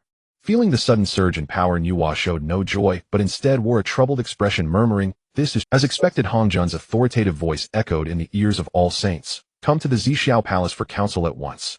Alas! Nuwa let out a soft sigh, her jade-like hand traced a gentle arc, and she departed once more for the Zixiao Palace. Within the underworld blood, see inside the system's artifact refining space. Zitong, who was channeling rule energy to condense a chaos spirit treasure, suddenly sensed an anomaly and cried out in surprise, "What is happening? Why is that newly awakened module suddenly transmitting so much experience to me? With this experience I could..." Sensing the abrupt change, Zitong's small face lit up with delight. She paused her work on the chaos spirit treasure, exited the system's artifact refining space, and turned her gaze toward Minghe in the distance. In Zitong's eyes, this sudden change must be related to Minghe. As she drew closer, Ming's house actions came into view. Ming's house surroundings were in extreme turmoil, with waves of oppressive pressure surging violently. Fortunately, no living beings were nearby, or else the uncontrolled pressure he radiated would have annihilated countless lives. Of course, though the pressure was formidable, it posed little threat to Zitong, a saint-level LV5 system. Zitong bore through the pressure and approached Minghe, curiously examining him. Minghe ignored Zitong's distant gaze, his hands moving rapidly as he formed countless hand seals, using his immense power to forcibly suppress the chaotic energy within him. After spitting out a mouthful of black blood, Ming's house complexion gradually regained color and the surrounding energy began to stabilize. Indeed, the path of cultivation has no shortcuts. Minghe smiled bitterly, regretting his earlier naive thoughts. "What happened to you? Why are you in such a state?" Zitong asked, munching on a primordial spirit fruit. Since Zitong's soul level reached LV3, the blood god clone she had obtained from Minghe had partially merged with this saint-level LV5 system. Thus, Zitong could now interact with real objects in the primordial world and experience the joy of eating. Hearing this, Minghe turned his gaze toward Zitong. Seeing the familiar figure, he asked, "Why are you here? Has the chaos spirit treasure been fully condensed?" Zitong nearly choked on the spirit fruit, coughing hastily. Cough, cough, cough. A treasure of that level can't be condensed in such a short time. Minghe was puzzled. "If it's not done, why are you here?" Zitong's face flushed with a hint of embarrassment. "It's because you were making such a commotion here. I thought someone..." "By the way, what exactly did you do? How did you end up so battered?" The topic was deftly shifted away from herself. Minghe, not dwelling on the matter, recounted his recent experience with a wry smile. "You remember that summoner I had here?" Zitong nodded, and Minghe continued, "I cultivate the world.Dao. Every time my world ascends, a champion of fate must rise to carry the world's fortune and drive its evolution. So I thought, as the creator god of this inner world, could I place the champion in a place where time flows tens of thousands of times faster than the outside? That way the champion could rise swiftly and my cultivation would advance rapidly as well. Thus, within my own small world, I expended a portion of the world's origin essence to create a special space where the flow of time is 1,000,000,000 times faster than the outside world. Then I placed the child of fortune within this space, hoping that he could rapidly enhance his power in this unique environment and thereby drive the advancement of my inner world." At this point, a trace of self-mockery flickered across Minghe's face as he murmured softly, "Indeed, the 3rd transmigrated you summoned did quickly elevate his cultivation level within the special space I constructed, ultimately attaining the Great Luo stage. However, the fortune borne by this child of fortune did not increase. What's worse, because he achieved the Great Luo stage, the fortune of the entire world came into conflict with him, preventing him from continuing to bear the world's fortune. Left with no choice, I had to dissipate the 3rd transmigrator's cultivation, making him believe he had experienced a dream spanning millennia, living an extra life with an extra life's memories. Thus he returned to his original starting point to once again bear the fortune of my inner world." A flicker of astonishment passed through Zitong's titanium-like system eye as she tentatively asked, "Host, were you ever a system?" Minghe's eyes showed a trace of confusion, filled with puzzlement. "No, why do you ask?" Zitong replied somewhat sheepishly, "Host, don't you think the 3rd transmigrated you shaped bears a striking resemblance to those protagonists of transcendent immortal venerables who return from rebirth? This is exactly the standard template of a mortal venerable's return in our system world." Minghe pondered carefully. "It does seem so." A look of admiration spread across Zitong's face as she slowly said, See, I was wondering earlier why there were suddenly so many experience points from system host interactions, enough to allow my soul to advance again. So it was you, host, who made it happen. You're really generous. This is the first time I've bound such a high-level protagonist." Minghe's face instantly darkened, lines of dismay covering his brow as he felt utterly exasperated. This time, to create the billion-fold acceleration space, he had expended a massive amount of world origin essence, hoping for a gain.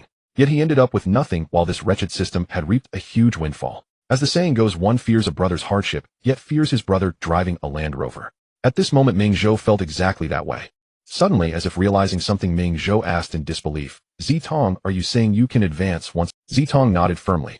Seeing this, Minghe continued, Zitong, is your soul strength about to ascend to the quasi-saint level, allowing you to break the barrier between launching and the primordial world, so that the consciousness of Langsing's life forms can descend into the primordial world. Zitong glanced at her experience progress bar, and the energy stored within the saint-level LV5 system, then nodded again, speaking calmly. Now both my experience bar and energy bar meet the requirements. My soul level can indeed advance once more. As she spoke, Zitong's gaze grew distant. Over 20,000 years ago, her soul strength was only at the Tai Golden Immortal level, a mere weakling, which was why she had been enslaved by Minghe.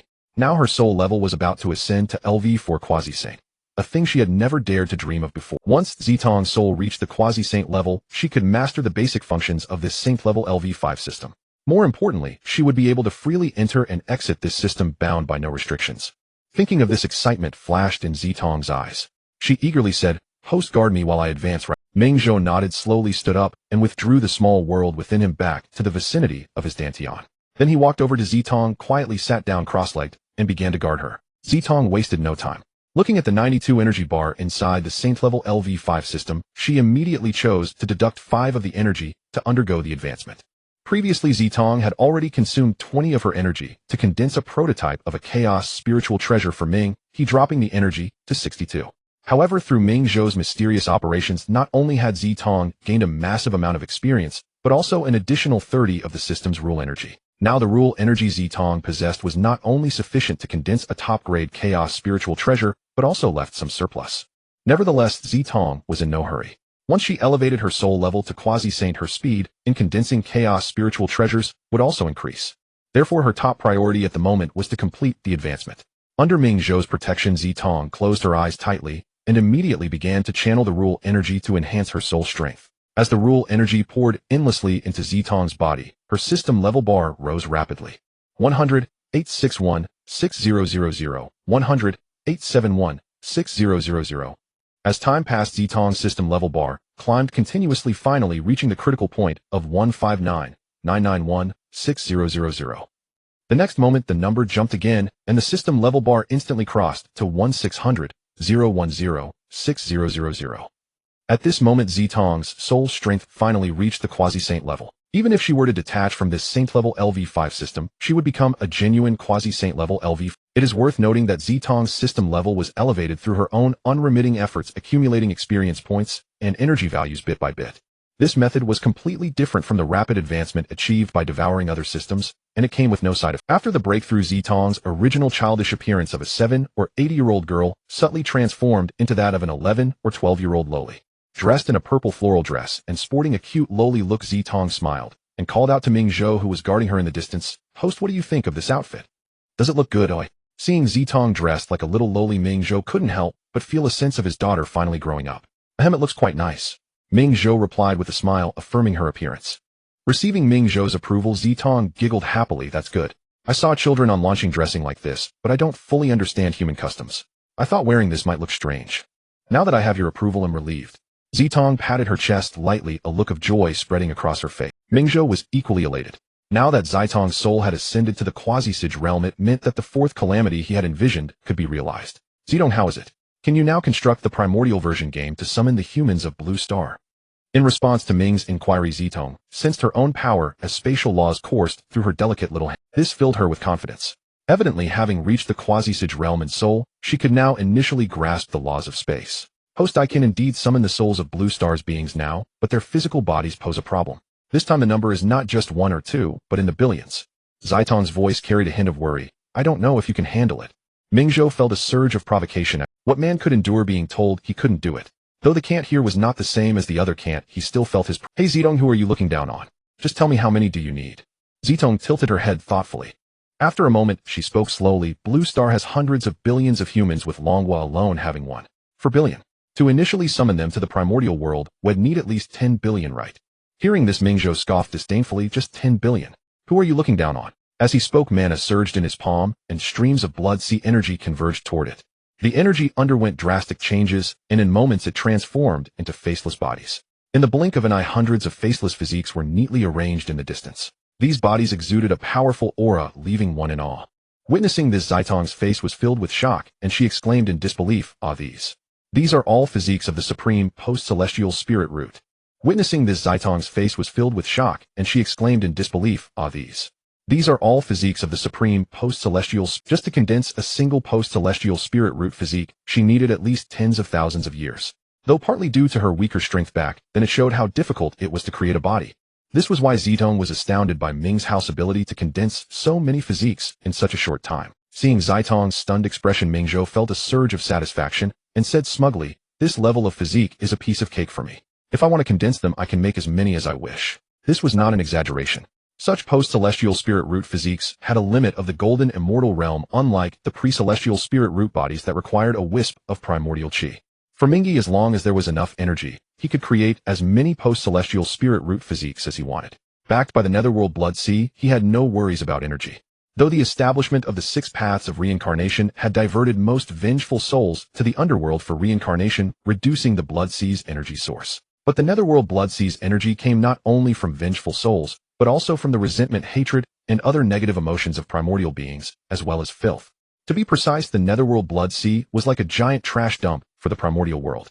As long as primordial beings existed, the blood sea would have an endless supply of negative energy. Thus, as the lord of the netherworld blood sea, Minghe could freely use its energy without fear of depletion. Before long, countless faceless bodies covered the area before the duo. "Zitong, here are 10 billion bodies. Is that enough? If not, I'll condense a few more billion," Minghe declared boldly. Hearing him speak of a few small targets as if they were nothing, Zitong almost felt these bodies were as common as cabbage. Amused by her own thought, Zitong shook her head to dispel the absurd notion and quickly replied, "Enough. These bodies are more than enough." Minghe nodded slightly. Since the bodies are sufficient, summoning the blue star humans to the primordial world shouldn't be a problem, now should it? Zitong responded with confidence, "Everything is ready. I can summon the consciousness of blue star humans to the primordial world at any time." A look of anticipation crossed Ming's house face. No time to waste, Zitong. Act now. Once the blue star humans descend into the primordial world, our power will surely skyrocket. Zitong thought Minghe expected the blue star humans to provide her with ample rule energy, so she nodded. "Alright, I'll head to Blue Star now and establish the consciousness transmission channel." With that, Zitong activated her system authority and vanished into thin air. Seeing this, Minghe was about to sit cross-legged and wait, when suddenly the voice of the original Minghe echoed in the minds of these quasi-saint avatars within the netherworld blood sea. "I sense a violent energy fluctuation in the chaos outside the primordial world. Who will go investigate?" Ever since the original Ming's strength broke through to the mixed Yuan Great Luo Golden Immortal Realm inspired by the system's chat group, he had utilized the special connection between the original and his avatars. Within the consciousness seas of the original and avatars, he constructed a communication group-like entity to facilitate mutual exchange. Currently, the chat group had only 10 members, the original Minghe and his 9 avatars. Hearing the voice, Minghe was about to accept the task. Suddenly another voice emerged in his mind. "Let me handle this task. My cultivation has reached the sub-sage realm, and I can no longer advance through cultivation alone. This investigation is also an opportunity for me to seek a breakthrough to the sage realm while exploring outside." Among Ming's 9 avatars, the one who had followed him the longest was the one who ascended through merit. Since he was Ming's first avatar, he was named Minghe. Thereafter, the 8 subsequent avatars were not named Ming Er Ming San, but rather used the sequence Yuzhou Hong Huang Tian Di Xian Huang. Thus, the names of these avatars were derived. Previously, the one who accepted Ming's task was his first avatar. Hearing that Minghe had accepted, the venerable Minghe spoke to him, instructing, "Since Minghe has agreed, then this task shall be entrusted to Minghe to complete. Minghe, take the Hunyuan seal I have condensed. With it, even if you encounter a sage-level existence, you will have some means of self-protection." Hearing the venerable Ming's instructions, Minghe indicated that he had received them. The other avatars, seeing that the task had been taken by Minghe, one by one logged off, each going about their own business, some to busy themselves, some to cultivate. Before the Zhixiao Palace, the space before the gates of Zhixiao Palace trembled incessantly as spatial fissures abruptly appeared. Before long, the figures of the 6 sages of the primordial wilderness emerged one after another from the spatial rifts. The 6 sages of the primordial wilderness once again gathered here. Unlike the previous time, on this occasion, the 2 gate-attending disciples Haoyan and Yaoqi were not present. Without Haoyan and Yaoqi, the gate of Zhixiao Palace should have remained closed at all times. Yet upon the arrival of the 6 sages, the gate of Zhixiao Palace opened by itself. The 6 sages exchanged glances, hesitated no more, and stepped inside one after another. "You have come." Hongjuan, clad in a purple meteor Taoist robe, slowly opened his eyes, his gaze sweeping over the 6 sages of the primordial wilderness in the Tao arena. "Disciples, pay respects to Master." The 6 sages bowed to Hongjun in unison. No need for formalities.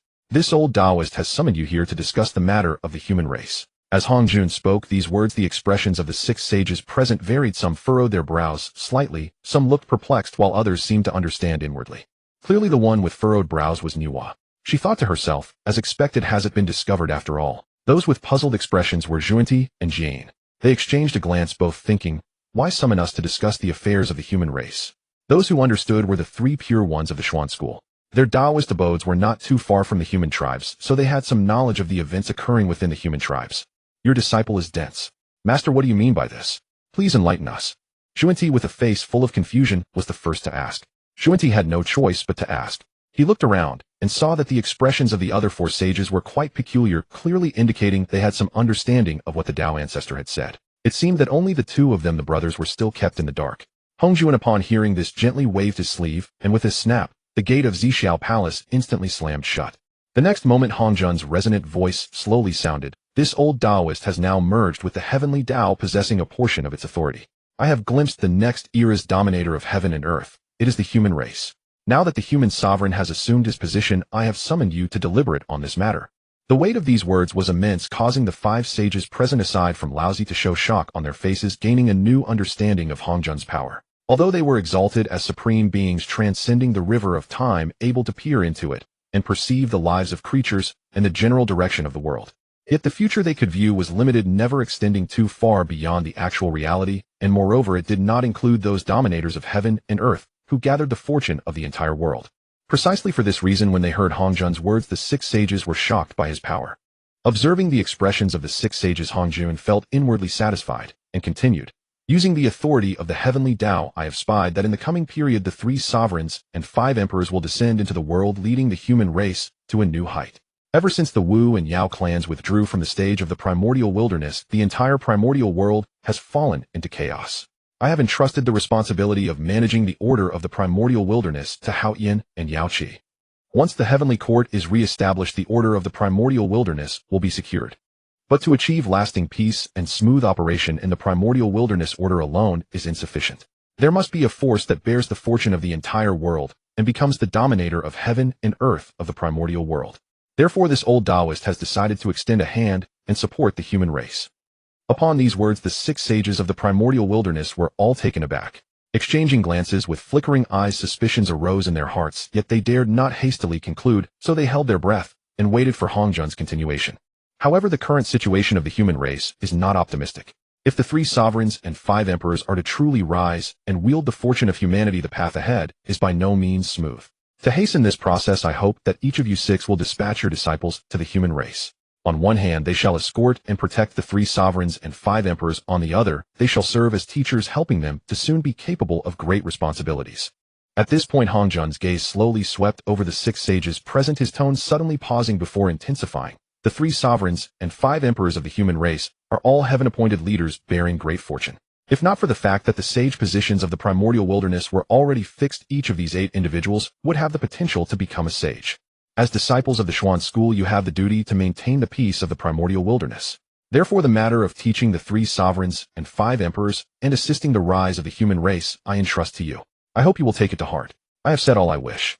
You may withdraw. Before his words had faded, with a dull bang, the tightly shut gate of Zhixiao Palace suddenly swung wide open, conveying an unmistakable message of dismissal.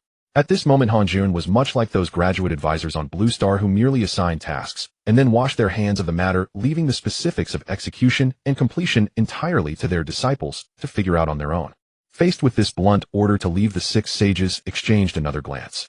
Though they maintained a respectful demeanor on the surface, their hearts were a mix of emotions. Together they cupped their hands and bowed. Your disciples obey your command. Master, we take our leave. Taiching Laozi, as Hongjun's foremost disciple, was the first to turn and walk out of Zhixiao Palace. The other 5 sages followed closely behind, departing one after another. Just as the figures of the 6 sages completely stepped out of the palace gate, with a bang, the gate of Zhixiao Palace once again slammed shut, completely sealing off the atmosphere within. Staring at the tightly closed gate, the 6 sages' mouths twitched in unison. Inwardly they muttered, "Who exactly angered the master?" His tone just now was much heavier than usual. Though they complained inwardly, the 6 sages quickly composed themselves. Each of them was a great being who had lived for countless eons. How could they fail to discern the implication of Hongjun's words? the so-called dispatching disciples to escort and protect and to teach the 3 sovereigns and 5 emperors, was in pleasant terms assistance. In harsher terms, it was to have them incorporate the 3 sovereigns and 5 emperors into their respective factions, thereby sharing in the great fortune of those 8 individuals.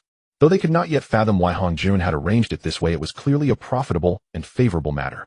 Not only would it allow them to curry favor with the future leaders of the human race, but also to partake in the fortune greatly benefiting the development of their own sects. Such a good deal, naturally, they had no reason to refuse. The moment Junti caught the fading echo of Dao ancestor Hong Jun's words, he noticed the 3 pure ones' brows furrow slightly, and Nuwa, and the others lost in contemplation. His eyes then rolled furtively in their sockets, as if scheming something. After a brief pause, Junti immediately telepathically communicated to Jin, elder brother, as the Dao ancestor just said, every one of the 3 sovereigns and 5 emperors of humanity is a being of immense fortune and great merit. If we could induct the 3 sovereigns and 5 emperors into our Western sect, wouldn't we be able to repay part of the merit we borrowed from the Heavenly Dao? Though Junti and Jane had already attained the supreme status of saints, they did not possess the vast merit and fortune like the 3 pure ones and Nuwa. When they first established the Western sect, they had indeed acquired immense merit, but it was insufficient for them to attain sainthood. They made 48 great vows to the Heavenly Dao, borrowing a colossal amount of its merit, thereby becoming saints. This is the origin of their title as lone saints. For these very reasons, they had exhausted every possible means over the years to repay their debt. Now faced with Hong Jun's proposal that luring humanity's 3 sovereigns and 5 emperors into one's own sect would yield enormous merit and fortune, how could Juni not be tempted? Hearing Zunti's suggestion, Jane was equally stirred and replied, Junior brother, you have a sharp mind. Do as you see fit, and I shall support you. Junti felt a surge of delight and responded, elder brother, these are the very words I was waiting for. With that, tears involuntarily welled in Zunti's eyes as he said pitifully, esteemed elder brothers and sisters, our Western sect is impoverished. We brothers know we are not worthy to teach sovereigns with the strongest fortune like the 3 sovereigns. Therefore we have decided to leave all 3 of these sovereigns to your enlightenment. The other saints glared with suspicion. They did not believe the 2 shameless men of the Western sect could be so. As expected, Junti suddenly shifted his tone and immediately added, however, esteemed elder brothers and sisters, for the 5 emperors, those with slightly less fortune, we brothers believe we are still capable of enlightening them. We are not greedy men. Of the 5 emperors, the Western sect only asks for 3. If you agree, we brothers will take our leave at once and promise not to interfere in your allocation. The other 4 saints looked at Junti with expressions that screamed, are you dreaming? Yuanshi was the first to lose his temper and roared, Junti, how dare you? The 3 sovereigns and 5 emperors of humanity have always been an Eastern affair. What right do you Westerners have to meddle? Yuanshi Tianzuan had always looked down upon Junti, and his words were merciless. Junti, now rebuked, felt a surge of anger in his heart. His gaze flickered over Yuanshi as he revealed his rogue nature. Of course you may also disagree. But when the time comes to enlighten the 3 sovereigns and 5 emperors, we brothers cannot guarantee that there won't be any disturbances. Zunti's words carried a hint of threat, but he knew that to get a piece of the pie he had to make his stance clear and let the others know that he and his brother were not to be trifled with. I know that your cultivation realms surpass mine. Since my cultivation is already at the bottom, I don't mind losing a bit more time. Wouldn't you prefer not to have to constantly guard against this junior brother? Having said this, Junti swept his gaze across the other 4 saints, pausing momentarily on Yuanshi, and continued, esteemed elder brothers and sisters, don't entertain the thought of joining forces to suppress me here until the era of the 3 sovereigns and 5 emperors passes before releasing me. If any of you strikes first, the Western sect will abandon the 3 sovereigns and 5 emperors and instead fight to the death with whoever made the first move. Since you refuse to let us play, then let no one play at all. With that, Junti immediately assumed a demeanor of mutual destruction while sending a knowing glance toward Jane. Jane understood instantly. He took a step forward, standing firmly behind Junti, and quietly gathered his saint aura, clearly signaling their united front. Esteemed elder brothers and sisters, we are all saints. Let us not make things too ugly. The moment Zunti's threatening words left his mouth, the faces of Nuwa and the 3 pure ones darkened. Yuanshi Tianzan's brows knitted into a knot as the jade rui that was about to fly out was slowly withdrawn into Tontian Jiaozhu, whose hand had already rested on the hilt of the 4 immortal slaying swords, suddenly relaxed his fingers. The sword aura that had just begun to seep from the scabbard was forcibly suppressed. Both of them understood clearly the disciples of the Jie and Chan sects were scattered throughout the primordial world, with such vast legacies, if they were entangled in a death struggle with these 2 rogues of the West. As saints, they themselves had nothing to fear, but their disciples would never be able to leave the sect again. They knew exactly what Junti was capable of. He had no regard for a saint's dignity and would not hesitate to strike. In that case, the loss would be the foundation of their own sects, benefiting only others, an utterly pointless risk. Zhuanti had correctly gambled that none of the other four saints would be willing to see their sects suffer irreparable damage by clashing with the Western sect. The 6 saints present exchanged furtive glances, each hoping someone else would be the first to lose patience. If someone made the first move, they could not only deal with the rogue, but also eliminate 3 rivals for merit at one stroke. A perfect 2 birds with 1 stone. Yet as time slipped by, none of the saints moved a muscle. They glared at Zhuanti's smug face, seething with fury, but none was willing to be the scapegoat. A sense of powerlessness welled up in Nuwa's heart. Seeing the scene unfold, the carving up of part of humanity's fortune had become an inevitable fact, something she, a mere saint, could no longer prevent. Alas, I have no orthodox lineage, and I seek no claim to the 3 sovereigns and 5 emperors.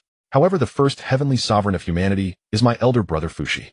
Therefore, aside from the heavenly sovereign, I will not interfere with the rest. At Nuwa's words, only the 3 pure ones of the Xian sect were left staring at one another. Of the 8 sovereigns and emperors, 4 were already accounted for, leaving only 4 human sovereigns. How could the 3 pure ones of the Xian sect divide them? No matter the allocation, it would inevitably create discord among the brothers. Taiching Laozi's gaze swept first over Nuwa, who had already spoken, and the 2 Western saints, then fell upon the frost-faced Yuanshi and the frowning Tongtian. Seeing the almost tangible rift between the two, he finally shook his head slowly, let out a long sigh, and spoke. My Rin sect has only one disciple, Xuandu. Few and quiet. The enlightenment of the 3 sovereigns and 5 emperors, the Rin sect will not participate. His words struck like a stone thrown into a still pond. Not only did Tongshin's eyes snap open and Yuanshi Tianzhen's brows leap, but even Zhuanti and Jane exchanged a look of sheer astonishment. Nuwa also could not comprehend Taiching Laozi's decision. If not for her lack of disciples and her bond with Fuxi, she herself would have wanted to compete. After all, enlightening a human sovereign not only allows disciples to bask in reflected glory, but the immense merit is a great tonic for saints, capable even of breaking through the bottleneck of their current cultivation realm. For the actions of Taiching Laozi, all the saints present were filled with confusion. Facing the puzzled gazes of the saints, Taiching Laozi remained extremely calm in his heart, his gaze returning to Yuanshi, Tianzuan, and Tongtian Jiaozhu. Second brother, third brother, now there remain 2 emperors and 2 sovereigns, you too shall divide them equally. We, the 3 pure ones of Pangu, are originally one body, who do not let this small gain cool the brotherly affection of many years. These words struck like a heavy hammer, ruthlessly pounding into the hearts of Yuanshi and Tongtian. The 2 had been secretly competing over the distribution. Now hearing this, they both couldn't help but lower their heads in shame, beginning to ponder. In their minds, scenes flashed like a revolving lantern, showing everything since their transformation. Together, they comprehended the Dao on Kunlun Mountain and went to the Zixiao Palace to listen to the Dao ancestors' teachings. Since when did we brothers become like this, as opposed as water and fire? As soon as this thought emerged, the Dao heart shackles, formed by the Hongmeng purple qi in the consciousness seas of Tongtian Jiaozhu and Yuanshi Tianzuan, actually trembled slightly and loosened a bit. But this loosening lasted only an instant. The Hongmeng purple qi suddenly emitted wisps of cool misty vapor, like an invisible hand tightly tightening the shackles that had just been loosened. At the same time, Tongtian Jiaozhu, who wanted to admit his mistake to Yuanshi Tianzuan and ease the relationship, suddenly had a thought in his mind. Yuanshi constantly scolds my disciples as beasts with fur and horns born from corpses and eggs. Clearly the fault lies with Yuanshi. Why should I lower my head? If anyone should apologize, it should be Yuanshi apologizing to me. Similarly, Yuanshi Tianzuan, who also had the thought of easing tensions, instantly had a thought. Tongtian has offended me many times, not taking me, his second elder brother, to heart at all. Such a brother who knows no courtesy really should be cooled off, so he learns what a brother's authority is. Thinking this, Tongtian Jiaozhu and Yuanshi Tianzuan both coldly snorted at each other. Seeing that the other dared to snort coldly at them, anger surged into both their hearts. The slightly eased atmosphere once again became as opposed as water and fire. The 2 distanced themselves from each other, ignoring each other, but they had not completely lost their reason. Regarding Taiching Laozi's humility, they both nodded to Taiching Laozi and said softly, "Then we thank the eldest brother." Seeing this, Zhuanti in the distance showed an interested expression and thought to himself, the 3 pure ones fighting among themselves is good. Naturally, the 3 pure ones are no longer a whole. When that time comes, my senior brother and I can enter the East with reduced resistance. Seeing this, Taiching Laozi shook his head, slightly filled with helplessness, and thought to himself, forget it. Since they have chosen their own path, I should not interfere too much. Taiching Laozi waved his hand and said to the other saints present, my human sect will not meddle in the distribution of the 3 sovereigns and 5 emperors. I will take my leave now. As soon as the words fell, Taiching Laozi's saintly power circulated, tearing open a spatial rift. He stepped into it instantly, and his figure slowly faded before everyone's eyes. At Taiching Laozi's departure, the expressions of the saints present varied, especially Yuanshi, Tianzuan, and Tongtian Jiaozhu, whose eyes were filled with complex emotions. Just then the wise Junti slowly spoke, "Fellow Taoists, since the distribution of the human 3 sovereigns and 5 emperors has been decided, let us discuss the matter of having our disciples educate the human 3 sovereigns and 5 emperors." Zunti's words brought the saints back to their senses, turning their attention back to the human 3 sovereigns and 5 emperors. The human heavenly sovereign is the reincarnation of my elder brother, Fushi. Now my elder brother Fushi has been born into the human race. No matter how you scheme during my brother's reign over humanity, none of you nor your disciples may extend your hands into the human territory. Nuwa spoke the unpleasant words first, then burst out with her strength at the early stage of the 4th heaven of sainthood, intimidating the others. Although Nuwa was the first to achieve sainthood aside from Hongjuan, due to her lazy personality, she was gradually caught up and even surpassed by the 3 pure ones who became saints later. Even Jane of the Western sect had caught up to her strength and even showed a trend of surpassing her. Only Junti, the weakest saint, served as a contrast. If not for Junti, given Nuwa's non-competitive personality, she would sooner or later become the weakest among them. Fortunately, due to Nuwa's feat of mending the heavens and the feedback of human race's fortune, her cultivation broke through from the early stage of the 3rd heaven of sainthood to the early stage of the 4th heaven of sainthood, returning her to the first tier among the 6 saints. Feeling Nuwa's strength, Yuanshi, Tianzuan, and Tongtian Jiazhu, both at the middle stage of the 3rd heaven of sainthood, showed a trace of apprehension. On the other side, Jiayan's eyes couldn't help but flash with envy. Junti had originally planned to make some small moves since in his view his senior brother Jane was also at the early stage of the 3rd heaven of sainthood, the same realm as Nuwa. Even if their small moves were discovered, Nuwa would be helpless against the 2 of them. However, when Nuwa's strength at the early 4th heaven of sainthood burst forth, his original little schemes instantly vanished like smoke. At the same time, it couldn't help but remind him of the fear of being taught a lesson by Huda's whip, which made his already bitter face even more sorrowful. Seeing that everyone had been intimidated, Nuwa couldn't help but let out a long sigh of relief. For someone like her, a homebody, who was completely uninterested in fighting and killing, her experience in combat was pitifully little. Generally speaking, battles were entirely about overwhelming opponents with cultivation realm. Although Nuwa's current strength had reached the early 4th heaven of sainthood, she had little confidence in subduing saints like Tongtian and Yuanshi, who possessed protective treasures comparable to innate supreme treasures. She could only easily handle the weakest saint like Junti, who was weak in strength and had no supreme treasures. Junti, stop using me as a benchmark for others' combat power. I am a saint after all, don't I need to save? The straightforward Tongtian Jiazhu patted his chest and was the first to agree. Fine, I can restrain my disciples. During the time when fellow Taoist Fushi governs humanity, they will definitely not go to the human realm to cause trouble. Seeing that Tongtian Jiazhu had agreed, Yuanshi, Tianzuan naturally refused to be outdone and immediately spoke. Fellow Taoist Nuwa, rest assured. My Chan sect disciples are of superior quality in both background and conduct. I can promise that during fellow Taoist Fux's governance of humanity, my Chan sect disciples will never bring trouble to the human race. Hearing this, Nuwa slightly cupped her hands towards Tongtian Jiazhu and Yuanshi Tianzuan and said slowly, "Your junior sister thanks the 2 senior brothers here." As the words fell, the gazes of the 3 saints simultaneously turned to the 2 Western saints. Facing the gazes of the other 3 sages, Junti let out an awkward chuckle and replied, "Why are you all staring at me like that? As I and my senior brother have stated, as long as 3 of the 5 emperors are from our Western sect, we 2 brothers will never meddle in the affairs of the East. Do I, Junti, have no credibility at all?" Upon hearing this, the other 3 sages rolled their eyes, thinking to themselves, how could Junti have the nerve to say that? Despite the thoughts, formalities still needed to be observed. Nuwa slightly cupped her hands and said with a smile, "Since you all have agreed to my request, I shall not linger any longer. Farewell, fellow Taoists." With those words, Nuwa lightly waved her sleeve, and a spatial passage instantly opened. She stepped through it. Following Taishang Laoju, and Nuwa became the 2nd sage to depart. Now only Yuanshi, Tianzuan, Tongtian Jiazhu, and the 2 Western sages remained.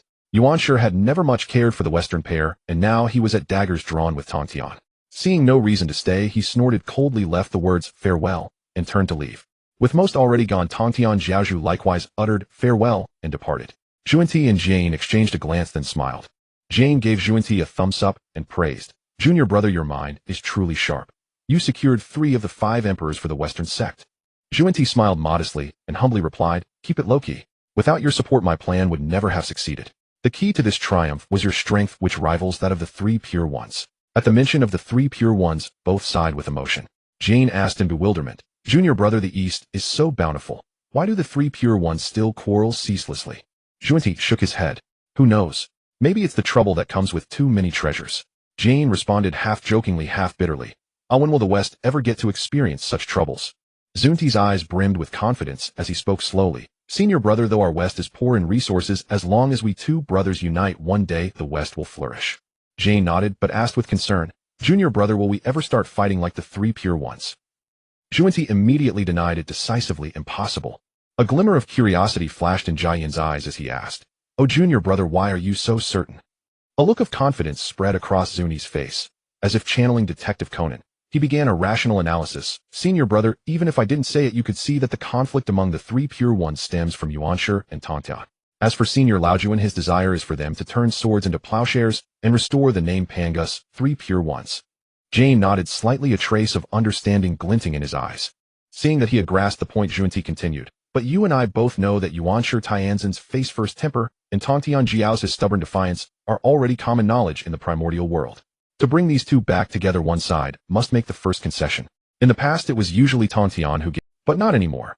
All three have attained sagehood. Tantian founded the Jie sect, Yuanshi the Chan sect, and Yuanshi constantly belittles the disciples of the Jie sect, both openly and covertly.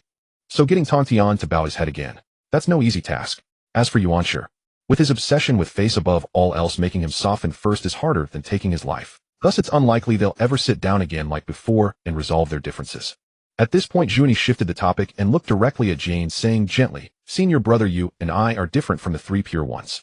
Not only have you never concerned yourself with mundane affairs of the primordial world, focusing solely on cultivation and enlightenment, a mindset that naturally curbs contention, but we have supported each other since the very beginning of our cultivation journey. How could we easily fall into discord? Zhuanti looked at Jane, his tone resolute. Even if we occasionally disagree or have a minor dispute, with my thick-skinned nature, I will always be the first to drag you into a frank conversation. If I am wrong, I will admit it. If you have misunderstood, I will persuade you. I will never let any resentment fester. Once everything is laid bare, what do petty conflicts matter? Therefore, I dare to vouch that we two brothers will never end up like strangers as the three pure ones have. After listening to this analysis, the worry on Jiayan's brow gradually dissipated. He let out a long sigh, his voice tinged with lingering fear. That's good, that's good. I simply couldn't bear the thought of us ever becoming as hostile as Yuanshi and Tantian. Seeing him like this, warmth surged in Zuni's heart. He stepped forward and comforted him softly. Senior brother, rest assured, we brothers will never come to that. Jane nodded slowly, his eyes regaining their usual tranquility. Zhuni changed the subject, his tone turning serious. By the way, senior brother, now that 3 of the 5 emperors have joined our Western sect, a matter crucial to our sect's foundation, we should return immediately to plan properly. Jane nodded in approval, looking at Zhuanti with full trust. Indeed, junior brother, you are always resourceful and thoughtful. He'll follow your arrangements. As soon as he spoke, 2 beams of golden light flashed on the spot, and their figures vanished, speeding away toward the western Mount Sumeru. Shortly after the 2 western sages departed, a fierce gleam flashed in Hongjun's eyes within the purple cloud palace. He muttered, that damned human path still wants to use the primordial world's celestial fortune to elevate humanity to the position of world dominator, thereby reviving itself through the world's destiny. Did you ask for my opinion? A shadow of malice crept into Hongjun's gaze. I still remember your warning to me. One must return a courtesy, as they say. Now I have chosen the human emperors and their protectors for you. I hope you like them. With that, a smug smile curled at the corner of Hongjun's mouth. After venting his pent-up frustration, Hongjun felt a surge of relief. A moment later, he murmured again, Taishang acted too strangely just now. He'll observe him closely for a while. Accompanied by an intense sensation of spatial distortion, Zitong's figure slowly descended, returning once again to the long-departed launching. Hovering in midair, Zitong, who had just steadied herself, instinctively looked down, and her previously relaxed brow instantly furrowed slightly. The streets that were once bustling with traffic in her memory were now completely unrecognizable. The ground was riddled with craters, and in the dark brown hollows, charred black traces still lingered. The once crowded crowds had vanished without a trace, leaving only a few scattered figures in her sight. They hunched over, furtively rummaging through the ruins. When they finally got their hands on some moldy food, they clutched it tightly and fled in panic like startled rabbits. A scene straight out of an apocalypse. How could this be? Launching? How did it become like this? Zitong's face was filled with bewilderment. Just then a sudden change occurred. A canopy radiating eerie purple light unfurled in the sky without warning. Then the light suddenly blazed, and a blurry yet ferocious illusory face appeared abruptly in the sight of all Langsing's inhabitants. The piercing laughter pierced through the canopy. You little insects of launching, stop your futile struggles. The technology you pride yourselves on is nothing but child's play in my eyes. He paused, his tone suddenly turning vicious. Although your attacks aren't even worth a tickle to me, your reckless resistance has truly angered me. In that case, I'll give you a taste of punishment. As his words fell, several purple light portals, each as tall as a person, were torn open simultaneously across the territories of several top-tier nations on launching. As soon as the portals appeared, a dense, almost palpable purple glow spread everywhere. Then the sounds of crack from shifting joints, hiss from forked tongues, and growl from beasts mingled together. One by one, ugly monsters with green faces, fangs, and twisted bodies began to crawl out from the depths of the portals. The sudden appearance of these monsters was clearly recorded by Langsing satellites and transmitted to the leaders of various nations. Whether it was intentional by the master behind the canopy, after releasing the monsters, his gaze actually turned toward the satellites of various nations, revealing a sinister smile. This smile was also transmitted back to the leaders of every nation. Inside the central council chamber of Lungwa, the atmosphere was so heavy it was almost suffocating. Several elders with gray-streaked temples gathered here, their gazes fixed unanimously on the massive screen. When the real-time satellite images were displayed clearly, even the seasoned elders couldn't help but draw in a collective sharp breath.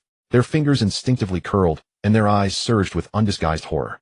The dragon sovereign seated at the head broke the silence first. "Everyone, I have just received an urgent report. The purple light portals shown in the images have appeared in our Anqing and Jiangqing. Those ugly monsters are continuously pouring out. The local garrisons have already been dispatched to the front lines to suppress them." Mid-sentence his Adam's apple bobbed, and he couldn't help but let out a heavy sigh. He cast a glance at the secretary. The secretary understood, immediately stepped forward, and under the gaze of the elders operated the computer. The screen instantly switched to the live battlefield footage of Anqing and Jiangqing. In the footage, soldiers in camouflage uniforms spread out in a combat formation.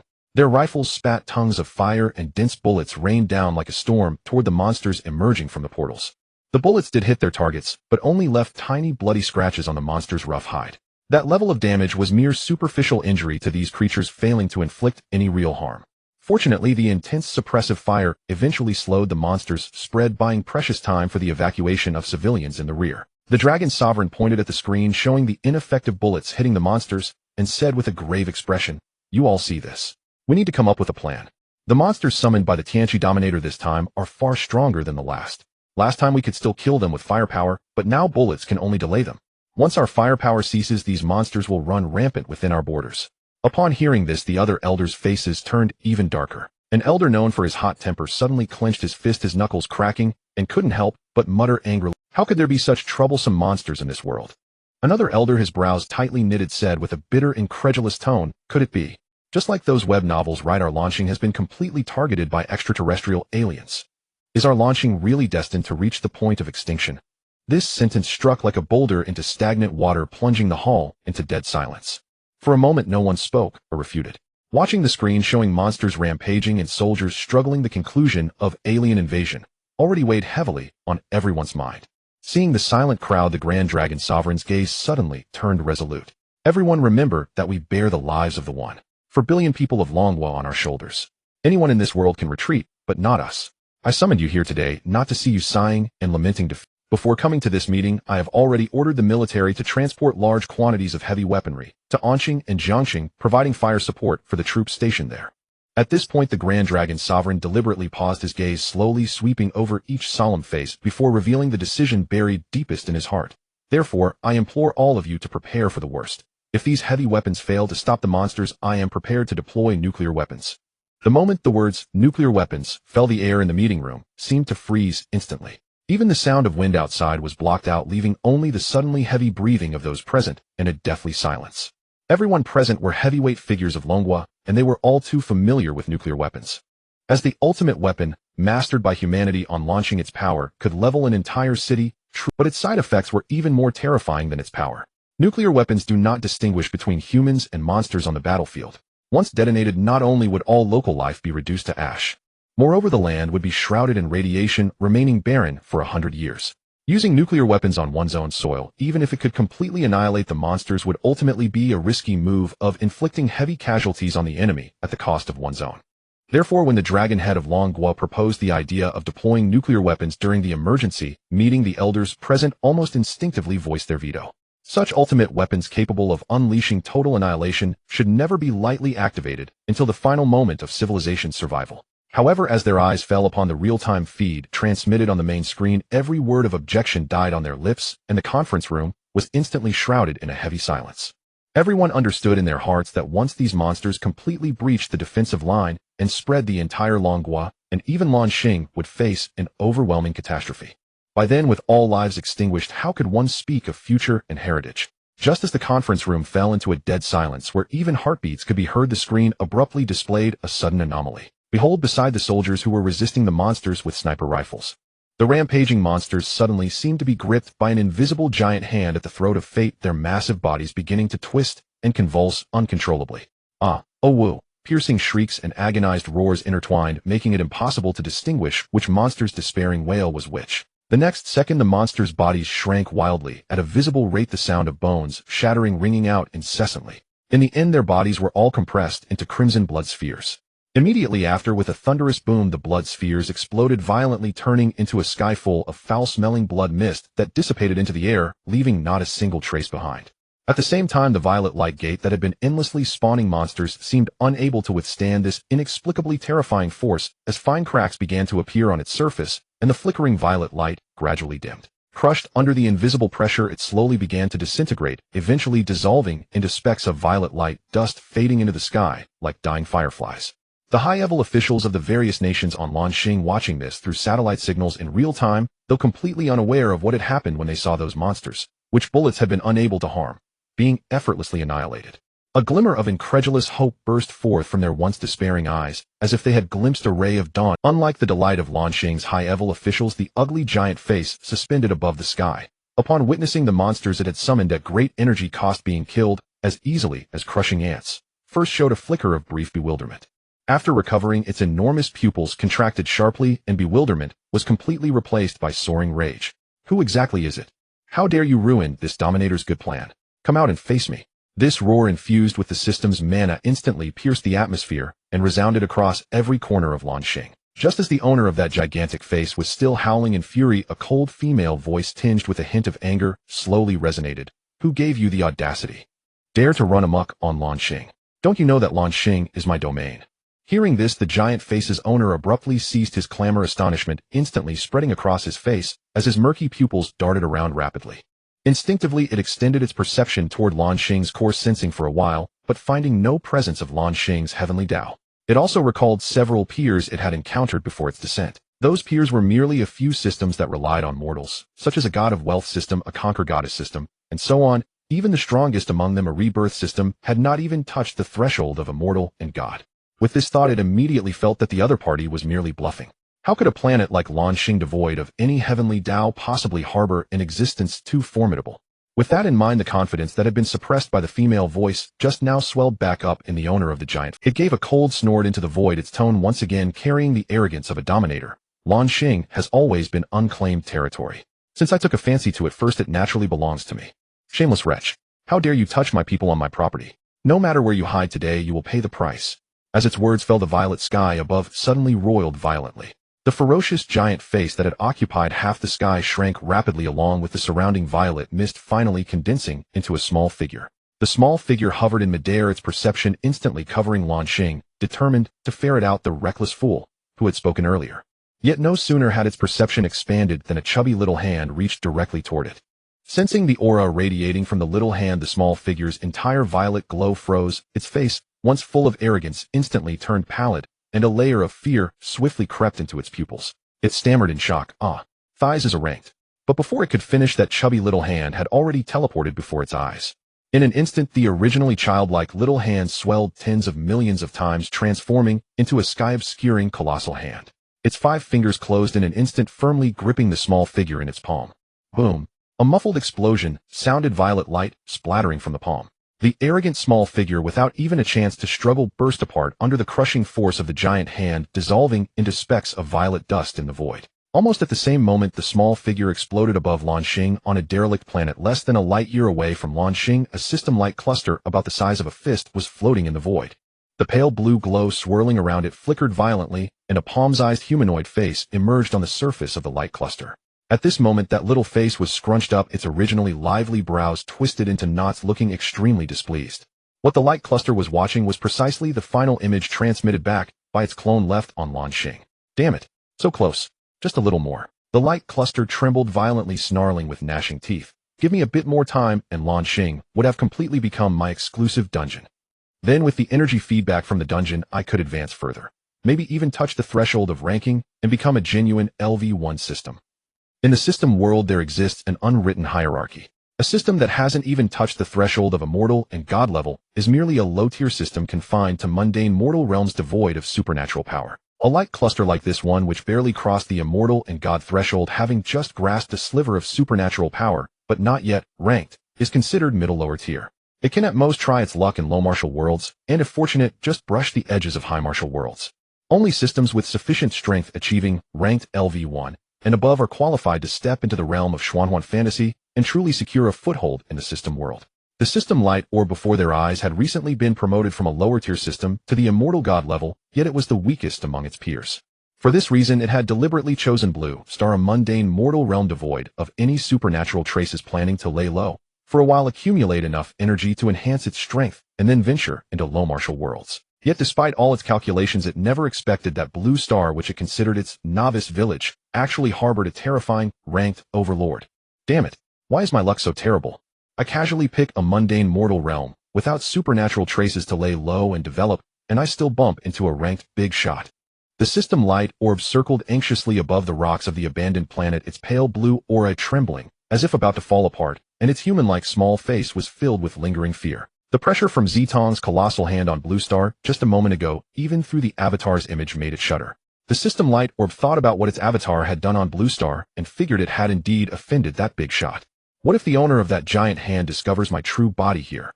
With the temperament of a ranked system, wouldn't it tear me apart and devour me? No way. This place is too dangerous. I absolutely cannot stay here any longer. With that thought, the system light orb dared not delay any further. It immediately stuffed the few possessions scattered across the abandoned planet into its system space all at once. System space is the hallmark of a system reaching the immortal god level. It can be said that any system possessing system space is definitely at the immortal god level or above. However, the size and capacity of the space are closely related to its power. For a system light orb like this, which had just been promoted to the bottom tier immortal god level, its space was pitifully small, barely enough to hold lifeless objects the size of half a blue star. Compared to Zitong's space, it was like a grain of rice before the bright moon, a difference of 1,000 miles. As soon as it stuffed the last piece of belongings into its system space, the system light orb immediately prepared to flee. The aura around it condensed into a pale blue stream of light, and it was about to escape. But just then a cold yet slightly teasing female voice sounded behind it. Were you cursing me just now? The system light orb's escape motion came to an abrupt halt, and the pale blue stream of light burst into a mist with a pop. This voice. It's the one who crushed my avatar on Blue Star. The system light orb stiffly turned around its titanium alloy system, eye slowly looking toward the source of the voice. There in the void not far away sat a little girl who appeared to be 11 or 12 years old. She wore a purple floral dress, its hem dotted with starlight-like specks, a faint smile on her face, and her black gem-like eyes were sizing it up with keen interest.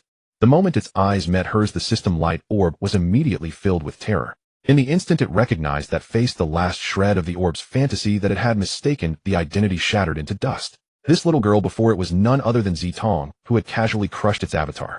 After recognizing her identity, the system light orb's aura instantly dimmed by a third, nearly losing its form.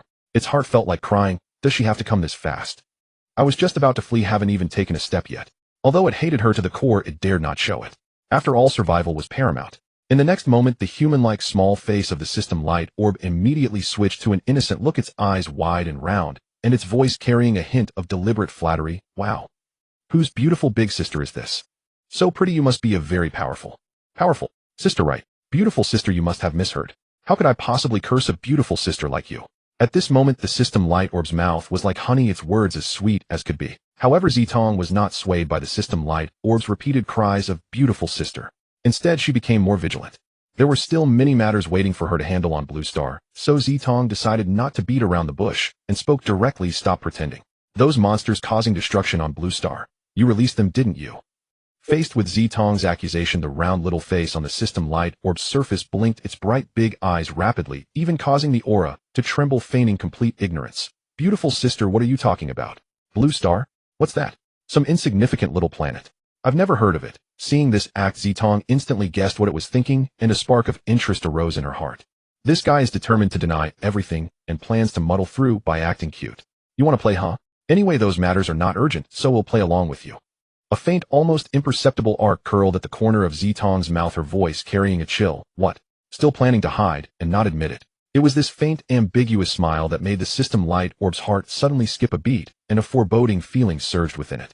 Zitong watched the system light orb with its face fallen, finding it amusing, but her voice remained calm, though a sense of pressure was added. It's okay if you don't admit it. I happen to know a technique called origin tracing.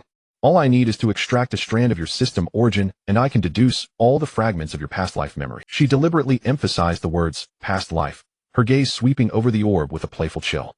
I hate being deceived more than anything. Zitong paused her tone as if stating an ordinary triviality, yet the lethality was immense. Generally for those systems that have deceived me, I first extract 99 of their origin energy, leaving only one to barely sustain their consciousness. Then I use it to practice some newly devised tortures tailored for systems. After all, there are always some unruly underlings in one's command, who as the boss one must be proficient in methods to discipline systems, isn't that so? When the system is left with only the last shred of consciousness, I will completely quantify it into a fixed program, making it earn energy for me forever, without end. The moment these words fell, the expression on the system light orb's round face instantly froze, its mouth twitching uncontrollably. Its originally bright big eyes were filled with terror, and the blue-purple light around it dimmed a few shades. Oh no, this is no beautiful sister. She's clearly a light. Orb's round face instantly froze, its mouth twitching uncontrollably. Its originally bright big eyes were filled with terror, and the blue-purple light around. It's over, it's over.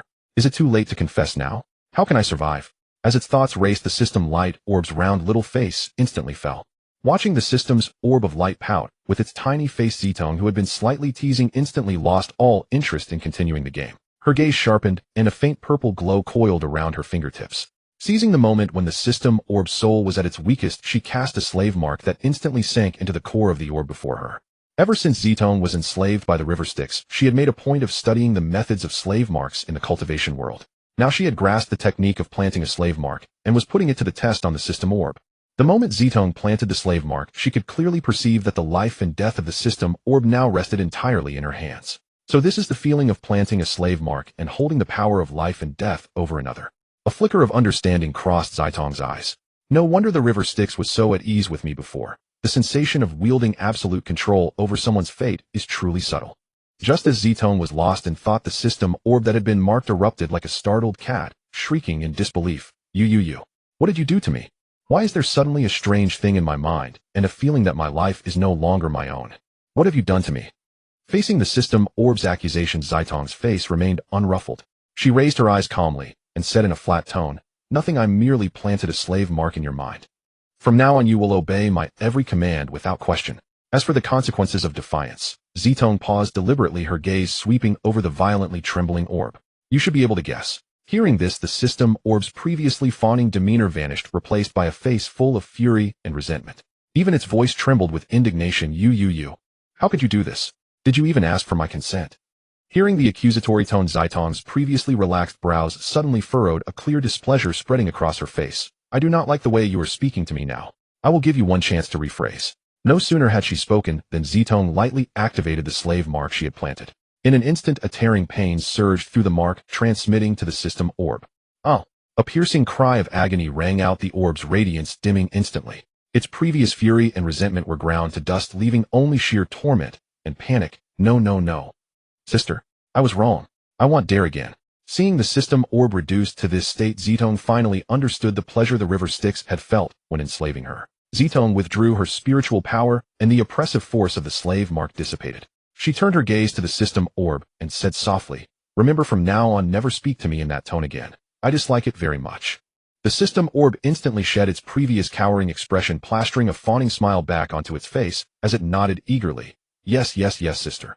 I will definitely mind my manners next time, never to repeat it." Seeing its compliance, Zitong gave a barely perceptible nod, a hint of satisfaction flickering in her eyes. "Let's go. Return to Blue Star with me, and clean up the mess you left behind." With that, she swept her sleeve, rolling up the system orb, and transformed into a streak of purple light, shooting toward Blue Star. Back on Blue Star, the leaders of various nations watched the live satellite feed of the battle that defied all comprehension. The atmosphere in the conference room turned icy. In the Dragon Kingdom's meeting room, the members of the Elder Council still bore the shock on their faces, their pupils haunted by the lingering terror of the unknown power. After a long silence, the Dragon Chief spoke first to break the deadlock, tapping his fingers lightly on the table, his voice tinged with uncertainty. "Everyone, considering that the purple giant hand obliterated the sky face, and the subsequent monsters were easily destroyed, it is highly likely that being is on our side." The Dragon Chief paused, his tone growing more grave. "Of course, another possibility cannot be ruled out. Blue Star has long been that being's territory, and the sky face came to poach only to be effortlessly erased because of its inferior strength." Hearing this, the other elders looked at the Dragon Chief with barely concealed resentment, muttering inwardly, "You might as well have not analyzed at all. We were already scared enough, and now you've made it even more terrifying. Despite their silent complaints, everyone knew the Dragon Chief's analysis was not without merit. With monsters beyond comprehension appearing, it was clear that Blue Star had already caught the attention of terrifying entities, and anything could happen. The Dragon Chief took a deep breath, his gaze sweeping over the assembly, a note of helplessness creeping into his voice. Everyone faced with this calamity, how should our Dragon Kingdom respond?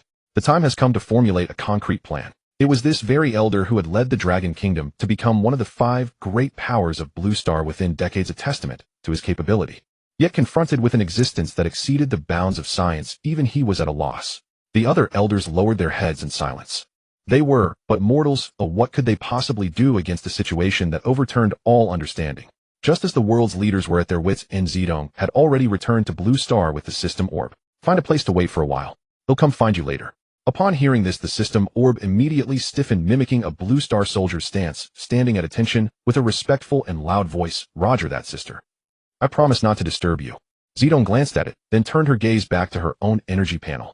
After deducting the massive energy required to condense the top-grade chaos numinous treasure for the river Styx, she had only 7 left to use. Zedong gritted her teeth as if making a resolute decision. You can't catch a wolf without risking your child. They'll go all in. As she spoke, the unique origination energy of the system erupted within her body, a faint purple glow enveloping her. Then Zedong raised her small hand and lightly brushed through the air. A condensed mass of purple energy soared into the sky, exploding midair into countless agile little energy serpents. These serpents, trailing tiny purple sparks, slithered through the air, dispersing in all directions across. Wherever the energy serpents passed, the land, torn by monsters, healed at a visible rate, cracks slowly sealing, and withered vegetation sprouting fresh buds. People who had been gravely wounded by the monsters saw their horrific wounds scab over and fade rapidly, their spirits visibly lifting. The astonishing phenomena unfolding here soon caught the attention of several other top-tier existences in this. In an instant, 8 streaks of multicolored light pierced the pink sky, carrying an aura of dread that descended upon the void. The 8 terrifying presences, upon arriving, swiftly gathered around the woman in the pink dress who was spitting. They hurriedly supported her, their voices filled with anxiety and concern. Big sister, how are you? Seeing her sisters, the woman in pink finally let go of her strained mind.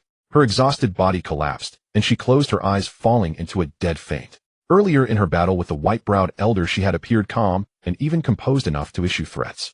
But only she knew that if she had not forcibly drawn upon the world's origination energy to empower herself, she would not have lasted more than a few moves against the elder.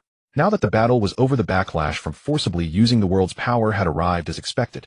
The violent and domineering backlash was like the final straw, battering her consciousness, which was already at its limit. Seeing her sisters, she no longer held on and fell into unconsciousness.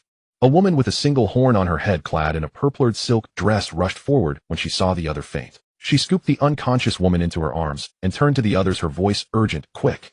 Big sister has suffered severe internal injuries. Her origination chi is completely depleted. Let us channel our chi into her to stabilize her condition first. As she spoke, the horned woman was the first to circulate her own origination chi, sending a stream of pure gentle energy into the pink-clad woman. The other 7, not daring to delay, focused their minds and urged their vast sage-level spiritual power, channeling origination chi into the unconscious figure. In an instant, several beams of light, purplered, crimson, pale pink, rose, flared up. The origination chi was exceptionally gentle, flowing through the pink-clad woman's limbs upon entering. The gruesome wounds left by the battle with the white-browed elder healed rapidly, visible to the naked eye. Under the healing influence of the origination chi, her formerly pale face gradually regained some color. However, repairing the origination of a being at the Heavenly Dao level required an immense amount of origination. Even though these 8 women were all at the sage level, the sustained output of such vast origination chi caused fine beads of sweat to form on their brows, and obvious fatigue appeared on their faces. Cough, cough, cough. Suddenly, the pink-clad woman coughed up a mouthful of stale blood. After expelling the blood, her brows twitched, and she slowly opened her eyes. Cough, cough. Help me up quickly. I must activate the world barrier, or the chaotic currents will invade the world, and everything will be lost, she said, exhaustion evident in her every word. Though the origination chi from the others had restored some of her vitality, the severe damage to her soul from the battle. This kind of soul wound could only heal on its own, leaving the others powerless.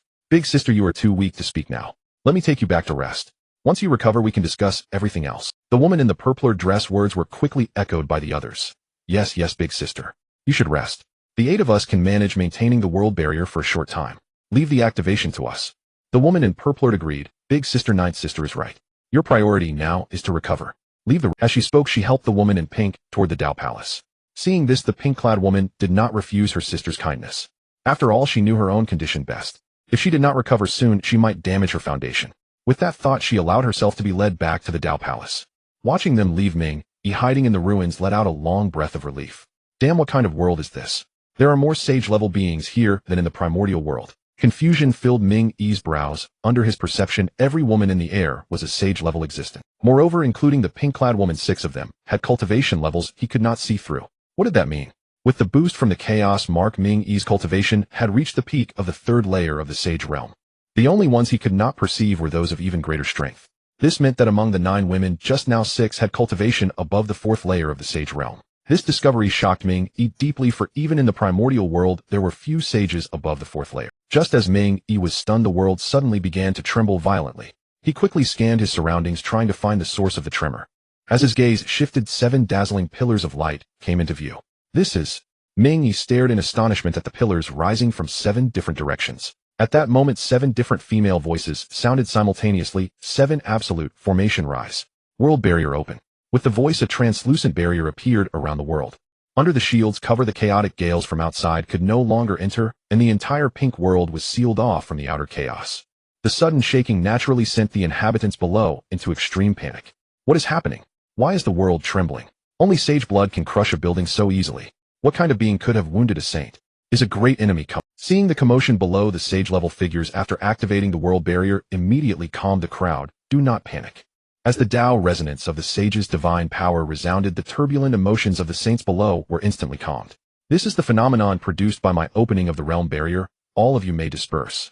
Upon hearing this, the beings below felt relieved and sighed in unison, resuming their busy activities. However, unlike the native inhabitants, Minghe's expression turned exceedingly grim. How damnable. Now that the barrier of this realm has been opened, it will be difficult for me to leave. Faced with this situation, Minghe had no choice but to transmit a message to Minghe through their soul connection, seeking his advice. Honorable One, I may not be able to return for some time. What should I do next? Within the netherworld Bloodsea, after receiving Minghe's transmission, Minghe instructed, I am aware of your situation. Stay in that realm for a while and conduct a thorough investigation. Ensure your own safety above all. Within the netherworld Bloodsea, after receiving Minghe's transmission, Minghe instructed, I am aware of your situation.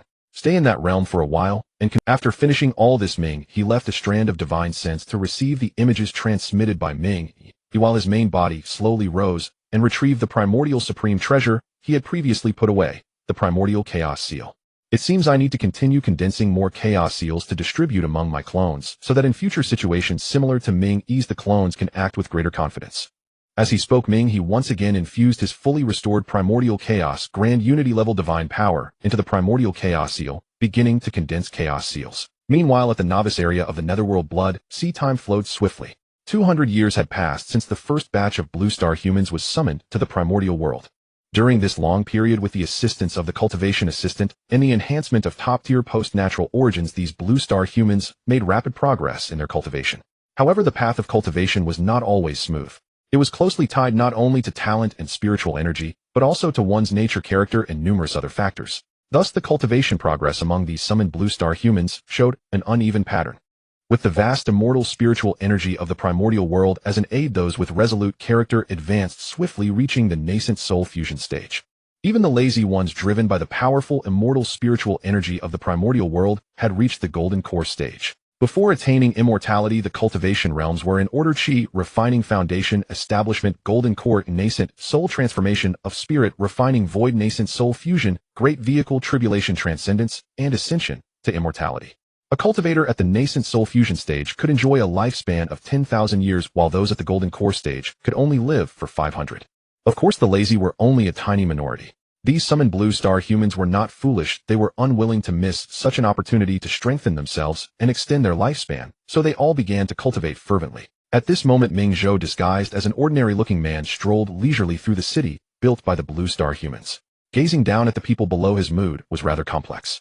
Among the blue star humans summoned here, 90% were from Dragon Country. In the early days, since they had not yet reached the foundation establishment stage and could not yet abstain from food or withstand cold, the Dragon Country people fully displayed their characteristic as infrastructure maniacs.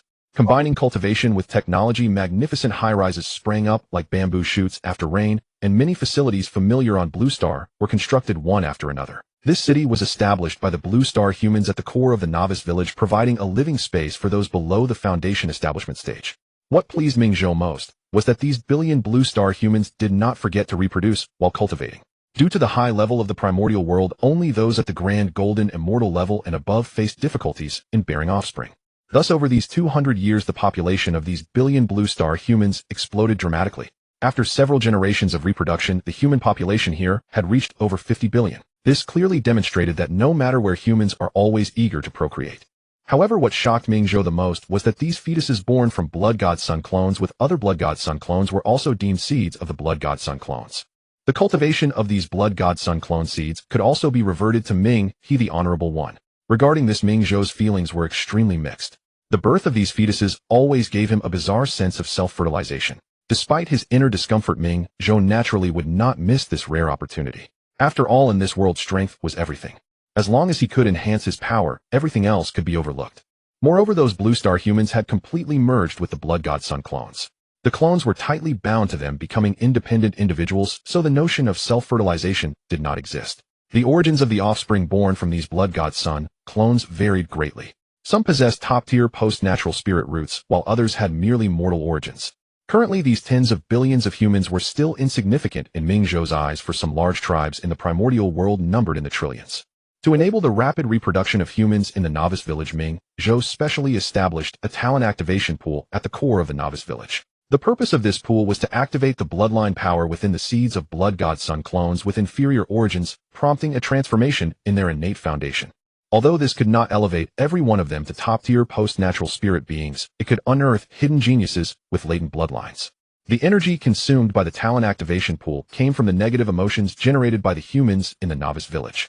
Through this special method, those negative emotions were converted into energy to stimulate the bloodline of the blood god sun clones. In this way, not only could the quality of offspring in the novice village be improved, but negative emotions could also be effectively utilized, achieving maximum resource efficiency. Of course, Minghe had considered having these fetuses also merge with blood god sun clones possessing top-tier post-natural origins. However, the idea was quickly dismissed as soon as it emerged. There were two reasons. First, doing so would consume a vast amount of blood sea energy, which represented a huge drain on resources. Second, and more importantly, adopting such an approach would be extremely unfair to those who rose through their own strength. By now, this novice village had formed a self-sustaining ecosystem. Over time, inferior bloodlines would be gradually eliminated, leaving only superior ones.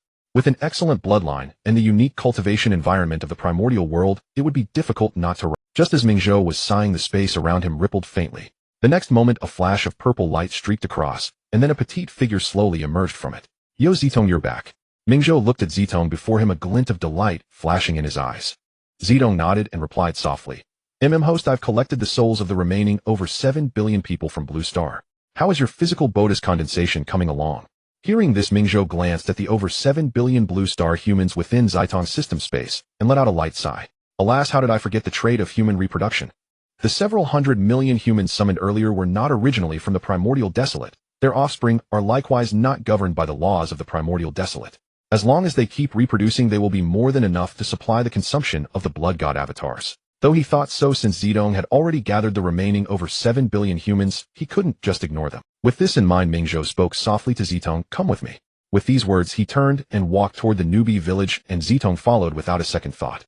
Before long, the two arrived at the edge of the newbie village. Minghe, who had originally planned to release those over 7 billion blood god avatars, immediately frowned as he looked at the Blue Star humans who had already explored this area. He mused to himself, the newbie village already houses enough humans, adding another 7 billion will inevitably make the place overcrowded. It's time to expand the area of the newbie village to accommodate more humans. With this in mind, Minghe activated the sky-concealing spirit barrier, pushing the boundary of the newbie village outward, once again forming an empty area. With the infusion of world power, this empty region began to change at a visible pace. After about half a joss-stick's time, it turned into a living area similar to the newbie village. At that moment, a few Blue Star humans who had already cultivated to the body integration realm originally planned to form a team and explore the place they had descended upon. However, before they could explore far, they witnessed Minghe's house, earth-shaking feet. "Oh my god, is this what a true immortal looks like?" The one with the weakest cultivation among them exclaimed in astonishment, his face full of shock. The others were equally shocked. In their past lives on Blue Star, when had they ever witnessed such an awe-inspiring? "Do you think the area we live in might have been created by this mighty being with his great divine power?" The others, upon hearing this, all turned their gazes toward the speaker, the so-called big brain. Why are you all looking at me like that? Am I wrong? As he spoke, this big brain pointed at the land just created by Minghe, then at the newbie village where they lived, and said with certainty, look, aren't these two areas the same? The others followed the direction of the big brain's finger and looked. Although the two areas occupied different positions, the terrain and features were surprisingly identical. Hiss! This discovery made them all gasp. If that's true, what level of expert must possess such power? Thinking of this, a sense of frustration emerged in their hearts along with some confusion about the path ahead. Do you think we can ever reach that level of power in the future? The others all fell silent upon hearing this. At this moment, the leader of the group, a powerhouse at the body integration realm, with a face full of determination, spoke solemnly. Now that the path of immortality is open, we have managed to stand out among over 1 billion humans and break through to the body integration realm first. If we lived in a fantasy world, we would at least be children of fortune born with destiny. So we must not give up on ourselves. One day we too will reach that level. The others, their eyes burning with fighting spirit, said, that's right. That mighty being is undoubtedly strong, but they all rose from weakness through cultivation. If we keep cultivating diligently and improving our strength, perhaps we too can possess such power one day. Exactly, we must not give up because of present difficulties. We have to believe in our potential. As long as we persevere in cultivation, we will achieve greater accomplishments in the future. Minghe, being such a mighty being, could clearly hear every word of the people below, even as he stood midair. Minghe just smiled at their bold words. It's a good thing that these cultivation packages have such confidence that at least they won't slack off in their future cultivation. After a moment of musing, Minghe turned his gaze to them and said softly, however, it's better not to let enemies see what happens next. As he spoke, a thread of immortal energy shot from his fingertip, instantly enveloping the people below. Before the people could even react to what had happened, they felt a blur before their eyes, and when they opened them again, they found themselves back at the core of the newbie village. The people snapped out of their daze, looked at each other, and saw the shock in their companions' eyes.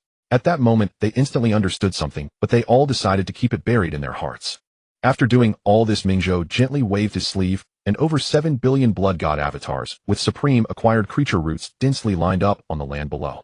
Due to their vast number from the air, they looked like dense black specks, like an ocean of darkness. If anyone with trypophobia were here, they would definitely break out in goosebumps. Now it's up to you, Zitong. Earlier, Zitong's gaze followed Ming's house spiritual power to the newbie village. When she saw over 50 billion humans inside, she was utterly amazed. Even she was stunned by this number. At the same time, a thought arose in her mind. I've only been away for over 200 years, and the human population has reached this level. Are humans so fertile? While Zitong was still marveling, hearing Ming's house call gradually brought her back to herself. She turned her gaze to the over 7 billion blood god avatars below, patted her chest, and said, don't worry, host. Leave these bodies to me. As soon as she finished speaking, Zitong immediately mobilized her system's power, and a faint purple light enveloped the over 7 billion blood god avatars below. Under the permeation of this purple light, the over 7 billion blood god avatars were continuously transformed, leaving traces of system power within them for the later construction of the cultivation assistant. These cultivation assistants were essentially a sliver of Zitong's spiritual manifestation. As long as the cultivation assistants could help the blue star humans grow, she would continuously gain system rule energy.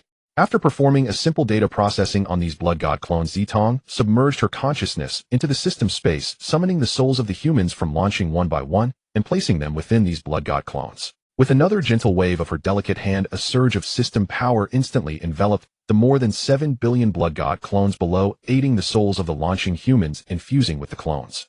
After completing all this, Zitong let out a soft shout, awaken. As her words fell, the blood god clones below opened their eyes one after another. Where is this? Some of the newly awakened launching humans glanced around, their eyes filled with confusion. At that moment, Zitong's voice softly resounded.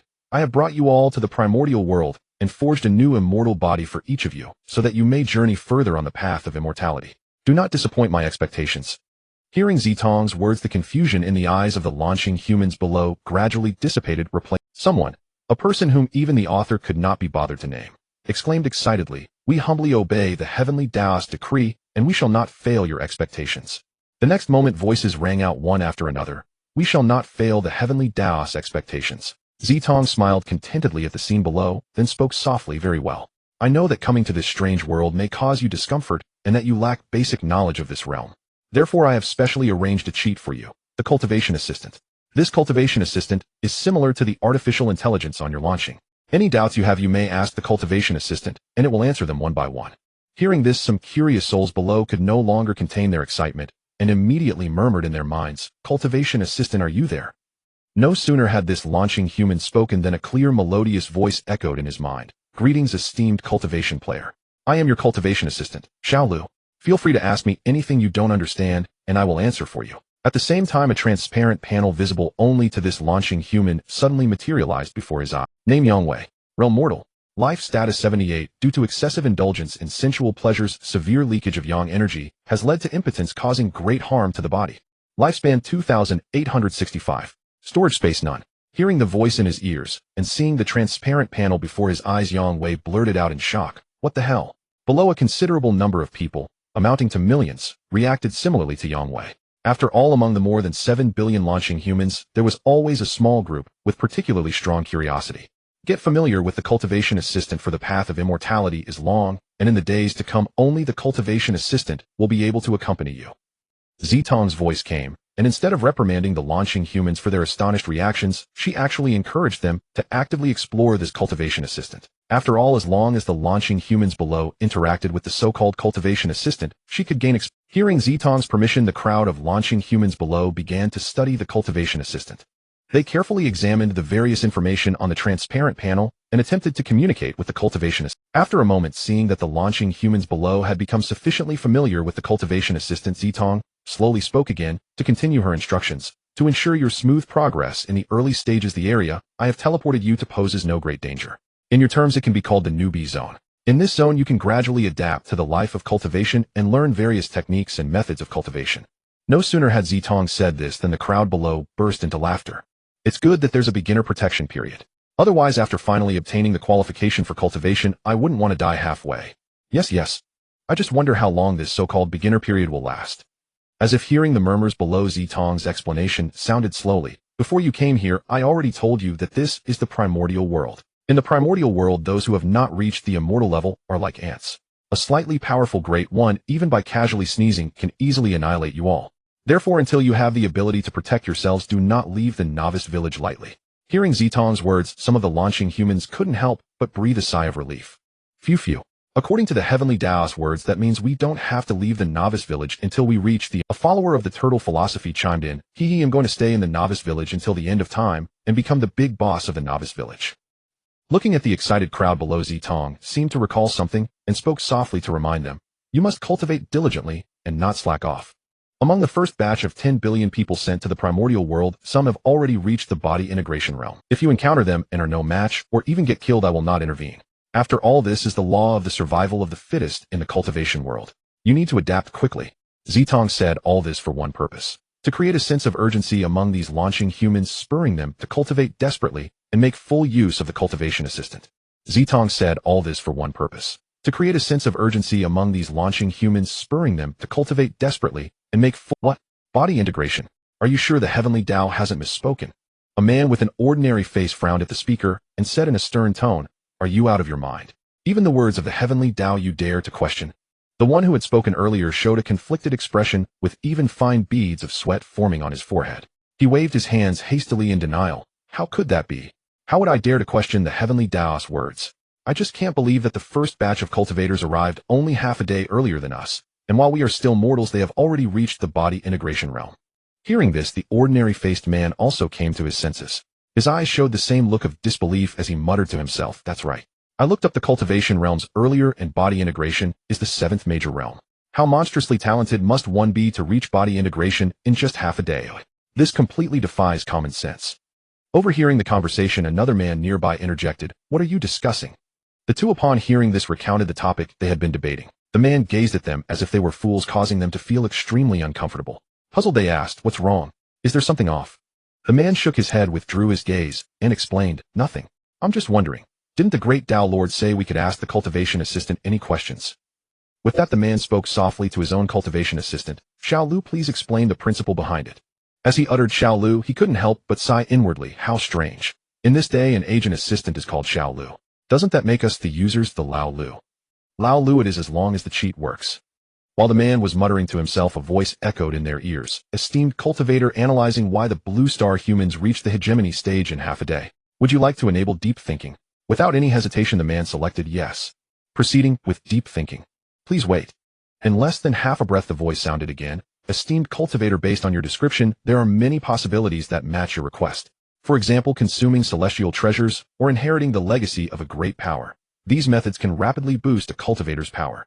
At this point, Xiao Liu's tone shifted, however, considering all the circumstances. Reaching the hegemony stage in such a short time, affecting more than one person, and all these individuals being transmigrators from another world. None of the above methods fit. Hearing Xiao Liu's analysis, the man muttered inwardly, "Why does this cultivation assistant sound just like those AI from my previous life on Blue Star?" So verbose. Naturally, Xiao Liu remained unaware of his thoughts. If it had known, it would have retorted, "Didn't you choose deep think, and now you find me long-winded?" Of course there was no if. Xiao Liu's voice continued, "Considering all factors, the most plausible explanation is that a time difference exists between the two realms. Esteemed cultivator, perhaps only half a day has passed in your original world, while tens of thousands of years have elapsed in this realm."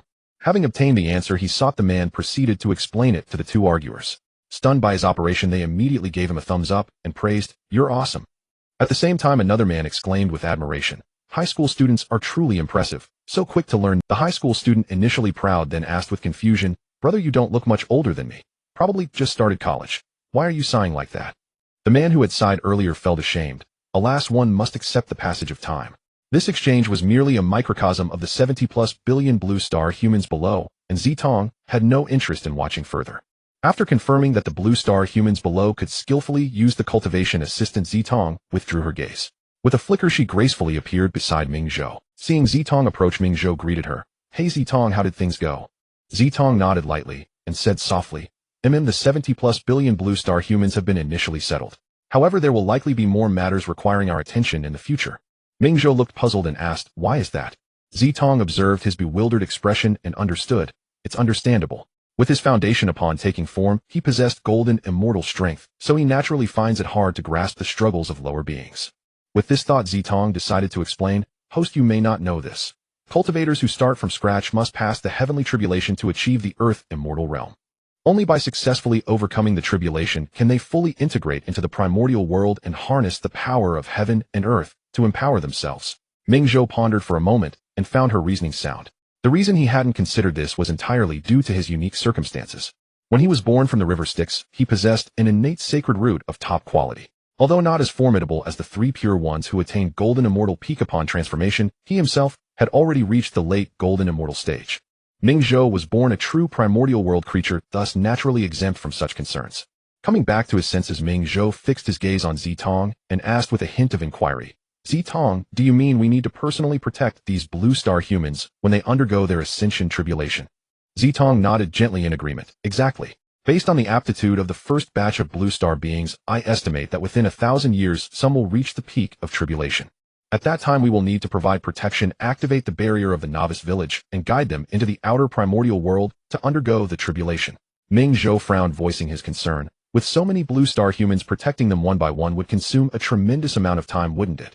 Moreover, these humans continue to multiply, and their numbers will only increase. How then shall we cultivate ourselves? This was indeed Minghe's genuine thought. Unlike the original River Styx, who could enhance his power through the feedback of his blood god clones, Minghe had no such cheat. Lacking such an auxiliary device, his cultivation progress relied solely on his own steady efforts. Zitong, upon hearing this, frowned slightly, pondered for a moment, and realized the logic was sound. After all, the purpose of cultivation was to grow stronger. At his level, unlike lower-level cultivators, he could not casually interrupt his seclusion during cultivation. Sometimes to comprehend certain laws one might require anywhere from a few hundred to several thousand years, or even 10,000 years of seclusion. If distracted by other trivial matters, would it not be putting the cart before the horse? Thinking this, Zitong felt a headache coming on, and sighed inwardly, "Alas, I am sorely lacking in manpower. If only someone could lend me a hand." While muttering, Zitong suddenly seemed to think of something, and exclaimed in delight, "How could I have forgotten them?" Noticing her odd behavior, Minghe's face showed a trace of confusion as he asked Zitong, "What's wrong?" Upon hearing this, Zitong giggled and slowly explained, "Host, I've thought of candidates to protect the human race on Blue Star." Minghe's eyes lit up, and he asked who. Zitong didn't hide anything and recounted her thoughts in detail. "Host, I plan to have the hosts I previously bound act as protectors for these Blue Star humans. I have some understanding of their personalities. Most of them are restless by nature, so this task would keep them from..." Minghe found the proposal feasible and nodded. "Since you're familiar with them, I'll leave this matter to you, Zitong." Zitong patted her chest confidently and said, "Host, leave it to me. He'll handle it perfectly." Seeing this, Minghe nodded and with a casual wave of his hand tore open a rift in space. He reached into the rift and retrieved several dozen low-grade, innate spirit treasures along with a pile of innate spirit fruits, handing them to Zitong. Zitong, although these people were once your hosts, we can't expect them to work for free. These treasures will serve as their comp. Zitong stared at the treasures before her, initially stunned, but soon a warmth surged in her heart. She never expected Minghe to be so meticulous as to prepare rewards for her former hosts. She had originally planned to dip into her own personal stash to compensate them. After all, even between close brothers, accounts must be settled clearly. Zitong could rely on her relationship with her previous hosts to get their help for free. But if she did so, it would drain. Though the impact might not be immediately apparent, goodwill would eventually be exhausted, and the loss would outweigh the... As the saying goes, if money can solve a problem, don't drain goodwill. That was why Zitong had considered paying out of her own. Now that Minghe had provided these treasures, Zitong could not only save her own reserves, but also avoid the awkwardness of pretending to be generous. Thinking this, a smile spread across Zitong's small face as she said sweetly, "Thank you so much, host." Minghe nodded lightly and said with affected nonchalance, "These are just some insignificant trinkets. Pulling them out clears up some space for me." Though Minghe's words seemed boastful, they were not exaggerated. Minghe's true form had survived since the beast calamity, and while his main body rarely left the Yuming blood sea, his avatars roamed freely across the primordial world. The saying of the primordial spirit treasures Minghe, he alone possesses 4/10, was not unfounded. As a transmigrator with foreknowledge, Minghe, he had plundered many treasures. Though Minghe might not own many top-tier innate spirit treasures, he indeed possessed a vast number of treasures at the level of low-grade innate spirit treasures. "Wow, host, you're amazing." Having just received these treasures, Zitong's greediness immediately surfaced, her rosy face beaming from ear to ear. Having gained so much, she was naturally happy to flatter Minghe. He simply smiled at her praise, not letting it go to it. Instead, he turned his gaze back to Zitong and instructed gently, "Zitong, handle this matter. I will go in. Currently the fortune of my inner world has increased, and my cultivation has reached the peak of mid-stage Hunyuan Golden Immortal. So I intend to attempt a breakthrough to latest stage Hunyuan Golden Immortal. Unless something extremely important arises, don't disturb me for the time being." Hearing this, Zitong thought to herself, about to break through to latest stage Hunyuan Golden Immortal. So this is his true strength. This was the first time Zitong had heard Minghe voluntarily mention his own power. Though she had speculated before, now that he had confirmed it, a glimmer of anticipation stirred within her. Mid-stage Hunyuan Golden Immortal. With my Tongtong's cultivation speed and the feedback from the cultivation assistant in the minds of these billions of humans, I'm confident that soon my strength will surpass his, and I will become a true sage-level LV5 system. By then the slave mark in my mind should collapse on its own. Zitong was lost in sweet fantasies, the corners of her mouth lifting involuntarily, forming an arc that rivaled that of the Dragon Kings from urban dragon novels. After all, no being wishes to have their life controlled by another. Far away, Minghe naturally had no idea what Zitong was thinking, but seeing her distracted look, he knew she wasn't paying attention. He reminded her, "Zitong, are you listening?" Snapped back to reality by Minghe's voice, Zitong quickly nodded and patted her chest, assuring him, "Host, don't worry, leave the rest to me. Focus on your seclusion. Ooh, I won't disturb you." Seeing her earnest expression, Minghe nodded with relief and said, "All right, then I'll go into seclusion. Oh, and afterward condense that chaos spirit treasure as soon as possible." With that, Minghe hesitated no further, transforming into a streak of light and speeding toward his distant Dao field beyond the Yuming blood sea. Zitong gazed at his fading silhouette, a smile again gracing her lips. She stood still, murmuring to herself, "Host, oh host, I wonder how long this seclusion of yours will last." As she spoke, a contemplative look flashed in Zitong's eyes. After a moment, she whispered, "On 10,000 years, or perhaps 100,000 years. Still, I must thank you, host. Without your help, I Tongtong would hardly have been able to raise my power to the sage level LV5 in such a short time." Zitong's eyes sparkled with pride and confidence. "But now, with the help of these billions of blue star humans, I Tongtong will soon surpass you." At this thought, an irrepressible joy surged in Zitong's heart, and she even hummed a little tune as if she had already glimpsed a beautiful future where the system turns the tables. Thus Zitong, with a cheerful heart, hummed a light tune and swiftly took care of the matters at hand. The next moment, her spiritual energy surged abruptly. A faint purple aura enveloped her form, transforming it into a streak of light that tore across the sky, racing toward the location where the hosts were placed. Before leaving, Zitong did not forget to send a message in the group chat named A Loving Family. "Brothers, your Tongtong come out quickly to welcome this system. This time your Tongtong has brought you an immense opportunity." The scene shifted to a place within the Nether Blood Sea where the hosts were settled. There the immortal energy was so dense it almost condensed into substance. Several jade pavilions rose from the ground, their flying eaves and interlocking brackets adorned with flowing light. Surrounding them were buildings of various styles, some from the Qin dynasty, others from the Tang dynasty, high martial worlds, mystical worlds, and so on. At a single glance, one felt a powerful visual impact. At that moment, within the central palace, the atmosphere was especially lively. Several men dressed in different styles of Taoist robes were seated around a round white jade table.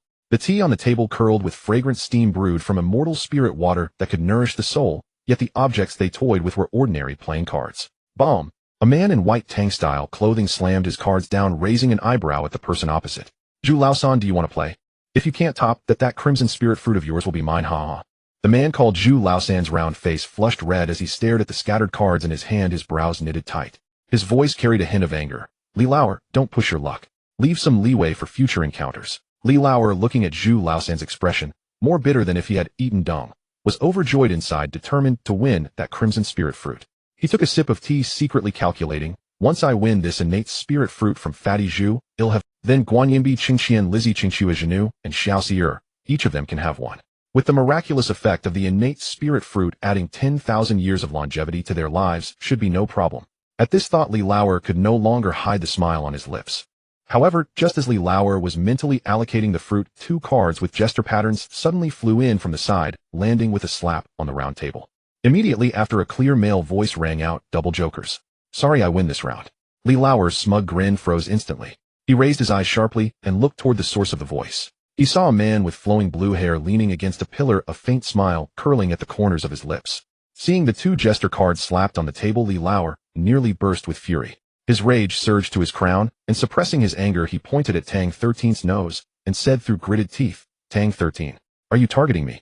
Tang 13 shrugged nonchalantly and replied casually, what? Li Lauer, seeing his demeanor, felt even more incensed and pressed on. You still deny it? Then why do you always ruin my winning streak? You might as well stop calling yourself Tang 13 and instead go by Tang Sneaky, since all you do is snatch from behind. Tang 13, upon hearing this, stopped pretending. A slight smirk appeared as he uttered 4 words lightly. If you're bad, train more. Li Lauer, his face flushed scarlet, his chest heaving violently. Tang 13, you. He repeated you 3 times, the rest of his words choked in his throat by rage. Zhu Laosan watched gleefully, setting down his remaining cards and leaning over to pat Li Lauer on the shoulder, his tone dripping with mockery. Li Lauer, didn't I tell you? Don't be so arrogant. Just because you won a couple of rounds doesn't mean you're something. Remember, beyond the mountain is another mountain, beyond the person is another person. If you lose, admit it. Don't fume. With that, Zhu Laosan took out a low-grade innate spirit fruit, the crimson spirit fruit glowing faintly red, from his storage pouch, handed it to Tang 13 with both hands, and even gave him a thumbs up, his eyes full of admiration. Brother Tang, you're truly impressive. I accept this loss. Tang 13 took the crimson spirit fruit. His fingertips felt a trace of warm spiritual energy upon touching the peel. A genuine smile finally appeared on his face. He thought to himself, with this crimson spirit fruit, plus the purple crystal essence and moonlight I collected earlier, it should be no problem helping Xiao Wu break through to the true immortal realm. Li Lauer, seeing the 2 like this, felt his frustration mounting. He was about to propose another round of Fight the Landlord to redeem himself. But just then a faint purple streak of light flashed before his eyes, and a translucent panel unfolded out of the group chat. Icon for a loving family on the panel flickered once, indicating a new message. Li Lauer was stunned for a moment. He knew that ever since Zitong brought them from their original world to the primordial world, they had all been teleported to the same place and had become immortals. The group chat had become nearly obsolete, with few people ever sending messages. After all, on a daily basis, if anyone wanted to talk to someone, they could use divine sense to transmit instantaneously. Why bother typing? Though somewhat surprised, Li Lauer quickly snapped back to attention. Driven by curiosity, he couldn't help but tap into the group chat to see who had sent the message. Meanwhile, others in the palace were in the same situation as Li Lauer. They all received the same message almost simultaneously. Upon seeing the red notification, they entered the group chat to check its content. As soon as they entered the group, they saw Zitong's message at the top. Brothers, your Tong Tong is here. Come out quickly to welcome this system. This time your Tong Tong has brought you an immense opportunity. Just as everyone was pondering what great opportunity Zitong was talking about, a line of text appeared that instantly made them unable to stay calm. He, Brother Old 8 here, is coming right away to greet you, Elder. Make sure to set aside a big portion of that opportunity for me. Seeing the comment posted by Zhou Laoba, the others in the group instantly thought only one word: shameless. The others in the group, though deeply contemptuous of Zhou Laoba's behavior, had to admit that based on their understanding of System Brother, he indeed responded to such tactics. At the same time, a unanimous thought emerged in their minds. We must not let Zhou Laoba monopolize all the After all, in their eyes, anything that System Brother deemed a great opportunity must be extraordinary. With this in mind, they could no longer remain calm. They dropped what they were doing and swiftly headed out. When Li Lauer and the others arrived at the meeting point indicated in the group, they found a large crowd already gathered, standing there anxiously scanning the surroundings. Among them, the one at the forefront was a tall, imposing man with a dignified demeanor. He stood there exuding an intangible pressure with a plume of purplured dragon cheese swirling above his head, imparting a solemn and majestic aura. As soon as Li Lauer and the others arrived, their gazes were drawn to the middle-aged man. Such a formidable pressure. The moment they sensed his aura, they couldn't help but draw in a sharp breath. The middle-aged man glanced at them briefly, then withdrew his gaze, continuing to wait for Zitong's arrival. It was then that Li Lauer and the others recognized him, the first emperor of Great Qin. Just as others were about to speak, a streak of light flashed in the distance, and Zitong's figure gradually came. At the same time, her cheerful childlike voice rang out, "Brothers and sisters, your Tong Tong is back. Did you miss me?" As her voice faded, Zitong's form materialized before everyone's eyes. The crowd stared, eyes wide with shock. Among them, Zhou Laoba lost control and blurted out, "Holy crap! System brother is actually female." Zitong had barely landed when she stumbled, thrown off balance by his words. Zhou Laoba realized his mistake and quickly clamped his hands over his mouth, but it was too late. Zitong's dangerously sharp gaze had already locked onto him. Zhou Laoba instantly cowered and immediately apologized, "System brother, no system sister. I was wrong." Seeing his pathetic demeanor, Zitong's anger eased slightly, but she still gave him a little lesson in love, making him fully understand the principle of harmful words. After a brief reprimand of Zhou Laoba, Zitong's gaze finally fell upon the assembled crowd.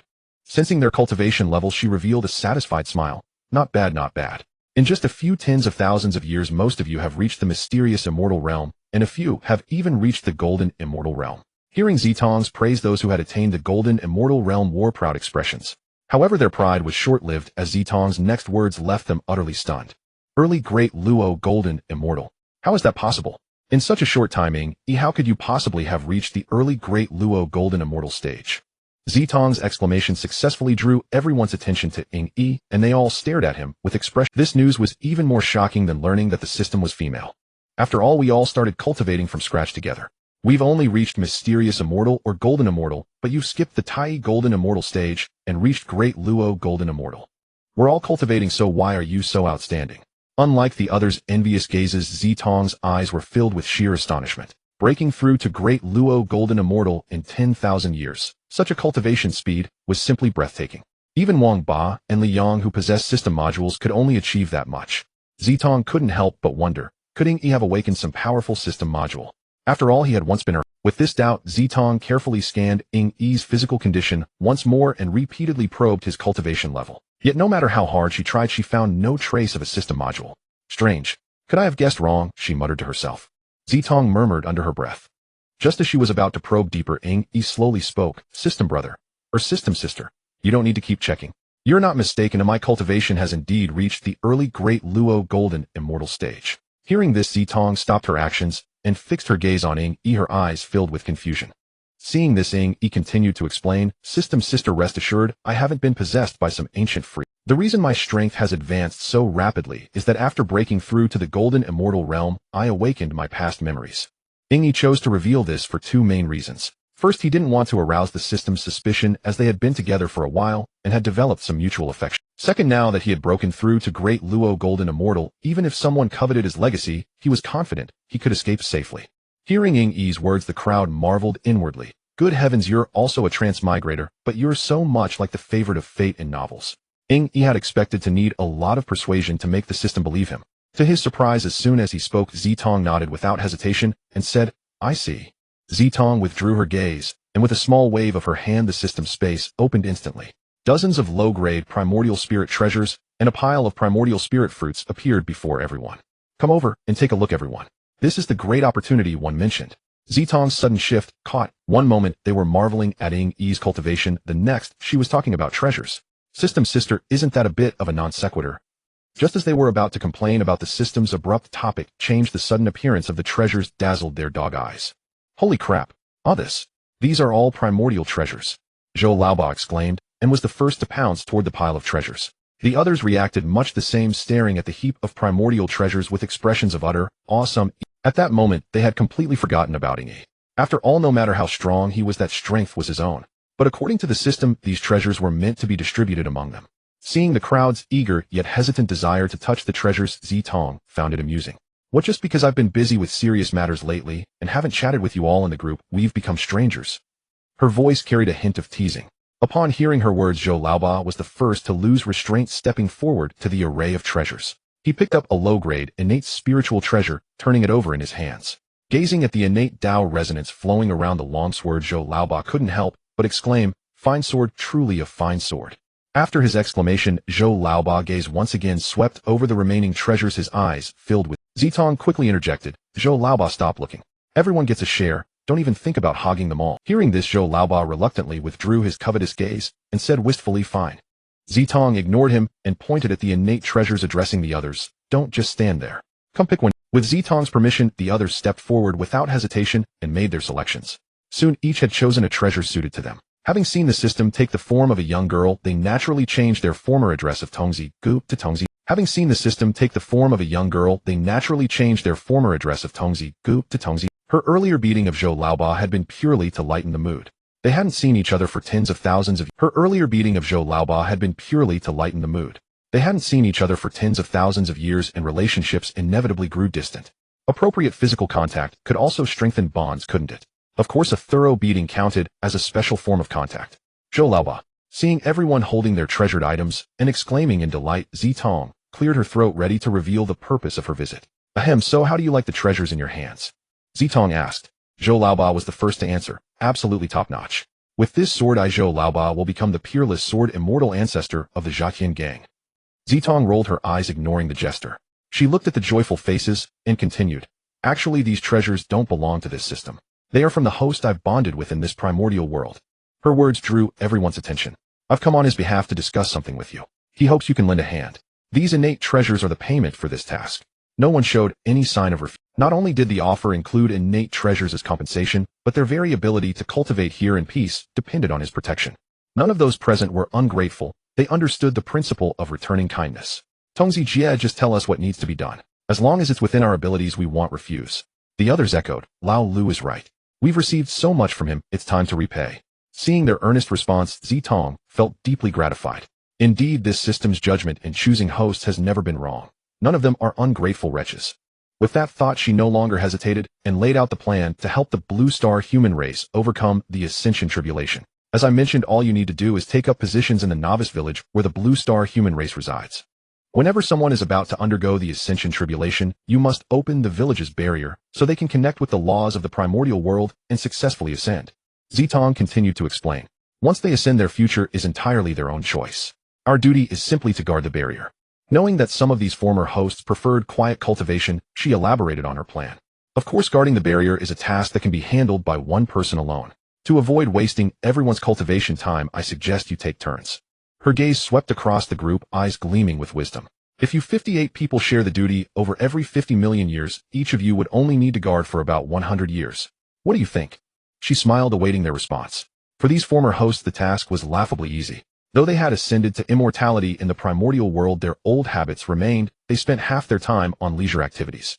Now they only needed to give up less than 0.2 of their time to guard the barrier, and they could even experience the joy of being like a Heavenly Dao. How could they refuse? Zhou Laoba was the first to respond. "Fu Tongzi Jie, you gave us treasures and spirit fruits. I thought it would be some arduous task. Is it really this simple?" He thumped his chest and answered cheerfully, "Tongzi Jie, rest assured, Zhou Laoba will gladly take on. Just let me know when you need me to go to the novice village." Seeing Zhou Laoba's commitment, the others also chimed in, expressing their willingness to help. Zitong smiled lightly. "No need to rush. The highest cultivation level among the Blue Star human race is currently only the synthesis stage.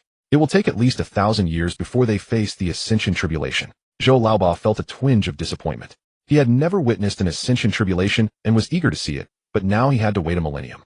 Many shared his sentiment.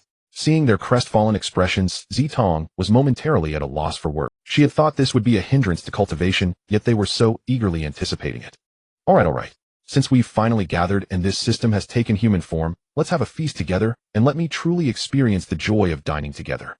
Hearing her proposal, no one declined. They all followed Zitong to a central palace within the region.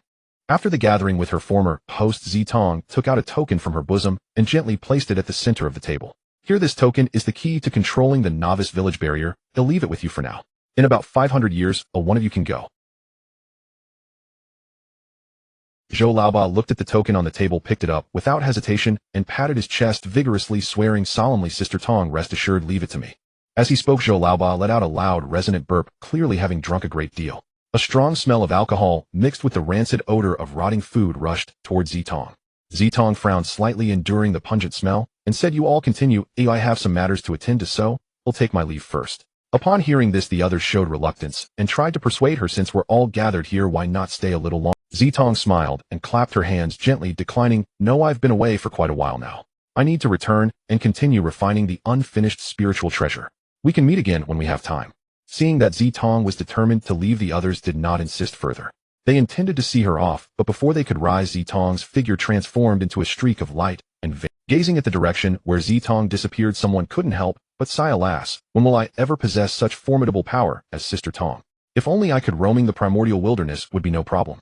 Hearing these words, longing flickered in the eyes of the other 50-odd people as well. Since arriving in the primordial wilderness over 10,000 years ago, they had been trapped in the netherworld blood sea, filled with yearning for the world beyond. "Now I must go back and cultivate." Seeing someone preparing to return to cultivation, the others lost their enthusiasm for fun and scrambled to resume their training. Sometimes witnessing others' hard work stirs anxiety within oneself, prompting one to unconsciously strive as well. This is how the concept of one involution came about. On the other side, after returning, Zitong first went to check on Ming's house, secluded cultivation site. Seeing the dojo's gate tightly shut, she abandoned the idea of entering. Her figure swiftly swept past, soon finding a secluded spot. System power surged, and several barriers materialized instantly. The next moment, a nascent spiritual treasure that Zitong had previously condensed abruptly appeared before her. In theory, condensing a top-grade chaos spiritual treasure would require time measured in tens of millennia. Fortunately, everything that needed to be done is complete, and simple matters have been arranged. Now I can devote myself entirely to condensing the chaos spiritual treasure. Zitong glanced at the energy within her sage-level LV5 system. Though a pang of reluctance struck her heart, she decisively activated the function to condense the spiritual treasure. In an instant, a stream of pure energy surged forth from Zitong's sage-level LV5 body, pouring straight into the nascent chaos spiritual treasure ahead. As soon as these system rule energies entered the nascent chaos spiritual treasure, they began rapidly perfecting its internal structure, helping to shape its form. At this moment, Zitong entered a unique state, her five senses dimmed to the lowest. Unless external disturbances were significant, she would hardly awaken. Time flowed imperceptibly, spring passing to autumn, year after year. Of course, this was by mortal reckoning. With the arrival of Blue Star humanity, the netherworld blood sea had become slightly livelier. About 870 years later, the first Blue Star human transcended tribulation and became an immortal within the novice village. Sensing the anomaly of the token, Zhou Laoba eagerly went to oversee the novice village. It was his first time witnessing a cultivator's tribulation, and excitement filled his heart. However, Zhou Laoba novelty did not last long. After the first successful tribulation, novices needing to transcend tribulation emerged like mushrooms after rain. Within a mere 100 years, nearly 100 million Blue Star humans had transcended tribulation and become immortals.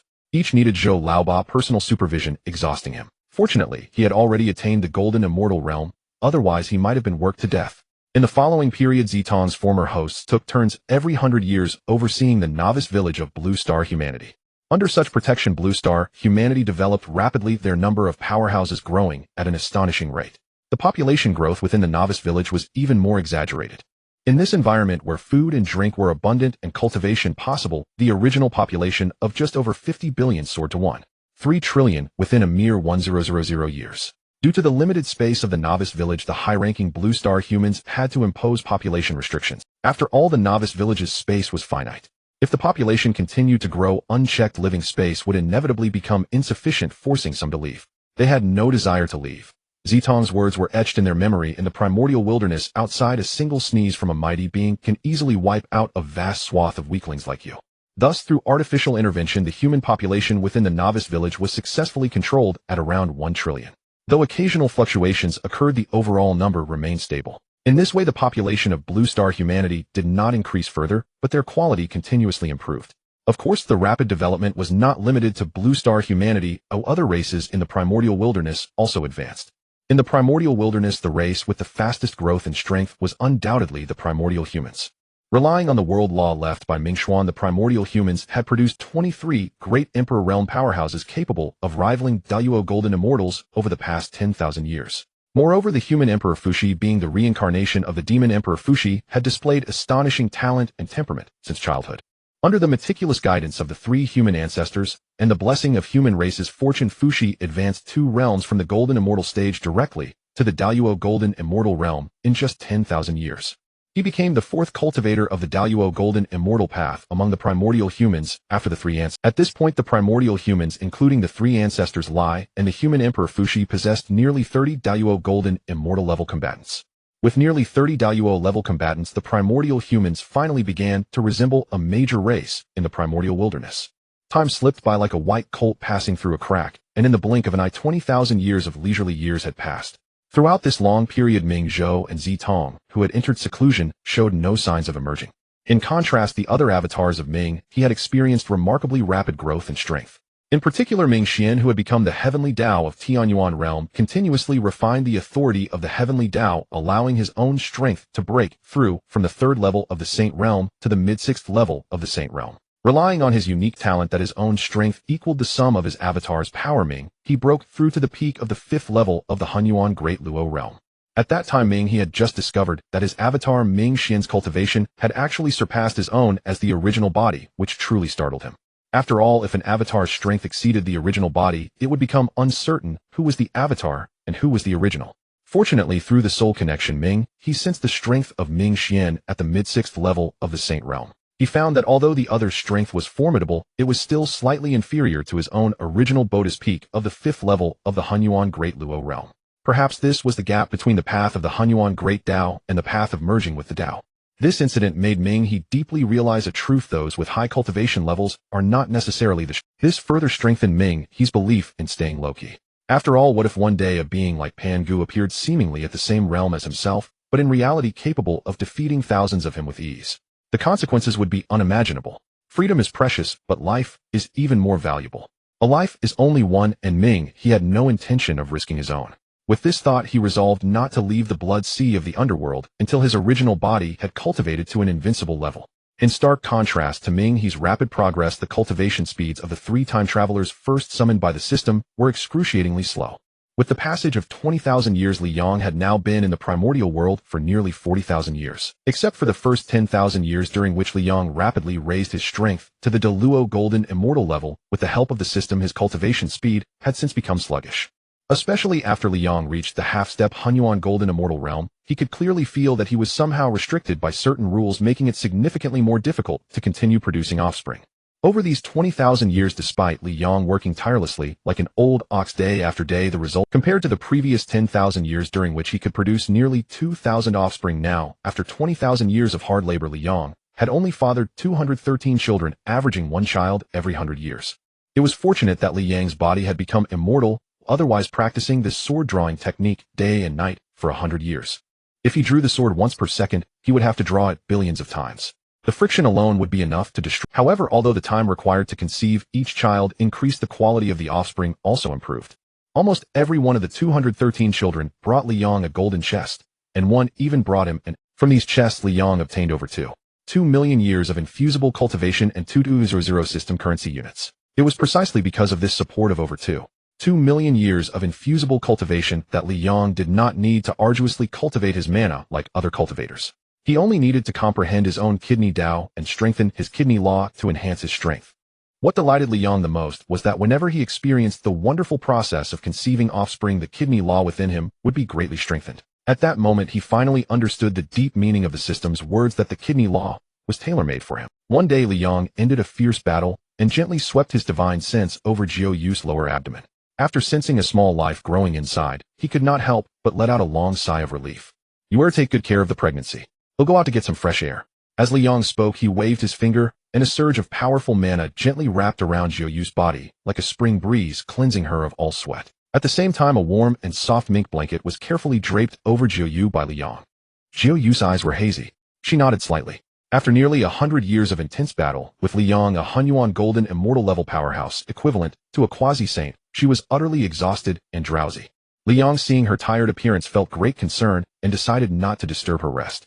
He walked out of the mansion alone. Stepping outside, he felt the fresh air, and his body involuntarily relaxed. He glanced at the 1086 system currency units remaining in his balance, a hint of anticipation rising in his heart. "System, I want to purchase a billion-fold law enlightenment card," Li Yang murmured into the void. Hearing Li Yang's request, the system responded instantly, ding, deducting 100 system currency from the host. Ding, purchase successful. The billion-fold law enlightenment card has been stored in the host's system space. Does the host wish to use it now? Without any hesitation, Liang immediately commanded, "Use it." As soon as the words fell, a surge of insights regarding the kidney law flooded into Liang's mind. This process was exceptionally painful. Liang clenched his teeth and endured it with his tenacious willpower. With the infusion of this vast law comprehension combined with the relentless enlightenment of the kidney law, over the past 20,000 years the embryonic form of the law within Liang instantly doubled in size, and his understanding of the kidney law reached a new height. At this moment Liang clearly felt his Buddhist extreme craving for celestial spirit energy, as if it were an instinctual need. He had a strong intuition that if the celestial spirit energy were abundant enough, he could break through that barrier and truly become a powerhouse of the Hunyuan golden immortal realm. Without a moment's delay, Liang immediately issued a command to the system in his mind. "System, infuse cultivation for me." The next moment, a stream of pure refined energy surged into Liang's body. With the aid of this powerful force, the aura around Liang soared.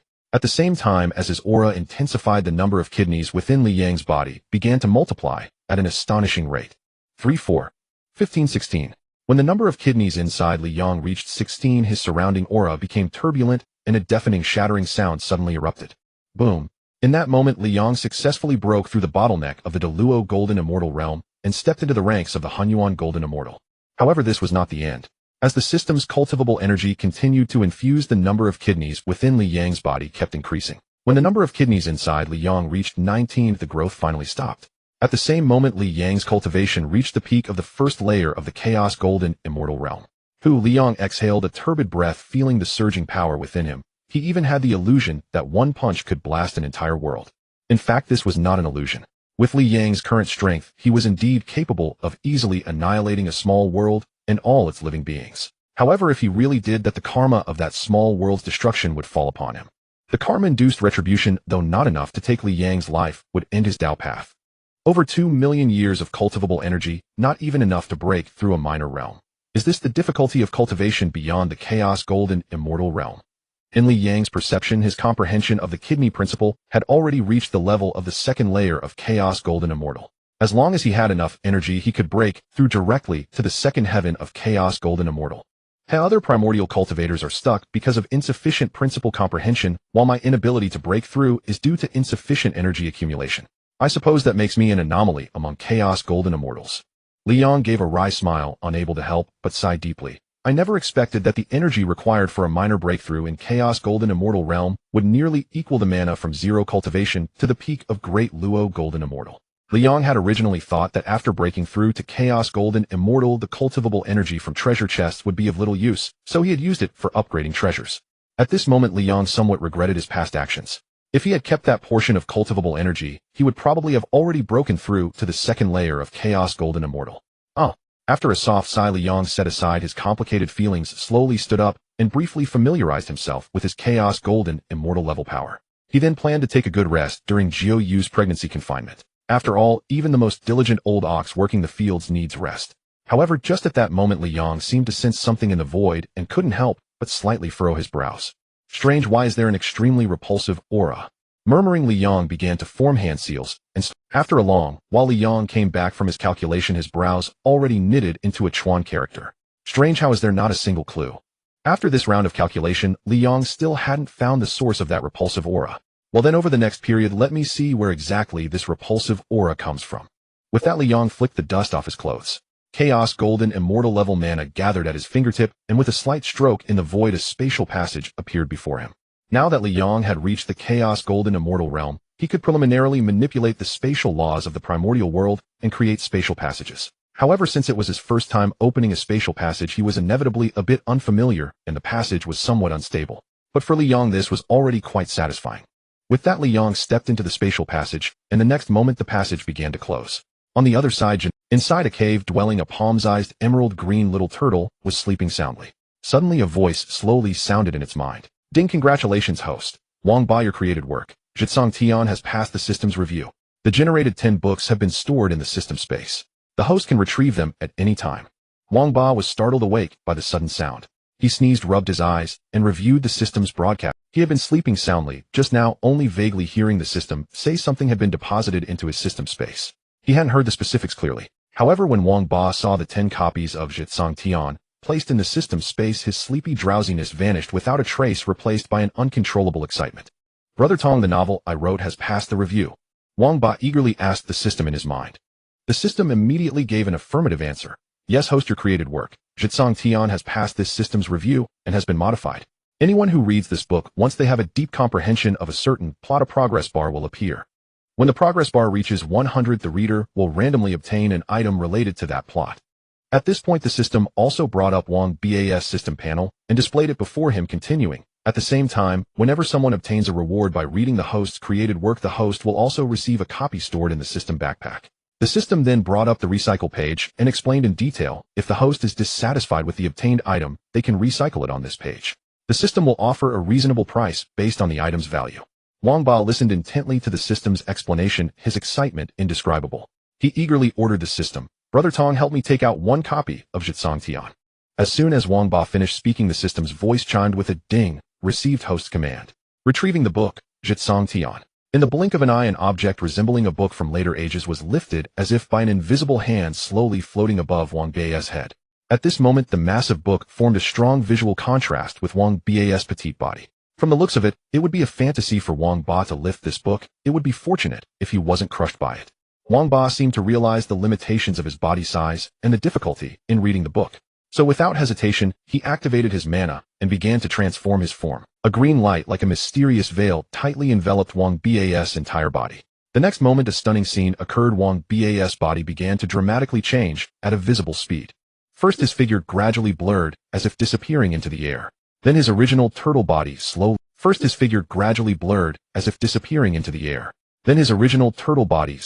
After transforming back into a human, Wang Ba still felt somewhat unaccustomed.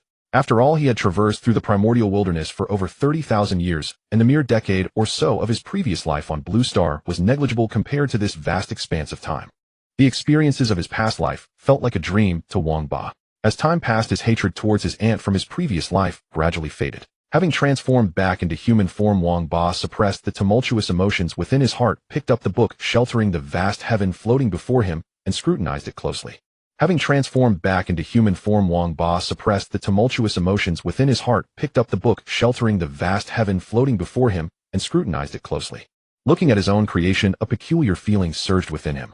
Wang Ba forcefully suppressed this strangeness and began flipping through the book, relying on his memory to search for places that might trigger opportunities. This sheltering the vast heaven was a fusion of the numerous web novels he had read in his previous life on Blue Star. He had incorporated the templates of protagonists from novels such as Breaking Through the Firmament, The Beautiful World, and Sheltering the Heavens into this sheltering the vast heaven. However, Wang Ba made some alterations, replacing the original world backgrounds with the primordial wilderness and substituting the treasures from various worlds with post-heaven spiritual treasures, pre-heaven divine treasures, and rare chaos treasures. Leveraging his understanding of primordial wilderness novels, he deliberately added the chaos supreme treasures, the heaven-splitting axe, the chaos pearl, the creation jade disc, etc., hoping that someone would comprehend their mysteries so that he too could gain an opportunity and soar to greatness. However, ideals were one thing, but reality was quite cruel. Wang Ba quickly flipped through the sheltering the vast heaven he had created, especially the cheat systems he had meticulously designed. What the hell? The sage-level remnant soul I originally designed as an old grandpa has been downgraded to half-step Deluo golden immortal. Wang Ba looked at the ring old man he had set up, and an ominous foreboding welled up in his heart. Murmuring, Wang Ba continued searching through the other settings in this novel. Sure enough, the content had essentially remained unchanged, but the grade of the treasures he had originally written had been significantly reduced. The originally Forbidden Zone Emperor-level experts had all been replaced with Deluo golden immortal level, and those heaven-defying treasures, such as the devouring demon jar, had been changed from chaos spiritual treasure level to top-grade pre-heaven spiritual treasure. And the protagonists in the novel who had originally reached a level beyond the world they inhabited had been altered to a quasi-saint level, surpassing Deluo golden immortal. The 3 chaos supreme treasures Wang Ba had originally set, the heaven-splitting axe, the chaos pearl, and the creation jade disc, had now vanished, replaced by 3 pre-heaven supreme treasures, the absolute evil sword, the fortune-gathering pearl, and the little creation pagoda. This was undoubtedly an epic level nerf. The originally set beings surpassing sage level were now limited to quasi-saint level, and among the treasures not a single chaos treasure remained. However, the only thing Wang Ba was grateful for was that this book still retained 3 pre-heaven supreme treasures. Having read many primordial wilderness novels in his past life, he naturally knew the preciousness of pre-heaven supreme treasures. Even the most powerful treasurers of the 3 pure sages were only at this level, especially the 2 sages of the West who didn't even possess a single pre-heaven supreme treasure. This highlighted the rarity of such items. Though it went without saying that obtaining these 3 pre-heaven supreme treasures would be extremely difficult, at least there was hope. Wang Ba's fingers swiftly turned the pages, scanning through his meticulously crafted, sheltering the vast heaven once more. In a word, it could only be described as miserable. To put it in one sentence, nerfed beyond recognition. Wang Ba struggled to calm the complex emotions within him, then softly asked the system in his mind, "System bro, why did the grade of the treasures I wrote drop so much?" Faced with Wang Ba's query, the system naturally couldn't tell the truth, "Because I am merely a module of the system. Even with all the rule energy, I cannot create opportunities at the sage level." After all, even a system module had its pride. So it cleared its throat and made up a story on the spot. "It's because your writing was too far-fetched. The items you described simply couldn't meet the threshold for those levels. Besides, your portrayal of those powerhouses was far from reaching the required level." Hearing this explanation from the system, a flash of insight struck Wang Ba's mind, as if he suddenly understood something. "So that's it, but that doesn't make sense. For breaking through the firmament, maybe the treasure level is insufficient, but how could the treasures in the beautiful world and sheltering the heavens be insufficient?" Just as Wang Ba felt he had grasped the truth, a new doubt arose.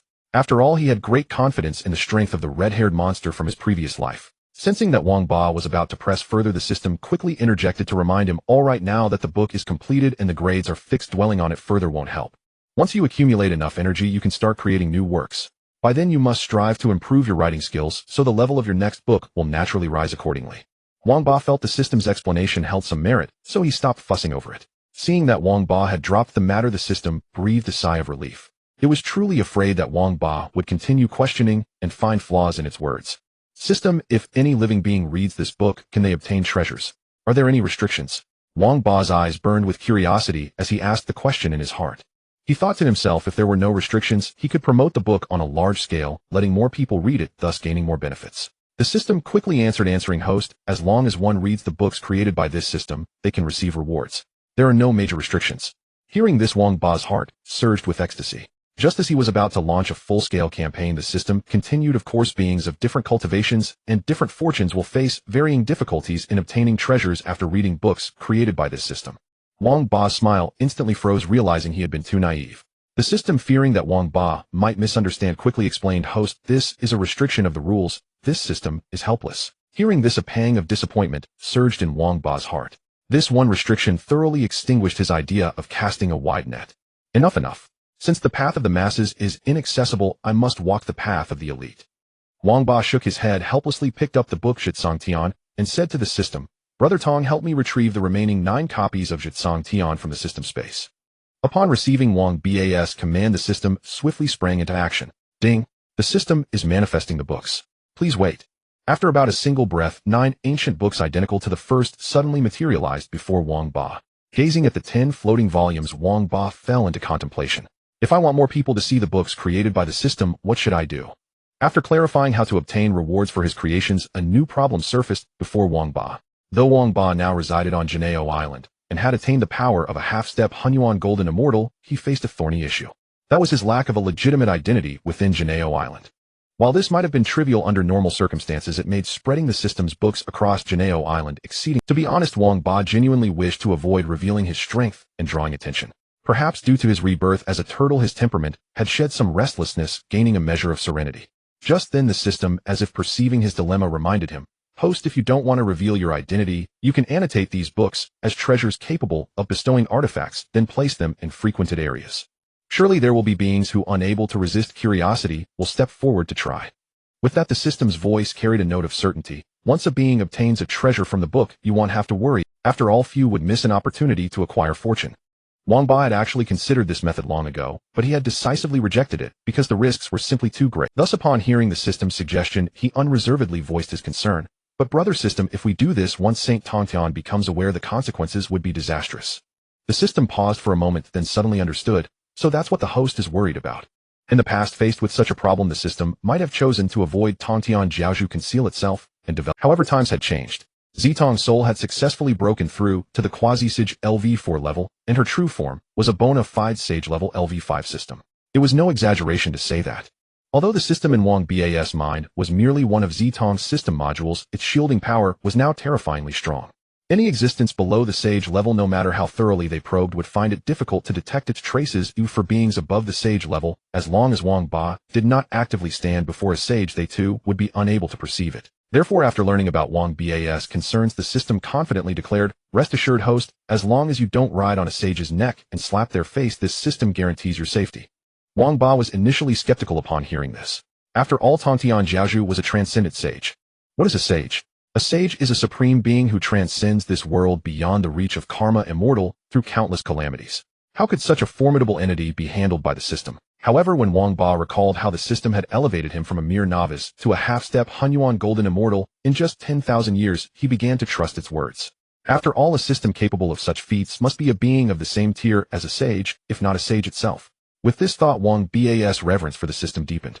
Seeing Wang Ba's admiring gaze, the system felt immensely proud and spoke slowly. "All right, stop standing there. Go ahead confidently. Whatever happens, this system has your back." The system's words brimmed with confidence, exuding the aura of a true master. Hearing this, Wang Ba's heart swelled with ambition.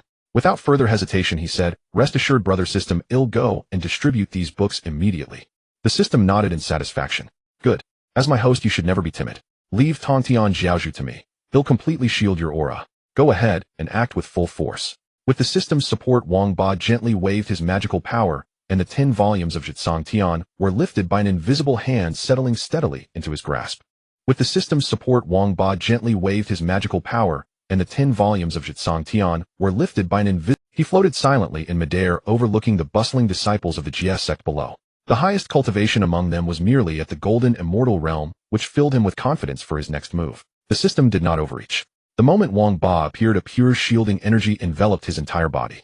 Under this protection, as long as Tontian Jiaozhu's cultivation had not broken through to the midsage stage, he would be unable to detect anything unusual about Wang Ba. "Go," Wang Ba murmured softly. Driven by his magical power, the 9 books descended like shooting stars to 9 different secluded spots on Janeo Island. To ensure the GS sect disciples took the books seriously, Wang Ba decided to provide some hints. Thus he erected a stone stele behind each book, inscribed with a few lines using his magic. Within these books, like golden mansions, if fortune descends from heaven, what one gains depends entirely on their own insight. After completing all this to create an aura of mysterious treasure emergence, Wang Ba casually waved his hand, and several beams of purplured clouds descended from the sky, swirling around the books like resplendent ribbons. At the same time, the characters carved on the steles began to glow with radiant light, as if revealing the secrets contained. Beneath the steles, the 9 books exuded an ancient and weathered aura, bestowing a solemn and majestic. Surveying his meticulously arranged scene, Wang Ba felt a quiet satisfaction and murmured softly, "Yes, that should be enough." This ought to pique their interest and even convince them that this is a rare opportunity. After his exclamation, Wang Ba's figure swiftly vanished into the void, silently observing the scene below. Not long after his disappearance, several figures descended here. These figures were all outer disciples of the GS sect residing nearby. Originally cultivating in their abodes, the sudden anomaly jolted them out of their practice, compelling them to investigate the source of such an extraordinary phenomenon. The moment the GS sect outer disciples arrived, their attention was captivated by the ancient book beneath the stone tablet. Such an extraordinary phenomenon. At the very least, a primordial spiritual treasure is emerging. A GS sect disciple clad in yellow-green scales was the first to arrive, his gaze locked onto the ancient book, before him a glint of greed flickering in his eyes. Just then several sounds of tearing air rang out, and in the next instant more GS sect disciples from the vicinity. Like the first arrival, their gazes were also drawn to the mysterious book, their eyes brimming with desire. Though they were all GS sect disciples, due to their mediocre aptitude and talent, they could only become outer disciples. Nevertheless, the identity of a GS sect outer disciple was already a coveted fortune for wandering cultivators. Not only could they gain the protection of Tontian Patriarch, but they could also learn the orthodox Dao transmitted by the saint, a practice 10,000 times superior to the solitary toil of wandering cultivators. Yet the blessings bestowed by the saint ended there. Spiritual treasures, those rare objects imbued with heaven and earth's spiritual energy and infinite power, remained unattainable fancies for these GS sect outer disciples. The GS sect under Tontian Patriarch boasted the illustrious reputation of 10,000 immortals paying homage, with disciples as numerous as stars. Even though he was hailed as the spiritual treasure, Heavenly Lord possessing countless treasures, it was absolutely impossible for him to grant each outer disciple a spiritual treasure. Thus, if these outer disciples desired a spiritual treasure, they could only rely on their meager cultivation to seek opportunities in the primordial world. Even obtaining the most ordinary acquired spiritual treasure was an uphill battle for them, let alone those primordial treasures born at the dawn of creation. It was precisely for this reason that the moment Zhitsong Tian appeared, greed filled the eyes of these outer disciples, and even their breathing grew heavy. Their eyes warily scanned their companions, a thick hostility permeating the air among them.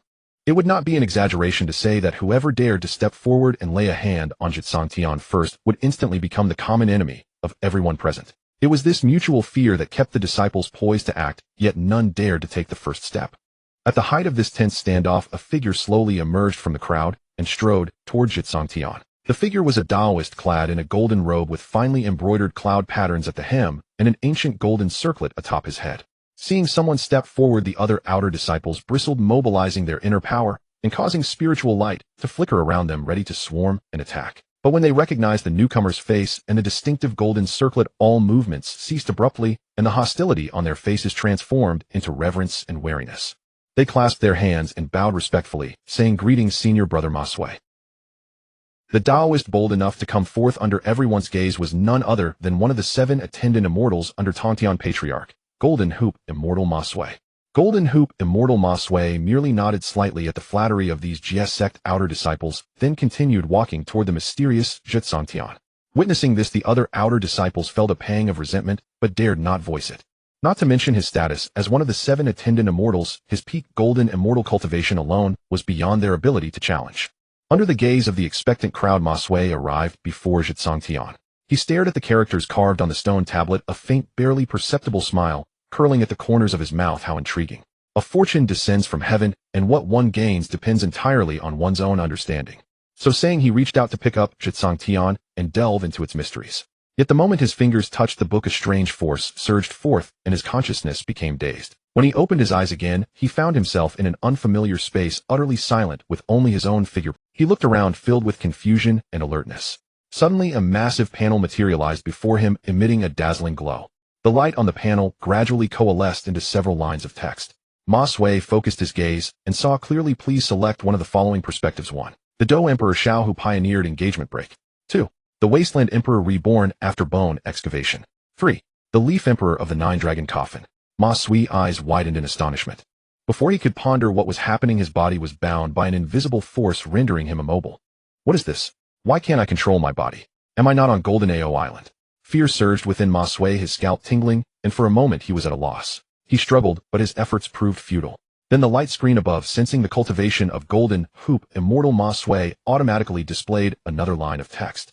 Detecting the viewer's cultivation level. The perspective, the Dou Emperor Shao, who pioneered engagement break, will be automatically selected. Please prepare, viewer. The film will be played from the perspective of the Dou Emperor Shao, who pioneered engagement break. Please watch attentively. The rewards upon completion will be distributed based on your level of comprehension during the view. Upon seeing this newly appeared text, Golden Hoop Immortal Ma Sui finally grasped the true meaning of the phrase, "A fortune descends from heaven, and what one gains depends entirely on one's own understanding." So that's it. This is the so-called fortune.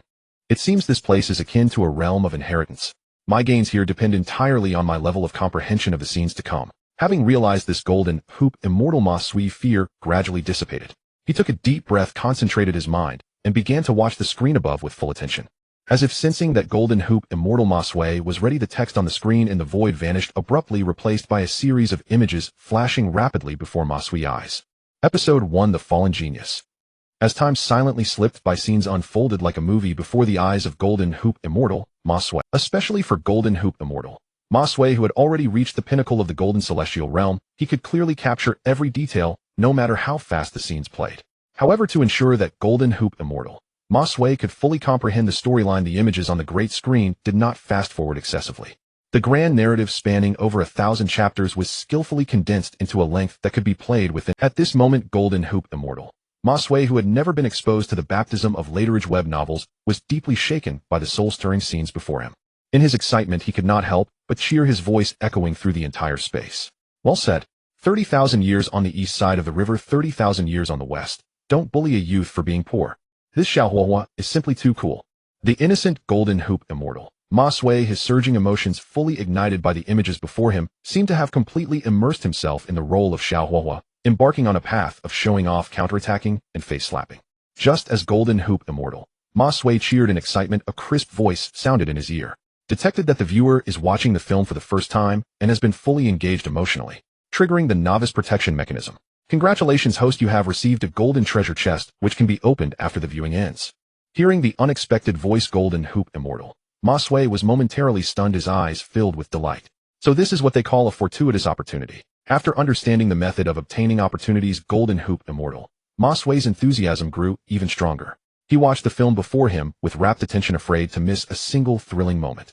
As time passed, the breathtaking scenes of Xiao Huahua, leveling up and exploring secret realms, unfolded one by one before Golden Hoop Immortal, Ma Sui's eyes. His mood fluctuated with the development of the plot, sometimes tense, sometimes excited. When Golden Hoop Immortal, Ma Sui saw Xiao Huahua finally achieve a happy ending with his childhood sweetheart in the mysterious flame secret realm, a gratifying maternal smile involuntarily spread across his face.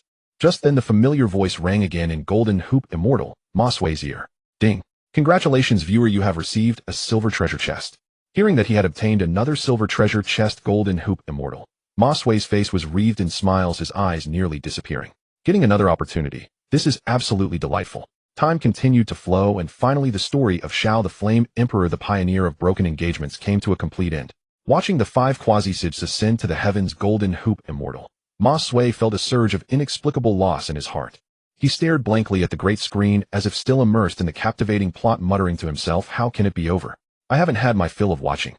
At this moment, Golden Hoop Immortal, Ma Sui's appetite had been thoroughly whetted by this web novel, and he found it hard to accept that the story had ended so abruptly. However, just as he was feeling dejected, the familiar voice, once again, sounded like celestial music. Detected that the viewer has fully watched the entire story of Xiao the Flame Emperor, the pioneer of broken engagements. Now distributing rewards based on the viewer's emotional investment and comprehension. Hearing the voice, the lost look in Golden Hoop Immortal, Ma Sui's eyes was instantly replaced by excitement. That's right. I came here to obtain treasures. I almost forgot the main purpose.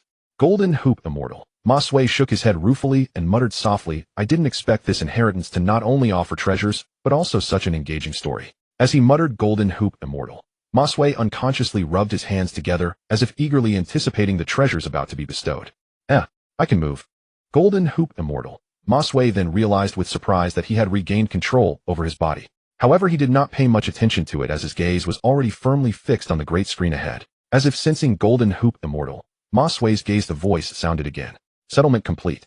This viewer, Golden Hoop Immortal Ma Sui, has obtained Bronze Treasure Chest X2, Silver Treasure Chest X1, and Golden Treasure Chest X1 during the viewing. Do you wish to open them now? Hearing this, Golden Hoop Immortal Ma Sui did not hesitate, and immediately replied, open them now. As his words fell, 2 bronze treasure chests instantly appeared in the center of the great screen. The next moment, under Golden Hoop Immortal Ma Sui's gaze, 2 green rays of light shone simultaneously as the 2 chests opened at the same time. Then 2 items suddenly flew out from the 2 bronze treasure chests. Item name, Flame-Splitting Devouring Wave Ruler. Great Supreme Postnatal Spirit Treasure. Description, forged from a meteorite from the sun star of the primordial wilderness, it has the power to manipulate flames. Item name, 3000 Lightning Illusionary Body. Grade Golden Celestial Mystical Art. Description, those who cultivate this art can condense avatars based on their own mana. Each avatar's strength is capped at the peak of the Golden Celestial Realm, and no more than 9 avatars can be formed. Looking at the information on the 2 items before him, Golden Hoop Immortal, Ma Sui's excitement was beyond, not to mention the Golden Celestial Mystical Art. 3000 Lightning Illusionary Body. The mere flame-splitting devouring wave ruler was enough to send him into raptures. After all, although Golden Hoop Immortal, Ma Sui was one of the 7 attendant immortals of the sage Tong Tian, the spiritual treasure he currently used was merely a supreme postnatal spiritual treasure. Now to obtain another supreme postnatal spiritual treasure. How could this not fill him with joy? Just as Golden Hoop Immortal, Ma Sui was ecstatic, 2 streams of light instantly flew out from the screen and hovered steadily before him.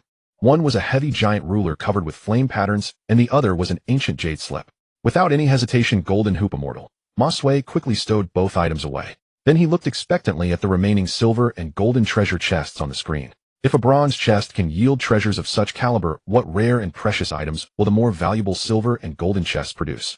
Upon obtaining the chests, Golden Hoop Immortal, Ma Sui also learned that they had different levels from low to high. Bronze treasure chest, silver treasure chest, golden treasure chest, epic treasure chest, legendary treasure chest. Since the silver and golden chests are higher in rank than the bronze chest, the items they contain should logically be superior to those from the bronze chest. Thinking this, Golden Hoop Immortal, Ma Sui's expectant gaze locked onto the center of the screen. Under the eager gaze of Golden Hoop Immortal Ma Sui, the silver treasure chest within the massive screen slowly opened, emitting a dazzling silver-white radiance. The next moment, an ancient ring flew out from within and silently hovered before Golden Hoop Immortal Ma Sui. Just then, information about this ring began to surface. Item name, Yao Lao's Ring. Item grade none. Item description: this ring appears ordinary on the surface, yet within it lies the remnant soul of a half-step duo golden immortal level 8 turn alchemy, immortal master. Good heavens! Is this the ring, old man? Golden Hoop Immortal Ma Sui was utterly astounded. He had never imagined that the so-called silver treasure chest could yield a living being like Yao Lao. Golden Hoop Immortal Ma Sui shock quickly gave way to ecstasy. After all, in the film, the protagonist Xiao Huahua, relying on Yao Lao's guidance, attained the Daoyuo Golden Immortal Realm within a mere tens of thousands of years. Though he himself was one of the 7 attendant immortals of Heavenly Lord Tongtian and had the opportunity to listen to his master's lectures, such teachings were not always available. However, with a ring, old man, the situation would be vastly different. With the insight of a half-step Daoyuo Golden Immortal, if I could receive his guidance, I would avoid countless detours before reaching the Daoyuo Golden Immortal Realm. Just imagining it, Golden Hoop Immortal Ma Sui saw his future brightening. Shaking off his excitement, he quickly stowed away the ring, old man. He decided to activate the ring, old man, only after returning to a safe place. After all, this was not Jineo Island. If anything went wrong, he lacked sufficient means to handle it. Having put away the Yao Lao's ring, Golden Hoop Immortal Ma Sui once again turned his expectant gaze toward the giant screen above. After seeing the treasures from the first 3 chests, Golden Hoop Immortal Ma Sui was filled with anticipation for the final golden treasure chest. Under Golden Hoop Immortal Ma Sui hopeful gaze, the last golden treasure chest finally opened. Unlike the previous 2 chests, this golden chest emitted a blinding golden light before opening, but after opening, the dazzling golden radiance abruptly vanished, replaced by a verdant green. Seeing this green light, a foreboding feeling welled up in Golden Hoop Immortal Ma Sui heart. Bronze chests are green, silver chests are silver, white golden chests are gold, epic chests are purple, and legendary. This golden chest first emitted gold, then green. Could it have degraded the moment it opened? Oi. The more he thought about it, the more likely it seemed, and his heart was filled with anxiety. However, the truth soon proved that Golden Hoop Immortal Ma Sui was overthinking. Just then, information about the item from this golden chest appeared before his eyes. Item name: Pure Lotus Demon Fire. Item grade: Innate Spiritual Fire, Mind Erased version. Item description: this flame was born from a strand of innate solar essence, later refining the essence of the sun and moon together with the ultimate innate spiritual treasure, the pure world White Lotus.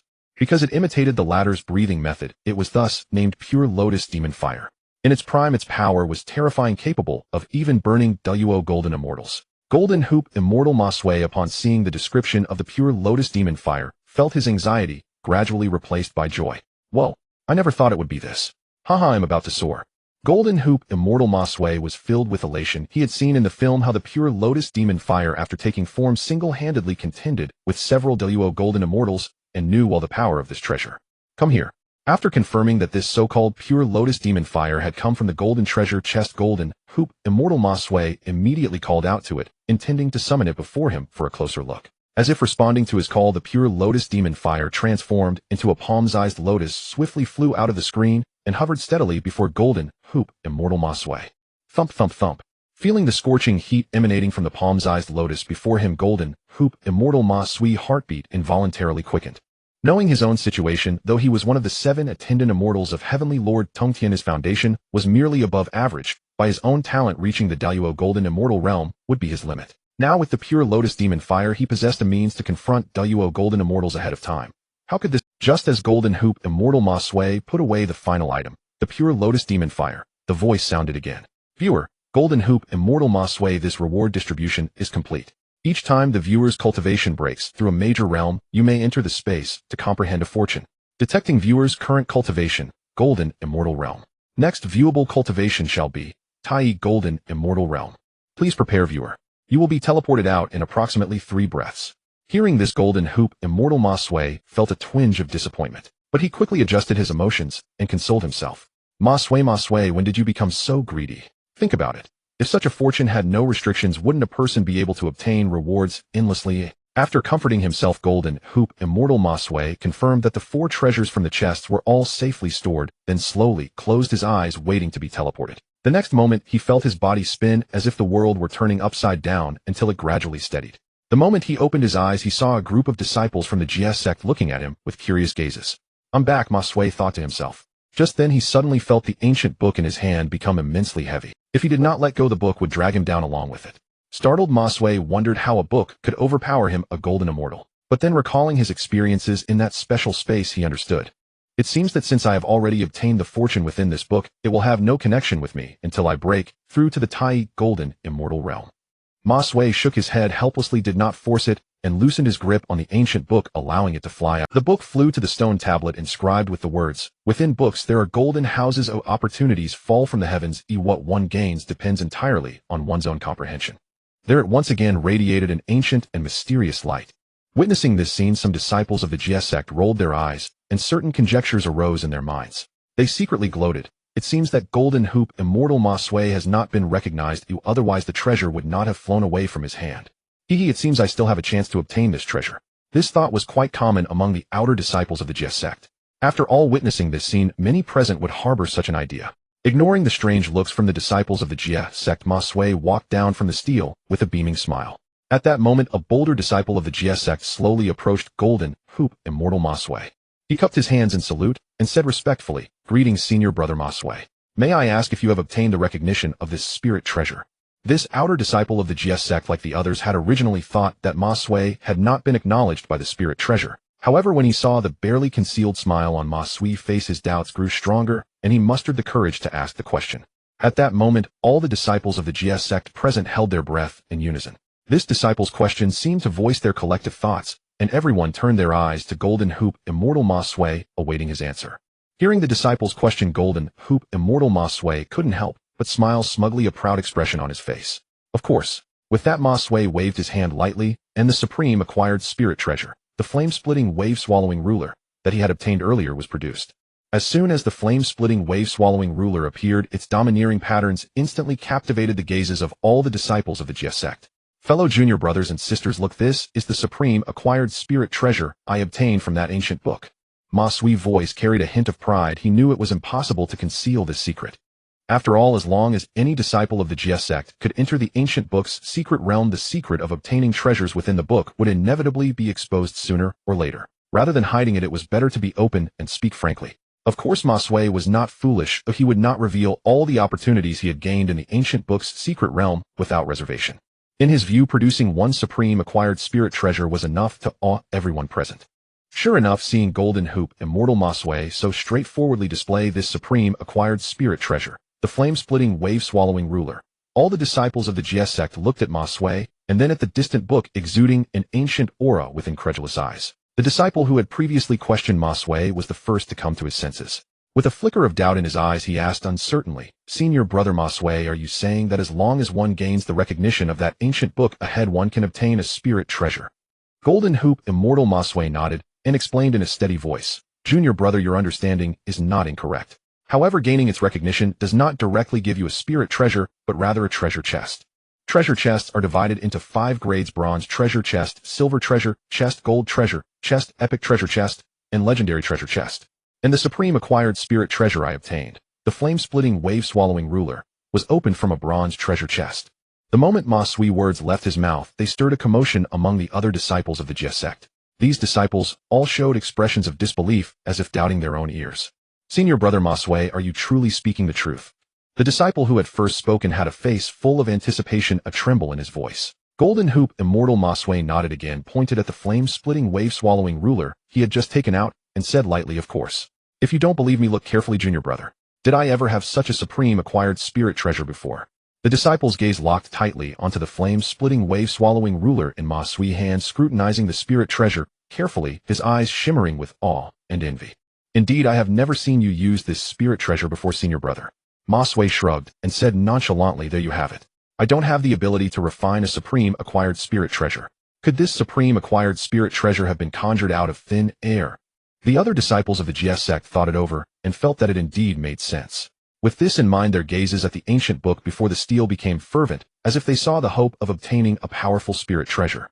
Thus another bold disciple of the Jie sect stepped forward, gathered his courage, and asked, "May I ask, senior brother, how can one obtain the so-called treasure chests?" Ma Sui's gaze fell upon this disciple, a hint of approval in his eyes.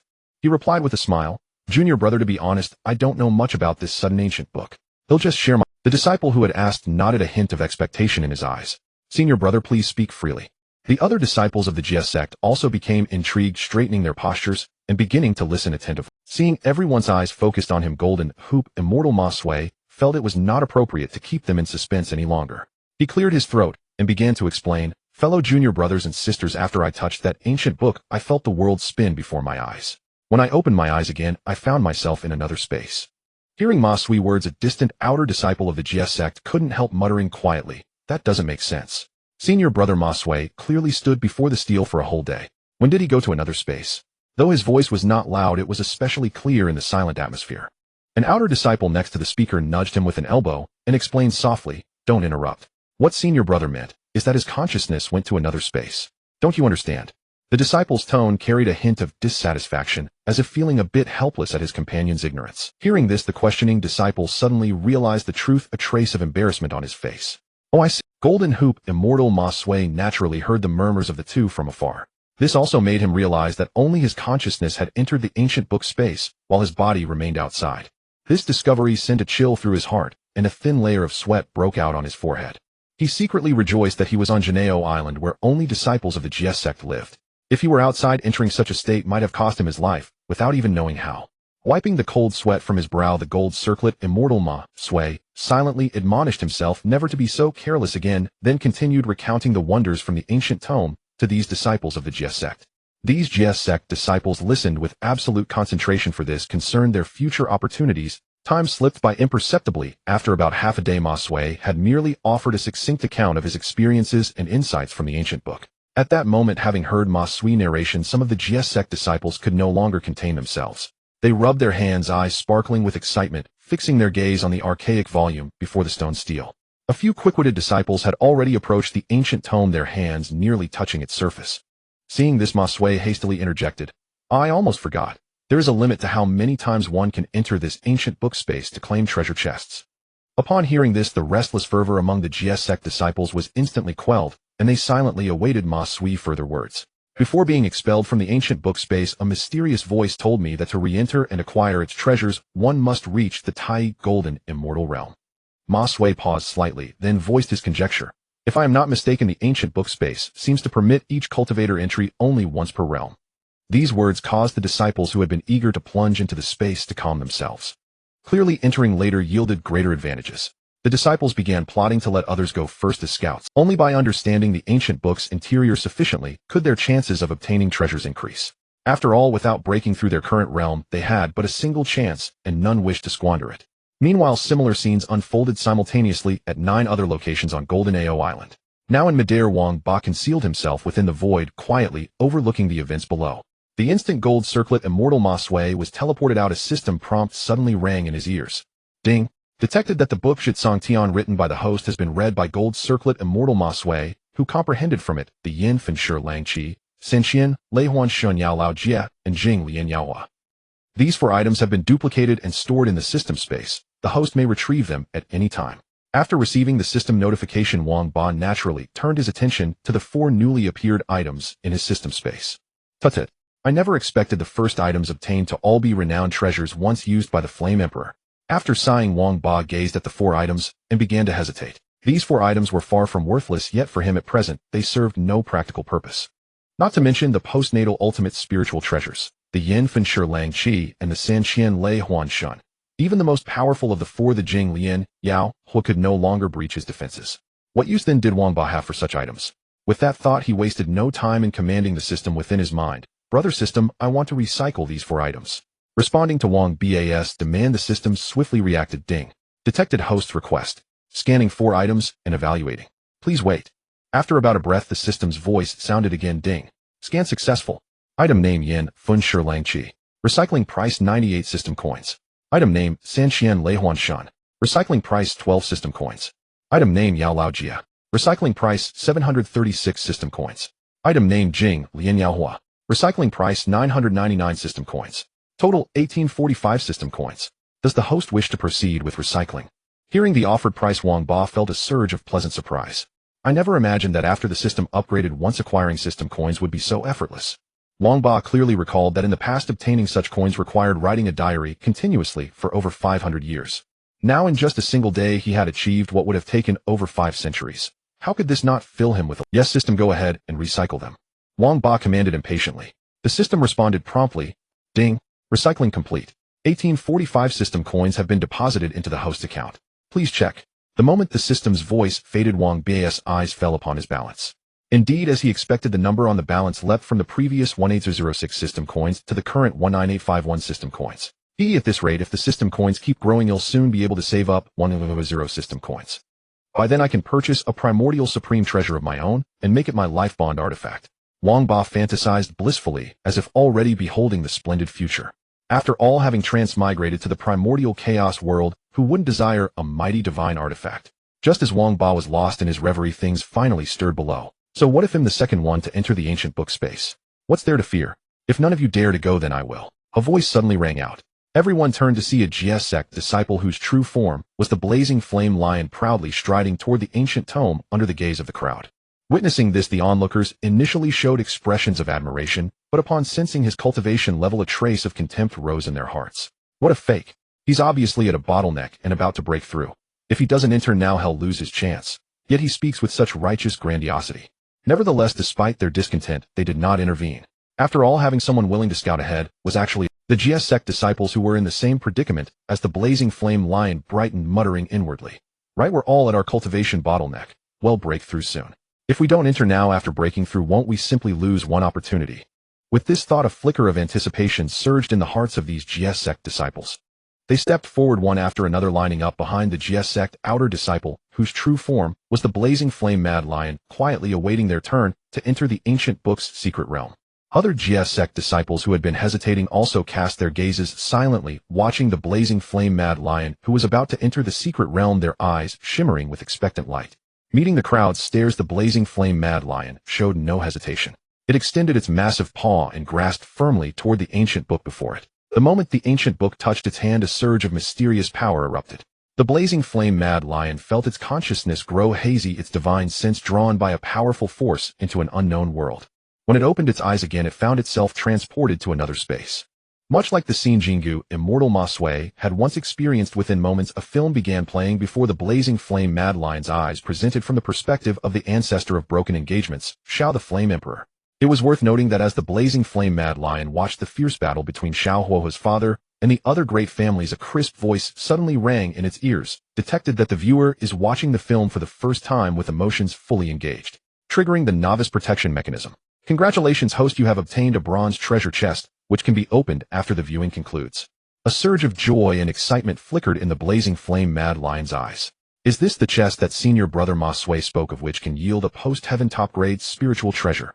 It struggled to calm its racing heart, took a deep breath, and then patiently continued watching the film, hoping to unlock more treasure chests. Outside, ever since the blazing flame mad lion touched the book, its body stood as still as a wooden sculpture, motionless and frozen in place. Compared to the calm demeanor of the other GS-sect disciples who had witnessed Jingu, immortal Ma Sui, receiving the inheritance, Ma Sui himself appeared somewhat curious. So this is how the body appears on the outside when receiving the inheritance. How dangerous! Ma Sui murmured to himself, sounding a silent alarm in his heart. No, the next time I receive the inheritance, I must find a few trustworthy fellow disciples to guard me and ensure those who had attained immortality were hardly fools. If Jingu, immortal Ma Sui, could think of this, how could they not? Indeed, some quick-acting individuals had already formed small teams of 3 to 5. When one entered the inheritance, the others would devote themselves fully to guarding, ensuring the process safety. Through this reciprocal arrangement, as long as they fulfilled their duty when others received the inheritance, they could guarantee their own safety when their turn came. Although this was Janeo Island, the dojo of Saint Tongtian, with severe penalties to curb acts of harming fellow disciples, as the saying goes, one should not harbor harmful intentions, but one must guard against being harmed. Keeping an extra card up one's sleeve was always the safer choice, for life is singular and no amount of caution is excessive.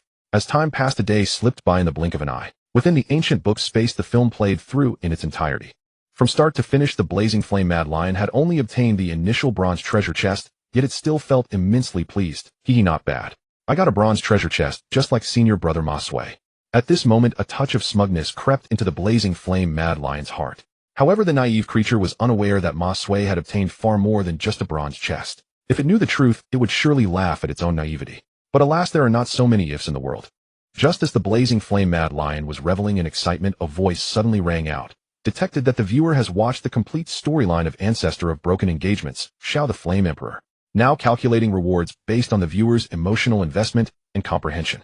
Upon hearing this prompt, the fervor in the blazing flame mad lion's eyes intensified. It gazed at the virtual screen with eager anticipation. Settlement complete. This viewer, blazing flame mad lion, has obtained bronze treasure chest X1 during the viewing. Do you wish to open it now? Without a moment's hesitation, the blazing flame mad lion replied, open it now. As its words fell, a bronze chest materialized at the center of the screen. In the next instant, under the blazing flame mad lion's watchful gaze, a flash of emerald light streaked across, and the bronze chest on the screen burst open. Simultaneously, an object flew out from the bronze chest. Item name: Blazing Lion's Roar. Grade: Golden Immortal Spell. Description: this spell is tailor-made for cultivators of fire-attributed chi. Practitioners can concentrate fire-attributed energy into their throat. When mastered to perfection, even an ordinary roar can deliver a strike equivalent to the full force of a peak golden immortal. Initially, the blazing flame mad lion felt a twinge of disappointment upon seeing that the item was not a post-heaven spiritual treasure. However, after reading the spell's description, the disappointment vanished from its eyes, replaced by an uncontrollable surge of elation. The blazing lion's roar is practically made for me. After all, who better to master the lion's roar technique than a lion itself? Why else would the technique bear the name lion? Suddenly, a jade slip containing the blazing lion's roar inheritance shot forth. The blazing flame mad lion extended its massive paw and snatched the slip midair. At that moment, the familiar voice spoke again. Viewer, blazing flame mad lion, your rewards have been fully settled. For every major breakthrough in cultivation realm, you may enter this space to comprehend a new opportunity. Detected that the viewer's current cultivation is at the true immortal realm. The next entry requires cultivation at the mystic immortal realm. Prepare yourself. You will be teleported out in 3 breaths. Having heard Ma Sui account, the blazing flame mad lion understood the situation. Without further delay, it clutched the newly obtained jade slip tightly and closed its eyes. The familiar sensation of vertigo washed over it once more. When the blazing flame mad lion opened its eyes again and recognized the surroundings, it felt a sense of daze. Suddenly, it felt the ancient book in its hand grow slightly heavier, and it instinctively loosened its grip. The book slipped free and swiftly returned to its place before the stone, steely exuding its ancient and weathered aura once more. Seeing that the blazing flame mad lion had withdrawn from that state, the other GS sect disciples gathered around once again. How did it go? Asked one of the GS sect's outer disciples, who was rather familiar with Lian Quangshi, taking the initiative to inquire. I have fulfilled my mission. I successfully obtained a bronze treasure chest. There was a hint of excitement in Lian Quangshi's voice, as if he had become aware of his own lapse in composure. Lian Quangshi quickly reined in his agitated emotions, feigning a sigh. Alas, my luck was somewhat poor. From that bronze chest, I did not unearth any spiritual treasure, only a golden immortal technique that matches me perfectly. Though his tone carried a hint of regret, the smugness in his eyes was hard to conceal. Upon hearing Lian Quangshi's boastful words, the other outer disciples of the GS sect burst into exclamations. Holy crap, a golden immortal technique that perfectly matches you. It was well known that the Shangqing Great Dao passed down by Tongtian Jiaozhu could lead straight to the Great Luo Golden Immortal stage. However, due to various factors, such as cultivation aptitude and talent, their understanding of it was limited to a certain level, barely enough to enhance their own cultivation. After all GS sect disciples cultivated the same technique. Where was there any talk of compatibility? Thus, this was the reason for the shock in their hearts upon hearing that the chest could yield a compatible technique. After the shock subsided, these GS sect disciples swarmed around Lian Quangshi, urging him to recount his experiences within the ancient tome. Lian Quangshi, being fond of showing off, naturally would not miss such a grand opportunity to boast. Having listened to Lian Quangshi's recounting of his experiences, the GS sect disciples who were ready to enter the ancient tome space now gained a certain understanding of the process of obtaining opportunities within the tome. This eradicated any lingering reservations they had about entering the ancient tome space, and they all stepped into it, without hesitation, eager to claim their own fortunes. Time flew by like a fleeting white pony passing through a crevice. Day after day passed, and the GS sect disciples who had entered the ancient tome space to obtain opportunities gradually returned. Through a series of exchanges, the GS sect disciples who had yet to enter the ancient tome space, by summarizing the gains of those who had already gone, gradually discovered 2 patterns. First, regardless of cultivation level, anyone who entered the ancient tome space was guaranteed to obtain a bronze treasure chest. This seemed to be a mechanism granting everyone an equal opportunity. Second, no matter what item was opened from the bronze chest, its quality was sufficient to be used even at the golden immortal stage. Some with exceptional luck even unearthed rare acquired spiritual treasures enough to be used up to the Tai golden immortal stage, or even the Great Luo golden immortal stage. After all, some Great Luo golden immortals who were so poor they clinked didn't even possess a single innate spiritual treasure and could only rely on acquired ones. As GS sect disciples continuously obtained opportunities from the ancient tomes, the news that 9 ancient books of inheritance and fortune have appeared on Mount Janeo spread like wildfire, instantly engulfing the entire GS sect. Some outer disciples of the GS sect who were originally not fond of seeking excitement upon learning that the ancient tome's inheritance could yield opportunities could no longer suppress their inner desires and came to give it a try. At this time, apart from those GS-sect disciples who were in seclusion within their cultivation chambers, virtually all other disciples had come to the 9 locations of the ancient tomes one after another to obtain their fortunes. This delighted Wang Ba immensely. Within just a few months, he had amassed a fortune through the recycling of spiritual. One day, after a GS-sect disciple withdrew from the ancient tome, Wang Ba immediately proceeded to upgrade and recycle the items he had obtained. Ding! A total of 245 system coins. Host, do you wish to recycle? Yes. Wang Ba replied without hesitation.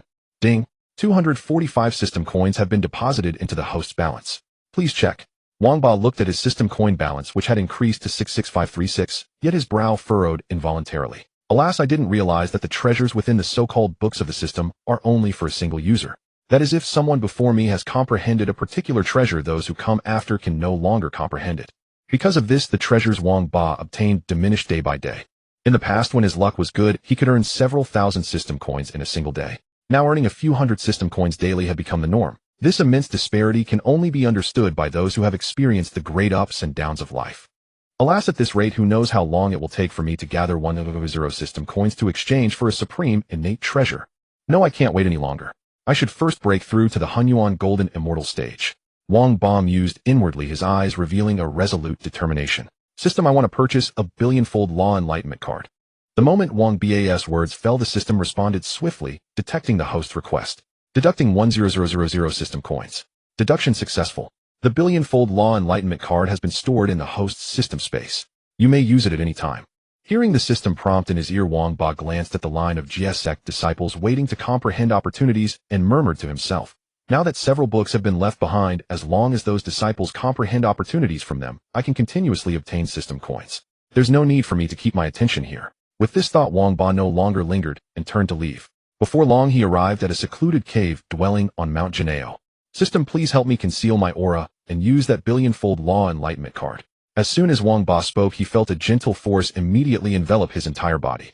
At the same time, streams of insights regarding the law of laziness poured endlessly into his mind.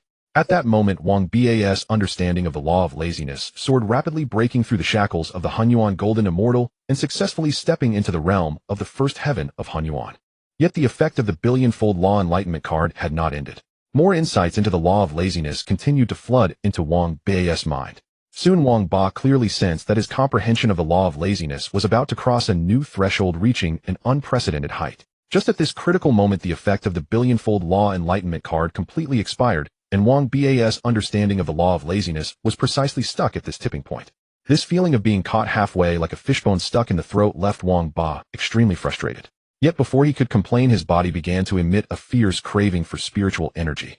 Without time to think, Wang Ba immediately shouted to the system in his mind, "System, quickly infuse me with cultivate." Unlike Liang, ever since Wang Ba had transmigrated, the infusible cultivation he had accumulated through savings aside from what was used for breakthroughs had never been touched. This meant that his infusible cultivation at this moment was exceptionally abundant. As this pure energy entered his body, Wang Ba's cultivation rapidly soared, swiftly breaking through the shackles of the half-step Hunyuan Golden Immortal and successfully stepping into the ranks of the Hunyuan Golden Immortal. However, this growth trend did not slow. Instead, it became even more vigorous. Through the continuous infusion of his stored cultivation power, Wang Ba's strength climbed swiftly, soon reaching the peak of the first layer of the Hunyuan Golden Immortal. Feeling the earth-shaking transformation in his own strength, Wang Ba's heart swelled with a powerful confidence. Yet just as he was immersed in the joy of breakthrough, a thought suddenly flashed through his mind. Now that my cultivation has broken through to the Hunyuan Golden Immortal realm, the quasi-saint protection the system gave me at the start is no longer of much use. Suddenly, as if grasping a crucial point, Wang Ba immediately questioned the system in his mind. "Brother system, that quasi-saint strike you gifted me during the novice period, what level was it?" The system, without any concealment, quickly explained, "Host, the quasi-saint protection you received is a full power strike approaching the mid-phase of the quasi-saint realm." Wang Ba murmured thoughtfully, "A full power strike at the mid-phase of the quasi-saint. Brother system, how powerful is that strike?" The system pondered for a moment and answered truthfully, "It can instantly obliterate any existence below the third level of the quasi-saint realm." Though the description was somewhat exaggerated, it was not far from the truth. Hearing this, Wang Ba's excitement from just breaking into the Hunyuan Golden Immortal realm vanished, completely replaced by a look of deep gravity. Wang Ba had originally believed that after reaching the Hunyuan Golden Immortal realm, there would be few in all of the primordial world who could threaten him. But after hearing the system's words, an urgent sense of pressure arose within him. After a long contemplation, Wang Ba spoke to the system again. Brother system, I want to purchase another billionfold law enlightenment card. Hearing Wang Bas command, the system did not hesitate. Its voice resounded again. Ding, system currency deducted successfully. The billionfold law enlightenment card has been deposited into the system space. Please check host. With a firm gaze, Wang Ba ordered without hesitation, Brother system, I want to use this billionfold law enlightenment card. As soon as his words fell, a familiar surge of law comprehension instantly poured into Wang Ba's mind. Having experienced it once before, Wang Ba handled it with ease. While fully concentrating on receiving the law comprehension, he did not forget to instruct the system. Brother system, infuse all the stored cultivation power. As his voice faded, an extremely pure torrent of energy rapidly surged into Wang Ba's body. Empowered by both law comprehension and energy, Wang Ba's cultivation soared swiftly, soon breaking into the second layer of the Hunyuan Golden Immortal. Time passed, and Wang Ba's cultivation continued to rise.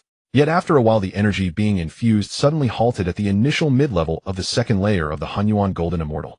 After another moment, Wang Ba's law comprehension also stagnated at the initial peak of the second layer of the Hunyuan Golden Immortal. At this point, Wang Ba keenly perceived the change in his condition, and a hint of doubt arose in his heart.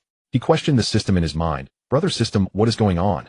The system answered truthfully, host, the stored cultivation power you had accumulated is completely exhausted, and at the same time, this billionfold law enlightenment card has reached its time limit. Upon hearing this, Wang Ba's brows tightly furrowed. He pressed on, full of confusion. Brother system, this doesn't make sense. I can understand the stored cultivation power being used up, but how can the law enlightenment card be like this? He sensed the improvement in his lazy law, and clearly noticed that compared to the first time, this enhancement was far too. This made him begin to suspect that the billionfold law enlightenment card given by the system might have been cheated on. Faced with Wang Ba's probing gaze, the system felt somewhat speechless and couldn't help but retort. Host, can you use that not-so-bright little brain of yours to think? Is the law comprehension at the second layer of the Hunyuan Golden Immortal the same as that at the first layer? Wang Ba pondered for a moment and felt that indeed this reasoning made sense. With that thought, he scratched his head, his face flushing red, and said apologetically, I'm sorry, brother system, I was too excited just now. The system did not take it to heart, and replied calmly, it's nothing. Seeing the system so easygoing, Wang Ba's tension vanished. He chuckled, rubbed his hands together, and his eyes sparkled with anticipation. By the way, brother system, do you have any way to obtain more infusible cultivation power? Ever since the system upgraded, the original diary function had disappeared, replaced by a brand new creation system. Although this creation system allowed Wang Ba to amass vast amounts of system currency, the formerly obtainable infusible cultivation power was no longer available. Previously, Wang Ba had not realized the importance of infusible cultivation power. However, after breaking into the second layer of the Hunyuan Golden Immortal and exhausting his stored cultivation power, he had to reconsider this issue. Host, there is exchange for infusible cultivation power in the system mall. The price is not too high. Each system currency can be exchanged for 100 years of infusible cultivation power. As long as you have enough system currency, even achieving sagehood on the spot is possible. The system only meant to brag, but unexpectedly Wang Ba took it seriously. His eyes instantly lit up, and he asked eagerly, really, brother system?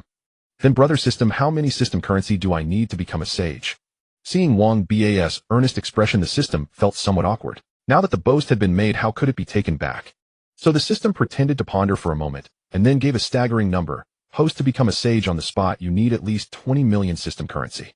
Wang Ba couldn't believe his ears, and cupped them as if to verify the number. Brother system, how much did you say? The system repeated helplessly, 20 million system currency. Wang Ba's face turned grim, and he confirmed again, brother system, are you sure you didn't say it wrong? The system affirmed, no. As if sensing Wang Ba's disbelief, the system began to explain patiently, host, there's no need to be surprised. Perhaps you don't have a clear concept of this yet, but you can try cultivating, and then you'll understand better.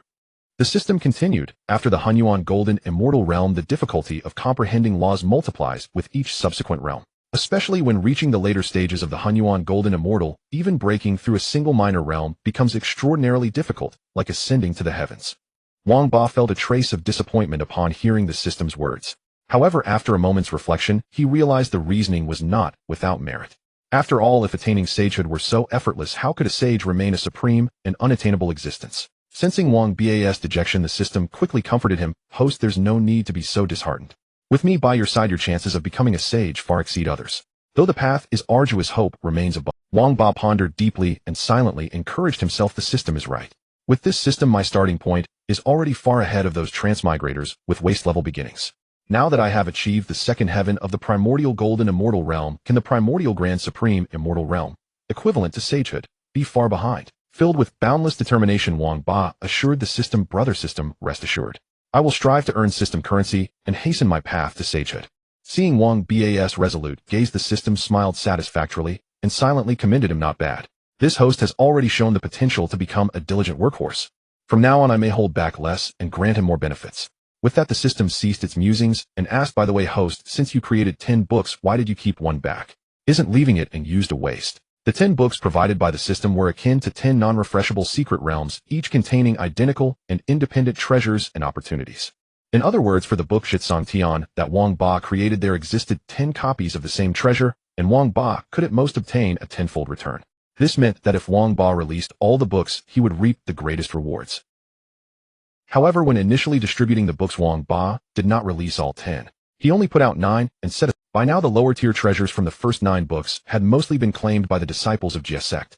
As a result, the remaining treasures became more precious and rare. Their acquisition difficulty correspondingly increased. This was why Wang Bas daily system currency earnings had been dwindling recently. To the system, Wang Bas' decision to withhold that book was puzzling. The system took this opportunity to voice its confusion. Facing the system's query, Wang Bas' expression turned sheepish, and he explained with an awkward smile, brother system, rest assured I have my plans. I will absolutely release that book, you need not worry. Though still skeptical, the system did not press further. Thus it replied, very well. Wang Ba breathed a sigh of relief, seeing the system drop the matter. I had indeed neglected this. Now is the time to send out that book. With that thought, Wang Ba familiarized himself with his current power, then began to manipulate spatial energy. In an instant his figure vanished from the spot. Meanwhile, within the Bo Palace on Janeo Island, Tontian Jiaozhu had suffered severe internal injuries due to earlier doubts about his own Jia sect doctrine. Without the aid of the primordial purple qi, he might have regressed in cultivation realm. Yet this very crisis led to a new enlightenment for him. Over the span of more than 20,000 years, Tontian Jiaozhu not only fully healed his internal injuries, but also gained a fresh understanding of Jia sect doctrine, thus sensing the opportunity to break through to the late third heaven of the sage realm. Because of this, Tontian Jiaozhu decided to temporarily entrust the Jia sect to Guiling Shengmu, and chose to seclude himself for healing and breakthrough. On this day, inside the Bo Palace, Tontian Jiaozhu, who had been sitting motionless like a statue in meditation, suddenly felt his aura stir. The aura was exceptionally violent, interweaving with various powerful forces: sharp sword qi, undying formation power, raging thunder energy, and more. Yet under the transformation of the primordial purple qi within his mind, these chaotic forces coalesced into a supreme and profoundly dense sage's dharma power. These sage powers, like flowing ribbons of light, swirled around Tontian Jiaozhu, gradually forming a solemn and sacred dharma image. At the brow of the dharma image was engraved a mysterious and brilliant pattern of the primordial purple qi. At that moment the pattern radiated dazzling light. As if drawn by the pattern, the surrounding celestial spiritual energy converged, endlessly pouring into the Dharma image above Tontian Jiaozhu's head. At a certain moment, the Dharma image above Tontian Jiaozhu seemed to reach a critical point. He abruptly opened his eyes and let out a low, resounding roar. Merge. Instantly, the solemn and sacred Dharma image began to shrink, rapidly merging into Tontian Jiaozhu's body. With the fusion, his surrounding aura surged step by step. A day passed in an instant. Tontian Jiaozhu's aura finally ceased its growth, and the tumultuous energy gradually calmed, returning to its usual tranquility. At this moment, Tontian Jiaozhu exuded an indescribable majesty and sacred presence. The late third heaven of the sage realm achieved. Feeling the surging power within him, Tontian Jiaozhu was overcome with ineffable joy. His previously placid face now betrayed a faint smile. Unexpectedly, this misfortune turned into a blessing, granting me a deeper comprehension of the Jia sect. However, as Tontian Jiaozhu reveled in his joy, he suddenly sensed that his newly stabilized cultivation was showing signs of ascending once more. This discovery startled him. Strange, what's happening? I've just broken through, yet I feel another breakthrough opportunity. Tontian Jiaozhu furrowed his brow, his face full of confusion. He was well aware of the limits of his prior enlightenment. Pushing his cultivation to the late third heaven of the sage realm was already its maximum, with no further advancement possible. He mused inwardly, if it's not from that enlightenment, then where does this breakthrough opportunity come from? With that thought, Tontian Jiaozhu sat cross-legged, again formed hand seals, and began divination.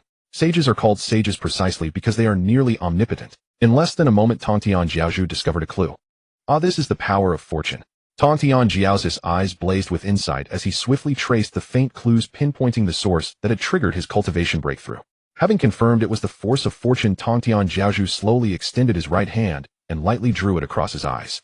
His pupils, once as dark as ink, instantly radiated dazzling golden light, gleaming like twin suns. At that time, it was the era of the 3 sovereigns and 5 emperors. The great calamity had not yet descended, and the world was still clear and serene. In such an environment, the heavenly secrets were as transparent as a mirror with nothing concealed. For any sage wishing to investigate a matter, they needed only to employ some means, and like parting the clouds to see the blue sky, 9 out of 10 things would be vividly revealed before their eyes. Now before Tontian Jiaozhu, who had activated his illusion-piercing eye, every object within the entire Bo Palace was exposed without a trace. He made a light, grasping motion in the void, and strands of fortune coiled around his fingertips like agile spirit snakes. He carefully sensed this force of fortune, a flicker of astonishment crossing his gaze as he murmured softly, "This power of fortune actually originates from the Jiejiao I established." This revelation drew Tontian Jiaozhu's gaze toward the entire Jiejiao. At this moment, the sect's fortune, already nearly reaching the point where it could take form, was fully unveiled before him. Seeing such abundant fortune, Tontian Jiaozhu was momentarily stunned, then threw back his head in laughter. Excellent, excellent, excellent. With such mighty fortune supporting us, how could the Jiejiao fail to flourish? Having laughed, Tontian Jiaozhu couldn't help but feel that his decision before seclusion, to entrust the Qingping sword to Guiling Shengmu and let her oversee the Jiejiao, had been exceptionally wise. In his view, the reason the Jijiao's fortune had surged so dramatically must be that Guiling Shengmu had rectified the corrupt energies within the sect. Otherwise, how could it be such a coincidence? He had just appointed Guiling Shengmu as the acting sect leader before his seclusion, and upon emerging, the sect's fortune was as vast as an ocean. This sect leader has truly taken in a fine disciple. Guiling not only possesses an excellent foundation, but also demonstrates extraordinary managerial skills. At this moment, Tontian Jiaozhu's eyes were filled with admiration and satisfaction for Guiling Shengmu. Since my disciple is so capable, her master can rest assured. Now I shall focus entirely on breaking through my realm. With this thought, Tontian Jiaozhu ceased resisting and stopped suppressing the breakthrough opportunity. In an instant, the overwhelming fortune wrapped around him like a surging torrent. Since the Jiejiao was founded by Tontian Jiaozhu as its leader, he naturally enjoyed the benefits brought by the growth of fortune. At this moment, this potent force of fortune poured into Tontian Jiaozhu's body, continuously refining his Dao foundation while also elevating his power. Tontian Jiaozhu could clearly sense that the bottleneck of the fourth heaven of the sage realm before him was showing faint signs of loosening. With the aid of fortune, Tontian Jiaozhu's current strength had reached the late peak of the third heaven of the sage realm, only a step away from the pinnacle of the third heaven, and one more step would bring him to the fourth heaven. The fourth heaven of the sage realm, being the middle stage of the sage realm, was a crucial dividing line. Once crossed, one's power would inevitably surge by 50%. This was no exaggeration, especially for a sage skilled in slaughter like Tontian Jiaozhu. Upon breaking through to the middle stage of the sage realm, his power would at least double that of before the breakthrough. Yet the world was fair, because sages who presided over slaughter experienced such immense growth after breaking through. Their path to breakthrough was extraordinarily arduous. But now the force of fortune precisely compensated for this flaw. As long as the fortune was sufficient, Tontian Jiaozhu could advance relentlessly without any sign of unstable foundations. Such was the dominance of fortune, and it was precisely because of its miraculous effects that sages would go to any lengths to vie for it. While Tontian Jiaozhu, empowered by fortune, was fiercely striving to break into the middle stage of the sage realm, Wang Ba had quietly left Janeo Island and was speeding toward the outside world. "Host, where exactly are you going?" The system was thoroughly puzzled, completely unable to fathom Wang Ba's. Earlier it had suggested that Wang Ba take out the book, Zhitsang Tian, but without a word he had immediately headed out of Janeo Island. In response to the system's inquiry, Wang Ba's lips curled into a mysterious smile as he said softly, "Hehe, system bro, we're almost there. You'll find out soon enough." The system grew even more confused, pressing on, "What exactly are you planning? Why must you be so secretive with me?" Hearing the system's curious words, Wang Ba did not reveal anything, maintaining his enigmatic demeanor. This infuriated the system. It hated two types of people above all: those who only spoke half the story and those who left cliffhangers. Just as the system was growing impatient, Wang Ba suddenly exclaimed in surprise, "We're here." The system quickly followed the direction Wang Ba pointed, and instantly dense crowds of people and tribal settlements came into view. "This is a human tribe." The system's voice was filled with doubt. Hearing the system's question, Wang Ba nodded and affirmed, "That's right, system bro. This is the human clan." The system ventured tentatively, "Host, are you planning to place the remaining copy of Zhitsang Tian in the human tribe?" This time Wang Ba did not evade the system's question and confirmed its guess. "Yes, system bro. I indeed intend to place the last copy of Zhitsang Tian in the human tribe." Then Wang Ba explained his reasoning in detail. "System bro, in this life, though I have been reborn as a black tortoise, in my previous life, I was a genuine human. Therefore there exists at least some karmic connection between me and the human race. Although these primordial humans and the humans from Blue Star in my past life are two different species, leaving a copy of Zhitsang Tian with them will to some extent repay the karmic debt from my former human existence." Wang Ba had some understanding of the situation of the primordial human clan. Apart from the three human ancestors who had reached the golden immortal realm, the strongest others were only at the level of golden immortal. Only the first batch created by Sage Nuwa were innate humans, the rest were all born with inferior spiritual roots, and even if their luck were extraordinary, they could at most reach the golden, immortal realm. Moreover, with his memories of Blue Star, Wang Ba was well aware that the future of the primordial humans would be tragic, reduced to tools for the gods and Buddhas to harvest fortune. Though Wang Ba felt indignant about the plight of the humans, he had a clear understanding of his own strength. Matters involving the machinations of sages, if he meddled, it would only spell his doom. Although aware that given the current strength of the primordial human race, distributing that book titled Jitsang Tian might yield little gain, Wang Ba still made this decision. Perhaps this was just a minor caprice of Wang Ba. Seeing Wang Ba's resolute determination, the system found it inconvenient to interfere further. After all, Wang Ba was the host, and it was merely a system module serving the host. With this in mind, the system spoke softly, "Since you host have made your choice, go ahead and do it. Rest assured this system will." Hearing this, Wang Ba nodded solemnly, a surge of gratitude welling up in his heart. Without further hesitation, he swiftly channeled his Hunyuan golden immortal realm mana, enveloped the book Jitsang Tian, and sent it down to the human tribe below. After distributing Jitsang Tian, Wang Ba's Hunyuan golden immortal level mana surged once more. Soon he successfully created an auspicious phenomenon signifying the emergence of a treasure, and also carefully left behind a stone tablet resembling an introduction to the book. Having accomplished all this, Wang Ba urgently called out to the system in his mind, "System bro, help me conceal my..." As he spoke, he swiftly tore open a rift in space, his figure vanishing into it instantly, and quickly departed from the place, fearing that his traces might be discovered by others. Hearing this, the system became serious and immediately activated the primordial shielding force left by Zi Tong to conceal Wang Ba's aura. It must be noted that this time they needed to shield from the Heavenly Dao of the primordial era, not just an ordinary heavenly saint. To successfully shield against an existence of such a level relying solely on this small system module was far from sufficient. It required the power of the main body Zi Tong. With this thought, the system split the shielding force left by Zi Tong into two strands. One strand tightly enveloped Wang Ba's body, completely erasing all traces of his presence here. The other strand of shielding force formed an invisible barrier, swiftly wrapping around the space where the book Jitsang Tian resided. Items within the space sealed by this barrier could only be observed if one was physically present inside that space, and no other method could detect them. After completing these actions, the system in Wang Ba's mind let out a relieved long sigh, but a pang of distress surged within. "Who this time, we've truly taken a huge loss, consuming nearly half of the energy left by the main body." At this moment, Wang Ba was exerting all his mana to flee frantically from the location, completely unaware of the enormous drain his actions had caused the system.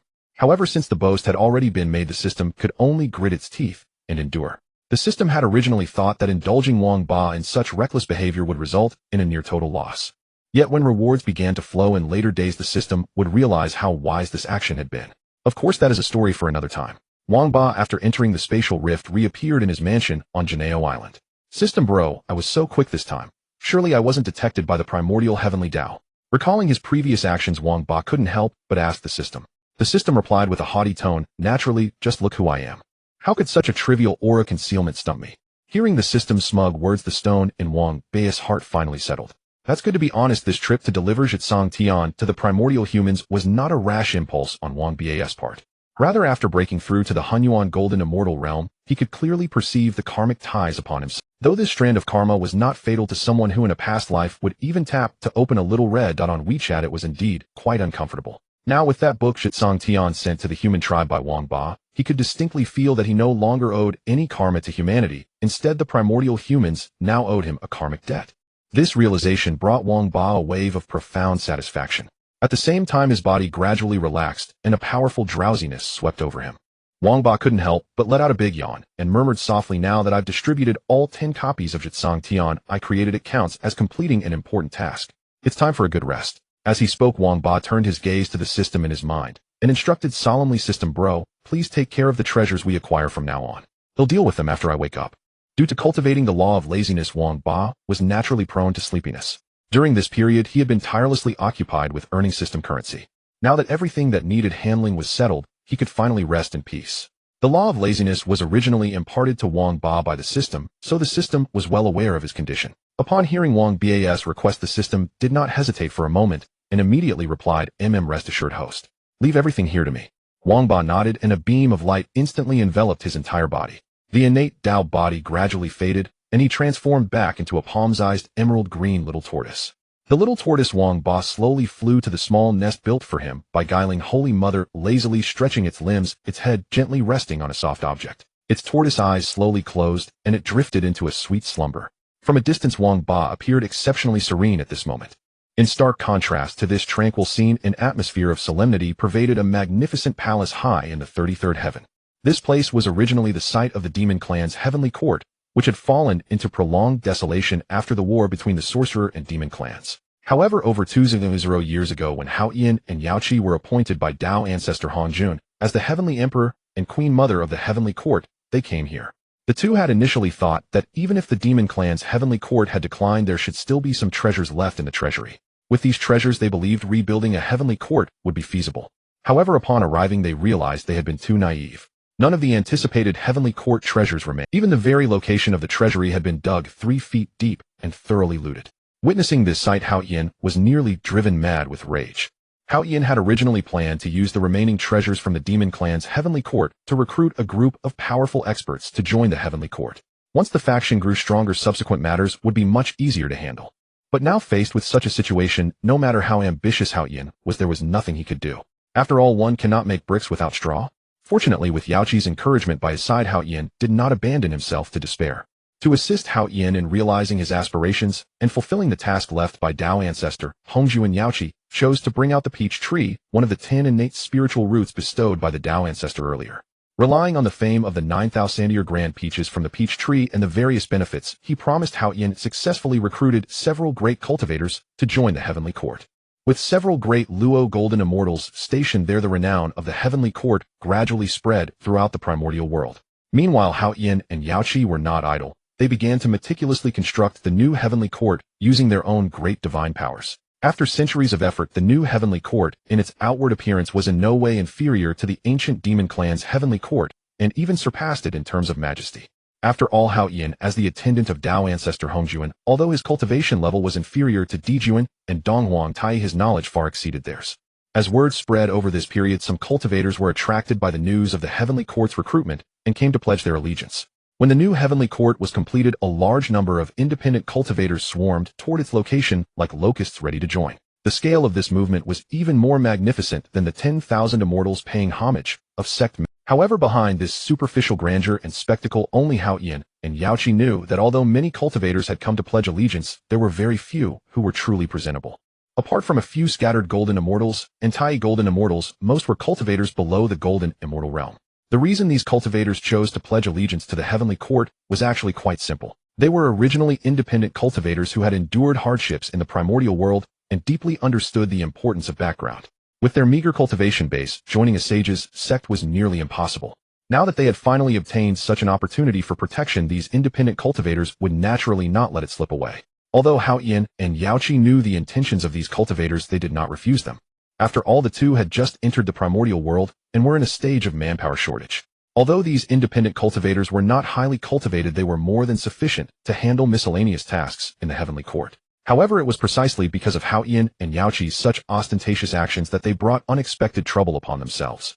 Behold, within the former demon clan's heavenly court, the few demon saints who had survived the sorcerer-demon war had nearly restored their cultivation after a long period of recuperation. Although they had lost the luck blessing of the demon clan's heavenly court, falling to the quasi-saint level and returning to great Luo golden immortal, they were definitely among the best of the great Luo golden immortals. After all, they had once experienced the formidable power of the quasi-saint level. Therefore, when they learned that Hao Yin and Yao Qi had rebuilt the heavenly court, they demanded, under the pretense that they were the orthodox authority of the demon clan's heavenly court, that Hao Yin and Yao Qi return the treasures of the former demon clan's heavenly court. Logically speaking, this demand indeed had a certain reasonableness, but the crux of the problem was that Hao Yin and Yao Qi had not even seen a single blade of grass of the heavenly court, let alone its treasures. How could they return them? Hao Yin had finally become the heavenly emperor, so naturally, he did not wish to come into conflict with the demon clan. In helplessness, he could only claim that he had seen no treasures of the heavenly court. When they arrived, the heavenly court had already been reduced to ruins. The several demon saints gazing at the magnificent and splendid palaces of the heavenly court at that moment would not believe Haoshin's words. They simply assumed that Hao Yin intended to take the treasures of the demon clan's heavenly court for himself. Thus, the demon saints assumed a posture of declaring war on the heavenly court if Hao Yin did not return the former treasures, and they proclaimed, if Hao Yin does not return the treasures, they will destroy the new heavenly court. Hao Yin had once been the attendant of Dao ancestor Han Jun. When had he ever suffered such humiliation? Thus, as words failed to resolve their differences, the two sides erupted into a fierce battle. However, as the saying goes, a starved camel is still larger than a horse. Although the remnants of the demon clan had suffered heavy losses during the Sorcerer-Demon War, including the several demon saints, they still had over a dozen great Luo golden immortals. Moreover, these great Luo golden immortals were completely different from the worthless ones left behind to guard the home during the Sorcerer-Demon War. Each of them was battle-hardened, tempered by the fires of war, and could be considered elites among great Luo golden immortals. The number of great Luo golden immortals on Heoshin's side was already at a disadvantage, and now they could not even win in unknown combat. If not for the critical moment when Haoyan, using the superior innate spiritual treasure bestowed by Dao ancestor Hongjun, the Haoyan mirror, gathered the power of all cultivators within the new Heavenly Court to form a powerful protective formation, the new Heavenly Court would likely have been breached. However, although the Heavenly Court side successfully blocked the Demon Clan's great Luo golden immortals outside, with a protective formation, that was all they could do. Haoyan wished to drive these Demon Clan's great Luo golden immortals away, but was powerless to do so. Thus the two sides fell into a stalemate. After several hundred years, the Demon Clan's great Luo golden immortals, unable to breach the defenses over a long period, gradually grew restless. They left behind a harsh threat. If any of you dares to come out, we will kill each one we see. Then they departed together. Haoyan was nearly driven mad by the Demon Clan's actions. He had not seen any treasures, yet had only reaped trouble. At this moment, Haoyan absolutely loathed the one who had taken the Heavenly Court's treasures. Although filled with resentment, as the Heavenly Emperor, Haoyan could not sit still and wait for death. Thus he prepared to send someone to seek aid. However, what he never expected was that those Demon Clan's great Luo golden immortals were actually serious. Whenever anyone from the Heavenly Court left the coverage of the Heavenly Court's grand formation, a Demon Clan's great Luo golden immortal would soon descend and slay them, leaving absolutely no face for Haoyan. It was precisely this move by the Demon Clan that made the independent cultivators who had pledged allegiance to the Heavenly Court panic. In the following 20,000 years, the immortals and gods within the Heavenly Court spent almost all their time in this tense atmosphere. Now in the main hall of the Heavenly Court, a group of immortals and gods whose cultivation levels ranged from Tai Golden Immortal to Great Luo Golden Immortal gathered with grave expressions. They paced back and forth, their anxiety evident, which made Queen Mother Yaoqi extremely irritable. A Great Luo Golden Immortal level independent cultivator fixed his gaze, a flash of determination in his eyes. He took a deep breath, then resolutely cupped his hands and bowed to Queen Mother Yaoqi, saying, "Queen Mother, I intend to go out for a while." His voice was not loud, yet it drew the gaze of everyone present. Not only did Yaoqi's gaze turn to him, but even the other immortals and gods in the hall also looked at him. An immortal god who was close to this Great Luo Golden Immortal independent cultivator changed expression drastically. He quickly tugged at the other's sleeve, lowered his voice, and cautioned quietly, "Do you have a death wish? Don't you know the situation outside? Once you go out, before long, Demon Clan Great Luo Golden Immortals will come to surround and attack you. Isn't this just going to your death?" Hearing the admonitions of his old friend, this the Luo Golden Immortal level casual cultivator gave a bitter smile. "Fellow cultivator, I know this journey is fraught with peril, but I have no choice. I must return." A trace of helplessness threaded through the Luo Golden Immortal's voice. As he spoke, he unhesitatingly forced out a drop of his essence blood. Leveraging the bond of bloodline, he swiftly condensed it into a soul chart. The crowd peered intently, and on the soul chart they saw life souls, symbols of existence, shattering one after another. At the chart's center, in the most prominent position, the largest life soul flickered like a candle in the wind, teetering on the brink of extinction. These great beings present were renowned figures across the primordial world, their knowledge vast. They instantly recognized what this was. A soul chart is a special item formed through bloodline connections. Its sole purpose is to perceive the life state of creatures sharing one's blood. A stable soul means the corresponding creature is well. Conversely, a shattered soul signifies death. The size of the soul indicates the closeness of the blood relation. The more intimate the bond, the larger the soul, and vice versa. Thus, from the state of the largest soul on the chart, the immortals and gods present could easily deduce that a direct relative of this Luo Golden Immortal, someone close by blood, was facing a great calamity at that very moment. "Gentlemen, the largest soul on the chart is my daughter. At this moment, she may be suffering a life or death crisis. She is my only child who I cannot stand by and watch her fall." Hearing these words, those who were on good terms with the Luo Golden Immortal ceased their excessive dissuasion. After all, this concerned his offspring's life. An outsider had little right to interfere. If his child truly perished, would he not hold a grudge against them for a lifetime? Seeing his old friend no longer obstruct him, the Luo Golden Immortal made a deep bow to the Queen Mother, his words earnest as he pleaded once more, "I implore the Queen Mother to permit me to leave the Heavenly Court and rescue my daughter." Upon hearing this, the Yaoqi Queen Mother furrowed her brows, hesitating in her heart. The Heavenly Court now possessed only a scant number of Luo Golden Immortals, each a pillar of the court. Knowing he might fall, she was naturally reluctant to let this Deluo golden immortal risk his life. Yet under the current circumstances, she could not stop him. Just as the Yaoqi Queen Mother was caught in a dilemma, a powerful aura suddenly erupted from a palace at the rear of the Heavenly Court. Feeling this surge of power, the immortals and gods of the Heavenly Court trembled, their gazes turning in unison toward the source of that mighty aura. Just as the Yaoqi Queen Mother was caught in a dilemma, a powerful aura suddenly erupted from a palace at the rear. I've only felt such power from quasi-saint experts. The Heavenly Emperor has broken through to quasi-saint, another exclaimed. Hearing this, the assembled immortals held their breath, their eyes filled with anticipation. If Haoyan truly reached the quasi-saint realm, they would no longer fear the Deluo of the demon clans, and could even counterattack those demon Deluo golden immortals to avenge their disgrace. After all, a quasi-saint with the character saint in its name possessed power far beyond that of a Deluo golden immortal. Moreover, they had known for over 10,000 years that Heavenly Emperor Haoyan had entered seclusion to strive for the quasi-saint realm. To these Heavenly Court immortals, such overwhelming might meant that Heavenly Emperor Haoyan had undoubtedly succeeded in his breakthrough. Some immortals gazing at the distant majesty even let an uncontrollable smile creep onto their faces, thinking smugly, if Heavenly Emperor Haoyan has truly reached quasi-saint, then we've hitched ourselves to a mighty thigh. Contrary to the crowd's excitement, the Yaoqi Queen Mother's eyes were filled with worry.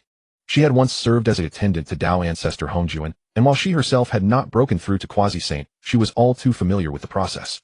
When Dao ancestor Hongjun transmitted the Dao, he said there were 3 paths to sainthood. The first is to attain the Dao through power, also known as the path of laws. Its difficulty is so immense that it is nearly impossible in the entire primordial world. The second is to attain the Dao through merit. To walk this path, one must possess great merit and immense. The third is to attain the Dao through severing the 3 corpses. This is the method created by Dao ancestor Hongjun. By storing one's good thoughts, evil thoughts, and obsessive self-thoughts within spiritual treasures, one forms 3 corpses. This allows further breakthroughs within the quasi-saint realm. When all 3 corpses reach the peak of quasi-saint, they merge into one, finally achieving the supreme position of sage. Yaoqi had no doubt which method Haoyan would choose. After all, as a former attendant of Dao ancestor Hongjuan, failing to select the 3 corpses slaying path to quasi-saint would leave him unable to face the Dao ancestor in the future. At this moment, Yaoqi's greatest worry was whether Haoyan could successfully sever one corpse. After all, this breakthrough had mortgaged a portion of the Heavenly Court's future destiny. If he succeeded, all problems would dissolve. But if he failed, Haoyan would be severely wounded, losing all chance of reaching quasi-saint in the near future, and the already precarious state of the Heavenly Court would worsen. He must succeed. Yaoqi prayed silently, her eyes filled with anxiety. Whether her prayers worked or not, something began to happen. At that moment, all the celestial spiritual energy within the Heavenly Court grounds surged madly toward the location of Haoshan's seclusion. Guided by the laws of heaven and earth, this energy rapidly gathered, solidifying into a massive vortex of spiritual energy above Haoshan's cultivation site. Its grandeur left the immortals and gods below stunned, their mouths agape. However, just as everyone was staring at the spiritual vortex in shock, the figure of a middle-aged man shot up from below, swiftly arriving above the vortex. With the man's appearance, the formerly violent spiritual energy grew docile, as if it had found its master, pouring wildly into his body. The middle-aged man stood still, offering no resistance, allowing the celestial spiritual energy to flow into him like a clear spring. As the energy continued to pour in, the aura around him became increasingly fierce. His body trembled slightly, every pore greedily absorbing the celestial spiritual energy. At a certain moment, the spiritual energy within the middle-aged man seemed to reach a critical threshold. His eyes snapped open, a brilliant light shooting forth. Haoyan mirror, come forth. With Haoshan's furious roar, the Haoyan mirror, which covered the entire Heavenly Court, quickly responded. The Haoyan mirror dashed out from the formation's core and soon arrived before Haoyan, who was suspended in midair. Now that the Haoyan mirror had returned, Haoyan hesitated no more. His mana surged and his divine sense rapidly separated. In less than a moment, the malice representing Haoshan's negative emotions was stripped from his body, manifesting as a black-robed Haoyan. Though the evil thoughts had been extracted, Haoyan could still clearly sense that the two were not truly separated. A trace of determination flashed in Haoshan's eyes as he roared again, "Sever it for me." Hearing Haoshan's command, the Haoyan mirror instantly unleashed the power of a supreme grade innate treasure, transforming swiftly into a long blade that sliced between Haoshan's original body and the black-robed Haoyan formed from his evil thoughts. As the long blade fell, Haoyan felt waves of excruciating pain. Facing such agony, Haoyan clenched his teeth and bore it stubbornly. Yet sweat poured down both sides of his forehead, soaking his garments. As time passed, the connection between Haoshan's original body and the black-robed Haoyan was gradually severed. Finally, at a certain moment, the link between the two was completely cut off. At the same time, Haoshan's original body violently spat out a mouthful of crimson blood. The celestial immortals and gods below witnessing this were terrified and silently prayed for Hao Yin. Yao Qi was especially anxious for him. In stark contrast to the anxious tension of the crowd, Hao Yin wiped the blood from his lips and burst into manic laughter. Haha, it's done. I've succeeded. Seeing Hao Yin in such a state, the immortals and gods below were utterly bewildered. One moment he was spitting blood violently, the next he was laughing uproariously. This sudden shift left them at a loss. However, Hao Yin did not keep the heavenly immortals and gods bewildered for long. The evil aversion clone he had stripped away was rapidly approaching the Hao Yin mirror, hovering in midair. Meanwhile, after the karmic thread originally connecting the clone to Hao Yin was severed, its other end swiftly attached itself to the Hao Yin mirror. At that moment, the evil aversion clone that Hao Yin had severed was completely deposited onto the Hao Yin mirror, becoming an independent entity. Huh? Hao Yin looked up and laughed, his voice shaking the 9 heavens. Like an emperor long seated on the throne, he issued orders to the surrounding immortals' spiritual energy. Come, let me ascend to the quasi-saint position in one fell swoop. With these words, Haoshin's aura surged wildly. At the same time, not only Haoshin's original self, but also his separated evil aversion incarnation experienced a similar rise in energy. Under the continuous baptism of immortal spiritual energy, the realms of Haoshin's original self and the evil aversion incarnation rapidly stabilized at the quasi-saint level. Not enough. Continue. Feeling his current power, Hao Yin clearly judged that his present realm was not the limit his body could endure. Without hesitation, he mobilized the power of the Hao Yin mirror resonating with the heavenly court's fortune to break through his realm with the aid of fortune. What if fortune was insufficient? Then borrow it. Wasn't that precisely how the 2 Western saints achieved sainthood? Having left the identity of the Dao ancestors' attendant and traveled outside for many years, Hao Yin deeply understood one truth. In this world, only with a sufficiently thick skin can one go further. A qualified ruler must possess the courage to bend and stretch. With this thought, while communicating with the heavenly court's fortune, Hao Yin immediately looked up to the sky and declared in a resounding voice, Heavenly Dao above, since the witchcraft and demon catastrophe living beings have suffered and wars have been frequent, the Dao ancestor, compassionate and merciful, could not bear to see the primordial world lose order, so he sent his disciple to the 33rd heaven of the primordial world to establish the heavenly court and restore order to the primordial world. Today I, Hao Yin, reverently follow the Dao ancestors' decree. The heavenly court has been established. From now on I swear by my life to maintain the order of the primordial world. May the heavenly Dao witness this. It must be said that as the Dao ancestors' attendant, Hao Yin had considerable emotional intelligence. Even when making his oath to the heavenly Dao, he did not forget to flatter the Dao ancestor Hongjun. After swearing to the heavenly Dao, Hao Yin stood with his hands behind his back, gazing into the sky with deep eyes. In the midair, the place where immortal spiritual energy gathered under Haoshin's intervention formed a circular golden halo of 7 colors, making him appear supremely noble and sacred. At that moment, Hao Yin, stepping on the void, exuded the full majesty of a heavenly emperor, filling the scene with overwhelming presence. The immortals and gods below were stunned, especially Yao Qi, whose eyes sparkled. How come I never noticed before? Hao Yin is so handsome. If before Yao Qi had been somewhat reluctant to become Haoshin's Dao partner, as arranged by the Dao ancestor bound by the decree, she had no choice but to accept. But now that trace of reluctance had vanished, replaced by profound admiration. In stark contrast to the subtle thoughts of those below, Hao Yin, floating in midair, appeared calm on the surface, but was inwardly filled with panic. Yet the heavenly immortals and gods below did not perceive this. Great Master, your disciple has served you for so many years. Even without merit, there is still toil. Now your disciple is just showing off. You, the Venerable One, have already merged with the heavenly Dao. You must help your disciple. Hao Yin silently prayed, full of hope. If Hongjun were present and heard Haoshin's prayer, he would surely be unable to resist a retort. You're probably dreaming of eating farts. When the heavenly Dao is in a bad mood, it ignores even me. Can I intervene in whether the heavenly Dao grants merit rewards? Nevertheless, perhaps Haoshin's oath had triggered some mechanism of the heavenly Dao's operation. Above the heavenly court's domain, a crack gradually opened in the void. A mass of merit power emerged from the air and flew straight toward Hao Yin. At the same time, a majestic and sacred voice slowly resounded in the ears of all living beings. Granted. Instantly, the mass of merit power seemed to find its master and swiftly hovered over Haoshin's head. After confirming the identity, the merit power pierced through the void and quickly merged into Haoshin's body. Sensing this change, Haoshin's ecstasy was uncontrollable. He immediately cupped his hands toward the void and said gratefully, Disciple bids farewell to the great master of the heavenly Dao. Seeing this, the heavenly immortals and gods below imitated him. We bid farewell to the great master of the heavenly Dao. The spatial crack from which the merit emerged gradually closed amidst their farewells. Witnessing this, the immortals and gods present felt a great relief and let out long sighs. The oppressive pressure brought by the descent of the heavenly Dao had nearly terrified them to the point of losing control.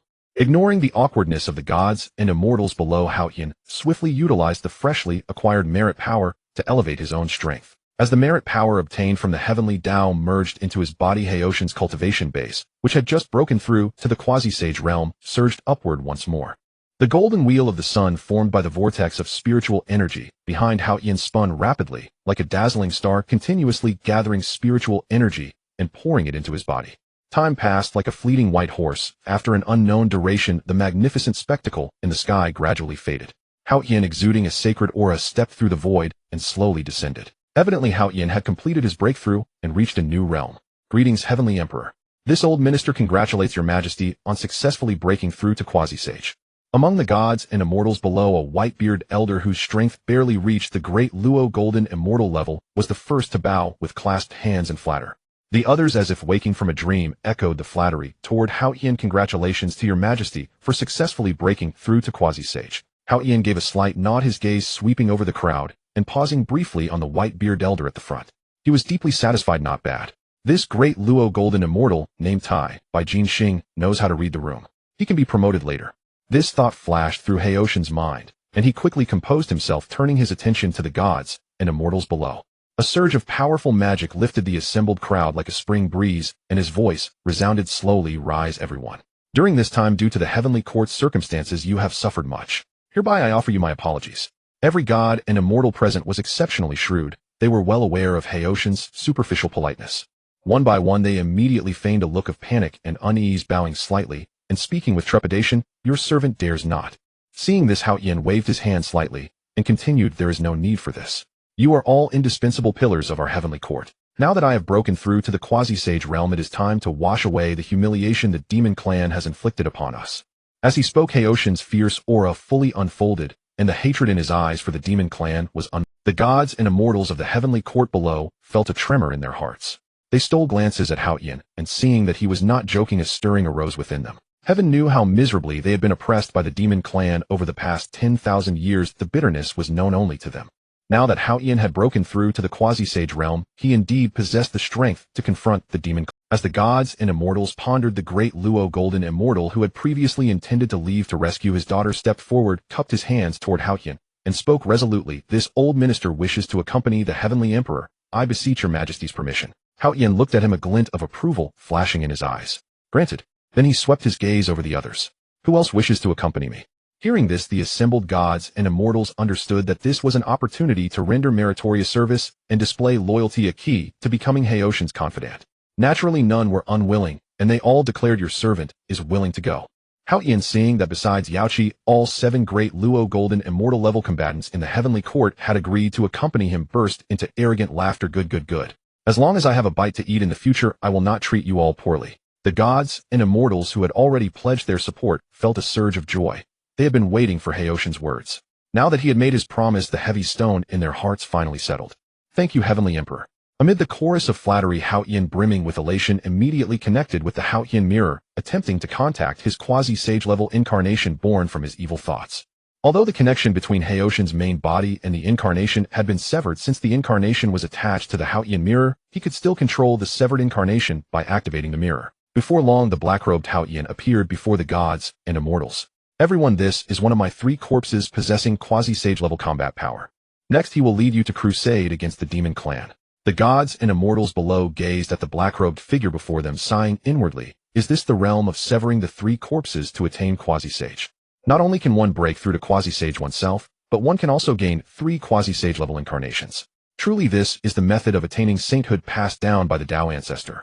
Hao Yin looked down upon the crowd, taking in their envy. He cleared his throat twice and continued, everyone, time is pressing. It is time to set out. I await your triumphant return. With these words, Hao Yin activated his quasi-sage incarnation to lead. The black-robed Hao Yin lightly traced his hand across the void, carving out a passage to the demon clan's stronghold. Then he stepped into the passage first. Reminded by Hao Yin, the gods and immortals snapped back to reality, each one excited, as if injected with adrenaline. This is my first time entering a spatial passage opened by a quasi-sage level power. A relatively young great Luo golden immortal stepped into the spatial passage first. The other great Luo golden immortals, unable to contain their excitement, also filed into the passage. After everyone had entered, the spatial rift created slowly healed. Yaoqi, who had witnessed the entire scene, walked over to Hao Yin with a fragrant breeze. Aren't you going yourself? Are you really that at ease with them? After all, those are demon clan saints who fell from quasi-sage back to great Luo golden immortal. They might still have some tricks up their sleeves. Yaoqi frowned deeply, her doubts growing heavier. She felt that Heoshin's approach was inappropriate and Haha, Queen Mother, you worry too much. You haven't reached the quasi-sage realm, so you have no idea how powerful this level is. Hao Yin laughed carelessly, his tone brimming with confidence. Let's just say that even if besieged by several dozen great Luo golden immortals, my evil corpse wouldn't be afraid. Seeing Hao Yin so confident, Yaoqi's ominous premonition grew stronger. She wanted to persuade him further, but didn't know where to begin. After all, Hao Yin had already given his word, questioning him further would seem inappropriate. Seeing Yaoqi's hesitant expression, Hao Yin smiled, as if reading her thoughts. Since the Queen Mother is so worried, let me show you. As he spoke, Hao Yin concentrated, communicating with the Hao Yin mirror to project an image. The scene on the projection was clearly the perspective of the evil corpse.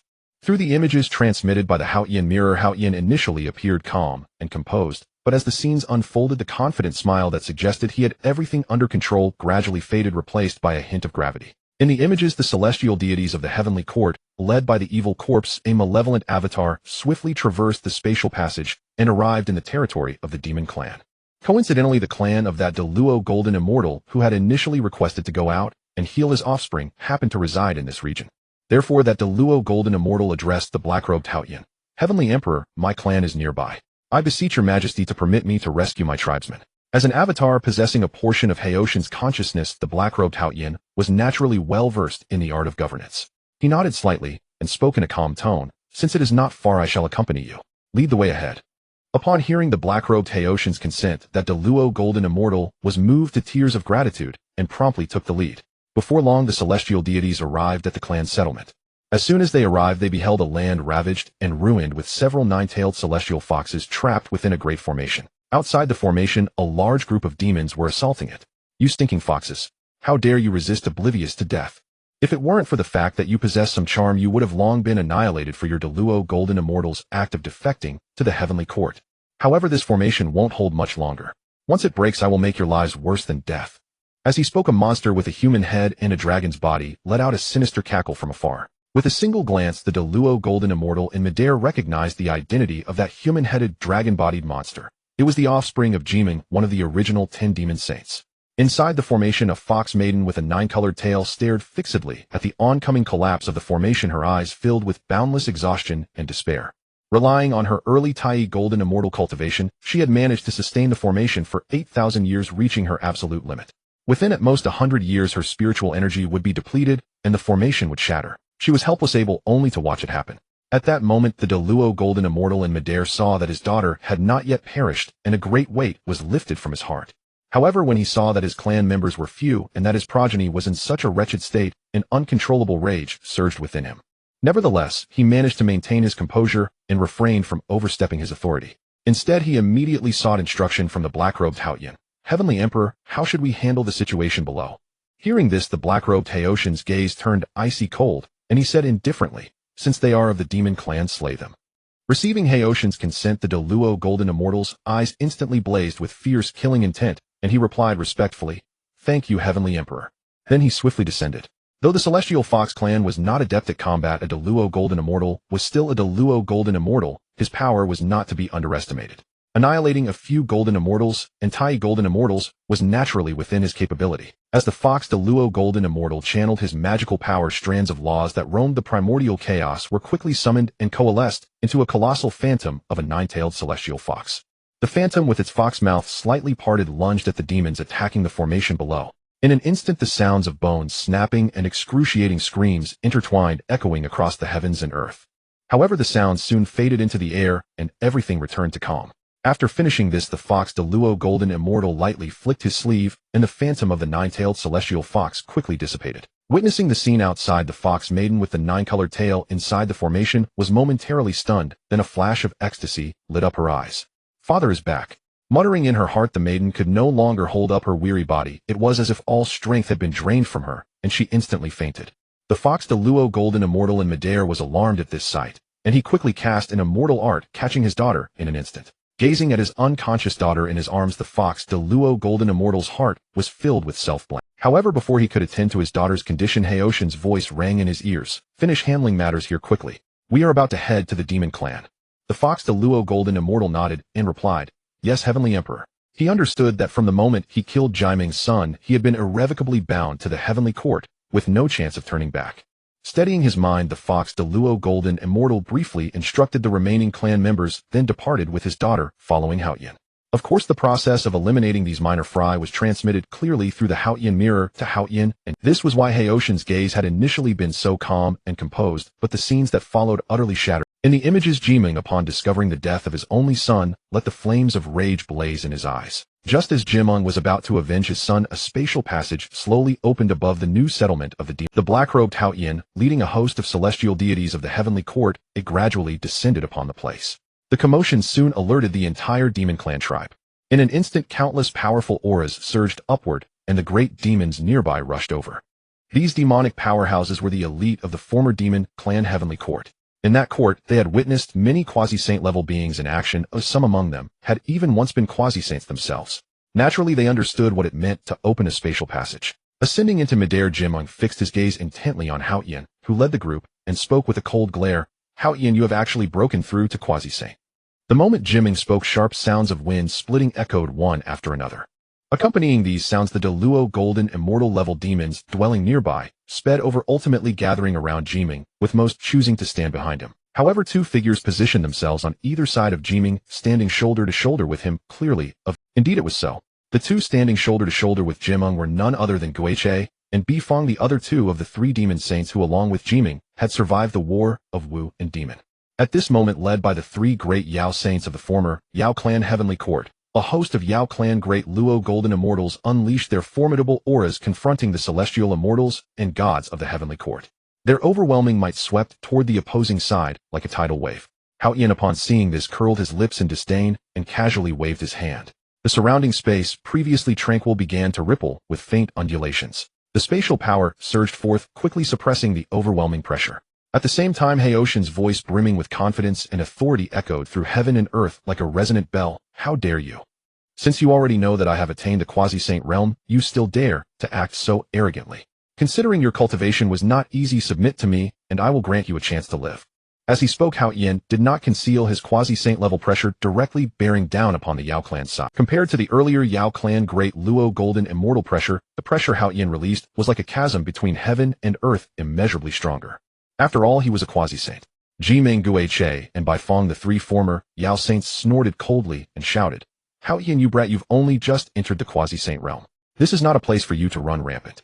As their words fell, the three Yao saints simultaneously stepped forward and struck several hand seals. Light flashed and Haotian's pressure was repelled. Seeing this, black-robed Haotian's eyes flickered with surprise, but soon the surprise turned into excitement. Black-robed Haotian was the incarnation of Haotian's evil thoughts, inherently possessing a violent and battle-hungry nature. When he saw that the three opponents could withstand his pressure, a blazing battle intent ignited in his eyes. Black-robed Haotian loosened his limbs, and with a flicker of his figure, he instantly charged toward the three former Yao saints, Jiming, Guiche, and Bifong. That these three Yao saints survived the war between Wu and Yao was partly due to luck, but undeniably their strength was also formidable. Having risen from billions of Yao clan members to attain the title of Yao Saint, had they ever feared battle? They had even slain quasi-saints before. Though their power had regressed to the peak of the great Luo Golden Immortal realm, why would they fear Haotian, who had only just stepped into the quasi-saint realm? Thus, upon seeing black-robed Haotian charging at them, the three did not hesitate. They swiftly unleashed their signature techniques and engaged in a fierce battle with black-robed Haotian. Because the three Yao saints had once been quasi-saints, they possessed a profound understanding of quasi-saint level power. Combined with their innate divine abilities, though their cultivation was at the peak of the great Luo Golden Immortal realm, the combat power they unleashed far exceeded that level. While their combat power did not reach the quasi-saint realm, the gap was not too great. Moreover, the three Yao saints were comrades who had faced life-and-death battles together, and their tacit understanding was beyond question. For a time, the three Yao saints coordinated with each other, trading blows evenly with Haotian, who had just entered the quasi-saint realm, and even vaguely showing signs of suppressing black-robed Haotian. The battle raged on. The three Yao saints, seemingly having probed the depths of black-robed Haotian, let out a long sigh of relief. Then, exchanging glances, their figures flashed, instantly appearing at three different positions around black-robed Haotian, simultaneously unleashing their signature ultimate techniques. In an instant, three raging streams of law power struck Haotian from different directions. Each of these attacks had drained half of their mana reserves. Thus, the three Yao saints held nothing back, aiming directly for Haotian's life. Though black-robed Haotian was reckless, he was not foolish enough to stand still and take the hit. He immediately prepared to tear through space to evade the combined strike. However, as if anticipating this, the three Yao Saints, while unleashing their ultimate moves, exploited the law of mutual restraint to successfully seal off the space within a radius of millions of miles for a single breath's duration. In their view, a single breath was enough. And indeed it was. Black-robed Haotian could not tear through space to escape, and had to withstand the strike Heaton. Black-robed Haotian's body surged with quasi-saint power, and he likewise cast 3 powerful spells intercepting the attacks from the 3 Yao Saints. Instantly, the raging law forces collided, generating a powerful shockwave. The surrounding space, as if unable to withstand the collision of laws, began to crack. Meanwhile, the Heavenly Court and Yao Clan great Luo Golden Immortals, who had been watching from afar, had retreated swiftly upon sensing danger, yet they were still caught in the shockwave and sent flying backward. Of course, if the peripheral battlefield was so brutal, the epicenter of the clash was far worse. The once confident and composed black-robed Haotian now appeared battered and bloody, standing in the void with a face full of dishevelment. The 3 Yao Saints were not much better off. After all, they were defying a quasi-saint at the great Luo Golden Immortal realm. Though they had rich experience and numerical advantage, they did not gain too much advantage. This exchange yielded no clear victor. After all, black-robed Haotian was only Haotian's evil incarnate. Though possessing quasi-saint level combat power, he was only at the first level of the quasi-saint realm. To fight the 3 Yao Saints to a draw was already quite impressive. Inside the main hall of the Heavenly Court, a projection of the Haotian mirror hovered silently in midair, displaying the scenes experienced from the perspective of the evil incarnation. After observing the battle through the Haotian mirror, Haotian couldn't help but frown. In Haotian's view, a quasi-saint should overwhelmingly dominate a great Luo Golden Immortal in every aspect, and this should apply even to Yao Saints who had fallen from the quasi-saint realm back to the great Luo Golden Immortal realm. After all, from the moment he achieved the quasi-saint realm, he had truly felt the immense gap between the quasi-saint and great Luo Golden Immortal realms. Originally, Haotian had taken out the Haotian mirror to broadcast the scene of the evil incarnation, intending to impress Queen Mother of the West and showcase his current power. However, things turned out contrary to his wishes. Not only did he fail to show off, but he even risked a humiliation. Seeing this, Haotian could no longer remain calm.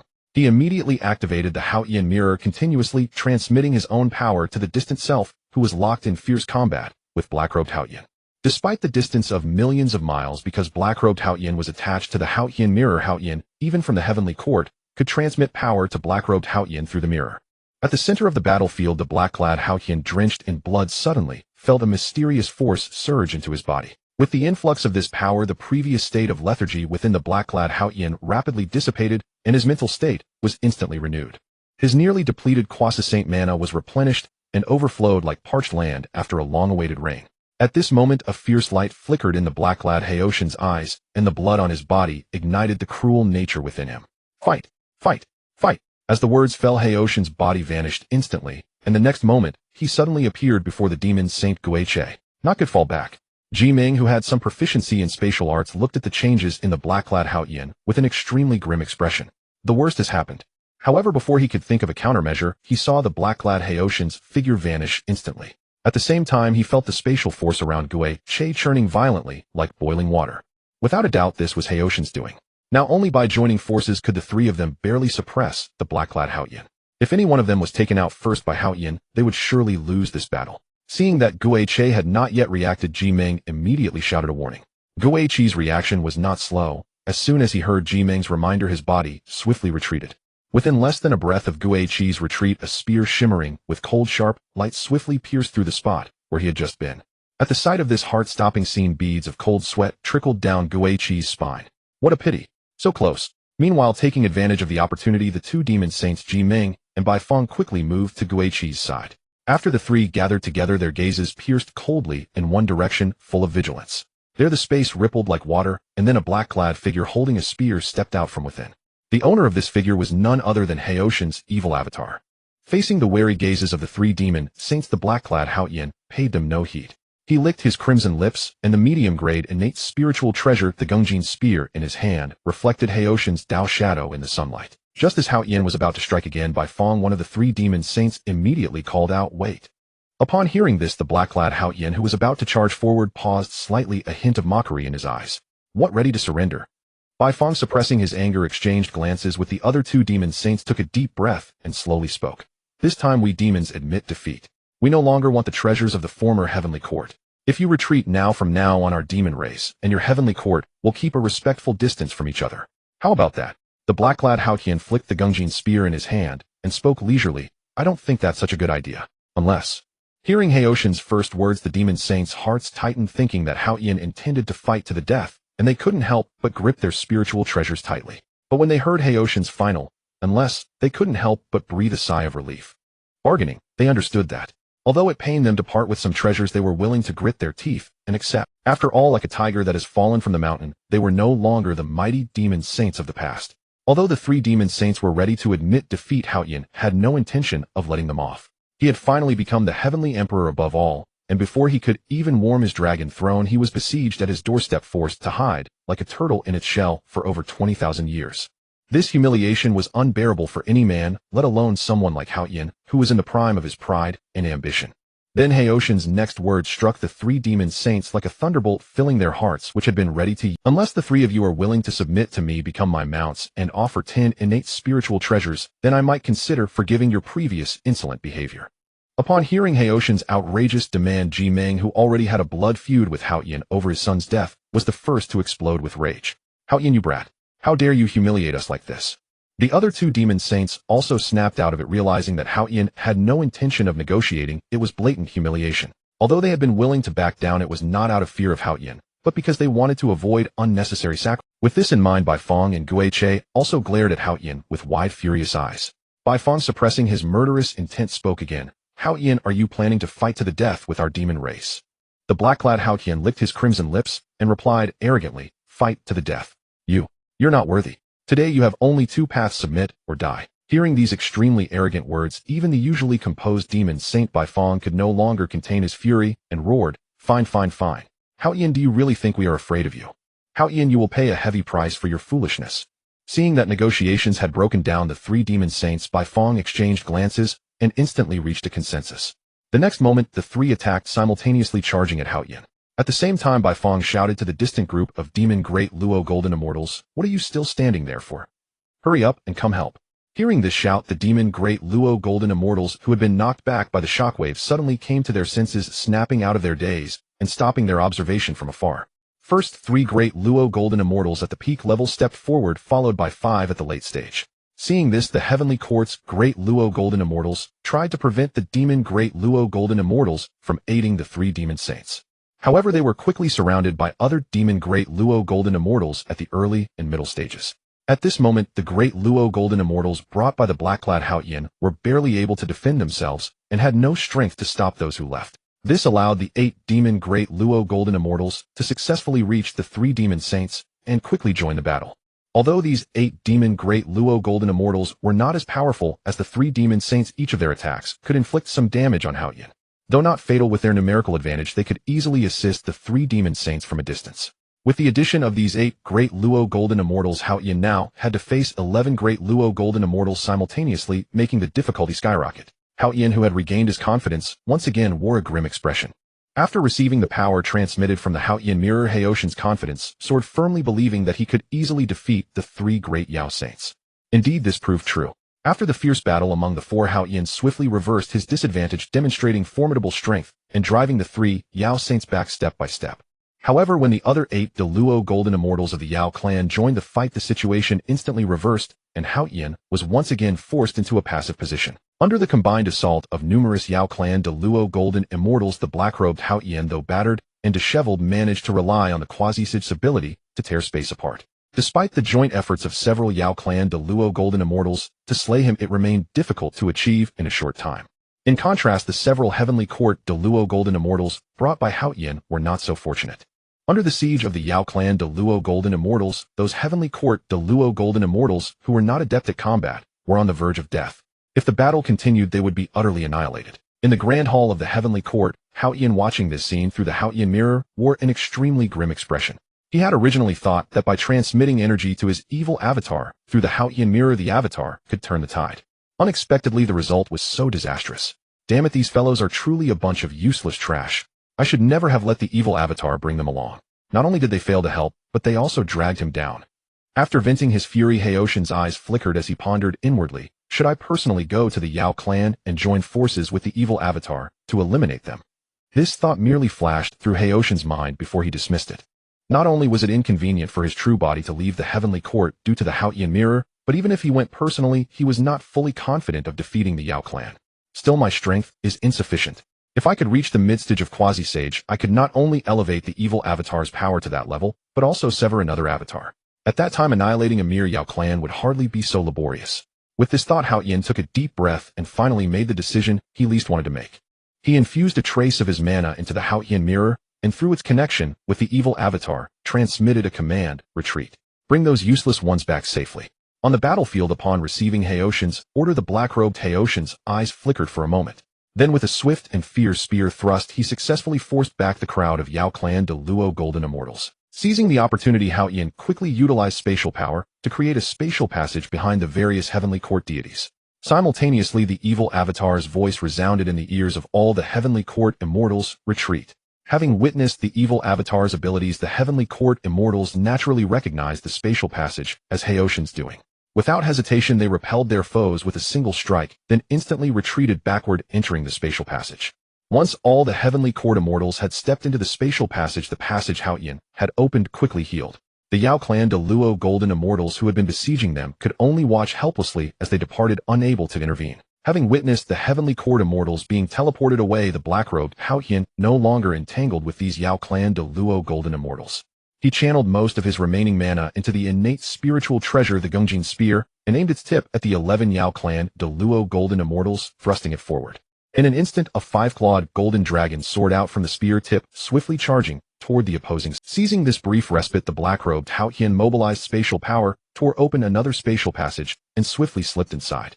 Before leaving, Hao Yin glared fiercely at the Yao Clan and gritted his teeth. Yao Clan, this emperor will remember today's humiliation. Just wait, one day this emperor will make you pay back double. As his words faded, the spatial passage instantly healed, and Heoshan's figure vanished completely from the air. Minghe Bai Fong and the other 2 Yao saints, sensing the overwhelming aura of the golden dragon hurtling toward them, their expressions changed drastically. Without hesitation, they shouted to the other 8 de Luo Golden Immortals, "Quick! Concentrate all attacks on the dragon's abdomen." Hearing the 3 Yao saints' orders, these Yao Clan de Luo Golden Immortals dared not hesitate. They locked their attacks onto the dragon's abdomen and unleashed a relentless barrage. Countless attacks converged like a torrent, forming a single immensely sharp bullet that with a world-destroying momentum plunged straight into the abdomen of the 5-clawed golden dragon. As if struck by excruciating pain, the 5-clawed golden dragon let out a deafening roar filled with fury. However, the Yao Clan did not cease their assault. They continued to pour forth attacks in an unending stream. The bullets formed by the converging attacks like dense raindrops struck the dragon's abdomen repeatedly. Though the golden dragon roared in pain, displaying its ferocious majesty, it could only fall in despair under such concentrated bombardment. Finally, when the bullet formed by the 50th attack struck the dragon's abdomen, the charging 5-clawed golden dragon fell silent. Its body instantly dissolved into countless shimmering specks of light, dissipating into the air. Seeing this, the 3 Yao saints felt the immense boulder in their hearts finally drop, and they all breathed a sigh of relief. The overwhelming aura of the 5-clawed golden dragon had surpassed that of most de Luo Golden Immortals present. Had it been allowed to rampage, at least half of the Yao Clan members who had not yet reached the peak of de Luo Golden Immortal would have been lost. At this thought, the Yao Clan de Luo Golden Immortals present felt a lingering fear. 3 Yao saints, that brat Hao Yin has humiliated us so deeply. How can we let him leave unscathed? One de Luo Golden Immortal said indignantly. Minghe looked at the speaking de Luo Golden Immortal, slightly furrowing his brows, his face dark and gloomy, as if it could drip water. And what then? Do you have the strength to hunt down Hao Yin? Or do you want us to go one by one and hand him our heads? This de Luo Golden Immortal was rendered speechless by Minghe's retort, and others who shared the same thought also fell silent. Seeing the atmosphere so tense, Bai Fong worried that Minghe might shatter the hard-won alliance, so he quickly stepped in to smooth things over. After all, though they now bore the title of Yao Saints, they were no longer the Yao Saints of old. Once these Yao Clan de Luo Golden Immortals united, the 3 of them would likely have no choice but to flee. With this in mind, Bai Fong spoke slowly, his tone gentle and conciliatory. All right, the immediate priority is to consider how to deal with the heavenly court and Hao Yin in the future. Now that Hao Yin has broken through to the quasi-sage realm in future battles, if he wishes to escape as he did today, we will be utterly unable to stop him. We must devise a foolproof plan, or else he will be able to do as he pleases on our territory. Upon hearing Bai Fang's words, the de Luo Golden Immortals of the Demon Clan present instantly turned solemn, the once boisterous scene falling into a dead silence. Though not as overwhelmingly powerful as saints in the primordial world, quasi-saints could still wield some of the abilities exclusive to saints. This made quasi-saints the most formidable and untouchable beings after the saints. If one did not offend them, all was well, but once crossed, countermeasures were essential, or one might not even know how they died. Now the conflict between the demon clan and Haotian had gone far beyond mere offense. After this battle, it could be called a mortal feud without exaggeration. It was no exaggeration to say that if Haotian had the chance to annihilate everyone present, he would not hesitate to do so, and the same went for the demon clan. The venue was utterly silent. Even Ji Ming, known for his fiery temper, furrowed his brow and remained silent. Seeing this, Bai Fong sighed softly and spoke earnestly. Alas, since things have come to this, let's not keep it bottled up. Speak your minds. With Bai Fong having said so, the Deluo golden immortals of the demon clan began to whisper among themselves, chattering in discussion. Yet after a long debate, they still could not reach a consensus, making the atmosphere in the room oppressively heavy, as if a 1,000-pound burden weighed on every demon's heart. Suddenly, the weakest Deluo golden immortal present had a flash of inspiration, recalling the former Zhodian Xingdo great formation of the demon court. That formation could gather the power of numerous stars, even possessing the terrifying might to slay a saint. With this thought, the Deluo golden immortal spoke up. Everyone, could we use formation power to deal with Haotian? These words were like a stone thrown into a calm lake, stirring up 1,000 ripples. All the demons present turned their gazes toward him. Why are you all staring at me like that? Is what I said wrong? The Deluo golden immortal, unnerved by the stares, asked with some trepidation. Guo Che, one of the 3 demon saints, immediately clapped him on the shoulder and laughed heartily. You couldn't be more right. You're a genius. How could we have forgotten about the formation? Stung by the slap, the Deluo golden immortal sheepishly scratched his head. Not really, I just remembered that when we channeled our power through the formation, we could unleash strength far beyond our current realm. It fits our current situation, so I mentioned it. Seeing the embarrassed look of the Deluo golden immortal, the others did not press further. I agree with this fellow Taoist proposal. When the Zhodian Xingdo Haloa great formation was deployed in the past, it slew countless quasi-saints. Using it against Haotian would be an honor to him. Agreed. Agreed. A chorus of approval rang out. Clearly the proposal had gained the support of most Deluo golden immortals present. Compared to the herd-like nature of the other demons, Bai Fong was far more cautious. But the reason the Zhodian Xingdo Haloa great formation could unleash the power to slay a saint was because it gathered the strength of 365 stars. Only then could it achieve that. Now, with only a few of us left, even if we possess the formation, we cannot unleash its true power. Bai Fang's words were like a bucket of cold water, instantly dousing the demon's enthusiasm. Right, how could I have forgotten that crucial point? The Deluo golden immortal who had first proposed using the formation against Haotian was filled with regret. Having achieved the Deluo golden immortal fruit through countless failures and setbacks, he naturally understood the feeling of hope given and then dashed. I'm sorry. Seeing the guilt on the Deluo's face, Bai Fong knew what he was thinking. He patted the other's shoulder and comforted. It's fine. This meeting is for free expression, no need to apologize. Moreover, what you said reminded me. We can indeed use formations against Haotian. The comforted Deluo looked bewildered, staring at Bai Fong with a confused expression as if asking, didn't you just say the Zhodian Xingdo Halo great formation couldn't be used? Why are you now saying we should use it against Haotian? At that moment, many demons shared the same thought as that Deluo golden immortal. Of course, some quick-witted ones seemed to have guessed something, but they dared not confirm whether Bai Fong shared their view, so they all turned their gazes to him. Sensing the eyes of the demons, Bai Fong knew he could no longer keep them in suspense. He slowly began. You all remember Demon Emperor Fushi, don't you? The demons nodded, puzzled as to why Bai Fong had suddenly brought up the late Demon Emperor Fushi. They could only continue listening patiently. You are also well aware that Fushi was extremely accomplished in divination and deduction. Even our clan's guardian formation, the Zhodian Xingdo Hua Great Formation, was deduced by Fushi from Emperor Daijin's Hichu and Luoshu. Among the demons present, those high-ranking ones who had advanced to the Luo Golden Immortal during the Witch Demon Calamity already knew this. Those who had advanced later knew little of this history. Bai Fang's narration undoubtedly educated them on this knowledge, deepening their understanding of the demon clan's past. Bai Fang paid no attention to the demons' expressions and continued speaking. During the Witch Demon Calamity, the 12 ancestral witches of the Witch Clan, relying solely on the 12 Divine Fiend formation they set up, could contend with our mixed Yuan Xingdo Hua Great Formation, which gathered the power of 365 stars. Don't you find it strange?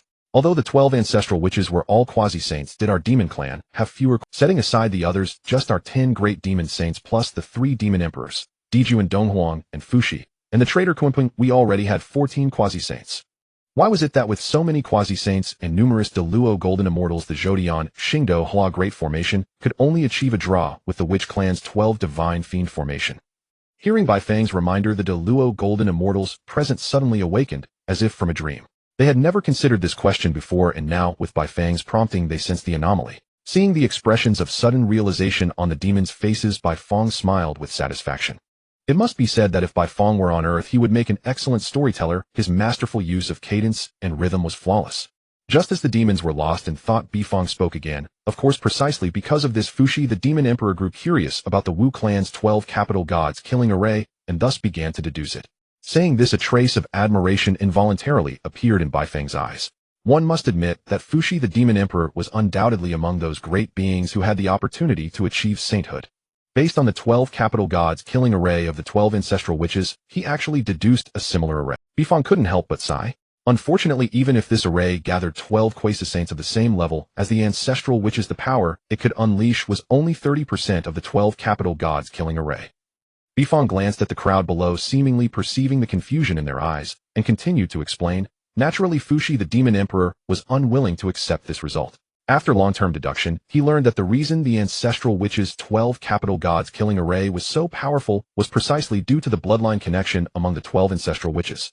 Thus, after prolonged research, Fushi the demon emperor finally obtained a Dao technique to condense pseudo-blood. As long as the pseudo-bloodline runes were condensed, even 12 beings with completely unrelated bloodlines could converge their power through the bloodline runes. Unfortunately, even with the help of the pseudo-bloodline runes, the power of this imitation array was only 50% of the 12 capital gods killing array. In a great battle, even a single misstep could be fatal. Therefore, this array was ultimately abandoned. Some clever great demons below had already guessed what Bifong was about to say. Sure enough, Bifong continued, back then when Fushi the demon emperor was deducing this array, I assisted him on the side, so I have engraved all the details of this array in my heart. This array was not so dazzling during the Wu demon calamity, but it should be sufficient to deal with Hao Yin now. Upon hearing the words of Bifong the demon saint, the other great Luo golden immortals of the demon clan flashed a glint in their eyes and responded in unison, Bifong the demon saint, you speak the truth. Bifong nodded slightly, extended his right hand, and gently tapped the foreheads of the many great Luo golden immortals present. The great Luo golden immortals showed no resistance, calmly accepting the unfamiliar fragments of memory flooding into their minds. After a moment, they successfully digested the information transmitted by Bifong. The demon clan's great Luo all exclaimed in amazement, what a profound method! To be able to counterfeit runes of bloodline connection, truly a masterpiece of nature. Bifong, seeing the surprised expressions of the demons, timely reminded them, everyone, do not hesitate. There is no time to lose. Hurry and comprehend these runes, striving to condense the pseudo-bloodline runes as soon as possible. Hao Yin may attack again at any time. We must comprehend quickly. Bifang's words instilled a sense of urgency in the demons. Thus the demons no longer hesitated, closing their eyes one after another, concentrating fully on comprehending the runes in their minds. Meanwhile, in the heavenly court, Hao Yin stared at the images transmitted back by the Hao Yin mirror, his face dark and terrifying, his eyes filled with anger and unwillingness, his fists unconsciously clenching slightly. This operation was undoubtedly a heavy blow to Hao Yin. He had originally thought he could annihilate the demon clan with overwhelming superiority, but never expected to flee back in such a disheveled state. The mere thought of the boast he had made in front of the Queen Mother of the West made him feel utterly ashamed, so embarrassed that he could have dug a 3-bedroom apartment out of the floor with his toes. Yaoqi silently watched Hao Yin ahead, understanding his feelings perfectly. Anyone who had just bragged only to have reality slap them in the face would feel incredibly humiliated. With this in mind, Yaoqi did not approach to provoke Hao Yin, but stood silently aside, letting him calm down. Time ticked by, and finally, at a certain moment, space began to tremble violently. The next moment, a spatial passage slowly opened. Then the disheveled immortals and gods of the heavenly court poured out of the passage one after another. Few finally safe. The immortals and gods of the heavenly court who emerged from the spatial passage, their faces full of exhaustion, had no time to catch their breath before they faced Haoshin's calm, unreadable expression. They were startled, their bodies trembling involuntarily. Those behind, seeing those in front blocking the way, immediately started clamoring, don't block the way. There are still people behind who haven't come out. The immortals at the front realized their mistake. Their faces turned extremely ugly. They immediately made way, not daring to meet Haoshin's eyes, and hurriedly walked aside, with heads lowered. When the immortals behind came out, their expressions were exactly the same as those in front, and they walked aside in shame. Time passed minute by minute. Soon all the immortals and gods of the heavenly court emerged from the spatial passage, standing neatly in a row, none daring to look up at Hao Yin. They knew that their actions in the demon clan had dragged down the black-robed Hao Yin. Without them relying on the evil avatar Haoshin's quasi-saint level combat power, he would never have been so humiliated in the demon clan. Time passed quietly in the awkward atmosphere until the evil avatar Hao Yin emerged from the spatial passage and closed it. Only then did Hao Yin let out a long sigh and said softly, everyone, you have worked hard this time. Go and recover from your injuries. Upon hearing this, the immortals and gods present showed a hint of surprise on their faces, which immediately turned into ecstasy. After all, they had no masochistic tendencies and who would enjoy being scolded. Thank you, your majesty. The immortals and gods of the heavenly court bowed to Hao Yin. Hao Yin waved his hand and continued, after you have treated your injuries today, we will discuss again how to deal with the demon clan next. The immortals and gods responded in unison yes. Then they departed one after another to tend to the injuries sustained in the great battle with the demon clan. After all the immortals and gods had left, Yaoqi's surprised voice slowly sounded. I thought you would be furious. Hao Yin smiled slightly at this and retorted, am I that bad? Yaoqi remained silent. Hao Yin, with a hint of desolation and confusion in his eyes, slowly spoke. From the moment the Grand Master entrusted me with the position of Heavenly Emperor, I became the Heavenly Emperor of the Heavenly Court. Naturally, I cannot act on impulse like when I was the Grand Master's attendant boy. If I did that, I'm afraid the hard-won foundation of the Heavenly Court would fall apart. After hearing Heoshin's words, Yaoqi felt as if she had gotten to know him anew. She teased, I never expected you to be like this. Hao Yin shrugged helplessly. There's no helping it. People always have to grow, don't they? All right, let's get ourselves together. We'll have to come up with a plan to deal with the demon clan soon. Yaoqi nodded. Before long, the celestial deities of Tianting had washed away their dishevelment and reassembled in the grand hall of the Heavenly Court. At this moment, Hao Yin sat upon the high dragon throne with Yaoqi Wangmu seated beside him. Heoshin's gaze swept over the assembled deities, his expression grave. My esteemed subjects, share your thoughts. How should we proceed to address the enmity between us and the Yaozu? Though their ordeal in the Yaozu territory had left them humiliated, it had also given Hao Yin a clear understanding of the Yaozu's strength. A centipede dies, but never stiffens. The remnants of the Yaozu were not to be underestimated. Eradicating them entirely would be no easy feat. This vexed Hao Yin, for if brute force could not prevail, he would have to rely on cunning. Thus Hao Yin wished to see if any of his ministers could devise a sound strategy. The celestial deities exchanged uneasy glances as if to say, if we had a good plan, would we have been so thoroughly humiliated by the Yaozu? Of course, none dared utter such words. Helplessly they lowered their heads, avoiding Heoshin's gaze. Witnessing this, Heoshin's brow furrowed, and a wave of inexplicable irritation surged within him. Just then an elderly man with a white beard stepped forward, clasped his hands in salute, and said respectfully, Your Majesty, I have a strategy. If it proves unworthy, I beg your Majesty's forgiveness. Upon hearing this, Heoshin's knitted brows relaxed, and his countenance brightened. He nodded slightly, and said, I remember you, Tai-Bai Jinxing. Speak your mind, or I absolve you of any fault. Though the celestial deities below kept their heads bowed, envy stirred within their hearts. From Heoshin's tone, it was evident that this Tai-Bai Jinxing, a golden immortal of great Luo, had already captured the Heavenly Emperor's attention. Should he perform admirably, he would surely become Heoshin's trusted confidant. Tai-Bai Jinxing sensed the envy of his colleagues, but paid it no heed. In his view, this was a golden opportunity to showcase his abilities. If others failed to seize it, whom could they blame? With this thought, Tai-Bai Jinxing once again bowed respectfully and said with earnest sincerity, Thank you, Your Majesty. After the formalities, Tai-Bai Jinxing began to analyze the situation methodically before Hao Yin. Your Majesty, in my humble opinion, when comparing Tianting to the Yaozu, we hold a clear advantage in top-tier combat power thanks to Your Majesty and that quasi-saint avatar of yours. This far surpasses the Yaozu's capabilities. Hao Yin nodded, slightly indicating that Tai-Bai Jinxing spoke true. Seeing Heoshin's nod, Tai-Bai Jinxing rejoiced inwardly and continued eloquently, The reason for our defeat is simple. We lack a sufficient number of golden immortals of Great Luo. If our force of Great Luo golden immortals could match that of the Yaozu, or at least enough to pin down their Great Luo and prevent them from reinforcing the great demons like Minghe, then relying on Your Majesty's unparalleled wisdom and formidable power, we would surely break through Minghe's forces and ultimately annihilate all the Great Luo demons of the Yaozu. Heoshin's previously troubled mood dissipated like clouds parting before the sun, soothed by Tai-Bai. At this moment, Hao Yin grew increasingly pleased with Tai-Bai Jinxing. Not only was he a Great Luo golden immortal of the midstage, but his words were also most agreeable. Truly an ideal minister. My beloved minister, you speak wisely. Do you have a solution? Upon hearing this, Tai-Bai Jinxing stroked his long beard thoughtfully and said softly, Your Majesty, I have two strategies, one long-term, the other short-term. Which would you like to hear first? Heoshin's eyes lit up.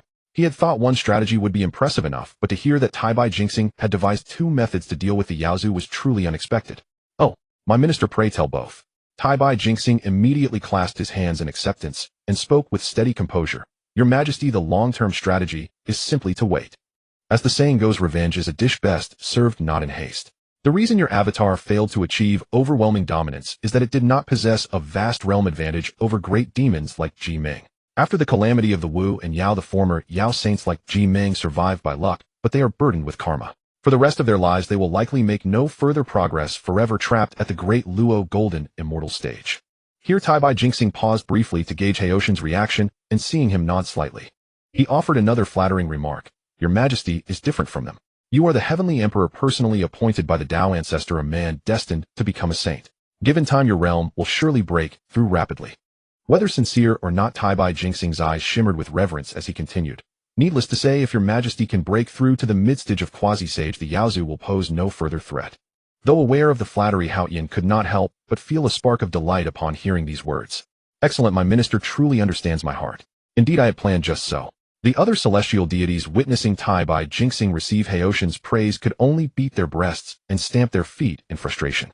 They silently reproached themselves. How did I not think of such an obvious truth? Yet despite their jealousy and desire to replace him, they dared not show it before Hao Yin.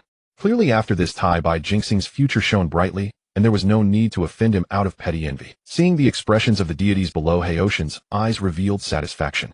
Having once been a servant of the Dao ancestor Hongjuan, he was adept at reading people. Tai Bai Jingxing's little schemes were not lost on him. But what of it? As the saying goes, a soldier who does not aspire to be a general is not a good soldier. Tianting lacked talent, but not everyone could be entrusted with great responsibilities. Those with simple minds, but formidable strength, would be assigned to external battles. Those like Tai Bai Jingxing, who understood the times and possessed both talent and ability, were the talents he urgently needed. Yet this matter could not be rushed. After all, you cannot eat a fat man in one bite. With this thought, Hao Yin turned his gaze back to Tai Bai Jingxing and said softly, my minister's long-term strategy pleases me greatly. What is the short-term strategy you mentioned? Upon seeing Heotian's approval, Tai Bai Jingxing dared not delay any further and hastened to voice the thoughts within his heart. This short-term strategy, in this old minister's opinion, is none other than vertical and horizontal alliances. Hao Yin was momentarily unable to grasp the profound meaning behind it, so he smiled and said, beloved minister, please take a seat and elaborate. As he spoke, a meditation cushion propelled by Heotian's magical power swiftly sped toward Tai Bai Jingxing and finally hovered behind him.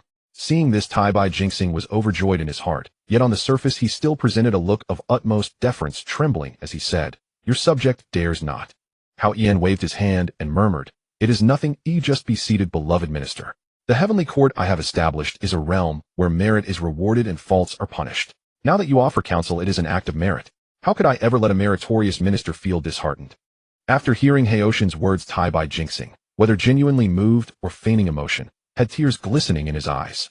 He clasped his hands and slowly sat down, saying, I thank the heavenly emperor. In the days to come, this old minister shall exhaust all his strength in your majesty's service, even unto death.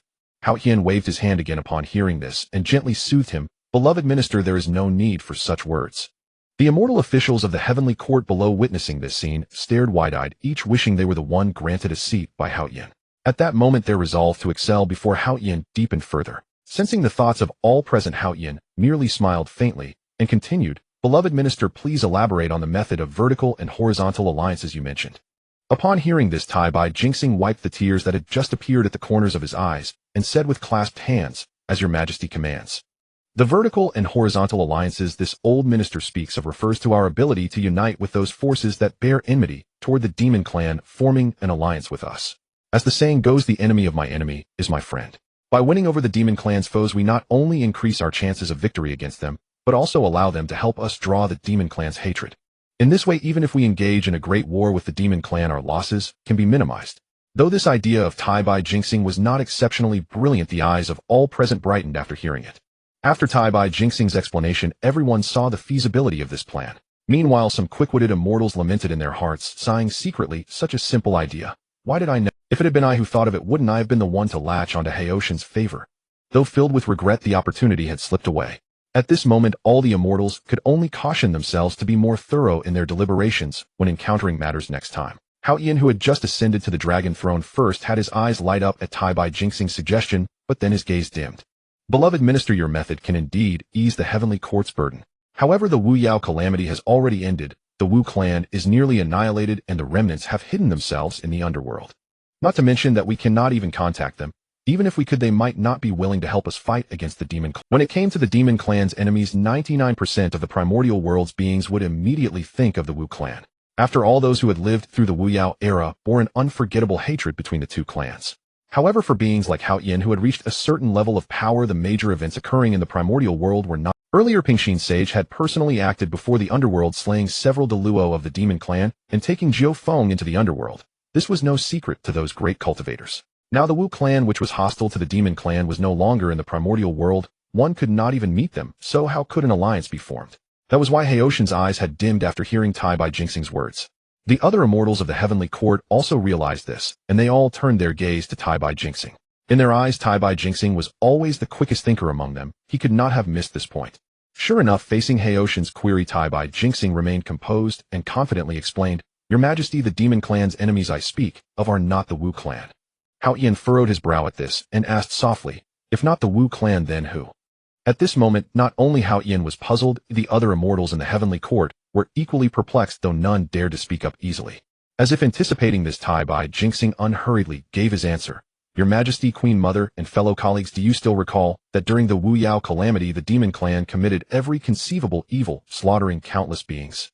When it comes to those who most detest the demon clan, this old minister believes the human clan can undoubtedly be counted among the foremost." When the words human clan left Tai Bai Jinxing's lips, the assembly in the Heavenly Court experienced an epiphany, finally grasping the meaning he intended to convey. Yet upon hearing that Tai Bai Jinxing was referring to the human clan, Heotian's brow furrowed even deeper as he confirmed, "Beloved minister, are you speaking of the human clan created by Sage Nuwa?" Tai Bai Jinxing nodded affirmatively and replied, "Indeed, Heavenly Emperor."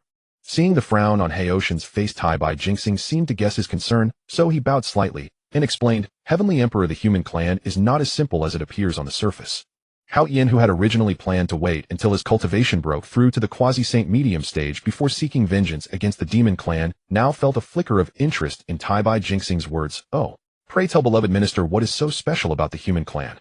To prove he was not lying before Hao Yin, Tai Bai Jinxing unhurriedly recounted his past experiences. "Heavenly Emperor, before joining the Heavenly Court, this old minister once traveled the primordial world. When I passed by the human clan curious about the methods of the great goddess Nuwa, I transformed into an old man and planned to stay among them for a while."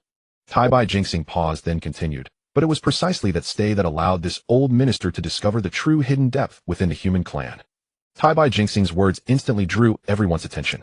In the primordial world, the human clan had always been synonymous with weakness. After all, it had barely been a single Yuan Hui since Sage Nuwa created the human clan. In everyone's view, how strong could they possibly have become in such a short span of time? From the words of Tai Bai Jinxing, the celestial beings perceived that within the human race there existed a foundation so profound that even a Deluo golden immortal would be astounded. As this thought surfaced in the minds of the celestial beings, their first instinct was that Tai Bai Jinxing might be lying. Yet they did not rush to refute. Instead, they decided to wait until he finished his account before making a judgment. If Tai Bai Jinxing was indeed spouting nonsense, exposing his falsehood might earn Heotian's favor and become a trusted confidant. Thus, harboring their own ulterior motives, the celestial beings surprisingly did not interrupt Tai Bai Jinxing. Fearing Hao Yin would not believe his words, Tai Bai Jinxing raised two fingers toward the sky and declared solemnly, "Your Imperial Majesty, what this old minister says may be hard to believe, but I swear by the Heavenly Dao that every word henceforth is true. If I lie, may my cultivation never advance and remain trapped in the midstage of Deluo golden immortal for eternity." This time Tai Bai Jinxing had staked everything to make Hao Yin believe him. After all, a Heavenly Dao oath was no trivial matter. Once sworn, breaking it would incur punishment. Indeed, upon witnessing Tai Bai Jinxing's Heavenly Dao oath, the gathered celestial beings grew solemn and dared no longer doubt his words. Hao Yin was also startled and immediately declared, "Why must you go so far, my minister? Of course I believe what you say." Tai Bai Jinxing cupped his hands and bowed slightly. "Your Majesty, this is this old minister's choice. Whatever incredible words I utter next I have seen with my own eyes. I beg your Majesty to believe me." Hao Yin nodded and said, "Speak, my minister." Seeing this, Tai Bai Jinxing hesitated no longer. "Why must you go so far, my minister? Of course I believe what you say. Your Imperial Majesty, this old minister can affirm with certainty that my perception is not mistaken. The human race possesses at least 20 Deluo golden immortals."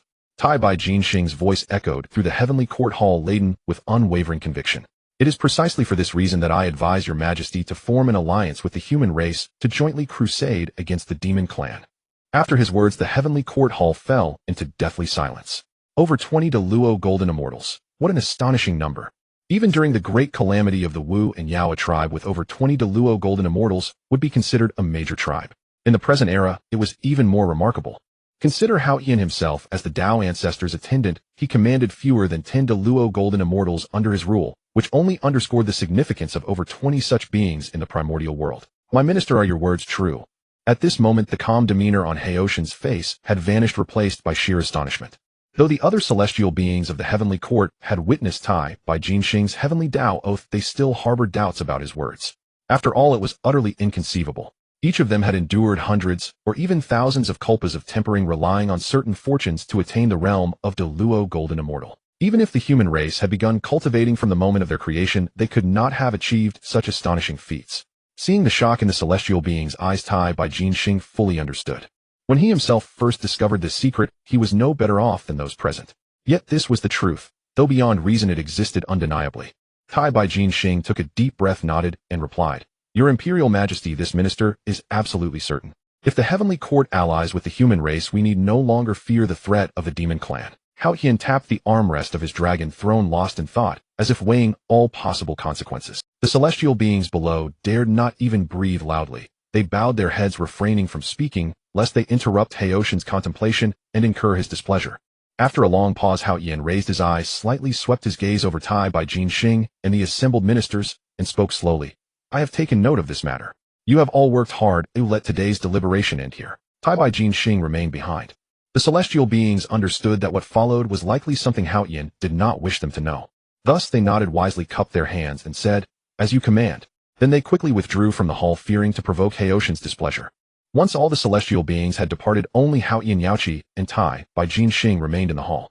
Haoshan's expression turned serious. He no longer concealed his true thoughts, and asked directly, "Tai Bai, regarding what you said about the human race, can you be certain it is true?" Feeling Haoshan's gravity, Tai Bai Jinxing's demeanor became earnest. He straightened his back and replied with firm conviction, "This minister would never dare deceive your majesty. Every word I spoke was from my personal experience. Though I did not witness it with my own eyes, I can assert with certainty that my perception was not mistaken." Upon hearing Tai Bai Jinxing's unwavering affirmation, once more Hao Qian furrowed his brow slightly and murmured, "To have gained dozens of De Luo golden immortals within a mere 100,000 years, the human race is indeed extraordinary. Could it be that they obtained one of the 10 primordial spiritual roots, the yellow plum? Or perhaps it is the handiwork of my saintly senior sister left among the human race?" Hao Qian narrowed his eyes, pondering various possibilities. Whether the former or the latter, it seems I must personally visit the human race. Tai Bai Jinxing was not dull. He immediately grasped the implication in Haoshan's words and quickly volunteered, "This minister is willing to go to the human race on your majesty's behalf to probe their secrets." Though Hao Qian was pleased with Tai Bai Jinxing's understanding, he intended to see for himself the wonders of the human race. Therefore he did not plan to send Tai Bai Jinxing alone. He said slowly, "This time I will dispatch my evil corpse to accompany you. That way, even if you clash with the human race, the evil corpse can ensure your safe return." From Haoshan's earlier tone, Tai Bai Jinxing had inferred that this mission would likely incur enmity with the human race. Having a quasi-saint as an escort would provide extra security. He had no reason to refuse. With this in mind, Tai Bai Jinxing nodded and replied, "I shall obey your majesty's decree." Hao Qian gestured, and his evil corpse, Haoshan's evil corpse, stepped forward. Tai Bai, the sooner this matter is accomplished, the better for us. No time to waste. Depart at once. Tai Bai Jinxing cupped his hands. "I obey your majesty's command." With that he departed together with Haoshan's evil corpse. The primordial world is ever-changing. With every moment countless beings obtain their own fortunes. The same goes for the avatar of Minghe. He, just as Tai Bai Jinxing and Hao Tian's evil avatar, headed towards the human clan. Above Wuzhuang Guan, an ancient book suspended in midair, shedding strands of Dao rhythm that fell upon the enlightened Minghe. With a thunderous roar, in an instant a deep brown shadow of the great Dao slowly emerged from the void, hovering before Minghe. The shadow exuded an ancient and profound aura. Minghe opened his eyes, Dao rhythm surging around him. His hands danced at an extreme speed, leaving trails of afterimages as his fingertips traced through the void. Suddenly a black imprint containing his own source essence flew out from his brow. A faint blood light shimmered on its surface. This was Minghe's unique source power. As soon as the imprint left his body, it transformed into a streak of light and fled, tearing through the spatial barrier, ignoring the obstruction of the river of time, and even forcibly breaking the invisible constraints of the primordial world's laws. In less than half a breath it arrived before the deep brown great Dao shadow. The next moment, a jaw-dropping scene. The blood light around the black imprint gradually faded, its form becoming ethereal and translucent, slowly dimming from its originally solid substance. Before long, the imprint completely transformed into a earth-yellow energy that shared the same origin as the deep brown great Dao, as if it had always belonged to this Dao. With a click like a key fitting into a lock, the earth-yellow imprint precisely adhered to the illusory great Dao, perfectly seamless. The moment the imprint fully merged with the Dao shadow, a thick brown energy cord extended from the Dao shadow and instantly wrapped around Minghe's body. In an instant, endless insights into the earth law flooded Minghe's consciousness. The realm bottleneck that had troubled him for long shattered, elevating his understanding of the earth law to a new height. It was a control that seeped into his bones. At this moment Minghe felt he was the incarnation of the primordial earth, fully comprehending the true essence of the earth law. Simultaneously Minghe's aura surged wildly. Earth-yellow Dao rhythms coiled around him like swimming dragons. His robes fluttered without wind, rustling loudly, making him appear like an earth emperor overlooking the world. The free-floating earth elements in the world seemed to receive an invisible call, frantically gathering from all directions, turning into visible earth-yellow streams that poured into Minghe's body like rushing rivers. Nourished by the vast earth elements, Minghe's cultivation, which had been at the initial stage of Sage Realm's second layer, began to soar, breaking through to the middle stage in the blink of an eye. But this was not the end. The earth elements from heaven and earth continued to pour in, converting into pure sage power, driving his cultivation forward triumphantly. After an unknown time, when the last wisp of earth element merged into his body, Minghe's surging aura finally subsided, stabilizing at the peak of the Sage Realm's second layer. Minghe slowly opened his eyes, a glint of sharp light flashing in his gaze. The earth Dao rhythm around him became more condensed, and he was just one step away from the Sage Realm third layer. With a long exhale, Minghe breathed out a mouthful of turbid qi. Then, with a casual wave of his hand, the earth book floating in midair, which had been radiating brilliant light, immediately dimmed. As the pages turned, the earth book began to close, finally transforming into a streak of light and falling back into Zhen Yuanzi's palm, not far away. "Thank you, fellow Taoist Zhen Yuanzi, for lending me the earth book to study." Minghe clasped his hands and bowed to Zhen Yuanzi, his tone sincere and his eyes filled with genuine gratitude. "If not for the earth book triggering the source of my earth Dao sage within me and resonating deeply with the primordial earth law, he would not have been able to seize this opportunity to fully master the earth law, and on the basis of being an earth Dao sage to prove the Dao through the law and become a Hanyuan Daiyuo golden immortal, a being with dual attainments. Now, even without mobilizing the source power of the earth Dao, Minghe could unleash a sage-level combat power solely through his mastery of the earth law. Although he was the weakest among sages, it undoubtedly added profound depth to his foundation. Moreover, with this breakthrough in the law, his original earth Dao Sage Realm also rose, accordingly reaching the peak of Sage Realm's second layer, just a step away from the third layer. Zhen Yuanzi caught the earth book, feeling the residual earth law Dao rhythm on the pages, and the shock in his eyes was almost overflowing. He was a great power who had stepped into the peak of the quasi-sage realm, yet he felt a suffocating pressure during Minghe's breakthrough. In his view, an existence capable of releasing such a level of might definitely had the ability to kill him. Though extremely shocked, Zhen Yuanzi quickly composed himself, waved his hand, and laughed. "Fellow Taoist, Minghe is too polite. Being acknowledged by the earth book and triggering the resonance of the law is entirely due to your own fortune and strength. I dare not take credit." "You are mistaken, fellow Taoist." Minghe clasped his hands again, his tone firm. "If not for your trust in lending me such a treasure as the earth book to study, even if I had the opportunity, I would have no way to start. I will remember this karmic debt. In the future, if you have any requests, as long as they do not violate my conscience, I will certainly do my utmost to help." Hearing the word karma, a glint of light flashed in Zhen Yuanzi's eyes. He unconsciously stepped forward half a step, his voice carrying a hint of barely perceptible longing. "Fellow Taoist Minghe, that might just now. Could it be that you have already become a sage?" Although Zhen Yuanzi had just recently entered the quasi-sage peak, being able to make him feel that suffocating pressure. In the entire primordial world, only the few sages possess such ability. Minghe nodded frankly, not choosing to conceal. "To be honest, fellow Taoist, I achieved the position of Earth Dao Sage in my early years. This breakthrough is because my understanding of the Earth Law is complete, truly reaching the sage level. So it is." Zhen Yuanzi's heart shook violently, a glint of understanding flashing in his eyes, which was then replaced by barely concealed fervor. In this primordial world, how rare were sages. Each one stood at the pinnacle of the pyramid. It would be false to say he was not envious. Zhen Yuanzi himself knew his own situation best. Ever since he stepped into the quasi-sage peak, he had felt an invisible barrier blocking his path ahead. That feeling was exactly the same as when he was stuck at the peak of the great Luo Golden Immortal before Dao ancestor Hongjun imparted the teachings, a kind of confusion and powerlessness of having no path forward. Barring any unexpected events, he would likely remain stuck at this realm for a long, long time. If he encountered no great fortune, it was possible he would be trapped here for his entire life. But now he had actually witnessed someone breaking through this barrier and taking that coveted step. How could this not stir? Naturally, Zhen Yuanzi was not swept away by excitement.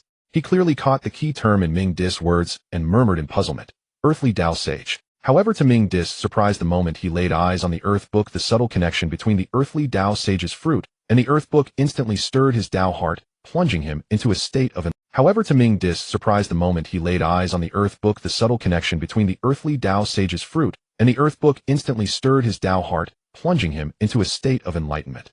Hence the prolonged delay. Now that his enlightenment was complete, it was time to get down to business. Thus Minghe's smile faded, his expression growing solemn as he spoke slowly. Taoist Zhen Yuanzi, have you ever heard of the Heavenly Dao sage? Zhen Yuanzi nodded without hesitation, a flicker of complexity in his eyes. Back when the Dao ancestor Hongjun lectured at Zhixiao Palace, he had also attended. Later, when Hongjun bestowed the Hongming purple qi upon the 6 Heavenly Dao sages, Zhen Yuanzi had been present as well. Thus he was no stranger to the existence of such sages. Seeing Zhen Yuanzi nod, a deeper amusement gleamed in Minghe's eyes. Without rushing to explain, he casually waved his hand through the air. 2 woven rattan cushions materialized out of thin air, carrying the fresh scent of grass. One settled steadily behind Zhen Yuanzi, while the other stopped at Minghe's feet. Simultaneously, 2 white porcelain teacups floated out, their surfaces shimmering with a faint moonlit luster. Please take a seat, Taoist. Let us talk at leisure. Before his words faded, Minghe's fingertips twitched, stirring the water elements in the surrounding air. They coalesced into crystalline droplets of spiritual liquid pattering into the teacups. Minghe then took a few verdant moist tea leaves from his sleeve. The moment they touched the spiritual liquid, they slowly unfurled, releasing a crisp, rich tea fragrance that permeated the air, refreshing the mind and even thickening the ambient spiritual energy. Minghe picked up a cup of freshly brewed spiritual tea and handed it to Zhen Yuanzi, speaking calmly. Since you know of the Heavenly Dao sage, explaining will be much simpler. Zhen Yuanzi did not decline. He took the cup, and as his fingertips touched the porcelain, a gentle warmth of spiritual energy spread through his fingers. He brought it to his lips, took a light sip, and the rich tea flavor burst on his tongue with a lingering sweetness. Unable to help himself, he praised, "Excellent tea." With that, Zhen Yuanzi sat cross-legged on the cushion, placed the cup between his knees, and turned his gaze back to Minghe, awaiting his next words. Seeing this, Minghe also sat cross-legged, took a small sip of the spiritual tea, and began slowly. To be honest with you, Taoist, the earthly Dao sage fruit I have achieved is in essence no different from the Heavenly Dao sage fruit. Here Minghe paused, set down his cup, and continued thoughtfully. If there is any difference, it lies in the entity to which we pledge allegiance. Allegiance to an entity? Zhen Yuanzi furrowed his brow, murmuring unconsciously, his eyes full of confusion. Different allegiance? Could it be that even beings of the sage level have someone to bow to? In Zhen Yuanzi's view, sages transcend all things and should be free from any bondage. Hearing the word allegiance now inevitably stirred his perplexity. Minghe shook his head with a smile. Your words, Taoist, are both right and wrong. This ambiguous reply only deepened Zhen Yuanzi's confusion, and he pressed, what do you mean by that, Taoist? Pray speak plainly. Seeing this, Minghe stopped being cryptic. He explained frankly, do not be puzzled, Taoist. The sages of the primordial world do not pledge allegiance to any living being, but to the Dao that governs the order of the primordial world. Minghe paused, his gaze drifting into the distance, and continued in a measured tone.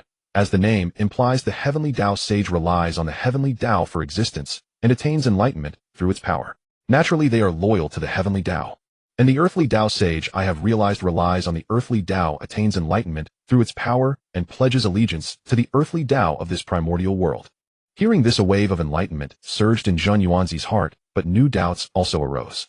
Taoist, does the earthly Dao you speak of refer to some intangible order like the Heavenly Dao? From Minghe's words, Zhen Yuanzi had roughly guessed as much, but he dared not assume and wished to hear the answer. Minghe nodded, agreeing. Well said, Taoist. The earthly Dao indeed exists on the same level as the Heavenly Dao. However, there is one point where your words are slightly off. A flicker of doubt passed through Zhen Yuanzi's eyes. He uttered a soft, "Oh," and said, please enlighten me, Taoist. Taoist, in reality, the earthly Dao and the Heavenly Dao are not intangible existences. Take myself, for example. Now that I have become an earthly Dao sage by virtue of the earthly Dao sage fruit within me, I can communicate with the earthly Dao and establish a connection. Here Minghe's voice carried a note of certainty. If my guess is correct, the Heavenly Dao sages are in the same situation. By mobilizing the Heavenly Dao sage fruit within themselves, they can establish contact with the Heavenly Dao. Shock flashed in Zhen Yuanzi's eyes. He found it almost too incredible to believe.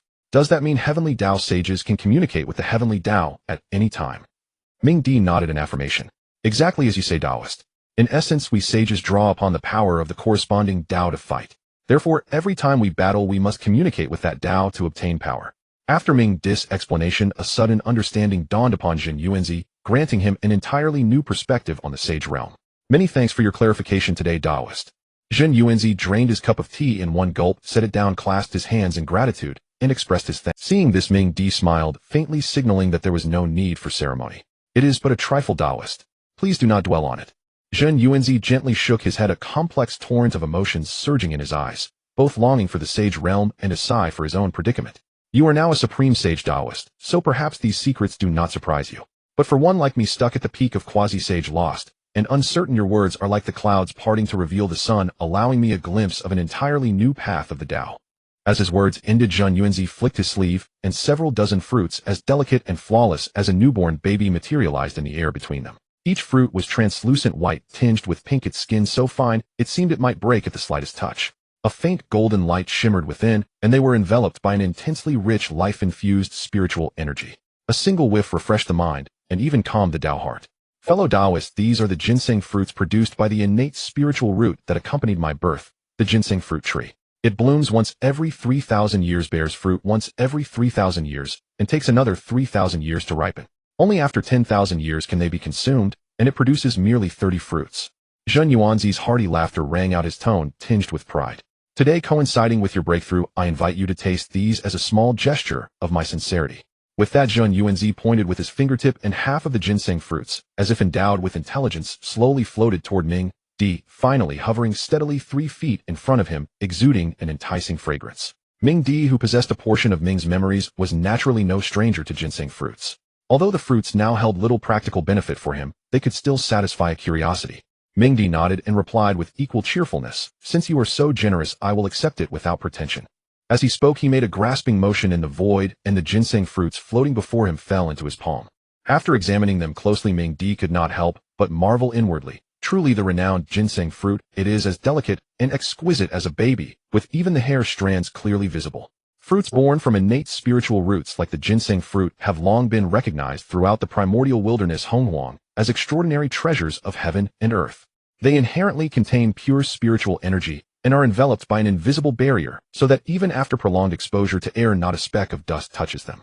Hence they can be eaten directly without any washing. After a moment of silent admiration, Minghe lifted a fruit.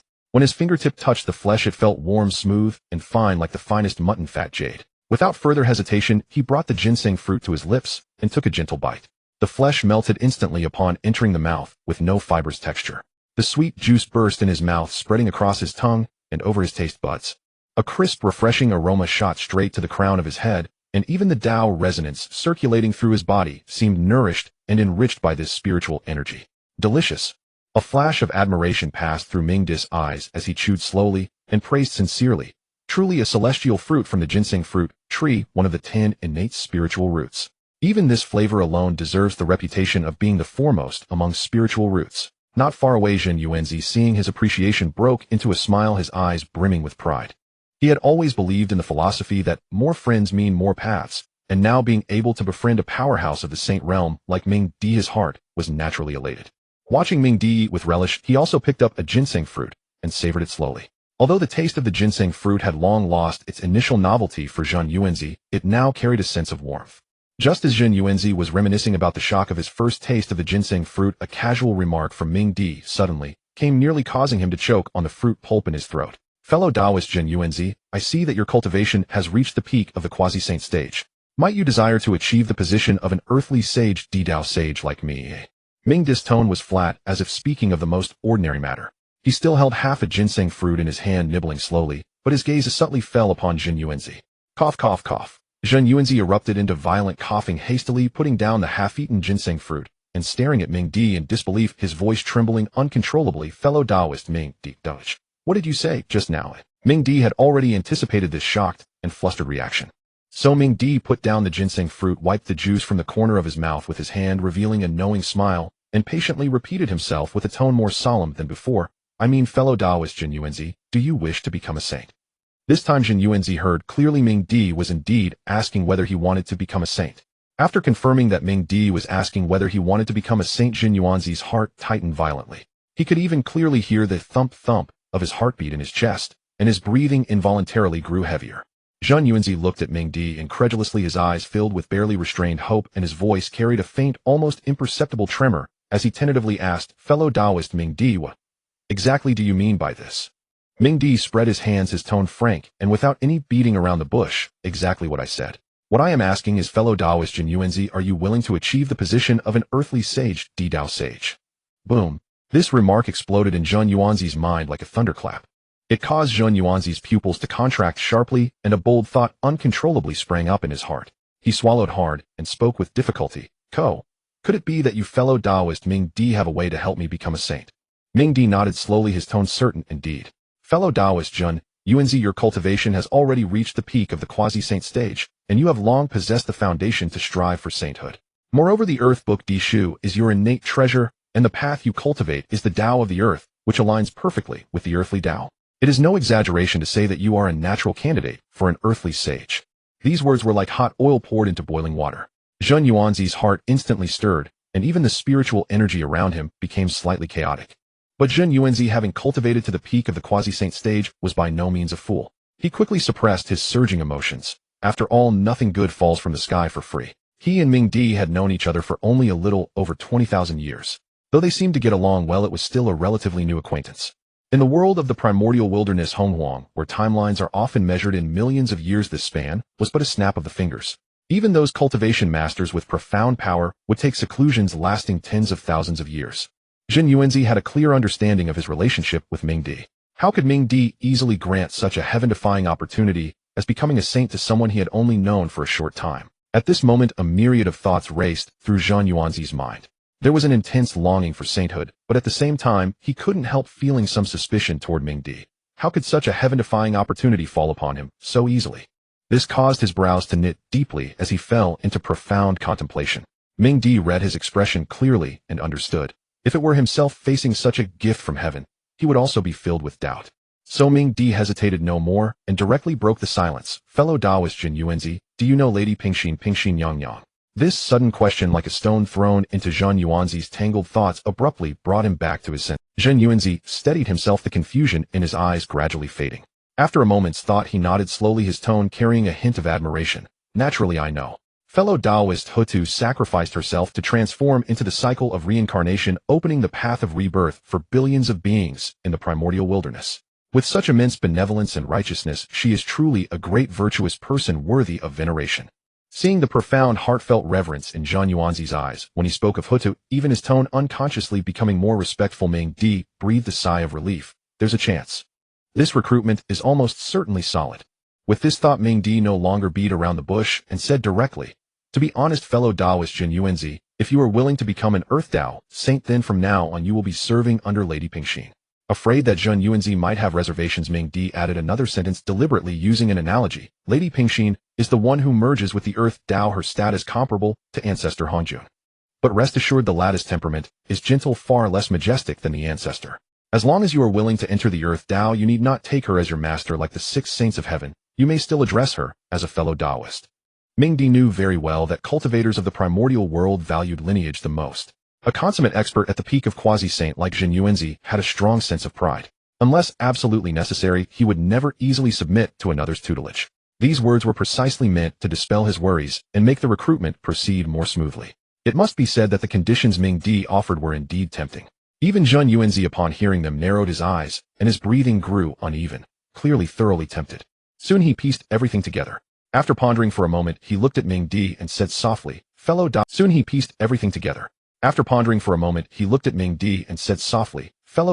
Minghe, this visit to Wuzhuang Temple. This is your true purpose, isn't it? Being directly seen through, Minghe felt no embarrassment, but nodded frankly, his tone sincere. Indeed, this poor Taoist came precisely to recruit you to join us to assist Lady Pingxin together and strengthen the Earth Tao's influence. Upon receiving the affirmative answer, Zhen Yuanzi let out a long sigh, as if some of the melancholy in his chest had dissipated.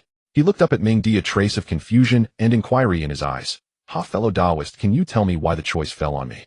This question had been lingering in his mind since the moment Minghe extended the invitation to become a saint. In the primordial world, who did not wish to become a saint? Back then, his old friend Red Cloud merely obtained a strand of primordial violet chi and ended up besieged by the masses, his soul scattered beyond recovery. As for why it is you, fellow Taoist, I can guess 1 or 2 reasons. Zhen Yuanzi furrowed his brow slightly and asked involuntarily, is it because of my peak quasi-saint cultivation and the Earth Scripture? As for why it is you, fellow Taoist, I can guess 1 or 2 reasons. Zhen Yuanzi furrowed his brow slightly and asked involuntarily, is it because of my peak quasi-saint cultivation and the Earth Scripture? As for why it is you, fellow Taoist, I can guess 1 or 2 reasons. Zhen Yuanzi furrowed his brow slightly and asked involuntarily, is it because of my peak quasi-saint cultivation and the Earth Scripture? Exactly. Minghe nodded heavily, his tone resolute. Fellow Taoist, you may not know that the Earth Scripture, originally named Earth's embryonic membrane, is a supreme treasure of the Earth Tao. It can communicate with the primordial veins of the primordial world and guide reincarnating souls, and its compatibility with the Earth Tao is unparalleled in the primordial world. He paused, his gaze falling on the earth scripture resting on Zhen Yuanzi's lap. Since it is your born spiritual treasure, this karmic tie has destined you to be a natural-born Earth Dao Saint. And now that your cultivation has reached the peak of quasi-saint, you are already qualified to merge with the saintly fruit of the Earth Dao. That is the fundamental reason I came to find you. These words were like clouds parting to reveal the sun. Zhen Yuanzi's brow relaxed, a glimmer of understanding flashing in his eyes, and he murmured, "So that's how it is." This greatly dispelled the doubts in his heart. Seeing this, Minghe added fuel to the fire, a hint of deliberate sourness in his tone. To be frank, fellow Taoist, you are truly one of the few people in the primordial world blessed with immense fortune. Oh, how so, fellow Taoist? Zhen Yuanzi, amused by his jealous demeanor, couldn't help but press further. Minghe pointed at the earth scripture set aside by Zhen Yuanzi, his envy almost overflowing. Fellow Taoist, with the earth scripture as your born spiritual treasure, once you become a saint, you can truly be said to have won by lying down. Zhen Yuanzi's eyes were full of confusion, completely unable to follow Minghe's train of thought, having no idea what winning by lying down meant. Seeing Zhen Yuanzi so baffled, Minghe had to patiently explain, his tone tinged with envy. Fellow Taoist, you probably don't know yet that the Earth Dao, like the Heavenly Dao, can also generate merit. This is called Earth Dao merit. Minghe paused, his fingertip tracing an invisible circle in the air, a formless mass of merit energy flowing. This Earth Dao merit has the same effect as Heavenly Dao merit. It can nourish cultivation, stabilize the Dao foundation, and is a supreme treasure on the path of cultivation. Fellow Taoists, think about it. Billions of living beings in the primordial world. Every day, countless souls enter the underworld's reincarnation to be reborn, and each cycle of reincarnation generates a measure of Earth Dao merit. Minghe's gaze rested on the earth scripture, his tone growing more envious. And your earth scripture is the core treasure that guides lingering souls into the underworld. As its master, you naturally receive a share of that merit. After hearing Minghe's words, Zhen Yuanzi's eyes instantly lit up with astonishing brilliance, his pupils seeming to reflect the golden light of boundless merit, and the corners of his mouth. After hearing Minghe's words, Zhen Yuanzi's eyes instantly lit up with astonishing brilliance, his pupils seeming to reflect the golden light of boundless merit, and the corners of his mouth twitched upward involuntarily. He finally understood Minghe's meaning. This truly is winning by lying down. I only need to rely on the earth scripture to gain the merit needed for advancement. In the entire primordial world, I am probably the only one. Seeing the upward curve of Zhen Yuanzi's lips, Minghe smiled. Fellow Taoist, now you understand why I envy. Minghe deliberately sighed, a teasing sourness in his tone. Don't mind that I became a saint before you. Once you become an Earth Dao Saint nourished endlessly by Earth Dao merit, it won't be long before your cultivation surpasses mine. When that time comes, don't forget this poor Taoist. Zhen Yuanzi was a bit embarrassed by Minghe's words. He raised his hand to scratch his head, a simple smile on his face, and quickly waved his hand. Fellow Taoist, rest assured. I am no ingrate. In the future, I will never forget your kindness in recommending me. Minghe's eyes lit up, and he seized the moment. So, fellow Taoist, you are willing to become an Earth Dao Saint. Zhen Yuanzi nodded emphatically, all hesitation gone from his face, and sighed with a wry smile. If word of such an opportunity to become a saint got out, the great powers of the entire primordial world would fight tooth and nail to seize it. Now that the opportunity is right before me, how could I possibly refuse? Excellent. Minghe slapped Zhen Yuanzi's shoulder heartily and laughed heartily. Congratulations, fellow Taoist Zhen Yuanzi, for joining the Earth Dao camp from now on. Zhen Yuanzi also smiled, his tone full of gratitude. Thank you, fellow Taoist Minghe, for the recommendation. I will remember this karmic debt. If you ever need anything in the future, I will not refuse. Please take care of me in the days to come. Minghe clapped his hands, speaking casually. We will be fellow Taoists working together from now on, no need to be so polite. Zhen Yuanzi nodded upon hearing this, feeling that the words made sense. Minghe glanced at Zhen Yuanzi, a hint of expectation in his eyes. Since you have made your decision, why not come with me to the underworld and pay respects to Lady Pingxin? And also to achieve the sagehood of the earthly path as soon as possible. Without any hesitation, Zhen Yuanzi nodded and replied, Then I will trouble fellow Taoist Minghe to lead the way. Minghe smiled and nodded. Well said. Prepare yourself, fellow Taoist, and I will take you to the netherworld underworld. Zhen Yuanzi took a deep breath, put the earth book into his sleeve, and slowly nodded. I am ready. Seeing this, Minghe hesitated no longer. Sage power surged around him, and the mark on his brow flickered. It was the mark of his earthly path sagehood. As he moved his mind, the mark emitted a warm glow. The void before him rippled, and a dark, yet gentle passage slowly revealed itself. From deep within the passage came the faint rumble of reincarnation turning. This was the entrance to the netherworld underworld. Zhen Yuanzi stared intently at the channel opened from nothing, his eyes full of curiosity. He had lived so long, and though he had heard of the netherworld underworld, he had never set foot there. Now seeing the channel where spiritual energy and yin qi intertwined in orderly fashion, so different from the terrifying tales of gloom, he became even more intrigued. Fellow Taoist Zhen Yuanzi, come with me into the underworld, Minghe's voice came at the right moment, breaking his reverie. Zhen Yuanzi snapped back to reality, nodded, and followed Minghe into the passage. As soon as he stepped forward, the surroundings changed abruptly. No longer the green mountains and clear waters of the Wuzhuang Temple, but a gray, hazy world. The air was filled with a faint yin-shi, not harsh, but exuding a heavy sense of order. Everywhere teams of ghost soldiers in black armor were escorting blurry, formless souls toward the distant reincarnation platform. Zhen Yuanzi looked closely. Those ghost soldiers were robust, exuding the unique, barbaric aura of the Wu clan, with totem patterns still on their faces. He exclaimed inwardly, "These are remnants of the Wu clan." Then his thoughts turned, and he understood, it's only natural. Lady Pingxin was originally the Wu clan's ancestral, witch Hutu who sacrificed herself to become reincarnation. Now she brings the Wu remnants into the underworld, giving them a path to survival, and using their strength to stabilize the underworld's order. This is quite reasonable. Thinking of this, he couldn't help sighing for the Yao clan. In the war between Wu and Yao, everyone says both sides were destroyed. But now it seems the Wu clan has Lady Pingxin's protection. Their remnants can stand in the netherworld. The Yao clan, however, scattered like monkeys when the tree fell. Dijuan and Tai fell, leaving only a few. The real loser is probably the Yao clan. Zhen Yuanzi, don't dawdle, let's go. Minghe's voice came tinged with urgency. Zhen Yuanzi quickly collected his thoughts, nodded, and followed. Under Minghe's guidance, they passed through layers of underworld restrictions and soon arrived at the core of the netherworld. Before them opened a vast scene. A magnificent palace stood on the netherworld land, built entirely of black jade, carved with countless reincarnation patterns. Under the dim gray light of the netherworld, it emitted a faint golden glow. Above the palace gate, the plaque bore the 4 characters, Netherworld Underworld, in bold strokes, exuding a majesty that could suppress the ages. Fellow Taoist Zhen Yuanzi, let's go in. Lady Pingxin is inside, Minghe said, turning to the side. Zhen Yuanzi's heart tightened upon hearing this. Although he was about to become a sage, the one sitting inside was a recognized great power of the primordial era, a true Dao combining sage, and also his future direct superior. It would be false to say he wasn't nervous. Zhen Yuanzi took a deep breath, suppressed his anxiety, straightened his robe, and nodded to Minghe. Let's go in. The two walked side by side into the palace. As soon as they entered, they saw a woman in a pale yellow palace dress seated on the throne in the center. The woman had a stunningly beautiful face, a gentle temperament, and emanated a peaceful Dao resonance, as if she could embrace all the world's suffering. This woman was Lady Pingxin, who had sacrificed herself to become reincarnation. Minghe stepped forward first, cupped his hands, and bowed, speaking respectfully, "Greetings, Lady Pingxin."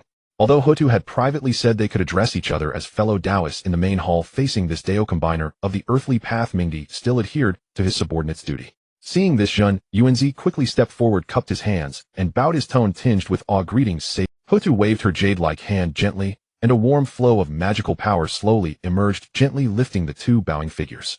A gentle voice sounded, "Fellow Taoists, no need for such formalities." As her words fell, her gaze settled on Zhen Yuanzi.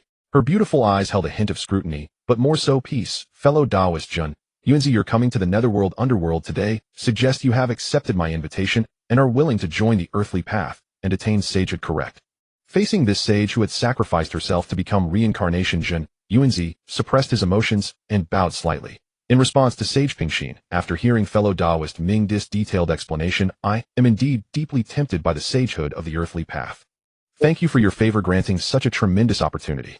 Hutu nodded lightly upon hearing this, then turned to look at Minghe, a flicker of undisguised admiration in her beautiful eyes. She had initially only sent Minghe to investigate the whereabouts of the Earth Book, for the Earth Book was a supreme treasure of the earthly path, and its failure to return had always been a worry for her. Unexpectedly, Minghe had not only retrieved the Earth Book, but also brought along its owner. This great power at the peak of quasi-sage, an unexpected delight. If Minghe hadn't secretly transmitted the news to her earlier, she would still be in the dark. Thinking of this, the corners of Hutu's mouth involuntarily lifted, her mood growing even brighter. Feeling Hutu's gaze, Minghe returned a confident smile, his eyes as if saying, "Fellow Taoist, the task you entrusted to me will be handled perfectly." Seeing Minghe's smile, Hutu also smiled, her mood greatly improved. It wasn't that Hutu was freely giving away the sagehood slot of the earthly path. Initially, she had thought of her own Wu clan brothers and sisters. If they could become sages of the earthly path, wouldn't that keep the benefits within the family, while also giving the earthly path more reliable support? However, after carefully studying the conditions for attaining the position of an Earth Path Saint, she had no choice but to dismiss the notion. To become an Earth Path Saint, 2 hard requirements must be met. First, one's cultivation must reach the peak of quasi-saint, and the laws one cultivates must be highly compatible with the Earth Path. Second, one must completely entrust one's primordial spirit to the Earth Path, sharing life and death, honor and disgrace with the Earth Path. As for her Wu clan elder brothers and sisters, even if they reincarnated, they would likely follow the same path, as their previous incarnation, with extremely low compatibility with the Earth Path's laws, let alone entrusting their primordial spirits to the Earth Path. Thus they naturally lost the qualification to become Earth Path saints. It is precisely because the conditions for becoming an Earth Path saint are so stringent that under Buddha's command there is now only one Earth Path saint, Minghe. After all, in this primordial wilderness, those who can break through shackles to attain quasi-saint are already few and far between, and those who reach the peak of quasi-saint, while cultivating Earth Path laws that are highly compatible, are even rarer. Hutu withdrew her gaze from Minghe and turned back to Jin Yuanzi. Her crimson lips parted and her voice was calm, yet carried an undeniable authority. Since fellow Taoist Jin Yuanzi is willing to join the Earth Path and become an Earth Path saint, I must clearly explain to you some of the rules and responsibilities of the Earth Path. After you have heard them, if you still wish to persist, I will help you fuse with the Earth Path saint's position. Please, saint, speak plainly. Jin Yuanzi's expression was solemn as he slightly bowed, his eyes filled with reverence. Jin Yuanzi was well aware that the following words would concern his future path and destiny. Then Hutu lightly flicked her jade-like finger, and a wisp of gentle golden light flowed from her fingertip, directly drilling into Jin Yuanzi's glabella. In an instant, countless pieces of information about Earth Path saints surged into his mind like a tide, clear and without any obscurity. At the same time, Hutu's voice slowly resounded in his ear, gentle, yet with a hint of certainty. An Earth Path saint is born from the origin of the Earth Path, capable of mobilizing part of the Earth Path's power. In the primordial wilderness, he enjoys combat power equal to that of a Heavenly Path saint, and also possesses the immortal authority of a saint. Even if your physical body is annihilated and your primordial spirit is damaged, as long as the Earth Path remains indestructible, it can help you reshape your body and rise from the dead. Hutu paused, and a hint of undisguisable pride appeared on her small face. Her tone also gained more confidence. You need not worry about conflicts with Heavenly Path saints in the future. If you are within the netherworld with the support of the Earth Path's origin, even if a Heavenly Path saint has a cultivation level 1 or 2 realms higher than yours, you need not fear them. If anyone dares to bully the weaker, I will personally intervene. Her tone shifted slightly and Hutu's expression returned to calm. Of course, when not necessary, we shall not interfere with the Heavenly Path saints, and we must not easily make enemies. Upon hearing Hutu's domineering and protective words, Jin Yuanzi felt his heart surge with passion, and even the spiritual energy around him became restless. After all, who wouldn't appreciate having such a protective saint as a superior? Seeing Jin Yuanzi's excited state, Hutu couldn't help but chuckle softly, her tone becoming more gentle. Of course, these are all the benefits of becoming an Earth Path saint. But you must remember, great power often comes with heavy responsibilities. Next, I will tell you about the mission you must undertake after becoming an Earth Path saint. Hearing this, Jin Yuanzi quickly composed himself, took a deep breath to calm his surging emotions, straightened his back, and looked intently at Hutu with an expression of attentive listening. He knew that the following words would be crucial to whether he could truly become a saint. Then Hutu's voice resounded softly. Now that the Earth Path has just awakened, its foundation is still shallow, far inferior to the profound foundation of the Heavenly Path. Having said that, Hutu's tone gradually became more solemn. Therefore, aside from myself, the Earth Path can accommodate 5 Earth Path saints, each with their own responsibilities. If you attain the position of a saint, you must shoulder the heavy responsibility of maintaining the order of reincarnation in the primordial wilderness, assist me in stabilizing the Earth Path's foundation, and protect the orderly reincarnation of billions of living beings. At this point, her gaze sharpened, and an oppressive aura unique to a saint suddenly radiated from her, enveloping the entire hall. Her tone carried an undeniable admonition. But you must remember, the power granted to you by the Earth Path is meant to protect, not to do evil. If I find that you dare to use this power to act arbitrarily and disrupt reincarnation, I will not hesitate to reclaim your saint position and power, and at that time you will be utterly doomed. Faced with this suffocating saintly pressure, Jin Yuanzi showed no fear. His eyes grew even more resolute. He raised his hand and solemnly cupped his fists toward Hutu, his voice firm and forceful. Please rest assured, Saint Pingxin. I, Jin Yuanzi, dare to swear by my own Dao path that I will henceforth strictly abide by the rules of the Earth Path, protect the order of reincarnation, and never use the Earth Path's power to do evil. If I break this oath, may my Dao heart shatter, die tormented by inner demons, and never be reincarnated. Upon hearing Jin Yuanzi's resounding oath, the oppressive aura around Hutu gradually dissipated. A satisfied smile appeared on her face as she nodded gently. Good, you have preliminarily passed my test, and now possess the qualifications to become an Earth Path saint.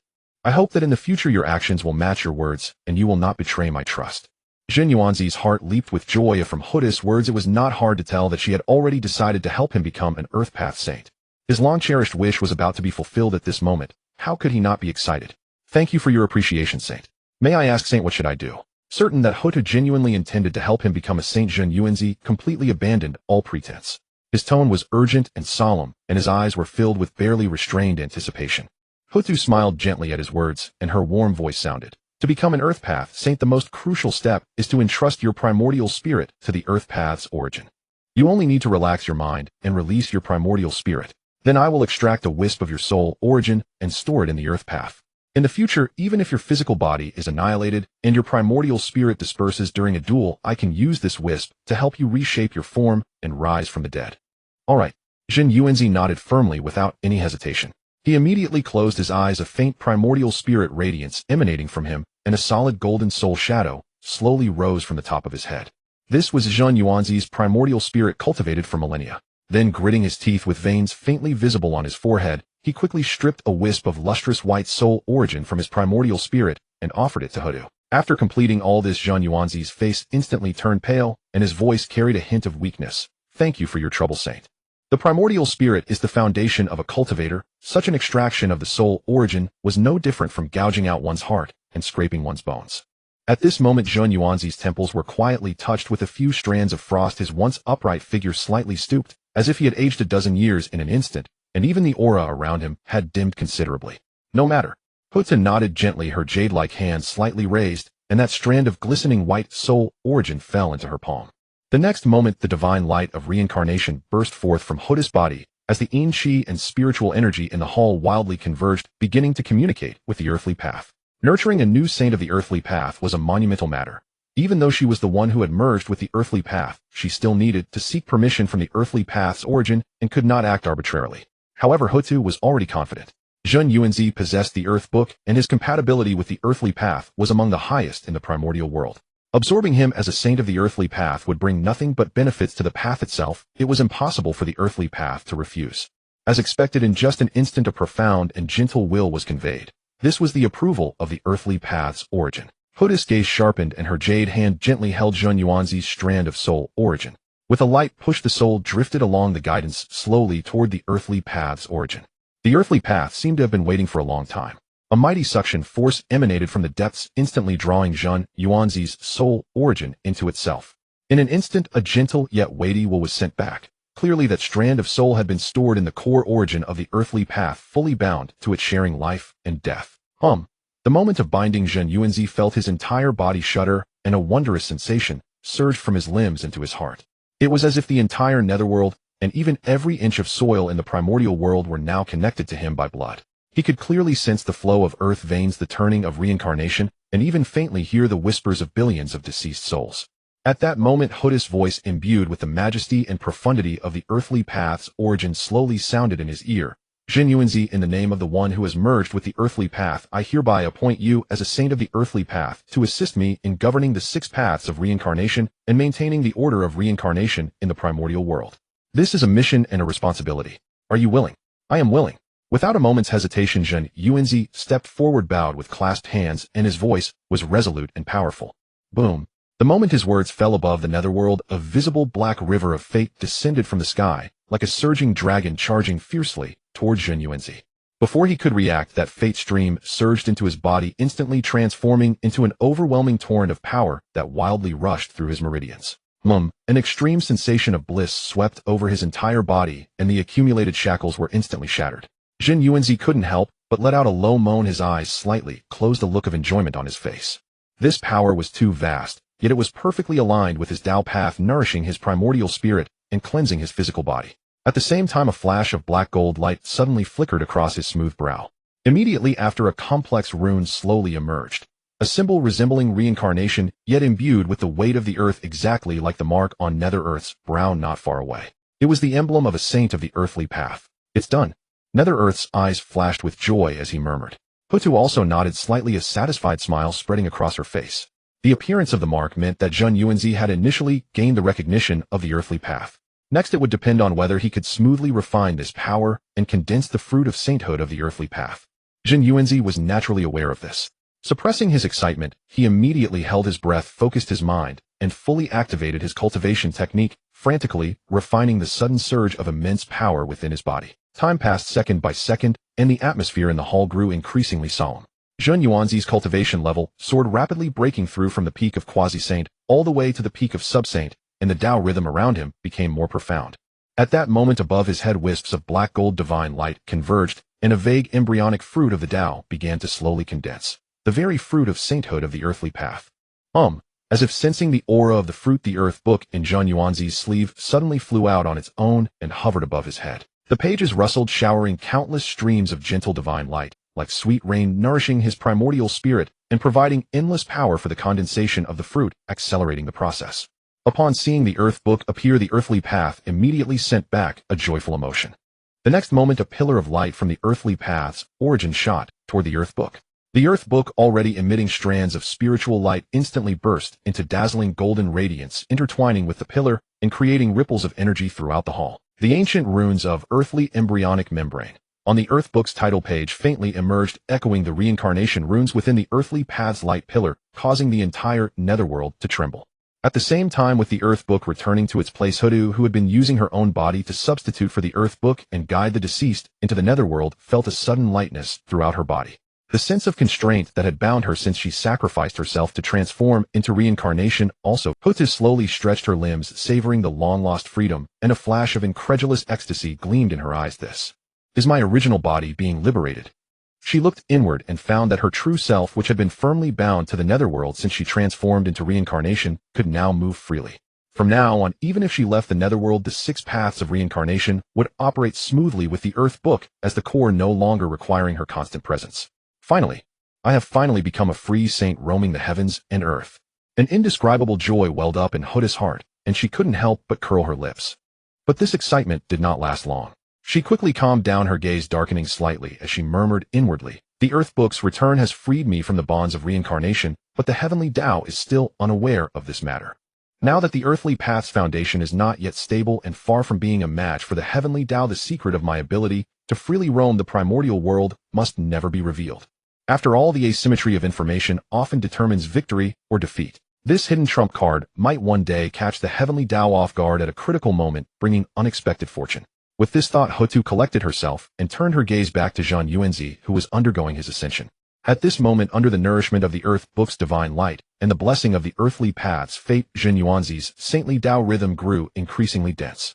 The black gold divine light around him suddenly surged, and the invisible threshold between quasi-saint and saint shattered with a boom. A pressure belonging to a saint of the earthly path swept through the entire hall. When the light faded, Zhen Yuanzi's cultivation had stabilized at the late stage of the first level of the saint realm, just a step away from the peak. Feeling the surging power of the earthly path within him, his heart surged with emotion. The obsession of 10,000 years had finally been fulfilled, at last. I, Zhen Yuanzi, have also ascended to the supreme position of a saint. Amid his excitement, Zhen Yuanzi did not forget his roots. He swiftly restrained his aura, respectfully cupped his hands towards Hotu, and spoke with sincere and firm tone. "Your subordinate, Zhen Yuanzi, thanks your majesty and the earthly path for your favor in granting this opportunity to become a sage. In the future, I will dedicate myself to the prosperity of the earthly path, sparing no effort, and even death will not stop me." Zhen Yuanzi bowed with cupped hands, his tone firm, his eyes full of sincerity. Hotu looked at his loyal demeanor, nodded with satisfaction, a gentle smile at the corner of her mouth. "Well, now that you have become a sage of the earthly path, you are a member of our netherworld underworld. In the future, there is no need to be so restrained." With that, Hotu's gaze turned to Minghe, who stood quietly aside, and her tone became serious. "Taoist Minghe, I will trouble you to show Taoist Zhen Yuanzi around the underworld and explain his duties in detail, ensuring he gets up to speed as soon as possible." "Your subordinate obeys." Minghe quickly cupped his hands and replied with reverence. Seeing Minghe accept the order, Hotu waved her hand and said calmly, "If there is nothing else, you may withdraw. The underworld has gained a new sage, and I have some related matters to attend to. Your subordinates take leave." Zhen Yuanzi and Minghe said in unison, bowed again, and slowly retreated from the hall. Just as they left the underworld hall, Minghe turned around and cupped his hands to Zhen Yuanzi with a smile. "Congratulations, Taoist Zhen Yuanzi, for achieving your wish and becoming a sage of the earthly path. Next, I will take you to familiarize yourself with the underworld environment so that you can adapt soon." Zhen Yuanzi quickly returned the courtesy, his eyes full of gratitude. "Taoist Minghe, great kindness needs no words of thanks. This achievement of sainthood is entirely due to your recommendation. I, Zhen Yuanzi, will never forget this kindness. If you ever need anything in the future, I will go through fire and water, sparing no effort." Minghe heard this, waved his hand, and laughed heartily. "Taoist Zhen Yuanzi, you are mistaken. From now on, we are both colleagues of the earthly path, and we should support each other. Why be so distant?" Minghe heard this, waved his hand, and laughed heartily. "Taoist Zhen Yuanzi, you are mistaken. From now on, we are both colleagues of the earthly path." "Excellent." Minghe nodded with a smile. The two walked side by side towards the depths of the underworld, chatting and laughing, and the previous awkwardness had vanished. Meanwhile, deep within the blood sea of the netherworld, Minghe rose from his boss chair and immediately sat cross-legged in meditation. Low blood energy surged around him. His aura, which had already reached the peak of the fifth heaven of the Hunyuan Golden Immortal, suddenly surged again at the moment Minghe broke through to the peak of the second heaven of the Sage Realm. Streams of blood-colored runes swirled around his body and finally merged into him. His cultivation base stabilized at the early stage of the sixth heaven of the Hunyuan Golden Immortal. To be precise, it was 1/3 of the sixth heaven of the Hunyuan Golden Immortal. Minghe slowly exhaled a breath of turbid air, feeling the more immense power within him, and couldn't help but sigh. Now only the breakthrough of a sage-level clone can bring such a temporary surge to my main Buddhist strength. After his sigh, Ming's eyes moved, and his divine sense instantly pierced through the layers of blood seed barriers, reaching another secret chamber deep in the cave. Strange, according to the time calculated from that little system's memory, it should be time to condense a top-grade chaos divine treasure. Why hasn't that little system come out yet? With this breakthrough, Minghe felt an itch in his hands, eager to find an opponent to spar with and test his own strength. But he knew that the primordial world was treacherous, and the way of staying low was the foundation of survival. With a change of mind, he dismissed this dangerous thought and focused all his attention on Zitong. He intended to see how far Zitong had progressed in condensing the top-grade chaos divine treasure she had. After all, throughout the entire primordial world, apart from the Dao ancestor Hongjuan, who possessed chaos-level treasures, no other information about chaos-level treasures had ever been heard.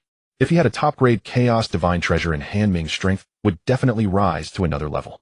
At that time, even when facing a Hunyuan Golden Immortal of the same realm, he would have more confidence. With a thought, Ming's divine sense easily penetrated the layers of barriers that Zitong had previously set up. The next moment, the scene inside the cave was clearly revealed. There, a little lowly dressed in a purple skirt, sat cross-legged, eyes closed, her small face tense. From her fingertips, strands of profound rule power continuously overflowed, like silver threads constantly pouring into a green lotus floating above her head. Above her head floated a green lotus platform with 24 petals. The lotus platform was surrounded by dense chaos chi. As power was injected, the chaos chi surged more intensely, and faint sounds of dragon roars and phoenix cries could be heard from within the lotus platform. Moi! A flicker of surprise flashed in Ming's eyes. The aura of this lotus platform has already reached the level of a top-grade chaos divine treasure. Why is this little system still condensing? In Ming's perception, the pressure emanating from the lotus platform was profound and heavy, far beyond that of an ordinary chaos divine treasure. More importantly, 3 Dao marks clearly emerged in the center of the lotus platform, swirling like 3 swimming dragons. This was the hallmark of a top-grade chaos divine treasure. In the primordial world, the grade classification of chaos divine treasures had always been clear. An innate supreme treasure could be promoted to a low-grade chaos divine treasure as long as it inscribed 1 Dao mark. With each additional Dao mark, the grade increased by 1 level. 3 Dao marks corresponded to top grade, and 4 Dao marks were the threshold of an extreme grade chaos divine treasure. Just as Minghe was pondering, the chaos chi around the lotus platform suddenly surged violently. Then beside the 3 Dao marks, a 4th Dao mark faintly appeared. Although still blurry, it already emitted a heart-stopping pressure. This? Ming's pupils constricted, and a bold guess emerged in his heart. Could it be that this little system is not aiming for a top-grade chaos divine treasure, but an extreme-grade chaos divine treasure? The more Minghe thought about it, the more likely it seemed. After all, the 4th Dao mark, gradually forming in the center of the green lotus platform, could not be faked. I never thought that a whim to enslave that little system would give me such a big surprise. An extreme-grade chaos divine treasure. I'm afraid even that old man Hongjun doesn't have such a treasure in his hands. After a moment of emotion, Minghe calmed his surging feelings, looked at the condition of the green lotus platform's condensation, and estimated, at this rate, it will probably take 10,000 years for this green lotus platform to fully take shape. With that in mind, Minghe slowly withdrew his divine sense, intending to let Zitong calmly condense the extreme-grade chaos divine treasure. Just as Minghe was about to retract his divine sense, he suddenly sensed a powerful aura emanating from a cave not far from Zitong. Is this Mingzhou breaking through? The moment Minghe uttered these words, he sensed that his original Buddhist strength had increased by a sliver. Indeed, just a sliver. Minghe could precisely perceive that his power had merely grown from 1/43 of the 6th heaven of Hunyuan Daoyuo Jingxian to 1/44. Observing this meager increase, Minghe felt no disappointment. After all, the higher the cultivation level, the greater the difficulty of advancement.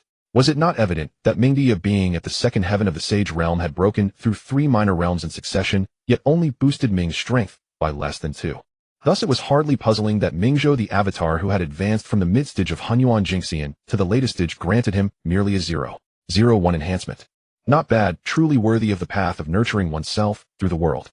The moment I broke through, I reached the latest stage peak of Hunyuan Jingxian, capable of contending even with the Yashing. After a brief exclamation, Minghe ceased to dwell on Mingzhou, fully withdrawing his consciousness. Every one of my avatars lives a life full of flavor.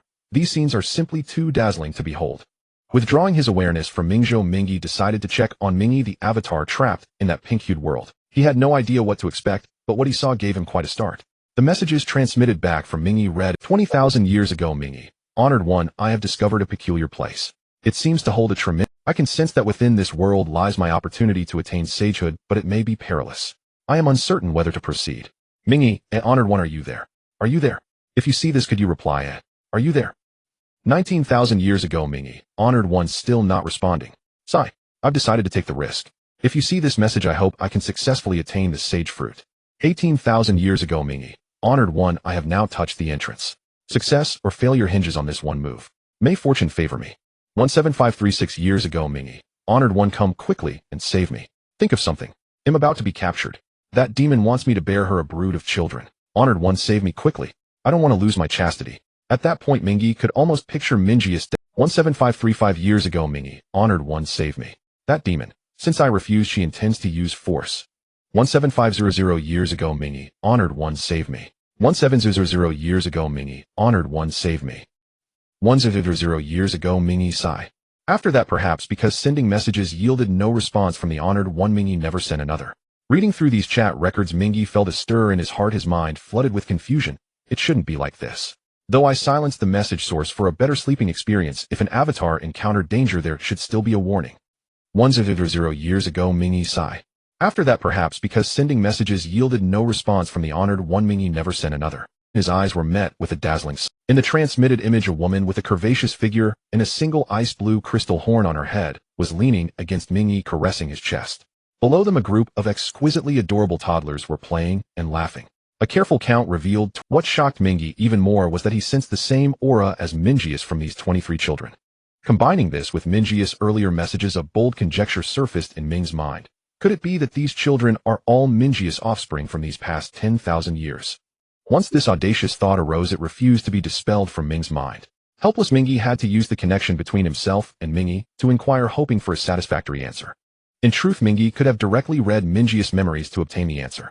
However, Minghe was his earliest avatar, and a certain affection had grown between them. To a degree, Minghe was willing to respect him. Thus, Minghe refrained from directly accessing the avatar's memories, choosing instead to wait for a verbal reply. The moment Ming's original body sent the message to Minghe, the avatar below who was leaning against the woman in his arms, sensing the change, narrowed her ice blue eyes with a hint of confusion, gently poking his chest. Her tone was teasing yet wary. Husband, what's wrong? Are you thinking of running away again? At these words, cold sweat broke out on Minghe's forehead, and his face paled. Clearly recalling some of the painful experiences after being captured, he quickly waved his hands, forcing a stiff smile. No. You're overthinking, dear. His eyes darted to the children playing below, and his voice suddenly became full of emotion. I was just watching our little ones having so much fun, and my heart is filled with joy. This heavenly bliss is something I never dared to imagine before. Turning to the woman, his gaze was earnest beyond measure. My love, I must thank you. Without you, how could I have such adorable children? As he spoke, Minghe waved at a plump little girl running the liveliest among them, softening his voice. Eldest, come here, let daddy hold you. The little girl's eyes lit up, and she charged toward Minghe with her short legs, her tiny body carrying the momentum of a Deluo Jinxian. Minghe was prepared, secretly circulating spiritual energy to absorb the impact, and caught his daughter steadily. He stroked her little head, lovingly murmuring "good daughter" repeatedly, while his gaze secretly stole toward the woman. Seeing her lips curl slightly and the wariness in her eyes diminish, Minghe breathed a quiet sigh of relief, his back soaked with cold sweat. You know what's good for you. The woman snorted lightly, her tone softening. It seems you've finally been touched by my devotion over the years, willingly staying by my side. The woman reached out and pinched Minghe's cheek, her tone carrying a hint of seriousness. But your cultivation is far too weak now. Even our eldest daughter is about to catch up to you. You must step up your training. I plan to condense a Supreme Saint Dao fruit for you soon. Once you break through to the Supreme Saint realm with your talent, our family will be able to fight back and destroy those 9 bandits in no time. A sharp glint flashed in the woman's eyes, and her tone grew more domineering. Then I will become the empress of the Binyuan realm, and you will be its emperor. Our family will rule the Binyuan realm, and see who dares to defy us. Faced with such a tempting and extravagant promise, Minghe immediately cast aside all other thoughts, his face brimming with adoration and his eyes lighting up. Wow. Wife, you are incredible. I knew that following you would lead to boundless prospects. Minghe's demeanor could not have been more desperate to please, embodying sheer survival instinct. Witnessing this through their soul connection, Ming, his jaw nearly dropped in astonishment, muttering in disbelief, "Is this really my first clone, the one who was always calm, steady, and upright?" This glib survival-driven figure before him was utterly unlike the stern and taciturn Minghe he remembered. In the old days when Minghe, his strongest clone, faced the siege of several quasi-saints during the Longhan calamity, he remained unflinching. Yet now he was so cautious and timid before a woman, barely daring to breathe. Were it not for the strikingly handsome face bearing 8 or 9 points of resemblance to his own, and the unbreakable soul bond among the blood godsons Minghe, he would have suspected that some cultivator was impersonating him with an illusion. What exactly happened in these past 20,000 years to have transformed my iron-willed clone into such a state? But watching Minghe, he furtively wipe his sweat and carefully coax the woman Minghe, he knew this was not the time to press. He could only suppress the turmoil within and wait quietly. After a while, Minghe, he finally managed to coax the woman into a beaming smile. He patted the head of the little one in his arms, his voice dripping with tenderness. "Be good, eldest one. Go play with your younger sisters. Daddy needs to whisper something to mommy." Moi. The little one planted a crisp kiss on Minghe's cheek, then kicked her short legs and bounced away like a tiny cannonball to join the other 22 toddlers giggling and playing. Watching his daughters retreating back, a flicker of complexity passed through Minghe's eyes. These children, though forced upon him, had brought him a familial joy he had never known before. When the little ones called Daddy, in their childish voices, the restless heart that had troubled him for years would involuntarily. Yet at the same time, the humiliation of being bound and forced to reproduce lingered. The two emotions intertwined, leaving him torn and conflicted. Alas! A sigh echoed in Minghe's heart, tinged with helplessness and melancholy. After another moment, he composed himself and looked down at the woman sleeping soundly in his arms. He saw her ice-blue eyelashes quiver slightly, a faint smile curling at the corners of her lips. Confirming she was fast asleep, Minghe quietly activated his divine sense to contact his original body. Within the chat box of the soul connection, Minghe original body. Seeing Minghe finally respond, Minghe he perked up and replied, "It's me." Immediately after, Minghe he unleashed the questions that had been pinned up, his tone filled with urgency and confusion. "What the hell is going on with you? How did you end up with 23 kids? And that opportunity for sainthood you mentioned back then, was this it?" Through the clear images transmitted via the soul connection, Minghe he watched as a glistening tear silently slid down Minghe's cheek the moment he finished speaking. That tear carried unspeakable humiliation and grievance, yet Minghe dared not make a sound, afraid of waking the sleeping woman in his arms. Just as the tear touched his eyelashes, he discreetly evaporated it with his spiritual power, leaving only a faint trace of moisture at the corner of his eye, so fleeting it seemed never to have existed. Seeing Minghe's cowardly display, Minghe he was left speechless, inwardly mocking. This clone is truly... Back then, facing several quasi-saints in siege, he never shed a tear. Now he's dropping little pearls at the drop of a hat. What a regression. Despite his disdain, Minghe's curiosity was piqued even more. He pressed on, "What exactly? Stop beating around the bush and spit it out." Faced with the original Bodhi's relentless interrogation, Minghe he took a deep breath, forcing down the years of repressed humiliation and resentment. His fingers trembled slightly as he struggled to transmit 2 words, "It's nothing. Do you take me for a fool, eh?" Minghe he laughed scornfully, his voice laced with anger. "With you looking like this, you dare? Don't think I can't sense the soul aura shared with you on those 23 kids. Just tell me what grievance you've suffered, and it'll definitely settle the score for you.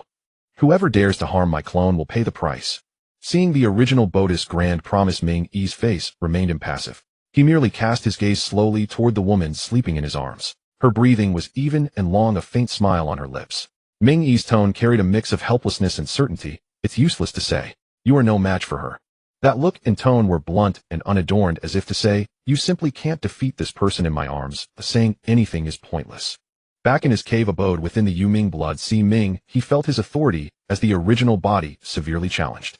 Furious, his soul quivered 3 times, and the surrounding blood sea churned violently, waves crashing against the stone walls with a thunderous roar. Minghe indignantly sent a message. "Hey, Minghe, are you too cocky? How dare you say I can't beat her? Haven't you heard a scholar who has been away 3 days must be looked at with new eyes? I am no longer what I used to be. My power is terrifying, and you dare claim I am not strong enough?" The 3 heavy exclamation marks were enough to show his indignation. However, Minghe's subsequent reply hit like a thunderbolt, freezing Minghe's anger in place. He was speechless for a long time, the soul connection even stuttering for an instant. "It's useless. Her cultivation has reached the half-step Heavenly Dao realm. You really can't defeat her, my original body. Half-step Heavenly Dao realm." Minghe was completely stunned, his pupils contracting sharply. The anger on his face vanished, replaced by sheer disbelief. Minghe looked at Minghe, then back at the seemingly gentle and harmless woman on the screen, and asked repeatedly, "Are you sure you're not joking with me? You're telling me she's at the half-step Heavenly Dao level?" He knew that the half-step Heavenly Dao level corresponded to a half-step Hunyuan Taiji, primordial golden immortal. Across the entire Honghuang, even the Dao-merged Hongjuan, that old fellow without leveraging the power of the Heavenly Dao, was far from reaching such a realm. If such an existence truly existed, calling her the foremost under the three Daos would be no exaggeration whatsoever. The more Minghe he looked at that woman, the more incredulous he felt. How could a great power who had reached that level not be proud, aloof, and utterly devoted to the Dao, viewing the mundane world as a shackle? Not to mention bearing children for a cultivator who wasn't even a saint. They would probably deem it beneath them to even cast a glance. This situation was far more absurd than a dragon willingly giving birth to offspring for an ant. No one could believe it. Minghe's mind churned like a stormy sea. He simply could not connect the woman nestled in Minghe's arms, sleeping so peacefully, with a terrifying realm like the half-step Heavenly Dao. Minghe also knew that his own experience was too outrageous, but the truth was what it was, so he could only reply honestly. To answer you, my true self, she is indeed a half-step Heavenly Dao existence. Whether you believe it or not, it doesn't change the fact. Once this thought surfaced, Minghe, he felt even more displeased and immediately urged, since you say that, then send me the experiences of this period. I want to see. That tone, that attitude seemed to say, look, I managed to woo a wife at the half-step Heavenly Dao level, while you, the true self, are still a single dog. Once this thought surfaced, Minghe, he felt even more displeased and immediately urged, since you say that, then send me the experiences of this period. I want to see for myself. As soon as the words fell through the soul connection, Minghe, he could clearly see Minghe's face visibly twist into awkwardness. Even the tips of his ears flushed red, and his eyes darted away, not daring to meet the gaze of the woman in his arms, clearly finding it hard to speak. After a moment of silence, Minghe, as if trying to brush it off, replied quickly, since you, my true self, don't believe she is at the half-step Heavenly Dao, then just pretend she isn't. There's no need to look at those past events. Something's off, definitely off. Minghe instinctively sensed some trickery, his tone growing heavier as he urged again, hurry up, stop dawdling. If you don't send it over, I'll personally probe your memories. Don't blame me then. Minghe couldn't fathom how Minghe, who had never dragged his feet in any matter even 20,000 years ago, had become so secretive. Hearing the words personally probe your memories, Minghe's face immediately showed a troubled expression, his brows furrowed tightly, and his lips pressed into a thin line, clearly engaged in a fierce mental struggle. After a moment, as if finally resigned, he let out a long sigh, a flicker of helplessness in his eyes, and reluctantly transmitted a sealed scene to Minghe's true self through the soul connection. Seeing that unopened scene floating in the soul sea of his consciousness, Minghe's face finally showed a triumphant smile, and he thought to himself, let me see what exactly happened that turned my perfect clone into this state. With that, Minghe moved his mind, gathered a wisp of soul power, and slowly tapped on that scene. The next moment, a series of coherent images unfolded in Minghe's sea of consciousness. This scene was presented from Minghe's first-person perspective. It showed that 22,000 years ago, when the world barrier opened after receiving the task from his true self Minghe, he immediately suppressed his aura to avoid being detected by those 9 beings. While carefully probing the rules and environment of this unfamiliar world, he seized every moment to cultivate, striving to improve his strength and break through to the saint realm. 2,000 years passed in this manner. During those 2 millennia, Minghe, in his idle moments, attempted to comprehend the laws of this world. To his delight, the rules of this world subtly resonated with his own Dao path, causing his cultivation, which had stagnated at the peak of sub-saint for many years, to begin showing faint signs of loosening. Though minor, it was a genuine improvement.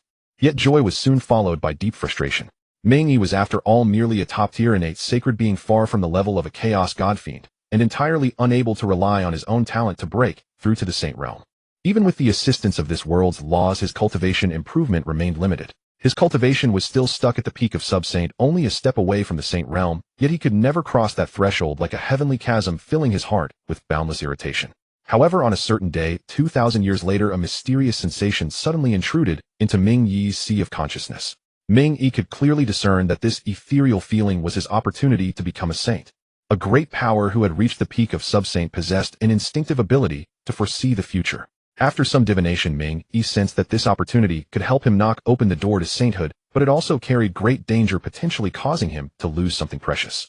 Fortunately, this opportunity posed no threat to his life. Becoming a saint was a matter of foundational importance, no trifling affair. Uncertain, Minghe immediately wanted to consult his true self. He mobilized his soul power and sent a message. Yet he waited day after day, year after year, for over 1,000 years, but there was never any response from Minghe's true self. Seeing this, Minghe, in the netherworld blood, couldn't help rubbing his nose, a trace of embarrassment creeping onto his face. This can't be blamed on me, can it? Who knew that condensing the Hunyuan mark would consume so much Dharma power?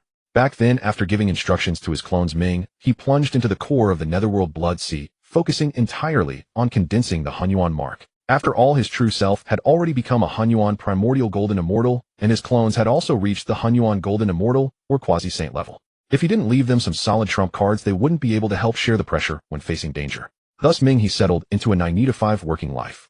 During the day, he gathered his spirit and expended vast amounts of Dharma power to condense the Hunyuan mark.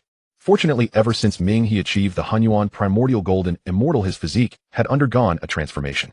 Whenever he stopped condensing the Hunyuan mark, his body would automatically absorb the immortal spiritual energy of heaven and earth, rapidly replenishing his expended saintly power. So during the rest of the time, he simply slept soundly to conserve his energy. This intense cultivation allowed no distractions, so he shut down all communication channels with his clones, devoting himself entirely to the Hunyuan mark. Minghe thus remained in seclusion for over 10,000 years. Yet the fruits of Minghe's 10th labor were terrifyingly impressive: 100 million Hunyuan marks each at the first, second, third, and fourth peak of the saint realm. Without exaggeration, Minghe could now field an army of 40,000, all possessing strength at the saint level. Though this force could only last 15 minutes, it was still formidable. Reflecting on his 10,000 years of relentless effort rather than wasted time, Minghe felt a sense of accomplishment. The guilt he harbored toward Minghe vanished like smoke, and he justified himself with a confident murmur: "Indeed, it's not my fault for missing the message. Timing was simply off." Gazing at this, Minghe could surmise that the so-called opportunity to become a saint was the key to Minghe's transformation. After soothing himself, Minghe composed his mind and refocused his attention on the scene within his spiritual sea, his eyes sharpening with concentration. In the scene, Minghe, having waited in vain for Minghe's response, gritted his teeth, made a decision, and prepared to take a through their soul connection. Minghe sent a message to Minghe's true self, then followed the resonance to race toward the opportunity of attaining sainthood. Time flowed like water. 1,000 years passed in a blink. With the shielding seed left by Zitong and the saint-level power granted by the Hunyuan mark bestowed by Minghe, he evaded the world's scrutiny, crossed layer upon layer of barriers, and arrived at a corner of the pink world where he discovered an ice cavern. Minghe's true self furrowed his brow. The ice cavern was strikingly incongruous, entirely cerulean, exuding a bone-chilling cold, like a piece of ice forcibly embedded into the pink world, brimming with an indescribable eeriness. Something's wrong. There must be trouble inside, Minghe muttered to himself, yet he forced himself to watch patiently. After all, Minghe was safe and sound with 23 offspring, meaning whatever danger inside had been overcome, so there was no need to worry excessively. Circling the ice cavern 3 times, Minghe clearly felt the pull of the saintly opportunity intensify. He could be certain that the chance to become a saint lay within the cavern. Taking a deep breath, Minghe sent his final message to Minghe: "True self, I've reached the entrance of the ice cavern. Success or failure rests on this. Bless me for a smooth journey." Though the message carried a hint of trepidation, it was more filled with the resolve of burning bridges. After sending the message, Minghe hesitated no more and decisively plunged into the ice cavern. Through Minghe's perspective, Minghe also saw the interior of the ice cavern. The moment he entered, the scene changed drastically. Biting cold surged forth, starkly contrasting with the warmth outside. The ice cavern was a hidden world of its own, its vastness astonishing. Roughly 1/10 the size of the pink world. Ice peaks pierced the clouds, and the ground was covered in thick mirror-like ice. The air was filled with fine ice crystals that shimmered with a faint blue light. For the next few centuries, the scene depicted Minghe's daily explorations. Treading cautiously on the thick ice, Minghe remained vigilant against any lurking dangers, while following the sensation to seek the opportunity. The ice in the cavern was incredibly hard. Even his peak sub-saint strength could barely dent it. Occasionally he encountered ice elemental beast attacks, but he easily dispelled them. After centuries of tireless effort, Minghe finally explored every corner of the cavern. At the core of the small world, he found the saintly opportunity that had haunted his dreams. It was an ice coffin, not ordinary transparent crystal, but deep blue, like solidified ocean, its surface glowing with a faint luminescence. Even without opening the lid, no matter how Minghe probed with his divine sense, he could not discern what lay inside. Through the image, Minghe stared at the deep blue ice coffin, and an image involuntarily surfaced in his mind: the woman with ice blue crystal horns in Minghe's arms. Minghe's heart jolted. An absurd yet fitting speculation surged. Could it be that the woman lying in this ice coffin is the half-celestial Dao-level being? As Minghe was pondering, the scene in the image progressed relentlessly. Minghe stood before the ice coffin for 3 full days, his eyes wavering between hesitation and finality. The opportunity to become a saint was right before his eyes. Such a precious chance, if abandoned, might never come again. This filled Minghe with reluctance. Yet the ice coffin exuded an indescribable eerie aura. The surrounding cold seemed capable of freezing one's soul, instilling deep fear in him. Finally, Minghe took a deep breath, his chest heaving, and the last shred of hesitation in his eyes was replaced by the determination of a last-ditch gambit. I've come this far. There's no reason to retreat. Minghe quickly prepared, clutching the Hunyuan mark bestowed by Minghe tightly in his palm. This mark allowed him to burst forth with the power of an early 4th-stage saint for a short time. his greatest. With the Hunyuan mark left by my true self, even if danger strikes, I can escape. Minghe bolstered himself inwardly, then reached out his hand toward the icy lid of the coffin. However, Minghe had underestimated the situation. The moment his fingertip touched the frost on the coffin's surface, a complex blood-red mark resembling a galaxy of stars emerged on the deep blue coffin. The mark, like twisted ancient runes, instantly unleashed a terrifying suction force, as if an ancient beast that had slumbered for eons had suddenly awakened, sweeping toward Minghe with the momentum of swallowing the world. No. Minghe's face turned pale, his pupils contracted. Without any hesitation, he immediately activated the Hunyuan mark in his palm. In an instant, golden holy power surged from the mark, enveloping Minghe's body tightly. Minghe felt an unprecedented wave of immense power flood his limbs, causing his bones to crackle, and his aura soared from sub-saint to the early fourth-stage saint realm. Without even a moment to savor this long-lost strength, Minghe immediately channeled all his power to form a golden shield, attempting to resist the ice coffin's pull. Yet reality ruthlessly dealt him a resounding slap. The moment the Saint Realm fourth-layer mana touched the formidable vortex of suction, it dissipated instantly, like snow under a scorching sun, leaving not a trace behind. How is this possible? Minghe's pupils contracted sharply, his face a canvas of sheer incredulity, his voice trembling uncontrollably. At that moment, only one thought echoed in his mind. It's over, we're done for this time, I'm really finished. And indeed, as Minghe anticipated, after neutralizing his resistance, the inexhaustible suction surged once more toward his true form. If even a Saint Realm fourth-layer cultivator's mana proved utterly powerless against that suction, how could he, a mere half-saint at the peak, fare any better? Unsurprisingly, Minghe had no room to resist, and was forcibly dragged by the suction right before the ice coffin. An invisible force shackled his limbs and bones like iron chains, rendering his body immobile. Not even his eyelids could lift. At this moment, Minghe had become a marionette, utterly at the mercy of this mysterious power, without even a chance to struggle. The next instant, Minghe's entire body shuddered violently, feeling as if his blood had been plunged into red-hot iron, instantly brought to a boil. Blood vessels throbbed violently, warm blood surging madly through meridians as if to burst through the skin. Simultaneously, the air within the ice cave suddenly congealed, and the surrounding ice elemental energy grew restless. Countless tiny ice shards converged and swirled in the air, coalescing in the blink of an eye into a 3-inch-long icy blade. The crystal shimmered with an eerie blue-cold light, carrying a biting chill as it flew straight toward Minghe. Bound tightly by the invisible force, Minghe could not even move a finger and could only watch helplessly as the ice crystal closed in. With no other recourse, Minghe could only send a plea for help through the link with his original self. Minghe, save me, original self, save me. Yet no response came from Minghe. The thought had barely passed when the ice crystal reached Minghe's eyes, its sharp tip inches away, its cold glare stinging his vision. It's over. Despair surged in Minghe's heart, but even stronger were reluctance and confusion. Why? In the divination, this journey held danger, but no threat to my life. What is going on? Could my perception be wrong? Or has the ice coffin's power exceeded the limits of my divination? Just as Minghe's mind wandered, the ice crystal soon provided the answer. Contrary to his expectation, the ice crystal did not aim for his vital points, showing no intention to take his life. It merely stopped before his fingertip. In the next moment, the crystal tip made a slight upward flick, like the sharpest scalpel gently cutting across his index finger. Hiss! Minghe inhaled sharply as a sharp pain shot through his fingertip.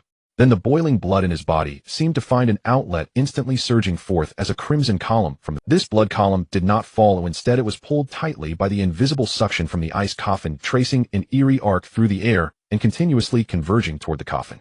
The blood-red stream swirled and coiled around the coffin's surface, rapidly outlining a complex and enigmatic blood-red rune. The rune's lines twisted and interwove, exuding an ancient and mysterious aura. Bound but feeling that he was not dying, only being bled, Minghe's tense nerves relaxed slightly, and he slowly opened his tightly shut eyes. Confusion and suspicion filled his heart. What exactly is this ice coffin? Why is it sucking my blood?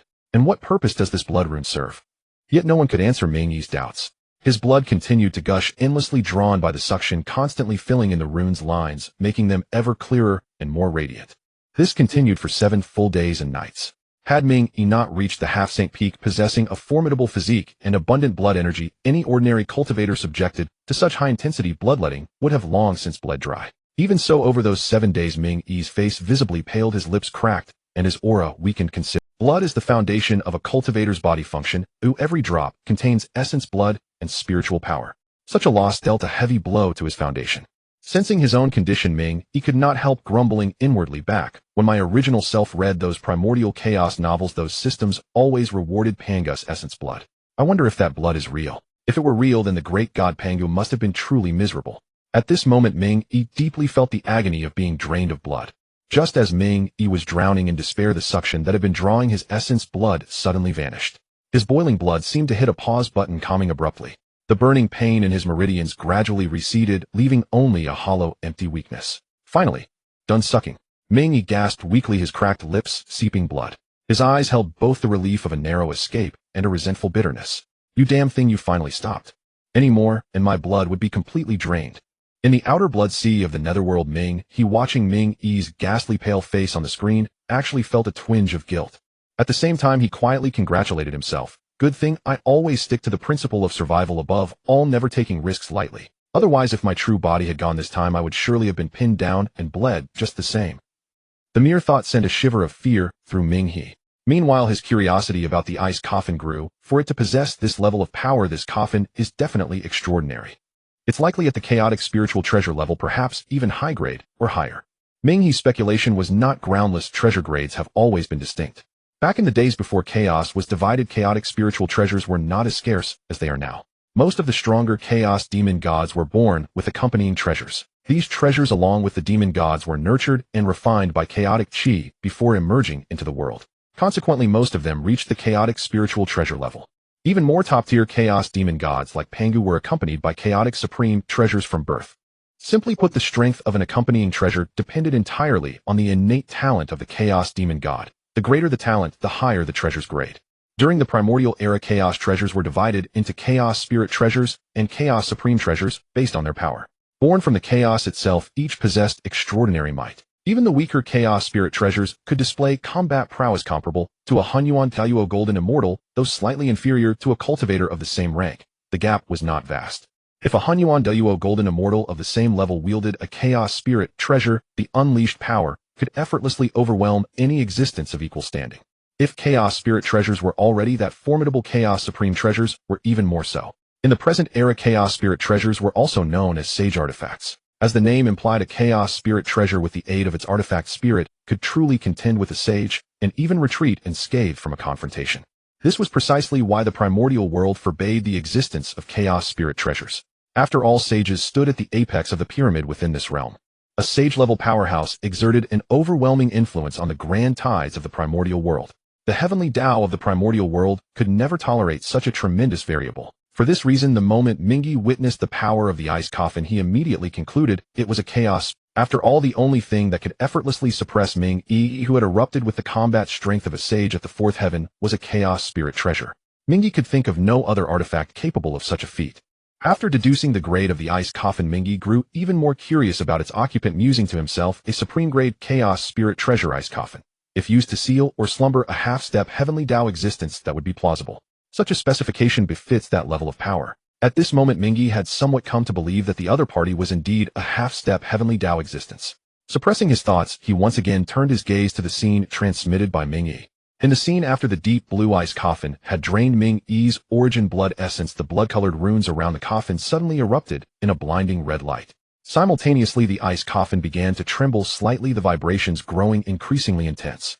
Ice chips fell in a shower, and a deep rumbling sound emanated from beneath the coffin. Oh no! Oh no! Seeing this, Minghe's heart skipped a beat. A strong premonition of doom surged through him, and he couldn't help but curse inwardly. Forcing me to bleed was bad enough, but now it's drained me dry, and still won't let go. At that moment, Minghe's regret was boundless. He wished he could slap himself twice. Had he known this so-called opportunity was a trap, he would never have come to join the commotion. I must have lost my mind back then. Why couldn't I just stay hidden and cultivate peacefully? Why did I have to come chasing after some sagehood opportunity? Now I'm trapped with no idea if I'll even keep my life. Yet no matter how much he regretted it, it was useless. Minghe remained imprisoned by an invisible force, unable to move even a finger. He could only watch helplessly as the coffin trembled more violently, his heart filled with despair, with not even a shred of resistance left. After a moment, under Minghe's terrified gaze, the lid of the ice coffin let out a soft click. Then it slowly lifted upward, revealing a narrow gap, and finally opened completely. A stream of air mingling the aura of eternal frost with a faint subtle fragrance surged out from the coffin and instantly filled the entire ice cavern, dropping the surrounding temperature even further. Now Minghe could finally see inside the ice coffin.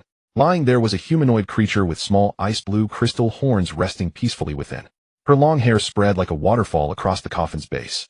She wore a gown woven from ice crystals, her skin pale as snow, and her face was breathtakingly beautiful beyond compare. Yet her complexion bore a hint of sickly pallor, and her aura was extremely faint, clearly indicating she had slumbered for a very long time. After discerning the woman's face through the transmitted scene, Minghe felt a sense of certainty, exactly as I suspected. Lying in this ice coffin is the half-step Heavenly Dao existence Minghe mentioned. As Ming's main body pondered, a voice suddenly emerged from the scene. Seductive to the bone, yet laced with an eternal icy coldness at last. You've come. I have waited for you. For so long. Seduction and coldness were inherently opposing qualities, yet when fused into a single voice, they created a strange, seamless harmony. It both stirred an itch in the heart and sent a shiver down the spine, forbidding any hint of irreverence. As the words fell, the woman's long eyelashes trembled slightly. The next moment, her eyes like ice blue gems slowly opened. Seeing this, Minghe's heart jolted. Simultaneously, the woman slowly sat up from the ice coffin. Her crystal gown danced with her movements, revealing her jade-white shoulders. The chilling aura around her gradually receded, the icy sensation vanished, replaced by a breath of vitality. In the next second, the woman lightly tapped the coffin's rim with her toes, launching herself into the air, leaving the ice coffin behind as she moved toward Minghe. Sensing the faint, intangible pressure from the woman, Minghe couldn't help but shudder, his body trembling involuntarily. This reaction stemmed from the awe of a formidable being, as well as the shock of being struck by her unparalleled beauty. So beautiful. So terrifying. Minghe marveled inwardly. Just as he was stunned by her beauty, the woman's fair jade-like foot lightly stepped on the void, and her form teleported before him, bringing a cool breeze tinged with a faint fragrance. Minghe blinked in bewilderment, his mind instantly blank. What is she going to do? Was his subconscious thought. However, before he could figure it out, the woman slowly approached. Her slender pale fingers, cool to the touch, gently caressed. Her fingertips traced his brow, his nose bridge, a tenderness as soft as a spring breeze.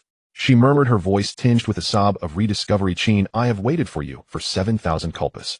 Finally, you have reincarnated and returned." What, Chin? 7,000 kalpas? Reincarnation?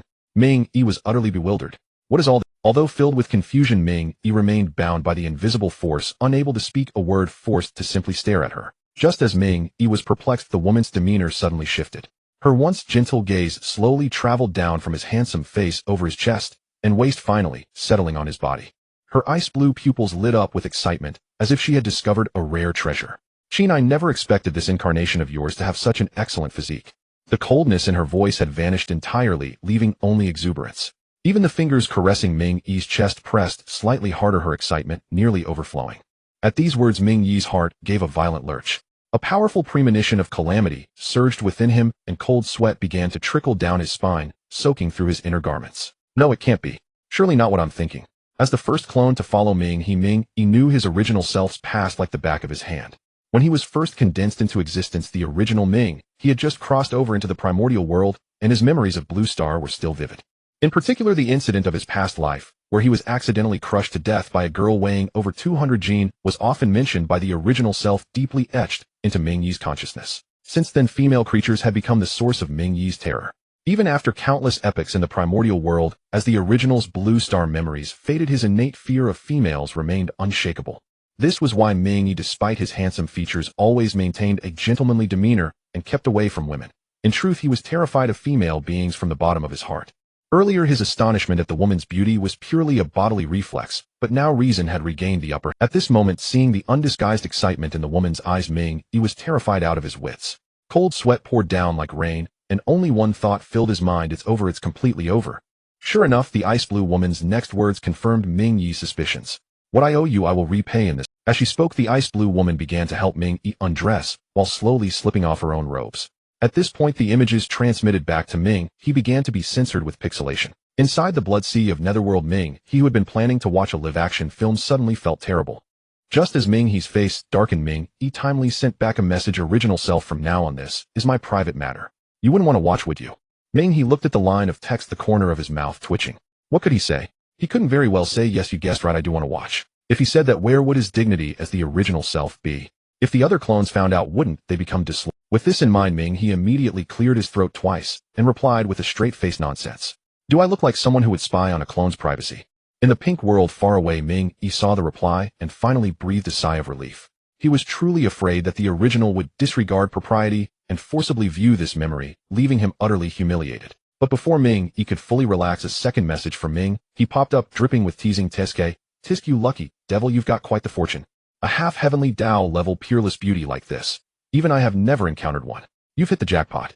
Seeing this, Minghe almost burst into tears. His fingers trembled as he rapidly replied, original self. Stop teasing me. You know I've always avoided females like the plague, and her methods of punishment are simply as if to confirm Minghe's words. The scene before Minghe suddenly seemed to fast forward through clips. Those embarrassing moments of passion flashed by, and before Minghe could discern the details, the scene shifted. In the new image, the two had separated and were both fully dressed.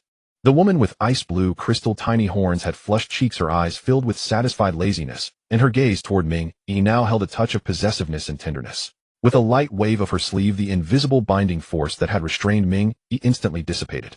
Minghe, pale as a sheet, stumbled weakly, as if drained of all strength, collapsing to the ground, unable to stand. If not for the gentle support of the dissipating energy, he would have fallen hard. You are still too weak, the ice blue woman said, her tone carrying a hint of reproach and helplessness. You've become this exhausted after just a short while. Rest now. With that, she turned her gaze toward the world outside the ice cave, her eyes growing distant and cold. She murmured softly, I am finally unsealed. Alas, after sleeping for so long, my current strength is still too weak. When my strength recovers, I will take back everything that belongs to me. Her voice carried an unshakable resolve. Without further hesitation, she turned and sat cross-legged atop the ice coffin. In the next moment, an immense concentration of ice element power gathered around the ice blue woman. These elemental forces coalesced into streams of blue light, flowing continuously into her body, helping her restore her strength. Minghe lay on the ground, his eyes vacant and lifeless like a lost soul. An air of utter despair and resignation enveloped him. This state persisted for decades. He lay motionless, not even the will to cultivate. Then one day, as if a sudden realization struck him, a glimmer of light returned to his hollow eyes. He slowly pushed himself up, a newfound resolve in his gaze. Escape. I must escape. Over these decades, the woman had drained him time and again. Each such experience was a torment to him. To hell with the opportunity to become a saint. I don't want it anymore. This period of suffering had driven the normally gentle and refined Minghe to curse inwardly. Having made up his mind, Minghe looked up at the woman seated cross-legged on the ice coffin. Seeing that she was still in cultivation, surrounded by swirling ice mist, and apparently unaware of his movements. He held his breath, tiptoed, and crept toward the exit of the ice cave, trying not to make the slightest sound. But he had barely escaped a short distance when a cold, sighing voice suddenly echoed in his ears, filled with deep disappointment and an irresistible force. Alas, in this life, you still have not fallen in love with me. In that case, don't blame me. This life, I will make you love me completely. In your past life, weren't my legs your favorite? This life, I will satisfy you. Minghe, who had already run some distance, was dragged back forcefully. What followed was the torment that would forever haunt his mind. Him back with a sharp. Minghe, who had already run some distance, was dragged back forcefully.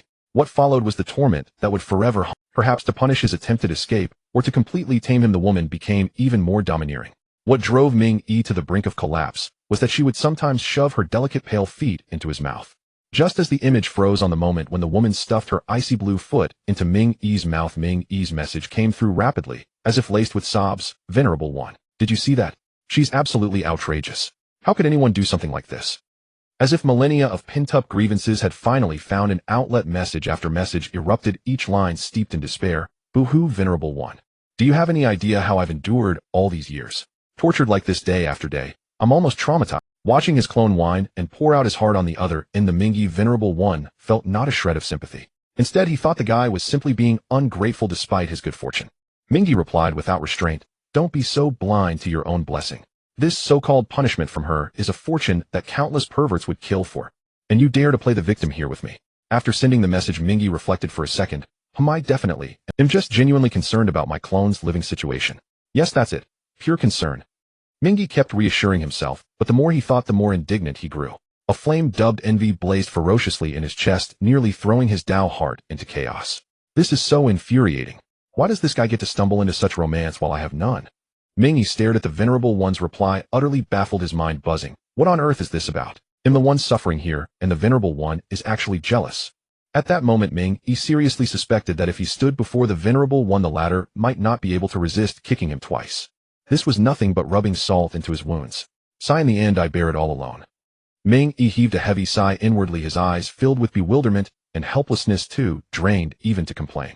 Just as Minghe wallowed in self-pity, the scene before Minghe's eyes continued to unfold, flashing through millennia like fast forward. Over those thousands of years, the ice blue woman had punished Minghe countless times. The images intermittently showed Minghe's face flushed crimson and his flustered, helpless demeanor. But from Minghe's perspective before the screen, this was hardly punishment. It was blatant reward. He watched with gnashing teeth of envy, wishing he could travel through time to take Minghe's place and endure the punishment. Finally, after Minghe had been tormented in this manner for thousands of years, the ice blue woman in the scene suddenly stopped. She placed her hand on her lower abdomen, and the ice elemental energy around her became soft and tender. Clearly, a new movement had stirred within her body. Minghe also finally welcomed the long-awaited brief respite, no longer having to face punishments and constant anxiety every day. But the good times didn't last long. After merely 100 years, the ice blue woman smoothly gave birth to a child. The little baby inherited her mother's ice blue eyes and crystalline horn, appearing exceptionally endearing. In the following years, life returned to its unadorned state. The ice blue woman, as if determined to make Minghe fall utterly in love with her, would reward him at every opportunity. Of course, that's how it appeared to Minghe, the old pervert. Just as Minghe was gnashing his teeth in envy over Minghe's paradise life, he suddenly felt something amiss. That little baby that flashed by just now seems a bit off.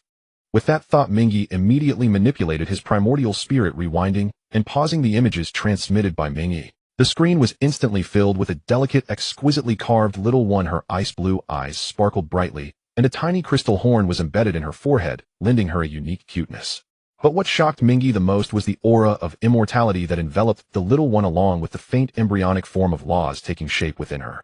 Beyond doubt, all these extraordinary signs indicated that the little one before him was a golden immortal of the great perfection. Holy shit. What kind of monster is this? Minghe couldn't help but curse, his voice rising an octave. Born at the peak of golden immortal realm. How the hell is that reasonable?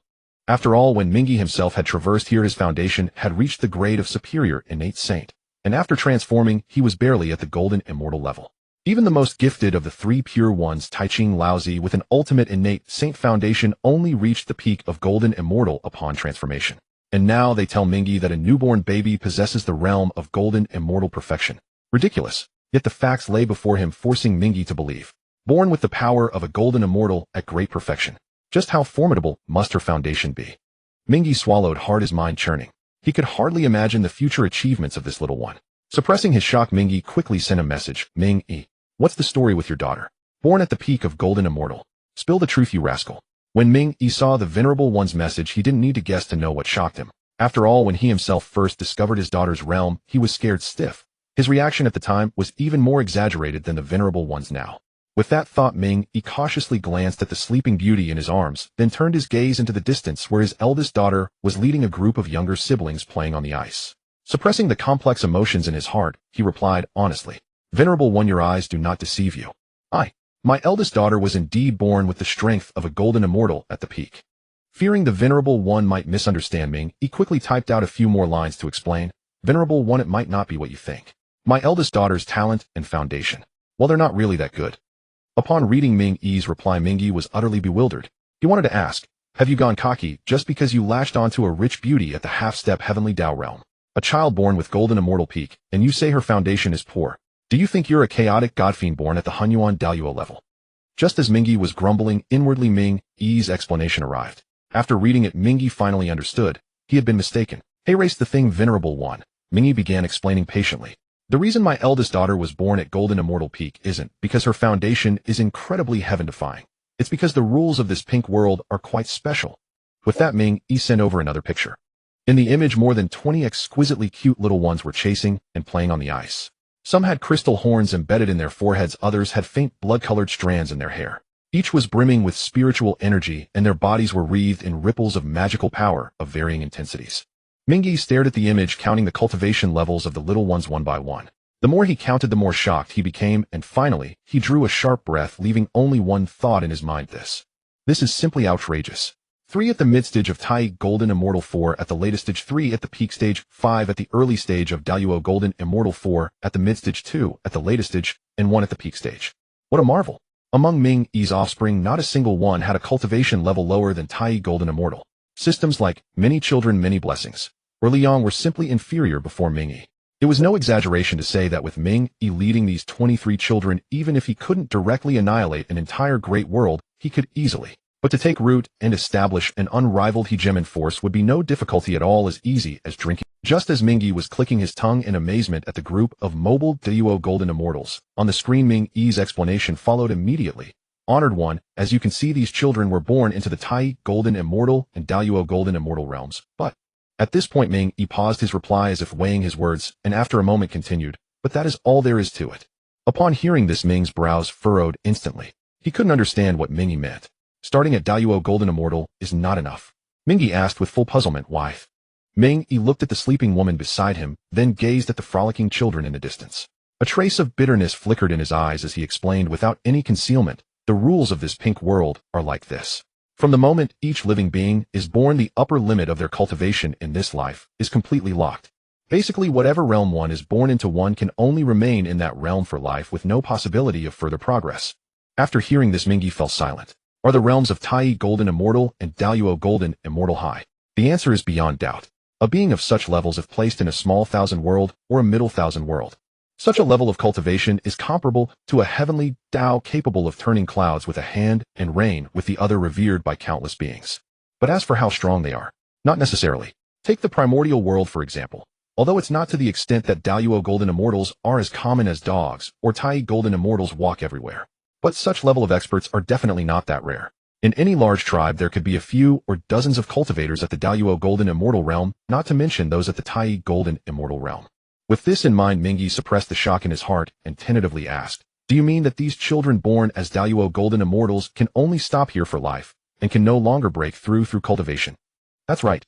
Minghe's reply came quickly with helplessness between the lines. After all, these children were at least related to him by blood. It would be false to say he didn't care. The moment he got the definite answer, a phrase he had heard in his past life suddenly flashed through Minghe's mind. When God opens a window for you, he will surely block a door for you. This saying was perfectly apt for Minghe's children. They were born holding a realm that others might not reach even after arduous cultivation for hundreds of thousands of years. But while enjoying such benefits, the upper limit of their cultivation was completely locked by the rules of this world with no possibility of breakthrough. Of course, one couldn't say that this rule is bad. The rules of this world are indeed quite suitable for those who want to live. Do nothing, no tedious cultivation, no venturing into life and death secret realms. Born with built-in cultivation, enjoy the treatment of the corresponding realm, never worry about food or drink, for life peaceful and smooth. But for those cultivators bursting with ambition who wholeheartedly want to make a name for themselves through their talent and effort, being born in such a world would be extremely tragic. Locked for life by the rules, no matter how hard one struggles, it's useless. Just thinking about it feels frustrating. Thinking this far, Minghe clicked his tongue, not knowing whether to call this rule good or bad. Helplessly, he changed the subject. By the way, Minghe. Minghe cleared his throat, his tone tinged with curiosity. What is the story with the one in your arms? I see she always has an air that doesn't fit this world, and she keeps saying she wants to be the female emperor of this world. Ever since the first contact with Minghe, after hearing the bold words of the ice blue woman, this question had been buried in Minghe's heart. Now, taking the opportunity of discussing world rules, he finally voiced this doubt. Minghe was stunned when he saw. A moment ago they were talking about the children's realm caps. How did the topic suddenly shift to the fair lady in his arms? Although a bit startled, Minghe quickly recovered and replied rapidly. Honored one, to be honest with you, I only learned her true identity in the last 10,000 years. Upon seeing this reply, Minghe became immediately interested. Originally, he thought that with her half-step Heavenly Dao level power, her identity must be deeply hidden. How could she easily reveal everything? Moreover, Minghe was only mistaken by her as his past lives' great love. The reason Minghe raised this question earlier was simply to change the subject and alleviate the oppressive atmosphere caused by the locked potential of Minghe's children. Unexpectedly, she actually told Minghe her true identity. In any case, if Minghe were in the place of that half-step Heavenly Dao level powerhouse, he would never do such a thing that leaves hidden dangers for himself. From this point, Minghe vaguely felt in his heart that this half-step Heavenly Dao level powerhouse's fondness for Minghe might not be fake, but truly invested with emotion. Just as Minghe's mind was turning, Minghe began to reveal her true identity. Honored one, explaining this matter in detail is quite troublesome, so I'll give you an analogy and you'll understand. The one in my arms is equivalent to Luoho during the Dao Demon conflict, and the current ruler of this world is approximately 8,000 kalpas ago. She had already reached the peak of quasi-sage. At that time, the one also at this same level was the so-called my past life. At this point, Minghe paused involuntarily, recalling the scene when the ice blue woman told him this past. Recalling the certainty in her eyes, Minghe couldn't help but doubt whether his past life was truly the Qin she spoke. But Minghe was only dazed for a moment. He quickly shook his head and dismissed this impractical thought. At the same time, he warned himself in his heart, whether or not my past life was the Qin she speaks of in this life, I am only Minghe, a clone of the honored one Minghe. This will never change. After fortifying his resolve, Minghe continued explaining to Minghe, according to her, in my past life, I was one of her admirers. Well, to put it in terms that you, my original self, can understand, I was basically her simp. Except that this simp was handsome, exceptionally powerful, and one of the few who could stand shoulder to shoulder with her at that time.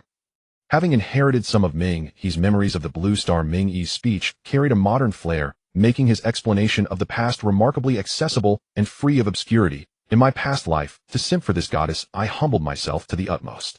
Both of us had reached the peak of quasi-saint, destined to vie for the identity of this world's Dao integrator. Yet without a second thought, he ceded the qualification to her, and willingly became her exclusive Dao protector, guarding her day and night, hoping to gradually melt the heart of this icy goddess with his sincere devotion. TSK. It's true, simps are everywhere, even in this mystical world.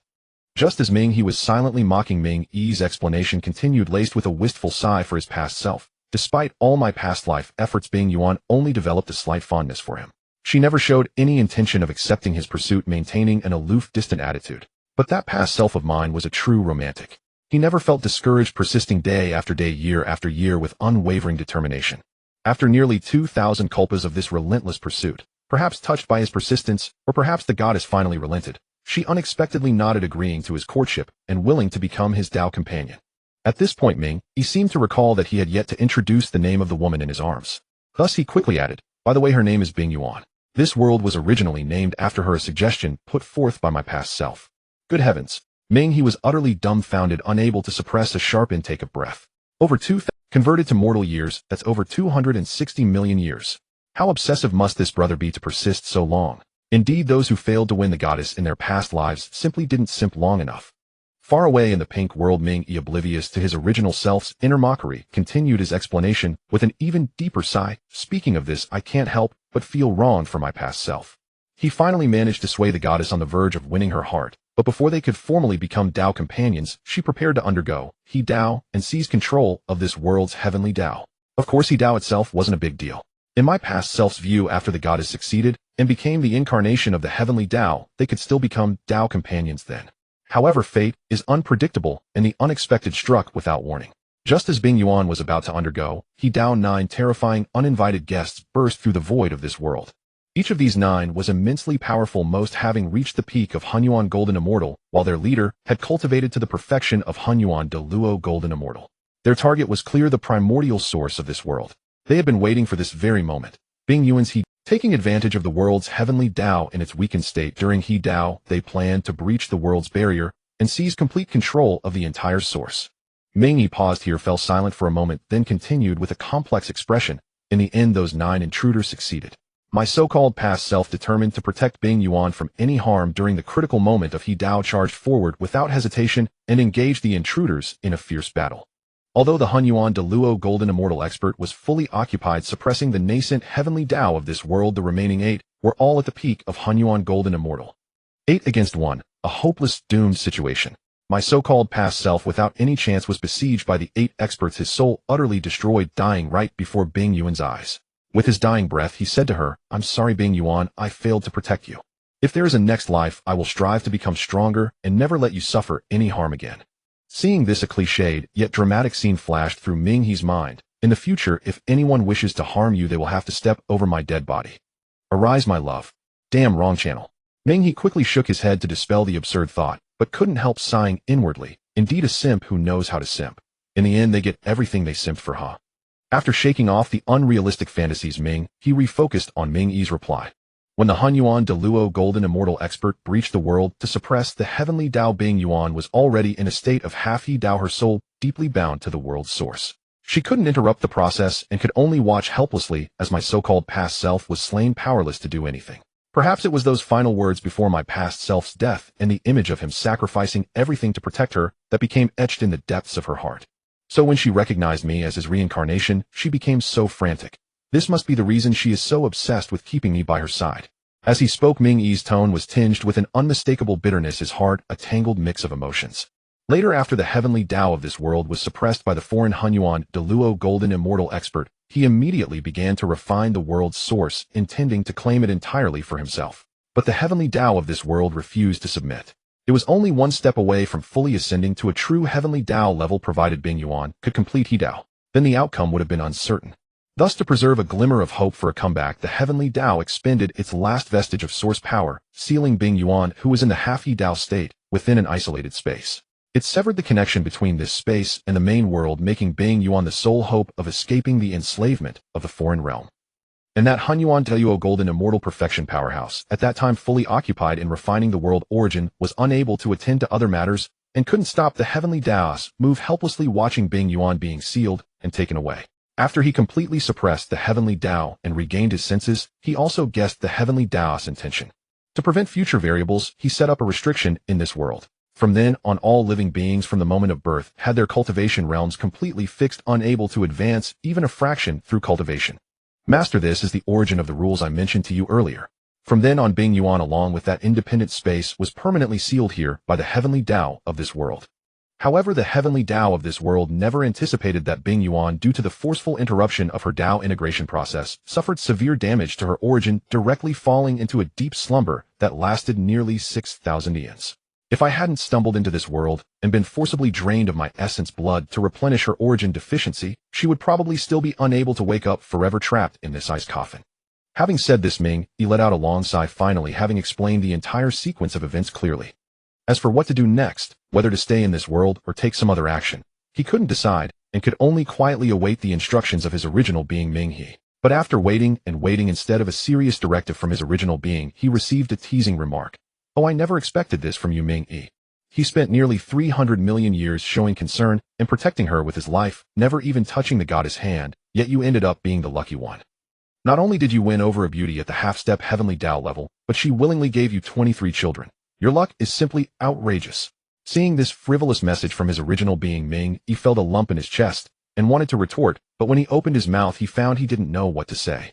What his original being said seemed to be true, and he had no way to defend himself. To be honest, at first, due to the natural fear of the female gender from his launching memories, he was filled with resistance toward Bing Yuan, even wanting to escape several times.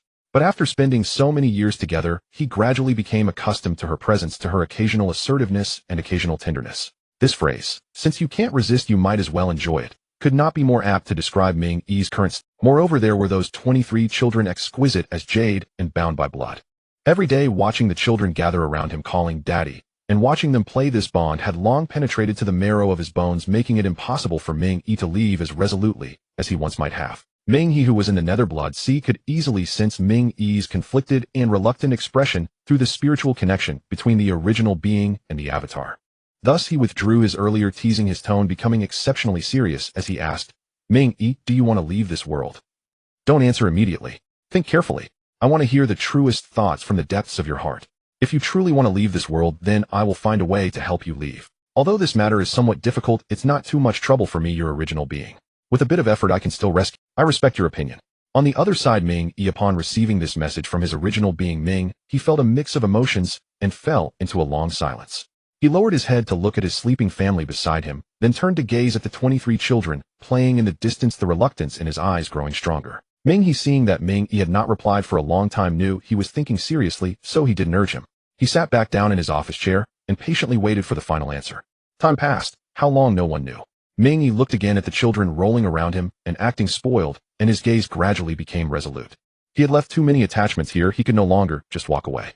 The next moment, Minghe's mind finally received Minghe's reply again with unprecedented firmness in his tone. "Original being, I have made my decision. I am not going back. I intend to stay here. I earnestly request your permission."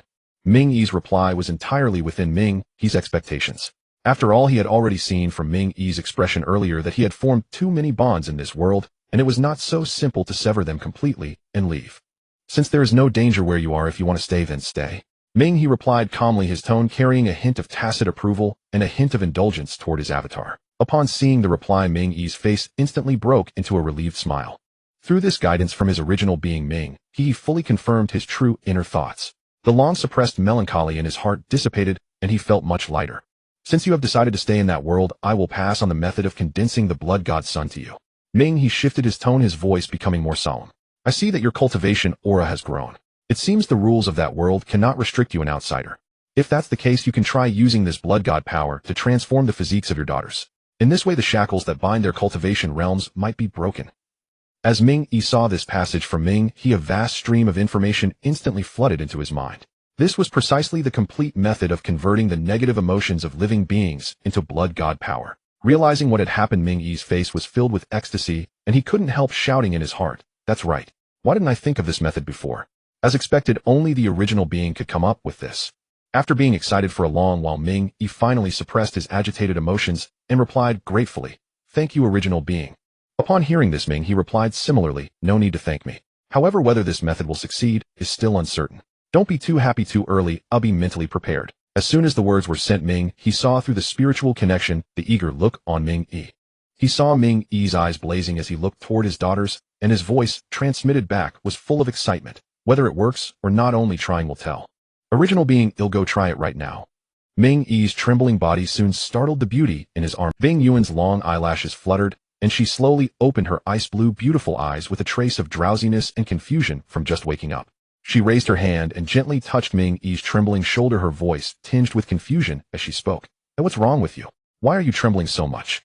Minghe turned to look at the awakened Bing Yuan, his eyes filled with barely restrained urgency, his voice trembling noticeably. Hey, my Wi-Fi. I seem to have found a way to solve the problem of the sealed cultivation limit for Daya and the others. Daya. This was the name Minghe had given his eldest daughter, simply rustic to the extreme. In the past, if Bing Yuan had heard Minghe call his daughter with such an earthy name, she would have certainly dragged him. But at this moment, Bing Yuan was completely stunned by Minghe's words, her ice blue eyes filled with disbelief as she instinctively sat up, her voice trembling. "What did you say?" Seeing her like this, Minghe took a deep breath, suppressing the ecstasy in his heart, and repeated clearly, "I said, I seem to have found a way to remove the cultivation limit for our daughters." Hearing Minghe's confirmation again, Bing Yuan's eyes still filled with disbelief, and even added a trace of, "It must be known that the limitations on all living beings in the Bing Yuan realm were imposed by that invader at the peak of Hunyuan Duo Golden, Immortal, who forcibly refined the Heavenly Dao of this world and personally modified its rules to add them. This restriction was bound to the world's origin like a parasite clinging to the bone. Even for her, who had once reached half-step Dao integration and half-step Heavenly Dao realm, it was nearly impossible to completely resolve, let alone now, when her origin was damaged and her strength not yet restored. But now Minghe, who had not even touched the Saint realm, actually claimed to have a way to remove this nearly unsolved. How could she bring herself to believe that? "Husband." Bing Yuan chose her words carefully, trying to make her tone sound gentle and not hurt Minghe's pride.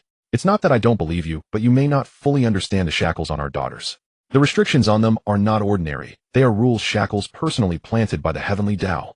To break them, unless the Heavenly Dao that modified the rules voluntarily revokes them, or a supreme being of the same level uses boundless divine power to forcibly erase them. Otherwise, there is almost no way." She raised her hand and gently took Minghe's hand, her fingertips carrying a hint of cool warmth, her eyes full of reassurance. "I know you've been worried about the girls. Don't worry, I will restore my strength to its peak as soon as possible. Once I recover, though, I cannot remove the restrictions on all living beings in the world. Erasing the restrictions within our daughters so they can cultivate and break through normally should be no problem." Seeing Bing Yuan's reassuring demeanor, Minghe knew that she didn't believe his words at all. But upon second thought, it was understandable. This scene was like a first grader telling a lifelong academician, "I've invented controlled nuclear fusion." With this in mind, Minghe chose his words carefully, not rushing to argue, but slowing his pace and speaking earnestly again. "Emma, my wife, I only have a preliminary idea now. Whether it will succeed or not, I still need to experiment. But I can assure you this experiment will not harm our daughters in the slightest." Bing Yuan heard Minghe repeatedly emphasize that he would not hurt the children, and her eyes were full of smiles. Now Minghe not only accepted the children, but also genuinely cared about their safety. If this continued, would it be long before he completely fell in love with her? Thinking of this, Bing Yuan gently nodded, a warm smile appearing on her face, her tone full of trust. "My husband, feel free to go ahead with your experiment. Although my strength has not yet returned to its peak, merely protecting our daughters from any mishap should be no problem." With that, Bing Yuan slowly rose from Minghe's arms, turned to look at the children playing not far away, and said in a clear, gentle voice, "Daughters, come over here for a moment. Mother and father have something to discuss with you." Far away in the Yuming blood sea, Minghe, through the soul connection between his main body and his clone, saw this scene clearly and couldn't help but click his tongue, muttering inwardly, "Good heavens, that's a real mother for you." Just because of Minghe's one sentence, without even asking if the experiment was reliable, she called all the children over to be test subjects. At this moment, Minghe couldn't help but feel pity for these exquisitely cute little ones. To have such a pair of irresponsible parents, these little ones were really unlucky. And in the Bing Yuan realm where Minghe was, those little ones naturally didn't know that a gaze from beyond the domain was mourning for them. Hearing their mothers call, the children who were chasing and playing immediately stopped. Minghe's eldest daughter, Daya, was the first to take the hands of several little ones beside her, leading the group of younger sisters running eagerly to Minghe and Bing Yuan. Lifting her round, chubby face, she called out in a childish voice, "Mother and father." That soft, sweet voice was enough to melt anyone's heart. Seeing this, Minghe's gaze fell on the youngest daughter, a gentle smile spreading across his face as he softly said, "Sure, Senya, come, let father hold you." The next moment, a little toddler who looked only 2 or 3 years old immediately showed a pair of shallow dimples, her eyes curving into crescent moons. Waddling on her short, chubby legs, she toddled toward Minghe, nearly stumbling after 2 steps, looking utterly. Minghe bent down and lifted her steadily. The little toddler immediately wrapped her chubby little arms around his neck, nuzzling her cheek against his affectionately, the touch of her face as soft as a ball of cotton. This little dumpling is just too adorable. I even want one myself. Seriously, how could I encounter such a trick me into having a daughter? Iconic scene, even after transmigrating to Hongwon. Far away in the Yuming blood sea, Minghe, through the soul connection, saw all this clearly and couldn't help but feel secretly envious.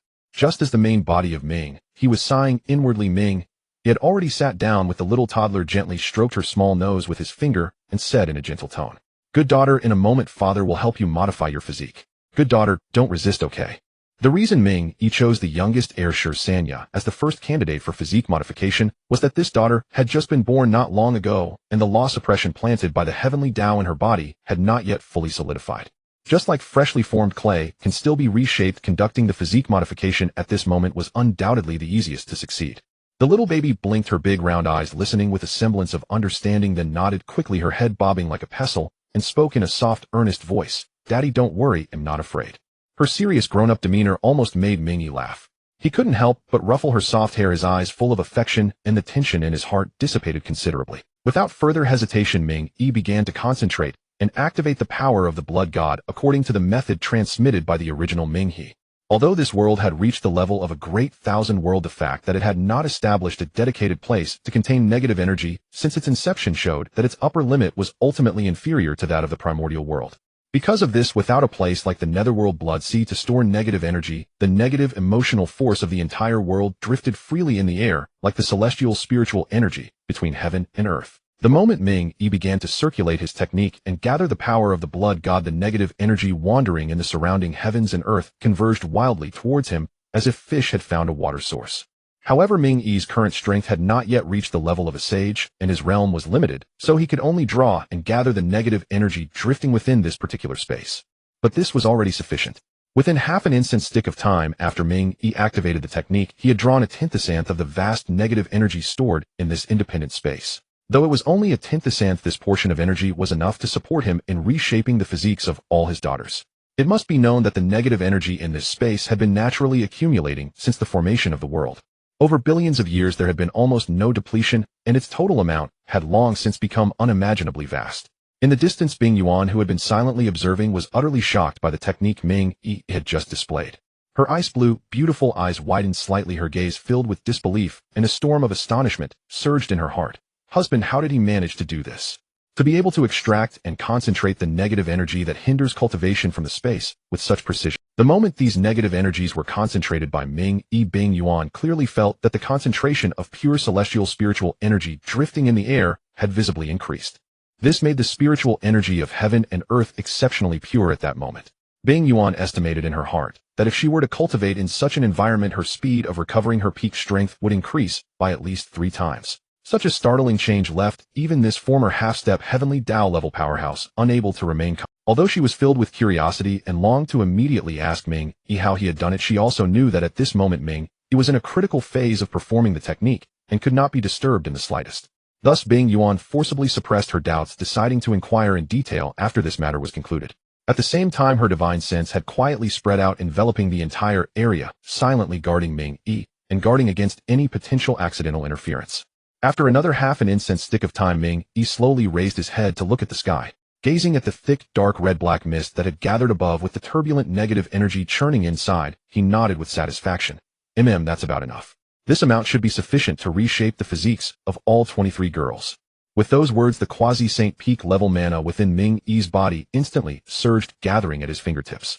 Then with a light flick of his wrist, a bullet-like dark red mana shot out. The moment this mana bullet touched the ice layer below, it erupted with scorching heat, causing the ice to melt and vaporize at a visible rate. In just a few breaths, it melted a huge rectangular mold in the ice, each side 10 kilometers long. After that, the remaining mana did not dissipate, but transformed again, condensing into a layer of crystal-clear, translucent film that adhered perfectly to the inner walls of the rectangular mold. The little baby in Minghe's arms watched him with wide round eyes full of curiosity throughout the process. When she saw the huge ice pit and the translucent film appear, she immediately clapped her chubby little hands, her face flushed with excitement, and cheered in a sweet childish voice, "Daddy is so amazing." Hearing the little girl's sincere praise, a gentle smile spread across Minghe's face. He reached out and ruffled her soft little head, replying with a smile, When my darling grows up, she will become this amazing too." Upon hearing this, the little girl's big round eyes instantly sparkled with bright light. She leaned forward slightly, full of anticipation, and pressed, "Really? Daddy must not lie to me." Minghe nodded firmly, his tone resolute. Daddy will never lie to you." Even while teasing the little girl in his arms, Minghe's hands continued their work without pause. Following the method for condensing the power of the blood god transmitted by the original Minghe, he quickly formed several profound hand seals. Streams of dark red seals carrying a sharp aura struck precisely at the dense negative energy gathered in the air. To prevent any hidden world rules within this negative energy, Minghe chose not to refine it directly. Instead, he planned to draw a strand of pure blood god origin from within his own body, using this origin as the core to then draw in and merge with the negative energy in the air. The power of the blood god formed in this way would ensure purity while avoiding interference from the world's rules. A low grunt escaped Minghe's throat. A light flashed at his brow, and a strand of pale golden blood god origin slowly drifted out from between his eyebrows, transforming into a stream of light that shot towards the negative energy in the sky. Upon reaching the center of the negative energy cloud, this strand of blood god origin quickly took root and began to churn wildly. Instantly, the negative energy in the air boiled like seawater into which a massive rock had been thrown. Soon a huge tornado vortex formed. The black energy vortex spun at high speed, emitting a roaring sound, a truly spectacular sight. In the core area of the vortex, the originally violent and chaotic negative energy began to transform rapidly under the guidance and refinement of the blood god origin. From its initial gaseous form, it gradually condensed into tiny blood-red droplets densely suspended within the vortex. As the transformation continued, these blood-red droplets flowed slowly down along the edge of the tornado vortex. Gradually, they converged into a thick, blood-red column of liquid flowing continuously into the rectangular mold that Minghe had previously created. The little girls below were utterly mesmerized by the awe-inspiring and magnificent scene unfolding in the sky. They tilted their tender faces upward, their eyes wide and unblinking. "So beautiful." The words sprang spontaneously into the minds of all 23 little girls. Among those present, only Bing Yuan, who had once reached the half-step Heavenly Dao realm, could discern the subtleties. As she observed the process of energy transformation in the air, her heart brimmed with astonishment. Such an incredibly sophisticated technique of energy manipulation. To be able to completely decompose and reassemble the volatile elements of negative energy, then convert it into energy that living beings can safely absorb and even precisely liquefy it into this form. It's utterly beyond belief. Comprehensive strength, fortune, destiny, and other factors verified. Viewer, Fushi comprehensive rating SS level. Minghe looked down at the cuboid mold below. Inside, a thick layer of dark red blood god energy had accumulated. From a distance, it resembled a blood-red jelly, its surface shimmering with a delicate luster. It exuded a gentle and pure energy fluctuation, utterly devoid of the violent aura that characterized negative energy. Minghe nodded in satisfaction and murmured to himself, It's about enough. This blood god energy is sufficient for shaping the girls' blood god physiques." As the words left his mouth, Minghe wasted no time. He immediately followed the complete procedure transmitted by his original self, Minghe. With a focused gaze, he pointed lightly at the blood god power condensed within the cuboid mold. An invisible thread of magical energy shot forth instantaneously, precisely linking with the blood god energy within the mold. The next moment, the blood god energy surged again, drawing out a slender blood-red column of liquid along the magical thread. The other end of the column directly connected to Minghe's palm, flowing ceaselessly into his hand. Once the pure blood god force entered his palm, Minghe immediately mobilized his magical power, compressing and condensing it unceasingly. Light flickered in his palm as the blood-red energy gradually shrank under his control. From its initial column-like form, it slowly condensed into a blood pearl the size of a fist. Under continuous compression, it eventually turned into a smooth, spherical blood-red bead no larger than a lollipop. Minghe chose to condense it into a blood pill precisely because he was uncertain about the limitations imposed by the rules of this world. If he were to directly integrate the blood god force into his daughters' bodies to shape their physiques, would it trigger a backlash from the world's rules or potentially harm the little girls' souls? Thus, Minghe opted to condense the blood god force into a blood pill, allowing his daughters to store it within their. This method resembled the golden core realm of mortal cultivation. A cultivator condenses their own power into a golden core. When needed, they can draw upon the power within the core. When not in use, the energy remains securely stored, causing no burden or harm to the cultivator's body. The same principle applied to this blood pill. Once swallowed, whenever one wished to transform into the blood god physique, they simply needed to mobilize the energy within the blood pill. Ordinarily, the blood pill could also autonomously absorb negative energy from the world to nourish itself, and even assist the little girls in stabilizing their cultivation realms. After completing the blood pill, Minghe recalled that the little girls loved sweets. He specially coated the pill with a layer of crystal clear sugar coating. Having done all this, Minghe finally turned his gaze back to the little girl in his arms and spoke softly, "Dear daughter, open your mouth and swallow this, okay?" Hearing this, the little girl in Minghe's arms instantly fixed her curious eyes on the blood-red bead in his hand. She blinked her big round eyes, stared at the bead for a long while, and furrowed her tiny brows. Seeing the color of the bead, the little girl instinctively felt a sense of resistance. She muttered to herself, "It's so ugly. It must taste bad." Though reluctant, she was always obedient.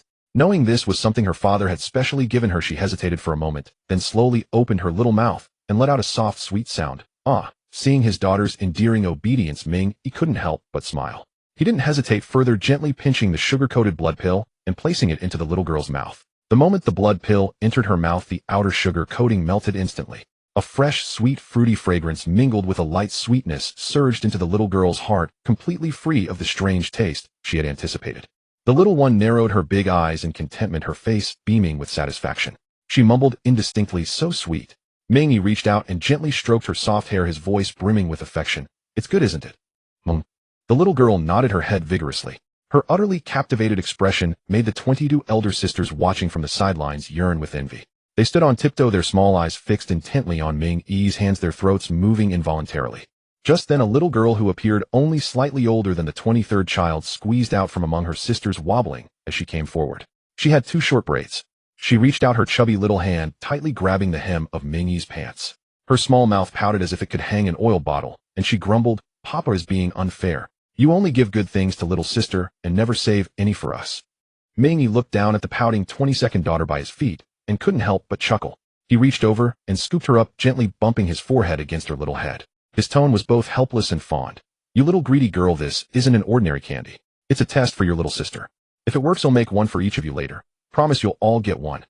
Hearing that she would get one too, the 22nd daughter, who had just been picked up, immediately beamed with joy. She buried her little head in Minghe's chest, nuzzling him, and instantly quieted down. Seeing this, Minghe refocused his attention on his youngest daughter, his expression growing intent. In that brief moment, the blood pill had already slid down the little girl's throat, entered her body, and finally settled in the area of her dantian, emitting a faint, warm energy. "Papa, I feel so hot." The little girl suddenly frowned instinctively, placing her hand on her small belly as she felt the surging warmth within. Even her little face flushed with a light rosy hue. Hearing this, Minghe immediately handed the 22nd daughter in his arms to the eldest daughter beside him, then set the 23rd daughter down on the ground. He quickly gathered a gentle stream of magical energy at his fingertip and lightly touched the little girl's forehead. The gentle magical energy flowed slowly into her, through her brow, beginning to guide the energy within the blood pill to circulate throughout her body. Under the patient guidance of Minghe's gentle magical power, the little girl's originally restless and surging blood and breath quickly calmed down. The scorching sensation gradually faded, replaced by a soothing numbness that spread through her entire body, as if countless gentle hands were massaging her meridians. "Yeah." This unprecedented comfort made the little girl unable to resist, exclaiming in excitement, her face flushed with contentment and her eyes narrowed into slits. Time ticked by, and at that moment the eyes of everyone present were involuntarily fixed on the little girl. Whether it was Bing Yuan or the 22 other girls eagerly waiting nearby, they had all clearly heard Minghe's earlier words about removing the cultivation ceiling. Now, full of curiosity, they all watched to see if Minghe's method would succeed. Under his continuous magical power, conduction, and guidance, the little girl, relying on her pure childlike spirit, soon established a connection with the blood pill inside her body, fully mastering the method to mobilize its energy. The moment the blood pill was completely refined and merged with her spirit, the little girl's face turned rosy, and she cooed, "Daddy, I'm so itchy. I'm itching all over." The instant her words fell, a faint red light burst from her body, and behind her a translucent phantom Dharma image rapidly materialized. This Dharma image was not large, only about half a man's height, yet it emanated a genuine earth immortal level aura. Its face, brows, and even the small dimples on its cheeks were identical to the little girl's, endearingly naive. "Is my husband planning to completely erase the world law imprint from our daughter's body, thereby removing the cultivate?" Bing Yuan, who had been silently observing everything from a distance, wore a deeply contemplative expression. As a former half-step Dao integration existence in this world, she was extremely sensitive to the law aura of this realm. Just as the Dharma image appeared, Bing Yuan clearly sensed that the aura emanating from her youngest daughter had the close affinity bound to the world's laws had vanished, replaced by a strange, yet exceptionally pure energy fluctuation that was utterly incompatible with the rules of this world. Clearly all of this was Minghe's doing. Just as Bing Yuan was lost in thought and admiration, a silvery bell-like laugh suddenly rang out. Ya. There's another me. Fun, really fun. Hello, other me. There's another me. Fun, really fun. Hello, other me. The little girl had already stood up from the ice. She stared curiously at the Dharma image behind her, reaching out a chubby little hand to touch it, but grasped nothing. After trying several times, she simply clapped her hands and cheered, hopping and jumping with excitement. Seeing this, Minghe's face showed a relieved smile. Finally succeeded. As if to confirm his words, the negative energy that had not yet dissipated in the midair instantly locked onto the little girl, surging wildly toward her. As a massive amount of negative energy drilled into her body, a huge crimson energy vortex quickly formed above her head. The vortex spun at high speed, emitting a whining roar, and the surrounding air trembled violently. However, these negative energies, which ordinary people would avoid, were precisely captured by the blood pill inside her the moment they touched her body, rapidly converted into pure spiritual energy, and continuously stored in her meridians and dantian. It must be noted that the little girl was born with the foundation of a peak Tai golden immortal with meridians and dantian that were extremely broad. Now, with the blood pill as a conversion hub, the energy absorption process had no bottlenecks, much like a dry riverbed, welcoming a flood, eagerly accommodating this vast influx of energy. Soon the earth immortal level blood god body that Minghe had just shaped for the little girl, under the continuous infusion of this pure energy, surged forward all the way, directly reaching the peak of Tai golden immortal, perfectly matching her original. Only after the little girl's realm stabilized at the peak of Tai golden immortal did the negative energy gathering in the sky gradually weaken, and the black vortex above her head slowly dissipated. At this moment, it can be said without exaggeration that even without relying on the laws of this world, the little girl could unleash the full combat power of a peak Tai golden immortal through her transformed blood god body. In fact, due to the pure energy source, her combat power was even more formidable than before. After this transformation by Minghe, in the future, as long as the little girl absorbs the free negative energy in the air and converts it into pure spiritual energy through the blood pill in her body, she can continuously break through realms. No longer constrained by the laws of this world, she has truly achieved unlimited cultivation. Even the formidable being who suppressed the Heavenly Dao of this world would never have imagined that someone would dare to absorb this universally detested negative energy to break the ironclad restrictions she had set. Minghe's success was in a sense exploiting a loophole. If this world had no place to accommodate negative energy, leaving it wandering outside, even with his blood god transformation method, achieving this would have been impossible. But fortunately, everything succeeded. Just as various thoughts flashed through Minghe's mind, a sudden boom resounded. Following the source of the sound, everyone's gaze instantly refocused on the little girl. The small half-human-tall Dharma image suspended behind the little girl suddenly burst into dazzling golden light, illuminating the entire area. Along with the golden light, a powerful pressure, far surpassing the earth immortal level, swept out, causing everyone present to instinctively hold their breath. Giggle, giggle. Daddy, look. The other me is glowing, and there are little flowers blooming on its head. The little girl, watching the changes in the Dharma image, clapped her chubby hands and called out cheerfully, her face full of novelty and excitement. Hearing her silvery laughter, everyone's gaze was fixed on the Dharma image behind her. On the top of the Dharma image's head, pale golden flower buds were slowly forming with strands of golden light hanging down, making it appear extremely sacred. This sight might be unfamiliar to Bing Yuan, a native of the Bing Yuan realm, but to Minghe, a cultivator who originated from the primordial world, this phenomenon was all too familiar. This was clearly the hallmark scene of a primordial cultivator breaking through to the Deluo golden immortal realm, condensing the Deluo Dao fruit and blooming the 3 flowers on the crown. To her surprise, the little girl not only broke free from the realm's confinement, but also managed to harness this pure energy to directly assault the Deluo golden immortal stage, an utterly astounding delight. Seeing this, Minghe was both startled and overjoyed. Without a moment's hesitation, he rushed to the little girl's side, knelt down to meet her gaze, and spoke with barely concealed urgency and gravity. "My dear daughter, listen to Daddy. Whatever I do next, you must follow along. Don't move recklessly, all right?" The little girl, noticing her father's stern expression, instantly dropped her playful demeanor, nodded obediently with a cheerful smile, and replied in a crisp voice, "Okay.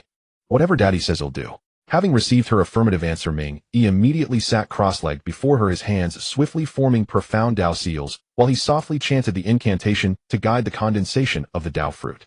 The little girl, her round eyes wide open, imitated him meticulously. Though her movements were somewhat clumsy, she copied them with surprising accuracy, causing the energy within her to flow slowly in tandem. As the little girl mimicked the gestures, the miniature Dharma manifestation behind her also moved in sync. The Dao seals formed by the manifestation were perfectly aligned with Minghe's, and the golden light above its head grew increasingly radiant. Before long, the first flower bud atop the manifestation slowly unfurled its petals. The pale golden petals layered one upon another, exuding a pure Dao resonance, and the surrounding air seemed to become even more refined. Witnessing such an amusing sight, the little girl's eyes lit up instantly, her face brimming with intense interest. The movements of her hands forming seals grew faster and more skillful. Meanwhile, the flower buds above the manifestation burst into bloom one after another. 1, 2, 3. Golden flowers blossomed brilliantly atop the manifestation. As the Dao resonance flowed, an even more overwhelming pressure swept outward, and the little girl's aura surged rapidly. 6, 7.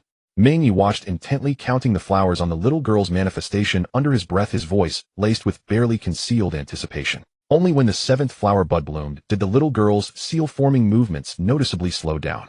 Her face flushed crimson, and fine beads of sweat appeared on her forehead. The little girl opened her mouth and panted heavily. Huff, huff, Daddy. I'm so tired. Seeing that the little girl showed signs of stopping, Minghe immediately urged her on, his tone filled with encouragement. My dear daughter, just hold on a little longer. It's almost there, don't give up. Hearing this, the little girl, who had been about to collapse on the ground, bit her soft pink lips, straightened her tiny body, and continued forming seals with trembling hands. Although her movements were somewhat sluggish, they carried a stubborn tenacity. As the little girl resumed her motions, the 8th flower bud atop the golden manifestation slowly unfurled its petals. The pale golden radiance grew denser, and as the Dao resonance circulated, the energy around them became more turbulent. After about the time it takes to burn an incense stick, the 8th golden lotus above the little girl's golden manifestation finally fully bloomed. At the same moment, the manifestation suddenly erupted with a formidable Deluo golden immortal level pressure sweeping outward like tidal waves. This caused the 22 little girls present to instinctively step back, and even Bing Yuan cast a sidelong glance. The pressure lasted only a moment before gradually receding. The manifestation transformed into a brilliant streak of light and swiftly returned into the little girl's body. In that instant, it was as if all the strength had been drained from the little girl. Her eyes closed, and her body softly slumped toward the ground. Minghe, quick as a flash, stepped forward and caught the falling little girl securely in his arms. He gently patted her back, his voice brimming with relief and pride, continuously praising her. My daughter is amazing. Just then, Bing Yuan, who had been quietly observing from a distance, hurried over. Her gaze fell on the sleeping little girl in Minghe's arms, her eyes filled with deep affection. At the same time, she couldn't hide her intense curiosity. Husband, what exactly were those flowers above our daughter's manifestation? I noticed you were tense the whole time, as if you were extremely nervous. Minghe looked down at the little girl in his arms. Seeing that she had merely fallen asleep from exhaustion, her breathing steady, and no other abnormalities, he let out a long sigh of relief, the worry in his heart finally dissipating. Hearing Bing Yuan's question, Minghe did not conceal anything and slowly began to explain what he knew. As for those 3 flowers above the crown, simply put, you can think of them as a measure of a cultivator's talent and the stability of their Dao foundation. Every time a flower blooms, it represents 1 grade of Dao foundation. The higher the grade, the better the cultivator's talent, the smoother their future cultivation path, and the higher the realm they can attain. Moreover, under the laws of heaven, 9 is the ultimate number, so these 3 flowers can bloom at most to 9 grades. If one achieves the 9-grade bloom, they possess the qualification to challenge the strongest realm beneath heaven, the Sage realm. At this point, Minghe seemed to recall something and quickly added, "Oh, and in your world, that realm is not called the Sage realm, but the Saint Sovereign realm." After listening to Minghe's detailed explanation, Bing Yuan finally gained a clear and thorough understanding of the significance of the 3 flowers above the crown. The Saint Sovereign realm. Throughout the entire Bing Yuan realm, aside from those who had violently intruded from outside from ancient times to the present, only she alone had ever reached that supreme level. If all my daughters could achieve the Saint Sovereign realm. Just imagining the scene of countless daughters, all Saint Sovereigns, shaking the heavens, made Bing Yuan's blood boil with excitement. She instinctively cast her gaze on the youngest daughter, sleeping in Minghe's arms, a flicker of regret passing through her clear eyes as she murmured, just 1 more grade, and the youngest would have the qualification to strive for the Saint Sovereign realm. This thought appeared in Bing Yuan's mind for only a moment before she forcibly dismissed it. Bing Yuan shook her head, helplessly laughing bitterly to herself. So long as the little girl grows up healthy and safe, that's enough. How could I have entertained such a greedy thought? Shaking off the distracting thoughts, Bing Yuan quickly turned her expectant gaze to Minghe and asked with some urgency, since you, husband, were able to help the youngest break free from the laws of this world, can the other daughters also undergo the same transformation? Of course, Minghe did not disappoint Bing Yuan. Minghe gently laid the little girl in his arms on a soft blanket nearby, then turned around, his gaze falling on the group of girls who were watching him eagerly. Minghe's gaze slowly swept around and finally settled on the 22nd girl who had been tugging at his pants leg, acting spoiled and jealous. The gentle magical energy flowed slowly into her, through her brow, beginning to guide the energy within the blood pill to circulate throughout her body. Next, Daddy will help you transform your physique.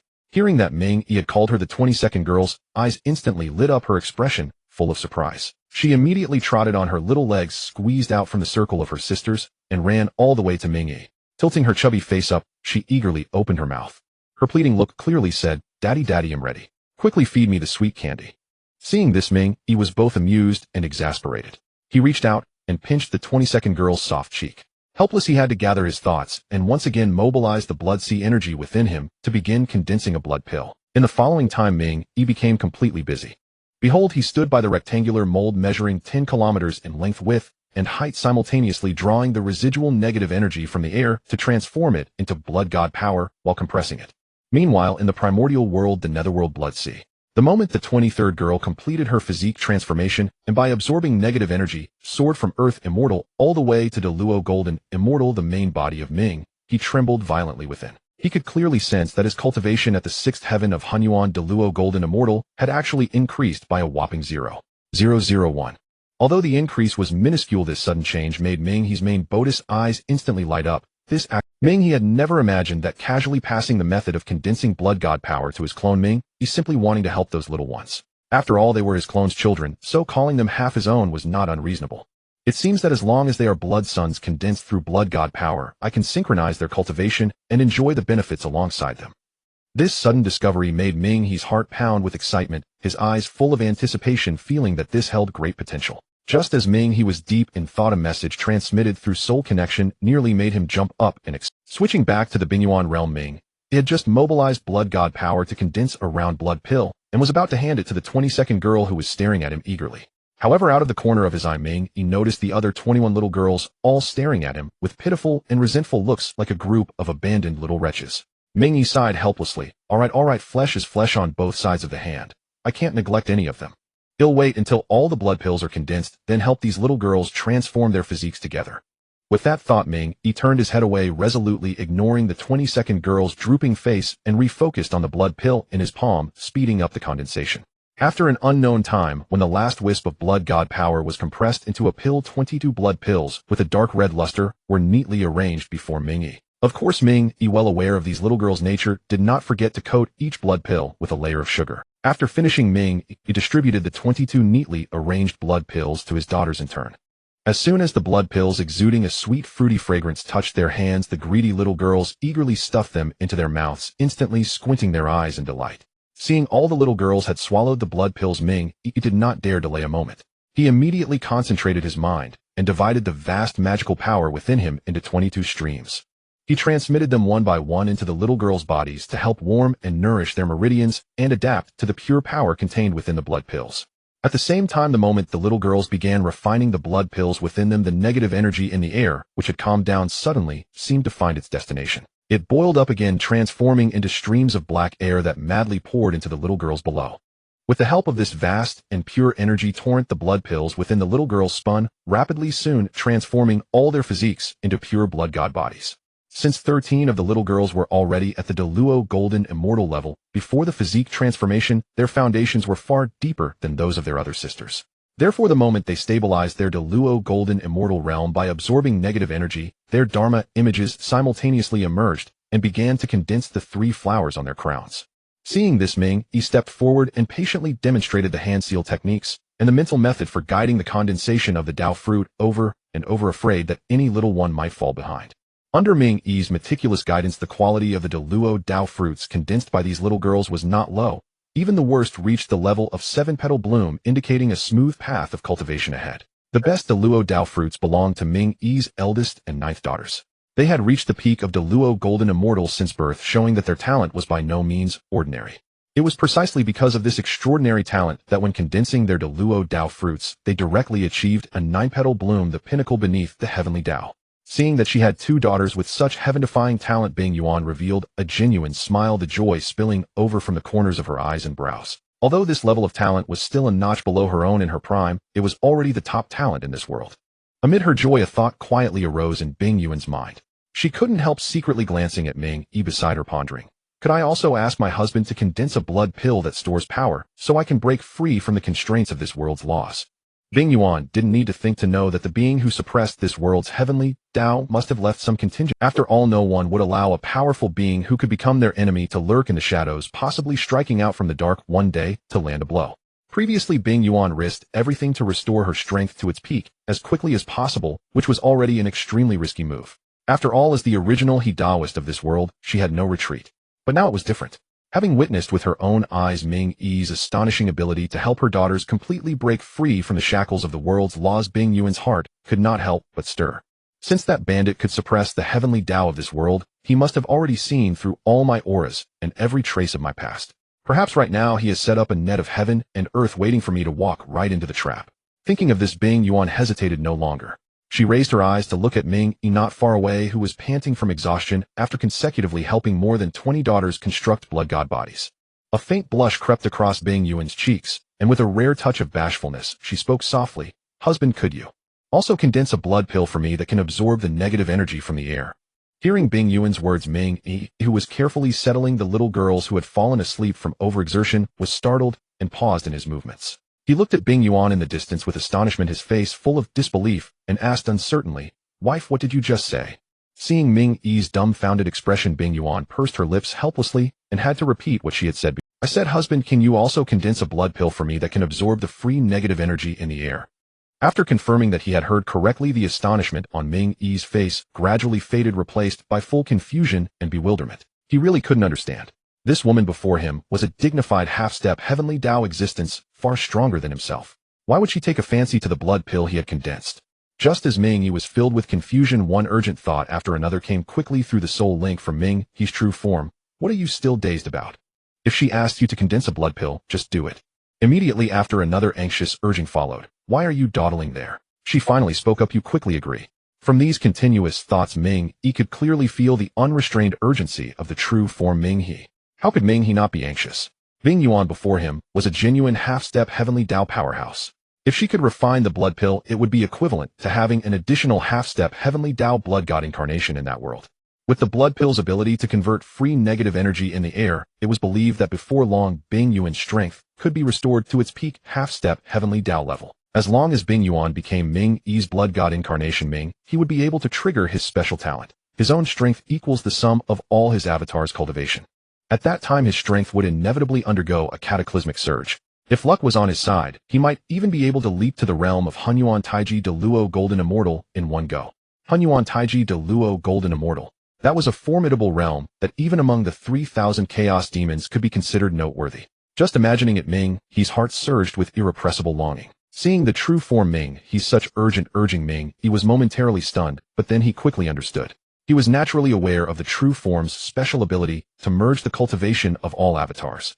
Minghe was suddenly enlightened and muttered to himself, "No wonder the true form is so anxious. It turns out he's playing the game of improving his cultivation." With this in mind, Minghe composed the confusion on his face, turned his gaze back to Bing Yuan, who stood by his side, and asked solemnly, "Wife, have you truly decided to walk the same cultivation path as me?" Bing Yuan nodded solemnly, her clear and beautiful face full of seriousness. Although I was once the world's Dao integrator, the true controller of this world now is no longer the Heavenly Dao of this world. If I continue to cultivate blindly along the old path, I will inevitably fall into the other's trap and end up in eternal damnation. In fact, I have long had the thought of switching to a different path of cultivation, but simply had not found a suitable direction before. Now that I see that the laws you cultivate, husband, are completely unbound by this world, I want to give it a try. With Bing Yuan having said so much, Minghe naturally found it hard to refuse, especially since the true form at the soul level was continuously transmitting urgent messages urging him to agree quickly. With that in mind, Minghe slowly nodded to Bing Yuan and said, "In that case, I can help you condense a blood pill." Hearing this, Bing Yuan's beautiful eyes instantly lit up, her gaze sparkling with barely concealed excitement. Seeing her so elated, Minghe couldn't bear to dampen her spirits, but he still had to lay out the risks. "Wife, you should also know that my current strength is still quite a distance from the true sage realm. Therefore, I might be unable to condense a blood pill that can directly accommodate the breakthrough of your half-step Heavenly Dao strength. After all, I am not very knowledgeable about the true sage realm and above, and cannot precisely control the level of..." Having said this, Minghe's tone shifted, becoming more resolute. "However, I can use my own origin energy to condense a prototype blood pill for you. At the same time, I will also teach you the method to strengthen the blood pill. As for how far you can elevate the limit of this blood pill, it will depend on your own comprehension and fortune." It was actually with the approval of the true form Minghe that Minghe offered the secret method to strengthen the blood. In order to bring this half-step Heavenly Dao powerhouse into his blood god system, Minghe was throwing caution to the wind, even willing to take out his most treasured secret technique, which showed how much he valued this matter. However, Bing Yuan knew nothing of all this. In her view, it was simply that she wanted to give it a try, and Minghe had unhesitatingly given everything he had, without any reservation or concealment. This heavy trust and favor made Bing Yuan feel unprecedented happiness. At that moment, the look in her eyes as she gazed at Minghe was so tender it seemed to drip with water, the affection in her gaze thick enough to stretch like strands. Minghe in the distance was still pondering how much origin energy to separate. After all, Bing Yuan was a half-step Heavenly Dao existence. To condense a blood pill for her, even just a prototype, would consume origin energy incomparable to that used for the little girls. This also caused Minghe to completely fail to notice Bing Yuan's affectionate gaze towards him. It was only when Bing Yuan's fair and delicate jade-like hand gently caressed Minghe's cheek that he snapped out of his reverie, slowly lifting his head. Meeting Bing Yuan's gaze tender and almost syrupy with affection, Minghe's heart suddenly skipped a beat, an ominous premonition rising within him. Yet no sooner had this thought crossed his mind than he felt a warm, soft little hand boldly stroke his chest, its fingertips teasingly pinching. At the same time, a slender, fair little foot crept over and gently rubbed against his leg, its eager movements tinged with a hint of excitement. Realizing what was happening, Minghe's entire body stiffened, his legs instinctively clamping together, and even his body began to tremble slightly. Stop it, stop it. The little girls are still right beside us. Minghe lowered his voice, a note of panic in his tone. He truly did not want to experience that helpless feeling of being completely at Bing Yuan's mercy again, so he could only use their sleeping daughters as a shield. However, the words Bing Yuan sent to him next plunged him into utter helplessness. Bing Yuan leaned in slightly, her warm breath brushing against Minghe's cheek, her voice carrying a soft, seductive allure. Husband, the daughters are all fast asleep. They shouldn't wake for a while. There's no rush to condense the blood pill. We have more important matters to attend to. She raised her finger and gently tapped Minghe's chest, the smile in her eyes deepening. A while back, the youngest kept saying she was the smallest and wanted to be an older sister. As parents, we should fulfill the little one's wish, shouldn't we? Hearing this, Minghe stiffly turned his gaze to the distance where the little girls, exhausted from their constitution transformation, lay sleeping soundly, their rosy cheeks peaceful. He felt a surge of frustration. I really shot myself in the foot. If only I had transformed the daughters' constitutions one by one, or as long as one hadn't fallen asleep, I wouldn't have ended up in this situation. Minghe wailed inwardly, his regret so profound it felt like his intestines had turned green. After a moment looking at Bing Yuan's smiling eyes, Minghe knew he could not escape this fate today. Resigned to his lot, he abandoned resistance, and with a bitter face began to weakly negotiate favorable terms. Oh, my dear.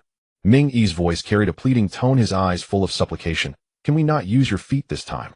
Minghe was utterly helpless. Bing Yuan's icy-cold feet always found their way into his mouth, making him terribly uncomfortable each time. Every time he was forced to taste her little feet, it took him a long while to recover from that strange sensation. I bet that old lecher, the original deity, must envy this kind of life, right? Minghe muttered to himself. After all, in his past life, the original deity was sat to death by a 200 robust girl just because he wanted to experience being surrounded by beauties. The thought of it is infuriating. And I really can't understand what's so appealing about feet. They feel smooth and have no strange odor, but putting them in your mouth, don't you find it disgusting? I just don't get why all the perverts in the world are so obsessed with women's feet. Of course, Minghe only dared to grumble these complaints silently, never daring to say them aloud to the original deity Minghe. However, Minghe completely forgot that with the soul connection fully open, his thoughts could not be hidden and would be seamlessly transmitted to the other's mind. Meanwhile, deep within the primordial netherworld blood sea, the original deity Minghe, upon hearing Minghe's string of slanderous thoughts, flushed crimson, with rage trembling all over his face, a mask of fury at having his secret exposed. You damned Minghe. Minghe leaped up in fury, his roar echoing across the entire blood sea. I racked my brains to help your daughters break free from the law's restrictions, and I finally figured out the path of using the blood god method to transform their constitutions. And I passed on the secret art of condensing the blood god avatar to you, without reservation, not a shred of selfishness. And yet you dare to slander me like this behind my back. At this moment, Minghe wished he could tear through space, rush to the Bing Yuan realm, drag Minghe out, and give him a good thrashing to make him taste the bitter price of defaming the original deity. Just as Minghe was raging and stomping in the blood sea back in the Bing Yuan realm, the moment Minghe's pleading words left his mouth, the originally tender and affectionate gleam in Bing Yuan's eyes instantly flashed with a dangerous chill. What is my husband tired of me? Bing Yuan's voice was soft, but to Minghe's ears it struck like a thunderbolt. He could clearly feel that with these words a bone-chilling coldness instantly radiated from Bing Yuan. The surrounding air seemed to freeze, and even the frost on the distant ice layer condensed with a deeper chill. At this moment, Minghe's regret was immeasurable. Only now did he belatedly realize how stupid his previous words were. He had practically walked right into the line of fire asking for trouble. Haha, my dear, you've misunderstood, terribly misunderstood. Minghe quickly put on a flattering smile, his voice trembling with a fawning tone. You are so beautiful and virtuous, so gentle and generous, and your jade feet are as fair and delicate as the finest suet jade. I am overjoyed. How could I ever despise them? Hearing this, the fierce cold aura emanating from Bing Yuan receded somewhat, but her smiling eyes still held a hint of scrutiny. Bing Yuan did not let it go and pressed on relentlessly. Then husband, why did you specifically say not to use feet? If that's not disdain, what is it? Minghe's heart sank, realizing this was a life or death question. Any misstep in his answer would make his future days unbearable. With that thought, cold sweat streamed down his spine, soaking the back of his clothes. He pondered for a moment, racking his brain for the right words before cautiously replying, No, I certainly don't despise you, my dear. It's just that I've recently developed a sore throat, and it's been quite uncomfortable, always dry and itchy. It is precisely because I do not wish to trouble my lady with using her feet. If the foulness in my throat were to inadvertently stain your jade-like feet, it would be an unforgivable sin. For this reason, I humbly request that my lady refrain from using her feet this time. It is not out of disdain, absolutely not. To make his words seem more convincing, Minghe deliberately covered his throat and let out a couple of dry coughs, looking as pitiful as could be. On the other side, within the boundless blood sea of the primordial netherworld, the original Minghe, he witnessed this scene clearly through their soul connection. Seeing Minghe groveling and fawning over Bing Yuan in such a sycophantic manner, he was utterly exasperated. Minghe gnashed his teeth and cursed inwardly. It seems I have been too kind to him, causing him to lose even the most basic reverence for me. Just as Minghe, he was secretly planning to thoroughly discipline this useless avatar once the matter was settled. The next events and the words that entered his mind made his anger surge up like a flame, burning even fear. In the vision, as Minghe finished speaking, the icy coldness in Bing Yuan's eyes instantly vanished, replaced by boundless tenderness. Bing Yuan's cold little hands gently caressed Minghe's handsome face, once more her fingertips tracing his brows and eyes as she spoke with affection. Silly fool, how could I ever despise you? If your throat is uncomfortable, then I should reward you properly. Hearing this, Minghe's heart leaped violently, and a strong premonition of disaster surged within him. Damn, I've overacted. Indeed, all of this was intentionally staged by Minghe. After all, any being who had attained the earth immortal realm could be free from all ailments and immune to poisons. Moreover, Minghe was a peak half-saint, only one step away from achieving sainthood. How could he possibly be afflicted with a mere pharyngitis that even mortals could easily cure? Such a flimsy excuse would be believed by no one with any sense, yet Bing Yuan took it at face value. Truly, the old saying holds: a woman in love when facing her beloved has an IQ of nearly 0. Husband, rest assured this time I will be gentle with you. Bing Yuan leaned down, her warm breath brushing against Minghe. Minghe nearly lost his composure upon hearing this, inwardly complaining wildly. Is this something a girl should? At that moment, Minghe felt a gentle yet irresistible force silently lift his body, carrying him swiftly toward the distant ice palace. Just as their figures arrived at the entrance of the ice palace, a sudden flash of inspiration struck Minghe, and he silently cried out in alarm. Oh no! Oh no! Just as their figures arrived at the entrance of the ice palace, a sudden flash of inspiration struck Minghe, and he silently cried out in alarm. Oh no! Oh no! I forgot to turn off the soul connection. The following events must absolutely not be seen by that old lecher of the earth. With that thought, Minghe wasted no time, immediately channeling his primal power within and forcibly unilaterally severing the soul link with the original Minghe, he in the primordial netherworld blood sea. Seeing the pitch-black void in his mind and recalling Minghe's inner words before cutting the link, Minghe, already burning with rage, felt utterly vexed. Truly, I have only today discovered that this avatar Minghe is such a hypocritical, repressed, and two-faced huff. Minghe took a deep breath, trying to calm his anger, muttering to himself, Don't be angry. After all, he is my own avatar. There's no sense in being angry with oneself. Moreover, once Bing Yuan converts her cultivation into a blood god avatar, my own strength will soar by a tremendous margin. He has rendered me a great service after all. There's no need to quibble over such trivial matters. Comforting himself thus, the anger in Minghe's original body gradually dissipated, and the fury on his face. Since Minghe is living such a leisurely life, there's no need for me to pay too much attention. He'll just wait here quietly for the cultivation gains to arrive. With that thought, a rare sense of anticipation welled up in Minghe's heart, and he couldn't help but fantasize the primordial chaos, supreme golden immortal realm. Once I reach that level, though still far from trampling the Heavenly Dao, punching Hanjun should be no problem. Well, since I have nothing to do now, it's time to bestow the primordial chaos mark I painstakingly condensed with boundless effort onto my avatars as a life-saving trump card for them. Thinking this, Minghe's divine sense swiftly swept across the blood sea, precisely locking onto a cave dwelling. Finding it empty, a trace of confusion appeared in his eyes, and he murmured to himself, Where is he? Minghe only just broke through to the late primordial chaos golden immortal realm. How has he vanished in the blink of an eye? The next moment, Minghe's vast divine sense belonging to the primordial chaos supreme golden immortal level instantly unfurled, silently covering every corner of the netherworld blood sea. After a moment he chuckled softly, understanding found him. He's busy over on the blue star human side. Seeing that Minghe was handling legitimate matters he was in no hurry to interrupt him. Instead he concealed his aura and began silently observing the commotion there through his divine sense. He had not paid much attention to the situation of the blue star humans before, so he decided to take this opportunity. Outside the novice zone specially designated for the blue star humans, a crowd had gathered seemingly discussing. The person at the forefront of the crowd was none other than Minghe, who had just broken through. At this moment Minghe's cultivation had firmly entered the late primordial chaos golden immortal realm, and the natural pressure emanating from his body instinctively instilled reverence in everyone present. Even Minghe, who had awakened his past life memories and reached the early primordial chaos golden immortal realm, felt the same. This powerful aura must have already touched the threshold of the saint realm. It's no less than my peak in my previous life. Minghe's gaze toward Minghe grew more solemn. Minghe scanned the crowd, and only when everyone's eyes were fixed on him did he speak gently. Everyone, you have worked hard during this period. The many affairs of the blue star humans have been managed thanks to your presence and oversight. Minghe paused, a hint of apology creeping into his tone. This time I have been in seclusion for over 20,000 years, making all of you wait here for so long, acting as babysitters for these newly arrived blue star humans. Consider these as a small token of my gratitude for all of you. Please accept them. With that Minghe raised his hand and waved, a flash of spiritual light flickering at his fingertips. He then retrieved a heap of dazzling radiant objects from his storage space. These primordial spiritual treasures were of little use to Minghe now, leaving them to gather dust in his storage space. It was better to give them to those present. Although the grade of these primordial spiritual treasures was only mid to low, among primordial artifacts far inferior to those renowned supreme treasures. However, for these system hosts present whose average cultivation had only barely reached the golden immortal realm, these were undoubtedly treasures that came as timely help, greatly benefiting their cultivation advancement.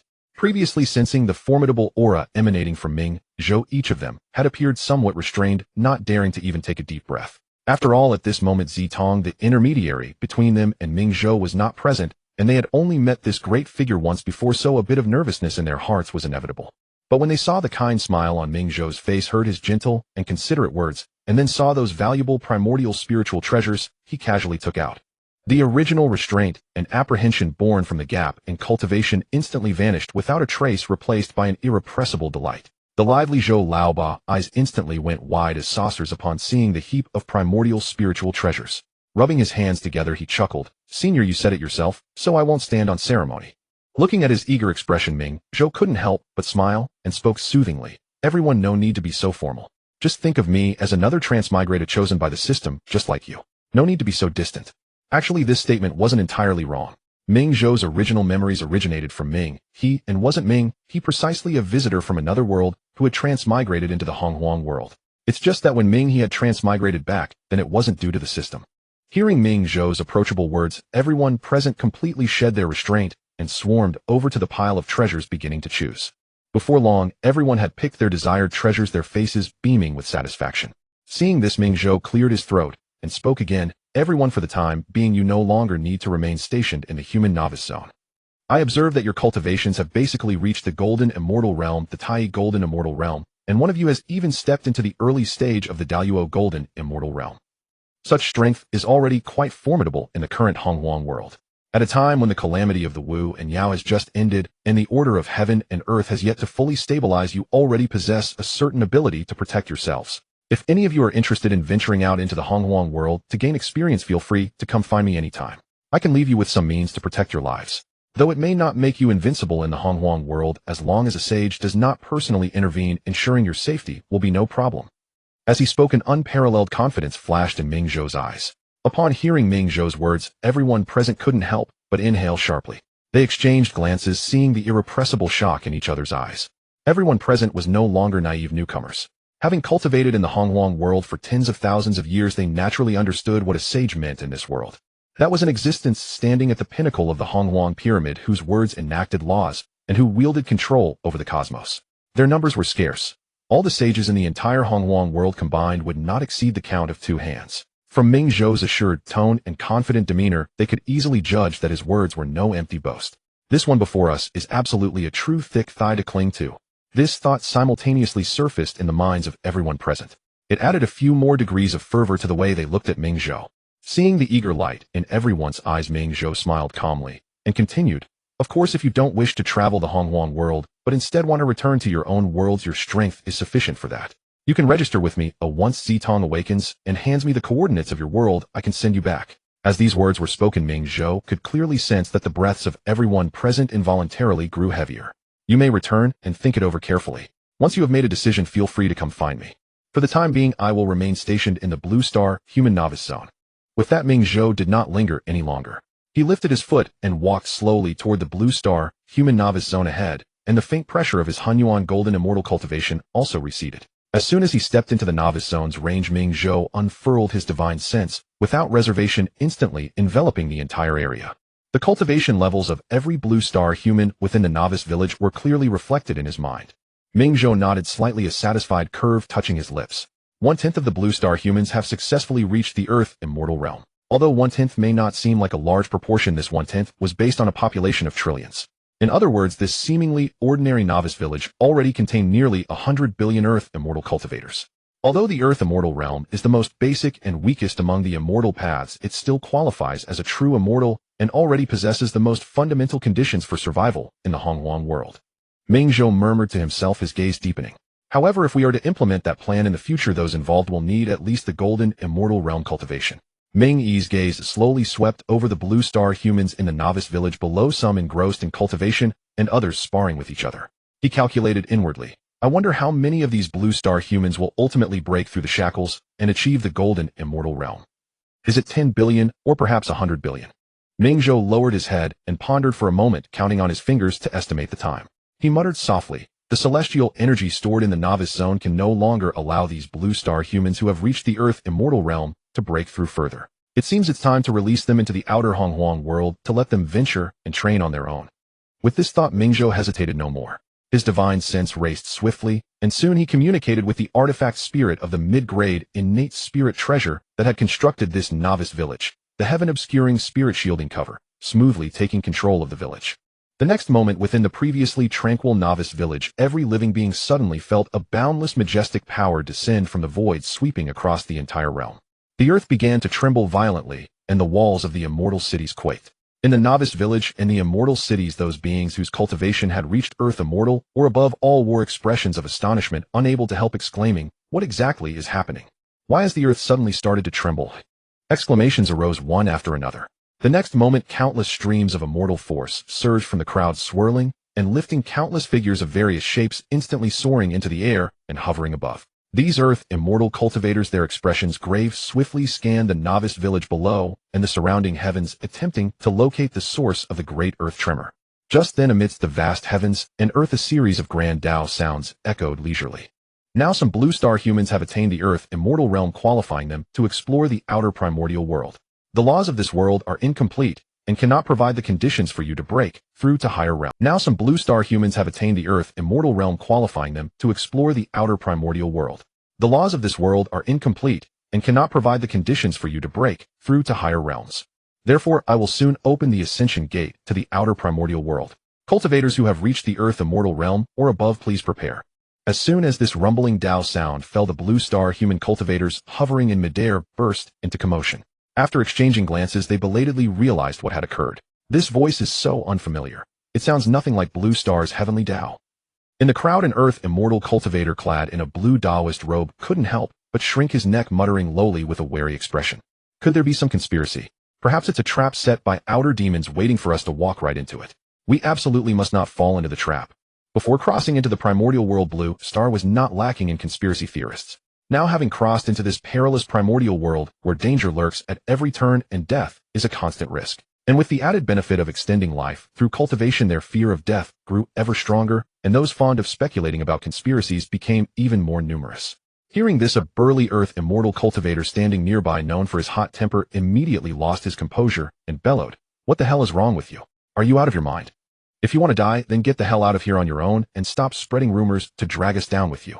Always with your conspiracy theories. If a powerhouse of that level wanted to kill you, they could crush you with a flick of their finger. Why would they bother playing games with you?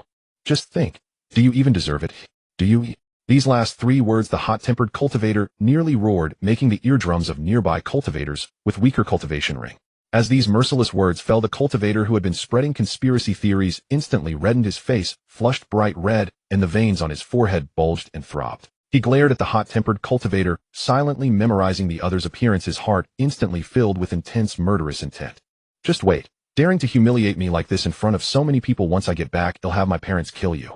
This conspiracy theorist was not among the first batch of Blue Star transmigrants converted by Zedong, but rather a second-generation native born and raised in the novice village. His parents were both at the peak of Earth immortal realm, wielding immense power and influence in the novice area, commanding a large clan. Hence he was so arrogant and overbearing, ready to kill at the slightest disagreement. Indeed, no matter the world, given enough time, such arrogant second-generation scions always emerge. This thought flashed through Ming's house mind, further strengthening his resolve to transfer all Blue Star humans at Earth immortal realm and above out of the novice village. The next moment, Ming's house fingertip moved slightly, and the boundless world force surged from around him, condensing into a visible pale golden stream of light. He gently raised his finger, and the power shot like a meteor into the novice village. Amid the astonished gazes of countless cultivators, it slowly coalesced between heaven and earth into a white jade celestial bridge spanning the void. Radiant light flowed along the bridge, and countless mysterious runes flickered faintly, leading directly to the primordial world beyond the novice area. Cultivators at Earth immortal realm and above, please ascend the celestial bridge as soon as possible. Those who delay will bear the consequences. Ming's house voice once again transformed into a rumbling Dao sound, resounding throughout the heavens and earth of the novice village. He didn't need to think to know that among these Blue Star humans there were bound to be many cautious players intent on hiding in the novice village until the end of time. They hoped to quietly attain ultimate power before stepping out of the novice area to embark on the so-called path of showing off and slapping faces. This kind of behavior, to put it mildly, was quite in line with Ming's original nature, but in the current novice village, it was absolutely unacceptable.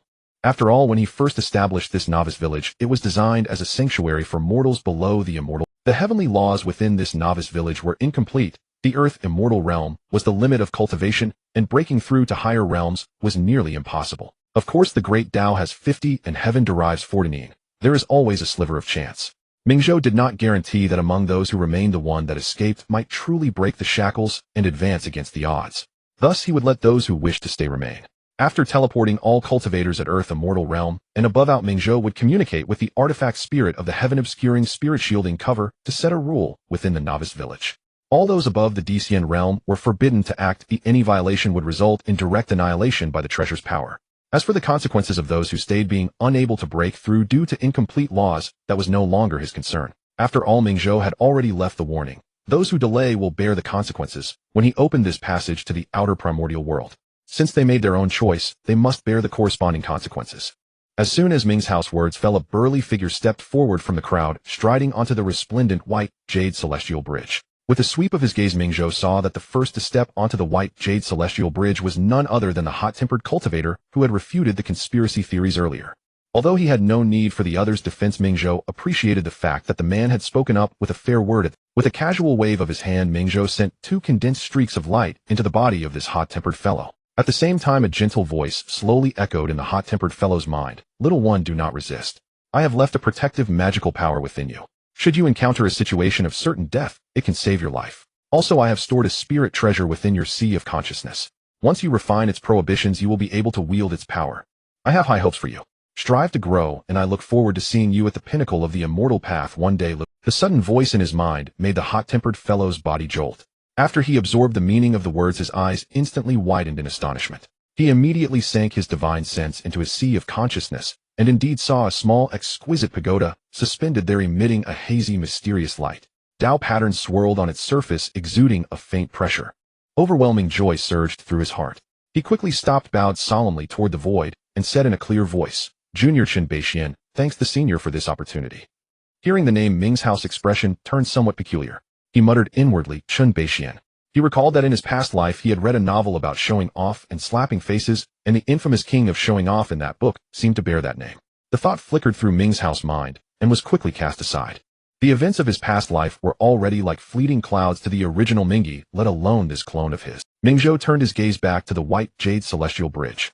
Watching the launching human cultivators step onto the bridge with expressions of trepidation or excitement, he nodded lightly and waited patiently on the spot. By the way, once these launching humans reach the golden immortal realm, I can summon them back.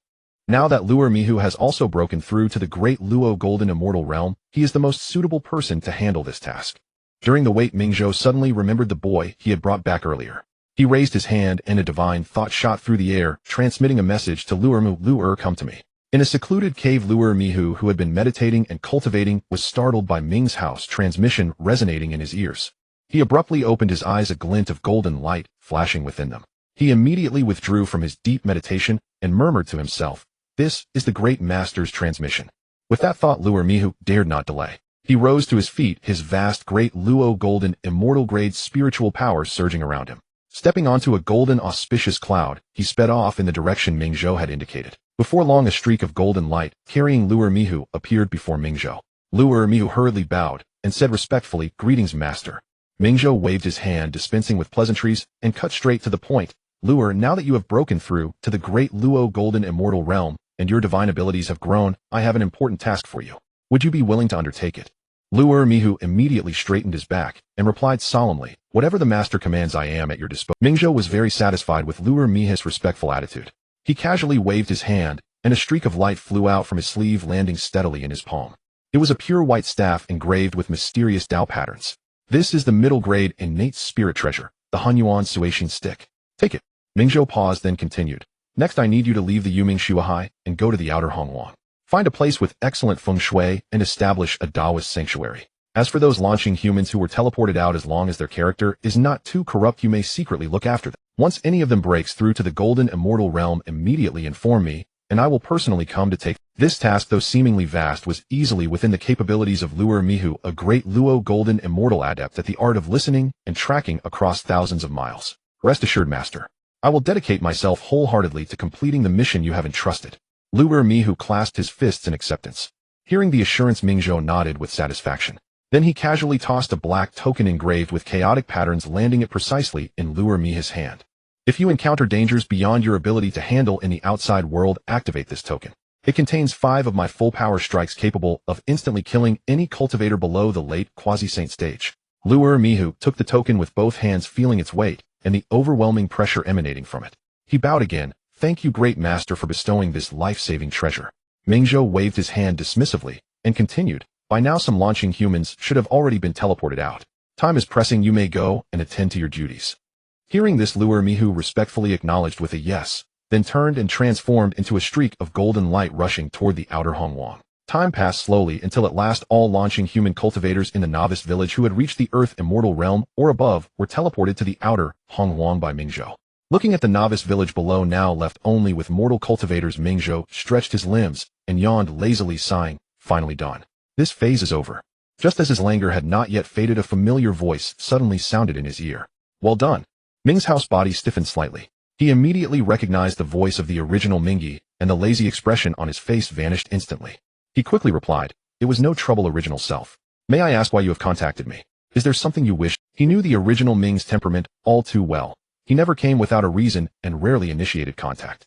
Since he had specifically reached out, there must be an important matter to convey. Seeing that Minghe had cut straight to the point, the original Minghe saw no need to beat around the bush and said bluntly, "In the past few tens of thousands of years, I have condensed a batch of Hunyuan marks.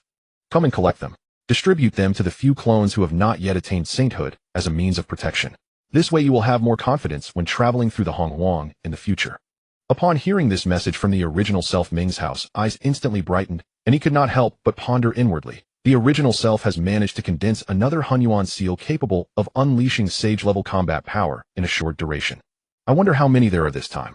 If there are enough, I will use one immediately and experience sage-level supreme combat power ahead of time. Gaining insight into the profound Dao resonance of this realm will lay a more solid foundation for my future breakthrough to the Hunyuan de Luo golden immortal stage. This thought flashed through Ming's house mind. He quickly composed himself, dared not indulge in further fantasies, and refocused his gaze on the soul panel communicating with the original self. He immediately replied, "Received, original self. I will go there now." Having said this, Minghe could no longer contain his excitement. With a flicker of his figure, he strode out of his secluded cave abode, rushing swiftly toward the deepest part of the netherworld Blood Sea, the residence of the original self of the River Styx. Before long, Minghe returned travel-worn, but bearing nearly 7,000 chaotic seals. Gazing at the densely packed Hunyuan seals floating above his palm, emanating supreme pressure, Minghe could not help but sigh. Truly the original self. Such a grand gesture. I never expected that this time so many Hunyuan seals that can unleash sage-level power were condensed. Since there are so many, I need not be so frugal. This is a perfect opportunity to experience the profound mystery of sage power. With these words, Minghe immediately selected one Hunyuan seal from among them, exerted a slight pressure with his fingertip, and crushed it. In that instant, an overwhelming vast mana, far surpassing the Hunyuan golden immortal realm and reaching the peak of the first layer of sage realm, surged wildly within Minghe's body like a torrential river. A supreme majesty where words become law and one holds dominion over heaven and earth spread through him, granting Minghe an unprecedented sensation of power. So this is the power a sage can wield. Truly formidable. The ancient saying that all beneath sagehood are mere ants is indeed well-deserved. Feeling that earth-shaking power within him, Minghe could not help but exclaim in admiration. Without further hesitation, Minghe immediately sat cross-legged, closed his eyes, and devoted himself entirely to comprehending this sage-level power, afraid to miss even a single insight. Half a quarter hour passed in the blink of an eye. As the power contained within the Hunyuan seal completely dissipated, the formidable sage force within Minghe swiftly receded, and his cultivation returned to the late stage of Hunyuan Golden Immortal. What a pity! The power of each Hunyuan seal lasts only half a quarter, far too brief. Minghe slowly opened his eyes, a trace of regret flashing within his gaze. While immersed in this sense of loss, Minghe suddenly sensed a familiar aura rapidly approaching. With a thought, he extended his divine sense and instantly recognized the identity of the newcomer. I never expected the first to seek me out would be him. The visitor was none other than Minghe, the first host among the batch of transmigrators brought back by Zitong to break through to the Deluo Golden Immortal Realm, and also the first emperor of Qiningzheng. So it is the reincarnated soul of the ancestral dragon. Minghe's gaze sharpened slightly, and he had already penetrated Minghe's true identity. Though he recognized the other's origin at a glance, Minghe's mind remained calm, without any superfluous ripples. He slowly rose to his feet, waiting quietly for the other's arrival. Soon a man clad in a dark robe stepped unhurriedly into the cave abode. A faint purple-gold dragon aura lingered around him. Though thin, it radiated an imperial majesty that looked down upon the world. Greetings, senior. Minghe bowed in salutation, his posture perfectly respectful, without the slightest Though in his past life he had been the lord of the dragon race, ruling the four seas and suppressing the primordial world, the devastating defeat in the Dragonhan calamity had long made him fully realize the brutal reality of this survival-of-thefidist primordial realm. Without strength, the more ostentatious one is, the faster one dies, sometimes without even knowing how. Thus, when facing Minghe, an existence whose power far exceeded his own, Minghe displayed such complete reverence. Seeing this, a faint smile curved at the corner of Minghe's mouth as he spoke slowly. Ancestral dragon, it has been a long while. I trust you are well. Minghe raised his head abruptly, meeting Minghe's calm and unfathomable eyes. His pupils contracted, then he let out a resigned, bitter laugh, his tone tinged with melancholy. I never thought that after so many eons someone would still remember my identity. This journey to the primordial world has not been in vain. Seeing his reaction, Minghe merely smiled faintly, not intending to dwell further on this topic. The reason he had directly exposed the other's origin was partly a warning. This was the netherworld blood, see his territory. Even if one was the ancestral dragon who once dominated the primordial world, one must act with restraint here and not cause trouble. After all, the ancestral dragon of the past was synonymous with arrogance and tyranny, acting as he pleased without regard for others. But now it seemed Minghe had overthought. Minghe, reincarnated from a wisp of the ancestral dragon's soul, did not seem to have inherited that bone-deep arrogance. Instead, he showed more steadiness and restraint born of worldly experience.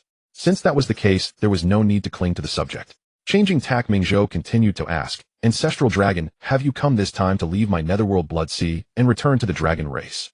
Upon hearing this, Minghe nodded without hesitation. A complex emotion flickered across his brow, and he replied in a grave tone, once my single wrong decision let down the entire dragon race. Now that I have reincarnated and returned, it resolves one obsession. It is time to go back to the dragon race and see those surviving kin. At the same time, Minghe's voice slowly entered his ears. Inside this token, I have stored 5 of my full. Minghe felt a stir in his heart. Instinctively, he reached out and caught it swiftly.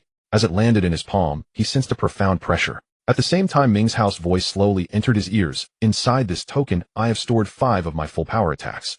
If you encounter a danger you cannot handle, it might prove helpful. I hope it can aid you, Ancestral Dragon. Minghe, upon hearing this, bowed solemnly to Minghe and said in a deep voice, thank you. There were no flowery words, no superfluous pleasantries. For beings of their level, a great favor requires no words of thanks. Any further speech would seem pale and empty. They simply kept this kindness silently in their hearts, and if an opportunity arose in the future, they would repay it. Farewell. As his words fell, Minghe bowed once more with profound respect, then turned and strode out. His purple-gold dragon chi swirled faintly, transforming into a streak of light that vanished beyond the cave dwelling. After Minghe departed, commotion soon arose outside the cave. More than a dozen traversers who shared Yingzheng's resolve to leave the netherworld Blood Sea and explore the primordial wilderness came knocking one after another. Minghe, without any stint, handed each of these arrivals a protective talisman that stored the power of his 5 full-strength attacks. After all, during the more than 20,000 years he had spent in seclusion, these individuals had taken his place, overseeing the novice zone of Blue Star's human race, silently managing the affairs of humanity and expending no small effort. Such talismans were merely trifles that he could craft with ease, so there was nothing to begrudge. After seeing off this batch of traversers ready to venture into the primordial wilderness, footsteps once again echoed outside the cave. A group led by Li'er came to call on him together. Seeing the expressions of trepidation on everyone's faces, Minghe offered a gentle smile and spoke in a soothing tone. Relax, there is no need for tension. I presume you have all made up your minds to return to the worlds you originally came from. Hearing Minghe's question, those present exchanged glances, their eyes filled with hesitation and longing. Finally, Li'er took a deep breath, stepped forward, and saluted Minghe with respectful cupped hands, saying in a deep voice, "Senior, you understand. Our families still await our return in our original worlds. Although the flow of time in the primordial wilderness differs from that of our original worlds, over 20,000 years in the primordial wilderness must have meant a considerable passage of time in our home worlds. If we delay any further, our families might already have passed away, unable to survive until our return. That is why upon hearing Senior mention that we could return, we rushed here to trouble you. We hope you will not take offense." The others, moved by Li'er's heartfelt words, nodded in agreement, their gazes fixed on Minghe with palpable. Seeing this, Minghe waved his hand and said in a calm voice, "Everyone, do not be anxious. If the world you originally came from lacks supernatural forces, it is a mundane realm, and its time flow differs vastly from that of the primordial wilderness. The 20,000 years you spent in the primordial wilderness correspond to only a few months in the mundane." Regarding this knowledge of time flow, when the system first opened the passage for traversers, Minghe had given a detailed explanation. Through the sharing of knowledge among his clones, Minghe naturally understood the intricacies involved. Hearing this, Li'er Zhu-san and several other emperors from mortal realms collectively breathed a sigh of relief, the tension in their backs softening. They secretly rejoiced. A few months. That's fine. At this rate, even if we stay in the primordial wilderness for tens of thousands of years, our loved ones won't change much. Seeing the relieved expressions, Minghe nodded slightly and continued to console them. There is no need to rush. Once Zitong emerges from seclusion, she can use the world coordinates you left in the system to teleport you back. At this point, Minghe shifted his tone, a mysterious smile curling at the corner of his lips, and spoke with a hint of allure. "When that time comes, I will bestow upon you a great gift." Upon hearing these words, everyone present brightened instantly, their interest piqued. Minghe's unfathomable power had long placed him among the supreme beings in their hearts. The very notion of a great gift from him was unimaginably precious. Just then, the exceptionally sociable Zhou Laoba could no longer contain his curiosity. Rubbing his hands together, he put on a cheeky grin and asked, "Senior, might I inquire what this great gift actually is, eh? Could you give us a hint in advance to satisfy our curiosity?" Ordinarily, Zhou Laoba would never have dared to be so bold before a being of Minghe's stature. But after interacting with Minghe over this period, he realized that the man carried no airs of a great power. He was affable and approachable, which emboldened him. Minghe, seeing everyone staring at him with eager, expectant eyes, shook his head helplessly and said slowly, "There is nothing secret about it. Since you are so curious, I might as well tell you now." But after interacting with Minghe over this period, he realized that the man. Upon hearing this, a few among the crowd who were still at the mysterious immortal realm, the laggards in cultivation, blushed crimson with shame, lowering their heads in embarrassment, wishing they could find a crack in the ground to hide. Minghe, oblivious to the discomfort of those few, continued speaking in a calm, casual tone. "With such power placed in a weaker world, you could well rival the Heavenly Dao of that world. Therefore, once Zitong emerges from seclusion, I will help you become the Heavenly Dao of your respective worlds." With the successful precedent of Mingxian, the original Ming, he and all his clones had come to recognize the immense benefits of becoming a world's Heavenly Dao. To put it simply, becoming the Heavenly Dao grants a form of eternal immortality. As long as the world does not collapse, the Heavenly Dao within it shall never perish. This was the fundamental reason Minghe poured his efforts into nurturing the humans of Blue Star. For a small thousand world, the Heavenly Dao's power could rival that of the Golden Immortal Realm. A medium thousand world's Heavenly Dao could rival the Grand Supreme Golden Immortal Realm, while a great thousand world's Heavenly Dao could rival the Primordial Supreme Golden Immortal. This did not even account for the explosive power increases from world ascension and other special circumstances.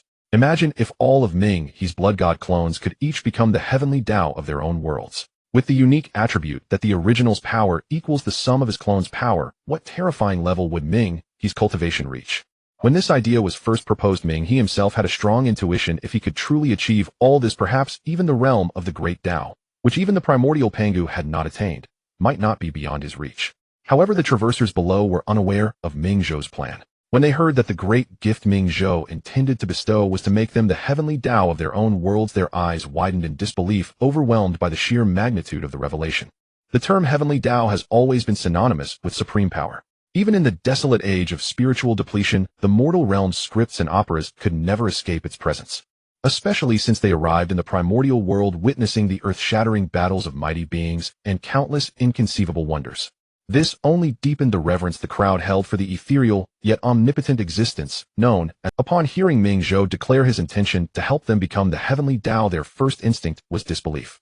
After all, such a lofty realm was far beyond the reach of mortal cultivators. Yet as they reflected that these words came from a being as formidable as Minghe, who could stir the very heavens with a gesture, their skepticism began to fade. After all, he had already ascended to heights they could scarcely fathom, leaving no reason to deceive them. With this realization, the crowd collectively gasped, their gazes fixed on Minghe with a mixture of profound shock and barely concealed anticipation. "Senior, do you truly mean to help us become the heavenly Dao that governs the life and death of countless beings across a realm?" Zhou Laoba, the quickest to recover from the shock, rubbed his hands together and voiced his deepest question, his voice trembling slightly. Minghe gazed at his excited demeanor, slowly nodded, and replied with unwavering certainty, "Indeed, the heavenly Dao I speak of is exactly as you envision." Hearing Minghe's affirmative response, Zhou Laoba's eyes blazed with exhilaration. Zhou Laoba rose from a street beggar to the throne of an emperor, weathering countless trials and achieving a monumental transformation of identity and status. But becoming the heavenly Dao, I've never experienced that. I wonder what it feels like to be the Dao of an entire world. The mere thought of it sent Zhou Laoba's blood surging, his entire being consumed by eagerness. The others present were in a similar state. After all, they had once possessed systems and witnessed many wonders. Ordinary fortunes no longer captivated them. Only such an extraordinary prospect could stir their emotions so profoundly. Seeing the crowd's impatience to return to their respective worlds, Minghe smiled and reminded them, "Everyone, this matter must wait until Zitong awakens and provides me with the coordinates of your worlds. So there is no need for such haste. I have noted each of your names. Once Zitong successfully emerges from seclusion, I will immediately send a message to inform you all. At that time, simply gather the items you need for your return and come to me." Hearing Minghe's instructions, the once excited crowd finally felt their restless hearts settle, their impatience gradually fading as they steadied their surging emotions. "Thank you, Senior." The crowd bowed respectfully to Minghe, their voices filled with genuine gratitude. This immense fortune was something they had never dared to dream of before. "No trouble at all." Minghe waved his hand dismissively. "Since that is the case, we shall not disturb your cultivation any longer." With their greatest concern addressed, the crowd had no further reason to linger, and they promptly took their leave, fearing to delay Minghe's important matters. Minghe, still occupied with other tasks, did not urge them to stay, merely nodding in acknowledgement. Soon they bowed one after another, turned, and strode away swiftly, leaving the vast cave dwelling empty save for Minghe himself. "My seclusion has spanned such a long time, and Zitong's retreat is nearing its end. She should be emerging soon." This thought flashed through his mind, and without further hesitation, he transformed into a streak of light, speeding towards Zitong's secluded cultivation chamber. On the other side, after leaving the territory of the Blood Sea of the Netherworld, the six-eared macaque transformed into a golden light and raced toward the eastern continent of the primordial world. From the moment he received Minghe's command, the six-eared macaque had already calculated his plan. The hundreds of billions of blue star humans scattered across the primordial world represented an immense task that no single individual could accomplish comprehensively. Thus he decided to first summon the monkey descendants he had once taken in during his travels through the primordial world. Though those monkey descendants were limited in talent, with cultivation levels ranging mostly between true immortal and mysterious immortal, they were insignificant in the powerhouse-laden primordial world. However, they were more than sufficient for observing the blue star humans whose cultivation peaked at the earth immortal realm. Just as the six-eared macaque was about to adjust his course toward his original tribe, a dazzling pillar of light suddenly erupted from the eastern sky of the primordial world without warning. The light pillar rose like a colossal celestial mast, piercing the clouds and reaching the heavens as if it would tear through the very firmament. Seven-colored radiance swirled around the towering pillar, cascading down like waterfalls, rendering the pillar even more sacred and resplendent. Simultaneously, an overwhelming pressure swept across the entire eastern continent. Such an omen. The heavens and earth rejoice, auspicious rays abound. A supreme treasure has emerged. The six-eared macaque halted, drew from his bosom the mid-grade, innate spiritual treasure gifted by Minghe, the primordial heart as you will staff, casually slung it over his shoulder and let his hands dangle loosely. His ears, capable of hearing all things in the world, quivered slightly as he gazed toward the distant pillar of light, keenly sensing numerous powerful auras converging from all directions. Since it's on the way, I might as well join the excitement and see what treasure can cause such a commotion. With that, the six-eared macaque channeled his divine power, and his body transformed into a golden streak of light tearing through the clouds and hurtling toward the pillar's location.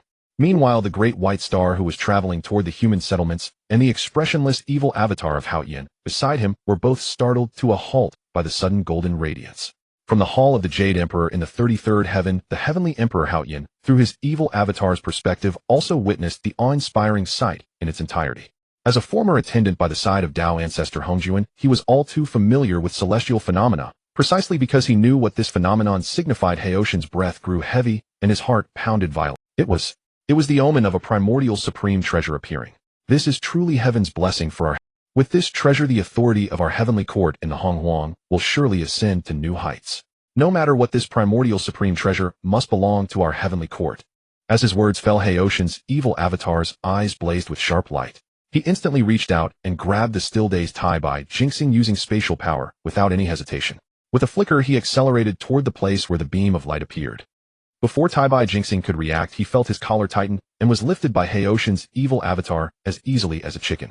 Spatial energies surged around them, and in an instant their figures vanished. However, the earth-shattering pillar of light that pierced the sky had drawn far more covetous gazes and forces than just this one. Deep within the Honghuang, atop Shumi Mountain, lotus platforms shimmered with auspicious light. The two sages of the West were seated on their lotus platforms. Having just snatched 3 emperors from the struggle of the 3 sovereigns and 5 emperors, they were secretly congratulating themselves on the imminent expansion of the Western School's foundation. Upon sensing the vast aura of that beam of light in the eastern sky, the smiles on their faces instantly froze. "Elder brother, do you sense it?" Zunti's eyes were full of disbelief, and he quickly turned his gaze to Jane beside him. Hearing this, Jian's calm expression had long vanished. He nodded stiffly, his tone tinged with uncertainty, and slowly spoke this. "This is the aura of a primordial supreme treasure, no mistake." Hearing Jian's affirmative answer, Zunti's doubts settled, instantly confirming that his perception had not been wrong. Realizing that a true primordial supreme treasure had appeared, Zunti's body shot up abruptly from the lotus platform. Jane beside him did the same.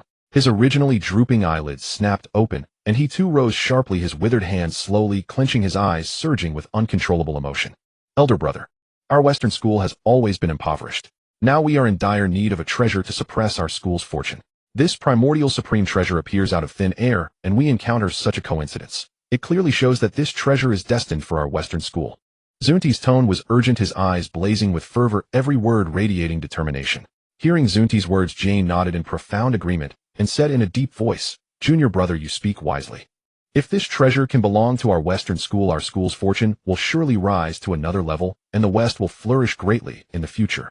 As Jane spoke, his murky gaze looked far into the eastern sky, and his sage-level divine sense spread out like a cover. In an instant, he had already discerned the exact location of the treasure's appearance. It was right within the territory of the human tribe below. But the next moment his brows furrowed sharply, his eyes full of deep confusion, and he murmured softly, "With my cultivation at the 3rd heaven of the sage realm, I cannot even deduce the origin and background of this primordial supreme treasure. Truly strange." Watching Jane, still lost in doubt, Zunti was already impatient, his eyes full of urgency, and he quickly urged, "Elder brother, do not waste time deducing its origin here. We must not miss this opportunity. Let us set out for the human tribe immediately. If we are late, this peerless treasure will fall into others' hands." Hearing this, Jane found Zunti's words very reasonable and immediately nodded in agreement. Just as he was about to speak, "Junior brother, let us set off at once." But before he could finish, Zunti had already raised his hand and torn the void before him. Then he turned and waved at him, saying urgently, "Elder brother, I have already opened a spatial passage to the place where the treasure appears. If we go now, we will surely claim this primordial supreme treasure." Seeing Zunti's swift action, Jian's gaze towards him was filled with even more admiration, and he praised sincerely, "Truly, junior brother is decisive in action." With that thought, Jane no longer hesitated.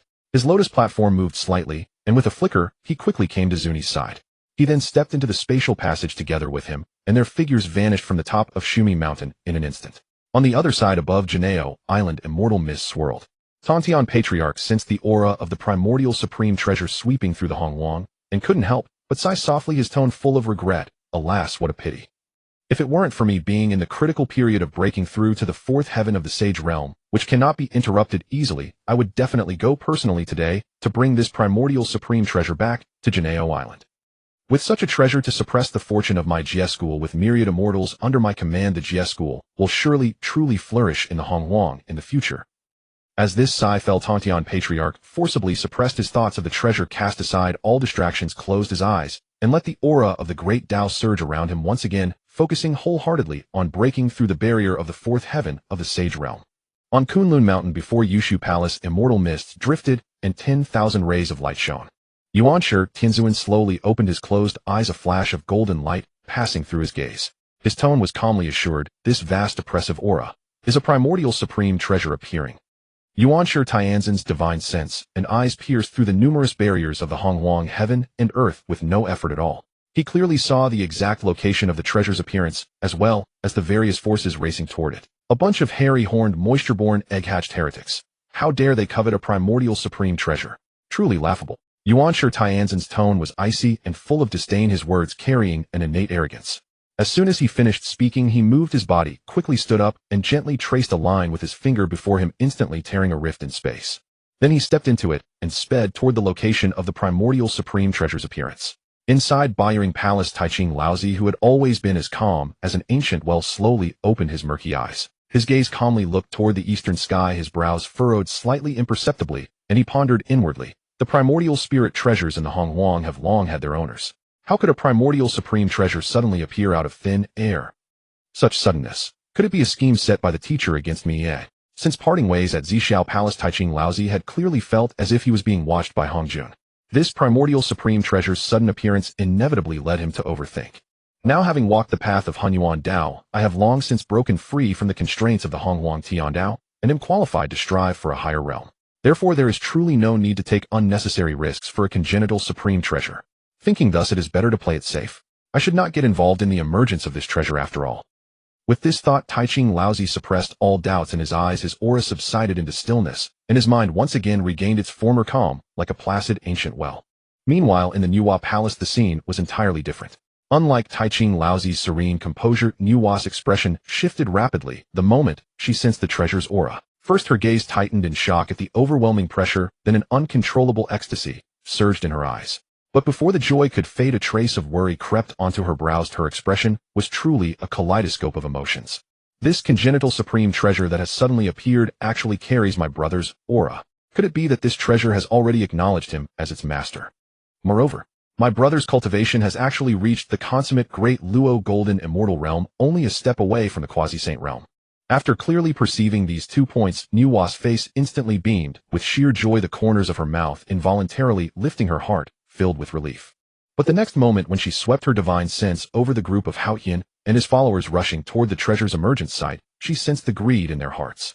The joy instantly faded, and a frosty expression descended upon her jade-like face. How dare they covet my brother's treasure? It seems these people truly hold no regard for me, a saint. Murmuring softly with bone-chilling coldness, Nuwa's eyes blazed with intense fury, and a faint aura of saintly pressure radiated from her entire being. Though filled with anger, Nuwa was not overly anxious. After all, when Fushi was reincarnated, she had already planted numerous protective measures on him. Murmuring softly with bone-chilling coldness, Nuwa's eyes blazed with intense fury, and a faint, but when her divine sense probed further and detected after Haoyan the auras of the 2 Western saints Jane and Junti, as well as Yuanshi Tianzuan, all racing toward Fux's location, the anger on her small face quickly faded, replaced by a look of gravity. Not good. I still underestimated the allure of a congenital supreme treasure. Even the saints have taken an interest. I must hurry over there immediately, otherwise if my brother falls into the hands of the other saints, it will be disastrous. As her words fell, Nuwa lightly raised her jade hand and traced a line in the void before her, swiftly tearing open a spatial passage that shimmered with lustrous white light. Then she lifted her graceful foot, transformed into a streak of light, and stepped into it. Her figure vanished from Nuwa Palace in an instant, speeding toward the place where the treasure had emerged. The primordial world, Eastern human clan tribe. Gazing at the dazzling golden light that suddenly shot up into the sky, Fushi, who had been quietly reading a book titled Jitsang Tian, was stunned for a long while before he finally snapped out of his dazed confusion. Right. The congenital supreme treasure, the one I opened from the treasure chest. Fushi looked up, his gaze falling upon the 18-story ancient pagoda floating above his head. The pagoda's body flowed with a gentle golden light of Tao resonance, its sacred and profound aura striking him, leaving undisguised shock in his eyes. As for the origin of this congenital supreme treasure, it goes back to not long ago. Earlier, while patrolling the core area of the human clan, Fushi had inadvertently discovered a strange book that had appeared out of nowhere. The book was surrounded by faint seven-colored spiritual light, exuding an indescribable mystery. Intrigued, he deliberately walked over to examine it. Just as he approached the book, he happened to see a human clan member, full of curiosity, leaning in close to the book. The moment the clansman touched the book, he instantly froze in place motionless, and his entire aura seemed to stagnate. Not long after, when the man opened his eyes again, a cyan flame suddenly appeared in his palm. The flame looked lustrous, yet radiated scorching heat, making it difficult for ordinary cultivators even to approach.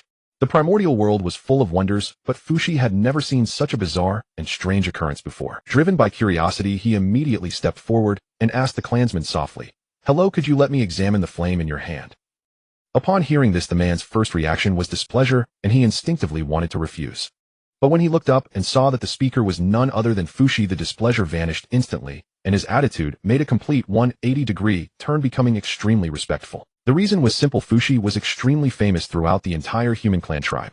Not only was he immensely powerful in cultivation, but he was also the personal disciple jointly accepted by the three human ancestors who had taught him together since his entry. Moreover, rumors had long spread in the tribe that not long ago this favored disciple of the three human ancestors had already gained strength comparable to theirs.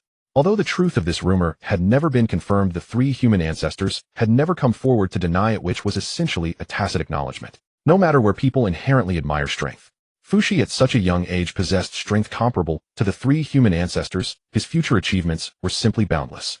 Over time, the legend spread that Fushi would soon become the fourth human ancestor, and more clansmen came. For these reasons, Fushi held an extremely high status in the tribe with unparalleled prestige, and all clansmen respected him deeply. This was why, upon hearing that Fushi wanted to see the cyan flame in his hand, the man, without hesitation, respectfully handed it over. Fushi reached out and took the cyan flame, gently rubbing its edge with his fingertips and concentrating to sense. He found that although the power of this cyan flame was not enough to harm him, a great luo golden immortal, its burning force was extremely fierce. After confirming the might of this lotus-shaped cyan flame, Fux's interest in the strange book that had appeared out of thin air greatly increased. After confirming the might of this lotus-shaped cyan flame, Fux's interest in the strange book that had appeared out of thin air greatly increased. His eyes filled with curiosity. Behold, Fushi returned the cyan flame to the clansman, nodded slightly in acknowledgement, and then stepped forward slowly toward the book that radiated an extraordinary spiritual light. The surrounding human clansmen seemed to discern Fux's intent, and none moved to obstruct him. Instead, they voluntarily parted to the sides of the path, clearing a wide corridor straight to the book. Seeing this gesture from the crowd, Fushi did not dissuade them. After all, he had already resolved to thoroughly investigate the book's origins and the mysteries it concealed. Their willingness to clear the way saved him considerable trouble and allowed him to move more swiftly. Thus, under the watchful eyes of his clansmen, filled with curiosity and reverence, Fushi soon arrived before the book, which exuded a dense ancient aura, shrouding the heavens. What a grand and imposing name! Fux's gaze fell upon the stone stele beside the ancient tome, where three bold, vigorous characters were carved. He murmured softly, his curiosity about the book deepening. "Let me see for myself what secrets this renowned tome holds." As his words faded, Fushi hesitated no longer. He slowly raised his hand and firmly touched the cover of the ancient, weighty volume. The moment his palm met the page, a strange pulling force surged forth. Fushi felt his consciousness waver, as if an invisible power was drawing him rapidly toward a different, unfamiliar space. Where is this? Steadying his mind, Fushi surveyed the completely alien landscape before him. His face was a mask of bewilderment, unable to discern whether he was trapped in an illusion or truly transported elsewhere. Just as confusion gripped him, a massive, translucent panel materialized out of thin air before his eyes. Flowing light converged on the panel, gradually coalescing into several legible lines that met his gaze. You have the following three perspectives to choose from. 1. Xiao, the Dao Emperor, progenitor of engagement annulments. 2. Huang, the Heavenly Emperor, reborn from excavated bones. 3. Yi, the Heavenly Emperor, drawn by 9 dragons pulling a coffin. Fushi stared at the appearing lines, still utterly dazed, unable to grasp what was happening. At that moment, alongside the text, a strange mechanical voice echoed in his ears. Detected viewers' cultivation at the peak of Deluo Golden Immortal. Verifying viewing credentials. Assessing viewers' comprehensive rating. Detection successful. Comprehensive strength, fortune, destiny, and other factors verified. Viewer, Fushi comprehensive rating SS level. Viewer Fushi is now qualified to watch all films. The films will be played in order. Please prepare. The mechanical voice rang out repeatedly. Fushi remained bewildered, his mind a whirlwind, utterly unable to comprehend this sudden development. But then the next words from the mechanical voice instantly erased the confusion from his face. The voice continued. In 5 seconds, the film Xiao, the Dao Emperor, progenitor of engagement annulments will begin. Viewer Fushi, please watch attentively. The depth of your emotional engagement and viewing insights will directly determine the grade of subsequent treasure. The moment the words "obtain treasures" reached his ears, Fushi felt a surge of adrenaline. He snapped to full alertness, a sudden realization dawning. So this is how the ancient tome works. That clansman earlier must have acquired the cyan flame through this very method. As Fushi pondered, the characters on the massive panel faded rapidly, replaced by a series of coherent frames that began to unfold. The story had already commenced. Seeing this, Fushi gathered his concentration, silently resolving, since my viewing insights directly affect the treasure grade, I must bring my utmost earnestness this time. With that thought, Fushi unhesitatingly mobilized his profound primordial spirit power, pushing his perception, reasoning, and empathy to their absolute limits, lest he miss any detail that could affect future rewards. It must be admitted that some people are naturally sharp-witted. Even when encountering such novel phenomena for the first time, they can instantly grasp the core and quickly formulate strategies to maximize their gains. Fushi was undoubtedly such a person. Thus, under Fux's unbroken focus, the pace of the on-screen story accelerated, and in a flash it reached the most gripping climax. As the line, 30 years on the East Bank, 30 years on the West Bank, never bully a youth for being poor, was shouted fiercely from the screen, Fushi, whose perception had been amplified by his primordial spirit power, felt his mind shaken violently. His emotions surged, and an indescribable heroic spirit flooded his. What a line! Never bully a youth for being poor. This is the true essence of a man of indomitable spirit. As if capturing Fux's intense emotional fluctuation, the unfamiliar mechanical voice sounded again at the perfect moment, detected strong emotional fluctuation in viewer. Calculating rewards based on weighted principle. Since this is the viewer's first viewing and the emotional intensity has reached the threshold for a treasure chest qualification, the guaranteed chance is hereby converted into a critical strike chance. Now drawing critical strike multiplier. Congratulations. Viewer has drawn the highest critical strike multiplier, 100 million times. Congratulations. Viewer has obtained a legendary treasure chest. As the voice fell, Fushi was slightly stunned. Though he still didn't know what treasure the legendary chest would yield, he understood clearly that this venture had been a success. He was certain to obtain a treasure. With this thought, Fux's emotional investment in the film deepened, and his attention grew even more acute, afraid to miss a single detail that could stir his heart. Such is the way of things when you can clearly see the reward ahead beckoning you. Even the most rugged path becomes bearable, and you can grit your teeth and keep going. This was exactly Fux's state of mind now. Though maintaining peak perception and empathy was extremely draining on his primordial spirit power, every moment strained his mind, but with the promise of rich treasures, he did not slacken even a fraction. He pushed himself to the limit, gritting his teeth and persevering. Time flew by as Fushi watched with rapt attention. Before long, the entire film, The Shao Emperor Who Pioneered Breakups, had concluded. Simultaneously as the film ended, Fushi also obtained a golden treasure chest. Congratulations to viewer Fushi for obtaining 1 golden chest and 1 legendary chest. After all films have been viewed, you may open the chests to claim the corresponding treasures. The films will proceed in order. Next up is the desolate Heavenly Emperor Who Dug Out His Bone and Reborn. Please prepare for viewing. As Fushi heard this mechanical voice, he understood that the process of obtaining treasures in this round was not. He dared not slacken even a bit. Again he mobilized his profound primordial spirit power to the fullest, focused his mind, and devoted himself wholeheartedly to watching the film. As the voice faded, the scene before him instantly shifted. In the ensuing moments, the screen gradually unfolded the magnificent and tumultuous legendary life of the desolate Heavenly Emperor, from his youthful tribulations to digging out his bone and rebirth, from rising against adversity to ascending to the throne of the Heavenly Emperor. Every scene exuded an awe-inspiring grandeur. Watching the desolate Heavenly Emperor overcome obstacles and grow stronger with each challenge, Fushi felt deeply moved. He mused to himself, such an unyielding self-confidence, truly worthy of a Heavenly Emperor. Although I have now broken through to the peak of the great Luo Golden Immortal, I have been cultivating in seclusion and have not truly sparred with top-tier powerhouses. As a result, my actual combat experience is far too lacking. Just as Fushi recognized his own shortcomings through the film and experienced a surge of emotions, the unfamiliar mechanical voice sounded in his ear again, detected intense emotional fluctuations in the viewer, meeting the reward trigger condition. After weighted calculation, congratulations to viewer Fushi for obtaining an epic chest. Hearing that he had gained another chest, Fushi felt a hint of joy, but it was far from the excitement he felt when he obtained the legendary chest earlier. After all, before he knew the quality of treasures that could be drawn from the chests, it was better not to hold too high expectations, lest the final treasure turned out to be unsatisfactory, leading to the greater the hope, the greater the disappointment, which would only disturb his state of mind. As Fux's thoughts raced, the unfamiliar mechanical voice sounded again, interrupting his contemplation. The film The Desolate Heavenly Emperor Who Dug Out His Bone and Reborn has concluded. Please prepare for the next film, The Yi Emperor of the Nine Dragons Pulling a Coffin, which will begin shortly. Hearing this, Fushi nodded slightly, without hesitation. He continued to maintain his primordial spirit at full power, his perception heightened, and stared intently at the screen waiting for the new film to start. A moment later the light and shadow on the screen shifted abruptly, and the scene changed once more. Before Fux's eyes appeared 9 golden dragons, heads held high, and tails swishing, dragging an ancient heavy bronze coffin through the chaos and across the starry river. A magnificent spectacle. What a domineering and unparalleled opening.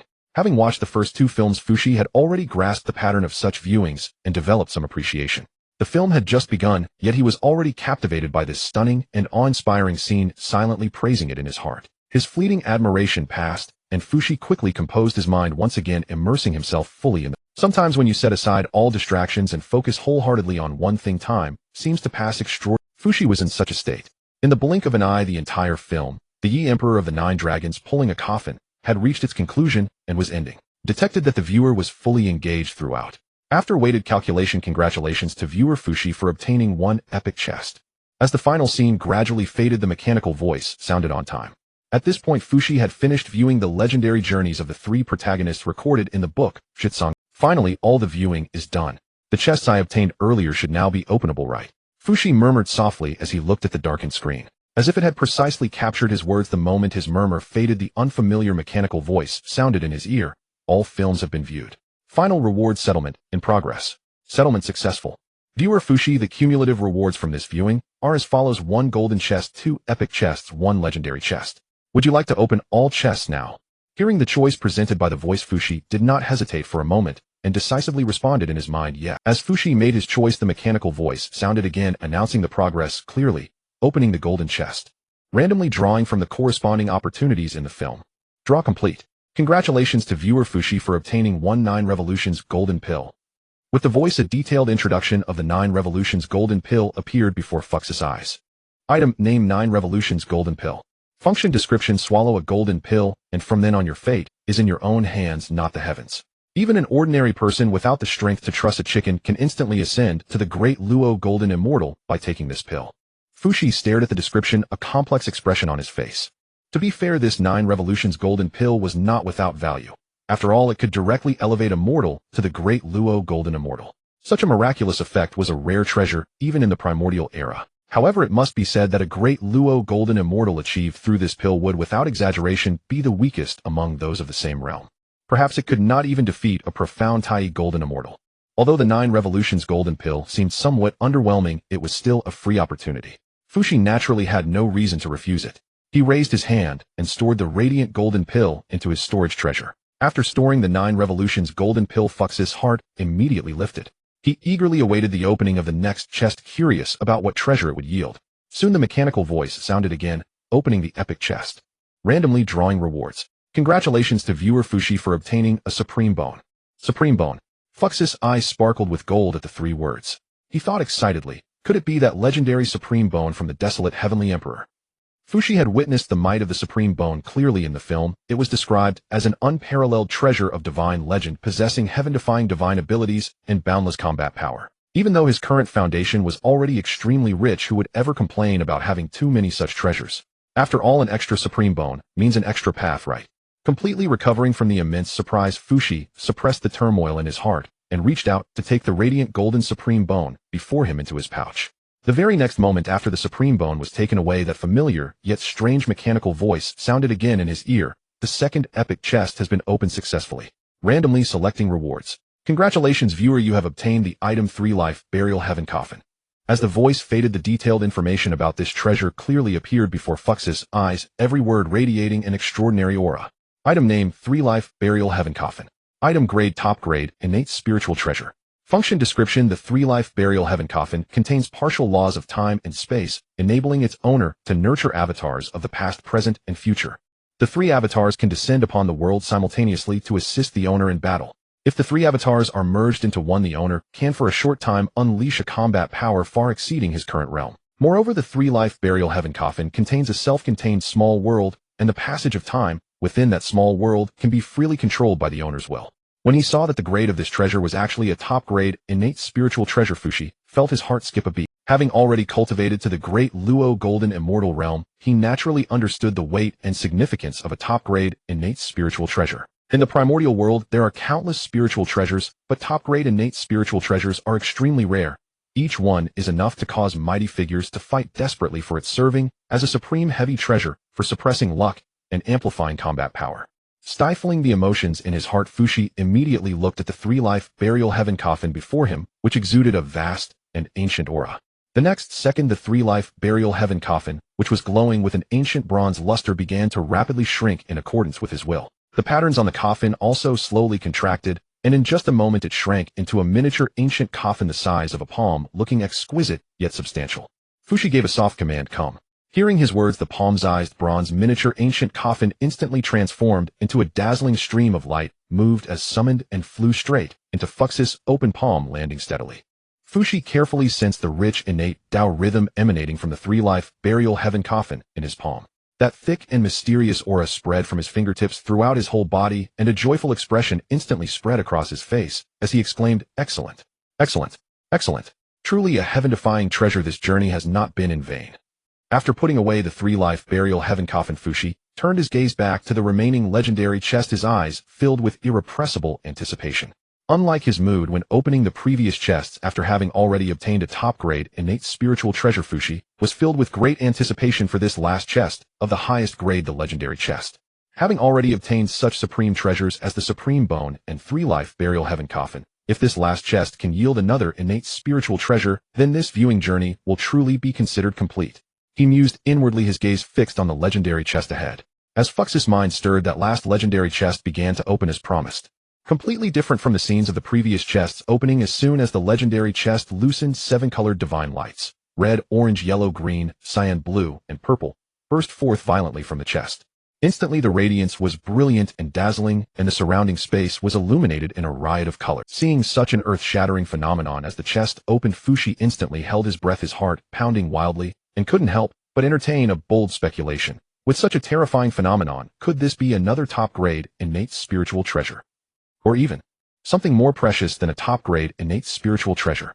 This was not Fux's fantasy, for the phenomenon emitted by the opening of the legendary chest was truly too astonishing, far beyond what the earlier epic chests had produced. Anyone who saw it would inevitably entertain more thoughts.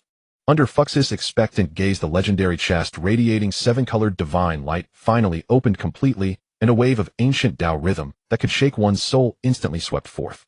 The legendary chest has been opened successfully, drawing the supreme reward. Draw successful.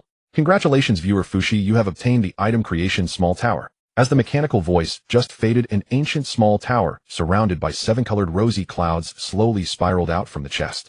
Though small in size, the tower exuded an immense oppressive aura that encompassed the creation of heaven and earth, and in an instant it floated before Fushi.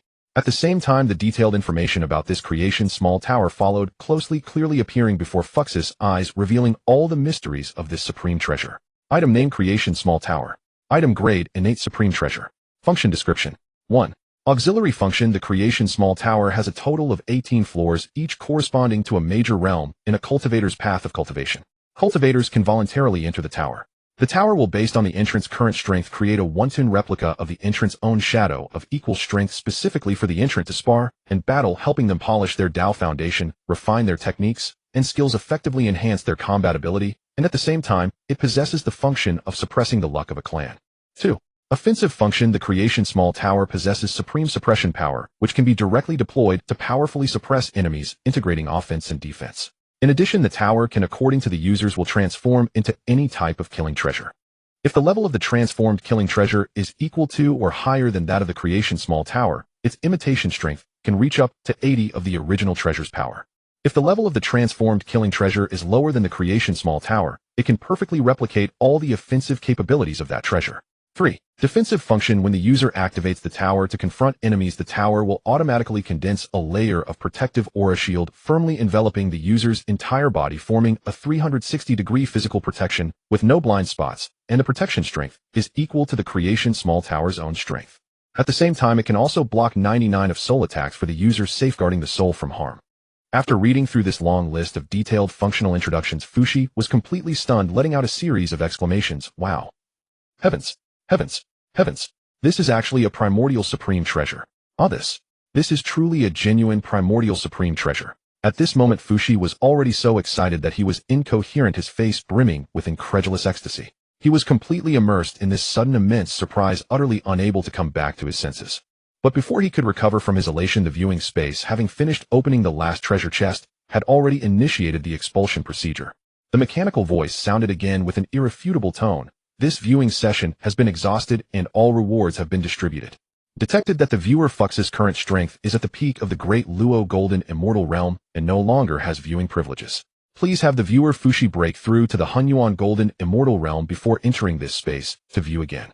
As soon as the words fell, a gentle yet irresistible force of expulsion instantly enveloped Fux's entire. Fux's heart tightened, and he instantly came to his senses. At this moment, he could no longer care about anything else, his gaze locked firmly onto the creation miniature tower floating ahead. He exerted force from his feet, leaped abruptly, and in an instant rushed before the small tower. Then with a sweep of his hand, he firmly grasped this ancient small tower which was suffused with seven-colored Dao aura into his embrace. The next moment Fushi felt his vision blur violently, and amidst a dizzying whirl, he became dazed. When he opened his eyes again, his consciousness had completely returned to his physical body, and he stood once more before the ancient book titled Zhitsangtian. Almost at the same time, the primordial world seemed to have suddenly detected the aura of the supreme treasure that Fushi had brought out. A golden pillar connecting heaven and earth abruptly descended from the sky. The resplendent golden light instantly enveloped the primordial supreme treasure brought out by Fushi, and a sacred majestic aura swept across the surroundings. This was precisely the reason why Fushi, upon snapping out of his daze, had immediately searched frantically for that ancient small tower. After all the other treasures previously opened from the chest had all been properly stored into his storage artifact, only the final creation miniature tower had not yet been collected when he was ejected from the viewing space by that expulsion force. Unable to confirm whether the creation miniature tower had been brought out with him, Fushi naturally searched everywhere like a madman. After all, that was a genuine primordial supreme treasure. Throughout the entire primordial world, even among the 6 sages of the Heavenly Dao, only the 2 sages Taiching Laozi and Yuqing Yuanshi possessed such a treasure. From this one can see the rarity of primordial supreme treasures. Being able to possess one can be said to surpass some sages in certain aspects. Fushi abruptly looked up at the sky. Upon seeing the creation miniature tower hovering above his head suffused with 7-colored Dao aura, his suspended heart finally settled completely. He let out a long sigh of relief, muttering repeatedly, "Thank goodness, thank goodness. This heaven-defying primordial supreme treasure has finally been brought out with me." Just as Fushi was secretly rejoicing, 3 streaks of light suddenly tore across the sky. In an instant, the figures of 3 elderly men descended before Fushi. After recognizing the faces of the 3 elders, Fushi asked with a joyful expression, "3 ancestors, why have you suddenly come here?" Upon hearing this, the 3 ancestors of the human race did not immediately answer Fux's words. Instead, they turned their gazes to the creation miniature tower hovering above Fux's head, and their faces all showed solemn expressions. This is a huge trouble. Swairenshi's gaze swept over the creation miniature tower above Fux's head, then withdrew it in an instant. He then shouted in a deep voice to the surrounding tribesmen who had gathered to watch, "Quick! All members of the human race, hear my command. Immediately retreat to the core tribe, no delays." As soon as the words fell, Swarenshi turned his gaze to Yukashi and Ziishi beside him and instructed rapidly, "Yochao, go quickly and gather the leaders of all tribes. Have them assist with all their might and ensure the evacuation of all tribesmen is completed as soon as possible without any delay. Ziyu, immediately go to the Fire Seed tribe and gather all tribesmen who are able to fight. Have them fully armed and proceed to the core area ready for orders at any time." Yukashi and Ziishi also fully understood the urgency of the matter. The emergence of a primordial supreme treasure would inevitably alert the great powers of the primordial world, and any carelessness would bring catastrophic disaster to the human race. Therefore, they had no objection to Swairenshi's command. They immediately accepted the order, their figures flickering as they quickly set off to act. The human race tribesmen gathered below did not know what major event had occurred, but upon seeing that the orders were issued by the 3 ancestors of the human race, even with doubts in their hearts, they dared not ask. They immediately responded in unison, obeying. "Do not panic, my tribesmen. Do not resist. I will take you away from here first." Yukiyoshi's voice rang out above the crowd. The moment his words fell, he had already flashed to appear before the gathered tribesmen. With his vast dermic power at the level of great Luo Golden Immortal surging forth, it transformed into a soft light barrier. Yukashi quickly enveloped all the tribesmen below within it. After gathering the tribesmen, Yukashi dared not delay for a moment. He immediately sped off with the tribesmen wrapped in his dermic power toward the core tribe of the human race, taking these tribesmen away from this place of trouble that was about to become a battlefield as quickly as possible. Meanwhile, Ziishi's actions were even faster than Yukiyoshi's. Almost the moment Swairenshi's command had just fallen, his figure transformed into a streak of light, and in an instant flew back to the Fire Seed tribe. He immediately gathered the nearly 30 Emperor-level powerhouses and hundreds of venerable-level top combatants currently existing in the human race, placing them on standby at any time. As long as Swirenshi gave the order, all the foundations and combat power that the human race had silently accumulated over the past 20,000 years would immediately pour out, completely fighting to the death to protect the human race. Facing this sudden earth-shattering upheaval, all the arrangements that Swirenshi could make had been fully prepared. As for the impending storm and the covetousness of the great powers of the primordial world, Swirenshi could only sigh softly in his heart, do my best, and leave the rest to heaven. I only hope that the human race does not suffer too great a loss. After sighing softly, Swirenshi walked steadily to Fushi, raised his hand, and gently patted Fux's shoulder, comforting him. Child, do not be afraid. You are the future hope of our human race. Even if we 3 old men must exhaust our very lives, we will surely protect you completely. Hearing Swirenshi's weighty words, even Fushi, no matter how slow-witted, now fully grasped the situation. The emergence of an innate supreme treasure would inevitably attract the covetous eyes of various mighty beings across the Honghuang world. The human race was about to face a great calamity. Fire ancestor, have I done wrong? It is I who have brought such a great disaster upon the human race. Fushi lowered his gaze to the 18-story small pagoda floating above his head, his heart surging with indescribable guilt, feeling that he had brought calamity upon the entire clan. Seeing this, Swirenshi reached out and gently ruffled Fux's head, slowly shaking his own as he spoke with unwavering conviction. No, child, you have not erred. To be recognized by an innate supreme treasure proves that you are outstanding enough and worthy of this opportunity. If blame must be placed, it can only fall on the fact that our human race is still too weak, lacking the strength to protect such a heaven-defying treasure. As Swirenshi spoke, his gaze fell heavily upon the vast and distant horizon, his eyes sharp as blazing torches. It was as if he had already glimpsed the Honghuang beings racing toward this place, his words filled with resolution. But now our human race is no longer a soft persimmon to be kneaded at will. If anyone dares to run rampant within our territory, they must be prepared to face the fury of our people. The moment his words fell, Swirenshi's expression turned stern, and he spoke with gravity. They are here. With Swirenshi's declaration, 2 streaks of light shot swiftly toward them. Yukashi and Ziishi had already returned to his side, the 3 standing shoulder to shoulder, facing the impending crisis together. Hearing this, Fushi slowly raised his head, his gaze fixed on the distant horizon, watching the endless stream of beings from other races descending upon this place, his heart instantly growing heavy. The first to arrive above the human tribe was a cultivator whose original form was the very first wisp of primordial black cloud. His aura was vast and oppressive, clearly at the peak of the great Luo golden immortal realm.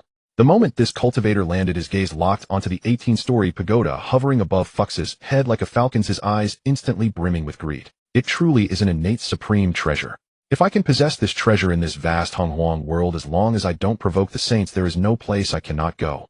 With these words, the black cloud cultivator, wreathed in billowing black miasma, lunged straight toward Fushi, completely disregarding the 3 ancestors of the human race standing before him.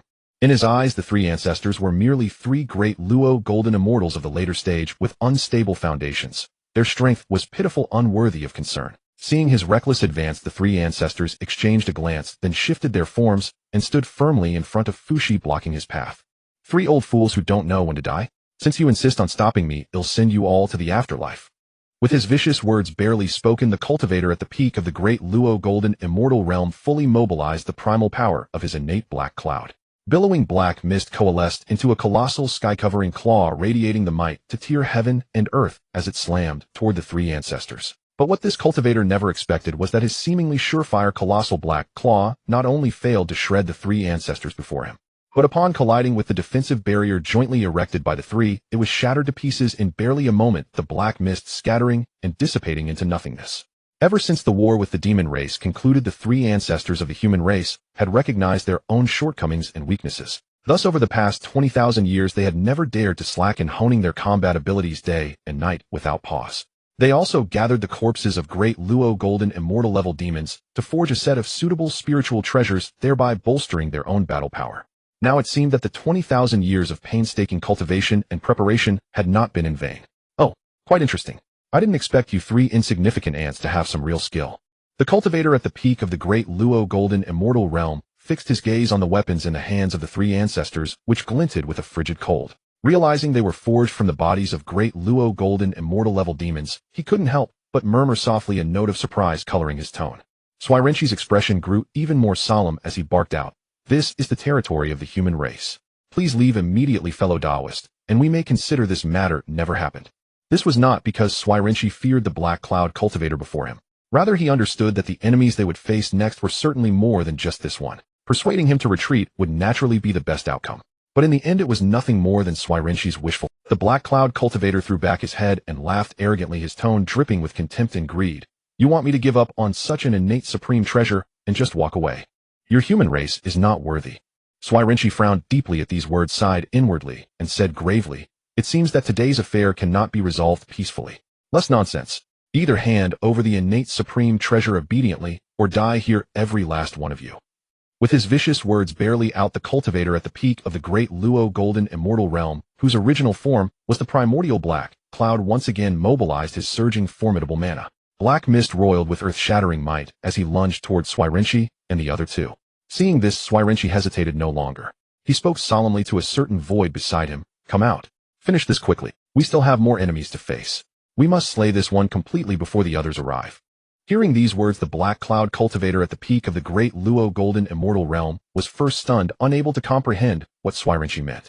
Then he sensed a ripple in the surrounding space, and 10 unfamiliar, yet formidable auras instantly materialized, locking onto him firmly. These 10 experts appeared without a word, unleashing a barrage of diverse divine abilities and spiritual treasures, attacking the black cloud cultivator from all sides. At the same time, the 3 ancestors of the human race seized this perfect opportunity.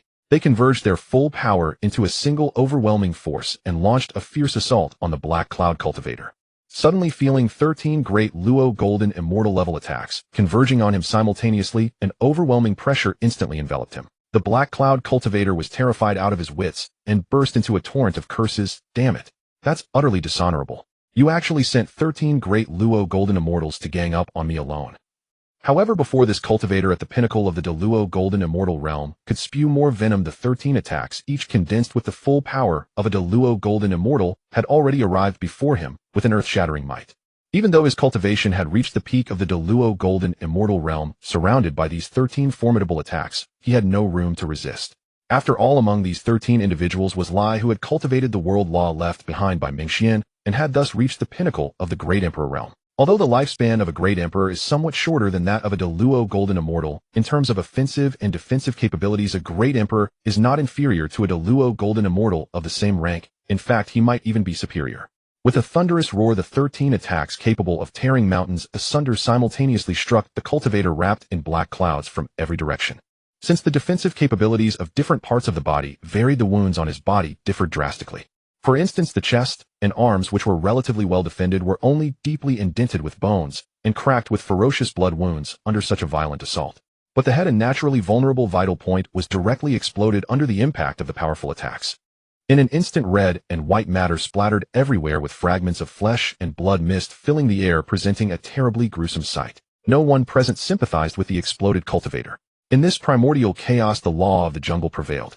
Since he had dared to enter the human territory to kill and plunder treasures, he should have been prepared to be killed in return. This was the most straightforward truth. Still trying to escape, Lai, who had just blown up the head of this peak Luo golden immortal cultivator, had a piercing gaze. He immediately sensed an extremely faint fluctuation of primordial spirit power, clearly indicating that the opponent, seeing the situation turn unfavorable, intended to abandon his physical body and flee by escaping with his primordial spirit. Seeing this, Lai did not hesitate. He instantly mobilized the world force refined within his body, and in the center of his palm condensed a cluster of karma fire, dark black, tinged with crimson, specially designed to burn souls. Then, with a sudden wave of his hand, he rapidly shot this cluster of karma fire straight toward the faint remnant soul of the primordial spirit, chasing after it to burn it. The remnant soul, which had barely escaped from the exploded head, sensed the fatal crisis of complete annihilation and was about to beg for mercy when the overbearing karma fire instantly entangled it. Screams of extreme misery echoed in the sky, but they did not last long.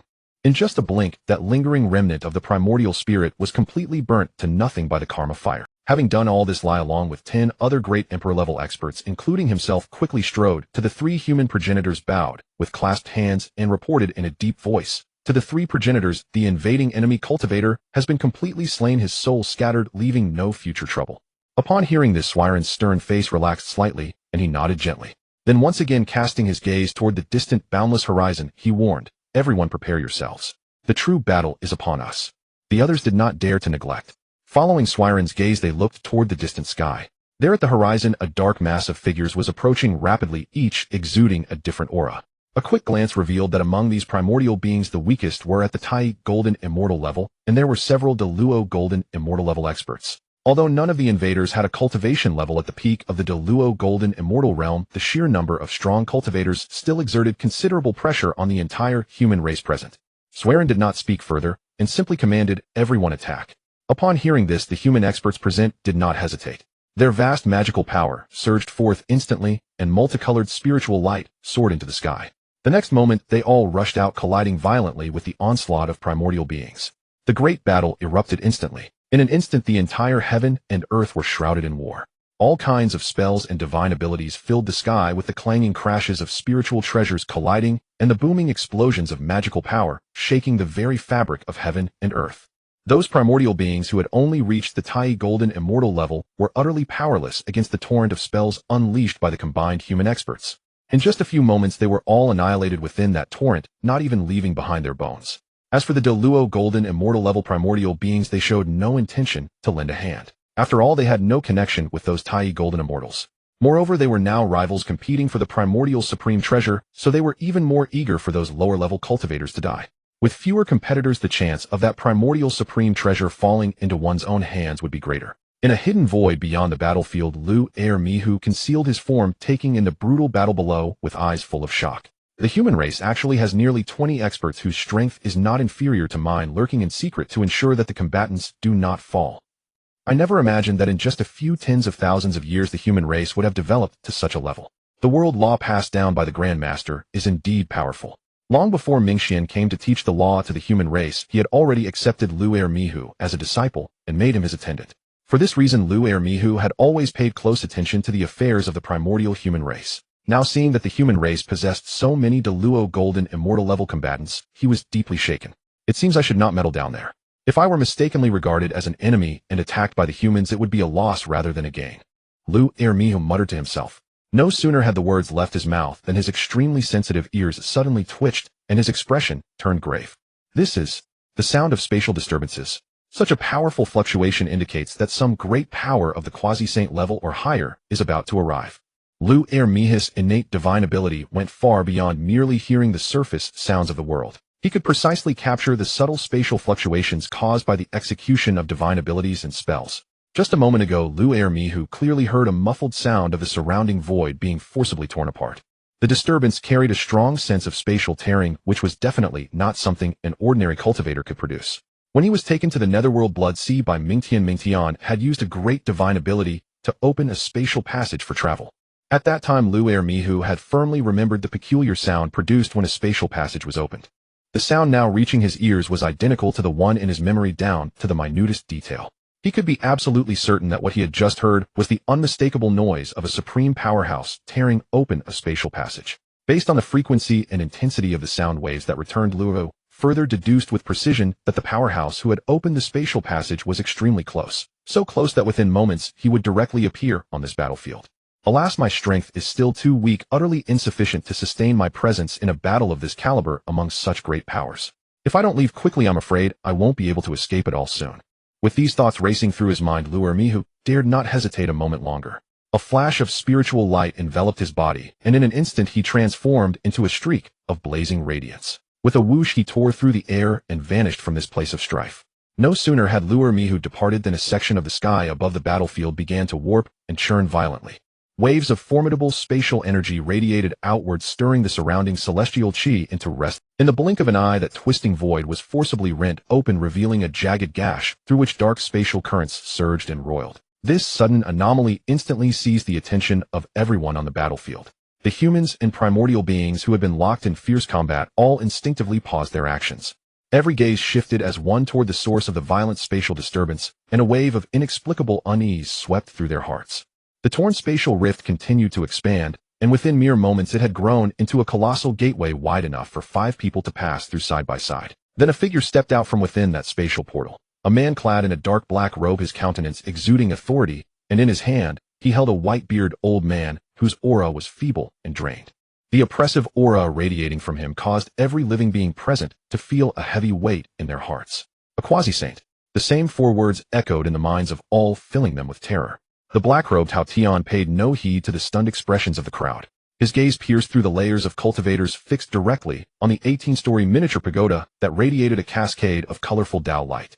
A glint of unwavering determination flashed in his eyes. This human beneath the pagoda. Why does he give me a sense of déjà vu? While focusing on the ancient pagoda, Hao Tian also noticed Fushi standing silently beneath it. His brow furrowed slightly, and a flicker of doubt stirred within him. He stood there pondering for a moment, ransacking the countless fragments of memory in his mind, yet he could not recall who this. At last he could only shake his head with resignation. Forget it. Let me first claim this primordial supreme treasure. Everything else is trivial and not worth my attention. The moment these words left his lips, a vast and torrential wave of quasi-saint mana surged forth from within. In midair it coalesced into a pitch-black hand that blotted out the sky, radiating an overwhelming force that crushed all in its path, reaching directly for the 18-story pagoda hovering above Fushi's head. Witnessing this, the cultivators who had been locked in brutal conflict over the treasure wore expressions of bitter reluctance. The greed in their eyes was completely replaced by a profound sense of powerlessness. They could only watch helplessly without daring to intervene. After all, a quasi-saint was far beyond the reach of mere great Luo golden immortals or Tai golden immortals. This was made abundantly clear when the mere release of a fraction of his pressure pinned them all to the spot, unable to move even a single finger. Just as the massive black hand was about to touch the pagoda's body, the entire space quaked violently once more. This time the disturbance was savage and domineering, far surpassing the commotion that had accompanied Hao Tian's arrival. Even the very laws of heaven and earth trembled fiercely. Almost at the instant of Hao Tian's imminent success, a branch wreathed in seven-colored radiance materialized out of thin air, striking toward the black hand with lightning speed. Crack! A crisp and resounding noise echoed. That seemingly slender rainbow-hued branch actually shattered the black hand Hao Tian had conjured into pieces, scattering them as motes of mana that dissipated into the air. It has been a while, junior brother Hao Tian. You have already attained the quasi-saint realm, truly a cause for celebration. A gentle voice carried by the spatial ripples resonated through the entire expanse of heaven and earth. The moment his energy-formed hand was shattered, Hao Tian's face darkened instantly. He snapped his gaze toward the direction from which the branch had come, his eyes as sharp as blades, seeking the one who had dared to intervene. Even a dog must be mindful of its master. Let me see which blind fool dares to snatch something from me, the Dao ancestor's foremost disciple. Just as Hao Tian was searching fiercely for the attacker, that familiar voice rang in his ears again. That voice, it sounds just like those two shameless ones from the west. Hao Tian's inner alarm bells clanged. Sure enough, when he spun around abruptly, the smiling face of Zhuanti came directly into view. Damn, even a sage has arrived in person. Trying to secure this primordial supreme treasure now will be as difficult as reaching the heavens. Hao Tian lamented bitterly in his heart. Though this was his true thought, he forced a respectful smile onto his face. After all, the dignity of a sage could not be insulted. If he offended Zhuanti due to disrespect, even if he appealed to Dao ancestor Hongjuan, he would not have a shred of justification. With this in mind, Hao Tian promptly restrained his aura, forced a smile, and cupped his hands toward Zhuanti with utmost respect. Many thanks for the praise, senior brother Zhuanti. Hearing this exchange, the cultivators below, who had been immobilized by the earlier pressure, finally began to grasp the identity of the newcomer. They turned pale with terror, not daring to breathe loudly. Now, even a sage has come in person. There's no hope of contending for the treasure. We might even lose our lives here. If only I had known, I would never have been so greedy as to wade into this muddy water. Such thoughts of bitter regret were shared by every cultivator who had come for the treasure. But now even regret was useless. They were pinned down by the sage's pressure, unable to move a single inch, and escape was almost impossible. They could only silently pray that the conflict among the sages would not drag them insignificant ants into the disaster. Junior brother Hao Tian, now that you have just broken through to the early quasi-saint stage, this is the perfect time to solidify your foundation. Zhuanti still wore that ever-smiling expression, his tone seeming utterly sincere. As one who has walked this path before, your senior brother deeply understands the importance of a solid foundation. Without a firm base, advancing far on the endless immortal path would be fraught with difficulty, every step a struggle. With that, Zhuanti immediately assumed the demeanor of a kindly senior brother concerned for his junior, and urged with heartfelt pain. Junior brother Hao Tian, since you are willing to call me senior brother, then I cannot stand idly by and watch you wander down the wrong path, never to return. Your senior brother will send you back now, so you can properly consolidate your foundation. The moment his words fell, Zhuanti raised his hand and waved it. The seven treasures wonderful tree in his hand, shimmering with prismatic light, gently brushed, and a brilliant stream of radiance swept forth instantly. Black-robed Hao Tian, along with Tai Bai Jinxing, whom he held, vanished from the spot before they could even let out a cry of surprise. When Heoshan's evil corpse opened his eyes again, he saw the plaque inscribed with gilded characters of the new heavenly court hanging high above his head. Damn it! That Zhuanti is so shameless. My innate supreme treasure. The true Hao Tian, deep within the palace of the heavenly court, had witnessed everything through the perspective of his evil corpse. He felt his blood churn and nearly spat out a mouthful of heart blood. Nonsense about considering my welfare. Nonsense about solidifying my foundation.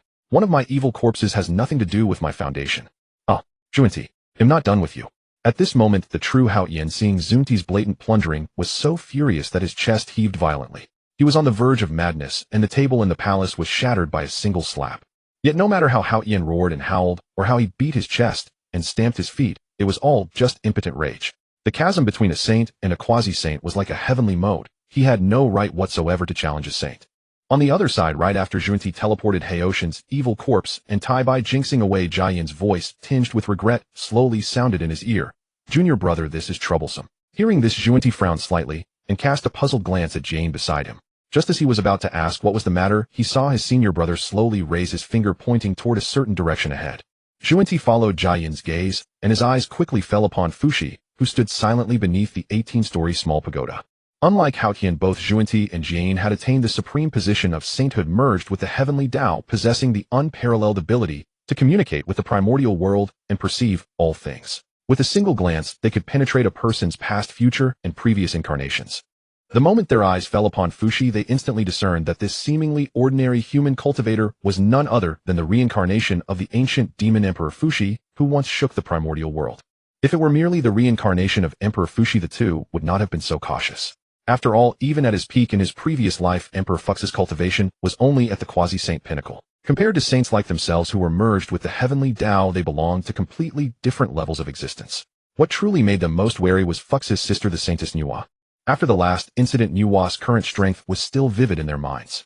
Junti and Jian were certain that Nuwa was beyond the reach of the two brothers.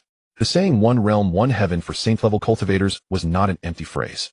It could now be said without exaggeration that the two brothers combined could at most contend with Nuwa. Suppressing Nuwa was nearly impossible. This was precisely why Jian, upon discovering that the human cultivator was Fux's reincarnation, found the situation so troublesome. Upon hearing this, a fierce glint flashed in Zuni's eyes. He gritted his teeth and spoke with unwavering determination. To fulfill the grand vow of the Western Rise, what is there to lose even if I go all out today? What's so formidable about Nuwa? Even if her cultivation surpasses ours by a margin at most, she can suppress us a few times, as she cannot take our lives. As long as we can bring this innate supreme treasure into the Western fold, the West is bound to rise and flourish in the primordial world. At this moment, Zuni's face still bore some wariness, yet his tone was fierce and resolute, speaking the most ferocious words with the most timid demeanor. Seeing that his junior brother had made a final decision, Jian hesitated no longer and slowly nodded, saying in a deep voice, "Since junior brother has made up his mind, I will wholeheartedly support you." After receiving his senior brother's full support, the ferocity on Zunti's face instantly faded. He immediately turned his gaze toward Fushi in the distance and the radiant 18-story small pagoda above his head. Now a kind expression appeared on Zuni's face, and his tone became extremely gentle. "Young friend, I see that you possess innate spiritual roots and are surrounded by great fortune between your brows. You share a profound affinity with the West. If you are willing to return to the Western paradise with us two brothers under our careful guidance, your future is bound to be bright and full of promise. As long as Fushi willingly joined the West, then this innate supreme treasure would naturally become a foundation of the West. Moreover, the West would gain a powerful quasi-saint level ally in the future. Most importantly, even if Nuwa came to demand an explanation later, she would have nothing to say. After all, this was Fux's own willing choice." Just as Zunti's scheme was ringing loudly in his mind, a cold snort dripping with disdain suddenly resounded across the heavens and earth. "Junti, when did the Eastern matters require you Western people to meddle? Go back to where you came from." Hearing these blunt words, the kindly smile on Zunti's face instantly froze. He turned his head sharply and looked in the direction from which the voice came. There, a figure clad in a dark green Taoist robe with a dignified and stern countenance was slowly emerging from the gradually closing spatial passage. It was none other than Yuanshi Tianzuan. After confirming Yuanshi Tianzuan's identity, Zuni's expression darkened and his tone turned cold. "Senior brother Yuanshi, what do you mean by this? Are you suggesting that you intend to have a confrontation with us two brothers?"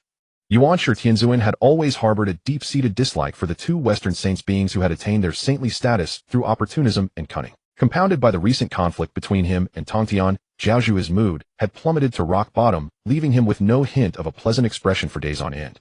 Now the emergence of a primordial supreme treasure had finally lifted his spirits a little. But who could have imagined that upon arriving here he would be greeted by Zunti's shameless demeanor? Thus Yuanshi Tianzuan uttered those words that left no room for courtesy. "Can't you understand human speech?" Yuanshi Tianzuan's voice was as cold as ice, carrying an unquestionable authority. "This is a treasure of the East. You people of the West have no right to interfere. Do you wish to contend with me relying on your mere second layer of saint cultivation? Even a clay figurine has a spark of temper, let alone Junti, whose nature was hardly peaceful. Taunted repeatedly by Yuanshi, Tianzuan Junti trembled, with rage uttering 3 consecutive, fine, words, his tone brimming with barely suppressed fury, fine, fine, fine. Since senior brother Yuanshi has gone so far, then do not blame us 2 brothers for outnumbering you and joining forces to teach you a lesson. The moment his words fell, Junti abruptly turned his head, his gaze locking onto Jin, who stood silently in the distance. Seeing this, Jin instantly understood Junti's intention. With a surge of saintly power beneath his feet, he flickered and appeared beside Junti, standing shoulder to shoulder, facing the chilling aura of Yuanshi Tianzuan. A battle in the outer heavens. The loser shall have no claim to the primordial supreme treasure. Too weary to exchange further words, Yuanshi Tianzuan swept his sleeve, fiercely tearing the space before him and transforming into a streak of light as he sped toward the outer heavens. Seeing this, Junti's eyes darted swiftly. He turned to Jin beside him and transmitted a secret message. Senior brother, go to the outer heavens first to hold off Yuanshi.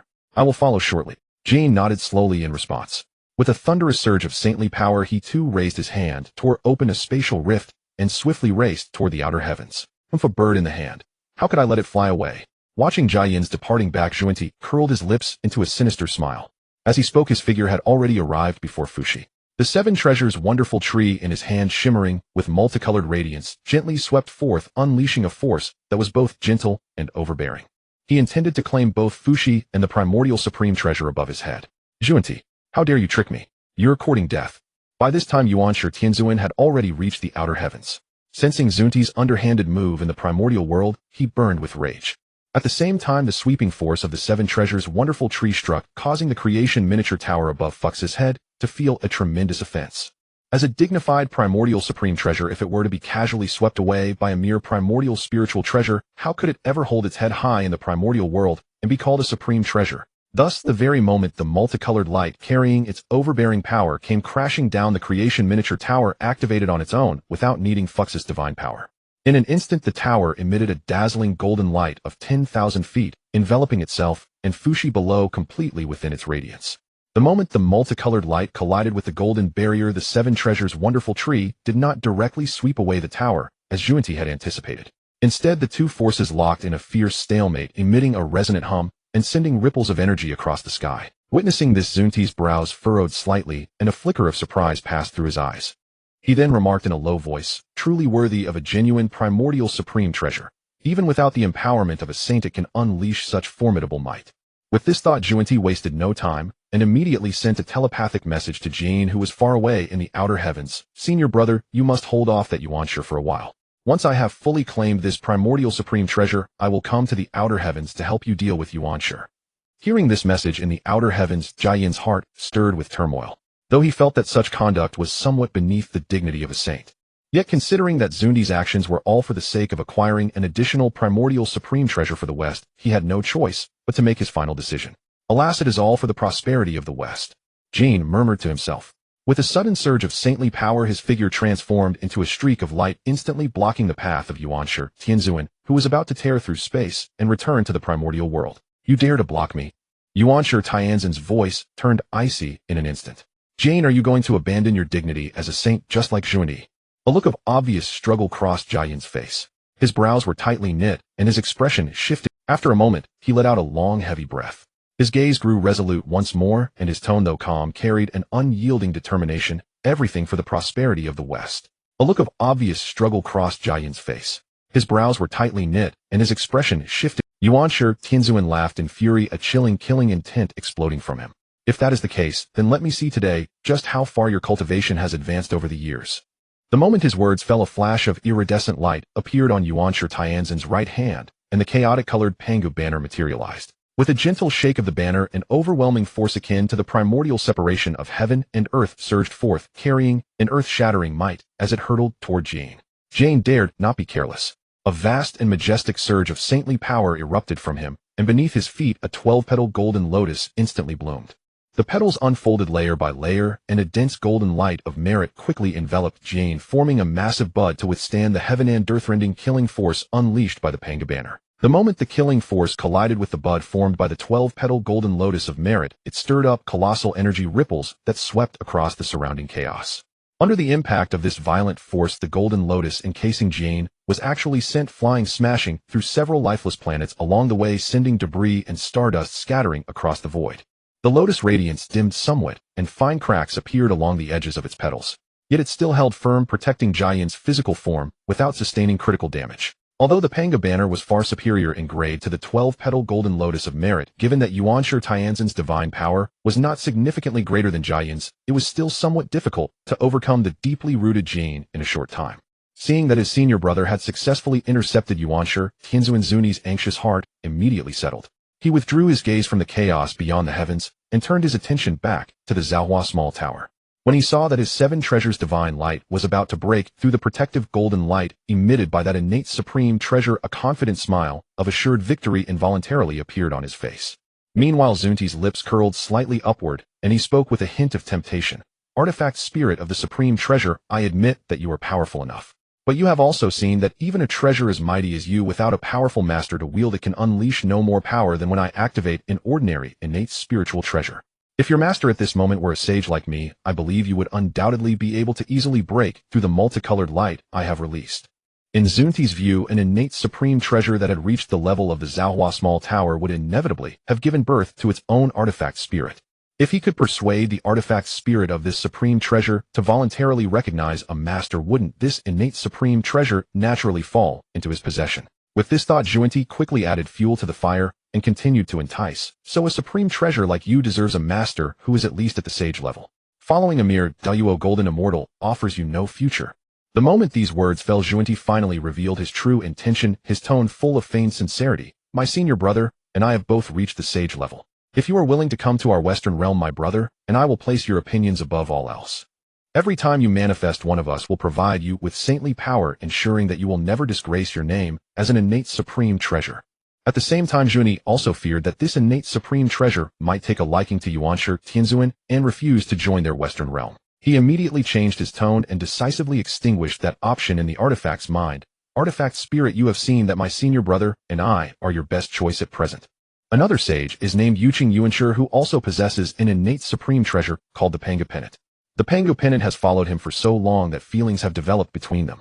Even if you truly recognize him as master, your status will forever be beneath the Panga Pennant." After thoroughly disparaging Yuanshi, Tianzhen Zuni quickly began to zealously promote his own western sect. "Our western realm is completely different. At present, we have no innate supreme treasure to guard our sect. If you are willing to join our western realm, my senior brother and I will worship you like an ancestor, never force you to do anything you dislike, and ensure that no other spiritual treasure can ever surpass you." As he finished speaking, Zunti even resorted to provocation, his tone deliberately instigating. "Artifact spirit, you wouldn't want any other spiritual treasure to surpass you in the future, would you, eh?" It must be said that Zunti was truly gifted in the art of deception and trickery. If it were an ordinary spiritual treasure's artifact spirit, hearing Zunti's tempting words might indeed have swayed its heart. However, the Zhaohua small tower was not a treasure born from the primordial wilderness. It was a treasure unearthed from the Zhetzong Tian. From the moment of its birth, it had been completely bound to Fux's soul, sharing life and death, honor and disgrace. Unless Fuxi voluntarily unbinds the Zhaohua small tower, would forever remain only his personal artifact. Seeing that the golden light shield of the Zhaohua small tower remained motionless, and the artifact spirit gave no response whatsoever, Zunti, who had talked himself dry, felt like a clown jumping around. No matter how hard he promoted, the other side showed no reaction at all. This scene also stirred a hint of anger in Zunti's heart, and his face gradually darkened. However, just as Zunti gritted his teeth and prepared to inject more saintly power into the 7 treasures tree, intending to let the multicolored divine light shatter the protective golden light of the Zhaohua small tower in one go, suddenly a sharp and piercing sound of breaking wind came without warning from the edge of the sky. By the time Zunti reacted, a silk ball wrapped in 5-colored divine light was already hurtling through the air. The divine light within surged with immense fortune, its might no less than a full-force strike from a sage. Ignoring spatial constraints, the silk ball traversed layer after layer of obstruction, and when it reappeared, it arrived before the 7 treasures tree. A thunderous bang echoed as it directly knocked the 7 treasures tree from Zuni's hand, and even he was forced back 3 steps by the recoil force. As the 7 treasures tree was sent flying, the multicolored divine light that had been continuously assaulting the protective light of the Zhaohua small tower rapidly dissipated. Seizing this perfect opportunity, the tower body of the Zhaohua small tower blazed with golden light, and streams of mysterious patterns rapidly circulated, swiftly repairing the fine cracks left by the multicolored divine light. In just a short moment, the golden divine light enveloping Fuxi and the tower's body regained its luster and thickness restored to its original state. At that moment, the surrounding space suddenly rippled with a gentle fluctuation, and a woman dressed in a pale yellow palace robe with bare delicate jade feet slowly stepped out from a spatial passage. The woman was surrounded by a faint purple aura, her brows and eyes bearing a gentle warmth yet exuding an inviolable majesty. Sensing the sage's pressure emanating from her, all living beings present instantly understood her identity. Nuwa, the Holy Mother of Humanity. The primordial creatures below, immobilized by the sage's pressure, were all utterly stunned. Normally, which sage was not an exalted being residing above the 9 heavens? To have a glimpse of one was harder than reaching the heavens. Yet now, in just a short span, 4 sages had appeared. At this moment, their intestines were practically green with regret. If they had known it would trigger a war among sages, even if beaten to death, they would not have foolishly come to contend for this treasure. In contrast to the despair and regret of the other creatures present, the 3 ancestors of humanity were overjoyed upon seeing Nuwa's arrival, their bodies trembling with excitement. In their view, Nuwa was the Holy Mother of Humanity. The entire human race had been personally created by Lady Nuwa, and now that she appeared, she must be backing the human race. The reason the human race had fought with all their might, risking death, was precisely to wait for this moment when Lady Nuwa would arrive.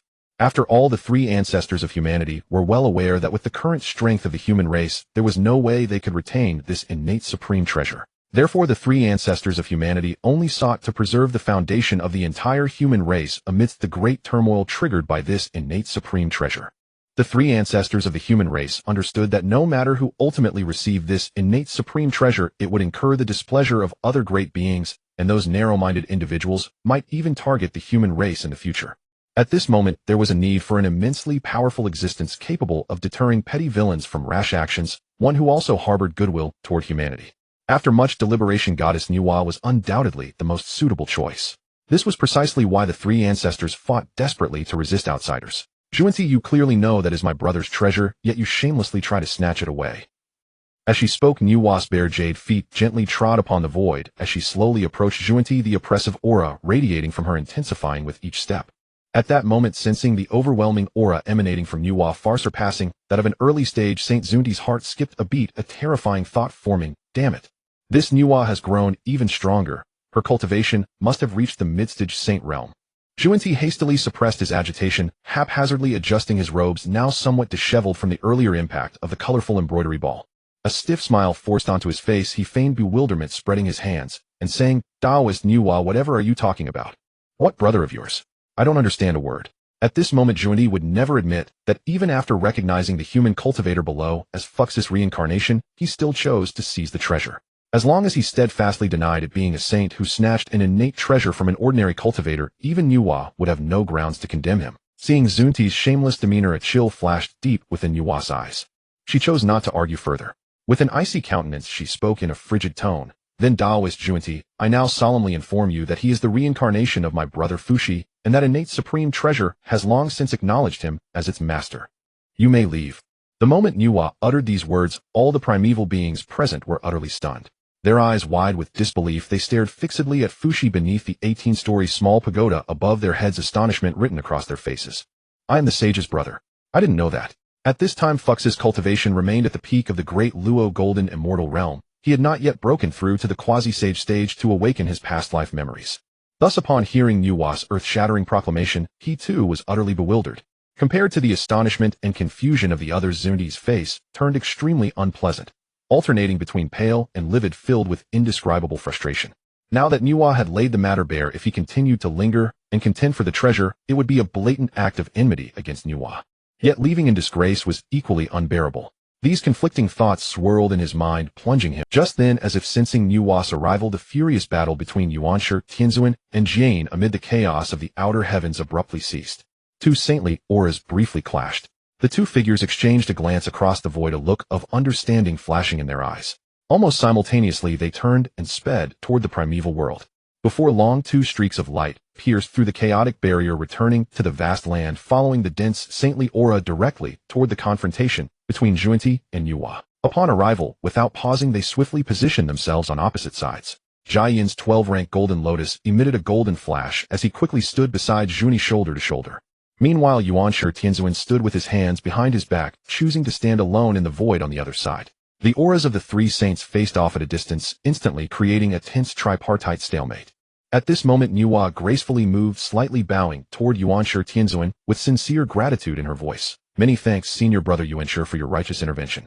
Without your protection, my brother Fushi and that innate supreme treasure would have been seized by the two Western saints through their unscrupulous means. Nuwa's words left Yuanshi Tianzuan stunned on the spot, his mind struggling to process her meaning. He thought to himself, when did I ever intend to protect Fushi? I only blocked Jane to get that innate treasure. With that in mind, Yuanshi quickly concealed his stunned expression, adopting a noble and upright demeanor befitting a good senior brother. He lightly brushed his sleeve and said with feigned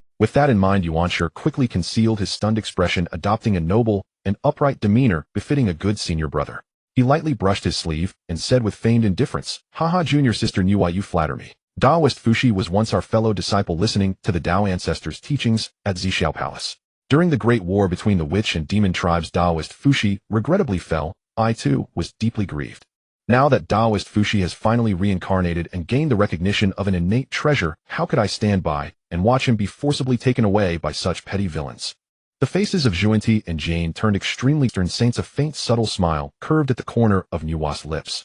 She bowed once more to Yuanshi. At that moment a single word surged into their minds: hypocrite. Indeed, hypocrite.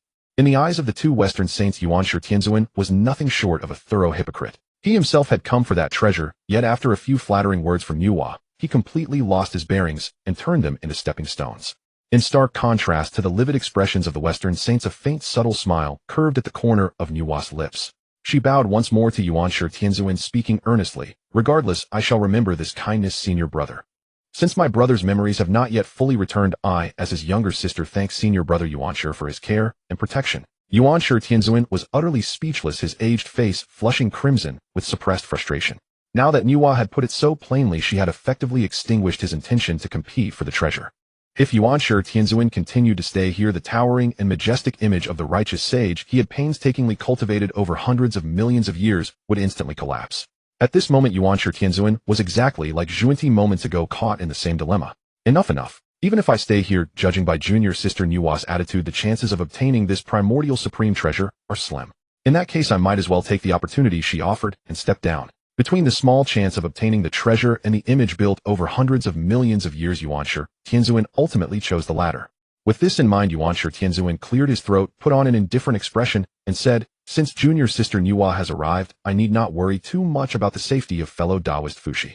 Seeing that Yuanshi Tianzuan had voluntarily given up the competition for the primordial supreme treasure, Nuwa could not help but let out a long sigh of relief, her hanging heart finally settling. Although Nuwa had now successfully broken through to the early stage of the fourth level of sagehood, reaching the mid-stage of the sage realm by refining the merit of mending the heavens, yet she still did not have full confidence that she could defeat Yuanshi Tianzuan, who wielded the Panga banner. After all, the role of a supreme treasure unrivaled in slaughter in a battle between sages was immeasurable. Now that Yuanshi Tianzuan had voluntarily given up the fight for the treasure was the best outcome for Nuwa. With this thought, Nuwa's gaze shifted back to the two Western sages. The faint smile on her face gradually faded, replaced by a cold expression, and she said calmly, since you two fellow Taoists have seen that this primordial supreme treasure has acknowledged my elder brother Fushi as its master, please take your leave. Hearing Nuwa's blunt words of dismissal, Jane, whose face was not as thick as Zunti's, frowned slightly and turned to tear open the space and leave. However, just as he was about to do so, Zunti quickly grabbed his sleeve, shook his head slightly, and secretly transmitted a message. Senior brother, don't be in a hurry to leave. Let's wait and see how perhaps there will be a turn of events. Seeing his junior brother's action and receiving his words, Jane temporarily dismissed the idea of leaving and steadied himself again. Fellow Taoist Nuwa, my sincerest apologies. Zhuanti respectfully cupped his hands toward Nuwa, his face filled with just the right amount of guilt, and spoke sincerely. Earlier my senior brother and I were rash. Without knowing that this human cultivator below was the reincarnation of fellow Taoist Fushi, we recklessly attempted to seize the primordial supreme treasure. I hope you can forgive us. If Nuwa had not long known of Zunti's shameless nature, she might have been fooled by his appearance of sincere repentance. However, Zhuanti paid no heed to the varied reactions of those present and continued to speak on his own. To express our apologies, my senior brother and I are willing to stay personally and protect fellow Taoist Fushi until he fully refines this primordial supreme treasure and awakens the memories of his past life. Nuwa knew exactly what Zhuanti was scheming. She was almost amused by the shameless calculation in his words. But then again, although anyone with discerning eyes could see that Zunti's actions were a case of having ulterior motives, under the current circumstances they were indeed effective. After all, with countless beings of the primordial wilderness gathered here, the reason Nuwa had been able to make Yuanshi Tianzuan give up the idea of competing for the treasure was precisely because she held the moral high ground on the surface. Now Junti had used the same method on her, staying on under the pretext of apologizing and protecting, and Nuwa could only grit her teeth and accept it. In that case, on behalf of my elder brother, I thank you two fellow Taoists for your kind intentions. Nuwa took a deep breath, suppressing her anger, and spoke. Junti's smile grew even brighter, and he cupped his hands with a laugh. Fellow Taoist Nuwa, you're welcome. This is what we brothers should do. Nuwa's hands clenched tightly in her sleeves, her teeth nearly grinding. This feeling of being unable to express her bitterness like a mute tasting bitter herbs truly made her heart suffocate with discomfort. At this moment, seeing Nuwa in such a defeated state, Yuanshi Tianzuan, who had been standing by with his hands behind his back, could not help but look up with interest at the smug Junti, a glint of amusement flashing in his eyes. So this Junti fellow is not entirely useless after all. Yuanshi Tianzuan, who had been forced to give up the fight for the treasure earlier due to Nuwa's words, now felt an inexplicable sense of satisfaction seeing her in such a helpless state. At the same time, he gained a new understanding of Junti, whom he had always despised as a lone sage. Seeing that the other three sages showed no intention of leaving, Nuwa's brow furrowed slightly. She could only secretly mobilize the sacred power within her on guard against the three who were eyeing her covetously while casting her gaze down at Fushi, who still looked bewildered. With the peak cultivation of the great Luo Golden Immortal Realm, he is fully qualified to strive for the quasi-sage realm. Now that he has received the recognition of a primordial supreme treasure, as long as he can use this treasure to host his three corpses obsessions, my elder brother will soon be able to fully return. With this thought, Nuwa hesitated no more. She moved her fingertips slightly, and a gentle strand of sacred power carrying the method of slaying the three corpses to achieve the quasi-sage realm was transmitted into Fux's mind. At this moment, Fushi below, after receiving the vast amount of information transmitted by Nuwa, felt no sense of rejection in his heart for some unknown reason. Instead, as if guided by some mysterious connection, he voluntarily sat cross-legged and began to circulate the cultivation method as recorded in the teachings.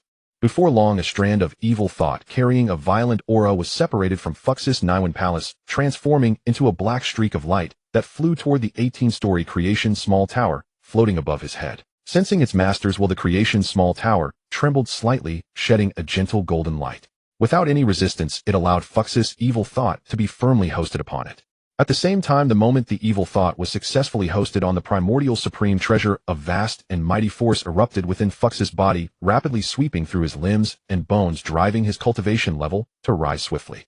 In just a short moment, a pressure unique to the quasi-sage level radiated from Fushi, sweeping across the entire heaven and earth. It was at this moment that Fux's realm, like a carp leaping over the dragon gate, jumped from the peak of Great Luo Golden Immortal straight into the early stage of quasi-sage. Is this the realm that the teacher spoke of, where one can lead humanity to escape the fate of becoming food for other races and become the leader of humanity? Feasting the surging power within his body, Fux's face was etched with an incredulous, ecstatic expression. His fists clenched tightly, and his breath grew rapid and shallow. Yet the moment Fux's cultivation broke through to the quasi-sage realm, the ancient life creation furnace deep within his dantian began to rotate slowly. The intricate marks of reincarnation engraved on the furnace's surface under the impact of quasi-sage level power began to dissipate at a visible rate. And the memories of Demon Emperor Fushi sealed within the life creation furnace were also completely unlocked at this moment, rapidly merging into Fux's sea of consciousness. Under the onslaught of such a vast torrent of memories, even Fushi, who had just broken through to the early quasi-sage stage, couldn't help but draw a sharp breath and let out a pained groan. Before long, after forcibly integrating the memories of Demon Emperor Fushi spanning eons, Fux's gaze flickered uncertainly, now profoundly wise, now gentle and naive. The three ancestors of humanity watching all this were deeply worried. Upon confirming that Fushi was the elder brother of goddess Nuwa, a foreboding unease arose in their hearts. Now seeing Fushi break through to the early quasi-sage stage with the help of goddess Nuwa, the first emotion that surged within them was not excitement, but profound concern. Now that he has awakened the memories of his past life as Demon Emperor Fushi, will he still be the Fushi we watched grow? This thought kept spreading in their minds, and as Fux's memory fusion continued, their anxiety grew ever more. In stark contrast to the three ancestors' anxious hearts, Nuwa's beautiful eyes were fixed on the figure suspended in midair. Her heart brimmed with barely contained anticipation, her red lips trembling as she whispered silently, "Brother, you're finally coming back." Meanwhile, Junti and Jane, standing aside, suppressed their expressions and silently prayed in their hearts, hoping that Fushi would encounter some accident during this critical moment of reincarnation and return.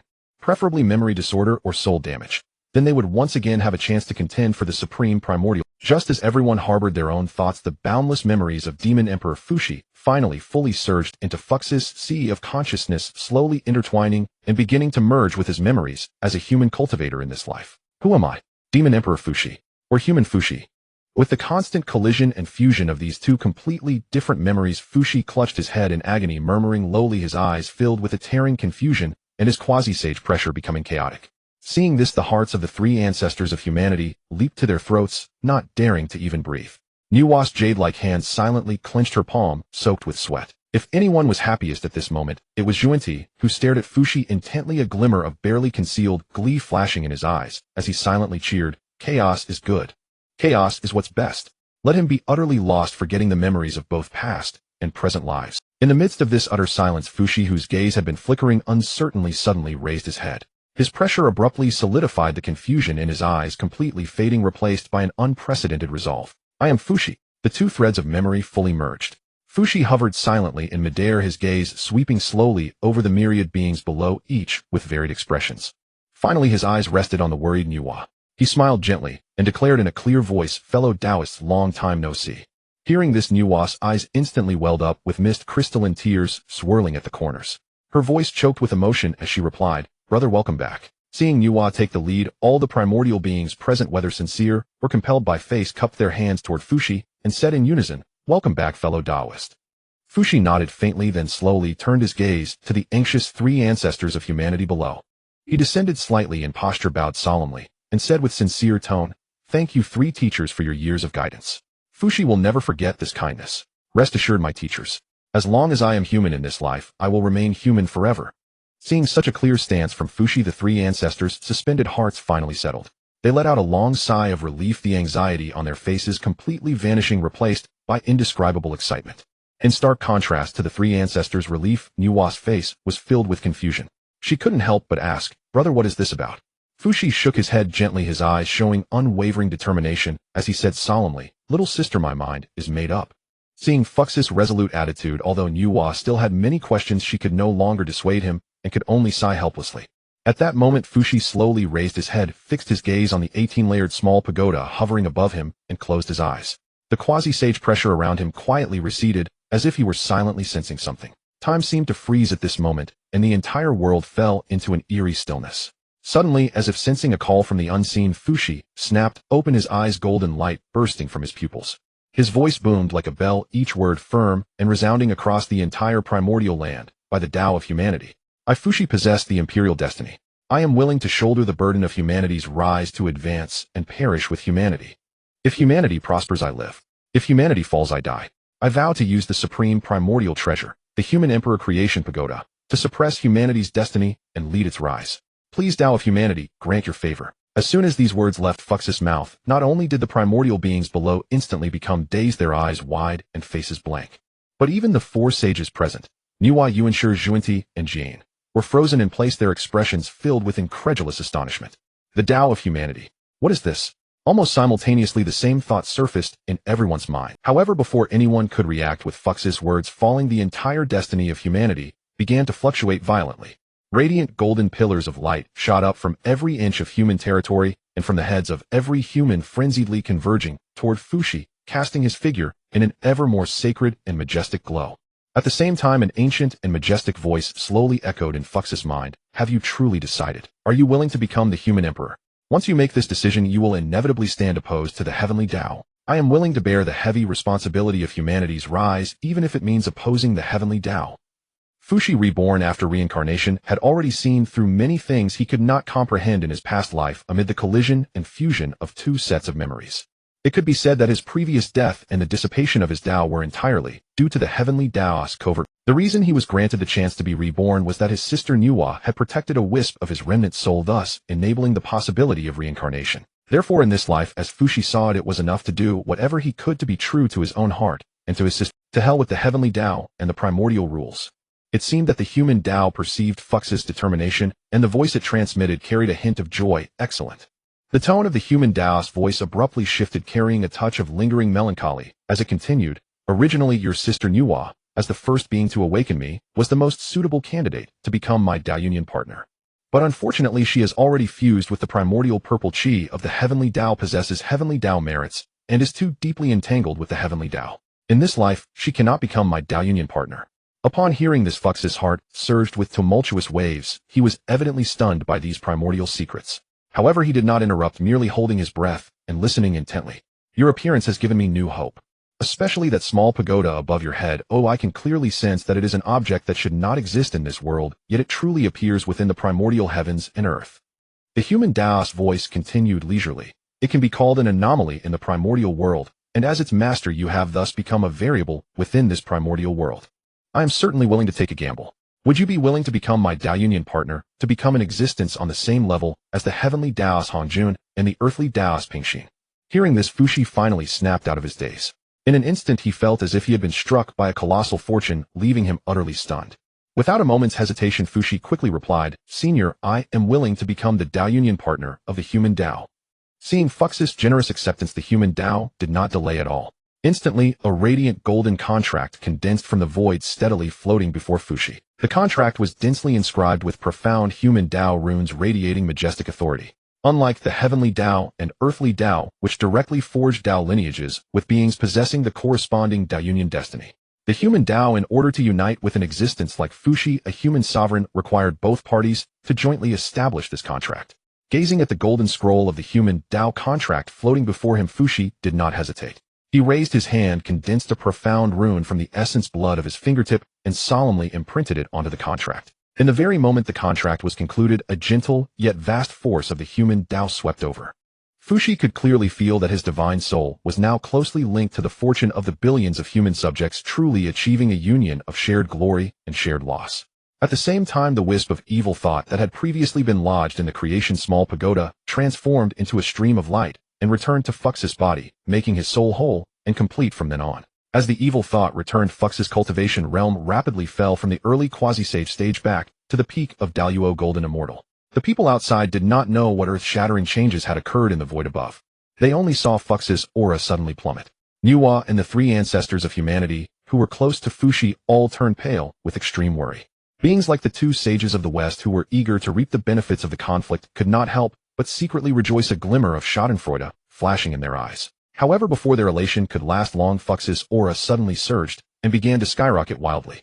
In just a moment, his cultivation broke through the peak of Daluo Golden Immortal, shattering the shackles, and broke through to the early stage of Hunyuan Golden Immortal. But this was far from the end. Fux's aura continued to rise, the middle stage of Hunyuan Golden Immortal, the late stage, advancing with unstoppable momentum, without any stagnation, as if supported by an inexhaustible source of power. At the same time, within the primordial world's origin space, the heavenly Dao, which had been refining the boundless creation and merits of the Wu Yao calamity, suddenly awakened from its slumber with a hint of disbelief. What is going on? Why is this happening? How could it be so early?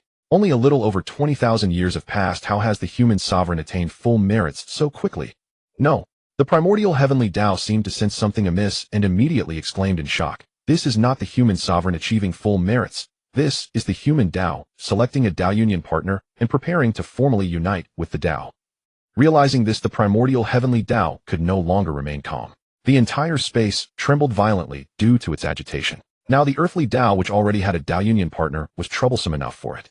If the human Dao were to give birth to another Dao Union partner, forming a three-legged standoff, wouldn't its own position be shaken? The primordial heavenly Dao quickly calmed its mind and sensed its own state, only to find that it had reached a critical period for breaking through to the late heavenly Dao stage, making it impossible to divert its attention and act personally. Currently, the earthly Daoist Dao Union partner Pingxin is sealed in the underworld and cannot move. Send Hongjun once. He should be able to resolve this matter of the human Dao Union. With this thought, the heavenly Dao could not help but breathe a sigh of relief. Without any delay, it quickly contacted Hongjuan, who was in seclusion in the Zixiao Palace. Inside the Zixiao Palace, Hongjuan, who was relying on his own power to break through to the heavenly Dao stage, failed once again. The wisp of heavenly Dao primordial power that he had just gathered instantly dissipated. That Taiching fellow seems to have sensed something. It's probably extremely difficult to get him to succeed me. Alas, if I had known that this so-called Dao Union was a facade, why would I have fought Luo Hu to the death? If I had simply handed this opportunity to him, I would not have ended up in this dilemma. Hongjuan, clad in a purple Daoist robe, could not help but sigh softly, his voice filled with indescribable. At that moment, Hongjun seemed to sense that irresistible call from the unseen. A look of deep helplessness immediately appeared on his face, and he shook his head with a bitter smile. Alas, it's here again. As his words fell, Hongjun helplessly closed his eyes, completely retracting the aura around him, and quietly awaited the arrival of that will. After a moment, Hongjun slowly opened his eyes, but the vicissitudes in his eyes had long vanished, replaced by the evolution of order and a calm indifference like a still well. A mere tool dares to try to break the shackles and escape my control. How naive. This cold remark seemed to mock the futile efforts Hongjun had made earlier. As he spoke, Hongjun, clad in a purple Taoist robe, saw his aura suddenly surge, unleashing a pressure far greater than before that swept through the entire purple firmament palace. The initial stage of the Heavenly Dao should be sufficient. The Hongjun, possessed by the will of the Heavenly Dao, with a slight turn of his mind, his figure gradually faded and rapidly sped toward the primordial land where Fushi was. Meanwhile, deep within the netherworld, a deep voice resounded in the endless darkness. This flourishing human Dao's fortune indicates that the inheritor of the human Dao is about to formally merge with the Dao. It seems that old fellow of the human Dao is finally ready to reveal himself. This familiar pressure. The Heavenly Dao fellow can't sit still anymore. The 3 Daos of the Primordial too are already gathered. How could the earthly Dao be missing? In that case, I'll go join the fun.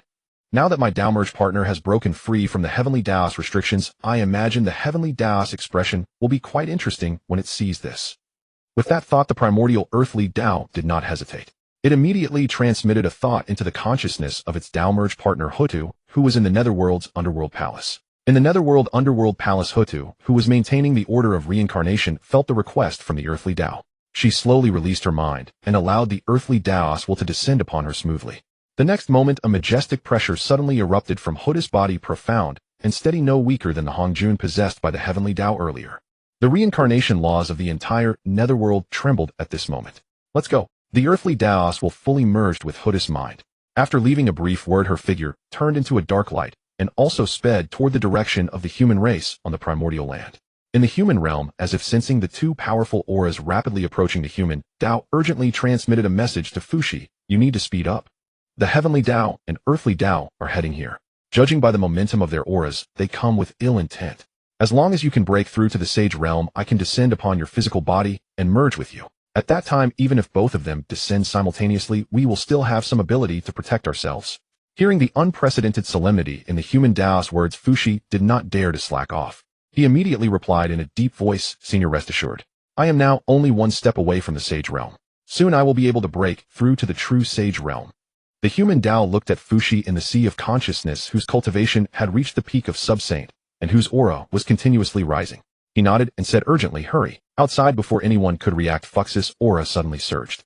His cultivation soared from the peak of Great Luo Golden Immortal, directly breaking through the shackles of Hunyuan Golden Immortal to reach the peak of sub-saint. Then without pause, he began to assault the sage realm, the dream of billions of cultivators.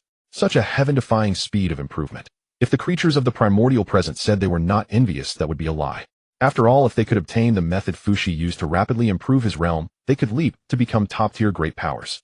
Even those sages who had already attained enlightenment could advance their cultivation to the next level. Xuanti and Jane instinctively exchanged a glance, and both could see the barely concealed excitement and greed in each other's eyes. Their sacred power within could not help but stir slightly. However, due to the presence of Nuwa, even the 2 sages couldn't help but forcibly dismiss those unrealistic thoughts from their minds. However, at that moment in the sky above the minds of the 3 sages, Yuanshi, Xuanti, and Jane simultaneously heard Hongjun's unquestionable voice, hurry. Stop Fushi. He must not be allowed to continue breaking through. Hearing Hongjun's command, the other 3 sages were stunned for a moment, wondering why their master had suddenly given such an order. But they had been worried about not finding a legitimate excuse to attack Fushi. Now that Hongjun himself had provided this excuse, how could they not act? A flash of wild joy flickered in Zuni's eyes. He immediately gave Jane a subtle glance. Jane understood, and the 2 looked maliciously at Fushi, who was in the distance, fully focused on assaulting the sage realm. The golden light of the 12th-grade merit golden lotus under their feet suddenly bloomed. As they took a step forward, they prepared to strike first. However, the moment the 2 western sages moved slightly, Nuwa keenly sensed their actions. Her body swiftly turned into a pale yellow stream of light, arriving before them to block Xuanti and Jane. What do you think you're doing? Nuwa's phoenix eyes narrowed as she looked at the 2 with displeasure. Xuanti said with a half-smile, Taoist Nuwa, what do you mean by this? This is the decree of the Dao ancestor Hongjun to stop Taoist Fushi from continuing his breakthrough. Are you Taoist Nuwa planning to defy the Dao ancestor? Jane beside him also nodded solemnly, his expression grave as if handling official business. Don't think I don't know the dirty tricks you 2 are up to. Nuwa sneered, her voice full of disdain. You both have your eyes on my elder brother's innate supreme treasure and want to seize it while you can, don't you? The two of you are truly shameless, daring to use the Dao ancestors' decree to commit such acts of extortion. Faced with Nuwa's righteous indignation, Zhuanti and Jane were both taken aback, showing some confusion on their faces. The two quickly communicated secretly through divine sense, reconfirming the decree from Hongjun in their minds. After confirming that they had indeed received a clear order from the Dao ancestor, they looked at Nuwa with strange expressions. Nuwa is trying to play the game of plugging her ears while stealing a bell. This thought instantly emerged in both their. With that thought, Zhuanti and Jane exchanged a glance and simultaneously turned their gaze toward Yuanshi Tianzuan, who had been standing with his hands behind his back watching from the sidelines. Daoist Yuanshi, I believe you have also received the Dao ancestors' decree. Please tell Daoist Nuwa whether we two brothers have falsely transmitted the Dao ancestors' decree or not. In Zhuanti's view, since Nuwa wanted to pretend ignorance, they might as well drag Yuanshi into the matter to confirm the Dao ancestors' decree, so that even if they acted it would appear more legitimate. Facing the expectant gazes of Zhuanti and Jane, the faint goodwill Yuanshi Tianzuan had just felt towards them instantly evaporated. Those two fools. Though he silently cursed the two Western saints countless times, Yuanshi Tianzuan had no choice but to nod. After all, the doctrine he established upon attaining sainthood was elucidating the heavenly will, upholding the righteous path, and Patriarch Hongjun was the embodiment of Heavenly Dao. His will was the heavenly will. If he denied it publicly, he would be slapping his own face and betraying his own teachings. The two Western saints naturally had no idea that Yuanshi Tianzuan had already marked them for grievance. Seeing his nod, they beamed with joy and cast triumphant glances at Nuwa. Sister Nuwa, do you see now? Zhuanti raised his voice, his tone brimming with self-righteousness. It is not we two brothers targeting Brother Fushi, but the will of the Dao ancestor. We are merely following orders. Nuwa paid no heed to the petty triumph on their faces. She fixed her gaze on Yuanshi Tianzuan in the distance, her brows tightly furrowed, and spoke with a hint of accusation. Senior brother Yuanshi, are you truly going to make a move against my brother? Hearing her question, Yuanshi Tianzuan spread his hands helplessly, a troubled expression on his face. Sister Nuwa, I am truly sorry. This is the will of our teacher. I can only obey and dare not defy. As he spoke, Yuanshi Tianzuan waved his sleeve lightly and produced the primordial spiritual treasure he used in battle, the Tai Whisk. Spiritual light flowed over the Tai Whisk as Yuanshi Tianzuan immediately assumed a stance ready for action. Seeing that he had taken out the Tai Whisk rather than the deadly primordial supreme treasure, the Panga banner, Nuwa breathed a faint sigh of relief and instantly understood that Yuanshi Tianzuan did not truly wish to harm her. It seems this order indeed came from the teacher. But why would the teacher target my brother? Though utterly perplexed, Nuwa knew this was not the time to dwell on it. The urgent matter was to stop these three saints from attacking her brother. With that resolve, Nuwa hesitated no longer. The vast saintly power of her recently breakthrough to mid-stage sainthood surged forth. Golden mana coiled around her, and she flashed to stand before Fushi, casting a wary gaze at the three. Seeing this, Zhuanti immediately called out to Yuanshi Tianzuan, Brother Yuanshi, let us act together without delay. Yuanshi Tianzuan cursed inwardly, what a nuisance, but kept a faint smile on his face and replied loudly, all right. In an instant, four formidable saint-level auras collided violently in the midair. Shockwaves swept in all directions, causing the very space around them to crack inch by inch. The battle of saints was about to erupt. As the four saints clashed, the saintly pressure that had suppressed all primordial creatures on the land instantly crumbled. Run? This is too damn dangerous. From now on, even if I find a primordial supreme treasure, I won't dare meddle in a fight of this level. The moment they regained control of their bodies, the fortunate survivors scattered in terror, abandoning any thought of treasures or spectating. They transformed into streaks of light and fled in all directions, fearing that even a second's delay would reduce them to dust from the saintly combat's aftermath. Reaching a safe place, the three ancestors of humanity led a group of human emperors into hiding. Gazing from afar at the battlefield, their faces were solemn, and they could only silently pray that nothing would happen to Fu. Meanwhile, as the saintly war raged across the primordial land, deep within the endless void, turbulent currents of chaotic energy churned without rest. Heavenly Dao Hongjun, who was speeding toward the battlefield, suddenly halted. In the void, a woman in a black palace dress appeared, surrounded by a dense ancient Yin aura, none other than earthly Dao Hutu. Seeing her, Heavenly Dao Hongjun paused in surprise, his face full of astonishment, as if he had never expected her to appear here to block his path. After the shock, his expression darkened, and he demanded coldly, Earth, what do you mean by this? Earthly Dao Hutu slowly raised her head, a faint smile curling at the corners of her lips.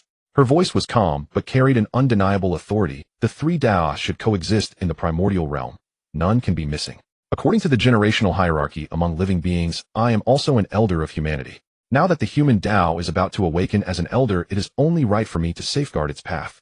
Hearing this, Heavenly Dao Hongjun's face became extremely grim. The pressure of Heavenly Dao surged madly around him, his eyes locked on Hutu as he spoke icily. Are you trying to stop me? Earthly Dao Hutu remained silent, her attitude unmistakable. Sensing the vast power on Hutu, which was close to the peak of early-stage mixed origin supreme, grand primordial Heavenly Dao, Hongjun's heart sank. Heavenly Dao knew very well that the power he could unleash was unmistakable. Sensing the vast power on Hutu, which was, with this thought, Heavenly Dao Hongjun pondered for a moment, then gradually retracted the surging pressure. The gloom and malice on his face dissipated, replaced by an expression of calm indifference. Then let us go together to welcome the return of the human Dao. Earthly Dao Hutu was somewhat puzzled by this sudden 180-degree turn in attitude, but since he had abandoned the notion of fighting, she saw no reason to initiate conflict. Agreed. With that single word, the two beings who governed the primordial order said no more. Their figures transformed into streaks of light and sped toward the location of the human Dao. As time passed, Fux's aura swelled abruptly. A majestic saintly might soared into the sky, instantly crossing the threshold between saint and non-saint, and he became a true saint. Oh, those two didn't try to stop me. The human Dao sensed the aura of Heavenly Dao and Earthly Dao hidden in the void, its tone full of surprise. What is it, senior? Hearing this soft murmur, Fuxi inquired. Nothing. They have no intention of acting for now. That is good news. The human Dao's voice regained its steadiness. Since that is the case, there is no need for me to descend upon you so hastily. Use the vast fortune of humanity to elevate your cultivation as high as possible. Fuxi nodded solemnly in response. Senior, rest assured. As Fux's words fell, countless golden pillars of fortune shot up from the land where humanity dwelled, gathering toward him in a frenzy, transforming into streams of pure power to elevate his cultivation. Thanks to the world law left by Minghe among humanity, the current humanity was many times stronger than its historical counterpart. Though these newly ascended human sovereigns had but fleeting lifespans, their achievements brought unprecedented fortune to humanity. Thus, bolstered by such immense human fortune, Fux's cultivation, which had just reached the sage realm, continued to rise steadily, from the initial stage of the first heaven of the sage realm to the middle stage. Meanwhile, on the battlefield of the four sages, knowing Yuan Shi Tianzhen's intentions, Nuwa unleashed all her attacks without reserve upon the two western. As a result, the western sages were thoroughly battered under Nuwa's ferocious assault. Even the golden light of the 12-pin merit lotus dimmed. Xuanti in particular was once again bruised and bloodied, with a trace of blood at the corner of his mouth, looking utterly. This involuntarily reminded him of the harrowing battle with Hutu, and a flicker of fear surfaced in his eyes. Truly, a woman scorned is terrifying. Xuanti lamented in his heart, weeping without tears. Just then the four sages simultaneously sensed the earth-shattering changes from Fuxi and the rising pressure of his sage might. They all halted their actions, turning their gazes in unison toward Fux's direction. Xuanti and Jiayin's faces darkened, both harboring a desperate thought. Damn it, there's no chance now. In contrast to their grim expressions, Nuwa's face lit up with joy. Brother, you've made it. Fuxi, in the midst of his breakthrough, was unaware of the external changes. As time passed, his sage aura grew denser and more profound, and his cultivation quickly reached the initial stage of the fourth heaven of the sage realm. Only when his cultivation stabilized at the mid-sage realm did the golden sea of clouds formed from the fortune of all humanity slowly dissipate and vanish completely. Impressive. A mid-sage level physical body is sufficient to bear my power. The voice of the human Dao echoed in Fux's mind, tinged with satisfaction. Little one, open your mind and lend me your body for a while. I shall go meet those two old friends. From the moment Fuxi became the incarnate of the human Dao, he had known the mission on his shoulders. Hearing the human Dao's words, he instantly cast aside all distractions, relaxed his entire being, and surrendered complete control of his body. A moment later, a vast, nourishing force surged from the void, steadily entering Fux's body. Instantly, his aura skyrocketed once more, and a pressure far beyond the sage realm swept across the land. Soon, an unparalleled presence of the Hunyuan Taiji realm emanated from Fux's form.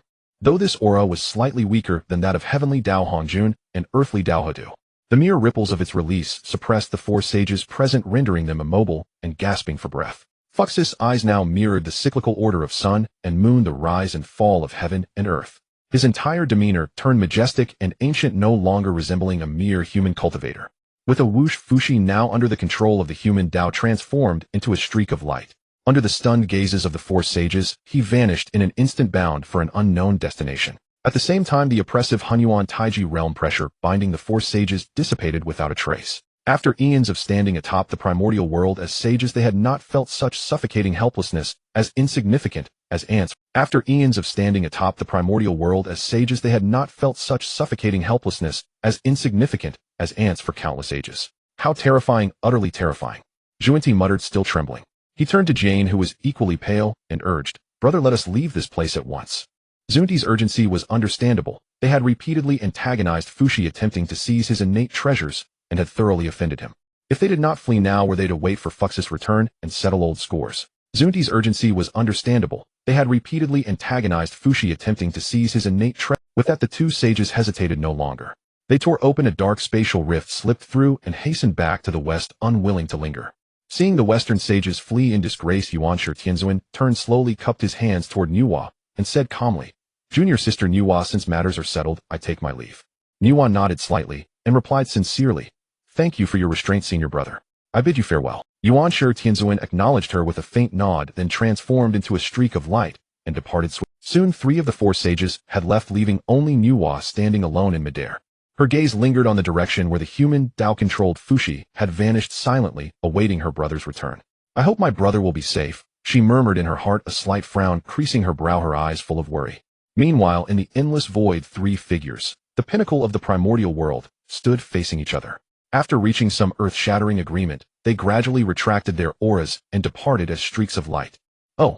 The human Dao controlling Fux's body let out a soft exclamation upon returning to the sky above the human tribe and spotting Nuwa standing on the clouds. After a brief pause, the human Dao sent a telepathic message to Fux's soul. "Since someone is waiting for you, go attend to your personal matters first. Afterward, we shall discuss the future of humanity together." Hearing the arrangement of the human Dao, Fux's divine soul could not help but breathe a sigh of relief. He quickly nodded and replied gratefully, "Thank you, senior." As the words fell, the power of the Hunyuan Taiji realm that had enveloped him quickly dissipated. Soon Fux's cultivation realm was restored to the sage realm midstage, the same as Nuwa's. With the sudden withdrawal of such immense power, Fux's divine soul felt a brief sense of emptiness.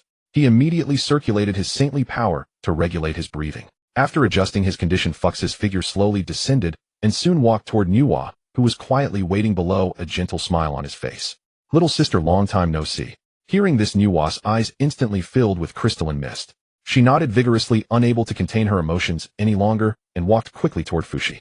The siblings stood side by side, sitting on the clouds. Nuwa softly told Fuxi about all the changes that had taken place in the primordial world after his reincarnation. Fuxi listened quietly, finally gaining a complete understanding of the time after his death. Time flew swiftly in their soft conversation. After an unknown period, Fuxi sighed lightly, his tone filled with emotion, and said, "Little sister, I have indeed stolen the opportunity that rightfully belonged to you."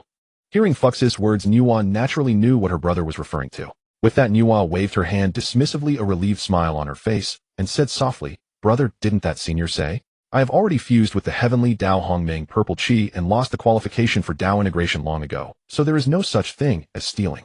To avoid dwelling on this topic, Nuwa immediately shifted her thoughts and quickly changed the subject, saying, "By the way, brother, what are your plans from now on?"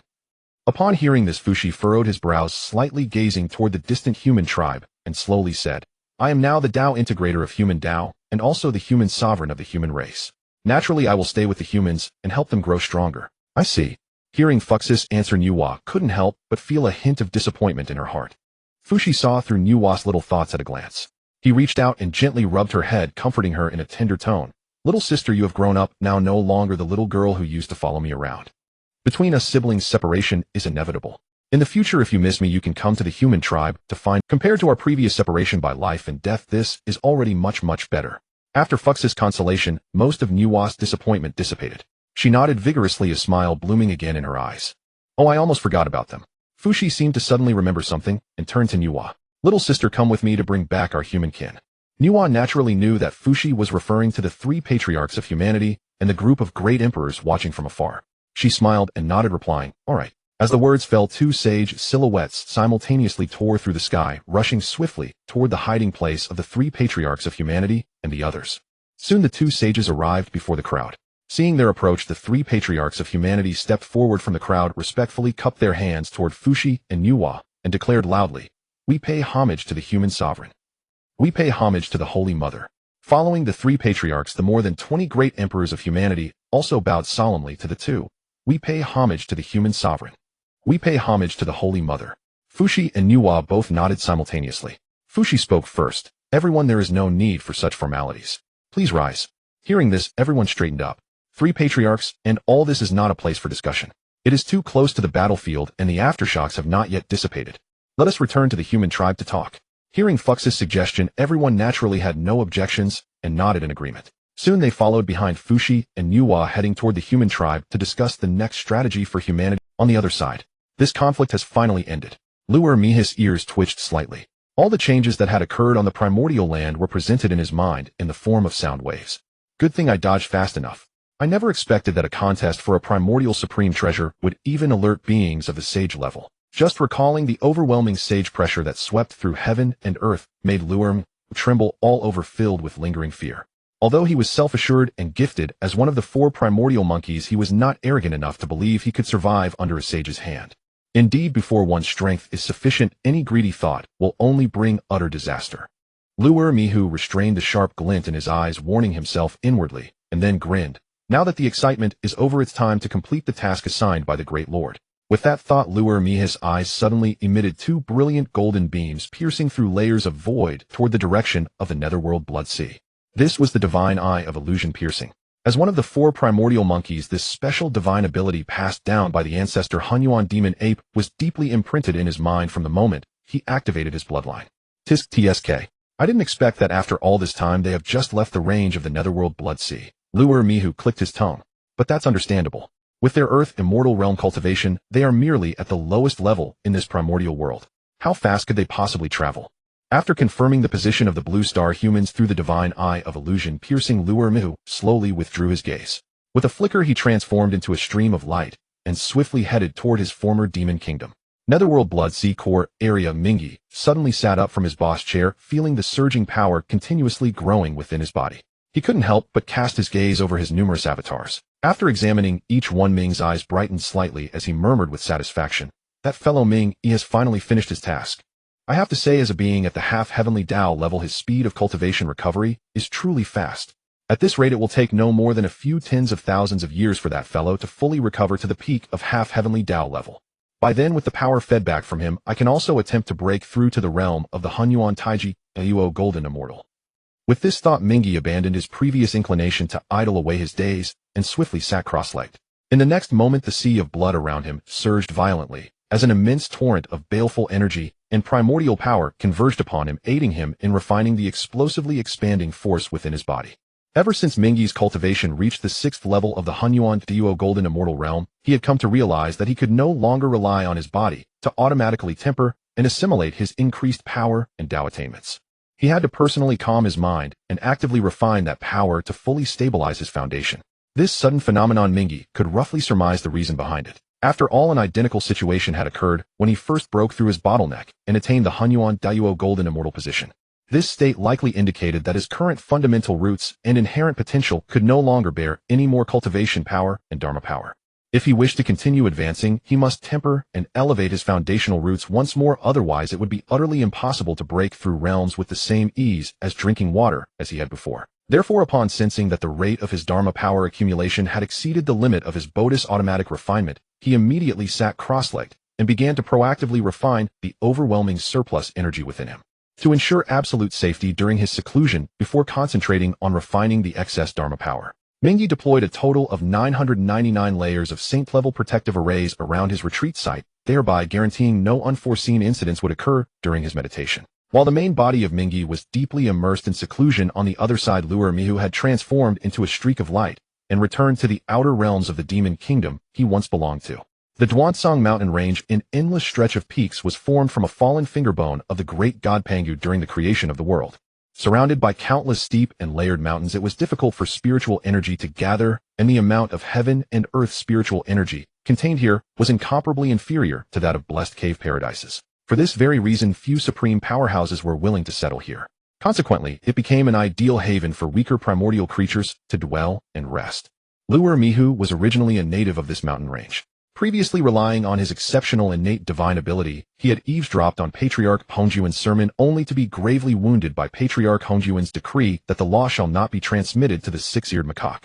This forced him to flee his homeland in disgrace and wander across the primordial land, seeking a way to restore his Dao foundation. Now, after many years having returned here once more, Luer Minghe gazed upon the familiar mountains, rivers, and flora, and inexplicably felt a profound sense of vicissitude, as if everything had changed except for himself.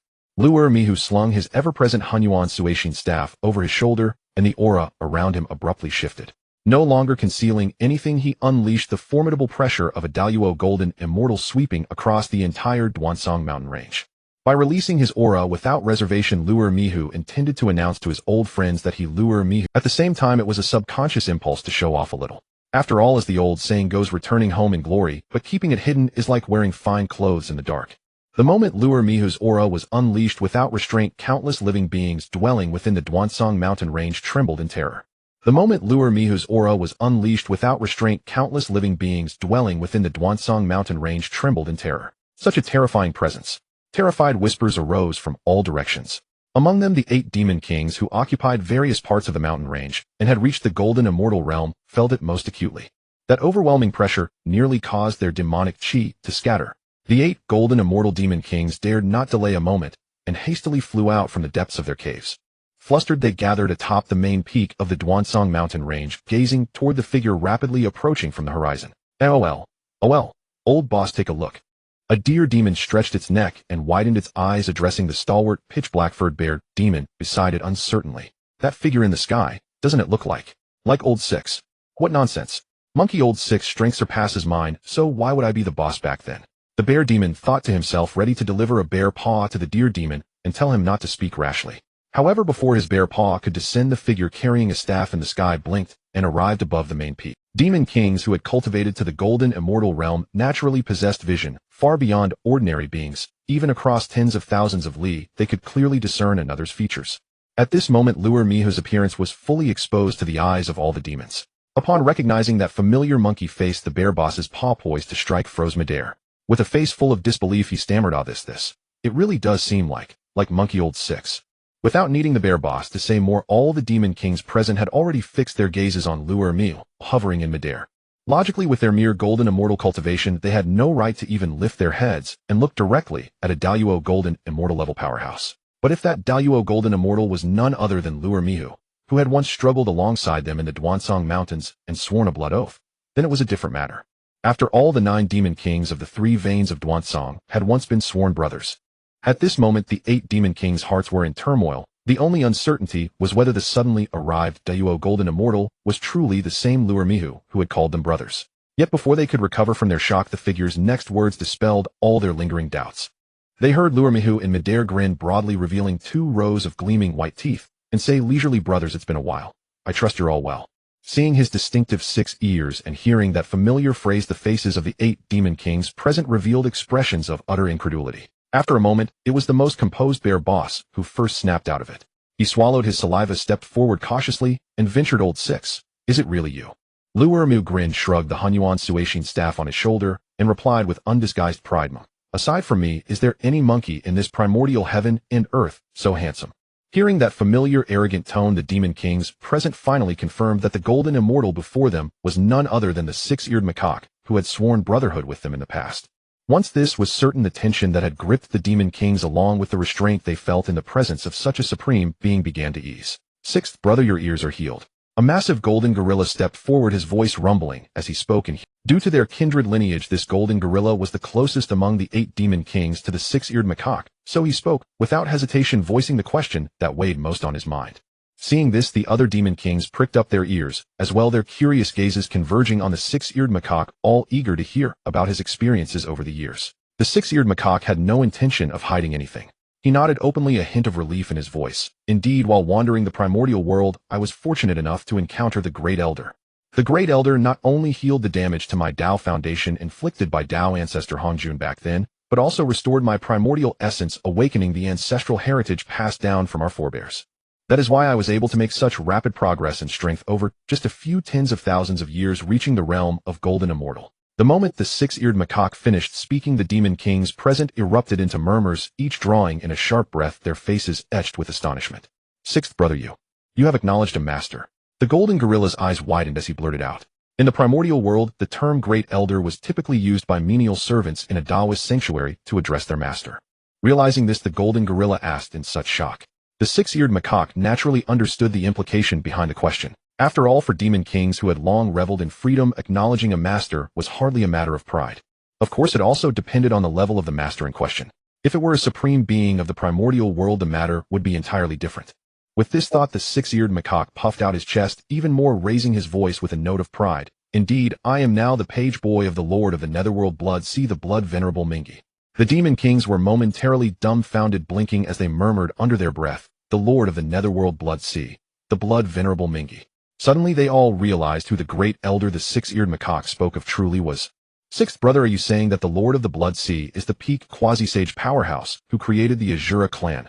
The golden gorilla swallowed hard, asking incredulously. The six-eared macaque raised an eyebrow, nodded calmly, and affirmed, "Your guess is correct. I am indeed now the page boy of that esteemed figure." Hiss. The moment the six-eared macaque's words fell, gasps of sharp intakes of breath echoed from the eight. For these demon kings trapped in the Duansong mountain range, the realm of golden immortal was the ultimate pursuit of their lives. As for quasi-sage, it was a legendary existence they dared not even imagine. Now not only had the six-eared macaque reached the golden immortal realm they all dreamed of, but he had also found a peak quasi-sage as his patron. How could they not be envious to the point of jealousy? Facing the collective gaze of the demon kings, the six-eared macaque's tail practically curled up to the sky, his face brimming with sheer delight. "Sixth brother, you've truly hit the big time." The golden gorilla stepped forward, grinning broadly, his tone half serious, half jesting. "Now that you're a golden immortal level powerhouse, don't forget to look out for your brothers." The other demon kings nodded in agreement, their eyes fixed on the six-eared macaque with hopeful expressions.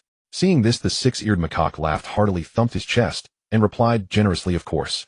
Remember the days when we swore brotherhood, sharing both fortune and hardship? Now that I've made it, how could I ever forget?" The demon king's eyes lit up at his words. "As it happens, I came back this time with a task entrusted by the great elder, and I truly need the help of a few brothers." The six-eared macaque shifted the topic, his tone growing more serious. Bear Boss, upon hearing this, immediately stepped forward, slapped his sturdy chest, and rumbled, "Old Six, just say the word. If it's within our power, even if we have to walk through fire or wade through blades, we'll get it done for you." The other demon kings nodded fervently, their gazes firm and resolute, clearly echoing Bear Boss' sentiment. "In that case, I want stand on ceremony with you brothers." The six-eared macaque cleared his throat and spoke bluntly. "I have returned to the Duansong mountain range on the orders of the great elder to covertly observe and protect a group of humans for a period of time. Since these humans are numerous and scattered, I cannot manage alone, which is why I seek the help of my brothers." The demon kings exchanged glances, all seeing the confusion in each other's eyes. It was Bear Boss who voiced the question first. "Old Six, are you talking about humans?" The six-eared macaque understood their confusion instantly. He paused to organize his thoughts before explaining, "Well, more or less. You can think of these humans as a clan specially nurtured by the great elder. Our task is to watch over them, secretly recording their daily behaviors and cultivation progress, and report to the great elder regularly." Hearing this, the demon kings all had the same thought. Good heavens, what a way to have fun. But none dared say it aloud. Knowing that the task was merely a light duty of watching and recording, not a perilous mission, the demon kings present did not hesitate, and all agreed. "All right, leave it to us." Bear Boss thumped his chest and took the lead in accepting. After all, seizing this opportunity to establish a connection with a supreme figure like the blood venerable Minghe was absolutely beneficial and harmless for these golden immortal demon kings trapped in the Duansong mountain range. Seeing that the demon kings agreed so readily, Lura couldn't help but laugh heartily. He slapped his thigh and said loudly, "Since you brothers give me so much face, I cannot be stingy. Come take these. These are the primordial spirit fruits that the great Lord bestowed upon me when I served under him. Today let us gather and enjoy." As he spoke, Minghe slowly took out a pile of primordial spirit fruits from the storage pouch at his waist. Seeing so many primordial spirit fruits that they rarely even laid eyes on in ordinary times, all the demon kings' eyes went wide. At this moment, they finally understood just how wealthy Minghe had become. Since Old Six has such intentions, we naturally cannot dampen the mood. Xiong Laodao was the first to react. He waved his hand and shouted, "They'll bring out the fine wine that has been aged in my cave for 100,000 years. Today we won't go home until we're drunk." Seeing Xiong Laodao take the lead, the other demon kings also became excited, each clamoring to return to their caves and bring out their treasured delicacies. Thus, surrounded by the crowd of demon kings, Minghe was ushered into Xiong Laodao's cave dwelling. Inside the cave, the fragrance of spirit fruits filled the air and goblets brimmed with fine wine. The sworn brothers of the Duansong mountain range, reuniting after tens of thousands of years, exchanged toasts and chatted about the past, the atmosphere exceedingly lively. Time passed in the midst of revelry. The next morning, as the sky was just beginning to lighten, the demon kings hurried back to the mountain areas under their jurisdiction. As soon as they returned to their caves, they immediately issued orders commanding their trusted subordinates to gather all the lesser demons in their tribes who had reached the heavenly immortal realm. Although these trusted subordinates did not know why their masters suddenly wanted to do this, they dared not ask further and simply followed orders. The same was true for Minghe. Although he had left the Duansong mountain range for tens of thousands of years, the reputation he had earned in these mountains in his youth remained resounding. Especially when he returned this time, the aura of a great Luo golden immortal sweeping across the entire mountain range filled his old subordinates with awe and reverence, making them dare not be the slightest bit negligent. In no time, under Luo Minghe's command, all the lesser demons of the Monkey King tribe, whether they were cultivating or foraging, were summoned to the central square of the tribe. Now, I never expected that during my absence my demon tribe would develop so well. There are actually so many lesser demons above the heavenly immortal realm. Luo Minghe hovered in midair, gazing at the sea of lesser demons gathered below. He couldn't help but feel a surge of emotion, a glint of relief flashing in his eyes. With the aid of his great Luo golden immortal level divine, since Luo Minghe only needed to sweep his gaze roughly once, and the numbers of lesser demons at each cultivation realm below became vividly clear in his mind. 43 million heavenly immortal level lesser demons, 5,080,000 true immortal level, over 30,000 mystic immortal level, and even 6 golden immortal level demon kings. Not bad, not bad. Adding the lesser demons under the other 8 demon kings, it should be enough to complete the task. After gathering all the demons of his own tribe, Luo Minghe did not rush to announce the specific task.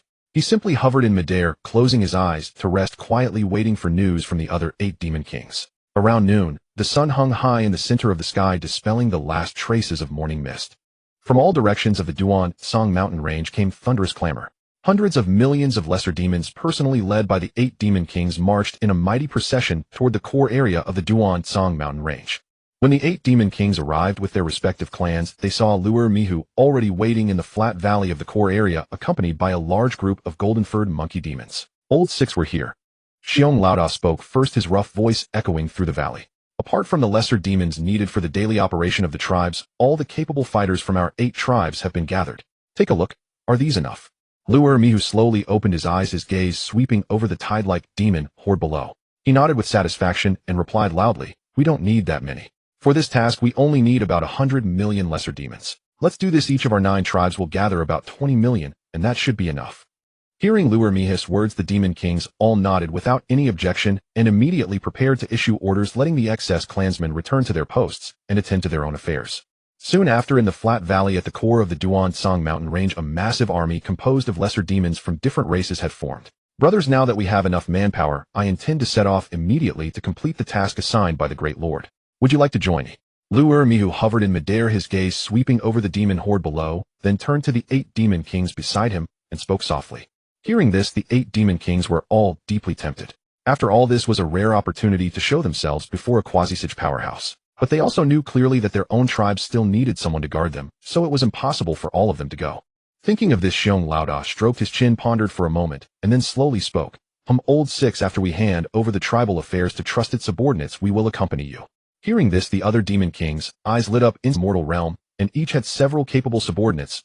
These 8 demon kings had all reached the peak of the golden immortal realm, and each had several capable subordinates who had also attained the golden immortal realm. Although these subordinates were not as strong as them, they were more than capable of staying behind to guard the tribes. Therefore, after hearing Xiong Laoda's words, they no longer hesitated and began to calculate who to leave in charge of the tribes, preparing to make simple arrangements for the rear. Luo Minghe lowered his head and thought for a moment. In such a short time, the Blue Star wouldn't go far anyway. A delay of a day or half a day wouldn't affect the mission. So he nodded and replied loudly, "In that case, make it quick. We will depart from here at noon tomorrow sharp." Hearing that they had a full day to prepare, the demon kings all agreed. The next day at noon, seeing that the 8 demon kings were all ready to go, Luo Minghe no longer hesitated. With a casual wave of his hand, a surge of profound, great Luo golden, immortal level magical power instantly enveloped the nearly 200 million lesser demons below, taking them all into his storage space. After completing all this, Luo Minghe said to the other demon kings beside him, "Let's go." As he spoke, he transformed into a beam of golden light and sped away towards the mountains, leading the way. Although the other demon kings had already reached the peak of the golden immortal realm, their flying speed still could not compare with Luo Minghe, who was a Daluo golden immortal. For this reason, Luo Minghe had to slow down, repeatedly glancing back from time to time to ensure that the other demon kings could keep up with him. Thus, after several months, Luo Minghe, along with the group of demon kings, arrived at the training ground on the outskirts of the Yuming Blood Sea, travel-worn and weary. Old 6, are these the humans we need to observe and record? As soon as they arrived at the entrance of the training ground, Xiong Laoda released his golden immortal divine sense and instantly detected the Blue Star, humans wandering on the distant plain. Hearing this, Luo Minghe casually waved his hand, and a gentle wave of magic rippled out, releasing all the nearly 200 million minor demons he had previously stored in his storage space. Hearing Xiong Laoda's question, Luo Minghe looked in the direction the other was pointing, and upon seeing that he was referring to those Blue Star, humans nodded firmly and said loudly, correct. The task that the Great Lord assigned to me is to observe these humans. We need to screen out those whose conduct is not problematic and give them some appropriate care. As long as any of them can reach the golden immortal realm, we can gather them and bring them before the Great Lord. At that point, we will have completely fulfilled our task. Following Minghe's guidance, the demon kings turned their gaze to the blue star humans. When they swept them with their divine sense and saw that the highest cultivation among these humans barely reached the peak of the earth immortal realm, they all couldn't help but twitch the corners of their mouths. With such aptitudes inferior even to the lowest minor demons of the primordial world, they want them to reach the golden immortal realm. Do they think the golden immortal realm is as common as cabbages on the street? The demon kings grumbled inwardly. Although they all thought it was sheer fantasy for these humans to break through to the golden immortal realm, they were not foolish enough to voice their thoughts directly. Thus the demon kings all nodded their faces, showing an expression of understanding indicating that they had grasped the task requirements. Seeing this, Minghe paid no heed to their inner thoughts. He turned his gaze to the neatly lined up minor demons below, cleared his throat, raised his voice, and pointed at the distant blue star humans, commanding, "Minor demons of the heavenly immortal realm, listen up. Your next task is to each select one human and conduct round-the-clock covert observation. Remember not to reveal your whereabouts or let them discover your presence. Among them, if there are any extremely wicked individuals, you must record their words and actions in detail and report to your superior daily. Minor demons of the true immortal realm, listen up. Each of you is responsible for compiling the observation information from 10,000 heavenly immortal minor demons. After organizing it into records, report regularly to the mystic immortal realm commanders. And the mystic immortal realm commanders need to summarize the information compiled by 10,000 true immortal minor demons and finally report to me directly." Minghe had learned the method of task delegation used by the blue star humans in the novice village and was now applying it effectively. Let me say this up front. Minghe's voice suddenly turned grave, carrying a hint of chilling murderous intent as he swept his gaze over the densely packed demon horde below. While you are observing the humans, restrain all your vicious nature. If I find that anyone is bold enough to treat the observed humans as food, don't blame me for being ruthless and erasing you completely. As he said this, Minghe deliberately released a shred of the imposing aura unique to the Dao golden immortal level, fiercely intimidating the minor demons below. This was the first task Minghe had entrusted to him, so he absolutely could not allow it to be ruined by these disobedient minor demons. It must be said that this warning had an immediate effect. The minor demons, who had originally thought that catching a few feeble humans for a snack would never be discovered, all shivered under this oppressive aura, hastily extinguishing their dirty little thoughts. Seeing the demons below cowering in silence, Minghe nodded with satisfaction, his tone softening a bit, and continued, "All right, I have said all that needs to be said. Now you may go down and carry out your respective tasks. We obey your command." The nearly 200 million minor demons responded in unison, then quickly dispersed, transforming into countless tiny streams of light, silently sneaking towards the direction of the blue star humans. Seeing this, Minghe did not linger any longer. He turned and returned to the 8 great demon kings sitting cross-legged with them at the top of the training ground, chatting about past amusing anecdotes, while patiently waiting for the news from the minor demons. Ever since Bing, relying on the simulator system in his mind, boosted his strength all the way to the mid-golden immortal realm like a cheat, he was personally appointed as the crown prince of the Dragon Palace by his father Guang, the Dragon King of the East, enjoying unprecedented fame. At this moment, Bing was standing in the crown prince's mansion, his gaze fixed on the cold, glinting long sword in his hand. This sword was named Suhai, a mid-grade, innate spiritual treasure bestowed by the Dragon King of the East when he appointed him as crown prince. Under the light, the blade shimmered with a faint water-blue halo, clearly indicating that it was no ordinary item. Looking at the Suhai sword that had accompanied him for many days, although a flicker of reluctance passed through Bing's eyes, he gritted his teeth and made up his mind to sacrifice it. He held his breath and dismissed all the attendants in the Dragon Palace. After ensuring that there was no one left in the crown prince's mansion, Bing took a deep breath and murmured respectfully to the void before him, "Senior, I intend to use the mid-grade, innate spiritual treasure, the Suhai sword, to exchange for an opportunity to simulate a dragon's life." At this moment, Bing was still unaware that ever since the Taiji diagram embedded with the system core was taken out of the primordial world by Taiching Laozi, the simulator system module in his mind had completely dissipated. Bing continued to wait on his own. However, he waited in the void for a long time, so long that his legs grew numb, yet he received no response. Senior, are you there?" Bing's voice grew anxious, and he called out several more times. But no matter how much he shouted until his throat became dry, the familiar system prompt sound never came. After calling out several times with no response, Bing's heart suddenly filled with panic.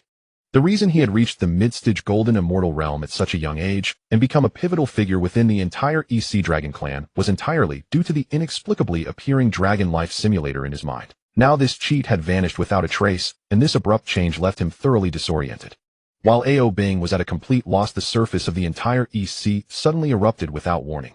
Towering waves surged, seawater rolled back, and even the dragon palace at the seabed shook violently, as if it would be overturned in the next moment. Such a tremendous commotion startled Ao Bing, momentarily suppressing the panic over the system's disappearance. What is happening? Why is there such a massive disturbance? Without time to think, Ao Bing stamped his foot and transformed into a water-blue streak of light, swiftly flying out of the Crown Prince's residence to see what was occurring.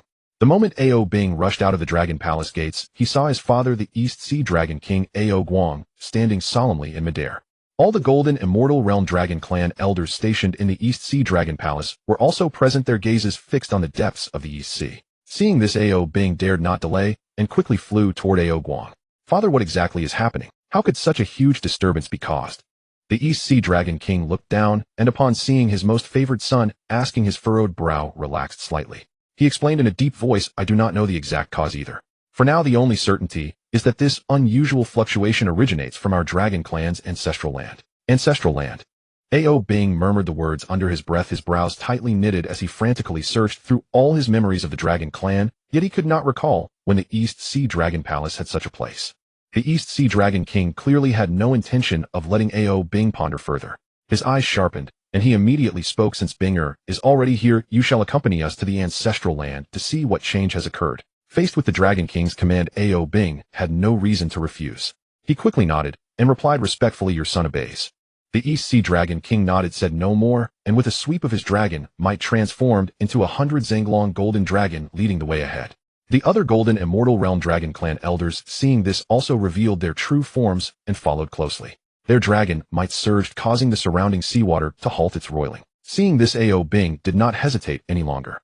He immediately activated his inner energy, transforming into a streak of light and following closely behind.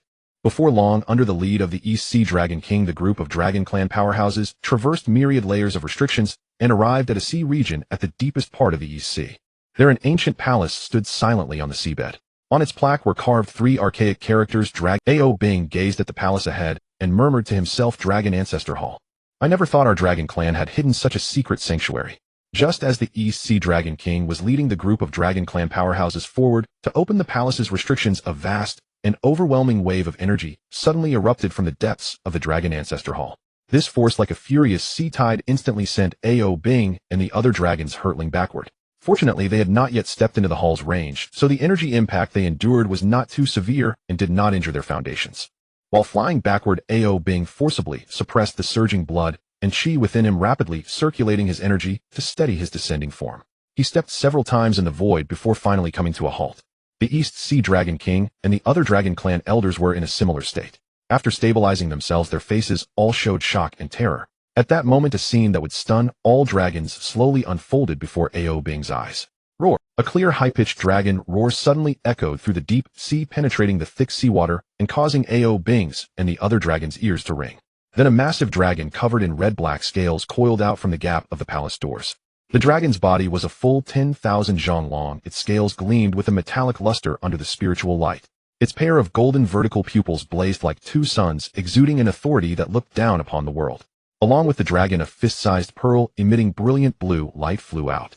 The pearl was surrounded by dense essence of water. Wherever it passed, even the surrounding seawater automatically parted, marking it as an extraordinary treasure of great significance. After appearing, the blue pearl seemed to possess a will of its own. It wobbled its round body, attempting to break through the deep sea's confines and fly toward the outside world of primordial chaos. Seeing this, the red-black dragon immediately let out an angry roar, swiftly coiling its massive body toward the blue pearl to prevent it from escaping. The dragon and the pearl collided instantly, creating a powerful energy shockwave that radiated in all directions. Fortunately, Ao Bing and the others were still a considerable distance from the blue dragon pearl, otherwise they would have been sent flying by that massive energy wave again and likely severely injured. I never thought our Dragon Clan still had a powerhouse of this level. Ao Bing's eyes were filled with shock. In his perception, the pressure emanating from the red-black dragon before him was as heavy as an ancient divine mountain, far more formidable than that of his father, Ao Guang. Father is a Tai Golden Immortal Realm powerhouse, which means this Dragon Clan senior is at least a Daluo Golden Immortal level great being. Ao Bing thought to himself. As Ao Bing's mind surged with emotions, the red-black dragon in midair suddenly emitted a pained It violently spat out a mouthful of dragon blood, dark with a hint of crimson. The blood containing pure dragon power happened to splash onto the restless blue dragon pearl. As if feeling the trace of the same origin within the red-black dragon's bloodline, the blue pearl, which had been intent on breaking through the deep sea, gradually retracted its blue light and calmed down completely. Roar. Seeing this, the red-black dragon finally breathed a sigh of relief. It rapidly swung its massive body and coiled toward the blue dragon pearl. This time the blue dragon pearl offered no resistance, obediently descending under the guidance of the Redan-black colossal dragon, slowly settling back onto the ancient altar deep within the dragon ancestor hall. The massive body of the Redan-black dragon circled in the air several times, and only after confirming that the blue dragon pearl had no intention of leaving again did it slowly retract its dragon form. A flash of Redan-black's spiritual light flickered, and the dragon's figure rapidly shrank, eventually transforming into an elderly man with dragon horns on his head, clad in a Redan-black Taoist robe. Then the old man cast a glance at the scene below before slowly walking in the direction of Ao Guang and the others. Greetings to Ancestor Zhu Long. The East Sea Dragon King Ao Guang was the first to react. He hastily led the group of dragon elders behind him in a deep bow, his voice filled with reverence and awe. Seeing his father and the elders showing such deference to the old man, Ao Bing, no fool, immediately followed suit, bowing with proper form and echoing, "Greetings to Ancestor Zhu Long." Zhu Long slowly nodded and spoke in a measured tone, "Rise. We thank Ancestor Zhu Long." With those words, Ao Guang then led the dragon elders and Ao Bing to slowly straighten up, each keeping their heads lowered, not daring to meet Zhu Long's eyes. Ao Guang, what has happened in the outside world? What could have stirred the ancestral dragon pearl into such a frenzy? Zhu Long fixed his gaze on Ao Guang, his tone calm as he inquired. The East Sea Dragon King Ao Guang looked utterly bewildered. He hastily bowed and replied. In reply to Ancestor Zhu Long, this junior also does not know what truly happened. Recently, disturbances suddenly arose in the East Sea. We traced the source of the fluctuations and came to the ancestral land where we encountered you, Ancestor. Zhu Long's brow furrowed slightly. What superiors detest most is when subordinates evade with vague phrases like, "I'm not sure," or "I don't." Were it not for the long decline of the dragon clan and the scarcity of talents, how could an insignificant little dragon of the Tai Golden Immortal Realm ever sit on the throne of the East Sea Dragon King? Alas! Zhu Long let out a long, weary sigh, his voice laden with helplessness. Enough. Follow me out to see what exactly could have stirred the ancestral dragon pearl into such turbulence. The East Sea Dragon King Ao Guang naturally sensed Zhu Long's displeasure. At that moment, he dared not even take a deep breath. He could only nod and bow in agreement, then hurriedly follow behind Zhu Long toward the outside of the Dragon Ancestor Hall. The Dragon Elders and Ao Bing also dared not slack in the slightest, hastily following behind. Soon following the source of the ancestral dragon pearl's agitation, Zhu Long parted the layers of seawater and led the dragon clan near the surface of the East Sea. It's a human. How can a human cause such violent fluctuations in the ancestral dragon pearl? Zhu Long's divine sense instantly locked onto the solitary figure on the sea surface. His dragon eyes were filled with shock and uncertainty, and his brows knitted tightly together. No. Why does this human give me an extremely familiar feeling? Zhu Long murmured under his breath. After pondering for a moment, the Redan-black spiritual light around Zhu Long suddenly flared instantly, transforming him back into a colossal dragon body, 10,000 zhang long. He swiftly flew out of the East Sea and hovered in midair, his pair of golden vertical pupils fixed firmly on Ing Zheng, who was slowly approaching. Seeing this, Ao Guang and the other dragons also transformed into their true forms one after another, dragons of cyan and gold, soaring into the air and closely following behind Zhu Long, their draconic might surging, making them appear like subordinates. Taoist friend from the human race, may I ask what business brings you from afar to the territory of our dragon? It was not that Zhu Long had a particularly good temper, but rather that he clearly sensed a presence on Ing Zheng that was no weaker than his own, a Grand Luo Golden Immortal level aura. Had this been the ancient era when the Dragon Clan flourished, a Grand Luo Golden Immortal would naturally not have. But now the Dragon Clan had long declined, and his own strength had fallen from the pinnacle of quasi-sage back to the Grand Luo Golden Immortal realm. Moreover, due to various reasons, he could not utilize his full power. Furthermore, aside from himself, the strongest member of the current Dragon Clan was none other than Ao Guang, who was only at the Tai Golden Immortal realm. Weighing the circumstances, Zhu Long had no choice but to set aside his arrogance and treat this mysterious human before him with seriousness. Upon hearing Zhu Long's question, Ing Zheng did not answer immediately. He simply stared fixedly at the Redan-black dragon before him, his gaze vacant. When Ing Zheng beheld the broken half of Zhu Long's dragon body and the dense cracks on his scales that penetrated and saw the lingering karma of the Heavenly Dao that wrapped around the dragon's body, he shuddered violently, and his heart was instantly flooded with intense guilt. I was truly wrong back then. I dragged my old brothers into such misery. Just as Zhang was lost in thought, the feeling of familiarity in Zhulong's heart grew even stronger. Zhulong could no longer suppress his shock and suspicion. He suddenly burst out with a sharp demand. Who exactly are you? This exclamation finally jolted Zhang out of his daze. Who am I? Zhang murmured, then suddenly recalled that at this moment he was no longer a dragon. He had shed his dragon body and become a human. No wonder my old brother could not recognize me. With this thought, Zhang hesitated no longer. He took a deep breath and immediately activated the cultivation art he had turned to after his memories awakened, the ancestral dragon art. The next moment, a majestic draconic might suddenly exploded from Zhang's body, a presence far purer than that of any dragon present. Feeling this sudden eruption of draconic might from Zhang, Ao Guang, and the other dragons felt a suffocating pressure. Each of them could not help but tremble. This filled them with bewilderment. They could not understand how a human could emit such pure dragon might. Compared to the shock and confusion of these younger dragons, Zhulong's eyes held only disbelief. This is the aura of Big Brother. As soon as this thought flashed through his mind, Zhulong's gaze locked onto Zhang. What exactly is your relationship with the ancestral dragon? Upon hearing this question from Zhulong, the dragon elders who had come with him, as well as Ao Bing, all turned their astonished gazes onto Zhang.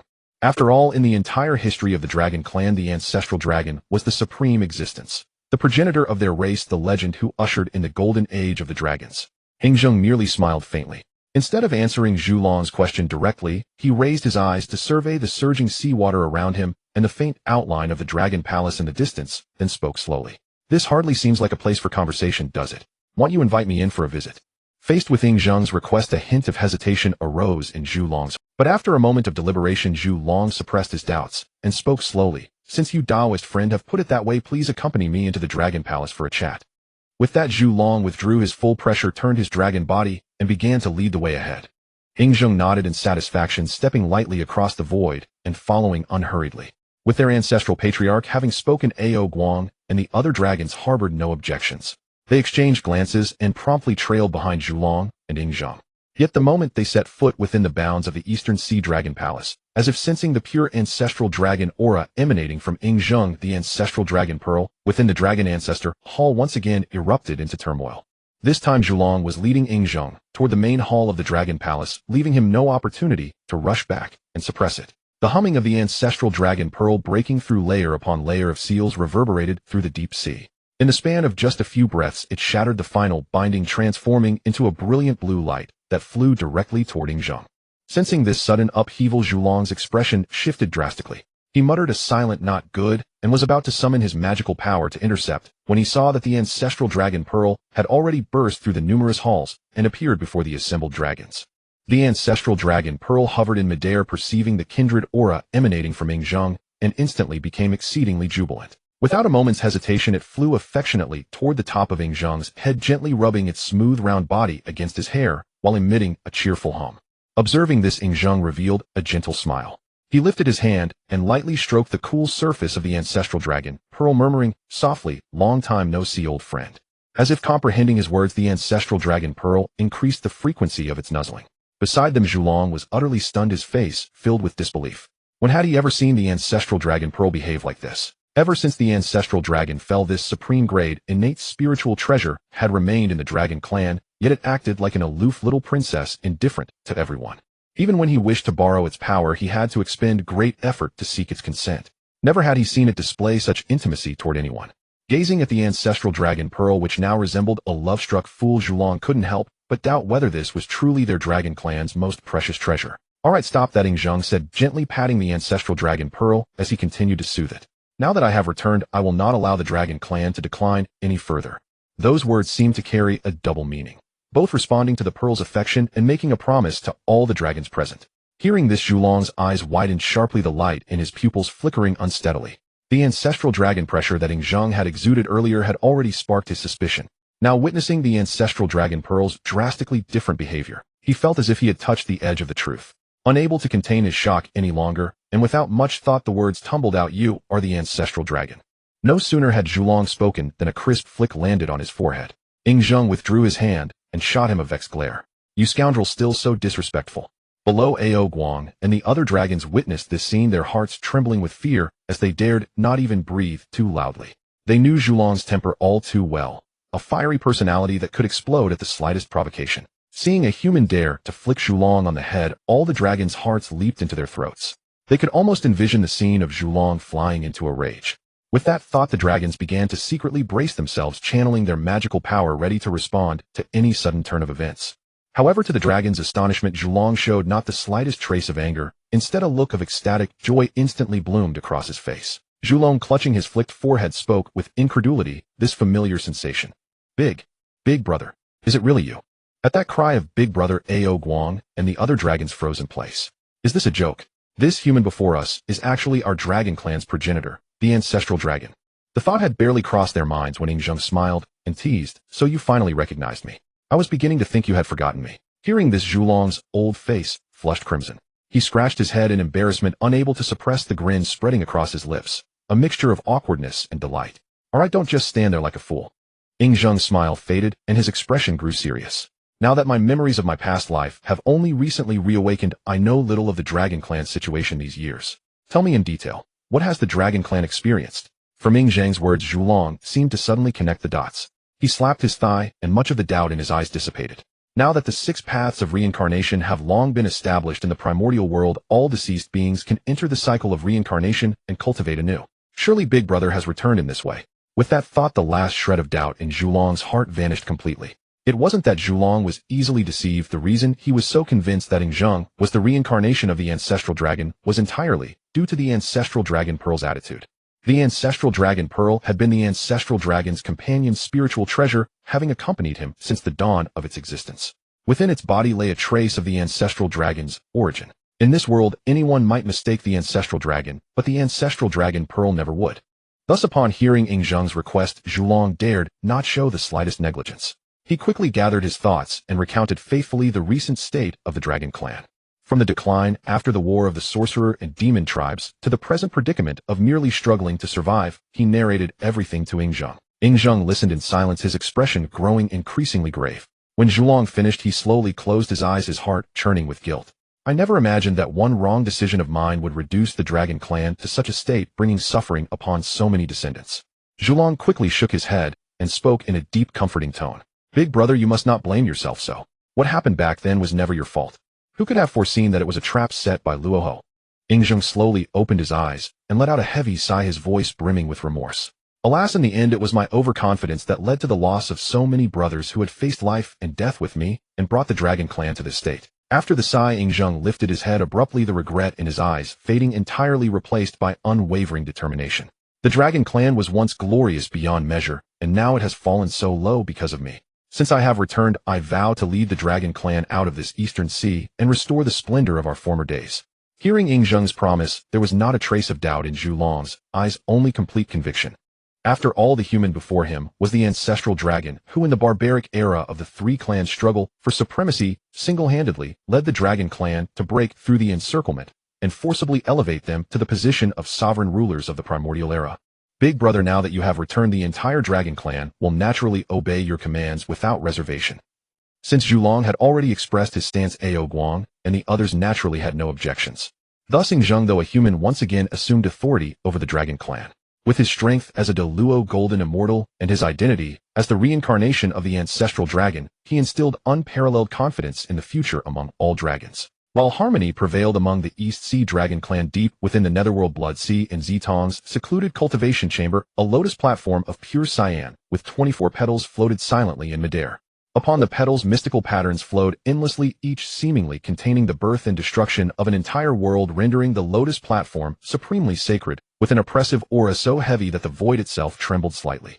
At the very moment the final pattern on the cyan lotus platform fully coalesced, Zitong, who had been in seclusion for so long, finally slowly opened her eyes. Her gaze fell upon the supreme-grade chaos treasure floating before her, and she murmured in admiration, "Not bad, it has reached the pinnacle of a supreme-grade chaos treasure. It wasn't in vain that I expended so much rule energy. I believe that with this supreme-grade chaos treasure the impending catastrophic crisis should be easily resolved." As her words faded, Zitong's gaze returned to the cyan lotus platform, and an invisible force of system rule energy began to flow out slowly. Layer upon layer it enveloped the entire lotus platform, suppressing the aura of the chaos treasure to prevent it from leaking. Moments later, the 24-petal lotus platform of pure cyan, guided by Zitong's system rule energy, gradually shrank until it became the size of a palm. The chaotic energy that had been freely surging within the Lotus platform was also completely sealed by an invisible force, and the rolling chaos chi around it gradually subsided. Come here. Zitong parted her crimson lips, her voice carrying a hint of lazy amusement. Upon hearing her command, the cyan Lotus platform, as if possessing its own consciousness, transformed into a streak of cyan light. With a sharp whoosh, it flew straight into Zitong's palm. Seeing this, Zitong finally relaxed. She stretched her arms wide, unable to suppress a long yawn. After being in seclusion for so long, it's finally done. My whole body feels stiff. Seeing this, Zitong finally relaxed. She stretched her arms wide, unable to suppress a long yawn. As she spoke, Zitong quickly composed herself, her expression turning serious. With a slight movement of her fingertip, a pale purple screen materialized in front of her. It was her system panel.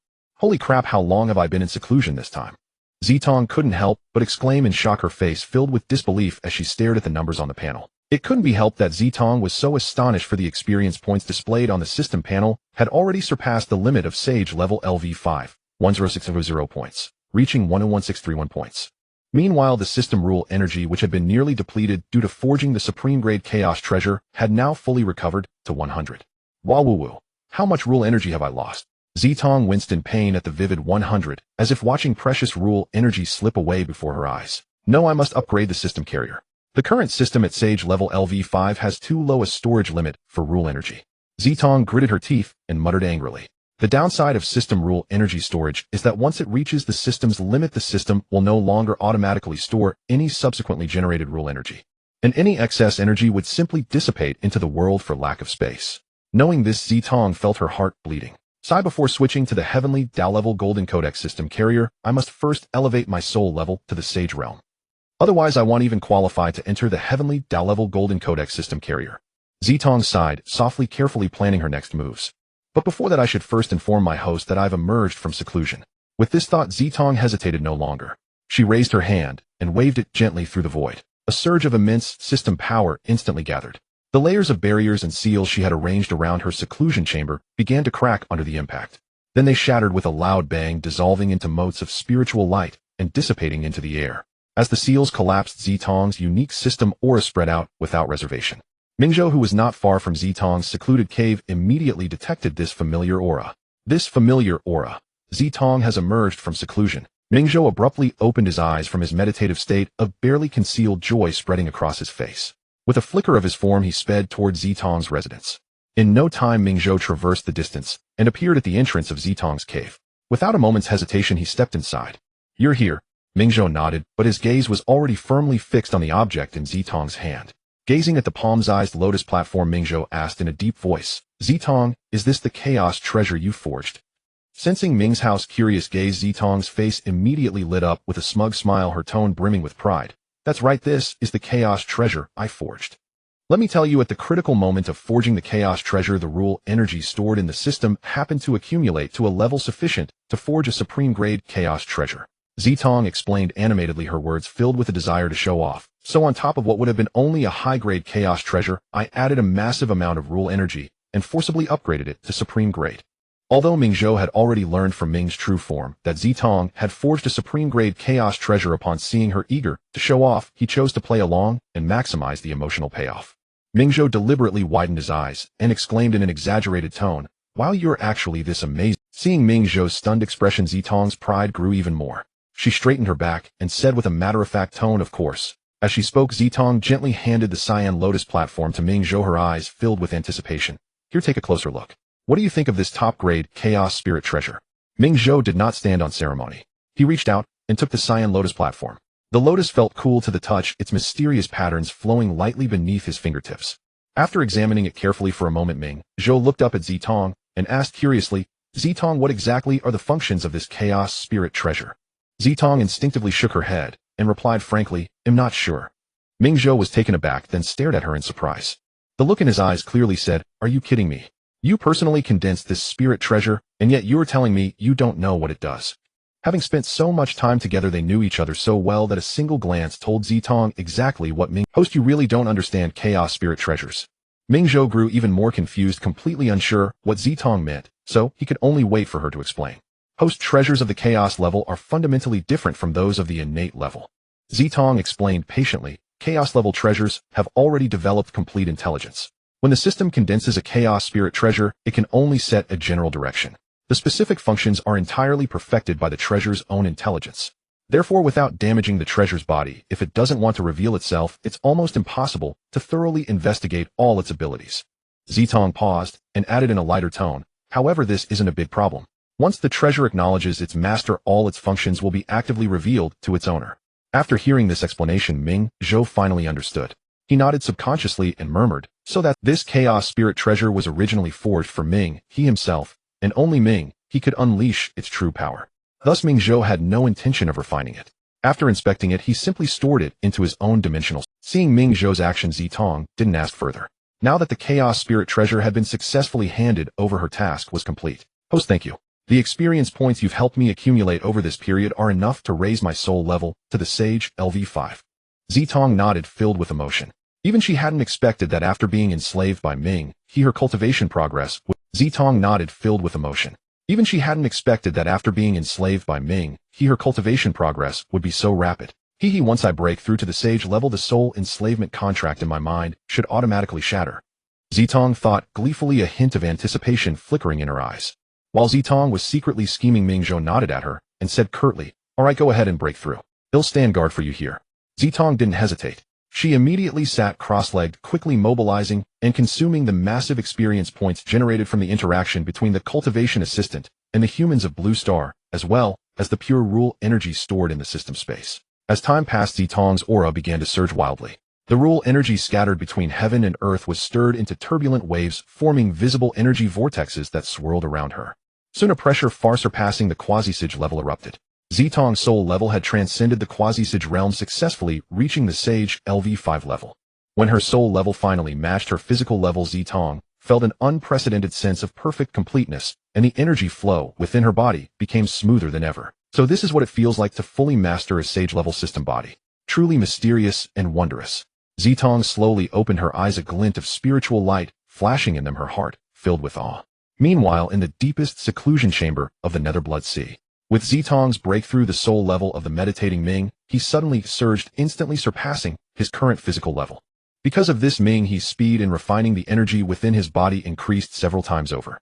And what's happened? Zitong sensed the still stable slave mark in her mind, and the joy on her face gradually faded, replaced by confusion. I've reached the Sage level now, so why is the slave mark still so solid with no sign of cracking? Zitong frowned, her small eyes filled with big questions, and murmured to herself, it shouldn't be. According to my previous calculations, breaking through to the Sage level should have allowed my soul strength to break free from the slave mark. While Zitong was lost in thought, Minghe, who had noticed her stabilized aura, rushed over with a surprised expression. Are you already a sage now? Zitong snapped back to reality at Minghe's words and nodded. My soul level is now at the Sage level, finally meeting the minimum requirement to inhabit that golden Brahma system. Minghe immediately understood. You're planning to switch to a new system body now.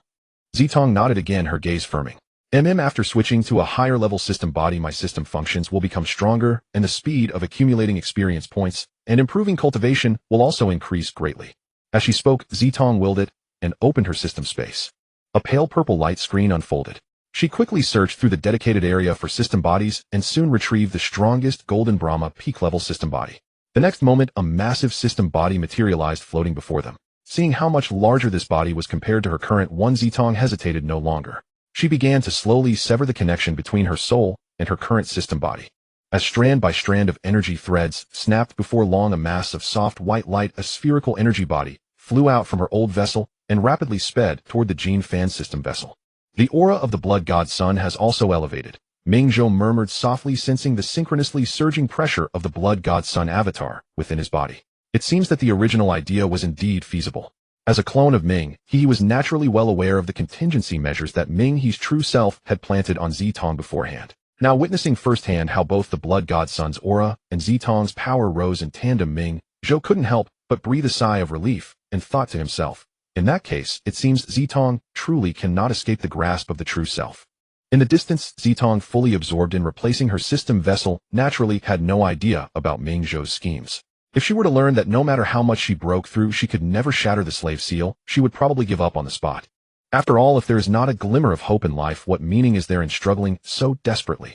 That aside, as Zitong's soul light mass fully merged into the Gene Fan peak level system vessel, a brand new system panel slowly unfolded within her sea of consciousness. The most conspicuous change was the storage limit of system rule energy. After Zitong upgraded her soul level, the remaining 60 of system rule energy upon being transferred to the new system carrier dramatically fell to a mere 3 on the panel. This meant that while the total amount of energy remained unchanged, the proportion of system energy shrank to 1/20th of its former value, but the system's overall energy storage capacity had expanded by a full 20 times. Previously, to condense a top-grade chaos spirit treasure, she needed to exhaust the entire 100 of her energy. Now converted, it only consumed 5 of the energy reserve. This proportion exactly matched the energy consumption required to condense a prismatic supreme treasure when she was still a sage-level LV5 system. It seems that the energy proportion rules for condensing treasures across different system levels are identical. Zitong's consciousness quickly scanned the panel values and immediately calculated, since condensing a top-grade chaos spirit treasure requires 5, then at least 25 energy should be needed to condense a lower-grade chaos supreme treasure. Sure enough, once all the functional information of the new vessel was loaded, the descriptions related to treasure condensation were exactly as Zitong had guessed. The potential of this Gene Fan system far surpassed that of the former Sage-level vessel. The upper limit for treasure condensation had astonishingly reached the level of top-grade Chaos Supreme Treasure. At the same time, the system's shielding and concealment abilities achieved a qualitative leap. Previously, when Zitong used the Sage-level system, if a Heavenly Dao-level existence descended with divine sense probing, there was always a possibility that she might be detected. Now that she had swapped to the Gene Fan peak-level vessel, as long as Zitong was willing to consume a little rule energy for condensed camouflage, even a Heavenly Dao peak-level great power standing right in front of her would not be able to detect the slightest trace of her anomalous aura. Is this a new function? Zitong's eyes flickered as she gazed at the suddenly appearing Bao's-Eye function on the system panel. She could confirm that the Sage-level system panel had absolutely no such function before. With this in mind, Zitong's consciousness immediately tapped into it and carefully examined the function detail. Function name: Bao's-Eye. Function evaluation: as a prestigious Gene Fan level system, how can you do without a few trustworthy subordinates?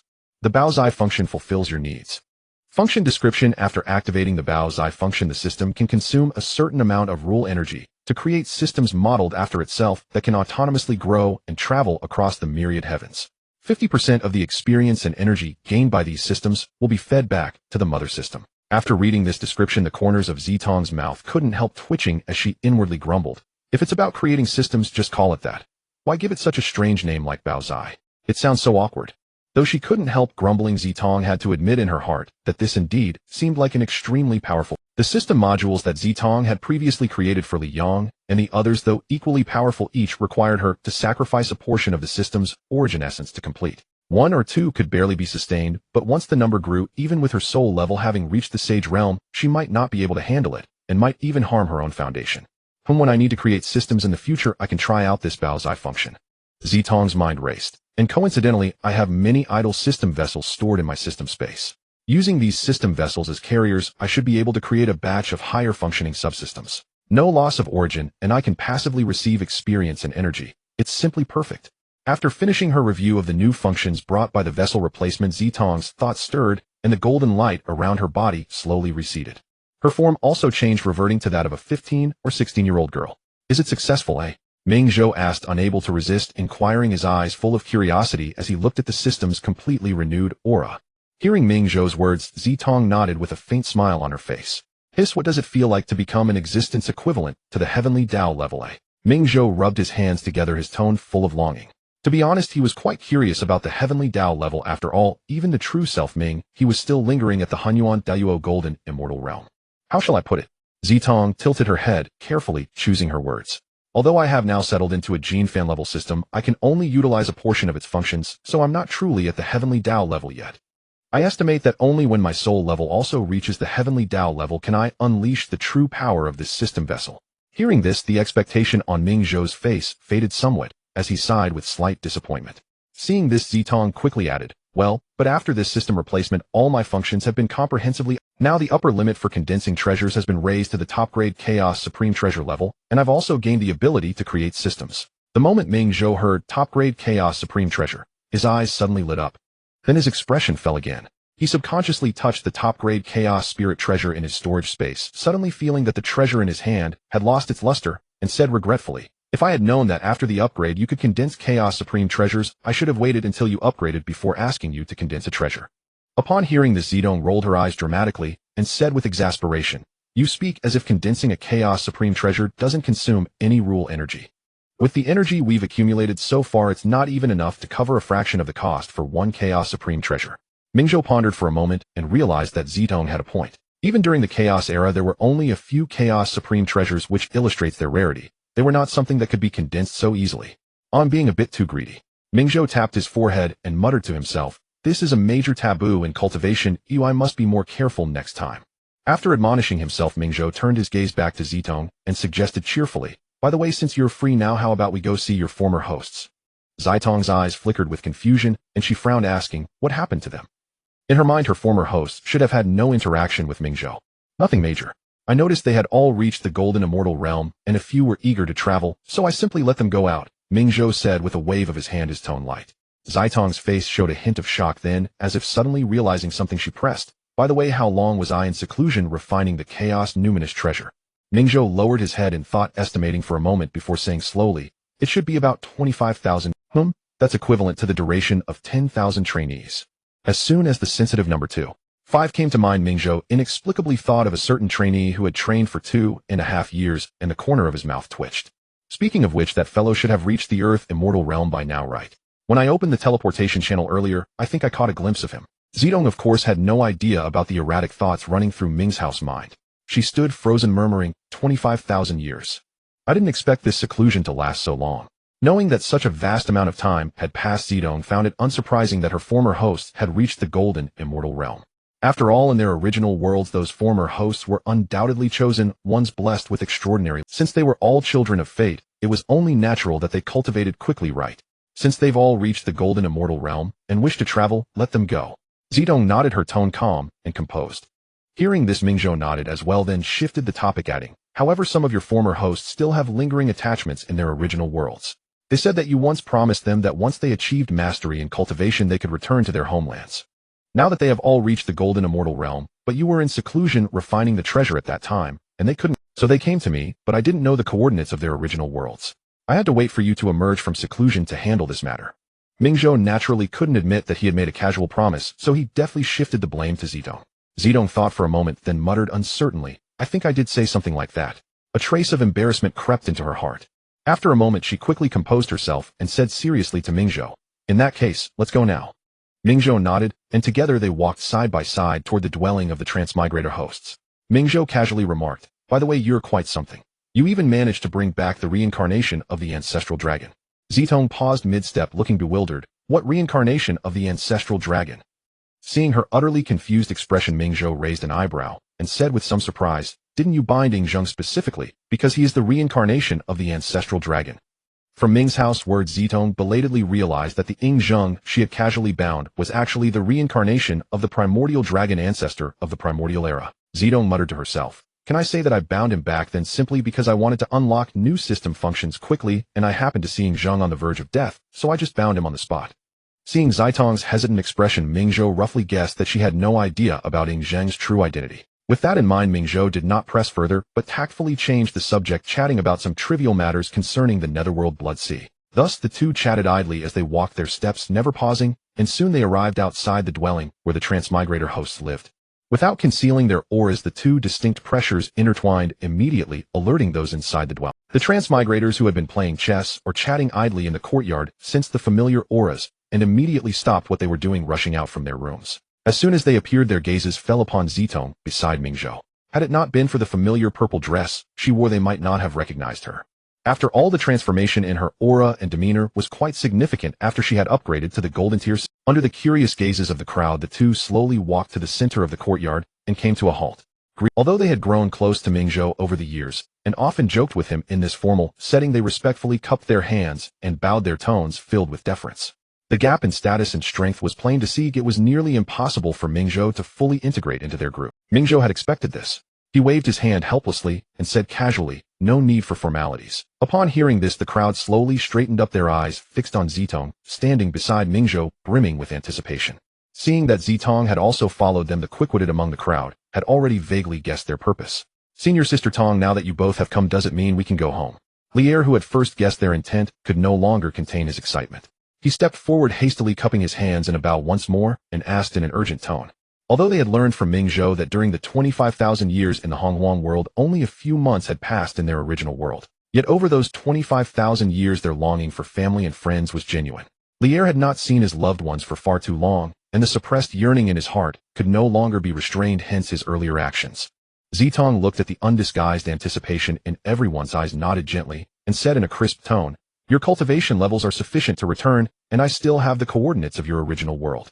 Since you all wish to go back to your original world, you may set off at any time."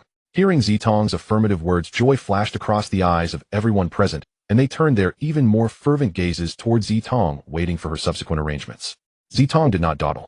With a gentle wave of her wrist, a series of soft white lights emerged before her.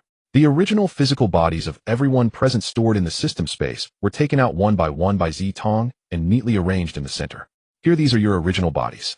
Zitong pointed at those bodies and explained patiently, "If your main bodies wish to continue cultivating in the Hongwang world, you can separate a strand of divine sense and return it to this physical body. Then through this body you can safely return to your original world, neither delaying your cultivation here nor letting go of your homesickness." Zitong paused and added, "Of course, if you want to return directly with your current golden immortal bodies, I have no objection.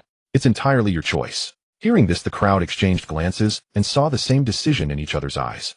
Almost everyone favored returning through a strand of divine sense, for the opportunities for cultivation in the Hongwang world were too rare to be abandoned lightly. Just as they were about to circulate their spiritual power and split their divine sense, Minghe, who had been standing by, suddenly interjected slowly, "You indeed need to separate a strand of divine sense to form a divine sense avatar. That way, even if you later merge with the Tao of Heaven, you can still walk the world through this avatar without losing your freedom entirely." Hearing Minghe's words, Zitong froze instantly, her small eyes filled with immense confusion. She muttered inwardly, "Merge with the Tao? Is that the kind of merging with the Tao I'm thinking of?" With that thought, Zitong subconsciously glanced at the crowd, whose average cultivation was only at the golden immortal realm, then turned to Minghe, her expression clearly saying, "Are you joking? You want them to merge with the Tao with mere golden immortal cultivation?" Minghe naturally knew what Zitong was thinking. He coughed dryly and said somewhat awkwardly, "Why are you looking at me like that? The Tao of Heaven they want to merge with is not the Tao of the great thousand world of Hongwang, but the Tao of their original small thousand worlds." After saying this, Minghe raised an eyebrow and retorted, his tone carrying a hint of matter-of-factness. "To become the Tao of Heaven of a small thousand world, isn't the cultivation of the immortal golden immortal realm enough?" "Small thousand world?" Zitong murmured, her eyes filled with sudden realization.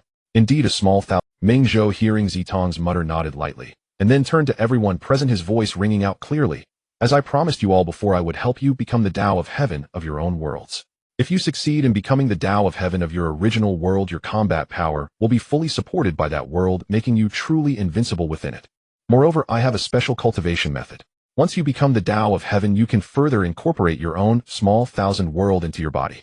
Then by tempering yourself with my special method, you can elevate your strength to the same level as mine, the Hanyuan golden immortal realm."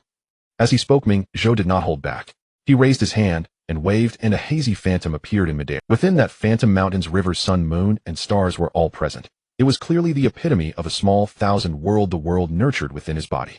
"My cultivation method, though somewhat difficult to practice and requiring countless ages to polish the world's origin, has the advantage of having no bottlenecks. Moreover, because you can mobilize the power of an entire world to enhance yourself within the same realm, your combat prowess is among the top."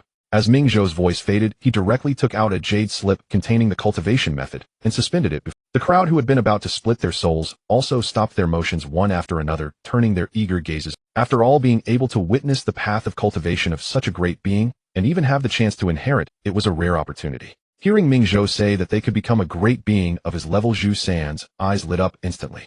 He quickly stepped forward, cupped his hands, and asked, "Senior, if we, like you, incorporate our own small thousand world into our bodies, how should we proceed to advance further?" Hearing this, Minghe cast an appreciative glance at Zhu San, a hint of recognition flashing in his eyes. Zhu San's question had hit the nail on the head. Since he intended to guide everyone onto his own cultivation path, Minghe had no intention of hiding anything. He pointed at the small world phantom in the air and explained patiently, "As you can see, my entire cultivation stems from this world within my body. Therefore, if the world within me advances, my cultivation will naturally rise accordingly." As he spoke, Minghe raised his hand and lightly tapped. The The small world phantom began to rotate slowly, and everyone could clearly see faint streams of light surging at the edges, exuding an aura of impending transformation. Please observe everyone. Currently the level of the small world within me is already approaching that of a middle thousand. Once my small world breaks through to the middle thousand world level, my strength will naturally elevate, directly breaking through to the Hunyuan Deluo golden immortal realm. The realm you call the Sage.